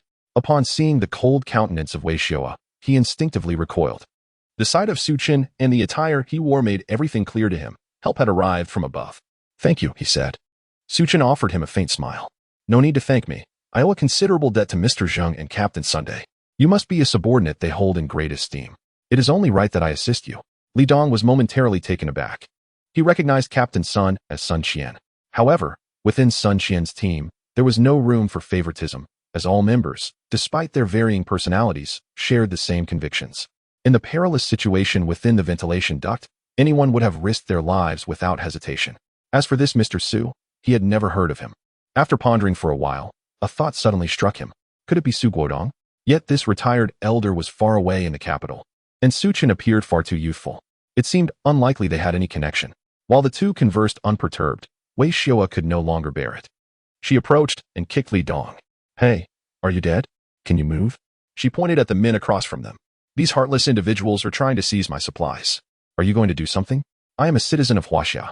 Su Chen pondered briefly before offering an explanation. Those supplies belong to the military and were entrusted to me by Sun Qian for the aid of potential survivors. Li Dong, not lacking in intelligence, quickly grasped the situation. This woman was hoarding supplies that should be shared among all. Although he held a strong disdain for her, she had nearly caused his demise. His ingrained respect for the traditions of the Huaxia military prevented him from acting out of line. He did not cast a glance at her. Everyone, let's distribute these supplies. The group exhaled in relief. Yet, due to Brother Yang's formidable presence, they hesitated to approach. Only one man, driven by insatiable hunger, lunged forward and seized a packet of instant noodles. You dare! Brother Yang erupted in fury, his fist swelling with menace. Just as his fist was about to descend upon the man, a figure interposed itself. Su Chen wore a serene smile. Brother Yang, as I stated, these are military supplies, belonging to every survivor. I have no desire to quarrel with you. I must uphold the dignity of Sun Qian, Zheng Guodong, and the military. Unexpectedly, before Yang could react, Wei Xiao could no longer contain herself. She flung herself onto the ground, wailing loudly. Heavens! Someone come quickly! Look at what he is wearing.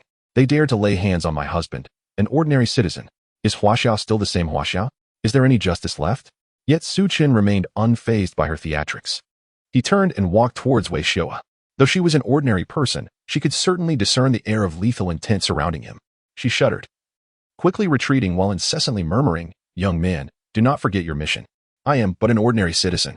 Your duty is to protect me. How could you dare to lay a hand on me? Furthermore, even if we were to take a step back, we are all from Huaxia. And you are an ability wielder. How could you possibly harm an ordinary person?" Su Chen could not help but lament the woman's audacity. Recognizing that he was not as easily bullied as Li Dong, she resorted to moral coercion, nearly provoking laughter from him.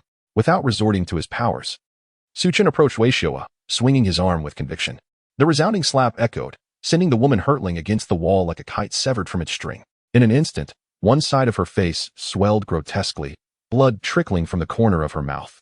Fortunately, Su Chen had already sealed every crevice of the room with spatial power, rendering the outside zombies oblivious to the commotion. After a moment of contemplation, he spoke. "Oh, by the way, you may not be aware, but my decision to save you and your companion stems from my collaboration with the military. I owe Su Chen a favor. Though I wear this uniform, I am not a member of the military." Wei Xiao was deaf to his words, erupting in fury. "Head, look at what they've done to me. Are you just going to stand by and watch?" And him. Without hesitation, Brother Yang unleashed his powers. This time, not only did his fists swell, but his entire stature surged by 2 meters, his body expanding to twice its size. Though his appearance was terrifying, his strength was undeniably formidable. As he charged forward, the marble tiles shattered beneath his feet. The sound of his swinging arms sliced through the air. "Little thief, I care not who you are. If you provoke me, you shall meet your demise." In the midst of Yang's menacing laughter, Su Chen suddenly vanished. He reappeared behind Yang, delivering a powerful kick. Bang! Yang met the same fate as Wei Xiao, stumbling in a state of disarray. Yet, given Yang's considerable size, the commotion he caused was substantial. The scene was striking. A mere ordinary person had sent a mountain-like figure flying. Excellent. Well done. The other survivors, having endured bullying for far too long, felt a surge of vengeance upon witnessing the spectacle.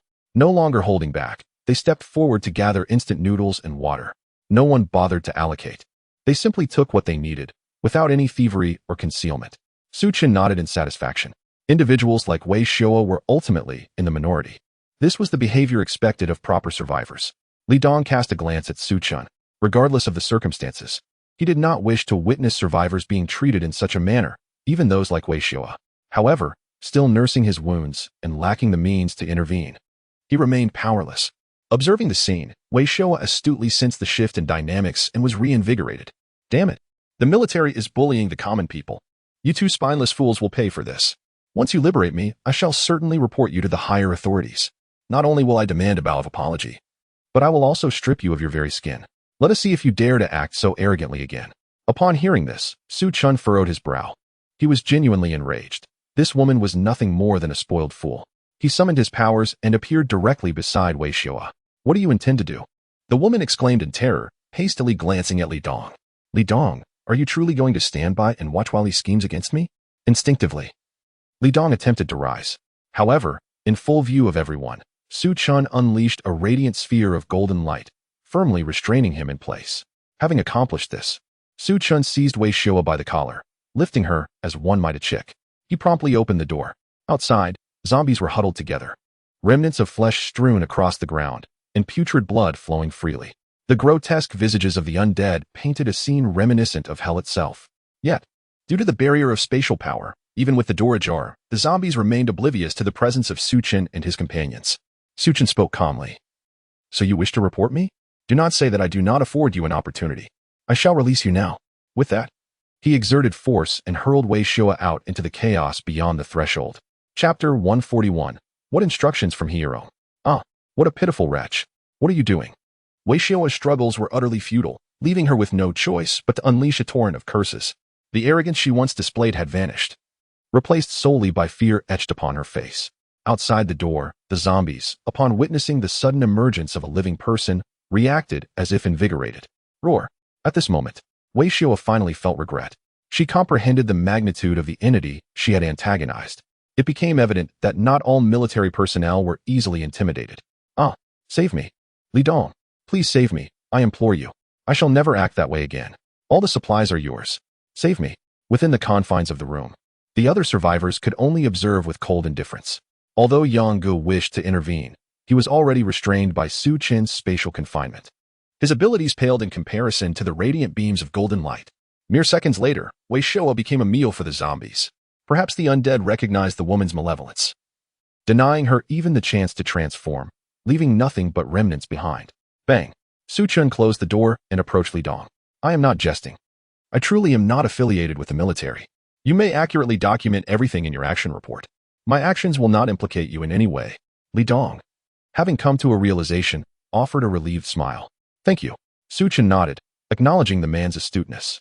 Subsequently, he disregarded the ravenous survivors and sat beside Li Dong. I am Su Chen, collaborating with the military. I enter to ascertain your circumstances. Has Long Yingxiao encountered any peril?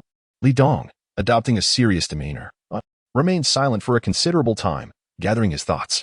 On the day we entered the Tinglong building, we followed the information provided by Heirong and accessed the underground via the ventilation system. We encountered no obstacles during this process. The underground was indeed safe. We soon successfully regrouped with Heirong and the other survivors. However, shortly thereafter, a horde of zombies erupted. This was an experience Su Chen had lived through, prompting him to question, where did those zombies come from? Li Dong shook his head, equally puzzled. I am unsure. However, based on Colonel Lung's speculation, those zombies had been concealed above the second floor. For reasons unknown, they suddenly revolted that day. The zombies not only surged into the first floor but also infiltrated the underground. With over 30 individuals, including the abilities dispatched from above, we exerted our utmost efforts to establish a reliable defense line. Su Chen felt a wave of relief. So, they were currently safe? Li Dong nodded. At least for now. Although the number of zombies was considerable, they were all ordinary, lacking mutations or awakenings. This was peculiar, as one would expect that such a quantity of zombies could potentially give rise to a corpse king. Su Chen fell into contemplation. Indeed, he had pondered this issue as well, but had arrived at only one possible explanation. It is the mutated zombies that have been brought under human control. The existence of a corpse king is a prerequisite for this phenomenon. If the Tinglong Tower indeed housed a corpse king, it would have already engaged in a fierce battle with the zombies.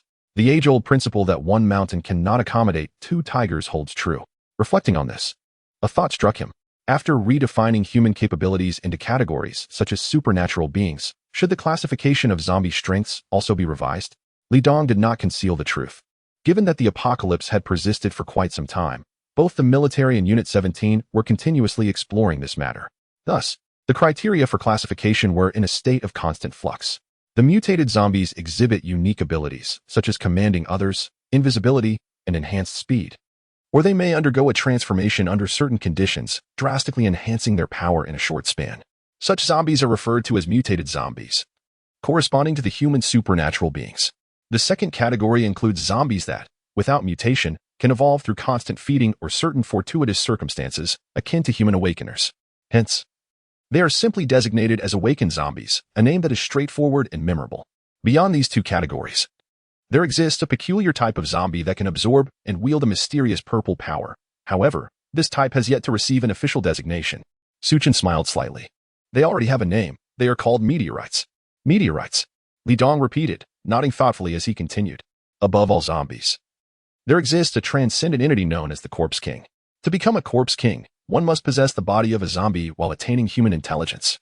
Once this step is achieved, they can command hordes of zombies, seize resources, and continually enhance their own power, ultimately reaching the pinnacle of the pyramid. Data on zombies is exceedingly scarce, and no one has witnessed their capabilities firsthand. Thus, a definitive comparison of their strengths remains elusive. However, it is presumed that their combat prowess is on par with that of the human overlords. At this moment, Su Chen suddenly recalled Shen Ting back home. Could it be that this wild child possesses the potential to become a corpse king? This realization was exhilarating. Once Shen Ting matured, she could accompany him in battling zombies outside, and they could indulge in merriment upon returning home. Su Chen halted his fantasies and returned to the matter at hand. Continuing to discuss the situation underground, Li Dong nodded in agreement. Initially, even if we could not eradicate these zombies, we should at least ensure our own safe escape. However, with over 200 survivors underground, we cannot abandon them under any circumstances. Given our current strength, it is virtually impossible to safely evacuate all these individuals. Therefore, Officer Lung dispatched me to seek external assistance. Yet, unexpectedly, as he pondered this, Li Dong glanced at Yang Gu and the others, his eyes reflecting an unnameable emotion. Heirong had sent them out on a special mission, instructing him to escort them to the first floor so they could each attend to their own tasks. However, These individuals possess insufficient strength, not significantly surpassing that of an ordinary person, rendering them incapable of fulfilling He Yirong's mission. They abruptly changed their minds, requesting my assistance to lead them out. At this juncture, Li Dong cast a profound glance at Brother Yang. Despite being an ability user, this individual has consistently concealed his true powers, remaining passive even as Li Dong faced peril.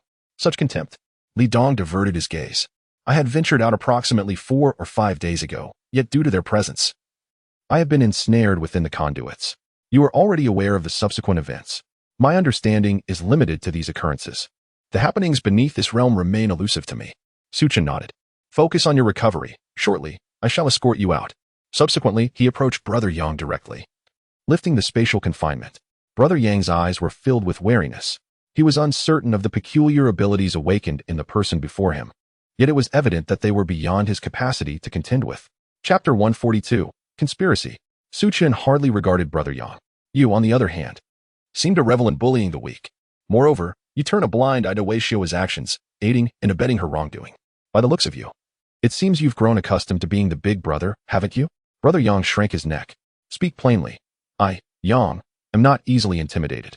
Su Chen, undeterred, stated. I will pose several questions, and you must answer truthfully. Brother Yang curled his lip. Ask away, but whether I divulge the answers depends on my mood. He believed he had the upper hand over Su Chen, intending to use this as leverage. Little did he know, Su Chen was wholly unperturbed by such tactics. With a resounding thud, he landed a punch squarely on Brother Yang's face. The latter's robust physique crumpled like a mere decoration, collapsing to the ground with a shattered front tooth. Su Chen then placed his foot on Yang's head, activating the spatial confinement once more. You refuse to listen when I speak to you civilly. With a crunch, Su Chen stepped forward, shattering Yang's arm beneath his foot. The sound of splintering bones sent shivers down everyone's spines. This person is ruthless. The excruciating pain caused Brother Yang to roll his eyes back. His cries stifled in his throat. Su Chen offered a cold smirk. It appears this blow has not yet swayed your resolve. Then let us proceed. He lifted his foot again, and despite the agony, Brother Yang mustered a single word. Stop. I yield. The moment you struck me, I was already resigned. A slight smile played on Su Chen's lips. So, are you suggesting this is my fault? Brother Yang gritted his teeth. Not at all.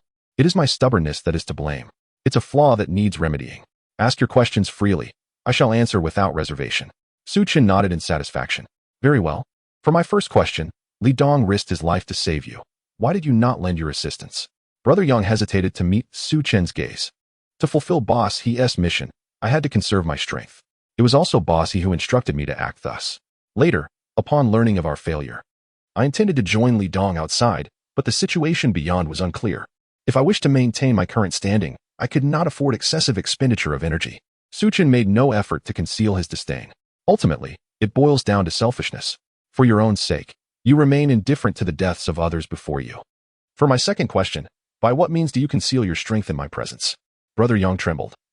Using his remaining arm to remove a jade pendant from around his neck, Su Chen extended his hand to receive it, and upon inspection, his heart sank. The pendant bore no distinctive shape, but its material was crucial. An uncanny purple hue shimmered, with a soft pearl-like luster swirling within. This was the same purple glass that Shen Ting absorbed. Su Chen strained his vision to make sense of it. The material served merely as a vessel. The true function lay within the intricate patterns inside the pendant. Like circuits on a motherboard, these lines combined to forge this peculiar capability. This was crafted by human hands. Where did He Yirong procure this jade pendant? Yang did not dare to conceal the truth. It was indeed his own doing. Although master he appeared to be an ordinary individual, he harbored a passion for carving, and the creations he sculpted possessed an aura of enchantment. Our decision to settle here stemmed from the abundance of such crystals beneath the surface. This jade pendant is one of his masterpieces. Su Chen was increasingly astonished.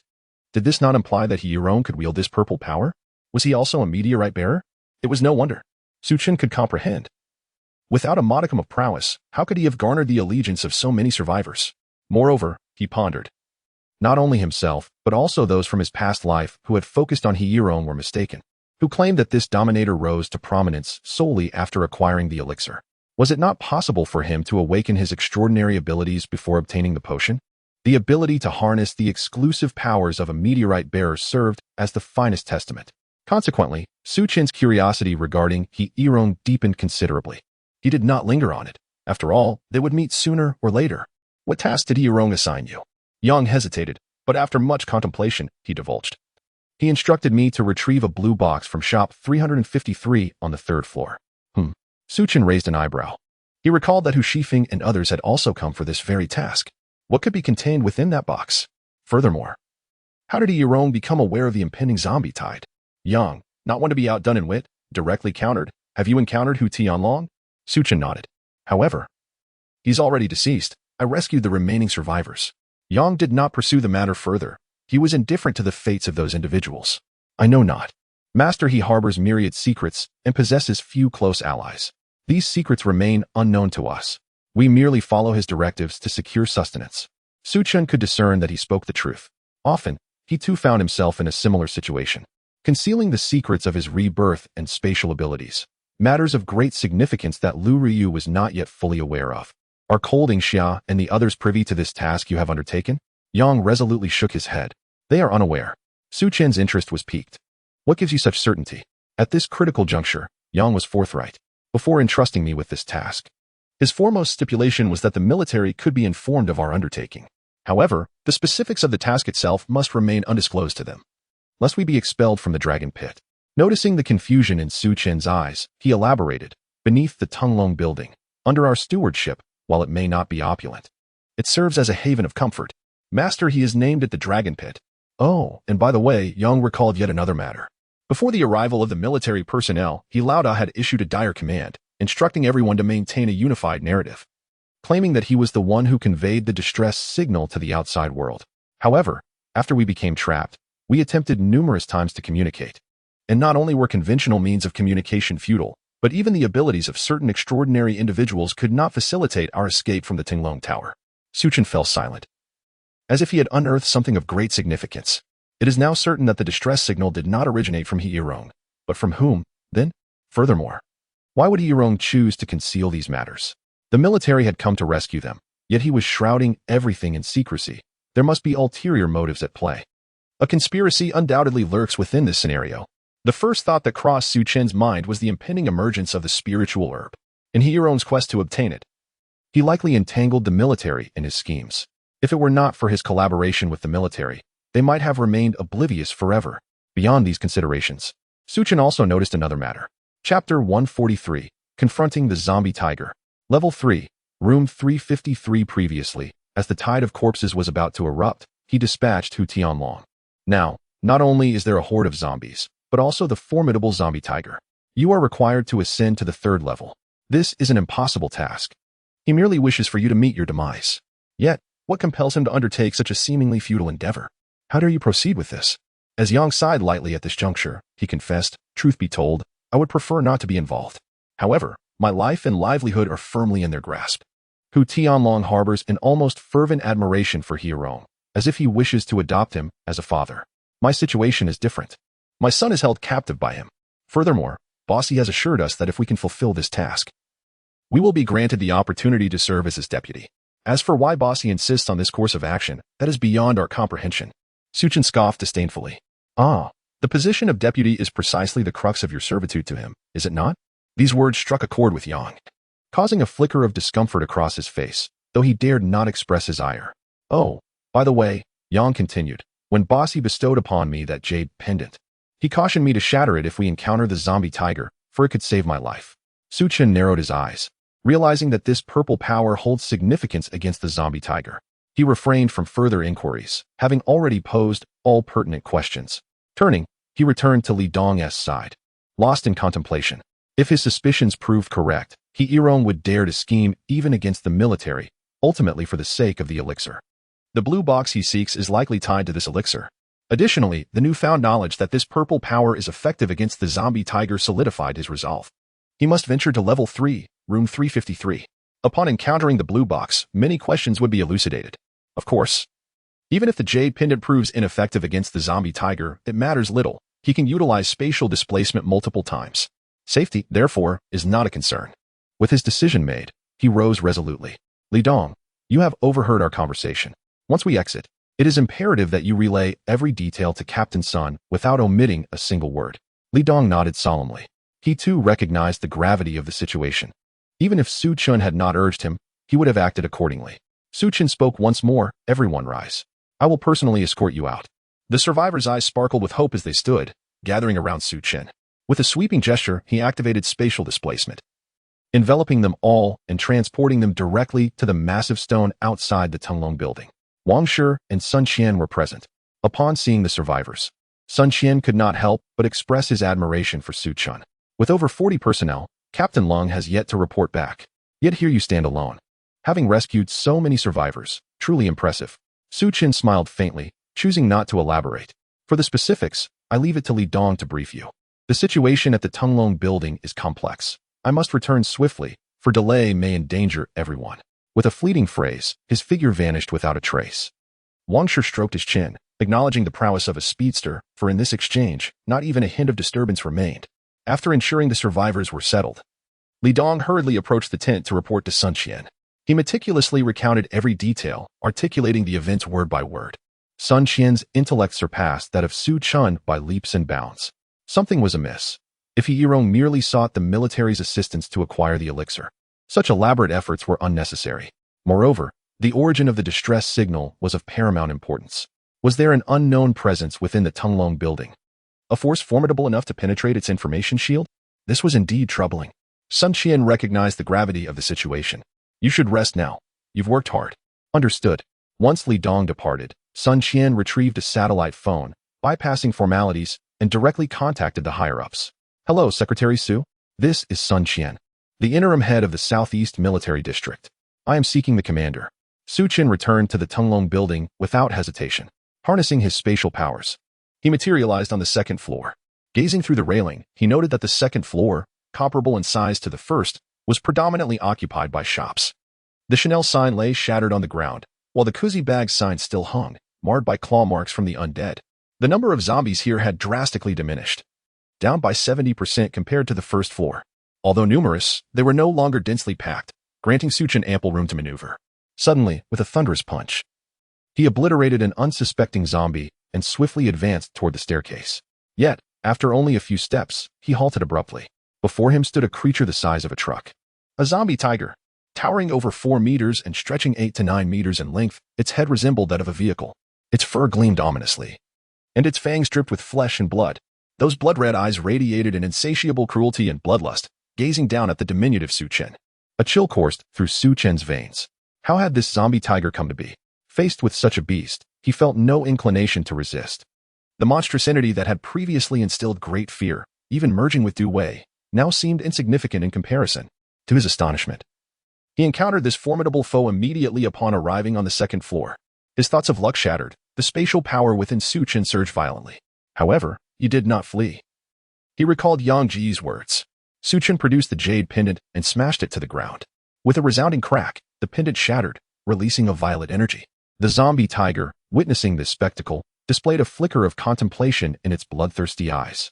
Then, it turned its massive form and leisurely departed. As if disregarding the human that should have been its prey, Su Chen's eyes widened in surprise. Indeed, Yang Ji's method proved effective, yet he always sensed that something was amiss. However, there was no time for contemplation.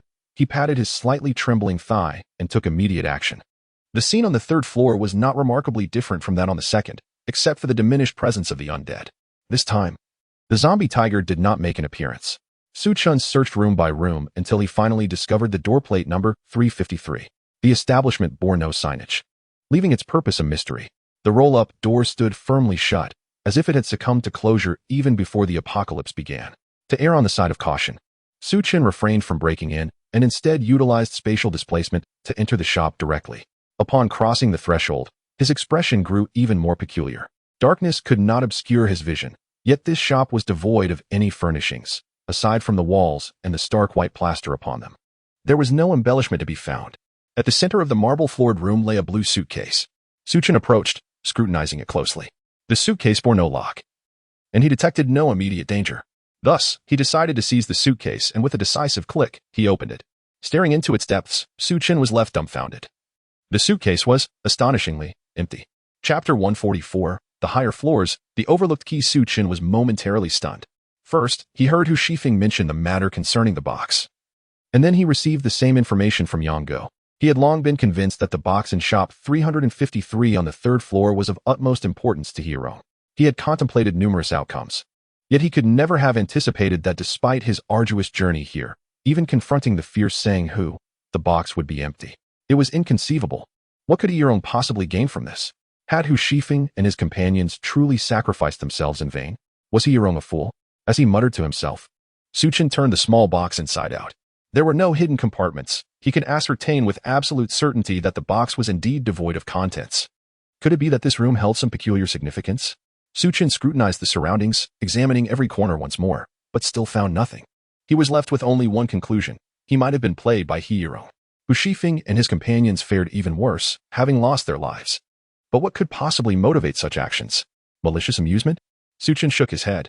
As the leader of an organization boasting over 200 members, Yirong would not engage in such folly. Then a thought struck him, recalling the peculiarities he observed during his encounter with Sang-Hu. Given Sang-Hu's monstrous nature, it was entirely normal for it to possess a semblance of intelligence. This he had never found surprising. What puzzled him was Sang-Hu's reaction. He had initially believed that the purple energy held some restraining influence over Sang-Hu, yet the creature seemed to have reached an accord with some entity. The purple energy appeared to serve as a token, akin to a signal for a meeting. However, this notion seemed implausible. Could Sang-Hu possibly have a connection with Yirong? He muttered to himself, suddenly struck by a realization. Despite the vast disparity in their strengths, one a titan capable of shaking mountains, the other merely a common individual possessing some knowledge of the purple energy, was it conceivable that there existed no connection between them? Su Chen's eyes widened as he felt he had grasped something crucial. If this were indeed the case, it would elucidate many mysteries. The distress signal from the unknown entity, Yirong's repeated dispatches to the third floor, and the fact that Sang-Hu had coexisted peacefully with the survivors underground for such an extended period. Su Chen's mind raced. He was still lacking vital information and many fragments of clues. Thus, he needed to continue his investigation, seeking out key elements to weave everything together. In due course, the truth would inevitably surface. With this thought, Su Chen resolved to act. After shattering the jade pendant, he retained the means of spatial mobility for his own safety. At least for the time being, Sang-Hu posed no threat to him. He had to delve deeper to uncover the circumstances surrounding the upper portion of the Tunglong building. Unsure of when Sang-Hu might lower its defenses, he understood he must act without delay. In the face of danger, there was no time for hesitation. With a newfound determination, Su Chen cast one last lingering glance at the room, a flash of golden light enveloping him as he returned to the corridor outside. By sheer coincidence, he stumbled upon two zombies. With a guttural roar, the undead lunged at him, one with its eye socket grotesquely vacant, leaving behind a grotesque mixture of vibrant slime and exposed nerves. With a swift motion, Su Chen dispatched the two zombies, reducing them to a fine mist of crimson in a remarkably clean manner. He pressed onward, quickening his pace. During this hurried journey, he heightened his senses to their utmost limits. Enhanced by the power of space, he could detect the slightest rustle within each room with startling clarity. Yet, he found nothing of particular interest. Furrowing his brow, Su Chen ascended the stairs to the next level. The layout of the fourth floor mirrored that of the previous one, seemingly occupied by international luxury brands that once specialized in cosmetics. Names like Dior and Lancôme echoed in his mind. Precious lipsticks, worth a month's salary for an average worker, lay scattered across the floor, rendering their value absurd in this post-apocalyptic world. The number of shops here was fewer, each occupying a larger space. And the zombies were less numerous, appearing sporadically. True to the nature of high-end cosmetic districts, many of these zombies had been affluent women in their former lives. Once more, Su Chen expanded his senses and continued his exploration, yet again finding nothing. This was perplexing. The lair of the zombie tiger, a place fervently sought by Yirong. He had initially intended to search for items related to spiritual medicine along the way. How could there be absolutely no discoveries? Unconsciously, Su Chen slowed his pace. Though it proved futile, the Tunglong building seemed merely an ordinary shopping center. Reluctantly, he prepared to descend to the next floor. However, upon reaching the stairwell, he halted abruptly. The door to the stairwell was tightly sealed, as if locked, and upon closer inspection, he noticed intricate purple patterns adorning the door and the surrounding floor. These markings emitted no light, spreading like the roots of a tree, yet evoked a sense of familiarity within him. They resembled the markings at the corner of Shen Ting's eyes during her evolution, and were associated with purple power. At present, it seemed that only Yirong could be linked to this phenomenon within the building. This indicated that these markings were likely the handiwork of Yirong. Yet, that was not a certainty. Who could claim that there were no other extraordinary entities within this building aside from Yirong and the zombie tiger? No, something was amiss. Su Chen's brow furrowed as he suddenly realized he had overlooked a crucial detail. A week prior, multiple factions had infiltrated the Tunglong building, not just the military. However, aside from the earlier encounters with the Ninth Lady and Li Jiyuan, he had yet to encounter any other factions. Where had they gone? Even if they faced insurmountable dangers or encountered the zombie tiger, there should have been some trace left behind, shouldn't there? Aside from the blood he had found belonging to Hu Shifeng's subordinates, there had been no sign of anyone else. Increasingly peculiar, Su Chen pondered, continuing his journey. Certain that further discoveries awaited him, he refrained from touching the enigmatic patterns. Possessing spatial abilities and being a third-level awakened individual, he deftly navigated around them. Creak. The door swung open, and the sight of the stairwell deepened Su Chen's furrowed brow. Those violet patterns seemed almost sentient, growing and spreading downwards from the upper levels of the stairwell. Su Chen heightened his vigilance, steadying his body as he ascended the stairs. Upon reaching the 5th floor, he surveyed his surroundings. This entire level was ensconced in those patterns, adorning the ceiling, the floor, and both walls. The patterns even crept through the crevices of the roller shutter door, infiltrating the shops within. He felt as though he was ensnared in a world fragmented into countless pieces by violet lines. Here, nearly all traces of zombies had vanished. Yet the situation remained unchanged. Aside from these patterns, Su Chen had yet to uncover anything. It was not until he advanced a few more levels that he would encounter something new. Chapter 145, The Black Coffin, Purple Patterns, and Corpses. Su Chen stood at the stairway. The violet patterns grew increasingly dense as he ascended the floors. There was no longer any place to set his foot. However, this posed no challenge for Su Chen. He enveloped his feet in spatial power, gliding through the air as if performing a magic trick, reminiscent of the terrestrial immortals from ancient tales. As he advanced, upon reaching the next level, the purple patterns suddenly transformed. Looking up, he observed that the patterns had divided into 3 distinct segments, each exhibiting a different hue. One remained the most ordinary shade of purple. The second bore a tinge of red, appearing as if stained with human blood, invoking a sense of dread. The final hue was a faint blue. It was now evident that these patterns were of human origin, emanating from an unknown source endowed with some peculiar power. Thus, even devoid of human control, the patterns could autonomously propagate. The 3 colors likely represented 3 distinct functions. Yet, what purpose did these patterns serve? There were no zombies in sight, and without hesitation, Su Chen ascended to the next floor. The uppermost level awaited him, leading to the rooftop. If all went as anticipated, he would encounter the zombie tiger once more. Nevertheless, he was prepared to unleash his spatial power at a moment's notice, ready to flee if necessary. Letting out a long breath, Su Chen pushed open the door and stepped into the final level. Upon surveying the surroundings, he was momentarily taken aback. The layout here was entirely different from before. This entire floor was open, devoid of shops. Except for the load-bearing columns, there were no walls to partition the space. Everything was visible at a glance. The area was completely dominated by the 3 colored patterns, resembling a circuit. Furthermore, Su Chen discovered something truly astonishing. By heavens, he gasped. The floor was densely covered with corpses. At least 50 or 60 lay strewn about. Judging by their attire, it was evident that these individuals hailed from various organizations, either as superhumans or awakened beings. No wonder I couldn't find them. They all perished here.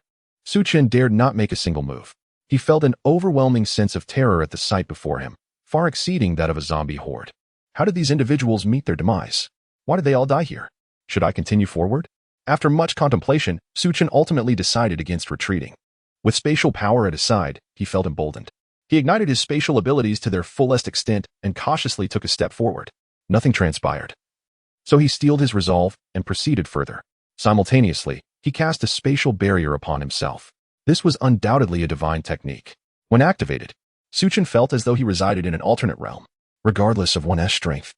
Not even the zombie tiger could breach this space to launch an attack on him. This is also the reason why spatial abilities transcend the boundaries of rank, standing at the pinnacle of all supernatural powers. As Su Chen advanced, he observed certain patterns from his elevated vantage point. The locations of the deceased were all situated within areas marked by blue lines. These blue line zones possessed lethal potency against supernatural beings or awakened individuals. Moreover, Su Chen made another discovery elsewhere. He came across 5 or 6 corpses, all of which belonged to ordinary people.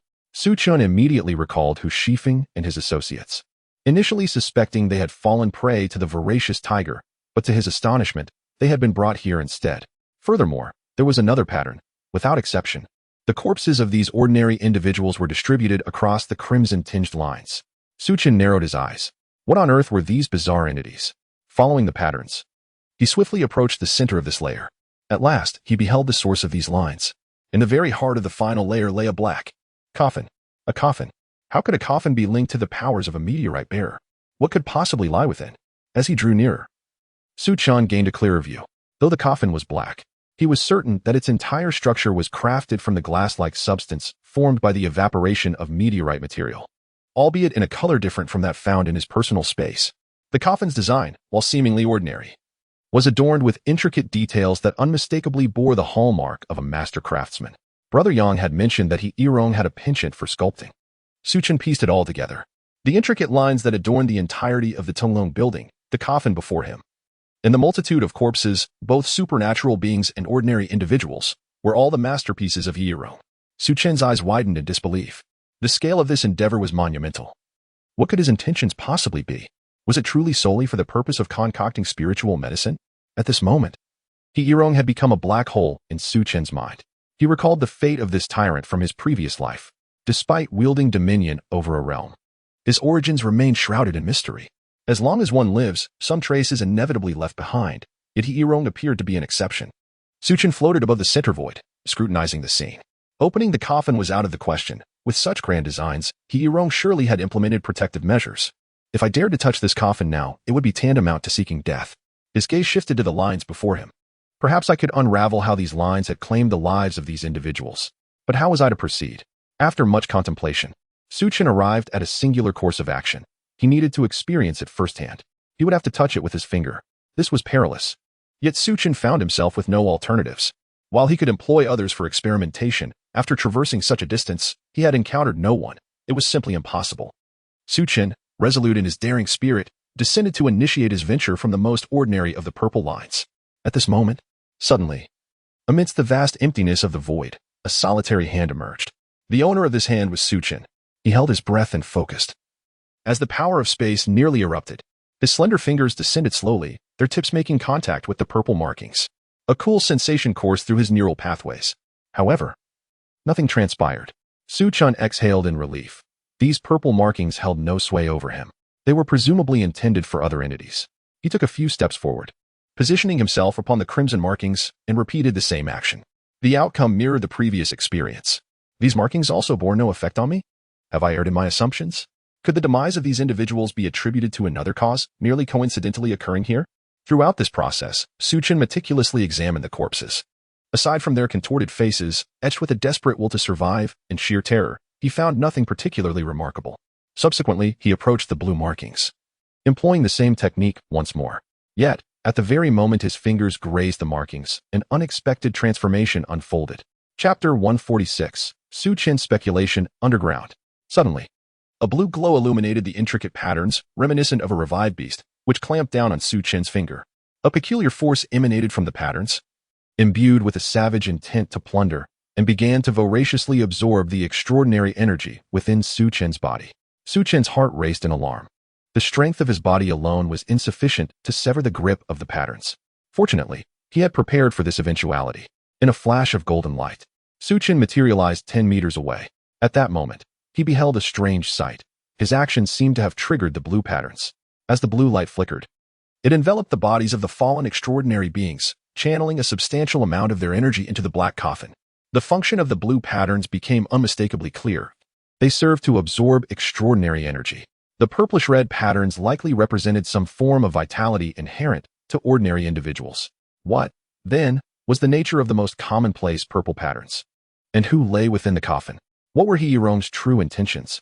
As Su Chen pondered these questions, the patterns appeared to encounter some obstruction, causing the blue light to abruptly vanish.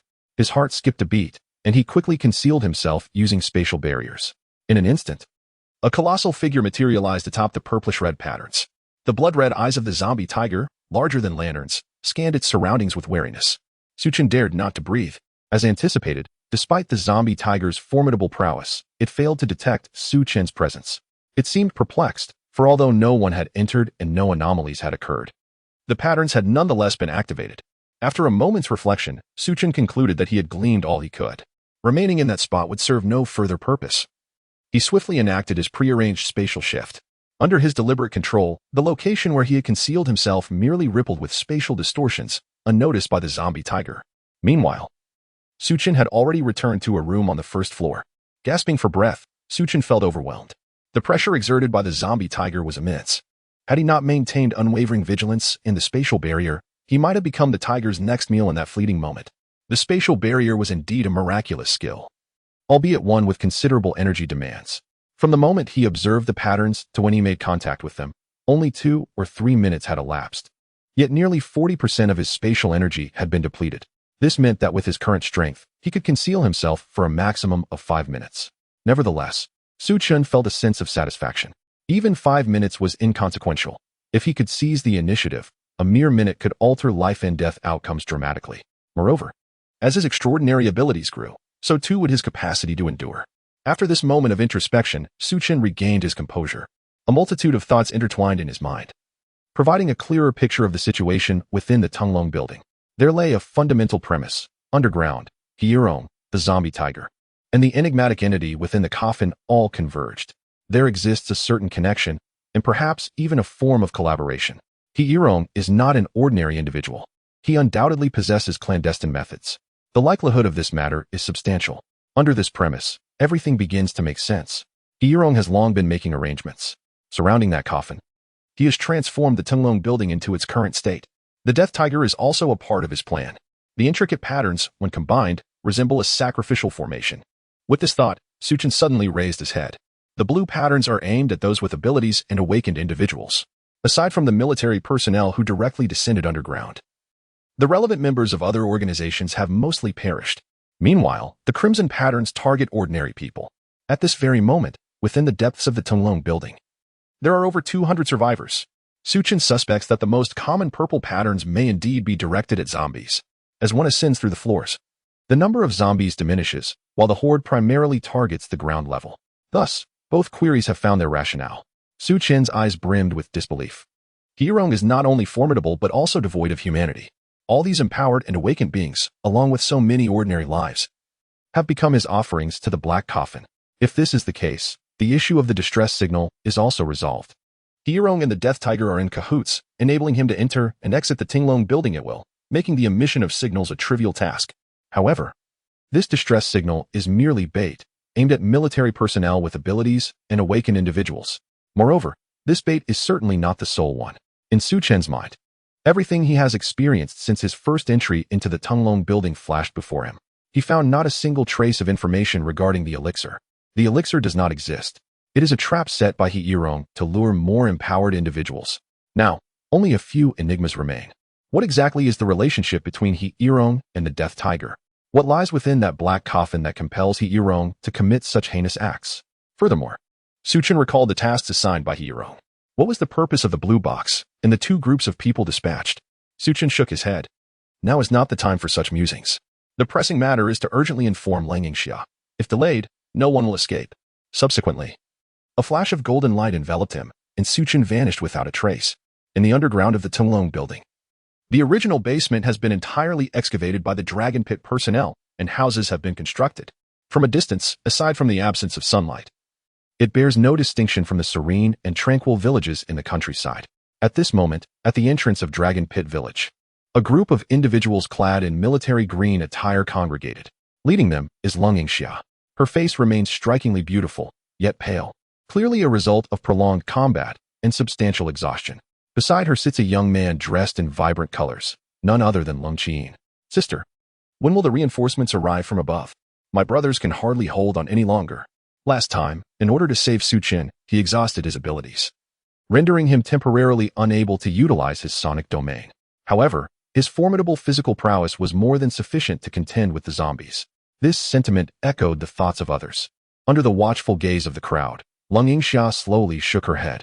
It should be soon. Patience is a virtue. She turned her gaze back. Beneath the artificial illumination, wisps of smoke began to rise from the village. One cannot deny that the Tunglong building enjoys an advantageous position in terms of timing, location, and resources. Although provisions may not allow for lavish feasting, ensuring a daily fire is certainly feasible. At that moment, a voice came from the forward sentry. Report, Commander Long. An unknown presence is approaching the ventilation duct 400 meters ahead. The target is singular. Lang Yingxia's elegantly arched brows unfurled. Stand guard. It must be military reinforcements. But why is there only one person? Chapter 147. Heirong's invitation under the vigilant eyes of the crowd. a figure swiftly approached. It was Wang Shi. Greetings, Officer Ling. Wang Shi was covered in battle scars, yet being a supernatural being, he bore no significant injuries. Lung Yingxia nodded. What brings you here from above? What about the exit? Wang Shi's expression turned grave. Captain Sun is personally overseeing the situation. Officer Long, I am here to convey orders from above. Lung Yingxia nodded again. Go on. Wang Shi's deep voice resonated. The second-in-command has issued a direct order. You must evacuate immediately. Lung Yingxia furrowed her beautifully shaped brows. I understand. But what about the many survivors? Wang Shi shook his head, interrupting her. The directive is clear. You must abandon the survivors. What? Lung Yingxia exclaimed. Her disbelief palpable. You cannot be serious. Wang Shi shook his head emphatically. These are the exact words from above, Officer Lung. I believe you grasped the gravity of the situation. The others encircled Lung Yingxia, unable to fathom that such a decision could be made. It was utterly unprecedented. The military had always held the principle of not abandoning a single survivor, yet now. Lung Yingxia spoke in a low voice. As long as there's a chance. Those in authority have never given up on even the slightest possibility. Is it because they believe our mission is doomed to fail, even with their support? Lung Qin maintained an impassive expression. How could that be? As you have seen, the only obstacles to our mission are ordinary zombies. Their sheer numbers are overwhelming. But with just a few more personnel from above, we could accomplish the task with ease. Lung Yingxia shook her head. This matter is likely more complex than we imagine. Perhaps there is an issue with the survivors in Long Pit? As soon as her words fell, someone chimed in. Officer Lang, I have noticed this as well. The people from Long Pit seem reluctant to engage with us. We've been here for quite some time, fighting on the front lines, yet we have not even caught a glimpse of Hierong. Isn't that somewhat unreasonable? Another person remarked dismissively.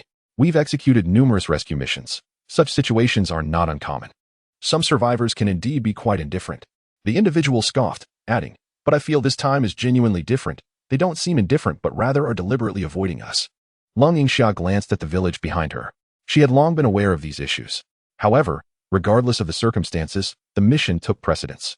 Now that orders from above had been issued, she harbored a deep reluctance to abandon the survivors. Thus, she felt it was essential to meet Hierong. At that moment, a middle-aged man emerged from the village. He approached the group with utmost respect. Officer Ling, esteemed benefactors, Bossy requests your presence.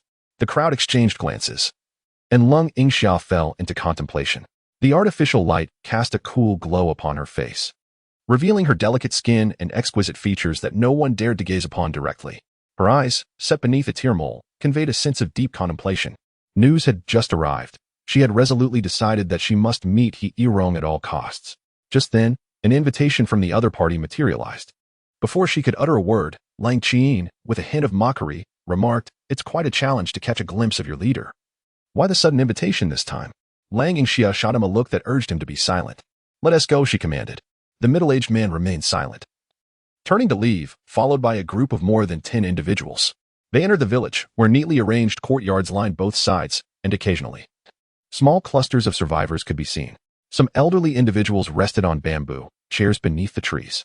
In this post-apocalyptic world, the place indeed resembled a hidden paradise. As they proceeded partway, a few children came bounding towards them, balloons in hand, their joyful laughter illuminating the entire village. The attention of everyone in the group was drawn to them, and the fierce demeanor of the burly men softened significantly. In this world, their lifelong pursuit was to ensure that all survivors could live such a life. "Hey, little darling, slow down," one father called out as he chased after his child, his face full of affection, fearing the child might fall. The child, oblivious to the dangers, dashed right into the group. The father, with no choice but to follow, continued his pursuit. The onlookers paid little heed. However, at that moment, the father stumbled upon a small stone and fell towards Lung Yingxia. Being an ability wielder, she swiftly dodged, but unexpectedly, the man, whether out of panic or intent, seized her delicate fingers. "What are you doing?" Lung Yingxia furrowed her brows, her gaze sharp and confrontational. She recognized that this man had acted deliberately, despite her role in safeguarding the villagers. He not only showed no gratitude but also sought to take advantage of her, a brazen act of impropriety. Yet, the man did not press further, scratching his head. He wore an apologetic expression. "I'm so sorry, really. It was an accident. My sincerest apologies," he said, and with that, he resumed chasing after the children. Lung Qin, who had been closest, quickly discerned the underlying motive. "Sister, shall I teach him a lesson?" Lung Yingxia, her expression impassive yet her eyes filled with profound meaning, slowly shook her head. Lung Qin sensed something amiss. "What is wrong, sister?" Lang Yingxiao glanced around before raising her arm. In her hand, where the man had grasped her, there was now a small piece of paper. The note bore 2 blood-red characters, run. Under the light, those characters seemed to be stained with the color of blood. Lung Qin's eyes widened in shock. The man had come to deliver a warning. But what was the situation? Would the survivors from Long Pit turn against them? Sister, what should we do? Lung Qin attempted to keep her voice to a whisper, yet fearing it might be overheard, she resorted to using her abilities to communicate telepathically. Lang Yingxiao pondered for a moment. Since entering the Tunglong building, they have been engaged in combat with ordinary zombies, although many have sustained injuries. The team of 40 now comprises 36 members. Among them, the abilities of the awakened and endowed individuals are truly remarkable. It is safe to assert that, even considering the over 200 survivors in Long Kong, should they exert their utmost efforts, the tide of corpses outside would pose no lethal threat to them. Contemplating this, Lung Yingxiao exchanged a knowing glance with her brother. The siblings shared an unspoken understanding, and Lung Qin comprehended immediately. The voice, empowered by their abilities, resonated in each person's ear. Commander Lang issued the command, remain vigilant and be prepared for battle at any moment. The individuals behind them were perplexed. Did the zombies intend to breach their defenses? Or was there another imminent peril? Nevertheless, the military order was as solid as a mountain, and their gazes sharpened with determination. A few minutes later, they arrived at the center of the Long King. Before them lay the largest courtyard of the site. The leader knocked on the door and then pushed it open without hesitation. Everyone's eyes were drawn to the man standing in the center of the courtyard. Chapter 148. The unveiling of the dagger. The man turned around. His countenance was unremarkable, typical of someone in their 30s. The sort of face that would elicit no attention in a crowd. Clad in an ordinary suit and conventional leather shoes, his stature was also unexceptional.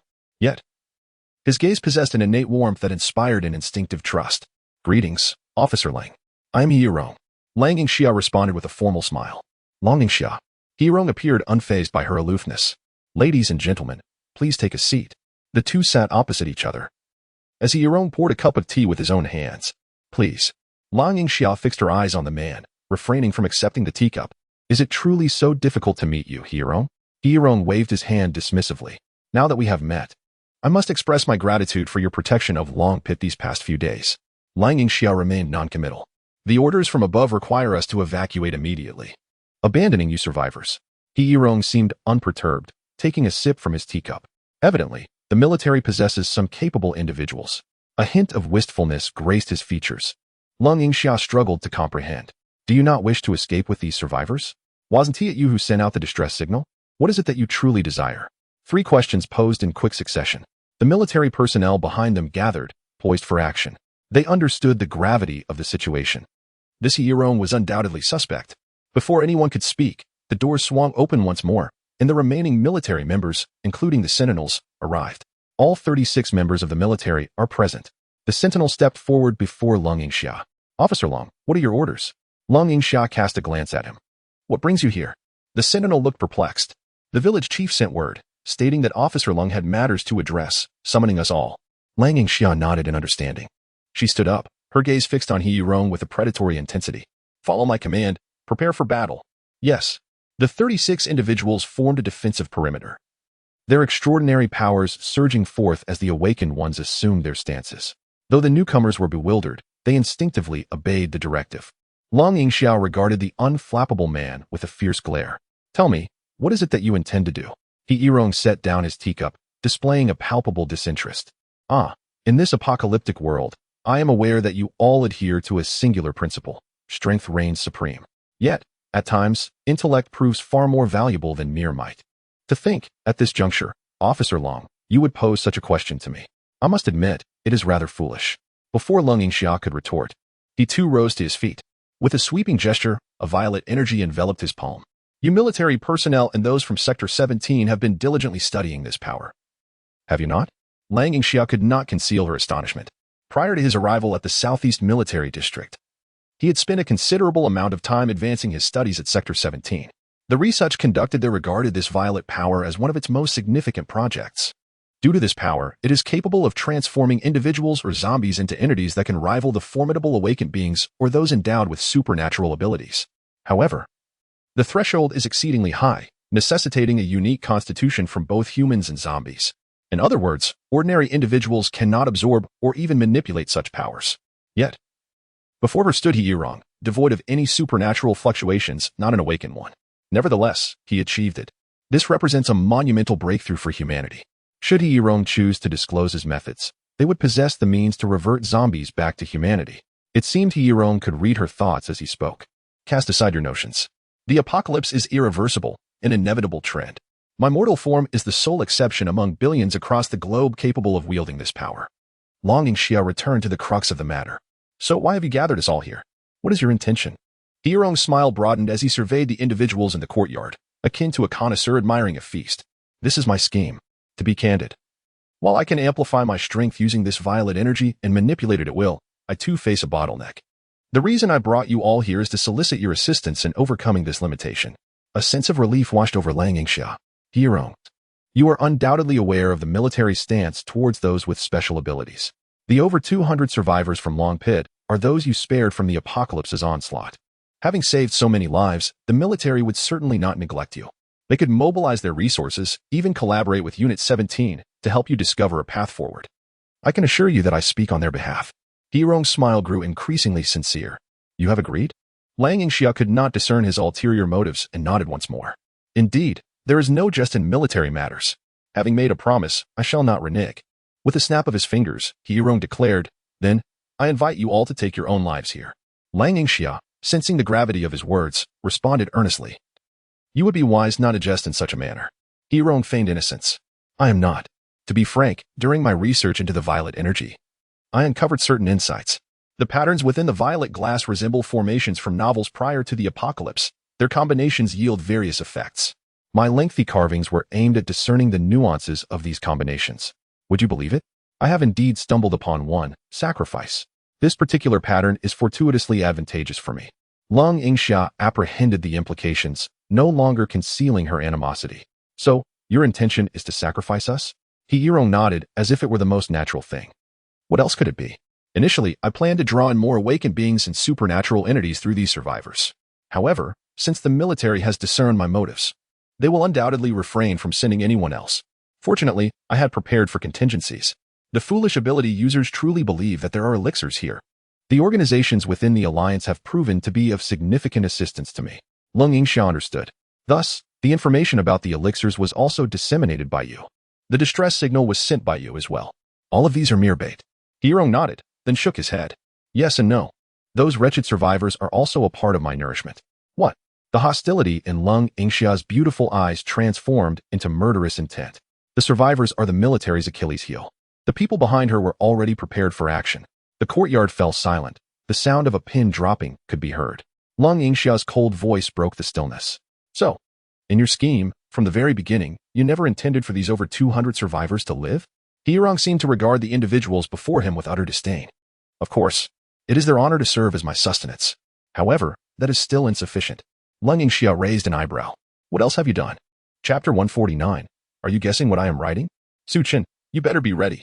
Hierong stood alone, unperturbed by the presence of nearly 40 formidable figures from the military, with the presence of both superhumans and ordinary individuals. There remained one essential element for the sacrificial rite, zombies. As soon as the words left his lips, Lang Yingxia instantly comprehended. This tide of corpses. Was it orchestrated by you? Hierong could not suppress his mirth. Of course, hundreds of thousands of zombies serve to capture your attention, create a crisis, and draw in those among you who wish to rescue the survivors. Ultimately, they shall become my sustenance.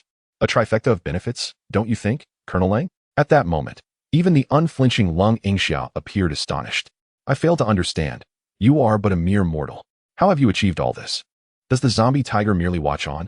Hierong erupted into laughter. Huh, you underestimate me greatly. With a snap of his fingers, a soft purple energy began to emanate, akin to a signal being transmitted. Before long, a howl reverberated throughout the entirety of the Tunglong building. The zombie tiger was responding to Hierong.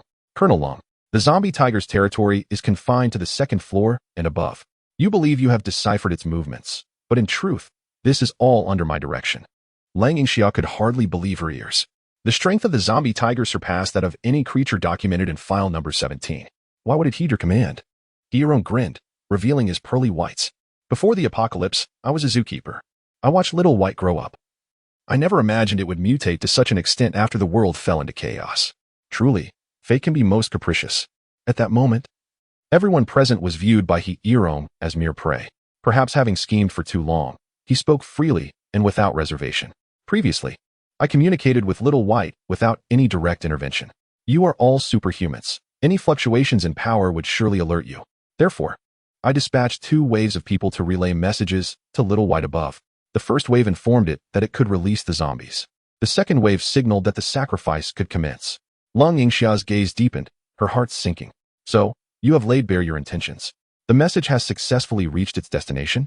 Hiro nodded. Indeed, those foolish mortals still believe I covet some blue box. The true crux lies in the jade pendant. Once the pendant shatters, Little White will sense my power and understand the message I wish to convey.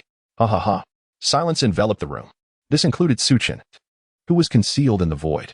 He had arrived long ago but had remained hidden, fearing to alarm He Yirong, utilizing spatial power to cloak himself. Though he had long suspected the contours of He Yirong's conspiracy, upon hearing He Yirong articulate the intricate details, he was profoundly astonished. The scheme was vast beyond comprehension. He Yirong had meticulously orchestrated the downfall of everyone involved, including the formidable factions that had converged here. Even the military had been deftly maneuvered by his cunning hands. In stark contrast, he felt utterly insignificant. After a moment of silent lamentation, Su Chen began to contemplate his course of action. He pondered how to rescue those in peril. The military personnel were manageable. With a mere spatial displacement, he could extricate them all. However, what of the survivors? He was no altruist. He understood the futility of certain endeavors and accepted them. Yet, he was reluctant to abandon these survivors for a simple reason. He was uncertain whether He Yirong's so-called sacrifice could proceed successfully without the 40 individuals led by Long Yingxia. At this very moment, atop the Tenglong building, lay the remains of numerous supernatural beings. Thus, if he could liberate these survivors, the sacrificial plan would inevitably falter. He Yirong would be unable to progress, and his elevation of the purple power would likely be indefinitely postponed. Furthermore, having antagonized so many organizations, he would be left to languish. In such a scenario, Su Chen would no longer need to fret over his own safety, especially since that ferocious beast had witnessed him firsthand. Yet, this was no simple feat after much contemplation. Su Chen found himself devoid of viable solutions. Meanwhile, reflecting on the events at the Tenglong building, only 2 enigmas lingered in his mind. First, how had He Yirong managed to control the purple power? Secondly, what lay within the coffin at the center of the top-level diagram? With a plan forming in his mind, he noted that the initial signals had been dispatched, yet the Tenglong building remained eerily still. This indicated that the commencement of the sacrifice required additional time.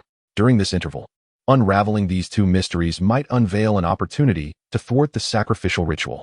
Su Chen surveyed his surroundings, and a plan began to take shape. Concealed within the void, he approached Lang Yingxiao from behind. Lacking any telepathic abilities, he resorted to the most primal means of communication. Subsequently, a massive hand emerged from the spatial realm, gently patting Long Yingxiao on the rear, much to the astonishment of the military personnel present. Long Yingxia jolted, spinning around to find everyone fixated on her lower half. Among them, Long Qin observed with acute clarity, possessing a photographic memory that allowed her to instantly recognize the owner of that hand. Following this, Long Qin utilized her supernatural abilities. Sister, everyone, please remain calm. It is Su Chen. His current state is rather unique. Long Yingxia's heart fluttered. She understood that in such a precarious moment, no matter how mischievous Su Chen might be, he would not act inappropriately towards her. To avoid appearing peculiar upon her turn, she spoke nonchalantly. Everyone, you have all heard what He Yirong said. I absolutely cannot tolerate anyone harming the survivors. If anyone feels frightened, you are welcome to leave now. With that, she turned around. He Yirong chuckled softly. Officer Long, how naive you are. Thinking you can simply leave? I invite you to try. As his words fell, he abruptly stomped his foot upon the ground. A hum resonated, and a violet luminescence instantaneously enveloped the entire courtyard, forming a hemispherical barrier that ensnared all within. At that moment, amidst the bewildered gazes of the military personnel, Su Chen's large hand once again emerged from the void. His hand was entirely obstructed by Lang Yingxia's body, rendering He Yirong unable to see. Su Chen's hand descended once more upon the same spot. First, he gave a light tap, signaling the commencement. Then, he began to sketch in the air, inquiring about the purpose of the coffin on the topmost level and what secrets it concealed within. After completing his drawings, Su Chen tapped once more, signaling the conclusion. Long Yingxia's legs quivered slightly, and the nape of her neck flushed crimson. This mischievous lad. Was he engaging in a game of charades? If he wished to play, why not choose her back, or even her slender waist? Why, of all places, did he opt for her pert and ample posterior? This rascal was undoubtedly doing it on purpose. Just you wait. Chapter 150. I prepare to take your life. Why are you blushing? Lung Yingxia, having witnessed the world's vastness, maintained her composure, her delicate features unchanged, as she smiled coldly. Hero, are you not a tad too arrogant? Do you truly believe we are oblivious to everything? That coffin at the top level, you cannot conceal it. Upon hearing these words, Hero's expression finally shifted. In his astonishment, he could not help but lament. Indeed, I have always said that the military possesses exceptional talents. However, even if you have discovered something, what does it matter? With the corpse tiger guarding, who can thwart me? A sense of alarm surged within Lung Yingxia. How had Su Chen come to know of matters that the military, despite its various means, could not uncover? He must have personally visited the top level, where he laid eyes upon the coffin. Yet, how had he managed to escape with the corpse tiger present? But now was not the time for such musings. I am quite curious. Was that coffin prepared for yourself? Hieron wore an expression of smug satisfaction. In truth, I have overestimated you. The method of sacrifice I propose requires a corpse king. Do you comprehend? Lang Yingxia gasped in disbelief. A corpse king? Have you lost your mind? Such a formidable being, once awakened, would leave the city in desolation. Even the corpse tiger may not be able to contain it. Hieron dismissed her fears with disdain. Your fear does not equate to others' trepidation. A subtle glimmer flickered in his eyes. I am known for my generosity, especially towards those on the brink of death. If you wish to inquire further, do so. Silence enveloped Lang Yingxia as well as the powerful figures of the military. Hidden within the shadows, Su Chen's mind raced. When the coffin was mentioned, Hieron was unwilling to divulge anything beyond the corpse king. There was surely something amiss. He felt he had grasped the crux of the matter. Simultaneously, this revelation unraveled the mystery. Since the corpse king was part of Hieron's scheme, it was likely that the already evolved zombies beneath it had long been sacrificed. Su Chen had previously pondered why such a large group of zombies had failed to mutate. The truth was now laid bare. He also contemplated the implications of the coffin. Hieron, in his arrogance, believed he commanded the situation. Given his haughty nature, he should have revealed more, yet he refrained from doing so. This indicated that the coffin and the corpse king within represented an unpredictable variable for Hieron, one that could alter the outcome of the entire sacrifice. Thus, Su Chen resolved to explore this angle. He surmised that the coffin served as a cage, confining the corpse king, which emboldened Hieron. Moreover, it appeared that despite his ability to manipulate purple energy, Hieron remained a mere mortal, with dozens of superhumans, nearly 200 ordinary individuals, and over 100,000 zombies. How could he possibly absorb such a colossal power if the sacrifices were successful? However, if the corpse king were to absorb the energy for him, there would be no issue whatsoever. Once the sacrifice was complete, the corpse king would harness all the power. Hieron would then utilize that peculiar coffin to confine the corpse king securely. Subsequently, he would rely on the intricate patterns to gradually digest this power. The day Hieron emerged from his seclusion would mark his ascension as a sovereign, perhaps even dominating the vast realm of Daxia. It must be so. No wonder Hieron suddenly rose to prominence in his past life. The root of it all lies here. I often pondered why no one knew of his past during that time. Those who participated in this affair became his sustenance, without exception. Yet this time, the circumstances are different. I am the only variable. Afterward, Su Chen extended his nefarious hand once more. With a swift motion, the game of guessing resumed. He inquired what they were waiting for, why the sacrifice had yet to commence. Another clap signaled the end of the communication. Lang Yingxia felt a tingling sensation wash over her, an unusual feeling igniting within her heart. Her voice trembled, imbued with a distinct sense of restraint. Hieron, what are you still waiting for? The military personnel fear not death. Yet your plan is not so easily realized. Hieron glanced upward, reassured. Rest assured. The sacrifice will commence with the zombies, followed by you, and lastly, the ordinary folk. Am I not merciful?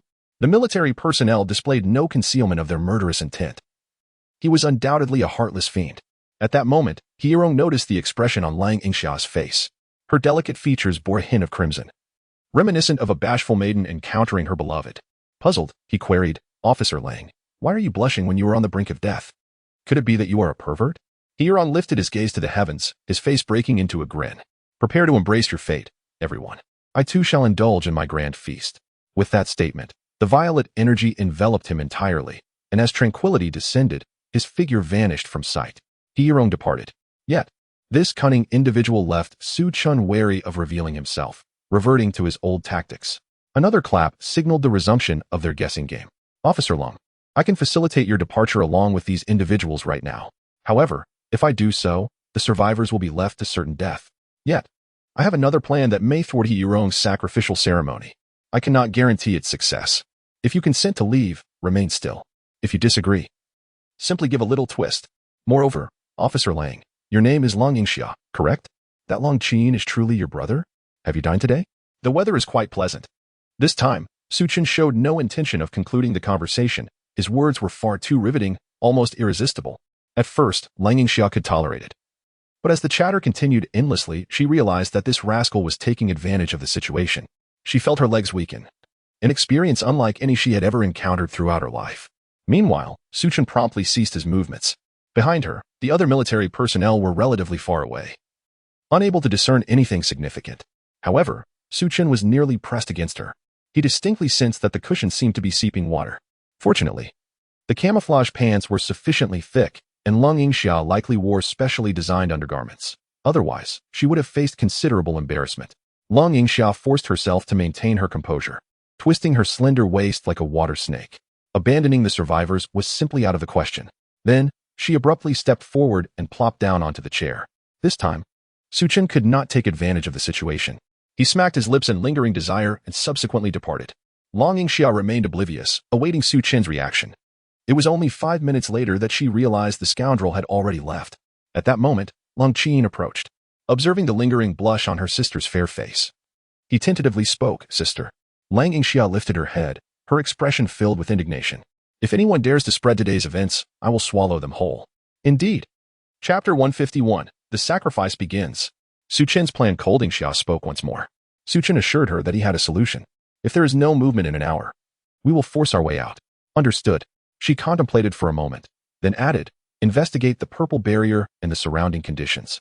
Above all, we must ensure the safety of the survivors." Yes. A few minutes later, Yingxia regained her composure. Certainly, she was resolute. Once this ordeal concluded, should she survive, her first task would be to eliminate Su Chen. Report. The purple barrier is exceptionally sturdy. We cannot break through. The source must be linked to Heirong. We are unable to exit, thus we cannot ascertain the current status of the survivors. The findings were similarly bleak for the others. Yingxia nodded, the worry in her beautiful eyes unmistakable. They were utterly at a loss.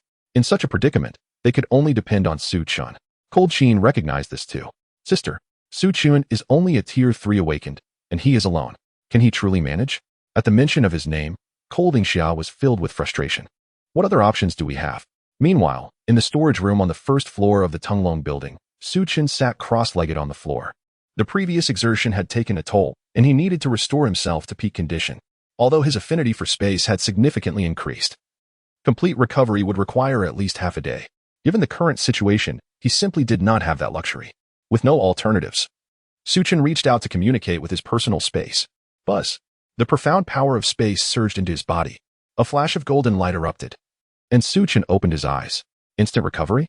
This moving spring water is remarkably effective. Moreover, only a third of the power from the space had been consumed. This meant he could replenish himself 2 more times. If only I had more reserves, I could rescue them all at once. But for now, I must proceed according to plan. Su Chen lifted his gaze. The intricate patterns of the array had descended from the ceiling, now covering the entire room. He understood that when he reached the second floor and the jade pendant shattered, the sacrifice had already commenced. It was at that moment that the patterns began to grow uncontrollably. In such a short span of time, they had reached the first floor. Su Chen estimated that within another hour, they would penetrate underground. At that point, Heirong's sacrificial scheme would be irrevocable. Without hesitation, he made his way to the hall. Roar. Howl. The corpse tide surged. Not for any other reason, but because of that array. The densely packed lines radiated a purple glow, saturating every corner of the building. The purple light filled the hall, extinguishing other sources of illumination, transforming the space into a veritable inferno. When the zombies come into contact with the purple patterns, they become utterly ensnared. Their already fragmented bodies resemble deflated balloons, rapidly wilting into nourishment that is channeled along the patterns to the upper levels. The energy is completely drained, evaporating without leaving a trace. Such scenes are ubiquitous throughout the Tunglong building. Su Chen observes keenly. The typically bloodthirsty and brutal zombies exhibit an instinctive fear. Heirong's cruelty is indeed sufficient to instill terror in the zombies. Su Chen squints. These hundreds of thousands of zombies can only endure for at most half an hour. I must hasten my actions. Su Chen dares not delay any longer, channeling the power of space with all his might, arriving at the pinnacle in mere moments. At this juncture, The top floor has transformed into a tricolored realm. The patterns seem to come alive, intertwining beams of color coalescing into an ocean of power. At the center of this ocean, the zombie tiger sits upon the ground, facing a black coffin. It seems to sense something, as the coffin trembles incessantly, emanating a dark glow. It appears that something within the coffin is struggling. He roams, with closed eyes, is seated atop the coffin, illuminated in an eerie manner by the purple energy. Upon witnessing this, Su Chen finds himself in a predicament. His original plan was to utilize his spatial abilities to directly claim the coffin. With such power, coupled with his spatial displacement, not even a 9th-level awakened being could detect him, rendering him impervious to their strength. However, the current dilemma is that both the zombie tiger and He Rome are watchful and poised. In order to seize the coffin, he must employ the power of space and open a portal at his concealed location. This process occurs in an instant, while He Rome may not react quickly enough. The zombie tiger certainly will not be so easily fooled. He recalls how, upon ascending to the 2nd floor, he was immediately targeted by this creature. He cannot afford to be cornered. Thus, he must devise a strategy to lure both the man and the beast away. But how? I am but one person. How can I create a diversion? How can I draw the tiger from its lair? After contemplating for a while, Su Chen smacks his forehead. How foolish of me. I possess spatial abilities. With newfound clarity, Su Chen returns to the 1st floor. Diverting the tiger is a straightforward task. He Rong's confidence stems from his belief that no one can disrupt his flawless scheme. Su Chen need not dismantle it. A mere slight obstruction to the operational patterns will suffice. Revealing himself, he dramatically gestures, summoning purple glass into his palm. Under the relentless slicing of spatial power, the glass morphs into a sharp point. Su Chen, wielding this spike, targets the densest section of the patterns and strikes with force. Success. As anticipated, the patterns are severed. The purple radiance extinguished. The suction of the patterns diminishes significantly. Simultaneously, He Rong on the top floor abruptly opens his eyes wide. Not good. Someone is disrupting the patterns. Xiaobai, go quickly. With a growl, the zombie tiger vanishes in an instant. He Rong was merely an ordinary man, yet endowed with a purple power that augmented his speed, swiftly descending the staircase to the 1st floor. Meanwhile, Su Chen had long concealed himself within the spatial realm. Returning to the topmost level, now was the moment. He directly approached the coffin, once more establishing a connection with his personal space. The extraordinary power was instantly replenished. With a mere thought, whoosh, the incessantly vibrating black coffin was now nestled within his personal space. With the plan successfully executed, Su Chen immediately vanished from sight. On the other side, after repairing the severed patterns, He Rong and the funeral tiger returned to the top level. Upon witnessing the scene before him, he was rendered utterly speechless. The spot that had once held the black coffin was now completely vacant. What on earth? How could this be? But how did this cunning individual manage to accomplish such a feat? Right beneath his very nose, the core of the entire sacrificial process was stolen? Impossible. This was utterly inconceivable. I sealed off the entire Tunglong building. Not only the Alliance, but even that group of lunatics from No. 17 should not have been able to enter or exit freely. Even if they had managed to infiltrate, they could not have carried away the coffin. Overwhelmed by shock, fury surged within him. Find him. Chapter 152. A bountiful harvest. He Rong was stripped of his previous arrogance and composure, his entire being now engulfed in panic. The coffin was of paramount importance. It was the core of his elaborate scheme, for which he had risked everything.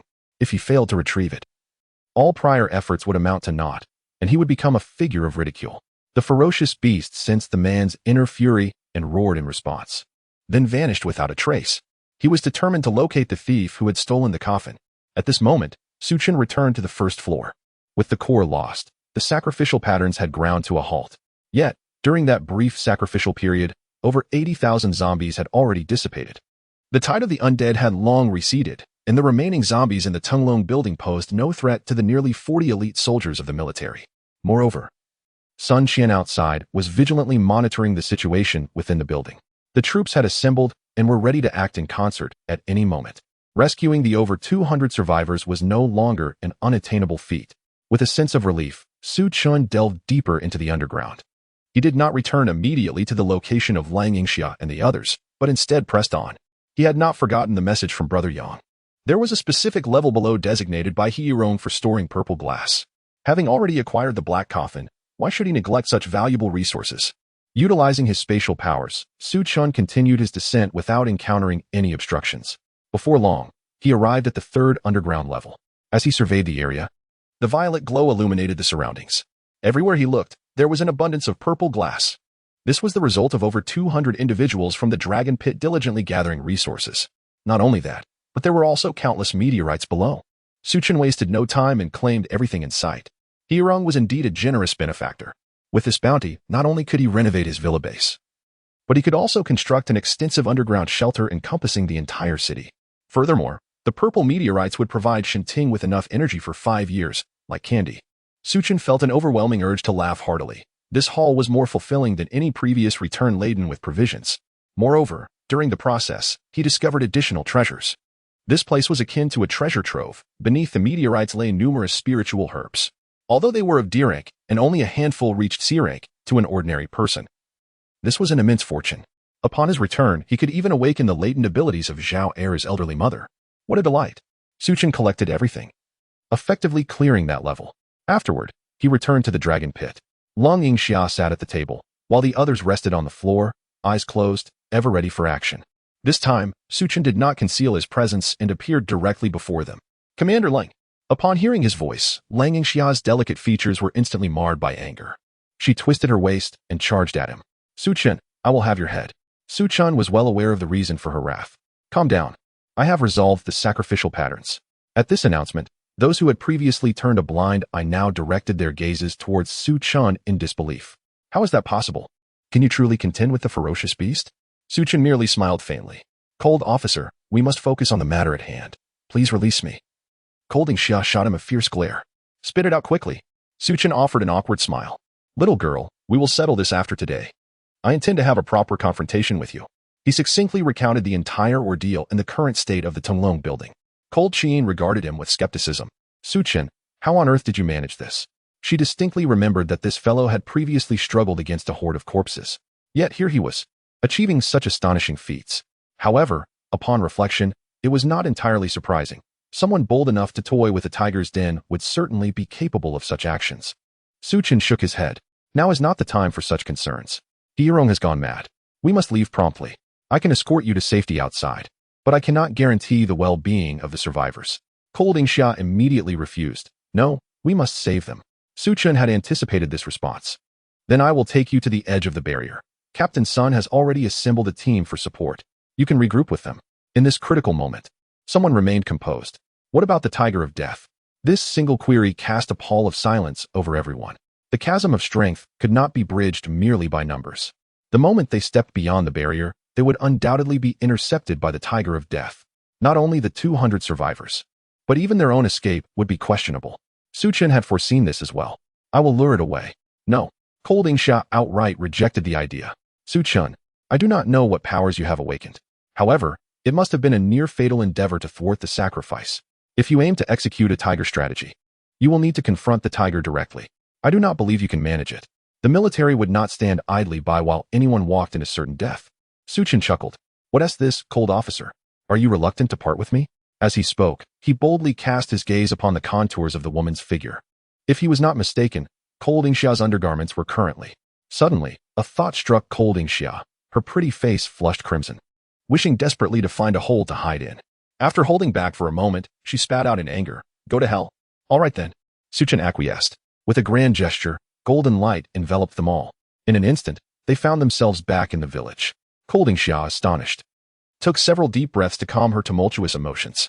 Everyone, split up. Mobilize all survivors immediately. We must leave at once. Cold Qian and the others swiftly departed. Outside the courtyard, only a man and a woman remained. Cold Yingxia regarded the handsome young man before her with complex emotions. Su Chen had single-handedly thwarted Hirong's conspiracy, and now he was about to draw the Tiger of Death away, an act of monumental merit. It would not be an exaggeration to describe him as exceptionally virtuous. Su Chen smiled slightly. What is it, cold officer? Have you been captivated by my handsome visage? In truth, I feel an inexplicable sense of familiarity with you. Once this matter is settled, we shall engage in candlelit conversations, sharing our innermost thoughts and feelings. What thoughts, you may ask? The unvoiced gratitude that nearly escaped my lips was stifled in 3 brief utterances. Su Chen extended his hand and gave a light pat on the stool occupied by Lang Yingxia. I'm off. Take care. You. Lang Yingxia's almond-shaped eyes widened in indignation. She intended to express her anger, yet the man had already vanished without a trace. She continually reassured herself, it's fine. He is a man on the brink of death. so let him indulge a little. Besides, what harm could a simple pat do? Lung Yingxia, what are you pondering? Su Chen, you truly are infuriating. In the midst of her turmoil, Lung Yingxia took a determined step forward. No matter what, the priority is to rescue the survivors. Su Chen's figure reappeared on the ground floor. The area was largely devoid of zombies, granting him a clear field of vision. However, at the moment of his arrival, a massive figure descended simultaneously. Roar. The blood-red eyes of the zombie tiger glistened with murderous intent. Its enormous claws lunged directly at Su Chen. Chapter 153. The True Art of Deception and Spatial Displacement. Su Chen had long been prepared, vanishing into thin air. When he reappeared, he was already 10 meters away. The ferocious tiger moved swiftly. Although it lacked spatial abilities, it seemed to have awakened a form of instantaneous movement, trailing closely behind. Roar. The tiger's claw loomed larger in Su Chen's vision, casting a shadow that obscured the sun. Hum. The fabric of space rippled. Su Chen vanished once more. The disparity in strength was overwhelming. He could only rely on the might of his spatial abilities to execute a dimensional strike. Engaging the ferocious tiger in direct combat would likely reduce him to mere pulp within seconds. At that moment, however, Su Chen felt a considerable alleviation of pressure. Freed from the constraints of concealment, the energy expenditure of spatial displacement paled in comparison to that of spatial barriers. In this manner, he could sustain this effort for 2 hours. With his reservations cast aside, Su Chen sought to lure the ferocious tiger away, indulging in a display of tricks. Roar. This time, he anticipated the tiger's assault, executing a spatial displacement that brought him directly atop the massive head of the beast. Smack. Su Chen delivered a resounding slap to the ferocious tiger. The tiger was momentarily stunned. How dare it? Since its mutation, it had always been the one to dominate. With no one daring to confront it directly, even elite zombies would steer clear. And now, it had been struck by a mere slap. The most perplexing part was that the assailant was a feeble third-tier awakener. Meanwhile, outside the Tinglong building, Su Chen led the military personnel, encircling the entire structure, ensuring that not a single drop could escape. On one hand, they feared the situation might spiral out of control and harm the innocent. On the other hand, since Su Chen had become involved, combat was inevitable. What if his spatial powers were to be unleashed? Thus, for the past 3 hours, forces such as the Human Alliance and the Number 17 faction had been entirely oblivious to the events transpiring within the Tinglong building. All they knew was that the military high command faced peril inside. Su Chen remained vigilant, closely monitoring the situation within the building. He witnessed firsthand Su Chen's encounter with the ferocious tiger, alongside Wan Shi and the other awakeners, as well as the military personnel. Seeing Su Chen deliver a slap to the ferocious tiger left the military elites in disbelief. Seriously, my friend, are you treating this monster as a mere toy? Even deploying 30% of the military strength might not suffice to subdue it. Are you really that reckless? Su Chen glanced around. Although everyone present had been meticulously vetted and were undoubtedly trustworthy, he still felt compelled to offer an explanation. It's not a significant concern, really. Su Chen possesses the most elite speed abilities. He isn't engaging the ferocious tiger in direct combat. Wang Shi and the other awakeners exchanged glances, silently giving a thumbs up to the man. On the battlefield, after a brief moment of confusion, the ferocious tiger regained its senses. It had completely forgotten the task assigned by He Yirong, to locate the one who had stolen the coffin, while absolutely not leaving the Tinglong building. Now, it only desired to devour the weakling before it whole. Roar. The undead tiger unleashed its full power, its formidable deathly aura materializing into a tangible form. A layer of black flames enveloped its massive body. At this moment, the undead tiger epitomized a true complete form, reminiscent of a demon risen from the depths of hell. With a thunderous roar, its eyes transformed into a blood-red hue. Although its speed remained unchanged from before, the sheer force of its claw struck terror into Su Chen's heart. I evade. Spatial displacement. Boom. The undead tiger's claw obliterated a load-bearing pillar, robust enough for 4 men to embrace, into mere fragments. The black flames ravaged the surroundings, vaporizing steel and turning concrete into crystalline remnants. My goodness.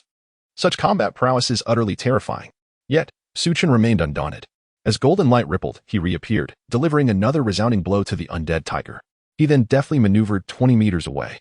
By now, he had distanced himself from the Tinglong building, standing in the void, buoyed by the power of space. Su Chen had anticipated this scenario. Sound vision interference particles, launch. Boom. Projectiles erupted around the Tinglong building.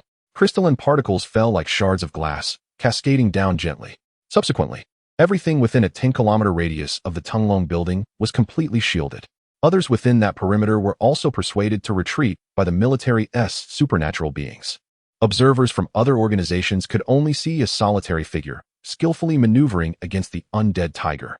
The leader of the human alliance marveled at the sight.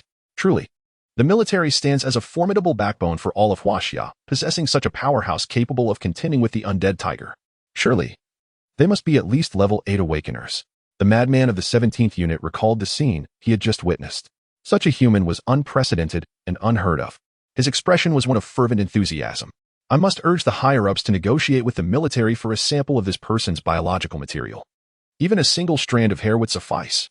If only I could conduct living research on them, I would willingly sacrifice my life for such an opportunity. Meanwhile, Su Chen hovered in the sky, gazing down at the throngs of people below, an air of grandeur enveloping him. The mere undead tiger, come forth. The undead tiger was nearing madness. It could sense that this human was insignificant, capable of being vanquished with a single hair. Yet, no matter how hard it tried, it could not make contact. Soon, under Su Chen's deliberate guidance, the undead tiger was successfully lured away, distancing itself from the Tunglong building. On the first floor, Lung Yingxia and her companions had gathered the survivors. Behind them, a sea of living souls surged forth. Such a multitude of living auras had not been witnessed since the onset of the zombie apocalypse. Leading them was the man who had discreetly informed Lung Yingxia earlier that day. Commander Lung, if possible, we sincerely hope you can spare old He's life.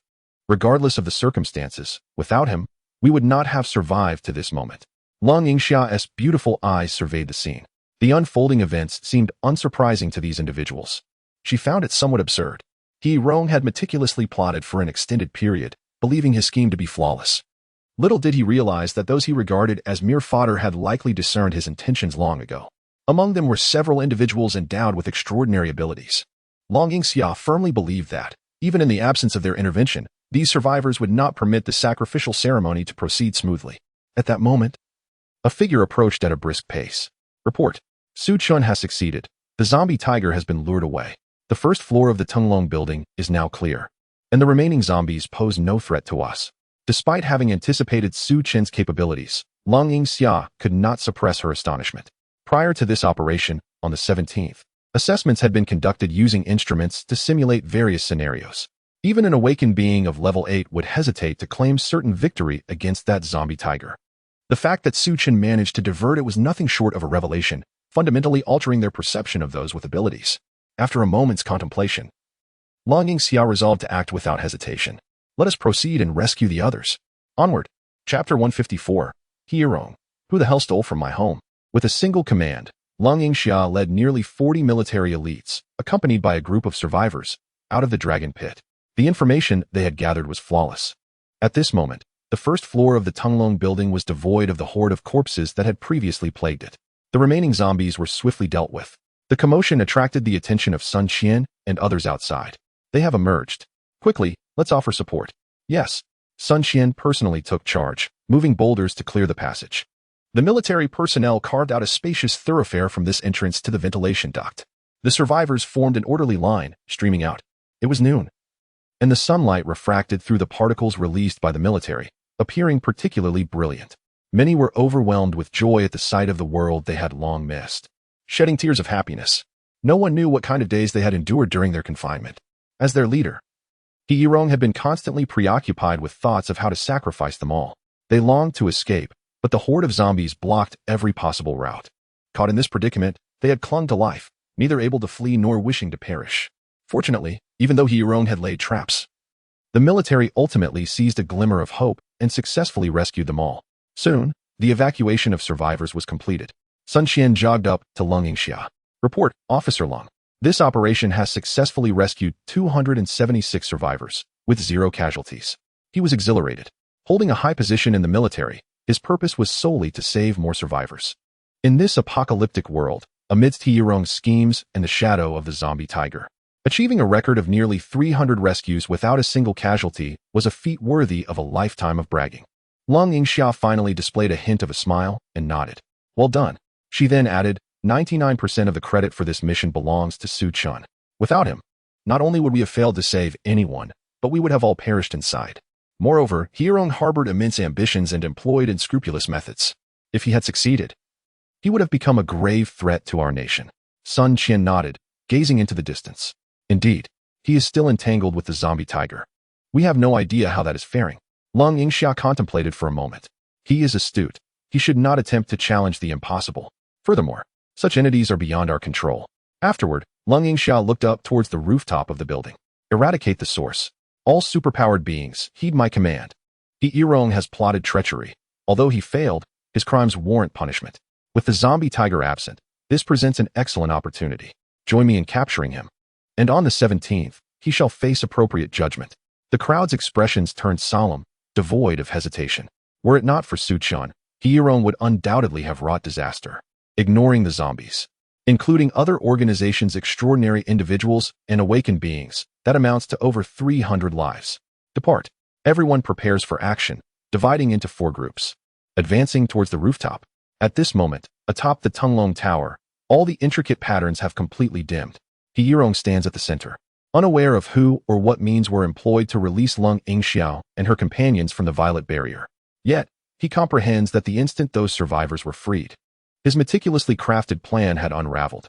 He Yirong's countenance darkens, his jaw clenched so tightly that he nearly draws blood from his molars. At this juncture, the source of his error is painfully evident. Su Chen, Su Chen, I shall remember you. He could have ascended to unparalleled heights, becoming the most illustrious figure in this apocalyptic world. However, his flawless scheme faltered due to a mere third-level awakened being, rendering his efforts futile. His heart bleeds with regret. Yet, what precisely is the nature of his awakening? How could such a wretch engage in a fierce contest with the Feng Hu? Is there any justice in this? At that moment, through the intricate patterns that permeate the building, he distinctly senses dozens of formidable presences rapidly approaching the top floor via the staircase. It is the military. He remains remarkably composed. Even if the sacrificial ritual fails, he still possesses the trump card of the Feng Hu. Slaughtering these individuals would be a trivial matter. However, as this thought arises, he swiftly discards it, a look of dread crossing his face. The military and the resources of number 17 are beyond the imagination of ordinary individuals. Very well, human capability has its limits. Even if I can manipulate the violet power, it is impossible to sail smoothly forever. This failure may be fate's design. A lesson for me to heed. Never underestimate anyone. For the time being, I shall endure in silence. Fortunately, I have amassed considerable wealth over the years. It will not be long before I make a comeback. Su Chen, I shall return in due time. Subsequently, He Yirong bites his finger, mixing his blood with the violet energy, swiftly sketching a simple pattern on the ground. The pattern activates, and a brilliant violet light erupts. Meanwhile, 10 miles away, Su Chen flickers in and out of visibility, occasionally delivering a kick to the Feng Hu's rear or engaging it in a fierce contest. Much like a master toying with a foolish cat, Su Chen feels a sense of urgency. His spatial abilities are depleting rapidly, and he is uncertain if Lung Yingxia and the others have completed their task.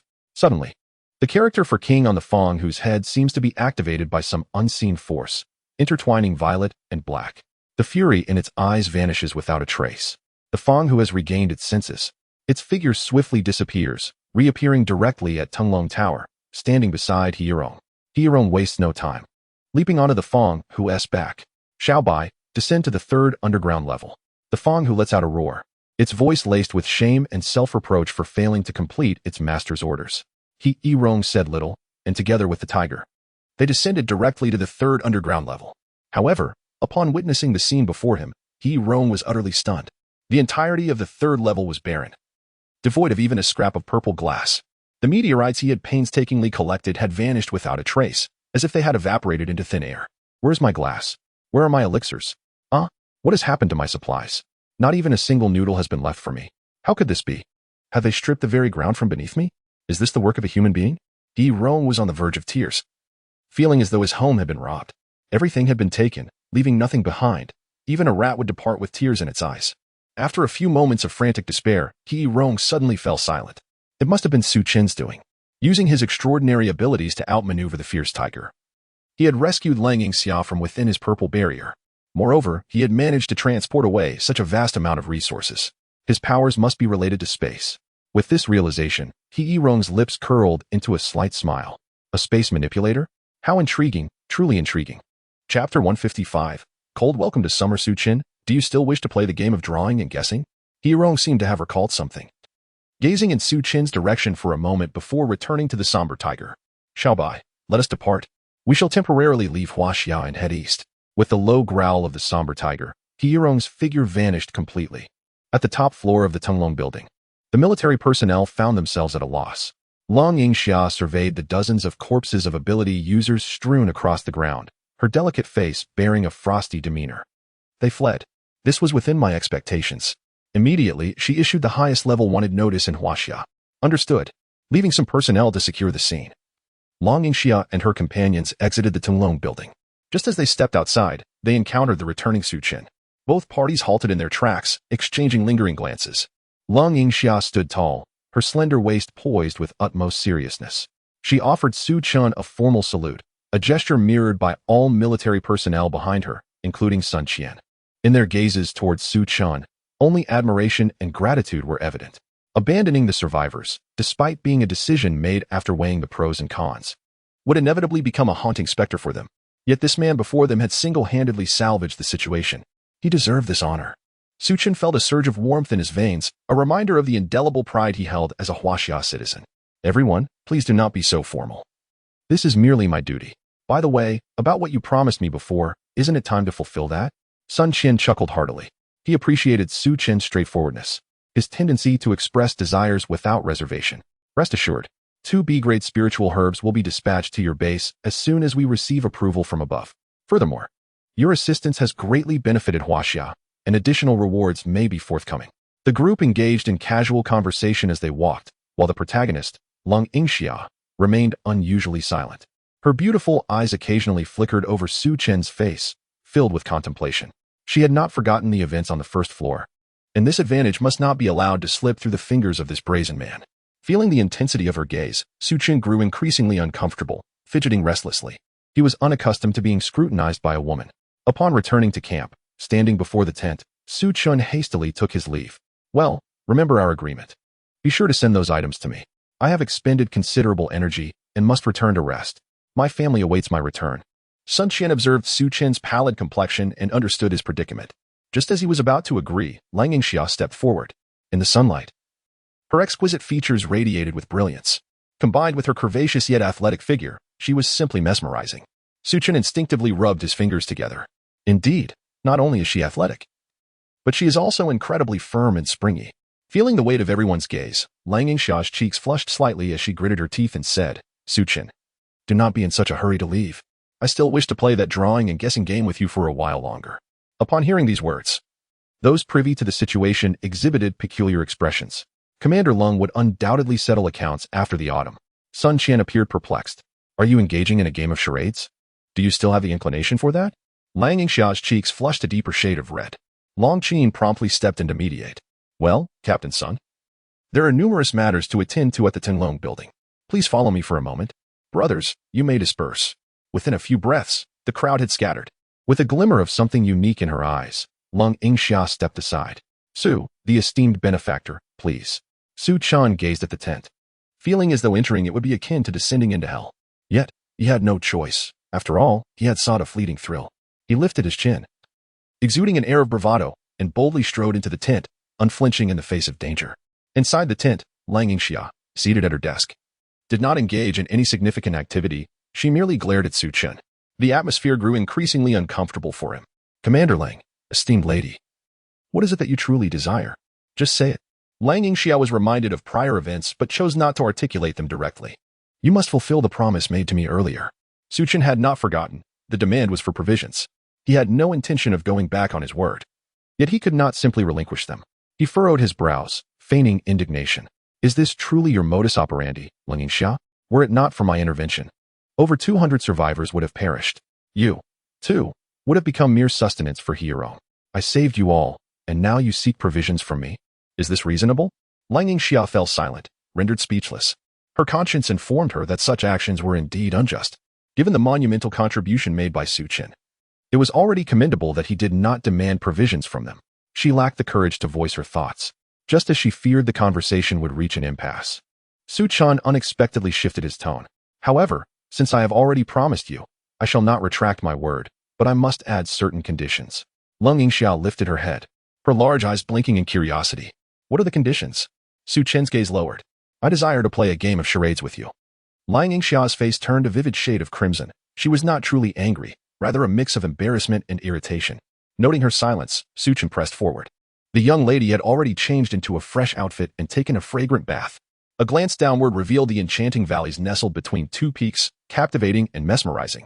Commander Lang, we ought to modify the rules for this round. Should you fail to guess correctly, there shall be a punishment.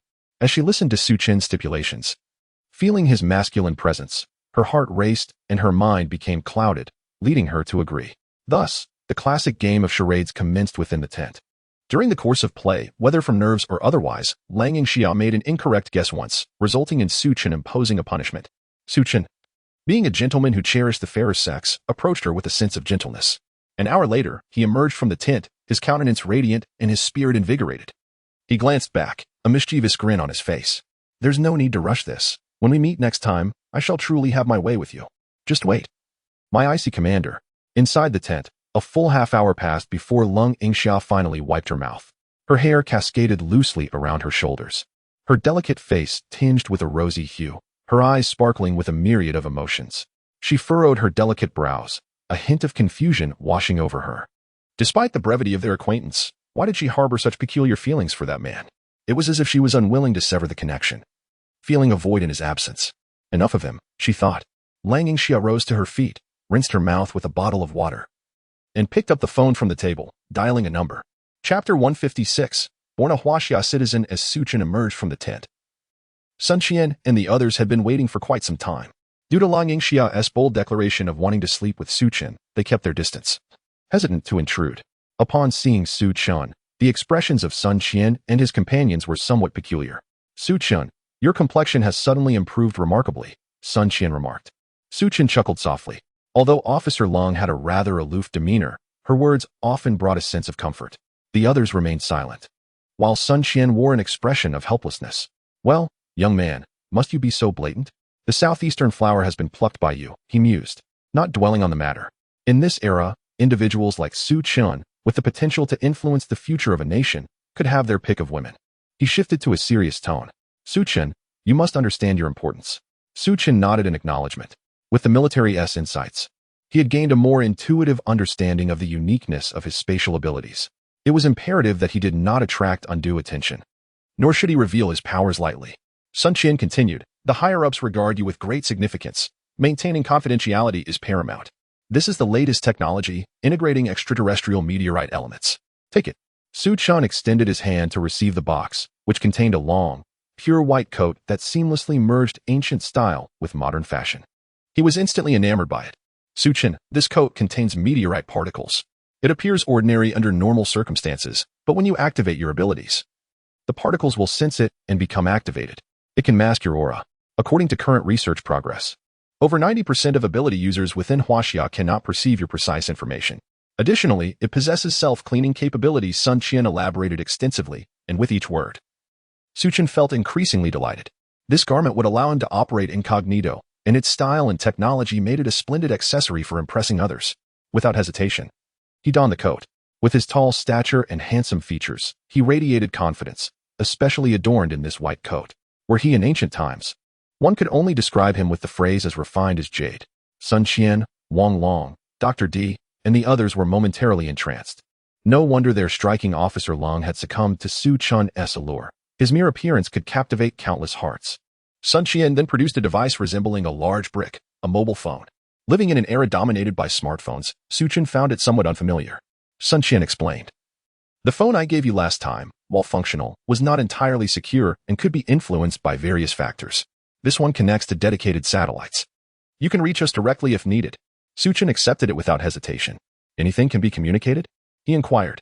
Sun Qian smiled, of course, provided it is not for nefarious purposes. Su Chen was immediately struck by an idea. What if I long for Officer Lang? Sun Qian's lips twitched slightly. If you wish, then wish. However, your villa base is quite a distance from the military district. Are we to deliver a cannon across miles for you? The records are all kept, including Officer Lang's personal phone number. Nevertheless, she does not enjoy the same privileges as you. Whether you can reach her by phone depends on fate. After a silent exchange of glances, neither spoke. Su Chen pondered for a moment. The military had saved his life and assisted him in genuinely entering the ranks of the extraordinary. The gratitude he felt was beyond mere words. From a relational perspective, Lang Yingxiao would eventually become his. It was essential for him to express his stance. Captain Sun, where do you store your supplies? Su Chen, having guessed his intentions, did not refuse. Follow me. After a winding journey, they arrived at the supply center within the camp. Observing the numerous empty tents, Sun Qian's expression soured. The higher-ups had been organizing manpower to gather various supplies, even hiring specialists for allocation. Yet, as the number of survivors grew, the resources became insufficient. We are currently brainstorming ways to rebuild production, but as you know, it cannot be accomplished overnight. The issue of supplies has become a significant challenge. Su Chen nodded, remaining silent. The power of space rippled around him, manifesting various supplies, frozen foods, instant noodles, water, and so forth, quickly filling 3 large tents. Sun Qian gaped in astonishment, unable to close his mouth. Wait, your villa base's warehouse is already full. How could you carry so much? Just how many supplies do you possess? A slight smile played on Su Chen's lips. Not much, really. It's just that I've barely consumed a fraction of what I stockpiled before the apocalypse. For now. This should suffice, considering the logistics of transport. Next time, just drive the truck right to my doorstep. Moreover, Su Chen remarked with a serious demeanor. I am a citizen of Huaxia. Although I shall not join your military, should you encounter difficulties, feel free to seek my assistance. I will certainly help in any way I can. For matters beyond my capabilities, I can still offer suggestions. As you can see, I am not alone. Sun Qian smiled with relief. Regardless of the circumstances, it indicated that their previous efforts had not been in vain. With your assurance, I am at ease. To be honest, Su Chen, I was initially concerned that you might be a scoundrel, taking advantage of my efforts only to abandon me. Su Chen's expression darkened as he scrutinized Sun Qian. Captain Sun, such jokes are inappropriate. I have no interest in that sort of thing. You can verify with Officer Ling. Having made a jest, Su Chen recalled his purpose for being there and continued without hesitation. Captain Sun, I require your assistance. I plan to renovate my base using that special meteorite. Sun Qian nodded. That is indeed a commendable choice. The materials themselves are sufficiently robust. If they can indeed be utilized effectively, they may withstand missile strikes. Furthermore, the unique properties of meteorites, as speculated on the 17th, suggest that they might possess the capability to resist supernatural forces. However, this remains uncertain, and research is ongoing. Nonetheless, Su Chen, if you seek such materials, the military cannot be of assistance, as we have not actively sought them out. While these materials are not ubiquitous, they are not particularly difficult to locate. It will depend on your own efforts. Su Chen shook his head. You are overthinking it, Captain Sunday. I already have ample materials. What I lack is manpower. Sun Qian understood and responded with a hearty smile. I cannot arbitrarily mobilize military resources. Moreover, since you are constructing a building, it would not be appropriate to utilize our personnel. However, the over 200 survivors you rescued would surely be willing to assist, and they possess valuable experience. Su Chen recalled the vibrant scene at Long Pit and nodded. Very well, then I would appreciate your assistance in communicating with them. Chapter 157. A tenacious little ghost. Sun Qian acquiesced, his expression turning grave. Su Chen, you ought to have a sense of the situation. However, there is a matter I must bring to your attention. He Yirong is not someone to be underestimated. We failed to apprehend him this time. The military has already issued a warrant, which can be found on the ability user forum. Yet, I suspect it will have little effect. Should he make a comeback, you will likely be his first target. Exercise caution. Su Chen nodded in acknowledgement. I understand. However, he has offended too many organizations. Even with a tiger on his side, he would not dare to show himself publicly. Moreover, he undoubtedly wishes to continue plotting sacrifices. Yet, opportunities like the one at the Tunglong building will not arise again. I estimate he will refrain from appearing for the foreseeable future. By the time he attempts to rise again, I may not fear him. Sun Qian regarded Su Chen's confidence with some admiration. This was certainly reasonable. The potential of spatial abilities is vast. What Su Chen lacked was merely time for growth. After exchanging pleasantries, as the military prepared to return, Su Chen did not linger. Accompanied by Wang Long and others, he exited the camp, hastening towards the small path. The urgency of his pace stemmed from a singular desire. He longed for his wife. He had not forgotten his agreement with Zhao Eru. Yet upon arrival at the designated location, there was no sign of the vehicle. Had that rascal slipped away without a word? Such a breach of etiquette. He had previously pondered the commotion at the Tunglong building. It was inconceivable that Zhao Eru would not be concerned for him. Yet, the absence of any action was uncharacteristic of the boy. It appeared he had left long before. At that moment, Su Chen's brow furrowed. Although Zhao Eru often engaged in banter with him, he always listened intently. There was no way he would have slipped away, even if provisions were lacking. The only plausible explanation for Zhao Eru's breach of their agreement was that something must have occurred at home. Realizing this, Su Chen wasted no time and raced towards his residence. At the villa, the living room was filled with a gathering of individuals. Lu Ruoyu sat at the head, her long hair elegantly styled, her supple waist erect. Her unadorned visage, with exquisite features and captivating eyes, radiated an air befitting the matriarch of the household. Yet, her delicate countenance appeared somewhat haggard. Yang Jie, clad in black, accentuated her alluring figure, resembling a mischievous little wildcat. Her long lashes fluttering, stirring an itch of desire. However, her demeanor mirrored that of Lu Ruoyu. Shinting glowered, casting a glance out the window. There stood the dark-clad child, observing them with a sinister grin etched across his face. Lu Ruoyu rose, a look of exasperation on her face. The day after Su Chen's departure, this child had begun to stir trouble. Initially, she thought it merely posturing, dismissing it as inconsequential. Yet, to her dismay, once night fell. This little creature commenced its antics. Like a wraith, it not only managed to infiltrate the villa silently, but also struck each time with uncanny precision. Initially, Shinting managed to hold her ground. However, the little monster suddenly unleashed its fury, fracturing her shin. They had feared that their base would be overrun. But the creature unexpectedly vanished, sparing their lives. This relentless cycle continued. Shinting, Yang Jie, and even Zhao Eru's elderly mother bore various injuries, though none were fatal. The little monster seemed to be under some constraint, refraining from taking their lives. Yet, the nightly torment only intensified, ever since Su Chen departed. None of them had enjoyed a peaceful night's sleep. What was even more infuriating was that a few days prior, Lu Ruoyu, with newfound courage, attempted to negotiate with the little monster. To her dismay, the creature demanded they willingly surrender all their supplies and offer all the women in the villa as its slaves. Upon hearing this, Shinting was immediately enraged. She was no match for the little monster, having already suffered multiple injuries. In desperation, Lu Ruoyu had to send Yang Jie to seek out Su Chen. Unfortunately, she did not encounter him, but rather stumbled upon Zhao Eru. Upon hearing the news, Zhao Eru promptly returned home. He was not one to passively endure bullying. With his formidable skills, he engaged in battle with the little monster. However, during the skirmish, two individuals clad in black appeared, turning the odds against him. Outnumbered 3-1, Zhao Eru sustained serious injuries. Ultimately, the outcome remained unchanged. Although he had vanquished the little monster, the black-clad figures spared their lives. Yet, there was a notable difference. The two black-clad individuals clearly possessed considerable experience. And upon their arrival, the little monster exhibited an unusual defiance, imposing a deadline upon them. They were given 3 days to surrender all supplies and voluntarily submit as slaves, or face dire consequences. With a heavy sigh, Lu Ruoyu regained her composure, glancing at Zhao Eru, who lay bandaged like a mummy, her eyes filled with despair. It was said that little monsters were troublesome, and they had indeed encountered the king of such creatures this time. Yang Jie shared her sentiment. They were unable to fight back effectively, nor did they have anywhere to escape. When would Su Chen return? Lu Ruoyu shook her head. She secretly hoped he would not come back. The origins of the little monster were shrouded in mystery, and the organization behind it must be formidable. Although Su Chen was adept at creating miracles, it was uncertain if he had a solution to this predicament. At this juncture, the room fell silent, save for Wang Yan, who remained undeterred by the looming crisis. Before her lay a mountain of documents and blueprints. In recent times, she had dedicated herself to the renovation of the villa. Striving for perfection, she had thoroughly studied the architectural books provided by Su Chen. Initially, her focus was solely on completing the task assigned to her. But as she immersed herself in the subject, she had genuinely fallen in love with this field.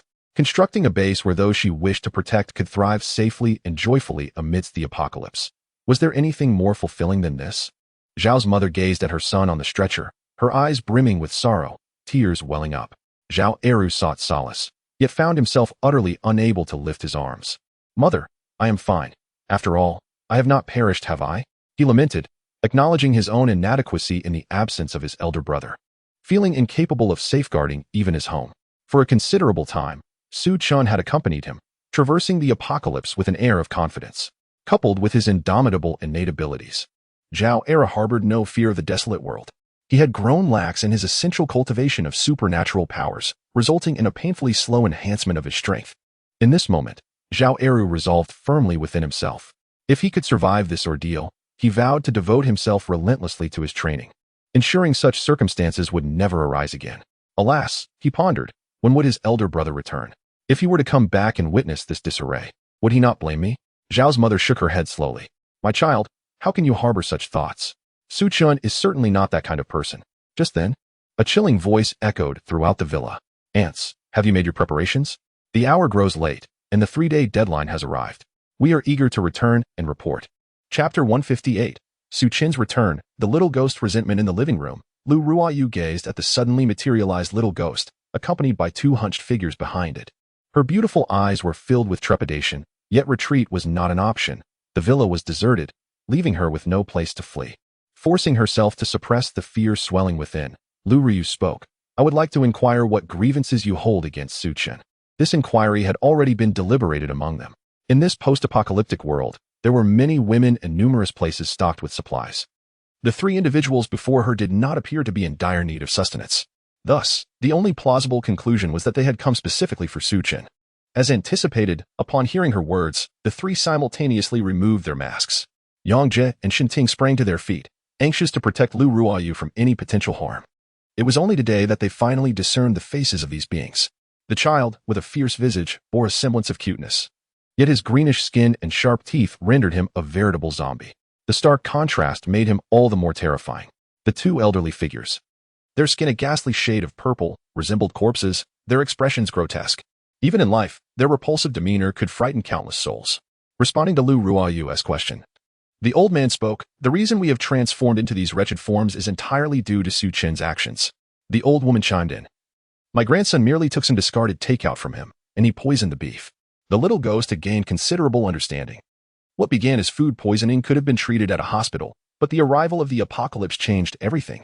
The poison he administered, when combined with the apocalyptic virus, mutated catastrophically.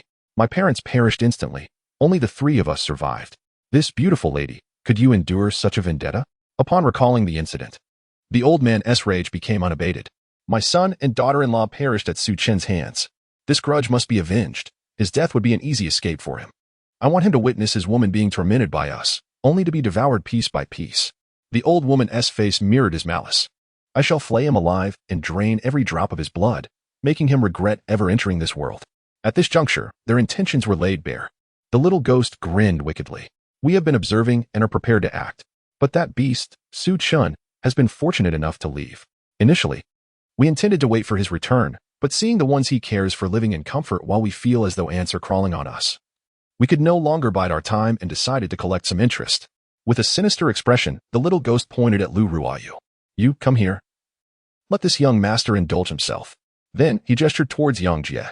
You, attend to my grandfather. The 2 women could not possibly acquiesce. Their expressions resolute in the face of death. Yet, it seemed the 3 monsters had anticipated this very scenario. The elderly woman appeared behind Zhao's mother like a specter, gripping her neck and lifting her off the ground. Disobedient, are we? It seems you still do not comprehend your predicament. If you do not comply, I shall end her life.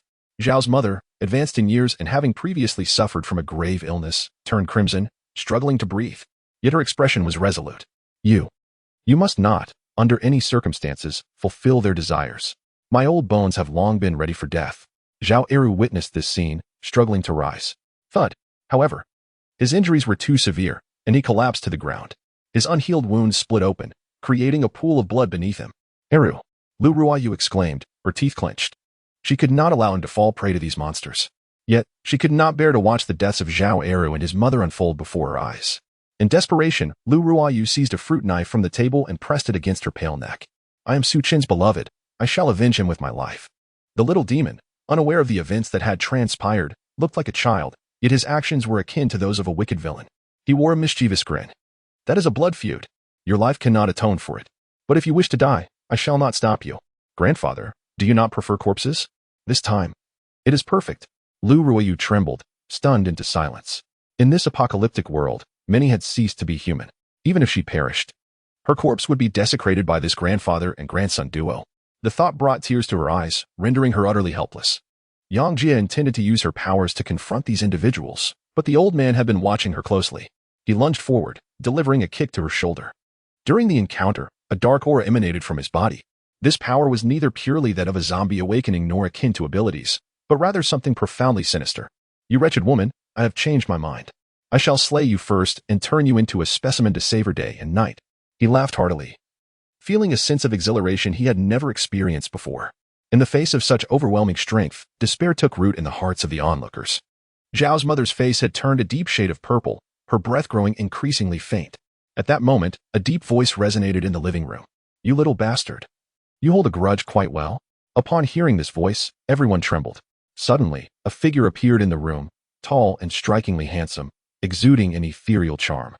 The white trench coat only added to his allure. In awe, Lu Ruoyu was the first to react. Su Chen. Tears flowed uncontrollably. Akin to a kite severed from its string, Su Chen embraced her tightly, then glanced at Yang Jie, who had been knocked to the ground nearby. His heart ached like 1,000 needles.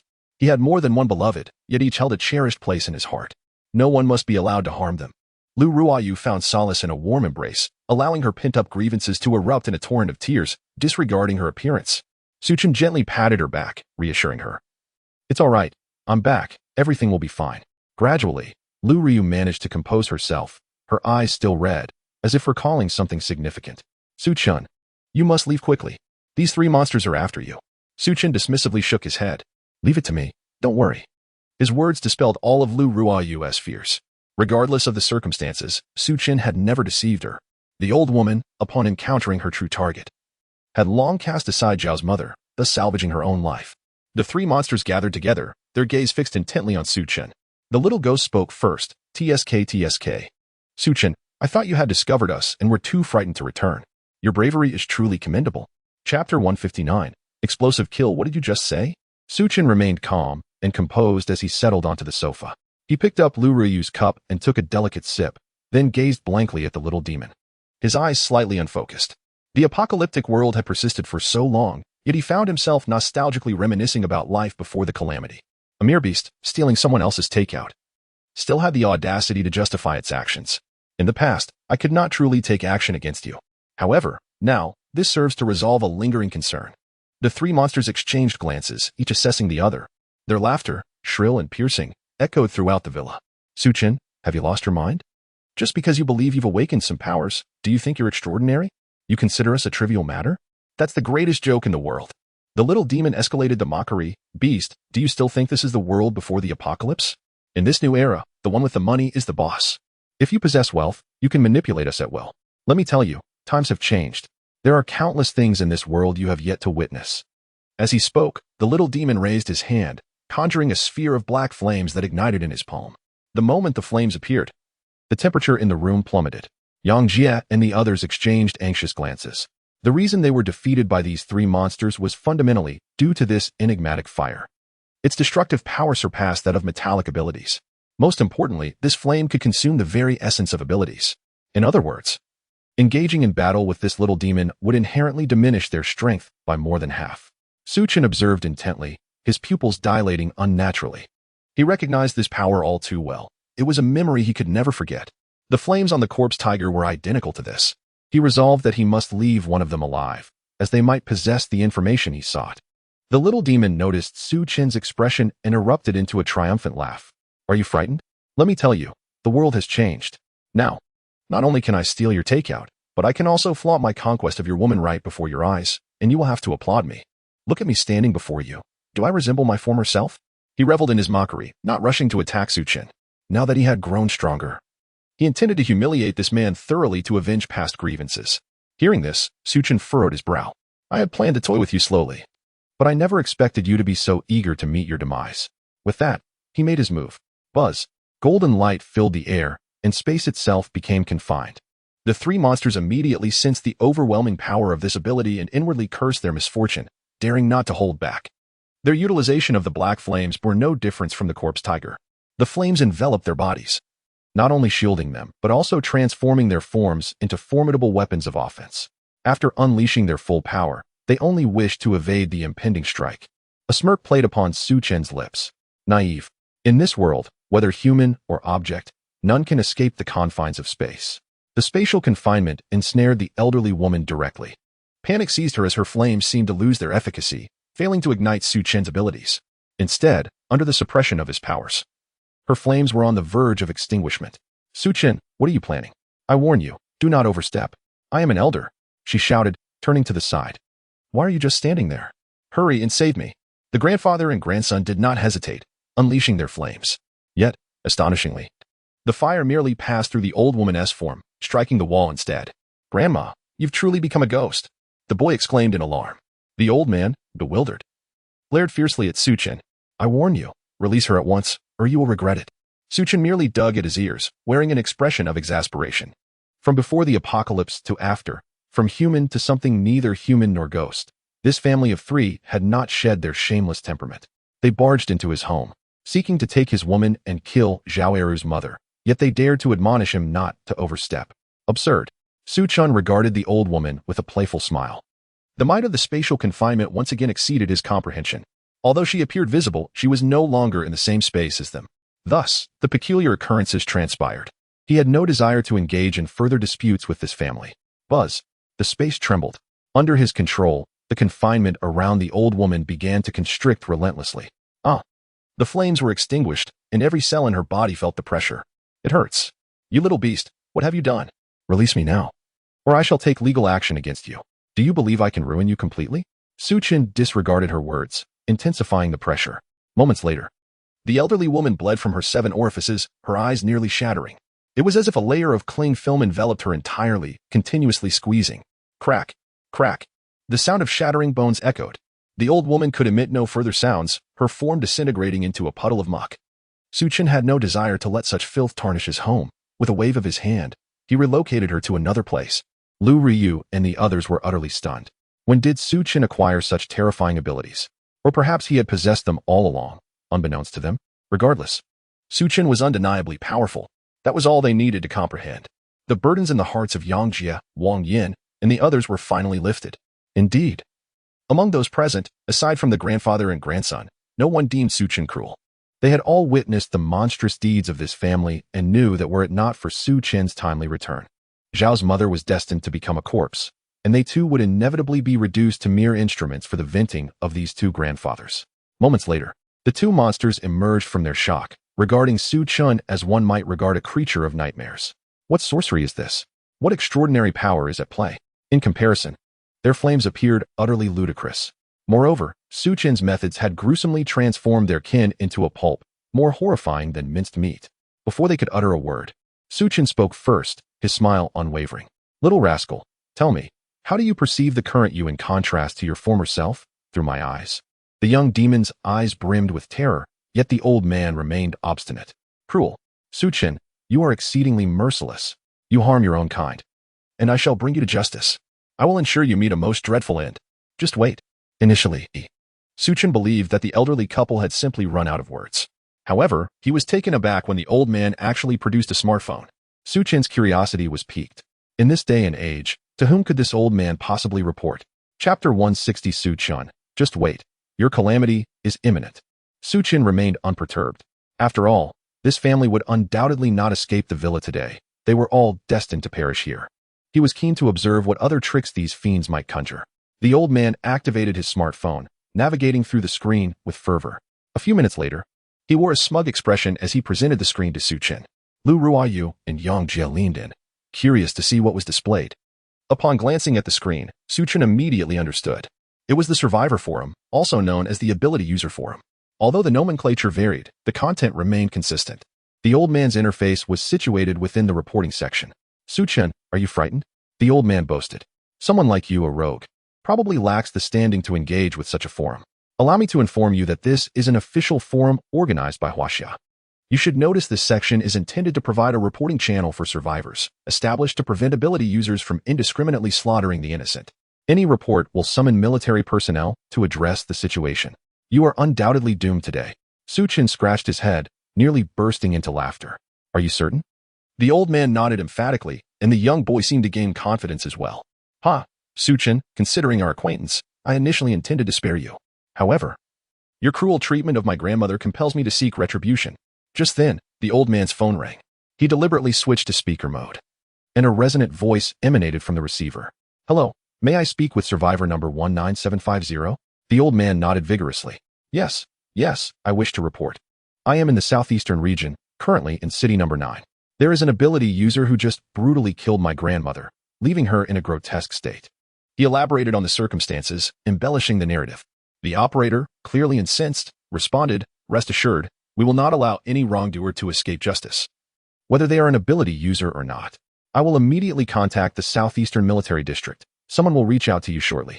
You must keep the ability user at bay to ensure your safety. With that, the call ended, and the old man pulled the young boy back several paces. The operator's words served as a wake-up call. No matter the situation, it would take time for the military to arrive. Based on Su Chen's earlier demeanor, he could easily eliminate them within that interval, as effortlessly as preparing a simple dish. At this moment, the boy finally exhibited the demeanor of a typical child, hiding behind the old man and peeking out, reminiscent of when he had stealthily taken Su Chen's delivery. Upon hearing this, Lu Ruoyu's previously lifted spirits sank once more. In a post-apocalyptic world, even the mightiest individual would find it challenging to contend against an organized force, especially one as formidable as the Huaxia authorities. Yang Jie narrowed her beautiful eyes and inquired softly, "Is this form genuine? Is it truly sanctioned by Huaxia?" Su Chen nodded affirmatively. "Indeed, it should be foolproof." Yang Jie immediately devised a plan. Time was of the essence. Erasing all traces was her forte. Su Chen smiled faintly. There was no need for that. It was better to wait and see.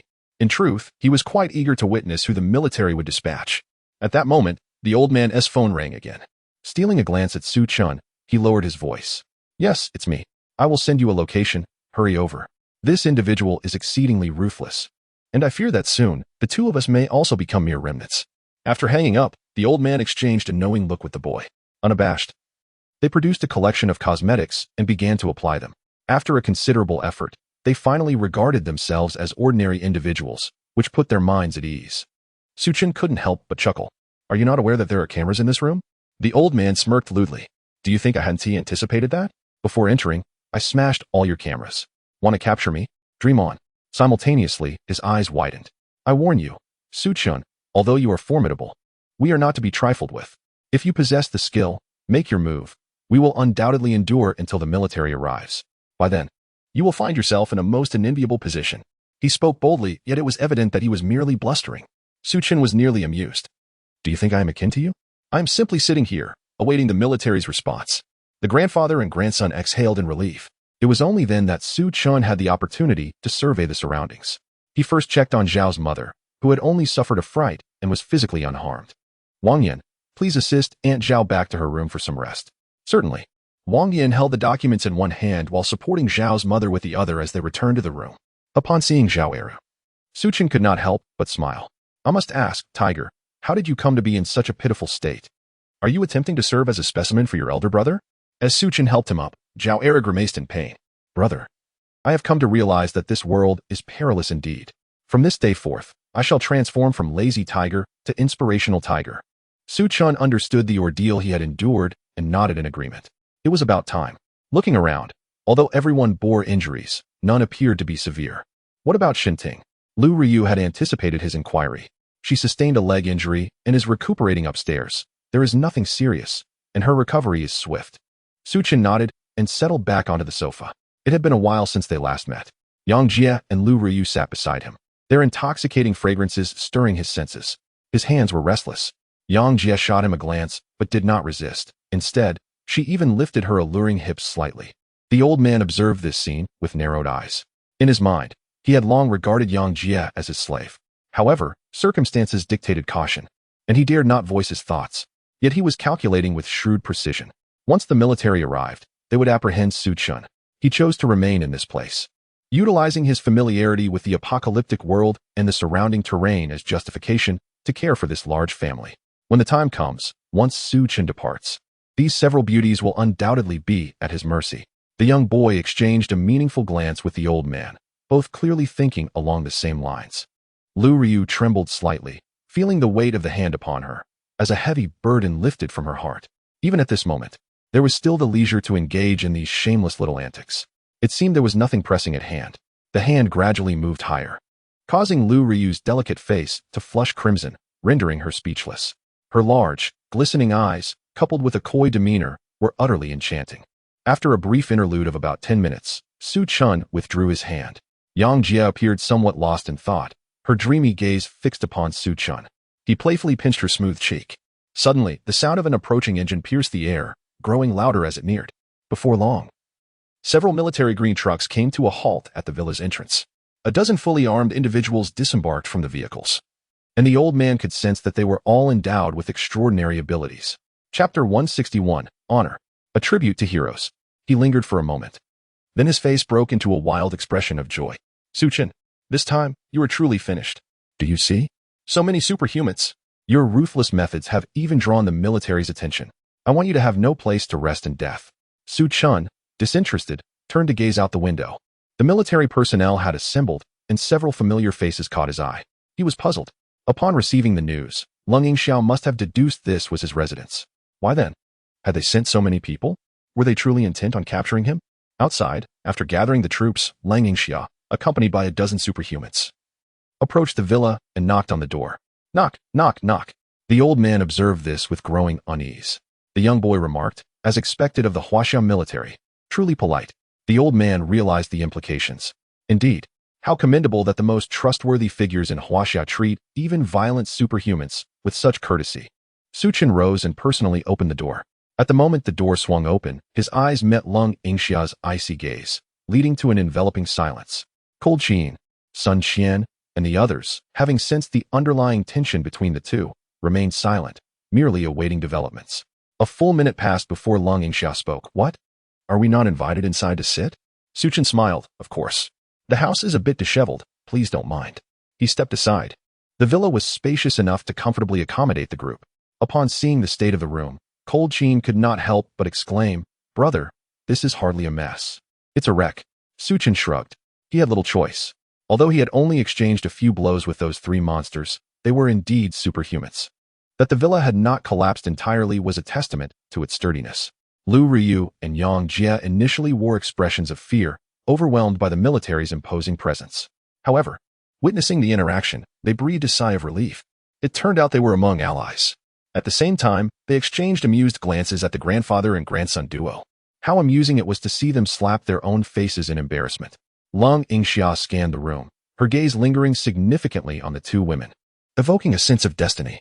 Then, she softly cleared her throat. The dozen superhumans behind her received the signal and promptly formed a neat line. Amidst the astonished gazes of Lu Ruoyu, Zhao Eru, and others, Lung Yingxiao raised her arm in a formal salute towards Su Chen. I, the head of the Southeast Military District, on behalf of the official Huaxia military, pay tribute to the hero Su Chen. Her voice resonated powerfully, imbued with vigor. As her words fell, the 10 or so individuals behind her echoed in unison.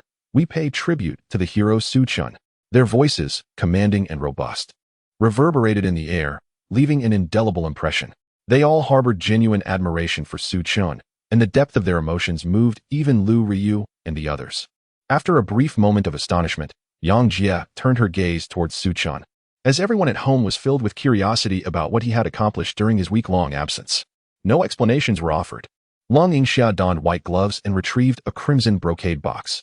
Upon opening it, she revealed a gleaming golden badge nestled within. With both hands, she presented it to Su Chen, her smile radiating sincerity. Su, the great hero, this is an honor bestowed upon you by the military. Su Chen examined the badge adorned with a dragon motif, puzzled as he inquired, what purpose does this serve? Lung Yingxiao, captivated by Su Chen's handsome visage and recalling their playful game in the tent, felt a blush warm her cheeks. Yet, she refrained from any further actions toward him, for she acknowledged his heroic title from the depths of her heart. It held no practical utility, merely a symbol of honor. Well then, Su Chen mused. Feeling a tinge of regret, yet he solemnly placed the badge into his personal space. Once the ceremony concluded, the military personnel relaxed. Sun Qian could not help but pat Su Chen on the shoulder, exclaiming, You truly are remarkable. Despite my numerous contributions, I have yet to receive such an honor. The others looked on with envy, having devoted their lives to Huaxia. The badge, which represented merely honor in Lung Yingxiao's words, had become their ultimate aspiration. Observing Su Chen engaged in casual conversation, an elderly man's expression soured. Damn it, so all the trouble I went through to summon you was for your buddies. Was it? At that moment, Lung Yingxiao shifted to a more serious tone. Su Chen, our reporting hotline has just received information regarding an anomalous ability user causing disturbances in this vicinity. The details provided by the informant align with your home address. Are you all right? Though her words were frigid, the concern was palpable. Su Chen felt a warmth in his heart as he realized the military's apprehension for his safety had prompted such a gathering. He shrugged. Do I appear to be in trouble? I can certainly handle a game of charades. Mentioning this made Lung Yingxiao's cheeks flush even deeper. Su Chen pointed to the elderly duo. The informants are right there. They reported me. Those words plunged the villa into silence. Long Qin scratched his head. Glancing between the elderly pair and Su Chen, the CPU in his mind running hot. Huh? Faced with this revelation, the old man steeled himself, approaching with a sorrowful expression, and pointed at Su Chen. Indeed, it was I who reported him. Let me tell you, it was he who killed my wife. He recounted the events once more, not only with fervor but embellished the tale further, even alleging that Su Chen had coveted his wife and, upon failing to seduce her, had resorted to violence. Long Yingxia regarded him with a peculiar look, stealing a glance at Su Chen. All right. You really are something, aren't you? Long Qin found it amusing. It is said that old currencies lose their value, but Su Chen, you truly are remarkable. Lu Ruoyu, overhearing this, did not remain silent. Sir, do not heed his nonsensical words. Look at this. Lu Ruoyu produced her phone, displaying a video that captured the entire sequence of events from the moment a family of 3 broke in until the present. Sir, I thought I was going to die and would never see Su Chen again. I just wanted to leave a final message, but unexpectedly, the video elucidated the entire truth. Long Yingxia and the others had little to add. From the outset, they held no doubts about Su Chen's integrity. The old man was indignant. You are covering for him. I will report you. As an ability user, he should never resort to violence against innocent elders. Should he? Wang Long could no longer contain himself. Silence. Do you even know what he has done? At Tinglong Tower, counting both the military and ordinary survivors, Su Chen saved over 300 lives. A violent ability user? I would not believe it even if you killed me. The recent video, coupled with Long Yingxia's keen perception, had already revealed to her that the two before them were anything but ordinary. They could scarcely be considered human. Such formidable power is not justification for wrongdoing. Take them away. Those 2 words served as a death sentence for the pair. Su Chen raised an eyebrow. Wait. Long Yingxia was filled with confusion, and Long Qin could not help but inquire. Big brother, he has treated you this way, and yet you still intervene? You cannot possibly be enamored with his wife. Can you? Chapter 162. The emergence of scale in the apocalypse. Su Chen shot him a glare. Little brother-in-law, mind your words. Long Qin wore a peculiar expression, while Long Yingxia's cheeks flushed with embarrassment. The others pretended to be deaf, feigning ignorance of the exchange. Lu Ryu cast a contemplative glance at the striking beauty, devoid of jealousy, akin to an elder scrutinizing her younger siblings. Turning to the old man, Su Chen stated, "Allow me to handle these 2. I have several inquiries I wish to make." Long Yingxia decisively interjected, "These individuals are not human. They have trespassed unlawfully and committed misdeeds beyond the military's jurisdiction.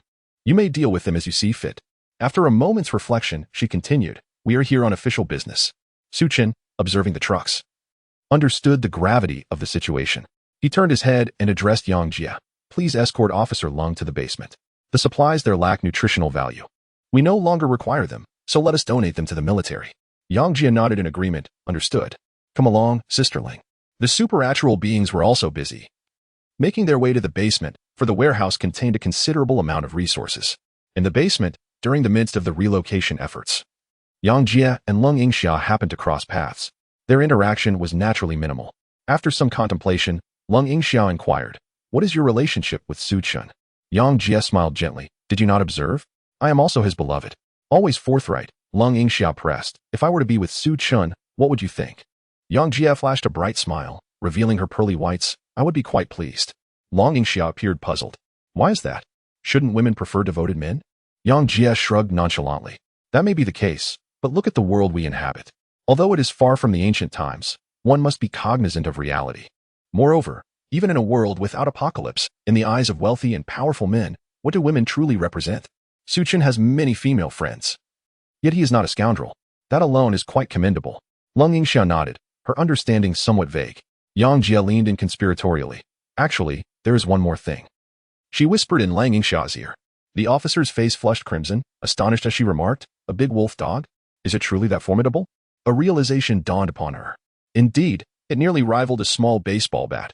I almost choked. Yang Jia wore a knowing expression. "Ah, so you too."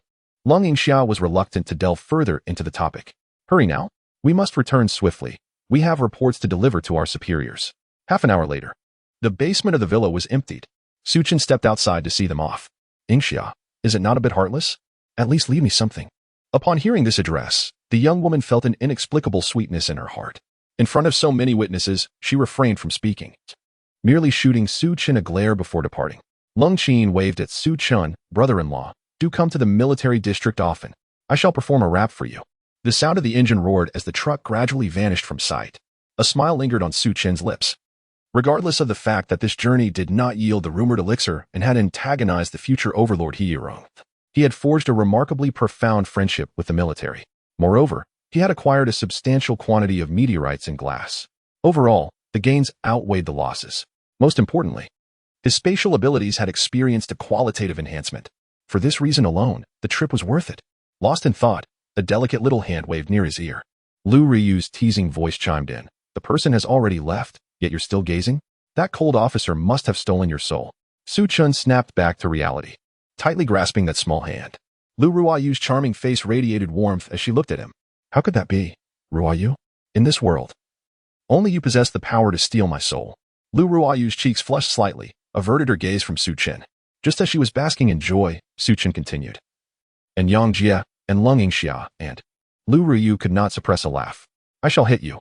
Family discipline awaits. After a playful scuffle, they returned to the room. Sitting on the sofa, Lu Ruoyu personally poured a cup of tea for Su Chen. Yang Jie then volunteered to massage his shoulders. Her delicate, boneless hands gently caressed the flesh at the nape of Su Chen's neck, a sensation of sheer comfort. The grandfather and grandson duo in the corner observed this scene, their eyes brimming with envy. The disparity between people was already significant before the apocalypse. Post-apocalypse, it had widened even further. When would they ever experience such treatment befitting a prince, bestowed upon a beauty as ethereal as hers? Su Chen sipped his tea and set the cup down, his gaze landing on the two little ones. You too, come here. The pair dared not utter a word of dissent, tiptoeing towards him. Their cautious demeanor was a stark contrast to their earlier arrogance when they had invaded the villa. As Su Chen, what do you intend to do? Su Chen had no desire for idle chatter. I will ask you a few questions. Answer honestly. The grandfather and grandson exchanged glances. The elder spoke up. Su Chen. If we comply, will you spare us? Su Chen remained non-committal. It depends on your performance. The little one nodded. You may ask. Su Chen pondered for a moment before inquiring, what organization do you belong to? This question seemed straightforward, and the little one did not hesitate to reply. Yamahal. Yamahal? Su Chen furrowed his brows. This name was unfamiliar to him from his past life. Noting his confusion, the little one took the initiative to explain. After the apocalypse arrived, strange occurrences became abundant, leading to the division of humanity into various factions. Some broke their limits and became awakened ones, while others gained abilities and became ability users. Both the Human Alliance and various military organizations are afflicted by these two phenomena. A portion of the populace has succumbed to infection, transforming into zombies, now a common sight in the streets. Yet, there are some who, after undergoing this transformation, retain their rationality. They cultivate their abilities using a unique purple stone, rendering them almost indistinguishable from humans. According to the latest military reports, this category of zombies is collectively referred to as meteorites. Su Chen nodded. It was he who had coined this term. The observer, a little demon, noted Su Chen's expression and continued, in the Knowledge God Society, the upper echelons are divided into two factions, one comprising superhumans and awakened beings, while the other consists of meteorites. Below these leaders, the majority of the members, over 90%, are zombies. Their fervor towards the undead is perplexing. Su Chen was aware of this organization. He had not forgotten the bounty placed on him by the Knowledge God Society, which still lingers on the forum. The reasons behind it remain unknown. Chapter 163, The Origins of Hiyirong, The Untouched Truth. The little ghost nodded. There exists another kind, which is us. We are not human. Although infected by the zombie virus, we have not transformed into zombies. We exist in a limbo between humanity and the undead, neither living nor dead. We are, in essence, the living dead. Currently, the most formidable of the living dead in Huaxia is our leader. It is he who has united our kind and established the Yanluo Hall, akin to those lost souls in the underworld who cannot reincarnate. Su Chen understood. Indeed, standing at a different height reveals an entirely different perspective. In his previous life, he had no knowledge of these matters, at most. He was merely one of the survivors rescued by the military. But now, his sphere of contact has expanded to encompass all of Huaxia. Who is your leader? Su Chen inquired. The little ghost shook his head. I truly do not know, but I have seen our second in command. He appears quite ordinary, yet rides a tiger the size of a truck. Su Chen uttered softly. This implies that Hiyirong is one of the leaders of the Yanluo Hall. No wonder the power of that zombie tiger is intrinsically linked to this grandfather and grandson duo. This raises questions. He was certain that Hiyirong was human. How could he join the Yanluo Hall? If it were due to the zombie tiger, it might be somewhat plausible. Yet, based on Hiyirong's actions, he evidently harbors many secrets. At this moment, the Yanluo Hall emanated a peculiar aura, suggesting a specific ulterior motive. However, Su Chen soon felt a sense of relief. Not to mention the Yinluo Hall, the Knowledge Association, the Human Alliance, and even the Huaxia military. Was any of them uncomplicated? In fact, the simplicity would be rather abnormal. He chose not to dwell too much on this issue. Now, tell me, how did you come to focus on my location? The little ghost, sensing the gravity of the situation, dared not conceal anything and laid it all bare. This is a long story. The Yinluo Hall is not a loose organization. We receive tasks from above periodically. Our current assignment is to track down a newly emerged meteorite bearer and bring them back to headquarters.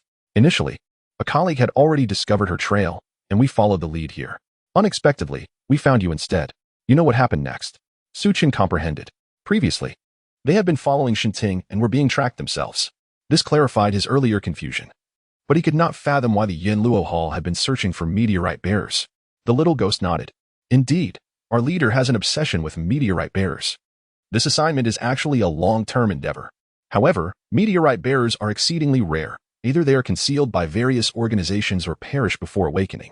No one has ever accomplished this task over such an extended period. Su Chen nodded. Although the little ghost had not directly answered his question, he had at least gleaned an important insight. The Yinluo Hall currently harbors no hostility toward meteorite bearers. The leader's pursuit of such individuals is presumed to be for the purpose of conducting some form of research.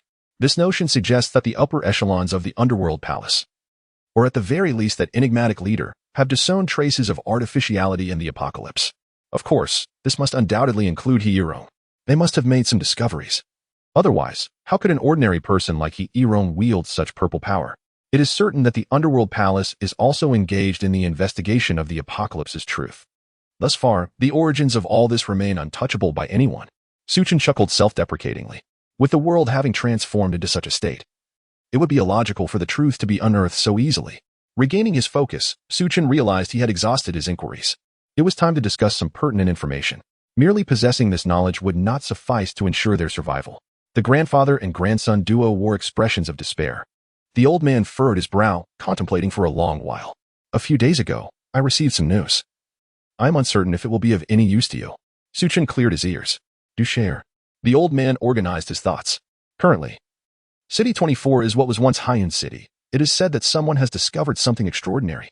The Human Alliance has already dispatched personnel there. The Underworld Palace also issued a mission regarding it the day before yesterday. Many have set their sights on that location, including the 7 deadly sins from our vicinity. Su Chen curled his lip. Extraordinary? I lack for resources. If it pertains to spiritual medicine, I would dismiss the idea without a second thought. The shadows cast by the incident at the Tunglong building loomed too large for me. From now on, if anyone claims that spiritual medicine has emerged, I shall deliver a resounding slap to their face. The 7 deadly sins? What is that? Upon mentioning these 3 words, a look of dread spread across the old man's face. It is a name. This entity is essentially a monster, not belonging to any organization.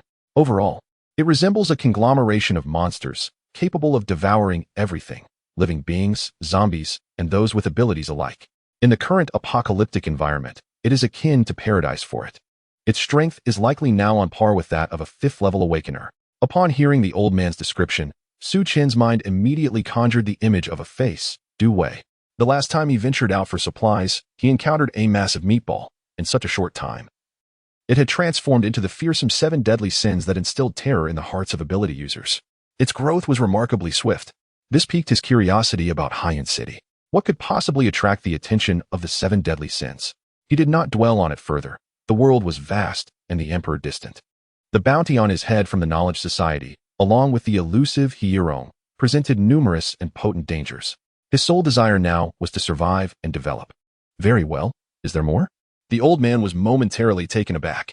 We have conveyed all that we can. Do not be excessive. Su Chen replied casually. Oh, then. Golden light surged forth, and the space became ensnared. The 2 individuals found themselves utterly unable to escape, ensnared within an entirely separate realm. Su Chen, you were treacherous.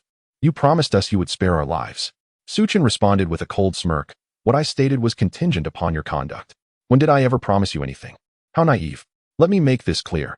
The moment you laid your intentions upon my family, you sealed your own fate. No one can save you now, I assure you. A sickening crunch echoed through the villa as bones shattered, the wretched cries of the grandfather and grandson reverberating throughout the space. Yet, the sounds soon faded, as they followed the tragic fate of the elderly matriarch, discarded by Su Chen as if they were refuse. With this, Su Chen exhaled a sigh of relief. feeling a weight lift from his heart. Raising his gaze, he observed the grisly demise of this family trio, causing Lu Ruoyu and Yang Jie to pale slightly, their delicate faces tinged with shock. It was far too gruesome. He playfully pinched the cheeks of both girls, arching an eyebrow and revealing a cryptic smile. Go wash up and wait for me. Lu Ruoyu, feeling a flush of embarrassment, shot Su Chen a disapproving glance. Get lost. Chapter 164. Queen of the Abyss with a playful pout. Lu Ruoyu gracefully ascended the stairs, her long legs elegantly striding forward. Yang Jie, her eyes shimmering with affection, leaned in close to Su Chen's ear. Her voice a soft whisper that barely revealed a few tantalizing keywords: ice cubes, popping candy, jelly, and spicy little peppers. Su Chen's gaze turned glassy as he emphatically patted Yang Jie's well-rounded backside. My dear Yang, you truly are the master of these delights. Yang Jie unabashedly replied, well, someone is waiting for you, her sweet, alluring tone rendering Su Chen almost weak at the knees. Soon after, she quietly departed. Seated on the sofa, Su Chen noted that the evening was still young, allowing him to grant the two ladies some time to prepare. After sipping his tea, he ventured into his personal space.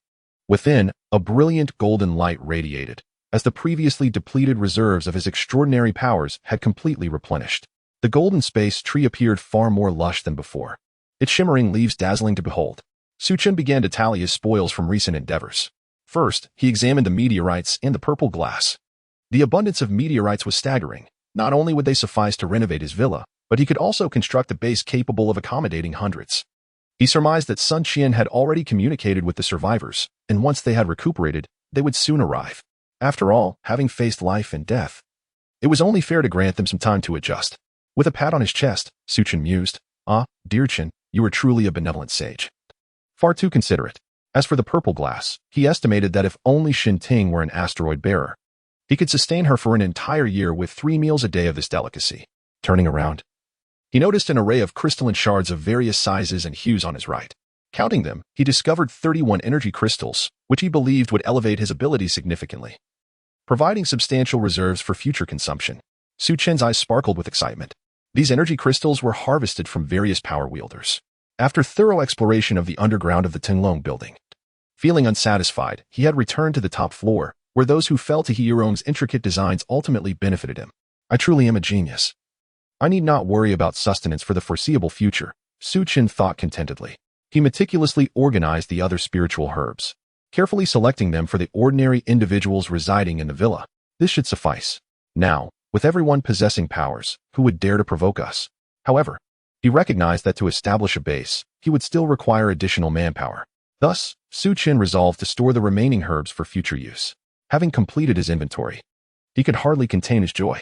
In this apocalypse, when it came to resources, food, and drink, he was wealthier than a nation. While others fought tooth and nail over a single packet of instant noodles, he indulged in sumptuous steaks and fine wines to the point of saturation. As for cultivation resources, he was already employing spiritual herbs to nurture future inhabitants of his base. For an ordinary power wielder, acquiring even a single energy crystal required dancing on the precipice of death. Yet for him, they were akin to mere candy.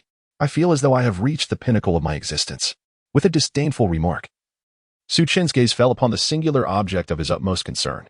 Before him lay a coffin, silent and still. The black surface, devoid of the intricate designs that once adorned it, lacked luster, yet it radiated an ethereal quality, appearing more translucent than crystal. Su Chen approached and gently touched the coffin. Its surface was as smooth and warm as jade. Moreover, he could sense the vast reservoir of energy contained within. This was the culmination of He Yirong's intricate patterns, the result of sacrificing hundreds of thousands of zombies.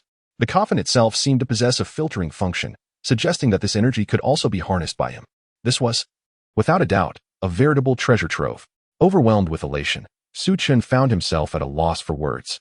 He resolved that his foremost task henceforth would be to construct an impenetrable fortress, retreating into safety and vowing never to emerge unless he had attained invincibility.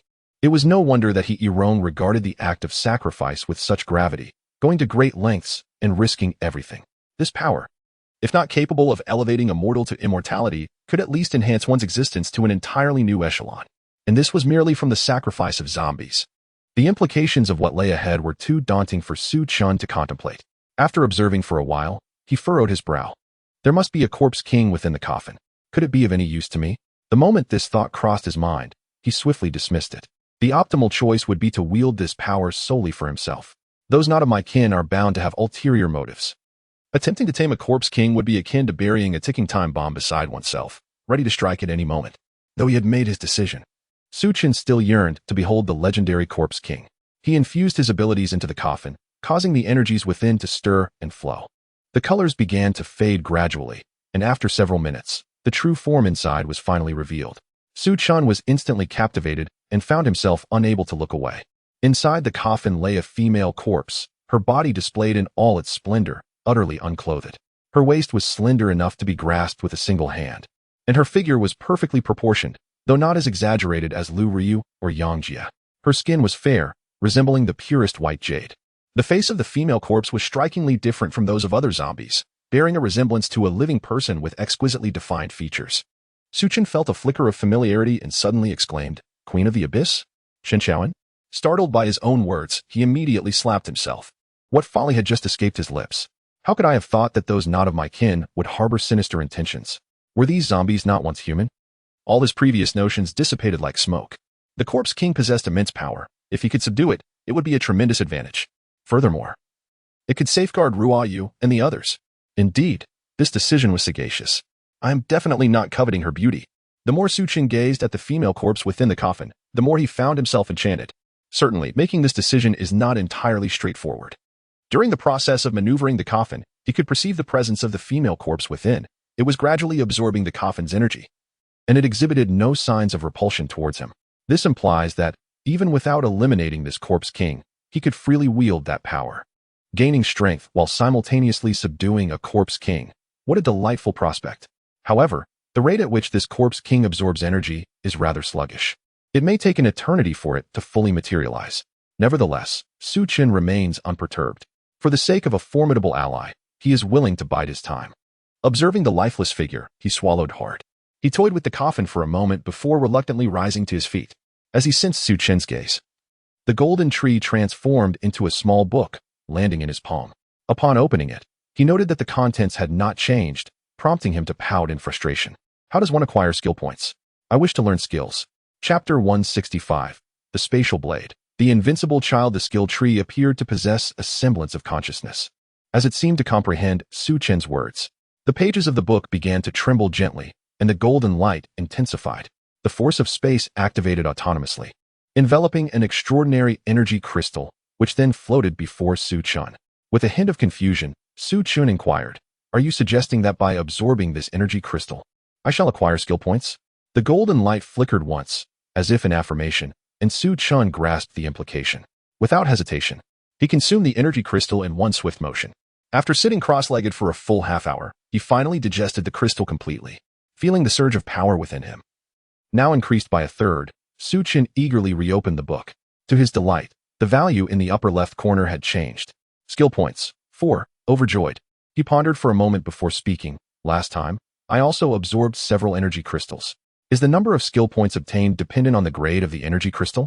The space flickered twice, prompting him to continue. If that's the case, F grade yields 1 point, E grade yields 2 points, D grade yields 3 points, and so forth. For S grade or higher, it may vary. Receiving a positive response from the skill tree yet again, Su Chen realized his deductions were indeed accurate. He gazed at the plethora of energy crystals scattered around him. More than 30. At least 100 skill points. Did this imply that he could master all the skills? In disbelief, he thought, this is a leap to greatness. I feel as though I shall dominate the apocalypse by tomorrow. However, as he eagerly delved into the skill tree, he was taken aback. The 3 categories revealed that he had nearly completed the skills in the first row, each requiring merely 1 skill point. Yet, moving upward, each skill demanded a minimum of 2 points to start, and there was no telling how many levels existed as an upper limit. The higher the skill level, the more skill points required. Su Chen estimated that with all those energy crystals, reaching level 5 or 6 for all the skills in the second row would be his utmost limit. I should have anticipated this. Even with advantages, one cannot become invincible overnight. Nevertheless, despite the grimace on his face, he remained undeterred within. The skill tree lay in his grasp. As long as he continued to obtain energy crystals, a day of invincibility would inevitably arrive. Furthermore, he speculated that the acquisition of skill points through the skill tree was fundamentally an absorption of energy. Was it conceivable that, apart from energy crystals, Other forms of power could also be converted into skill points. Su Chen was not in a rush. His current strength was substantial, with a considerable reserve of energy. However, it would take at least 2 or 3 months to fully absorb all these energy crystals. Other matters could wait for later. He redirected his focus back to the skill tree. After some contemplation, he realized he was not lacking in survival methods. With spatial displacement and spatial confinement at his disposal, he felt adequately equipped. Moreover, he currently had no need for additional supportive functions. Thus, he reiterated his thoughts, awakened to the extraordinary ability of spatial manipulation. Particularly in the realms of personal space and spatial displacement, I find myself equipped to handle any situation with ease, given the overall prowess of contemporary practitioners. The formidable foes I previously faced, such as the ferocious tiger and He Yirong, were effortlessly outmaneuvered by my newfound capabilities. Yet, what I truly require now is a means of offense. While the spatial confinement technique allows for the direct destruction of adversaries, it is both mentally taxing and excessively gory. Thus, I turn my attention away from control and support skills, focusing instead on offensive abilities. Spatial slicing lacks elegance, appearing too simplistic and unrefined. A mere entry-level skill suffices. With discernment, I sift through the first row of skills. My gaze then drifts to the newly illuminated second row. What is this skill? Instantly, a name catches my eye, Spatial Blade. This skill seems detached from the surrounding rows, seemingly absent from the skill tree. A requirement of 4 skill points for a mere level 1. Such extravagance. I hesitate momentarily. The second row also presents the spatial trap, which employs spatial dislocation to create an unseen snare. Unless an enemy possesses spatial powers themselves, they remain oblivious. Stepping into it results in banishment to another realm. Furthermore, there is the spatial thunder, which gathers spatial energy to unleash a large-scale explosive force, akin to a manually crafted giant Rasengan, albeit composed of spatial energy rather than chakra. The potency of this skill is evident, and yet, it demands only 2 skill points at level 1. After considerable reflection, I smack my forehead in realization. Why deliberate? With an abundance of ability crystals at my disposal, I shall claim them all. Without hesitation, I allocate my sole 4 skill points to Spatial Blade. In an instant, I have mastered it. Closing my eyes for a brief moment of contemplation, I suddenly open them wide. With a sweeping motion of my hand through the void, radiant golden light coalesces. A golden, 3-foot-long sword materializes before me. This archaic Chinese longsword, bathed in golden luminescence, transforms me into an ethereal sword master. Marvelous. For the sheer aesthetic alone, these skill points are well spent. Who does not dream of being a sword master? I wield the sword, practicing various stances, before raising my arm and cleaving downward at the empty air. Whoosh. The sword energy, forged from spatial power, is unleashed with remarkable speed. Though it appears to follow a trajectory, it reaches its target instantaneously, as this energy transcends spatial barriers. My eyes widen in astonishment. This means the sword energy is guaranteed to strike its mark.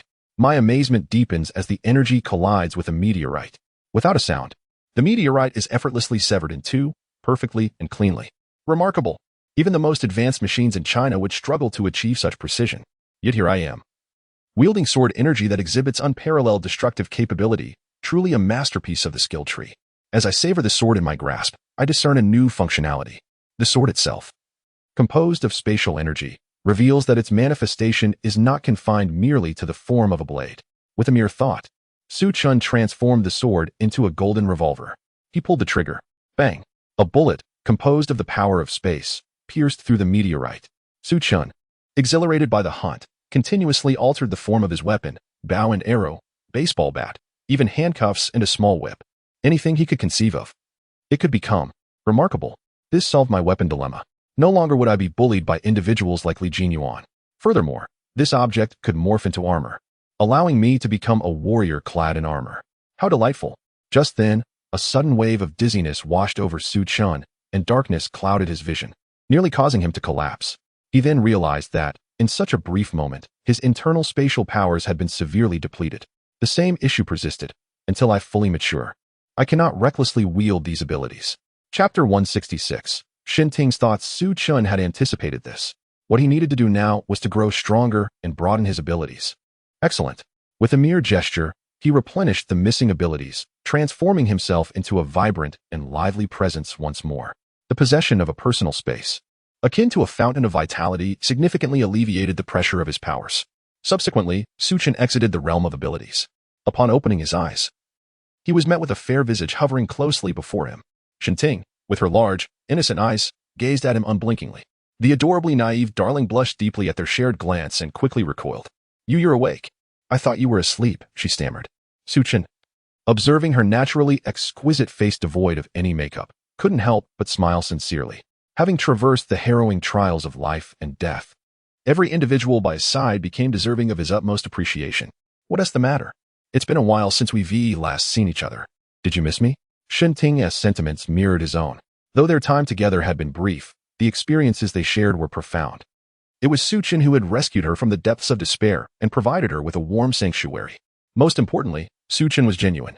He had never concealed his desire to become a zombie knight, yet he had never coerced her. Furthermore, he gifted her a piece of purple glass. In truth, the forthright Su Chen had already penetrated her heart in the most direct manner. However, it was through their recent brush with mortality that these feelings fully fermented within her, spiraling into something uncontrollable. During the invasion of the three spirits, she could have easily fled, but her sole intention was clear: to protect this home for Su Chen, even at the cost of her life. Hearing Su Chen's candid words stirred emotions within Shinting. Yes, very much, she replied, a blush blooming on her cheeks. Su Chen's smile broadened, an unspoken understanding blossoming between them. Then come here and let me embrace you. What was initially a jest was taken to heart by Shinting. Suppressing her inner shyness, she boldly settled onto Su Chen's lap. The unexpected contact sent a shiver through both their bodies. Shinting's eyes glistened with emotion as she took Su Chen's hand and placed it against her chest. Su Chen, I have developed feelings for you deeply. Can you feel it? My heart is racing. Su Chen was taken aback. The usually timid Shinting was exhibiting such audacity. He swallowed hard, the current position causing his heart to swell. Yes, Tinger, your heartbeat is indeed strong. No. It's remarkably soft. As the atmosphere grew warmer, a sudden thought struck Su Chen. Wait a moment. You're a zombie. How can you have a heartbeat? Hey. You're deceiving me. You must compensate me with a good night's sleep. Otherwise, rebuilding the fortress of friendship will be quite challenging. What was once a tender moment evaporated entirely with Su Chen's unexpected quip.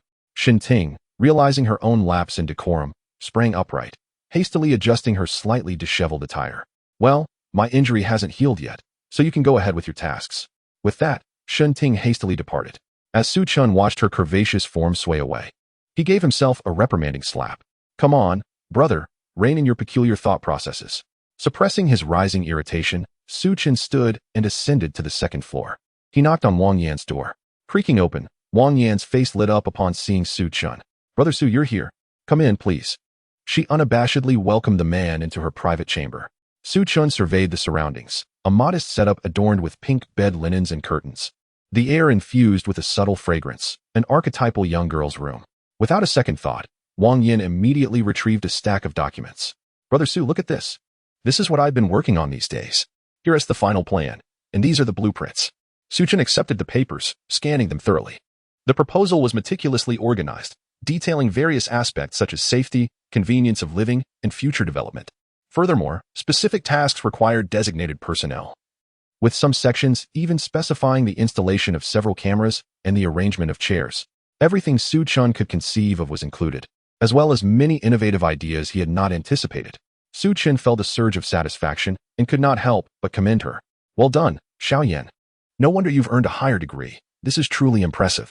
Wang Yan playfully stuck out her delicate tongue, exuding a charming innocence.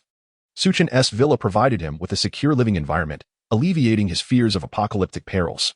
She transformed back into that carefree young girl, and he found himself momentarily lost in thought. Before the apocalypse, this girl would have undoubtedly been the first love of many. Wang Yan, pen in hand, said, Brother Su. To be honest, I was initially unsure about how to approach this task. I even felt resistance towards the assignment you entrusted to me.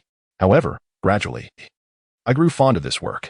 She shared her journey of self-discovery, her brows furrowing as she continued. The plan is excellent, but the overall area required will need to expand more than tenfold. The quantity of materials will also need to be proportionately increased. This is a significant undertaking. I estimate we'll need at least 200 people, and the timeline remains uncertain. Su Chen shook his head. You need not worry about that. I came to discuss this very matter with you. During my recent outing, I gathered ample materials, more than enough. I've also arranged the necessary manpower. They should arrive within a day or two. Just be ready to commence work at any time. Wang Yan's eyes sparkled with delight. Really? Then I can start preparing. Her joy resembled that of a child receiving a lollipop. Su Chen understood her excitement. The fruits of her labor were on the cusp of becoming reality. After addressing the primary matter, he rose from his seat. Wang Yin, would you like to possess extraordinary abilities? Wang Yin tilted her head, curious. Extraordinary abilities? Would that help me work better? Can you inspire me with more creativity? Su Chen pondered seriously for a moment and nodded. Indeed, it is possible. The supernatural abilities, while powerful, also transform the human body, aligning with one's inherent tendencies. If one is inclined towards intellectual pursuits, their mental faculties will be subtly enhanced. This is something Su Chen has personally experienced. He yearns for strength and desires greater combat capabilities. Consequently, his instinct for battle has already surpassed that of the average practitioner of supernatural powers. Additionally, he has a fondness for women, which further amplifies his prowess. That aspect is, of course, a supplementary effect. Wang Yin contemplated this. If that is the case, then possessing supernatural abilities is indeed a benefit. Su Chen nodded in agreement. Very well. I shall give this to you. He casually produced a medicinal herb. Simply consume it. It poses no danger, though it may induce a deep slumber. With that, Su Chen took his leave. Wang Yin watched him depart, her heart brimming with joy. She rolled around on the bed a few times, her delicate legs swaying. It's time to get to work. Chapter 167. A sleepless night. As Su Chen strolled through the corridor, he suddenly perceived a significant transformation in Wang Yin. The notion that a woman's career can reshape her life is indeed more than mere words. Naturally, this is a positive development. Although he could provide for any woman, he had no desire to maintain a mere ornament. Lu Ryu served as his chief manager, while Yang Jie, an extraordinary being in her own right, was at her peak, though her contributions were yet to manifest. As for Xin Ting, her role as a mainstay in repelling the invasion of that little demon was indisputable. Even Zhao Er's mother lent a hand in the kitchen. Each member of the villa must possess their own responsibilities to foster a virtuous cycle. This principle was one he had embraced from the very beginning. Knock, knock, knock. Su Chen rapped on Zhao Er's door. The figure who opened it resembled a mummy. Sugu. Zhao Er's expression was obscured, his body ensnared in bandages. Please, have a seat. How is your mother faring? The elderly lady managed to force a smile. Thanks to your timely arrival, this old body of mine may have avoided its end. Su Chen refrained from probing further. The elder's pallor was concerning. Yet her life seemed secure. Let me ask you, Tiger, weren't you quite formidable? Indomitable? How did you end up in such a state? Zhao Eru grimaced. It's your fault. With you fawning over women day and night, I've been caught up in it, my ability stagnating. Otherwise, how could that demon's hellfire have harmed my indestructible self? Moreover, I must tell you, brother, I believe I've had an epiphany. Suddenly, a technique descended upon my mind, a divine palm technique. Additionally, a particularly powerful martial art called the Great Strength Diamond Leg. Su Chen's expression darkened. Goodness, I told you to watch less television. Did you dream of someone selling you martial arts manuals? Or perhaps the Dugan Nine Swords? Zhao Era was taken aback. Wait, have you been peeking at my diary? Su Chen's mouth twitched. Get out of here, stop talking nonsense. Do not be misled by my outward bravado. It is the result of relentless effort behind the scenes. Consider this a lesson for you. From now on, practice diligently, understand? Su Chen's demeanor resembled that of an elder brother admonishing a wayward sibling. Despite the harshness of his words, Zhao Eru felt warmth in his heart and nodded earnestly. Rest assured, brother, once I recover, I will practice with unwavering determination. Practice with unwavering determination? Are you planning to practice while upside down? Su Chen refrained from voicing this in front of Zhao Er's mother, silently giving himself a mental high five. After exchanging pleasantries, Su Chen produced 2 spiritual herbs. Here, one for you. It will enhance your abilities and expedite your recovery. The other for your mother. It will strengthen her constitution. Upon witnessing the scene, the elderly lady shook her head repeatedly. No, it cannot be. Su Chen, this is something you have earned with your life. How can you give it to an old woman like me? Isn't that a waste? Su Chen smiled and gently shook his head. It's all right. Zhao Er's mother is my mother as well. What do you mean by waste? Besides, I have plenty of this. You all can eat without worry. With that, Su Chen left the room without further discussion. The elderly lady exchanged a glance with Zhao Eru. Tiger, remember what your mother says. From now on, Su Chen is your dear elder brother. In all matters, you must heed his words. Should there come a day when I am no longer around, his words will be my words. Zhao Eru showed no sign of dissent. Mother, I understand. Please do not speak such ominous words. At that moment, night had completely fallen. Su Chen glanced at the darkening sky and decided it was time to return for a proper bath. Although his trench coat possessed self-cleaning capabilities, it was not something one could wear indefinitely.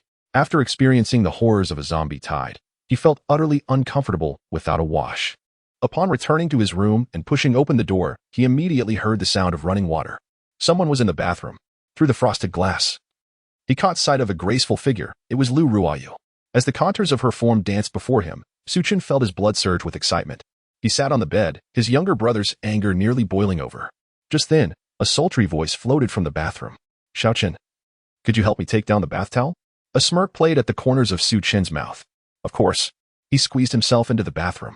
Soon, the sound of water mingled with the melodies of passion, filling the room with an atmosphere of spring. In the villa dwelled a woman named Lu Ruoyu, whose beauty and grace were unparalleled, particularly adept at softening the hardest of hearts. With the bed as their arena, they engaged in a fierce battle of desire, each move more intoxicating than the last. As the ancients proclaimed, Su Chen, the valiant brother, struck with unwavering strength. This epic confrontation continued well into the night. Exhausted, Lu Ruoyu lay limp upon the bed, devoid of any strength to move. Su Chen tenderly caressed her cheek before exiting the room, heading directly next door. Yang Jie had long been awaiting his arrival, adorned in a netted ensemble, with an array of weapons displayed on the coffee table. After establishing their relationship, Yang Jie felt remarkably liberated in Su Chen's presence. Proficient in numerous martial arts, she nearly sent Su Chen into the heavens. Undoubtedly, Yang Jie succumbed as well. Su Chen's body, transformed by both extraordinary abilities and awakening, was as solid as a rock. Fortunately, yearning provided Yang Jie with ample motivation. By 3 in the early hours of the morning, their clash finally reached a conclusion, a stalemate of sorts. Meanwhile, next door, Shen Ting, who was supposed to be recuperating, found herself utterly distracted by the sounds emanating from the other room. You scoundrel, always picking on girls, she murmured, her cheeks flushed, eyes sparkling with a mix of shyness and annoyance. She had anticipated that the noise would subside within a couple of hours, but much to her astonishment, it persisted throughout the entire night. How could Ruyu and Sister Yang endure this? It is simply too excruciating. Though she spoke with bravado, her long, smooth legs could not help but intertwine. The tendrils behind her unconsciously extended and unfurled, trembling and fluttering, as if in search of an outlet for their pent-up emotions. Amidst this torment, Shen Ting succumbed to a deep slumber. The following day, Su Chen rose early. Or perhaps it would be more accurate to say he had not slept at all. Nevertheless, he felt remarkably refreshed, his spirit invigorated far beyond that of the previous day. Upon reaching the first floor, he encountered no one, which did not surprise him. Ruyu and Yang Jie would likely not awaken until noon at the earliest. As for Wang Yin and Zhao Eru, they must have consumed the elixir. But what of Shen Ting? He cast a suspicious glance towards the direction of her room.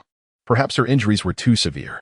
It seemed there was no choice but for him to take matters into his own hands today. Before long, Su Chen was savoring a bowl of tofu pudding accompanied by fried dough sticks. Though the meal appeared modest, it was truly delightful. As Su Chen devoured his food with fervor, an odd sound caught his attention. Ding ding ding. After a moment of searching, he discovered it was his mobile phone ringing.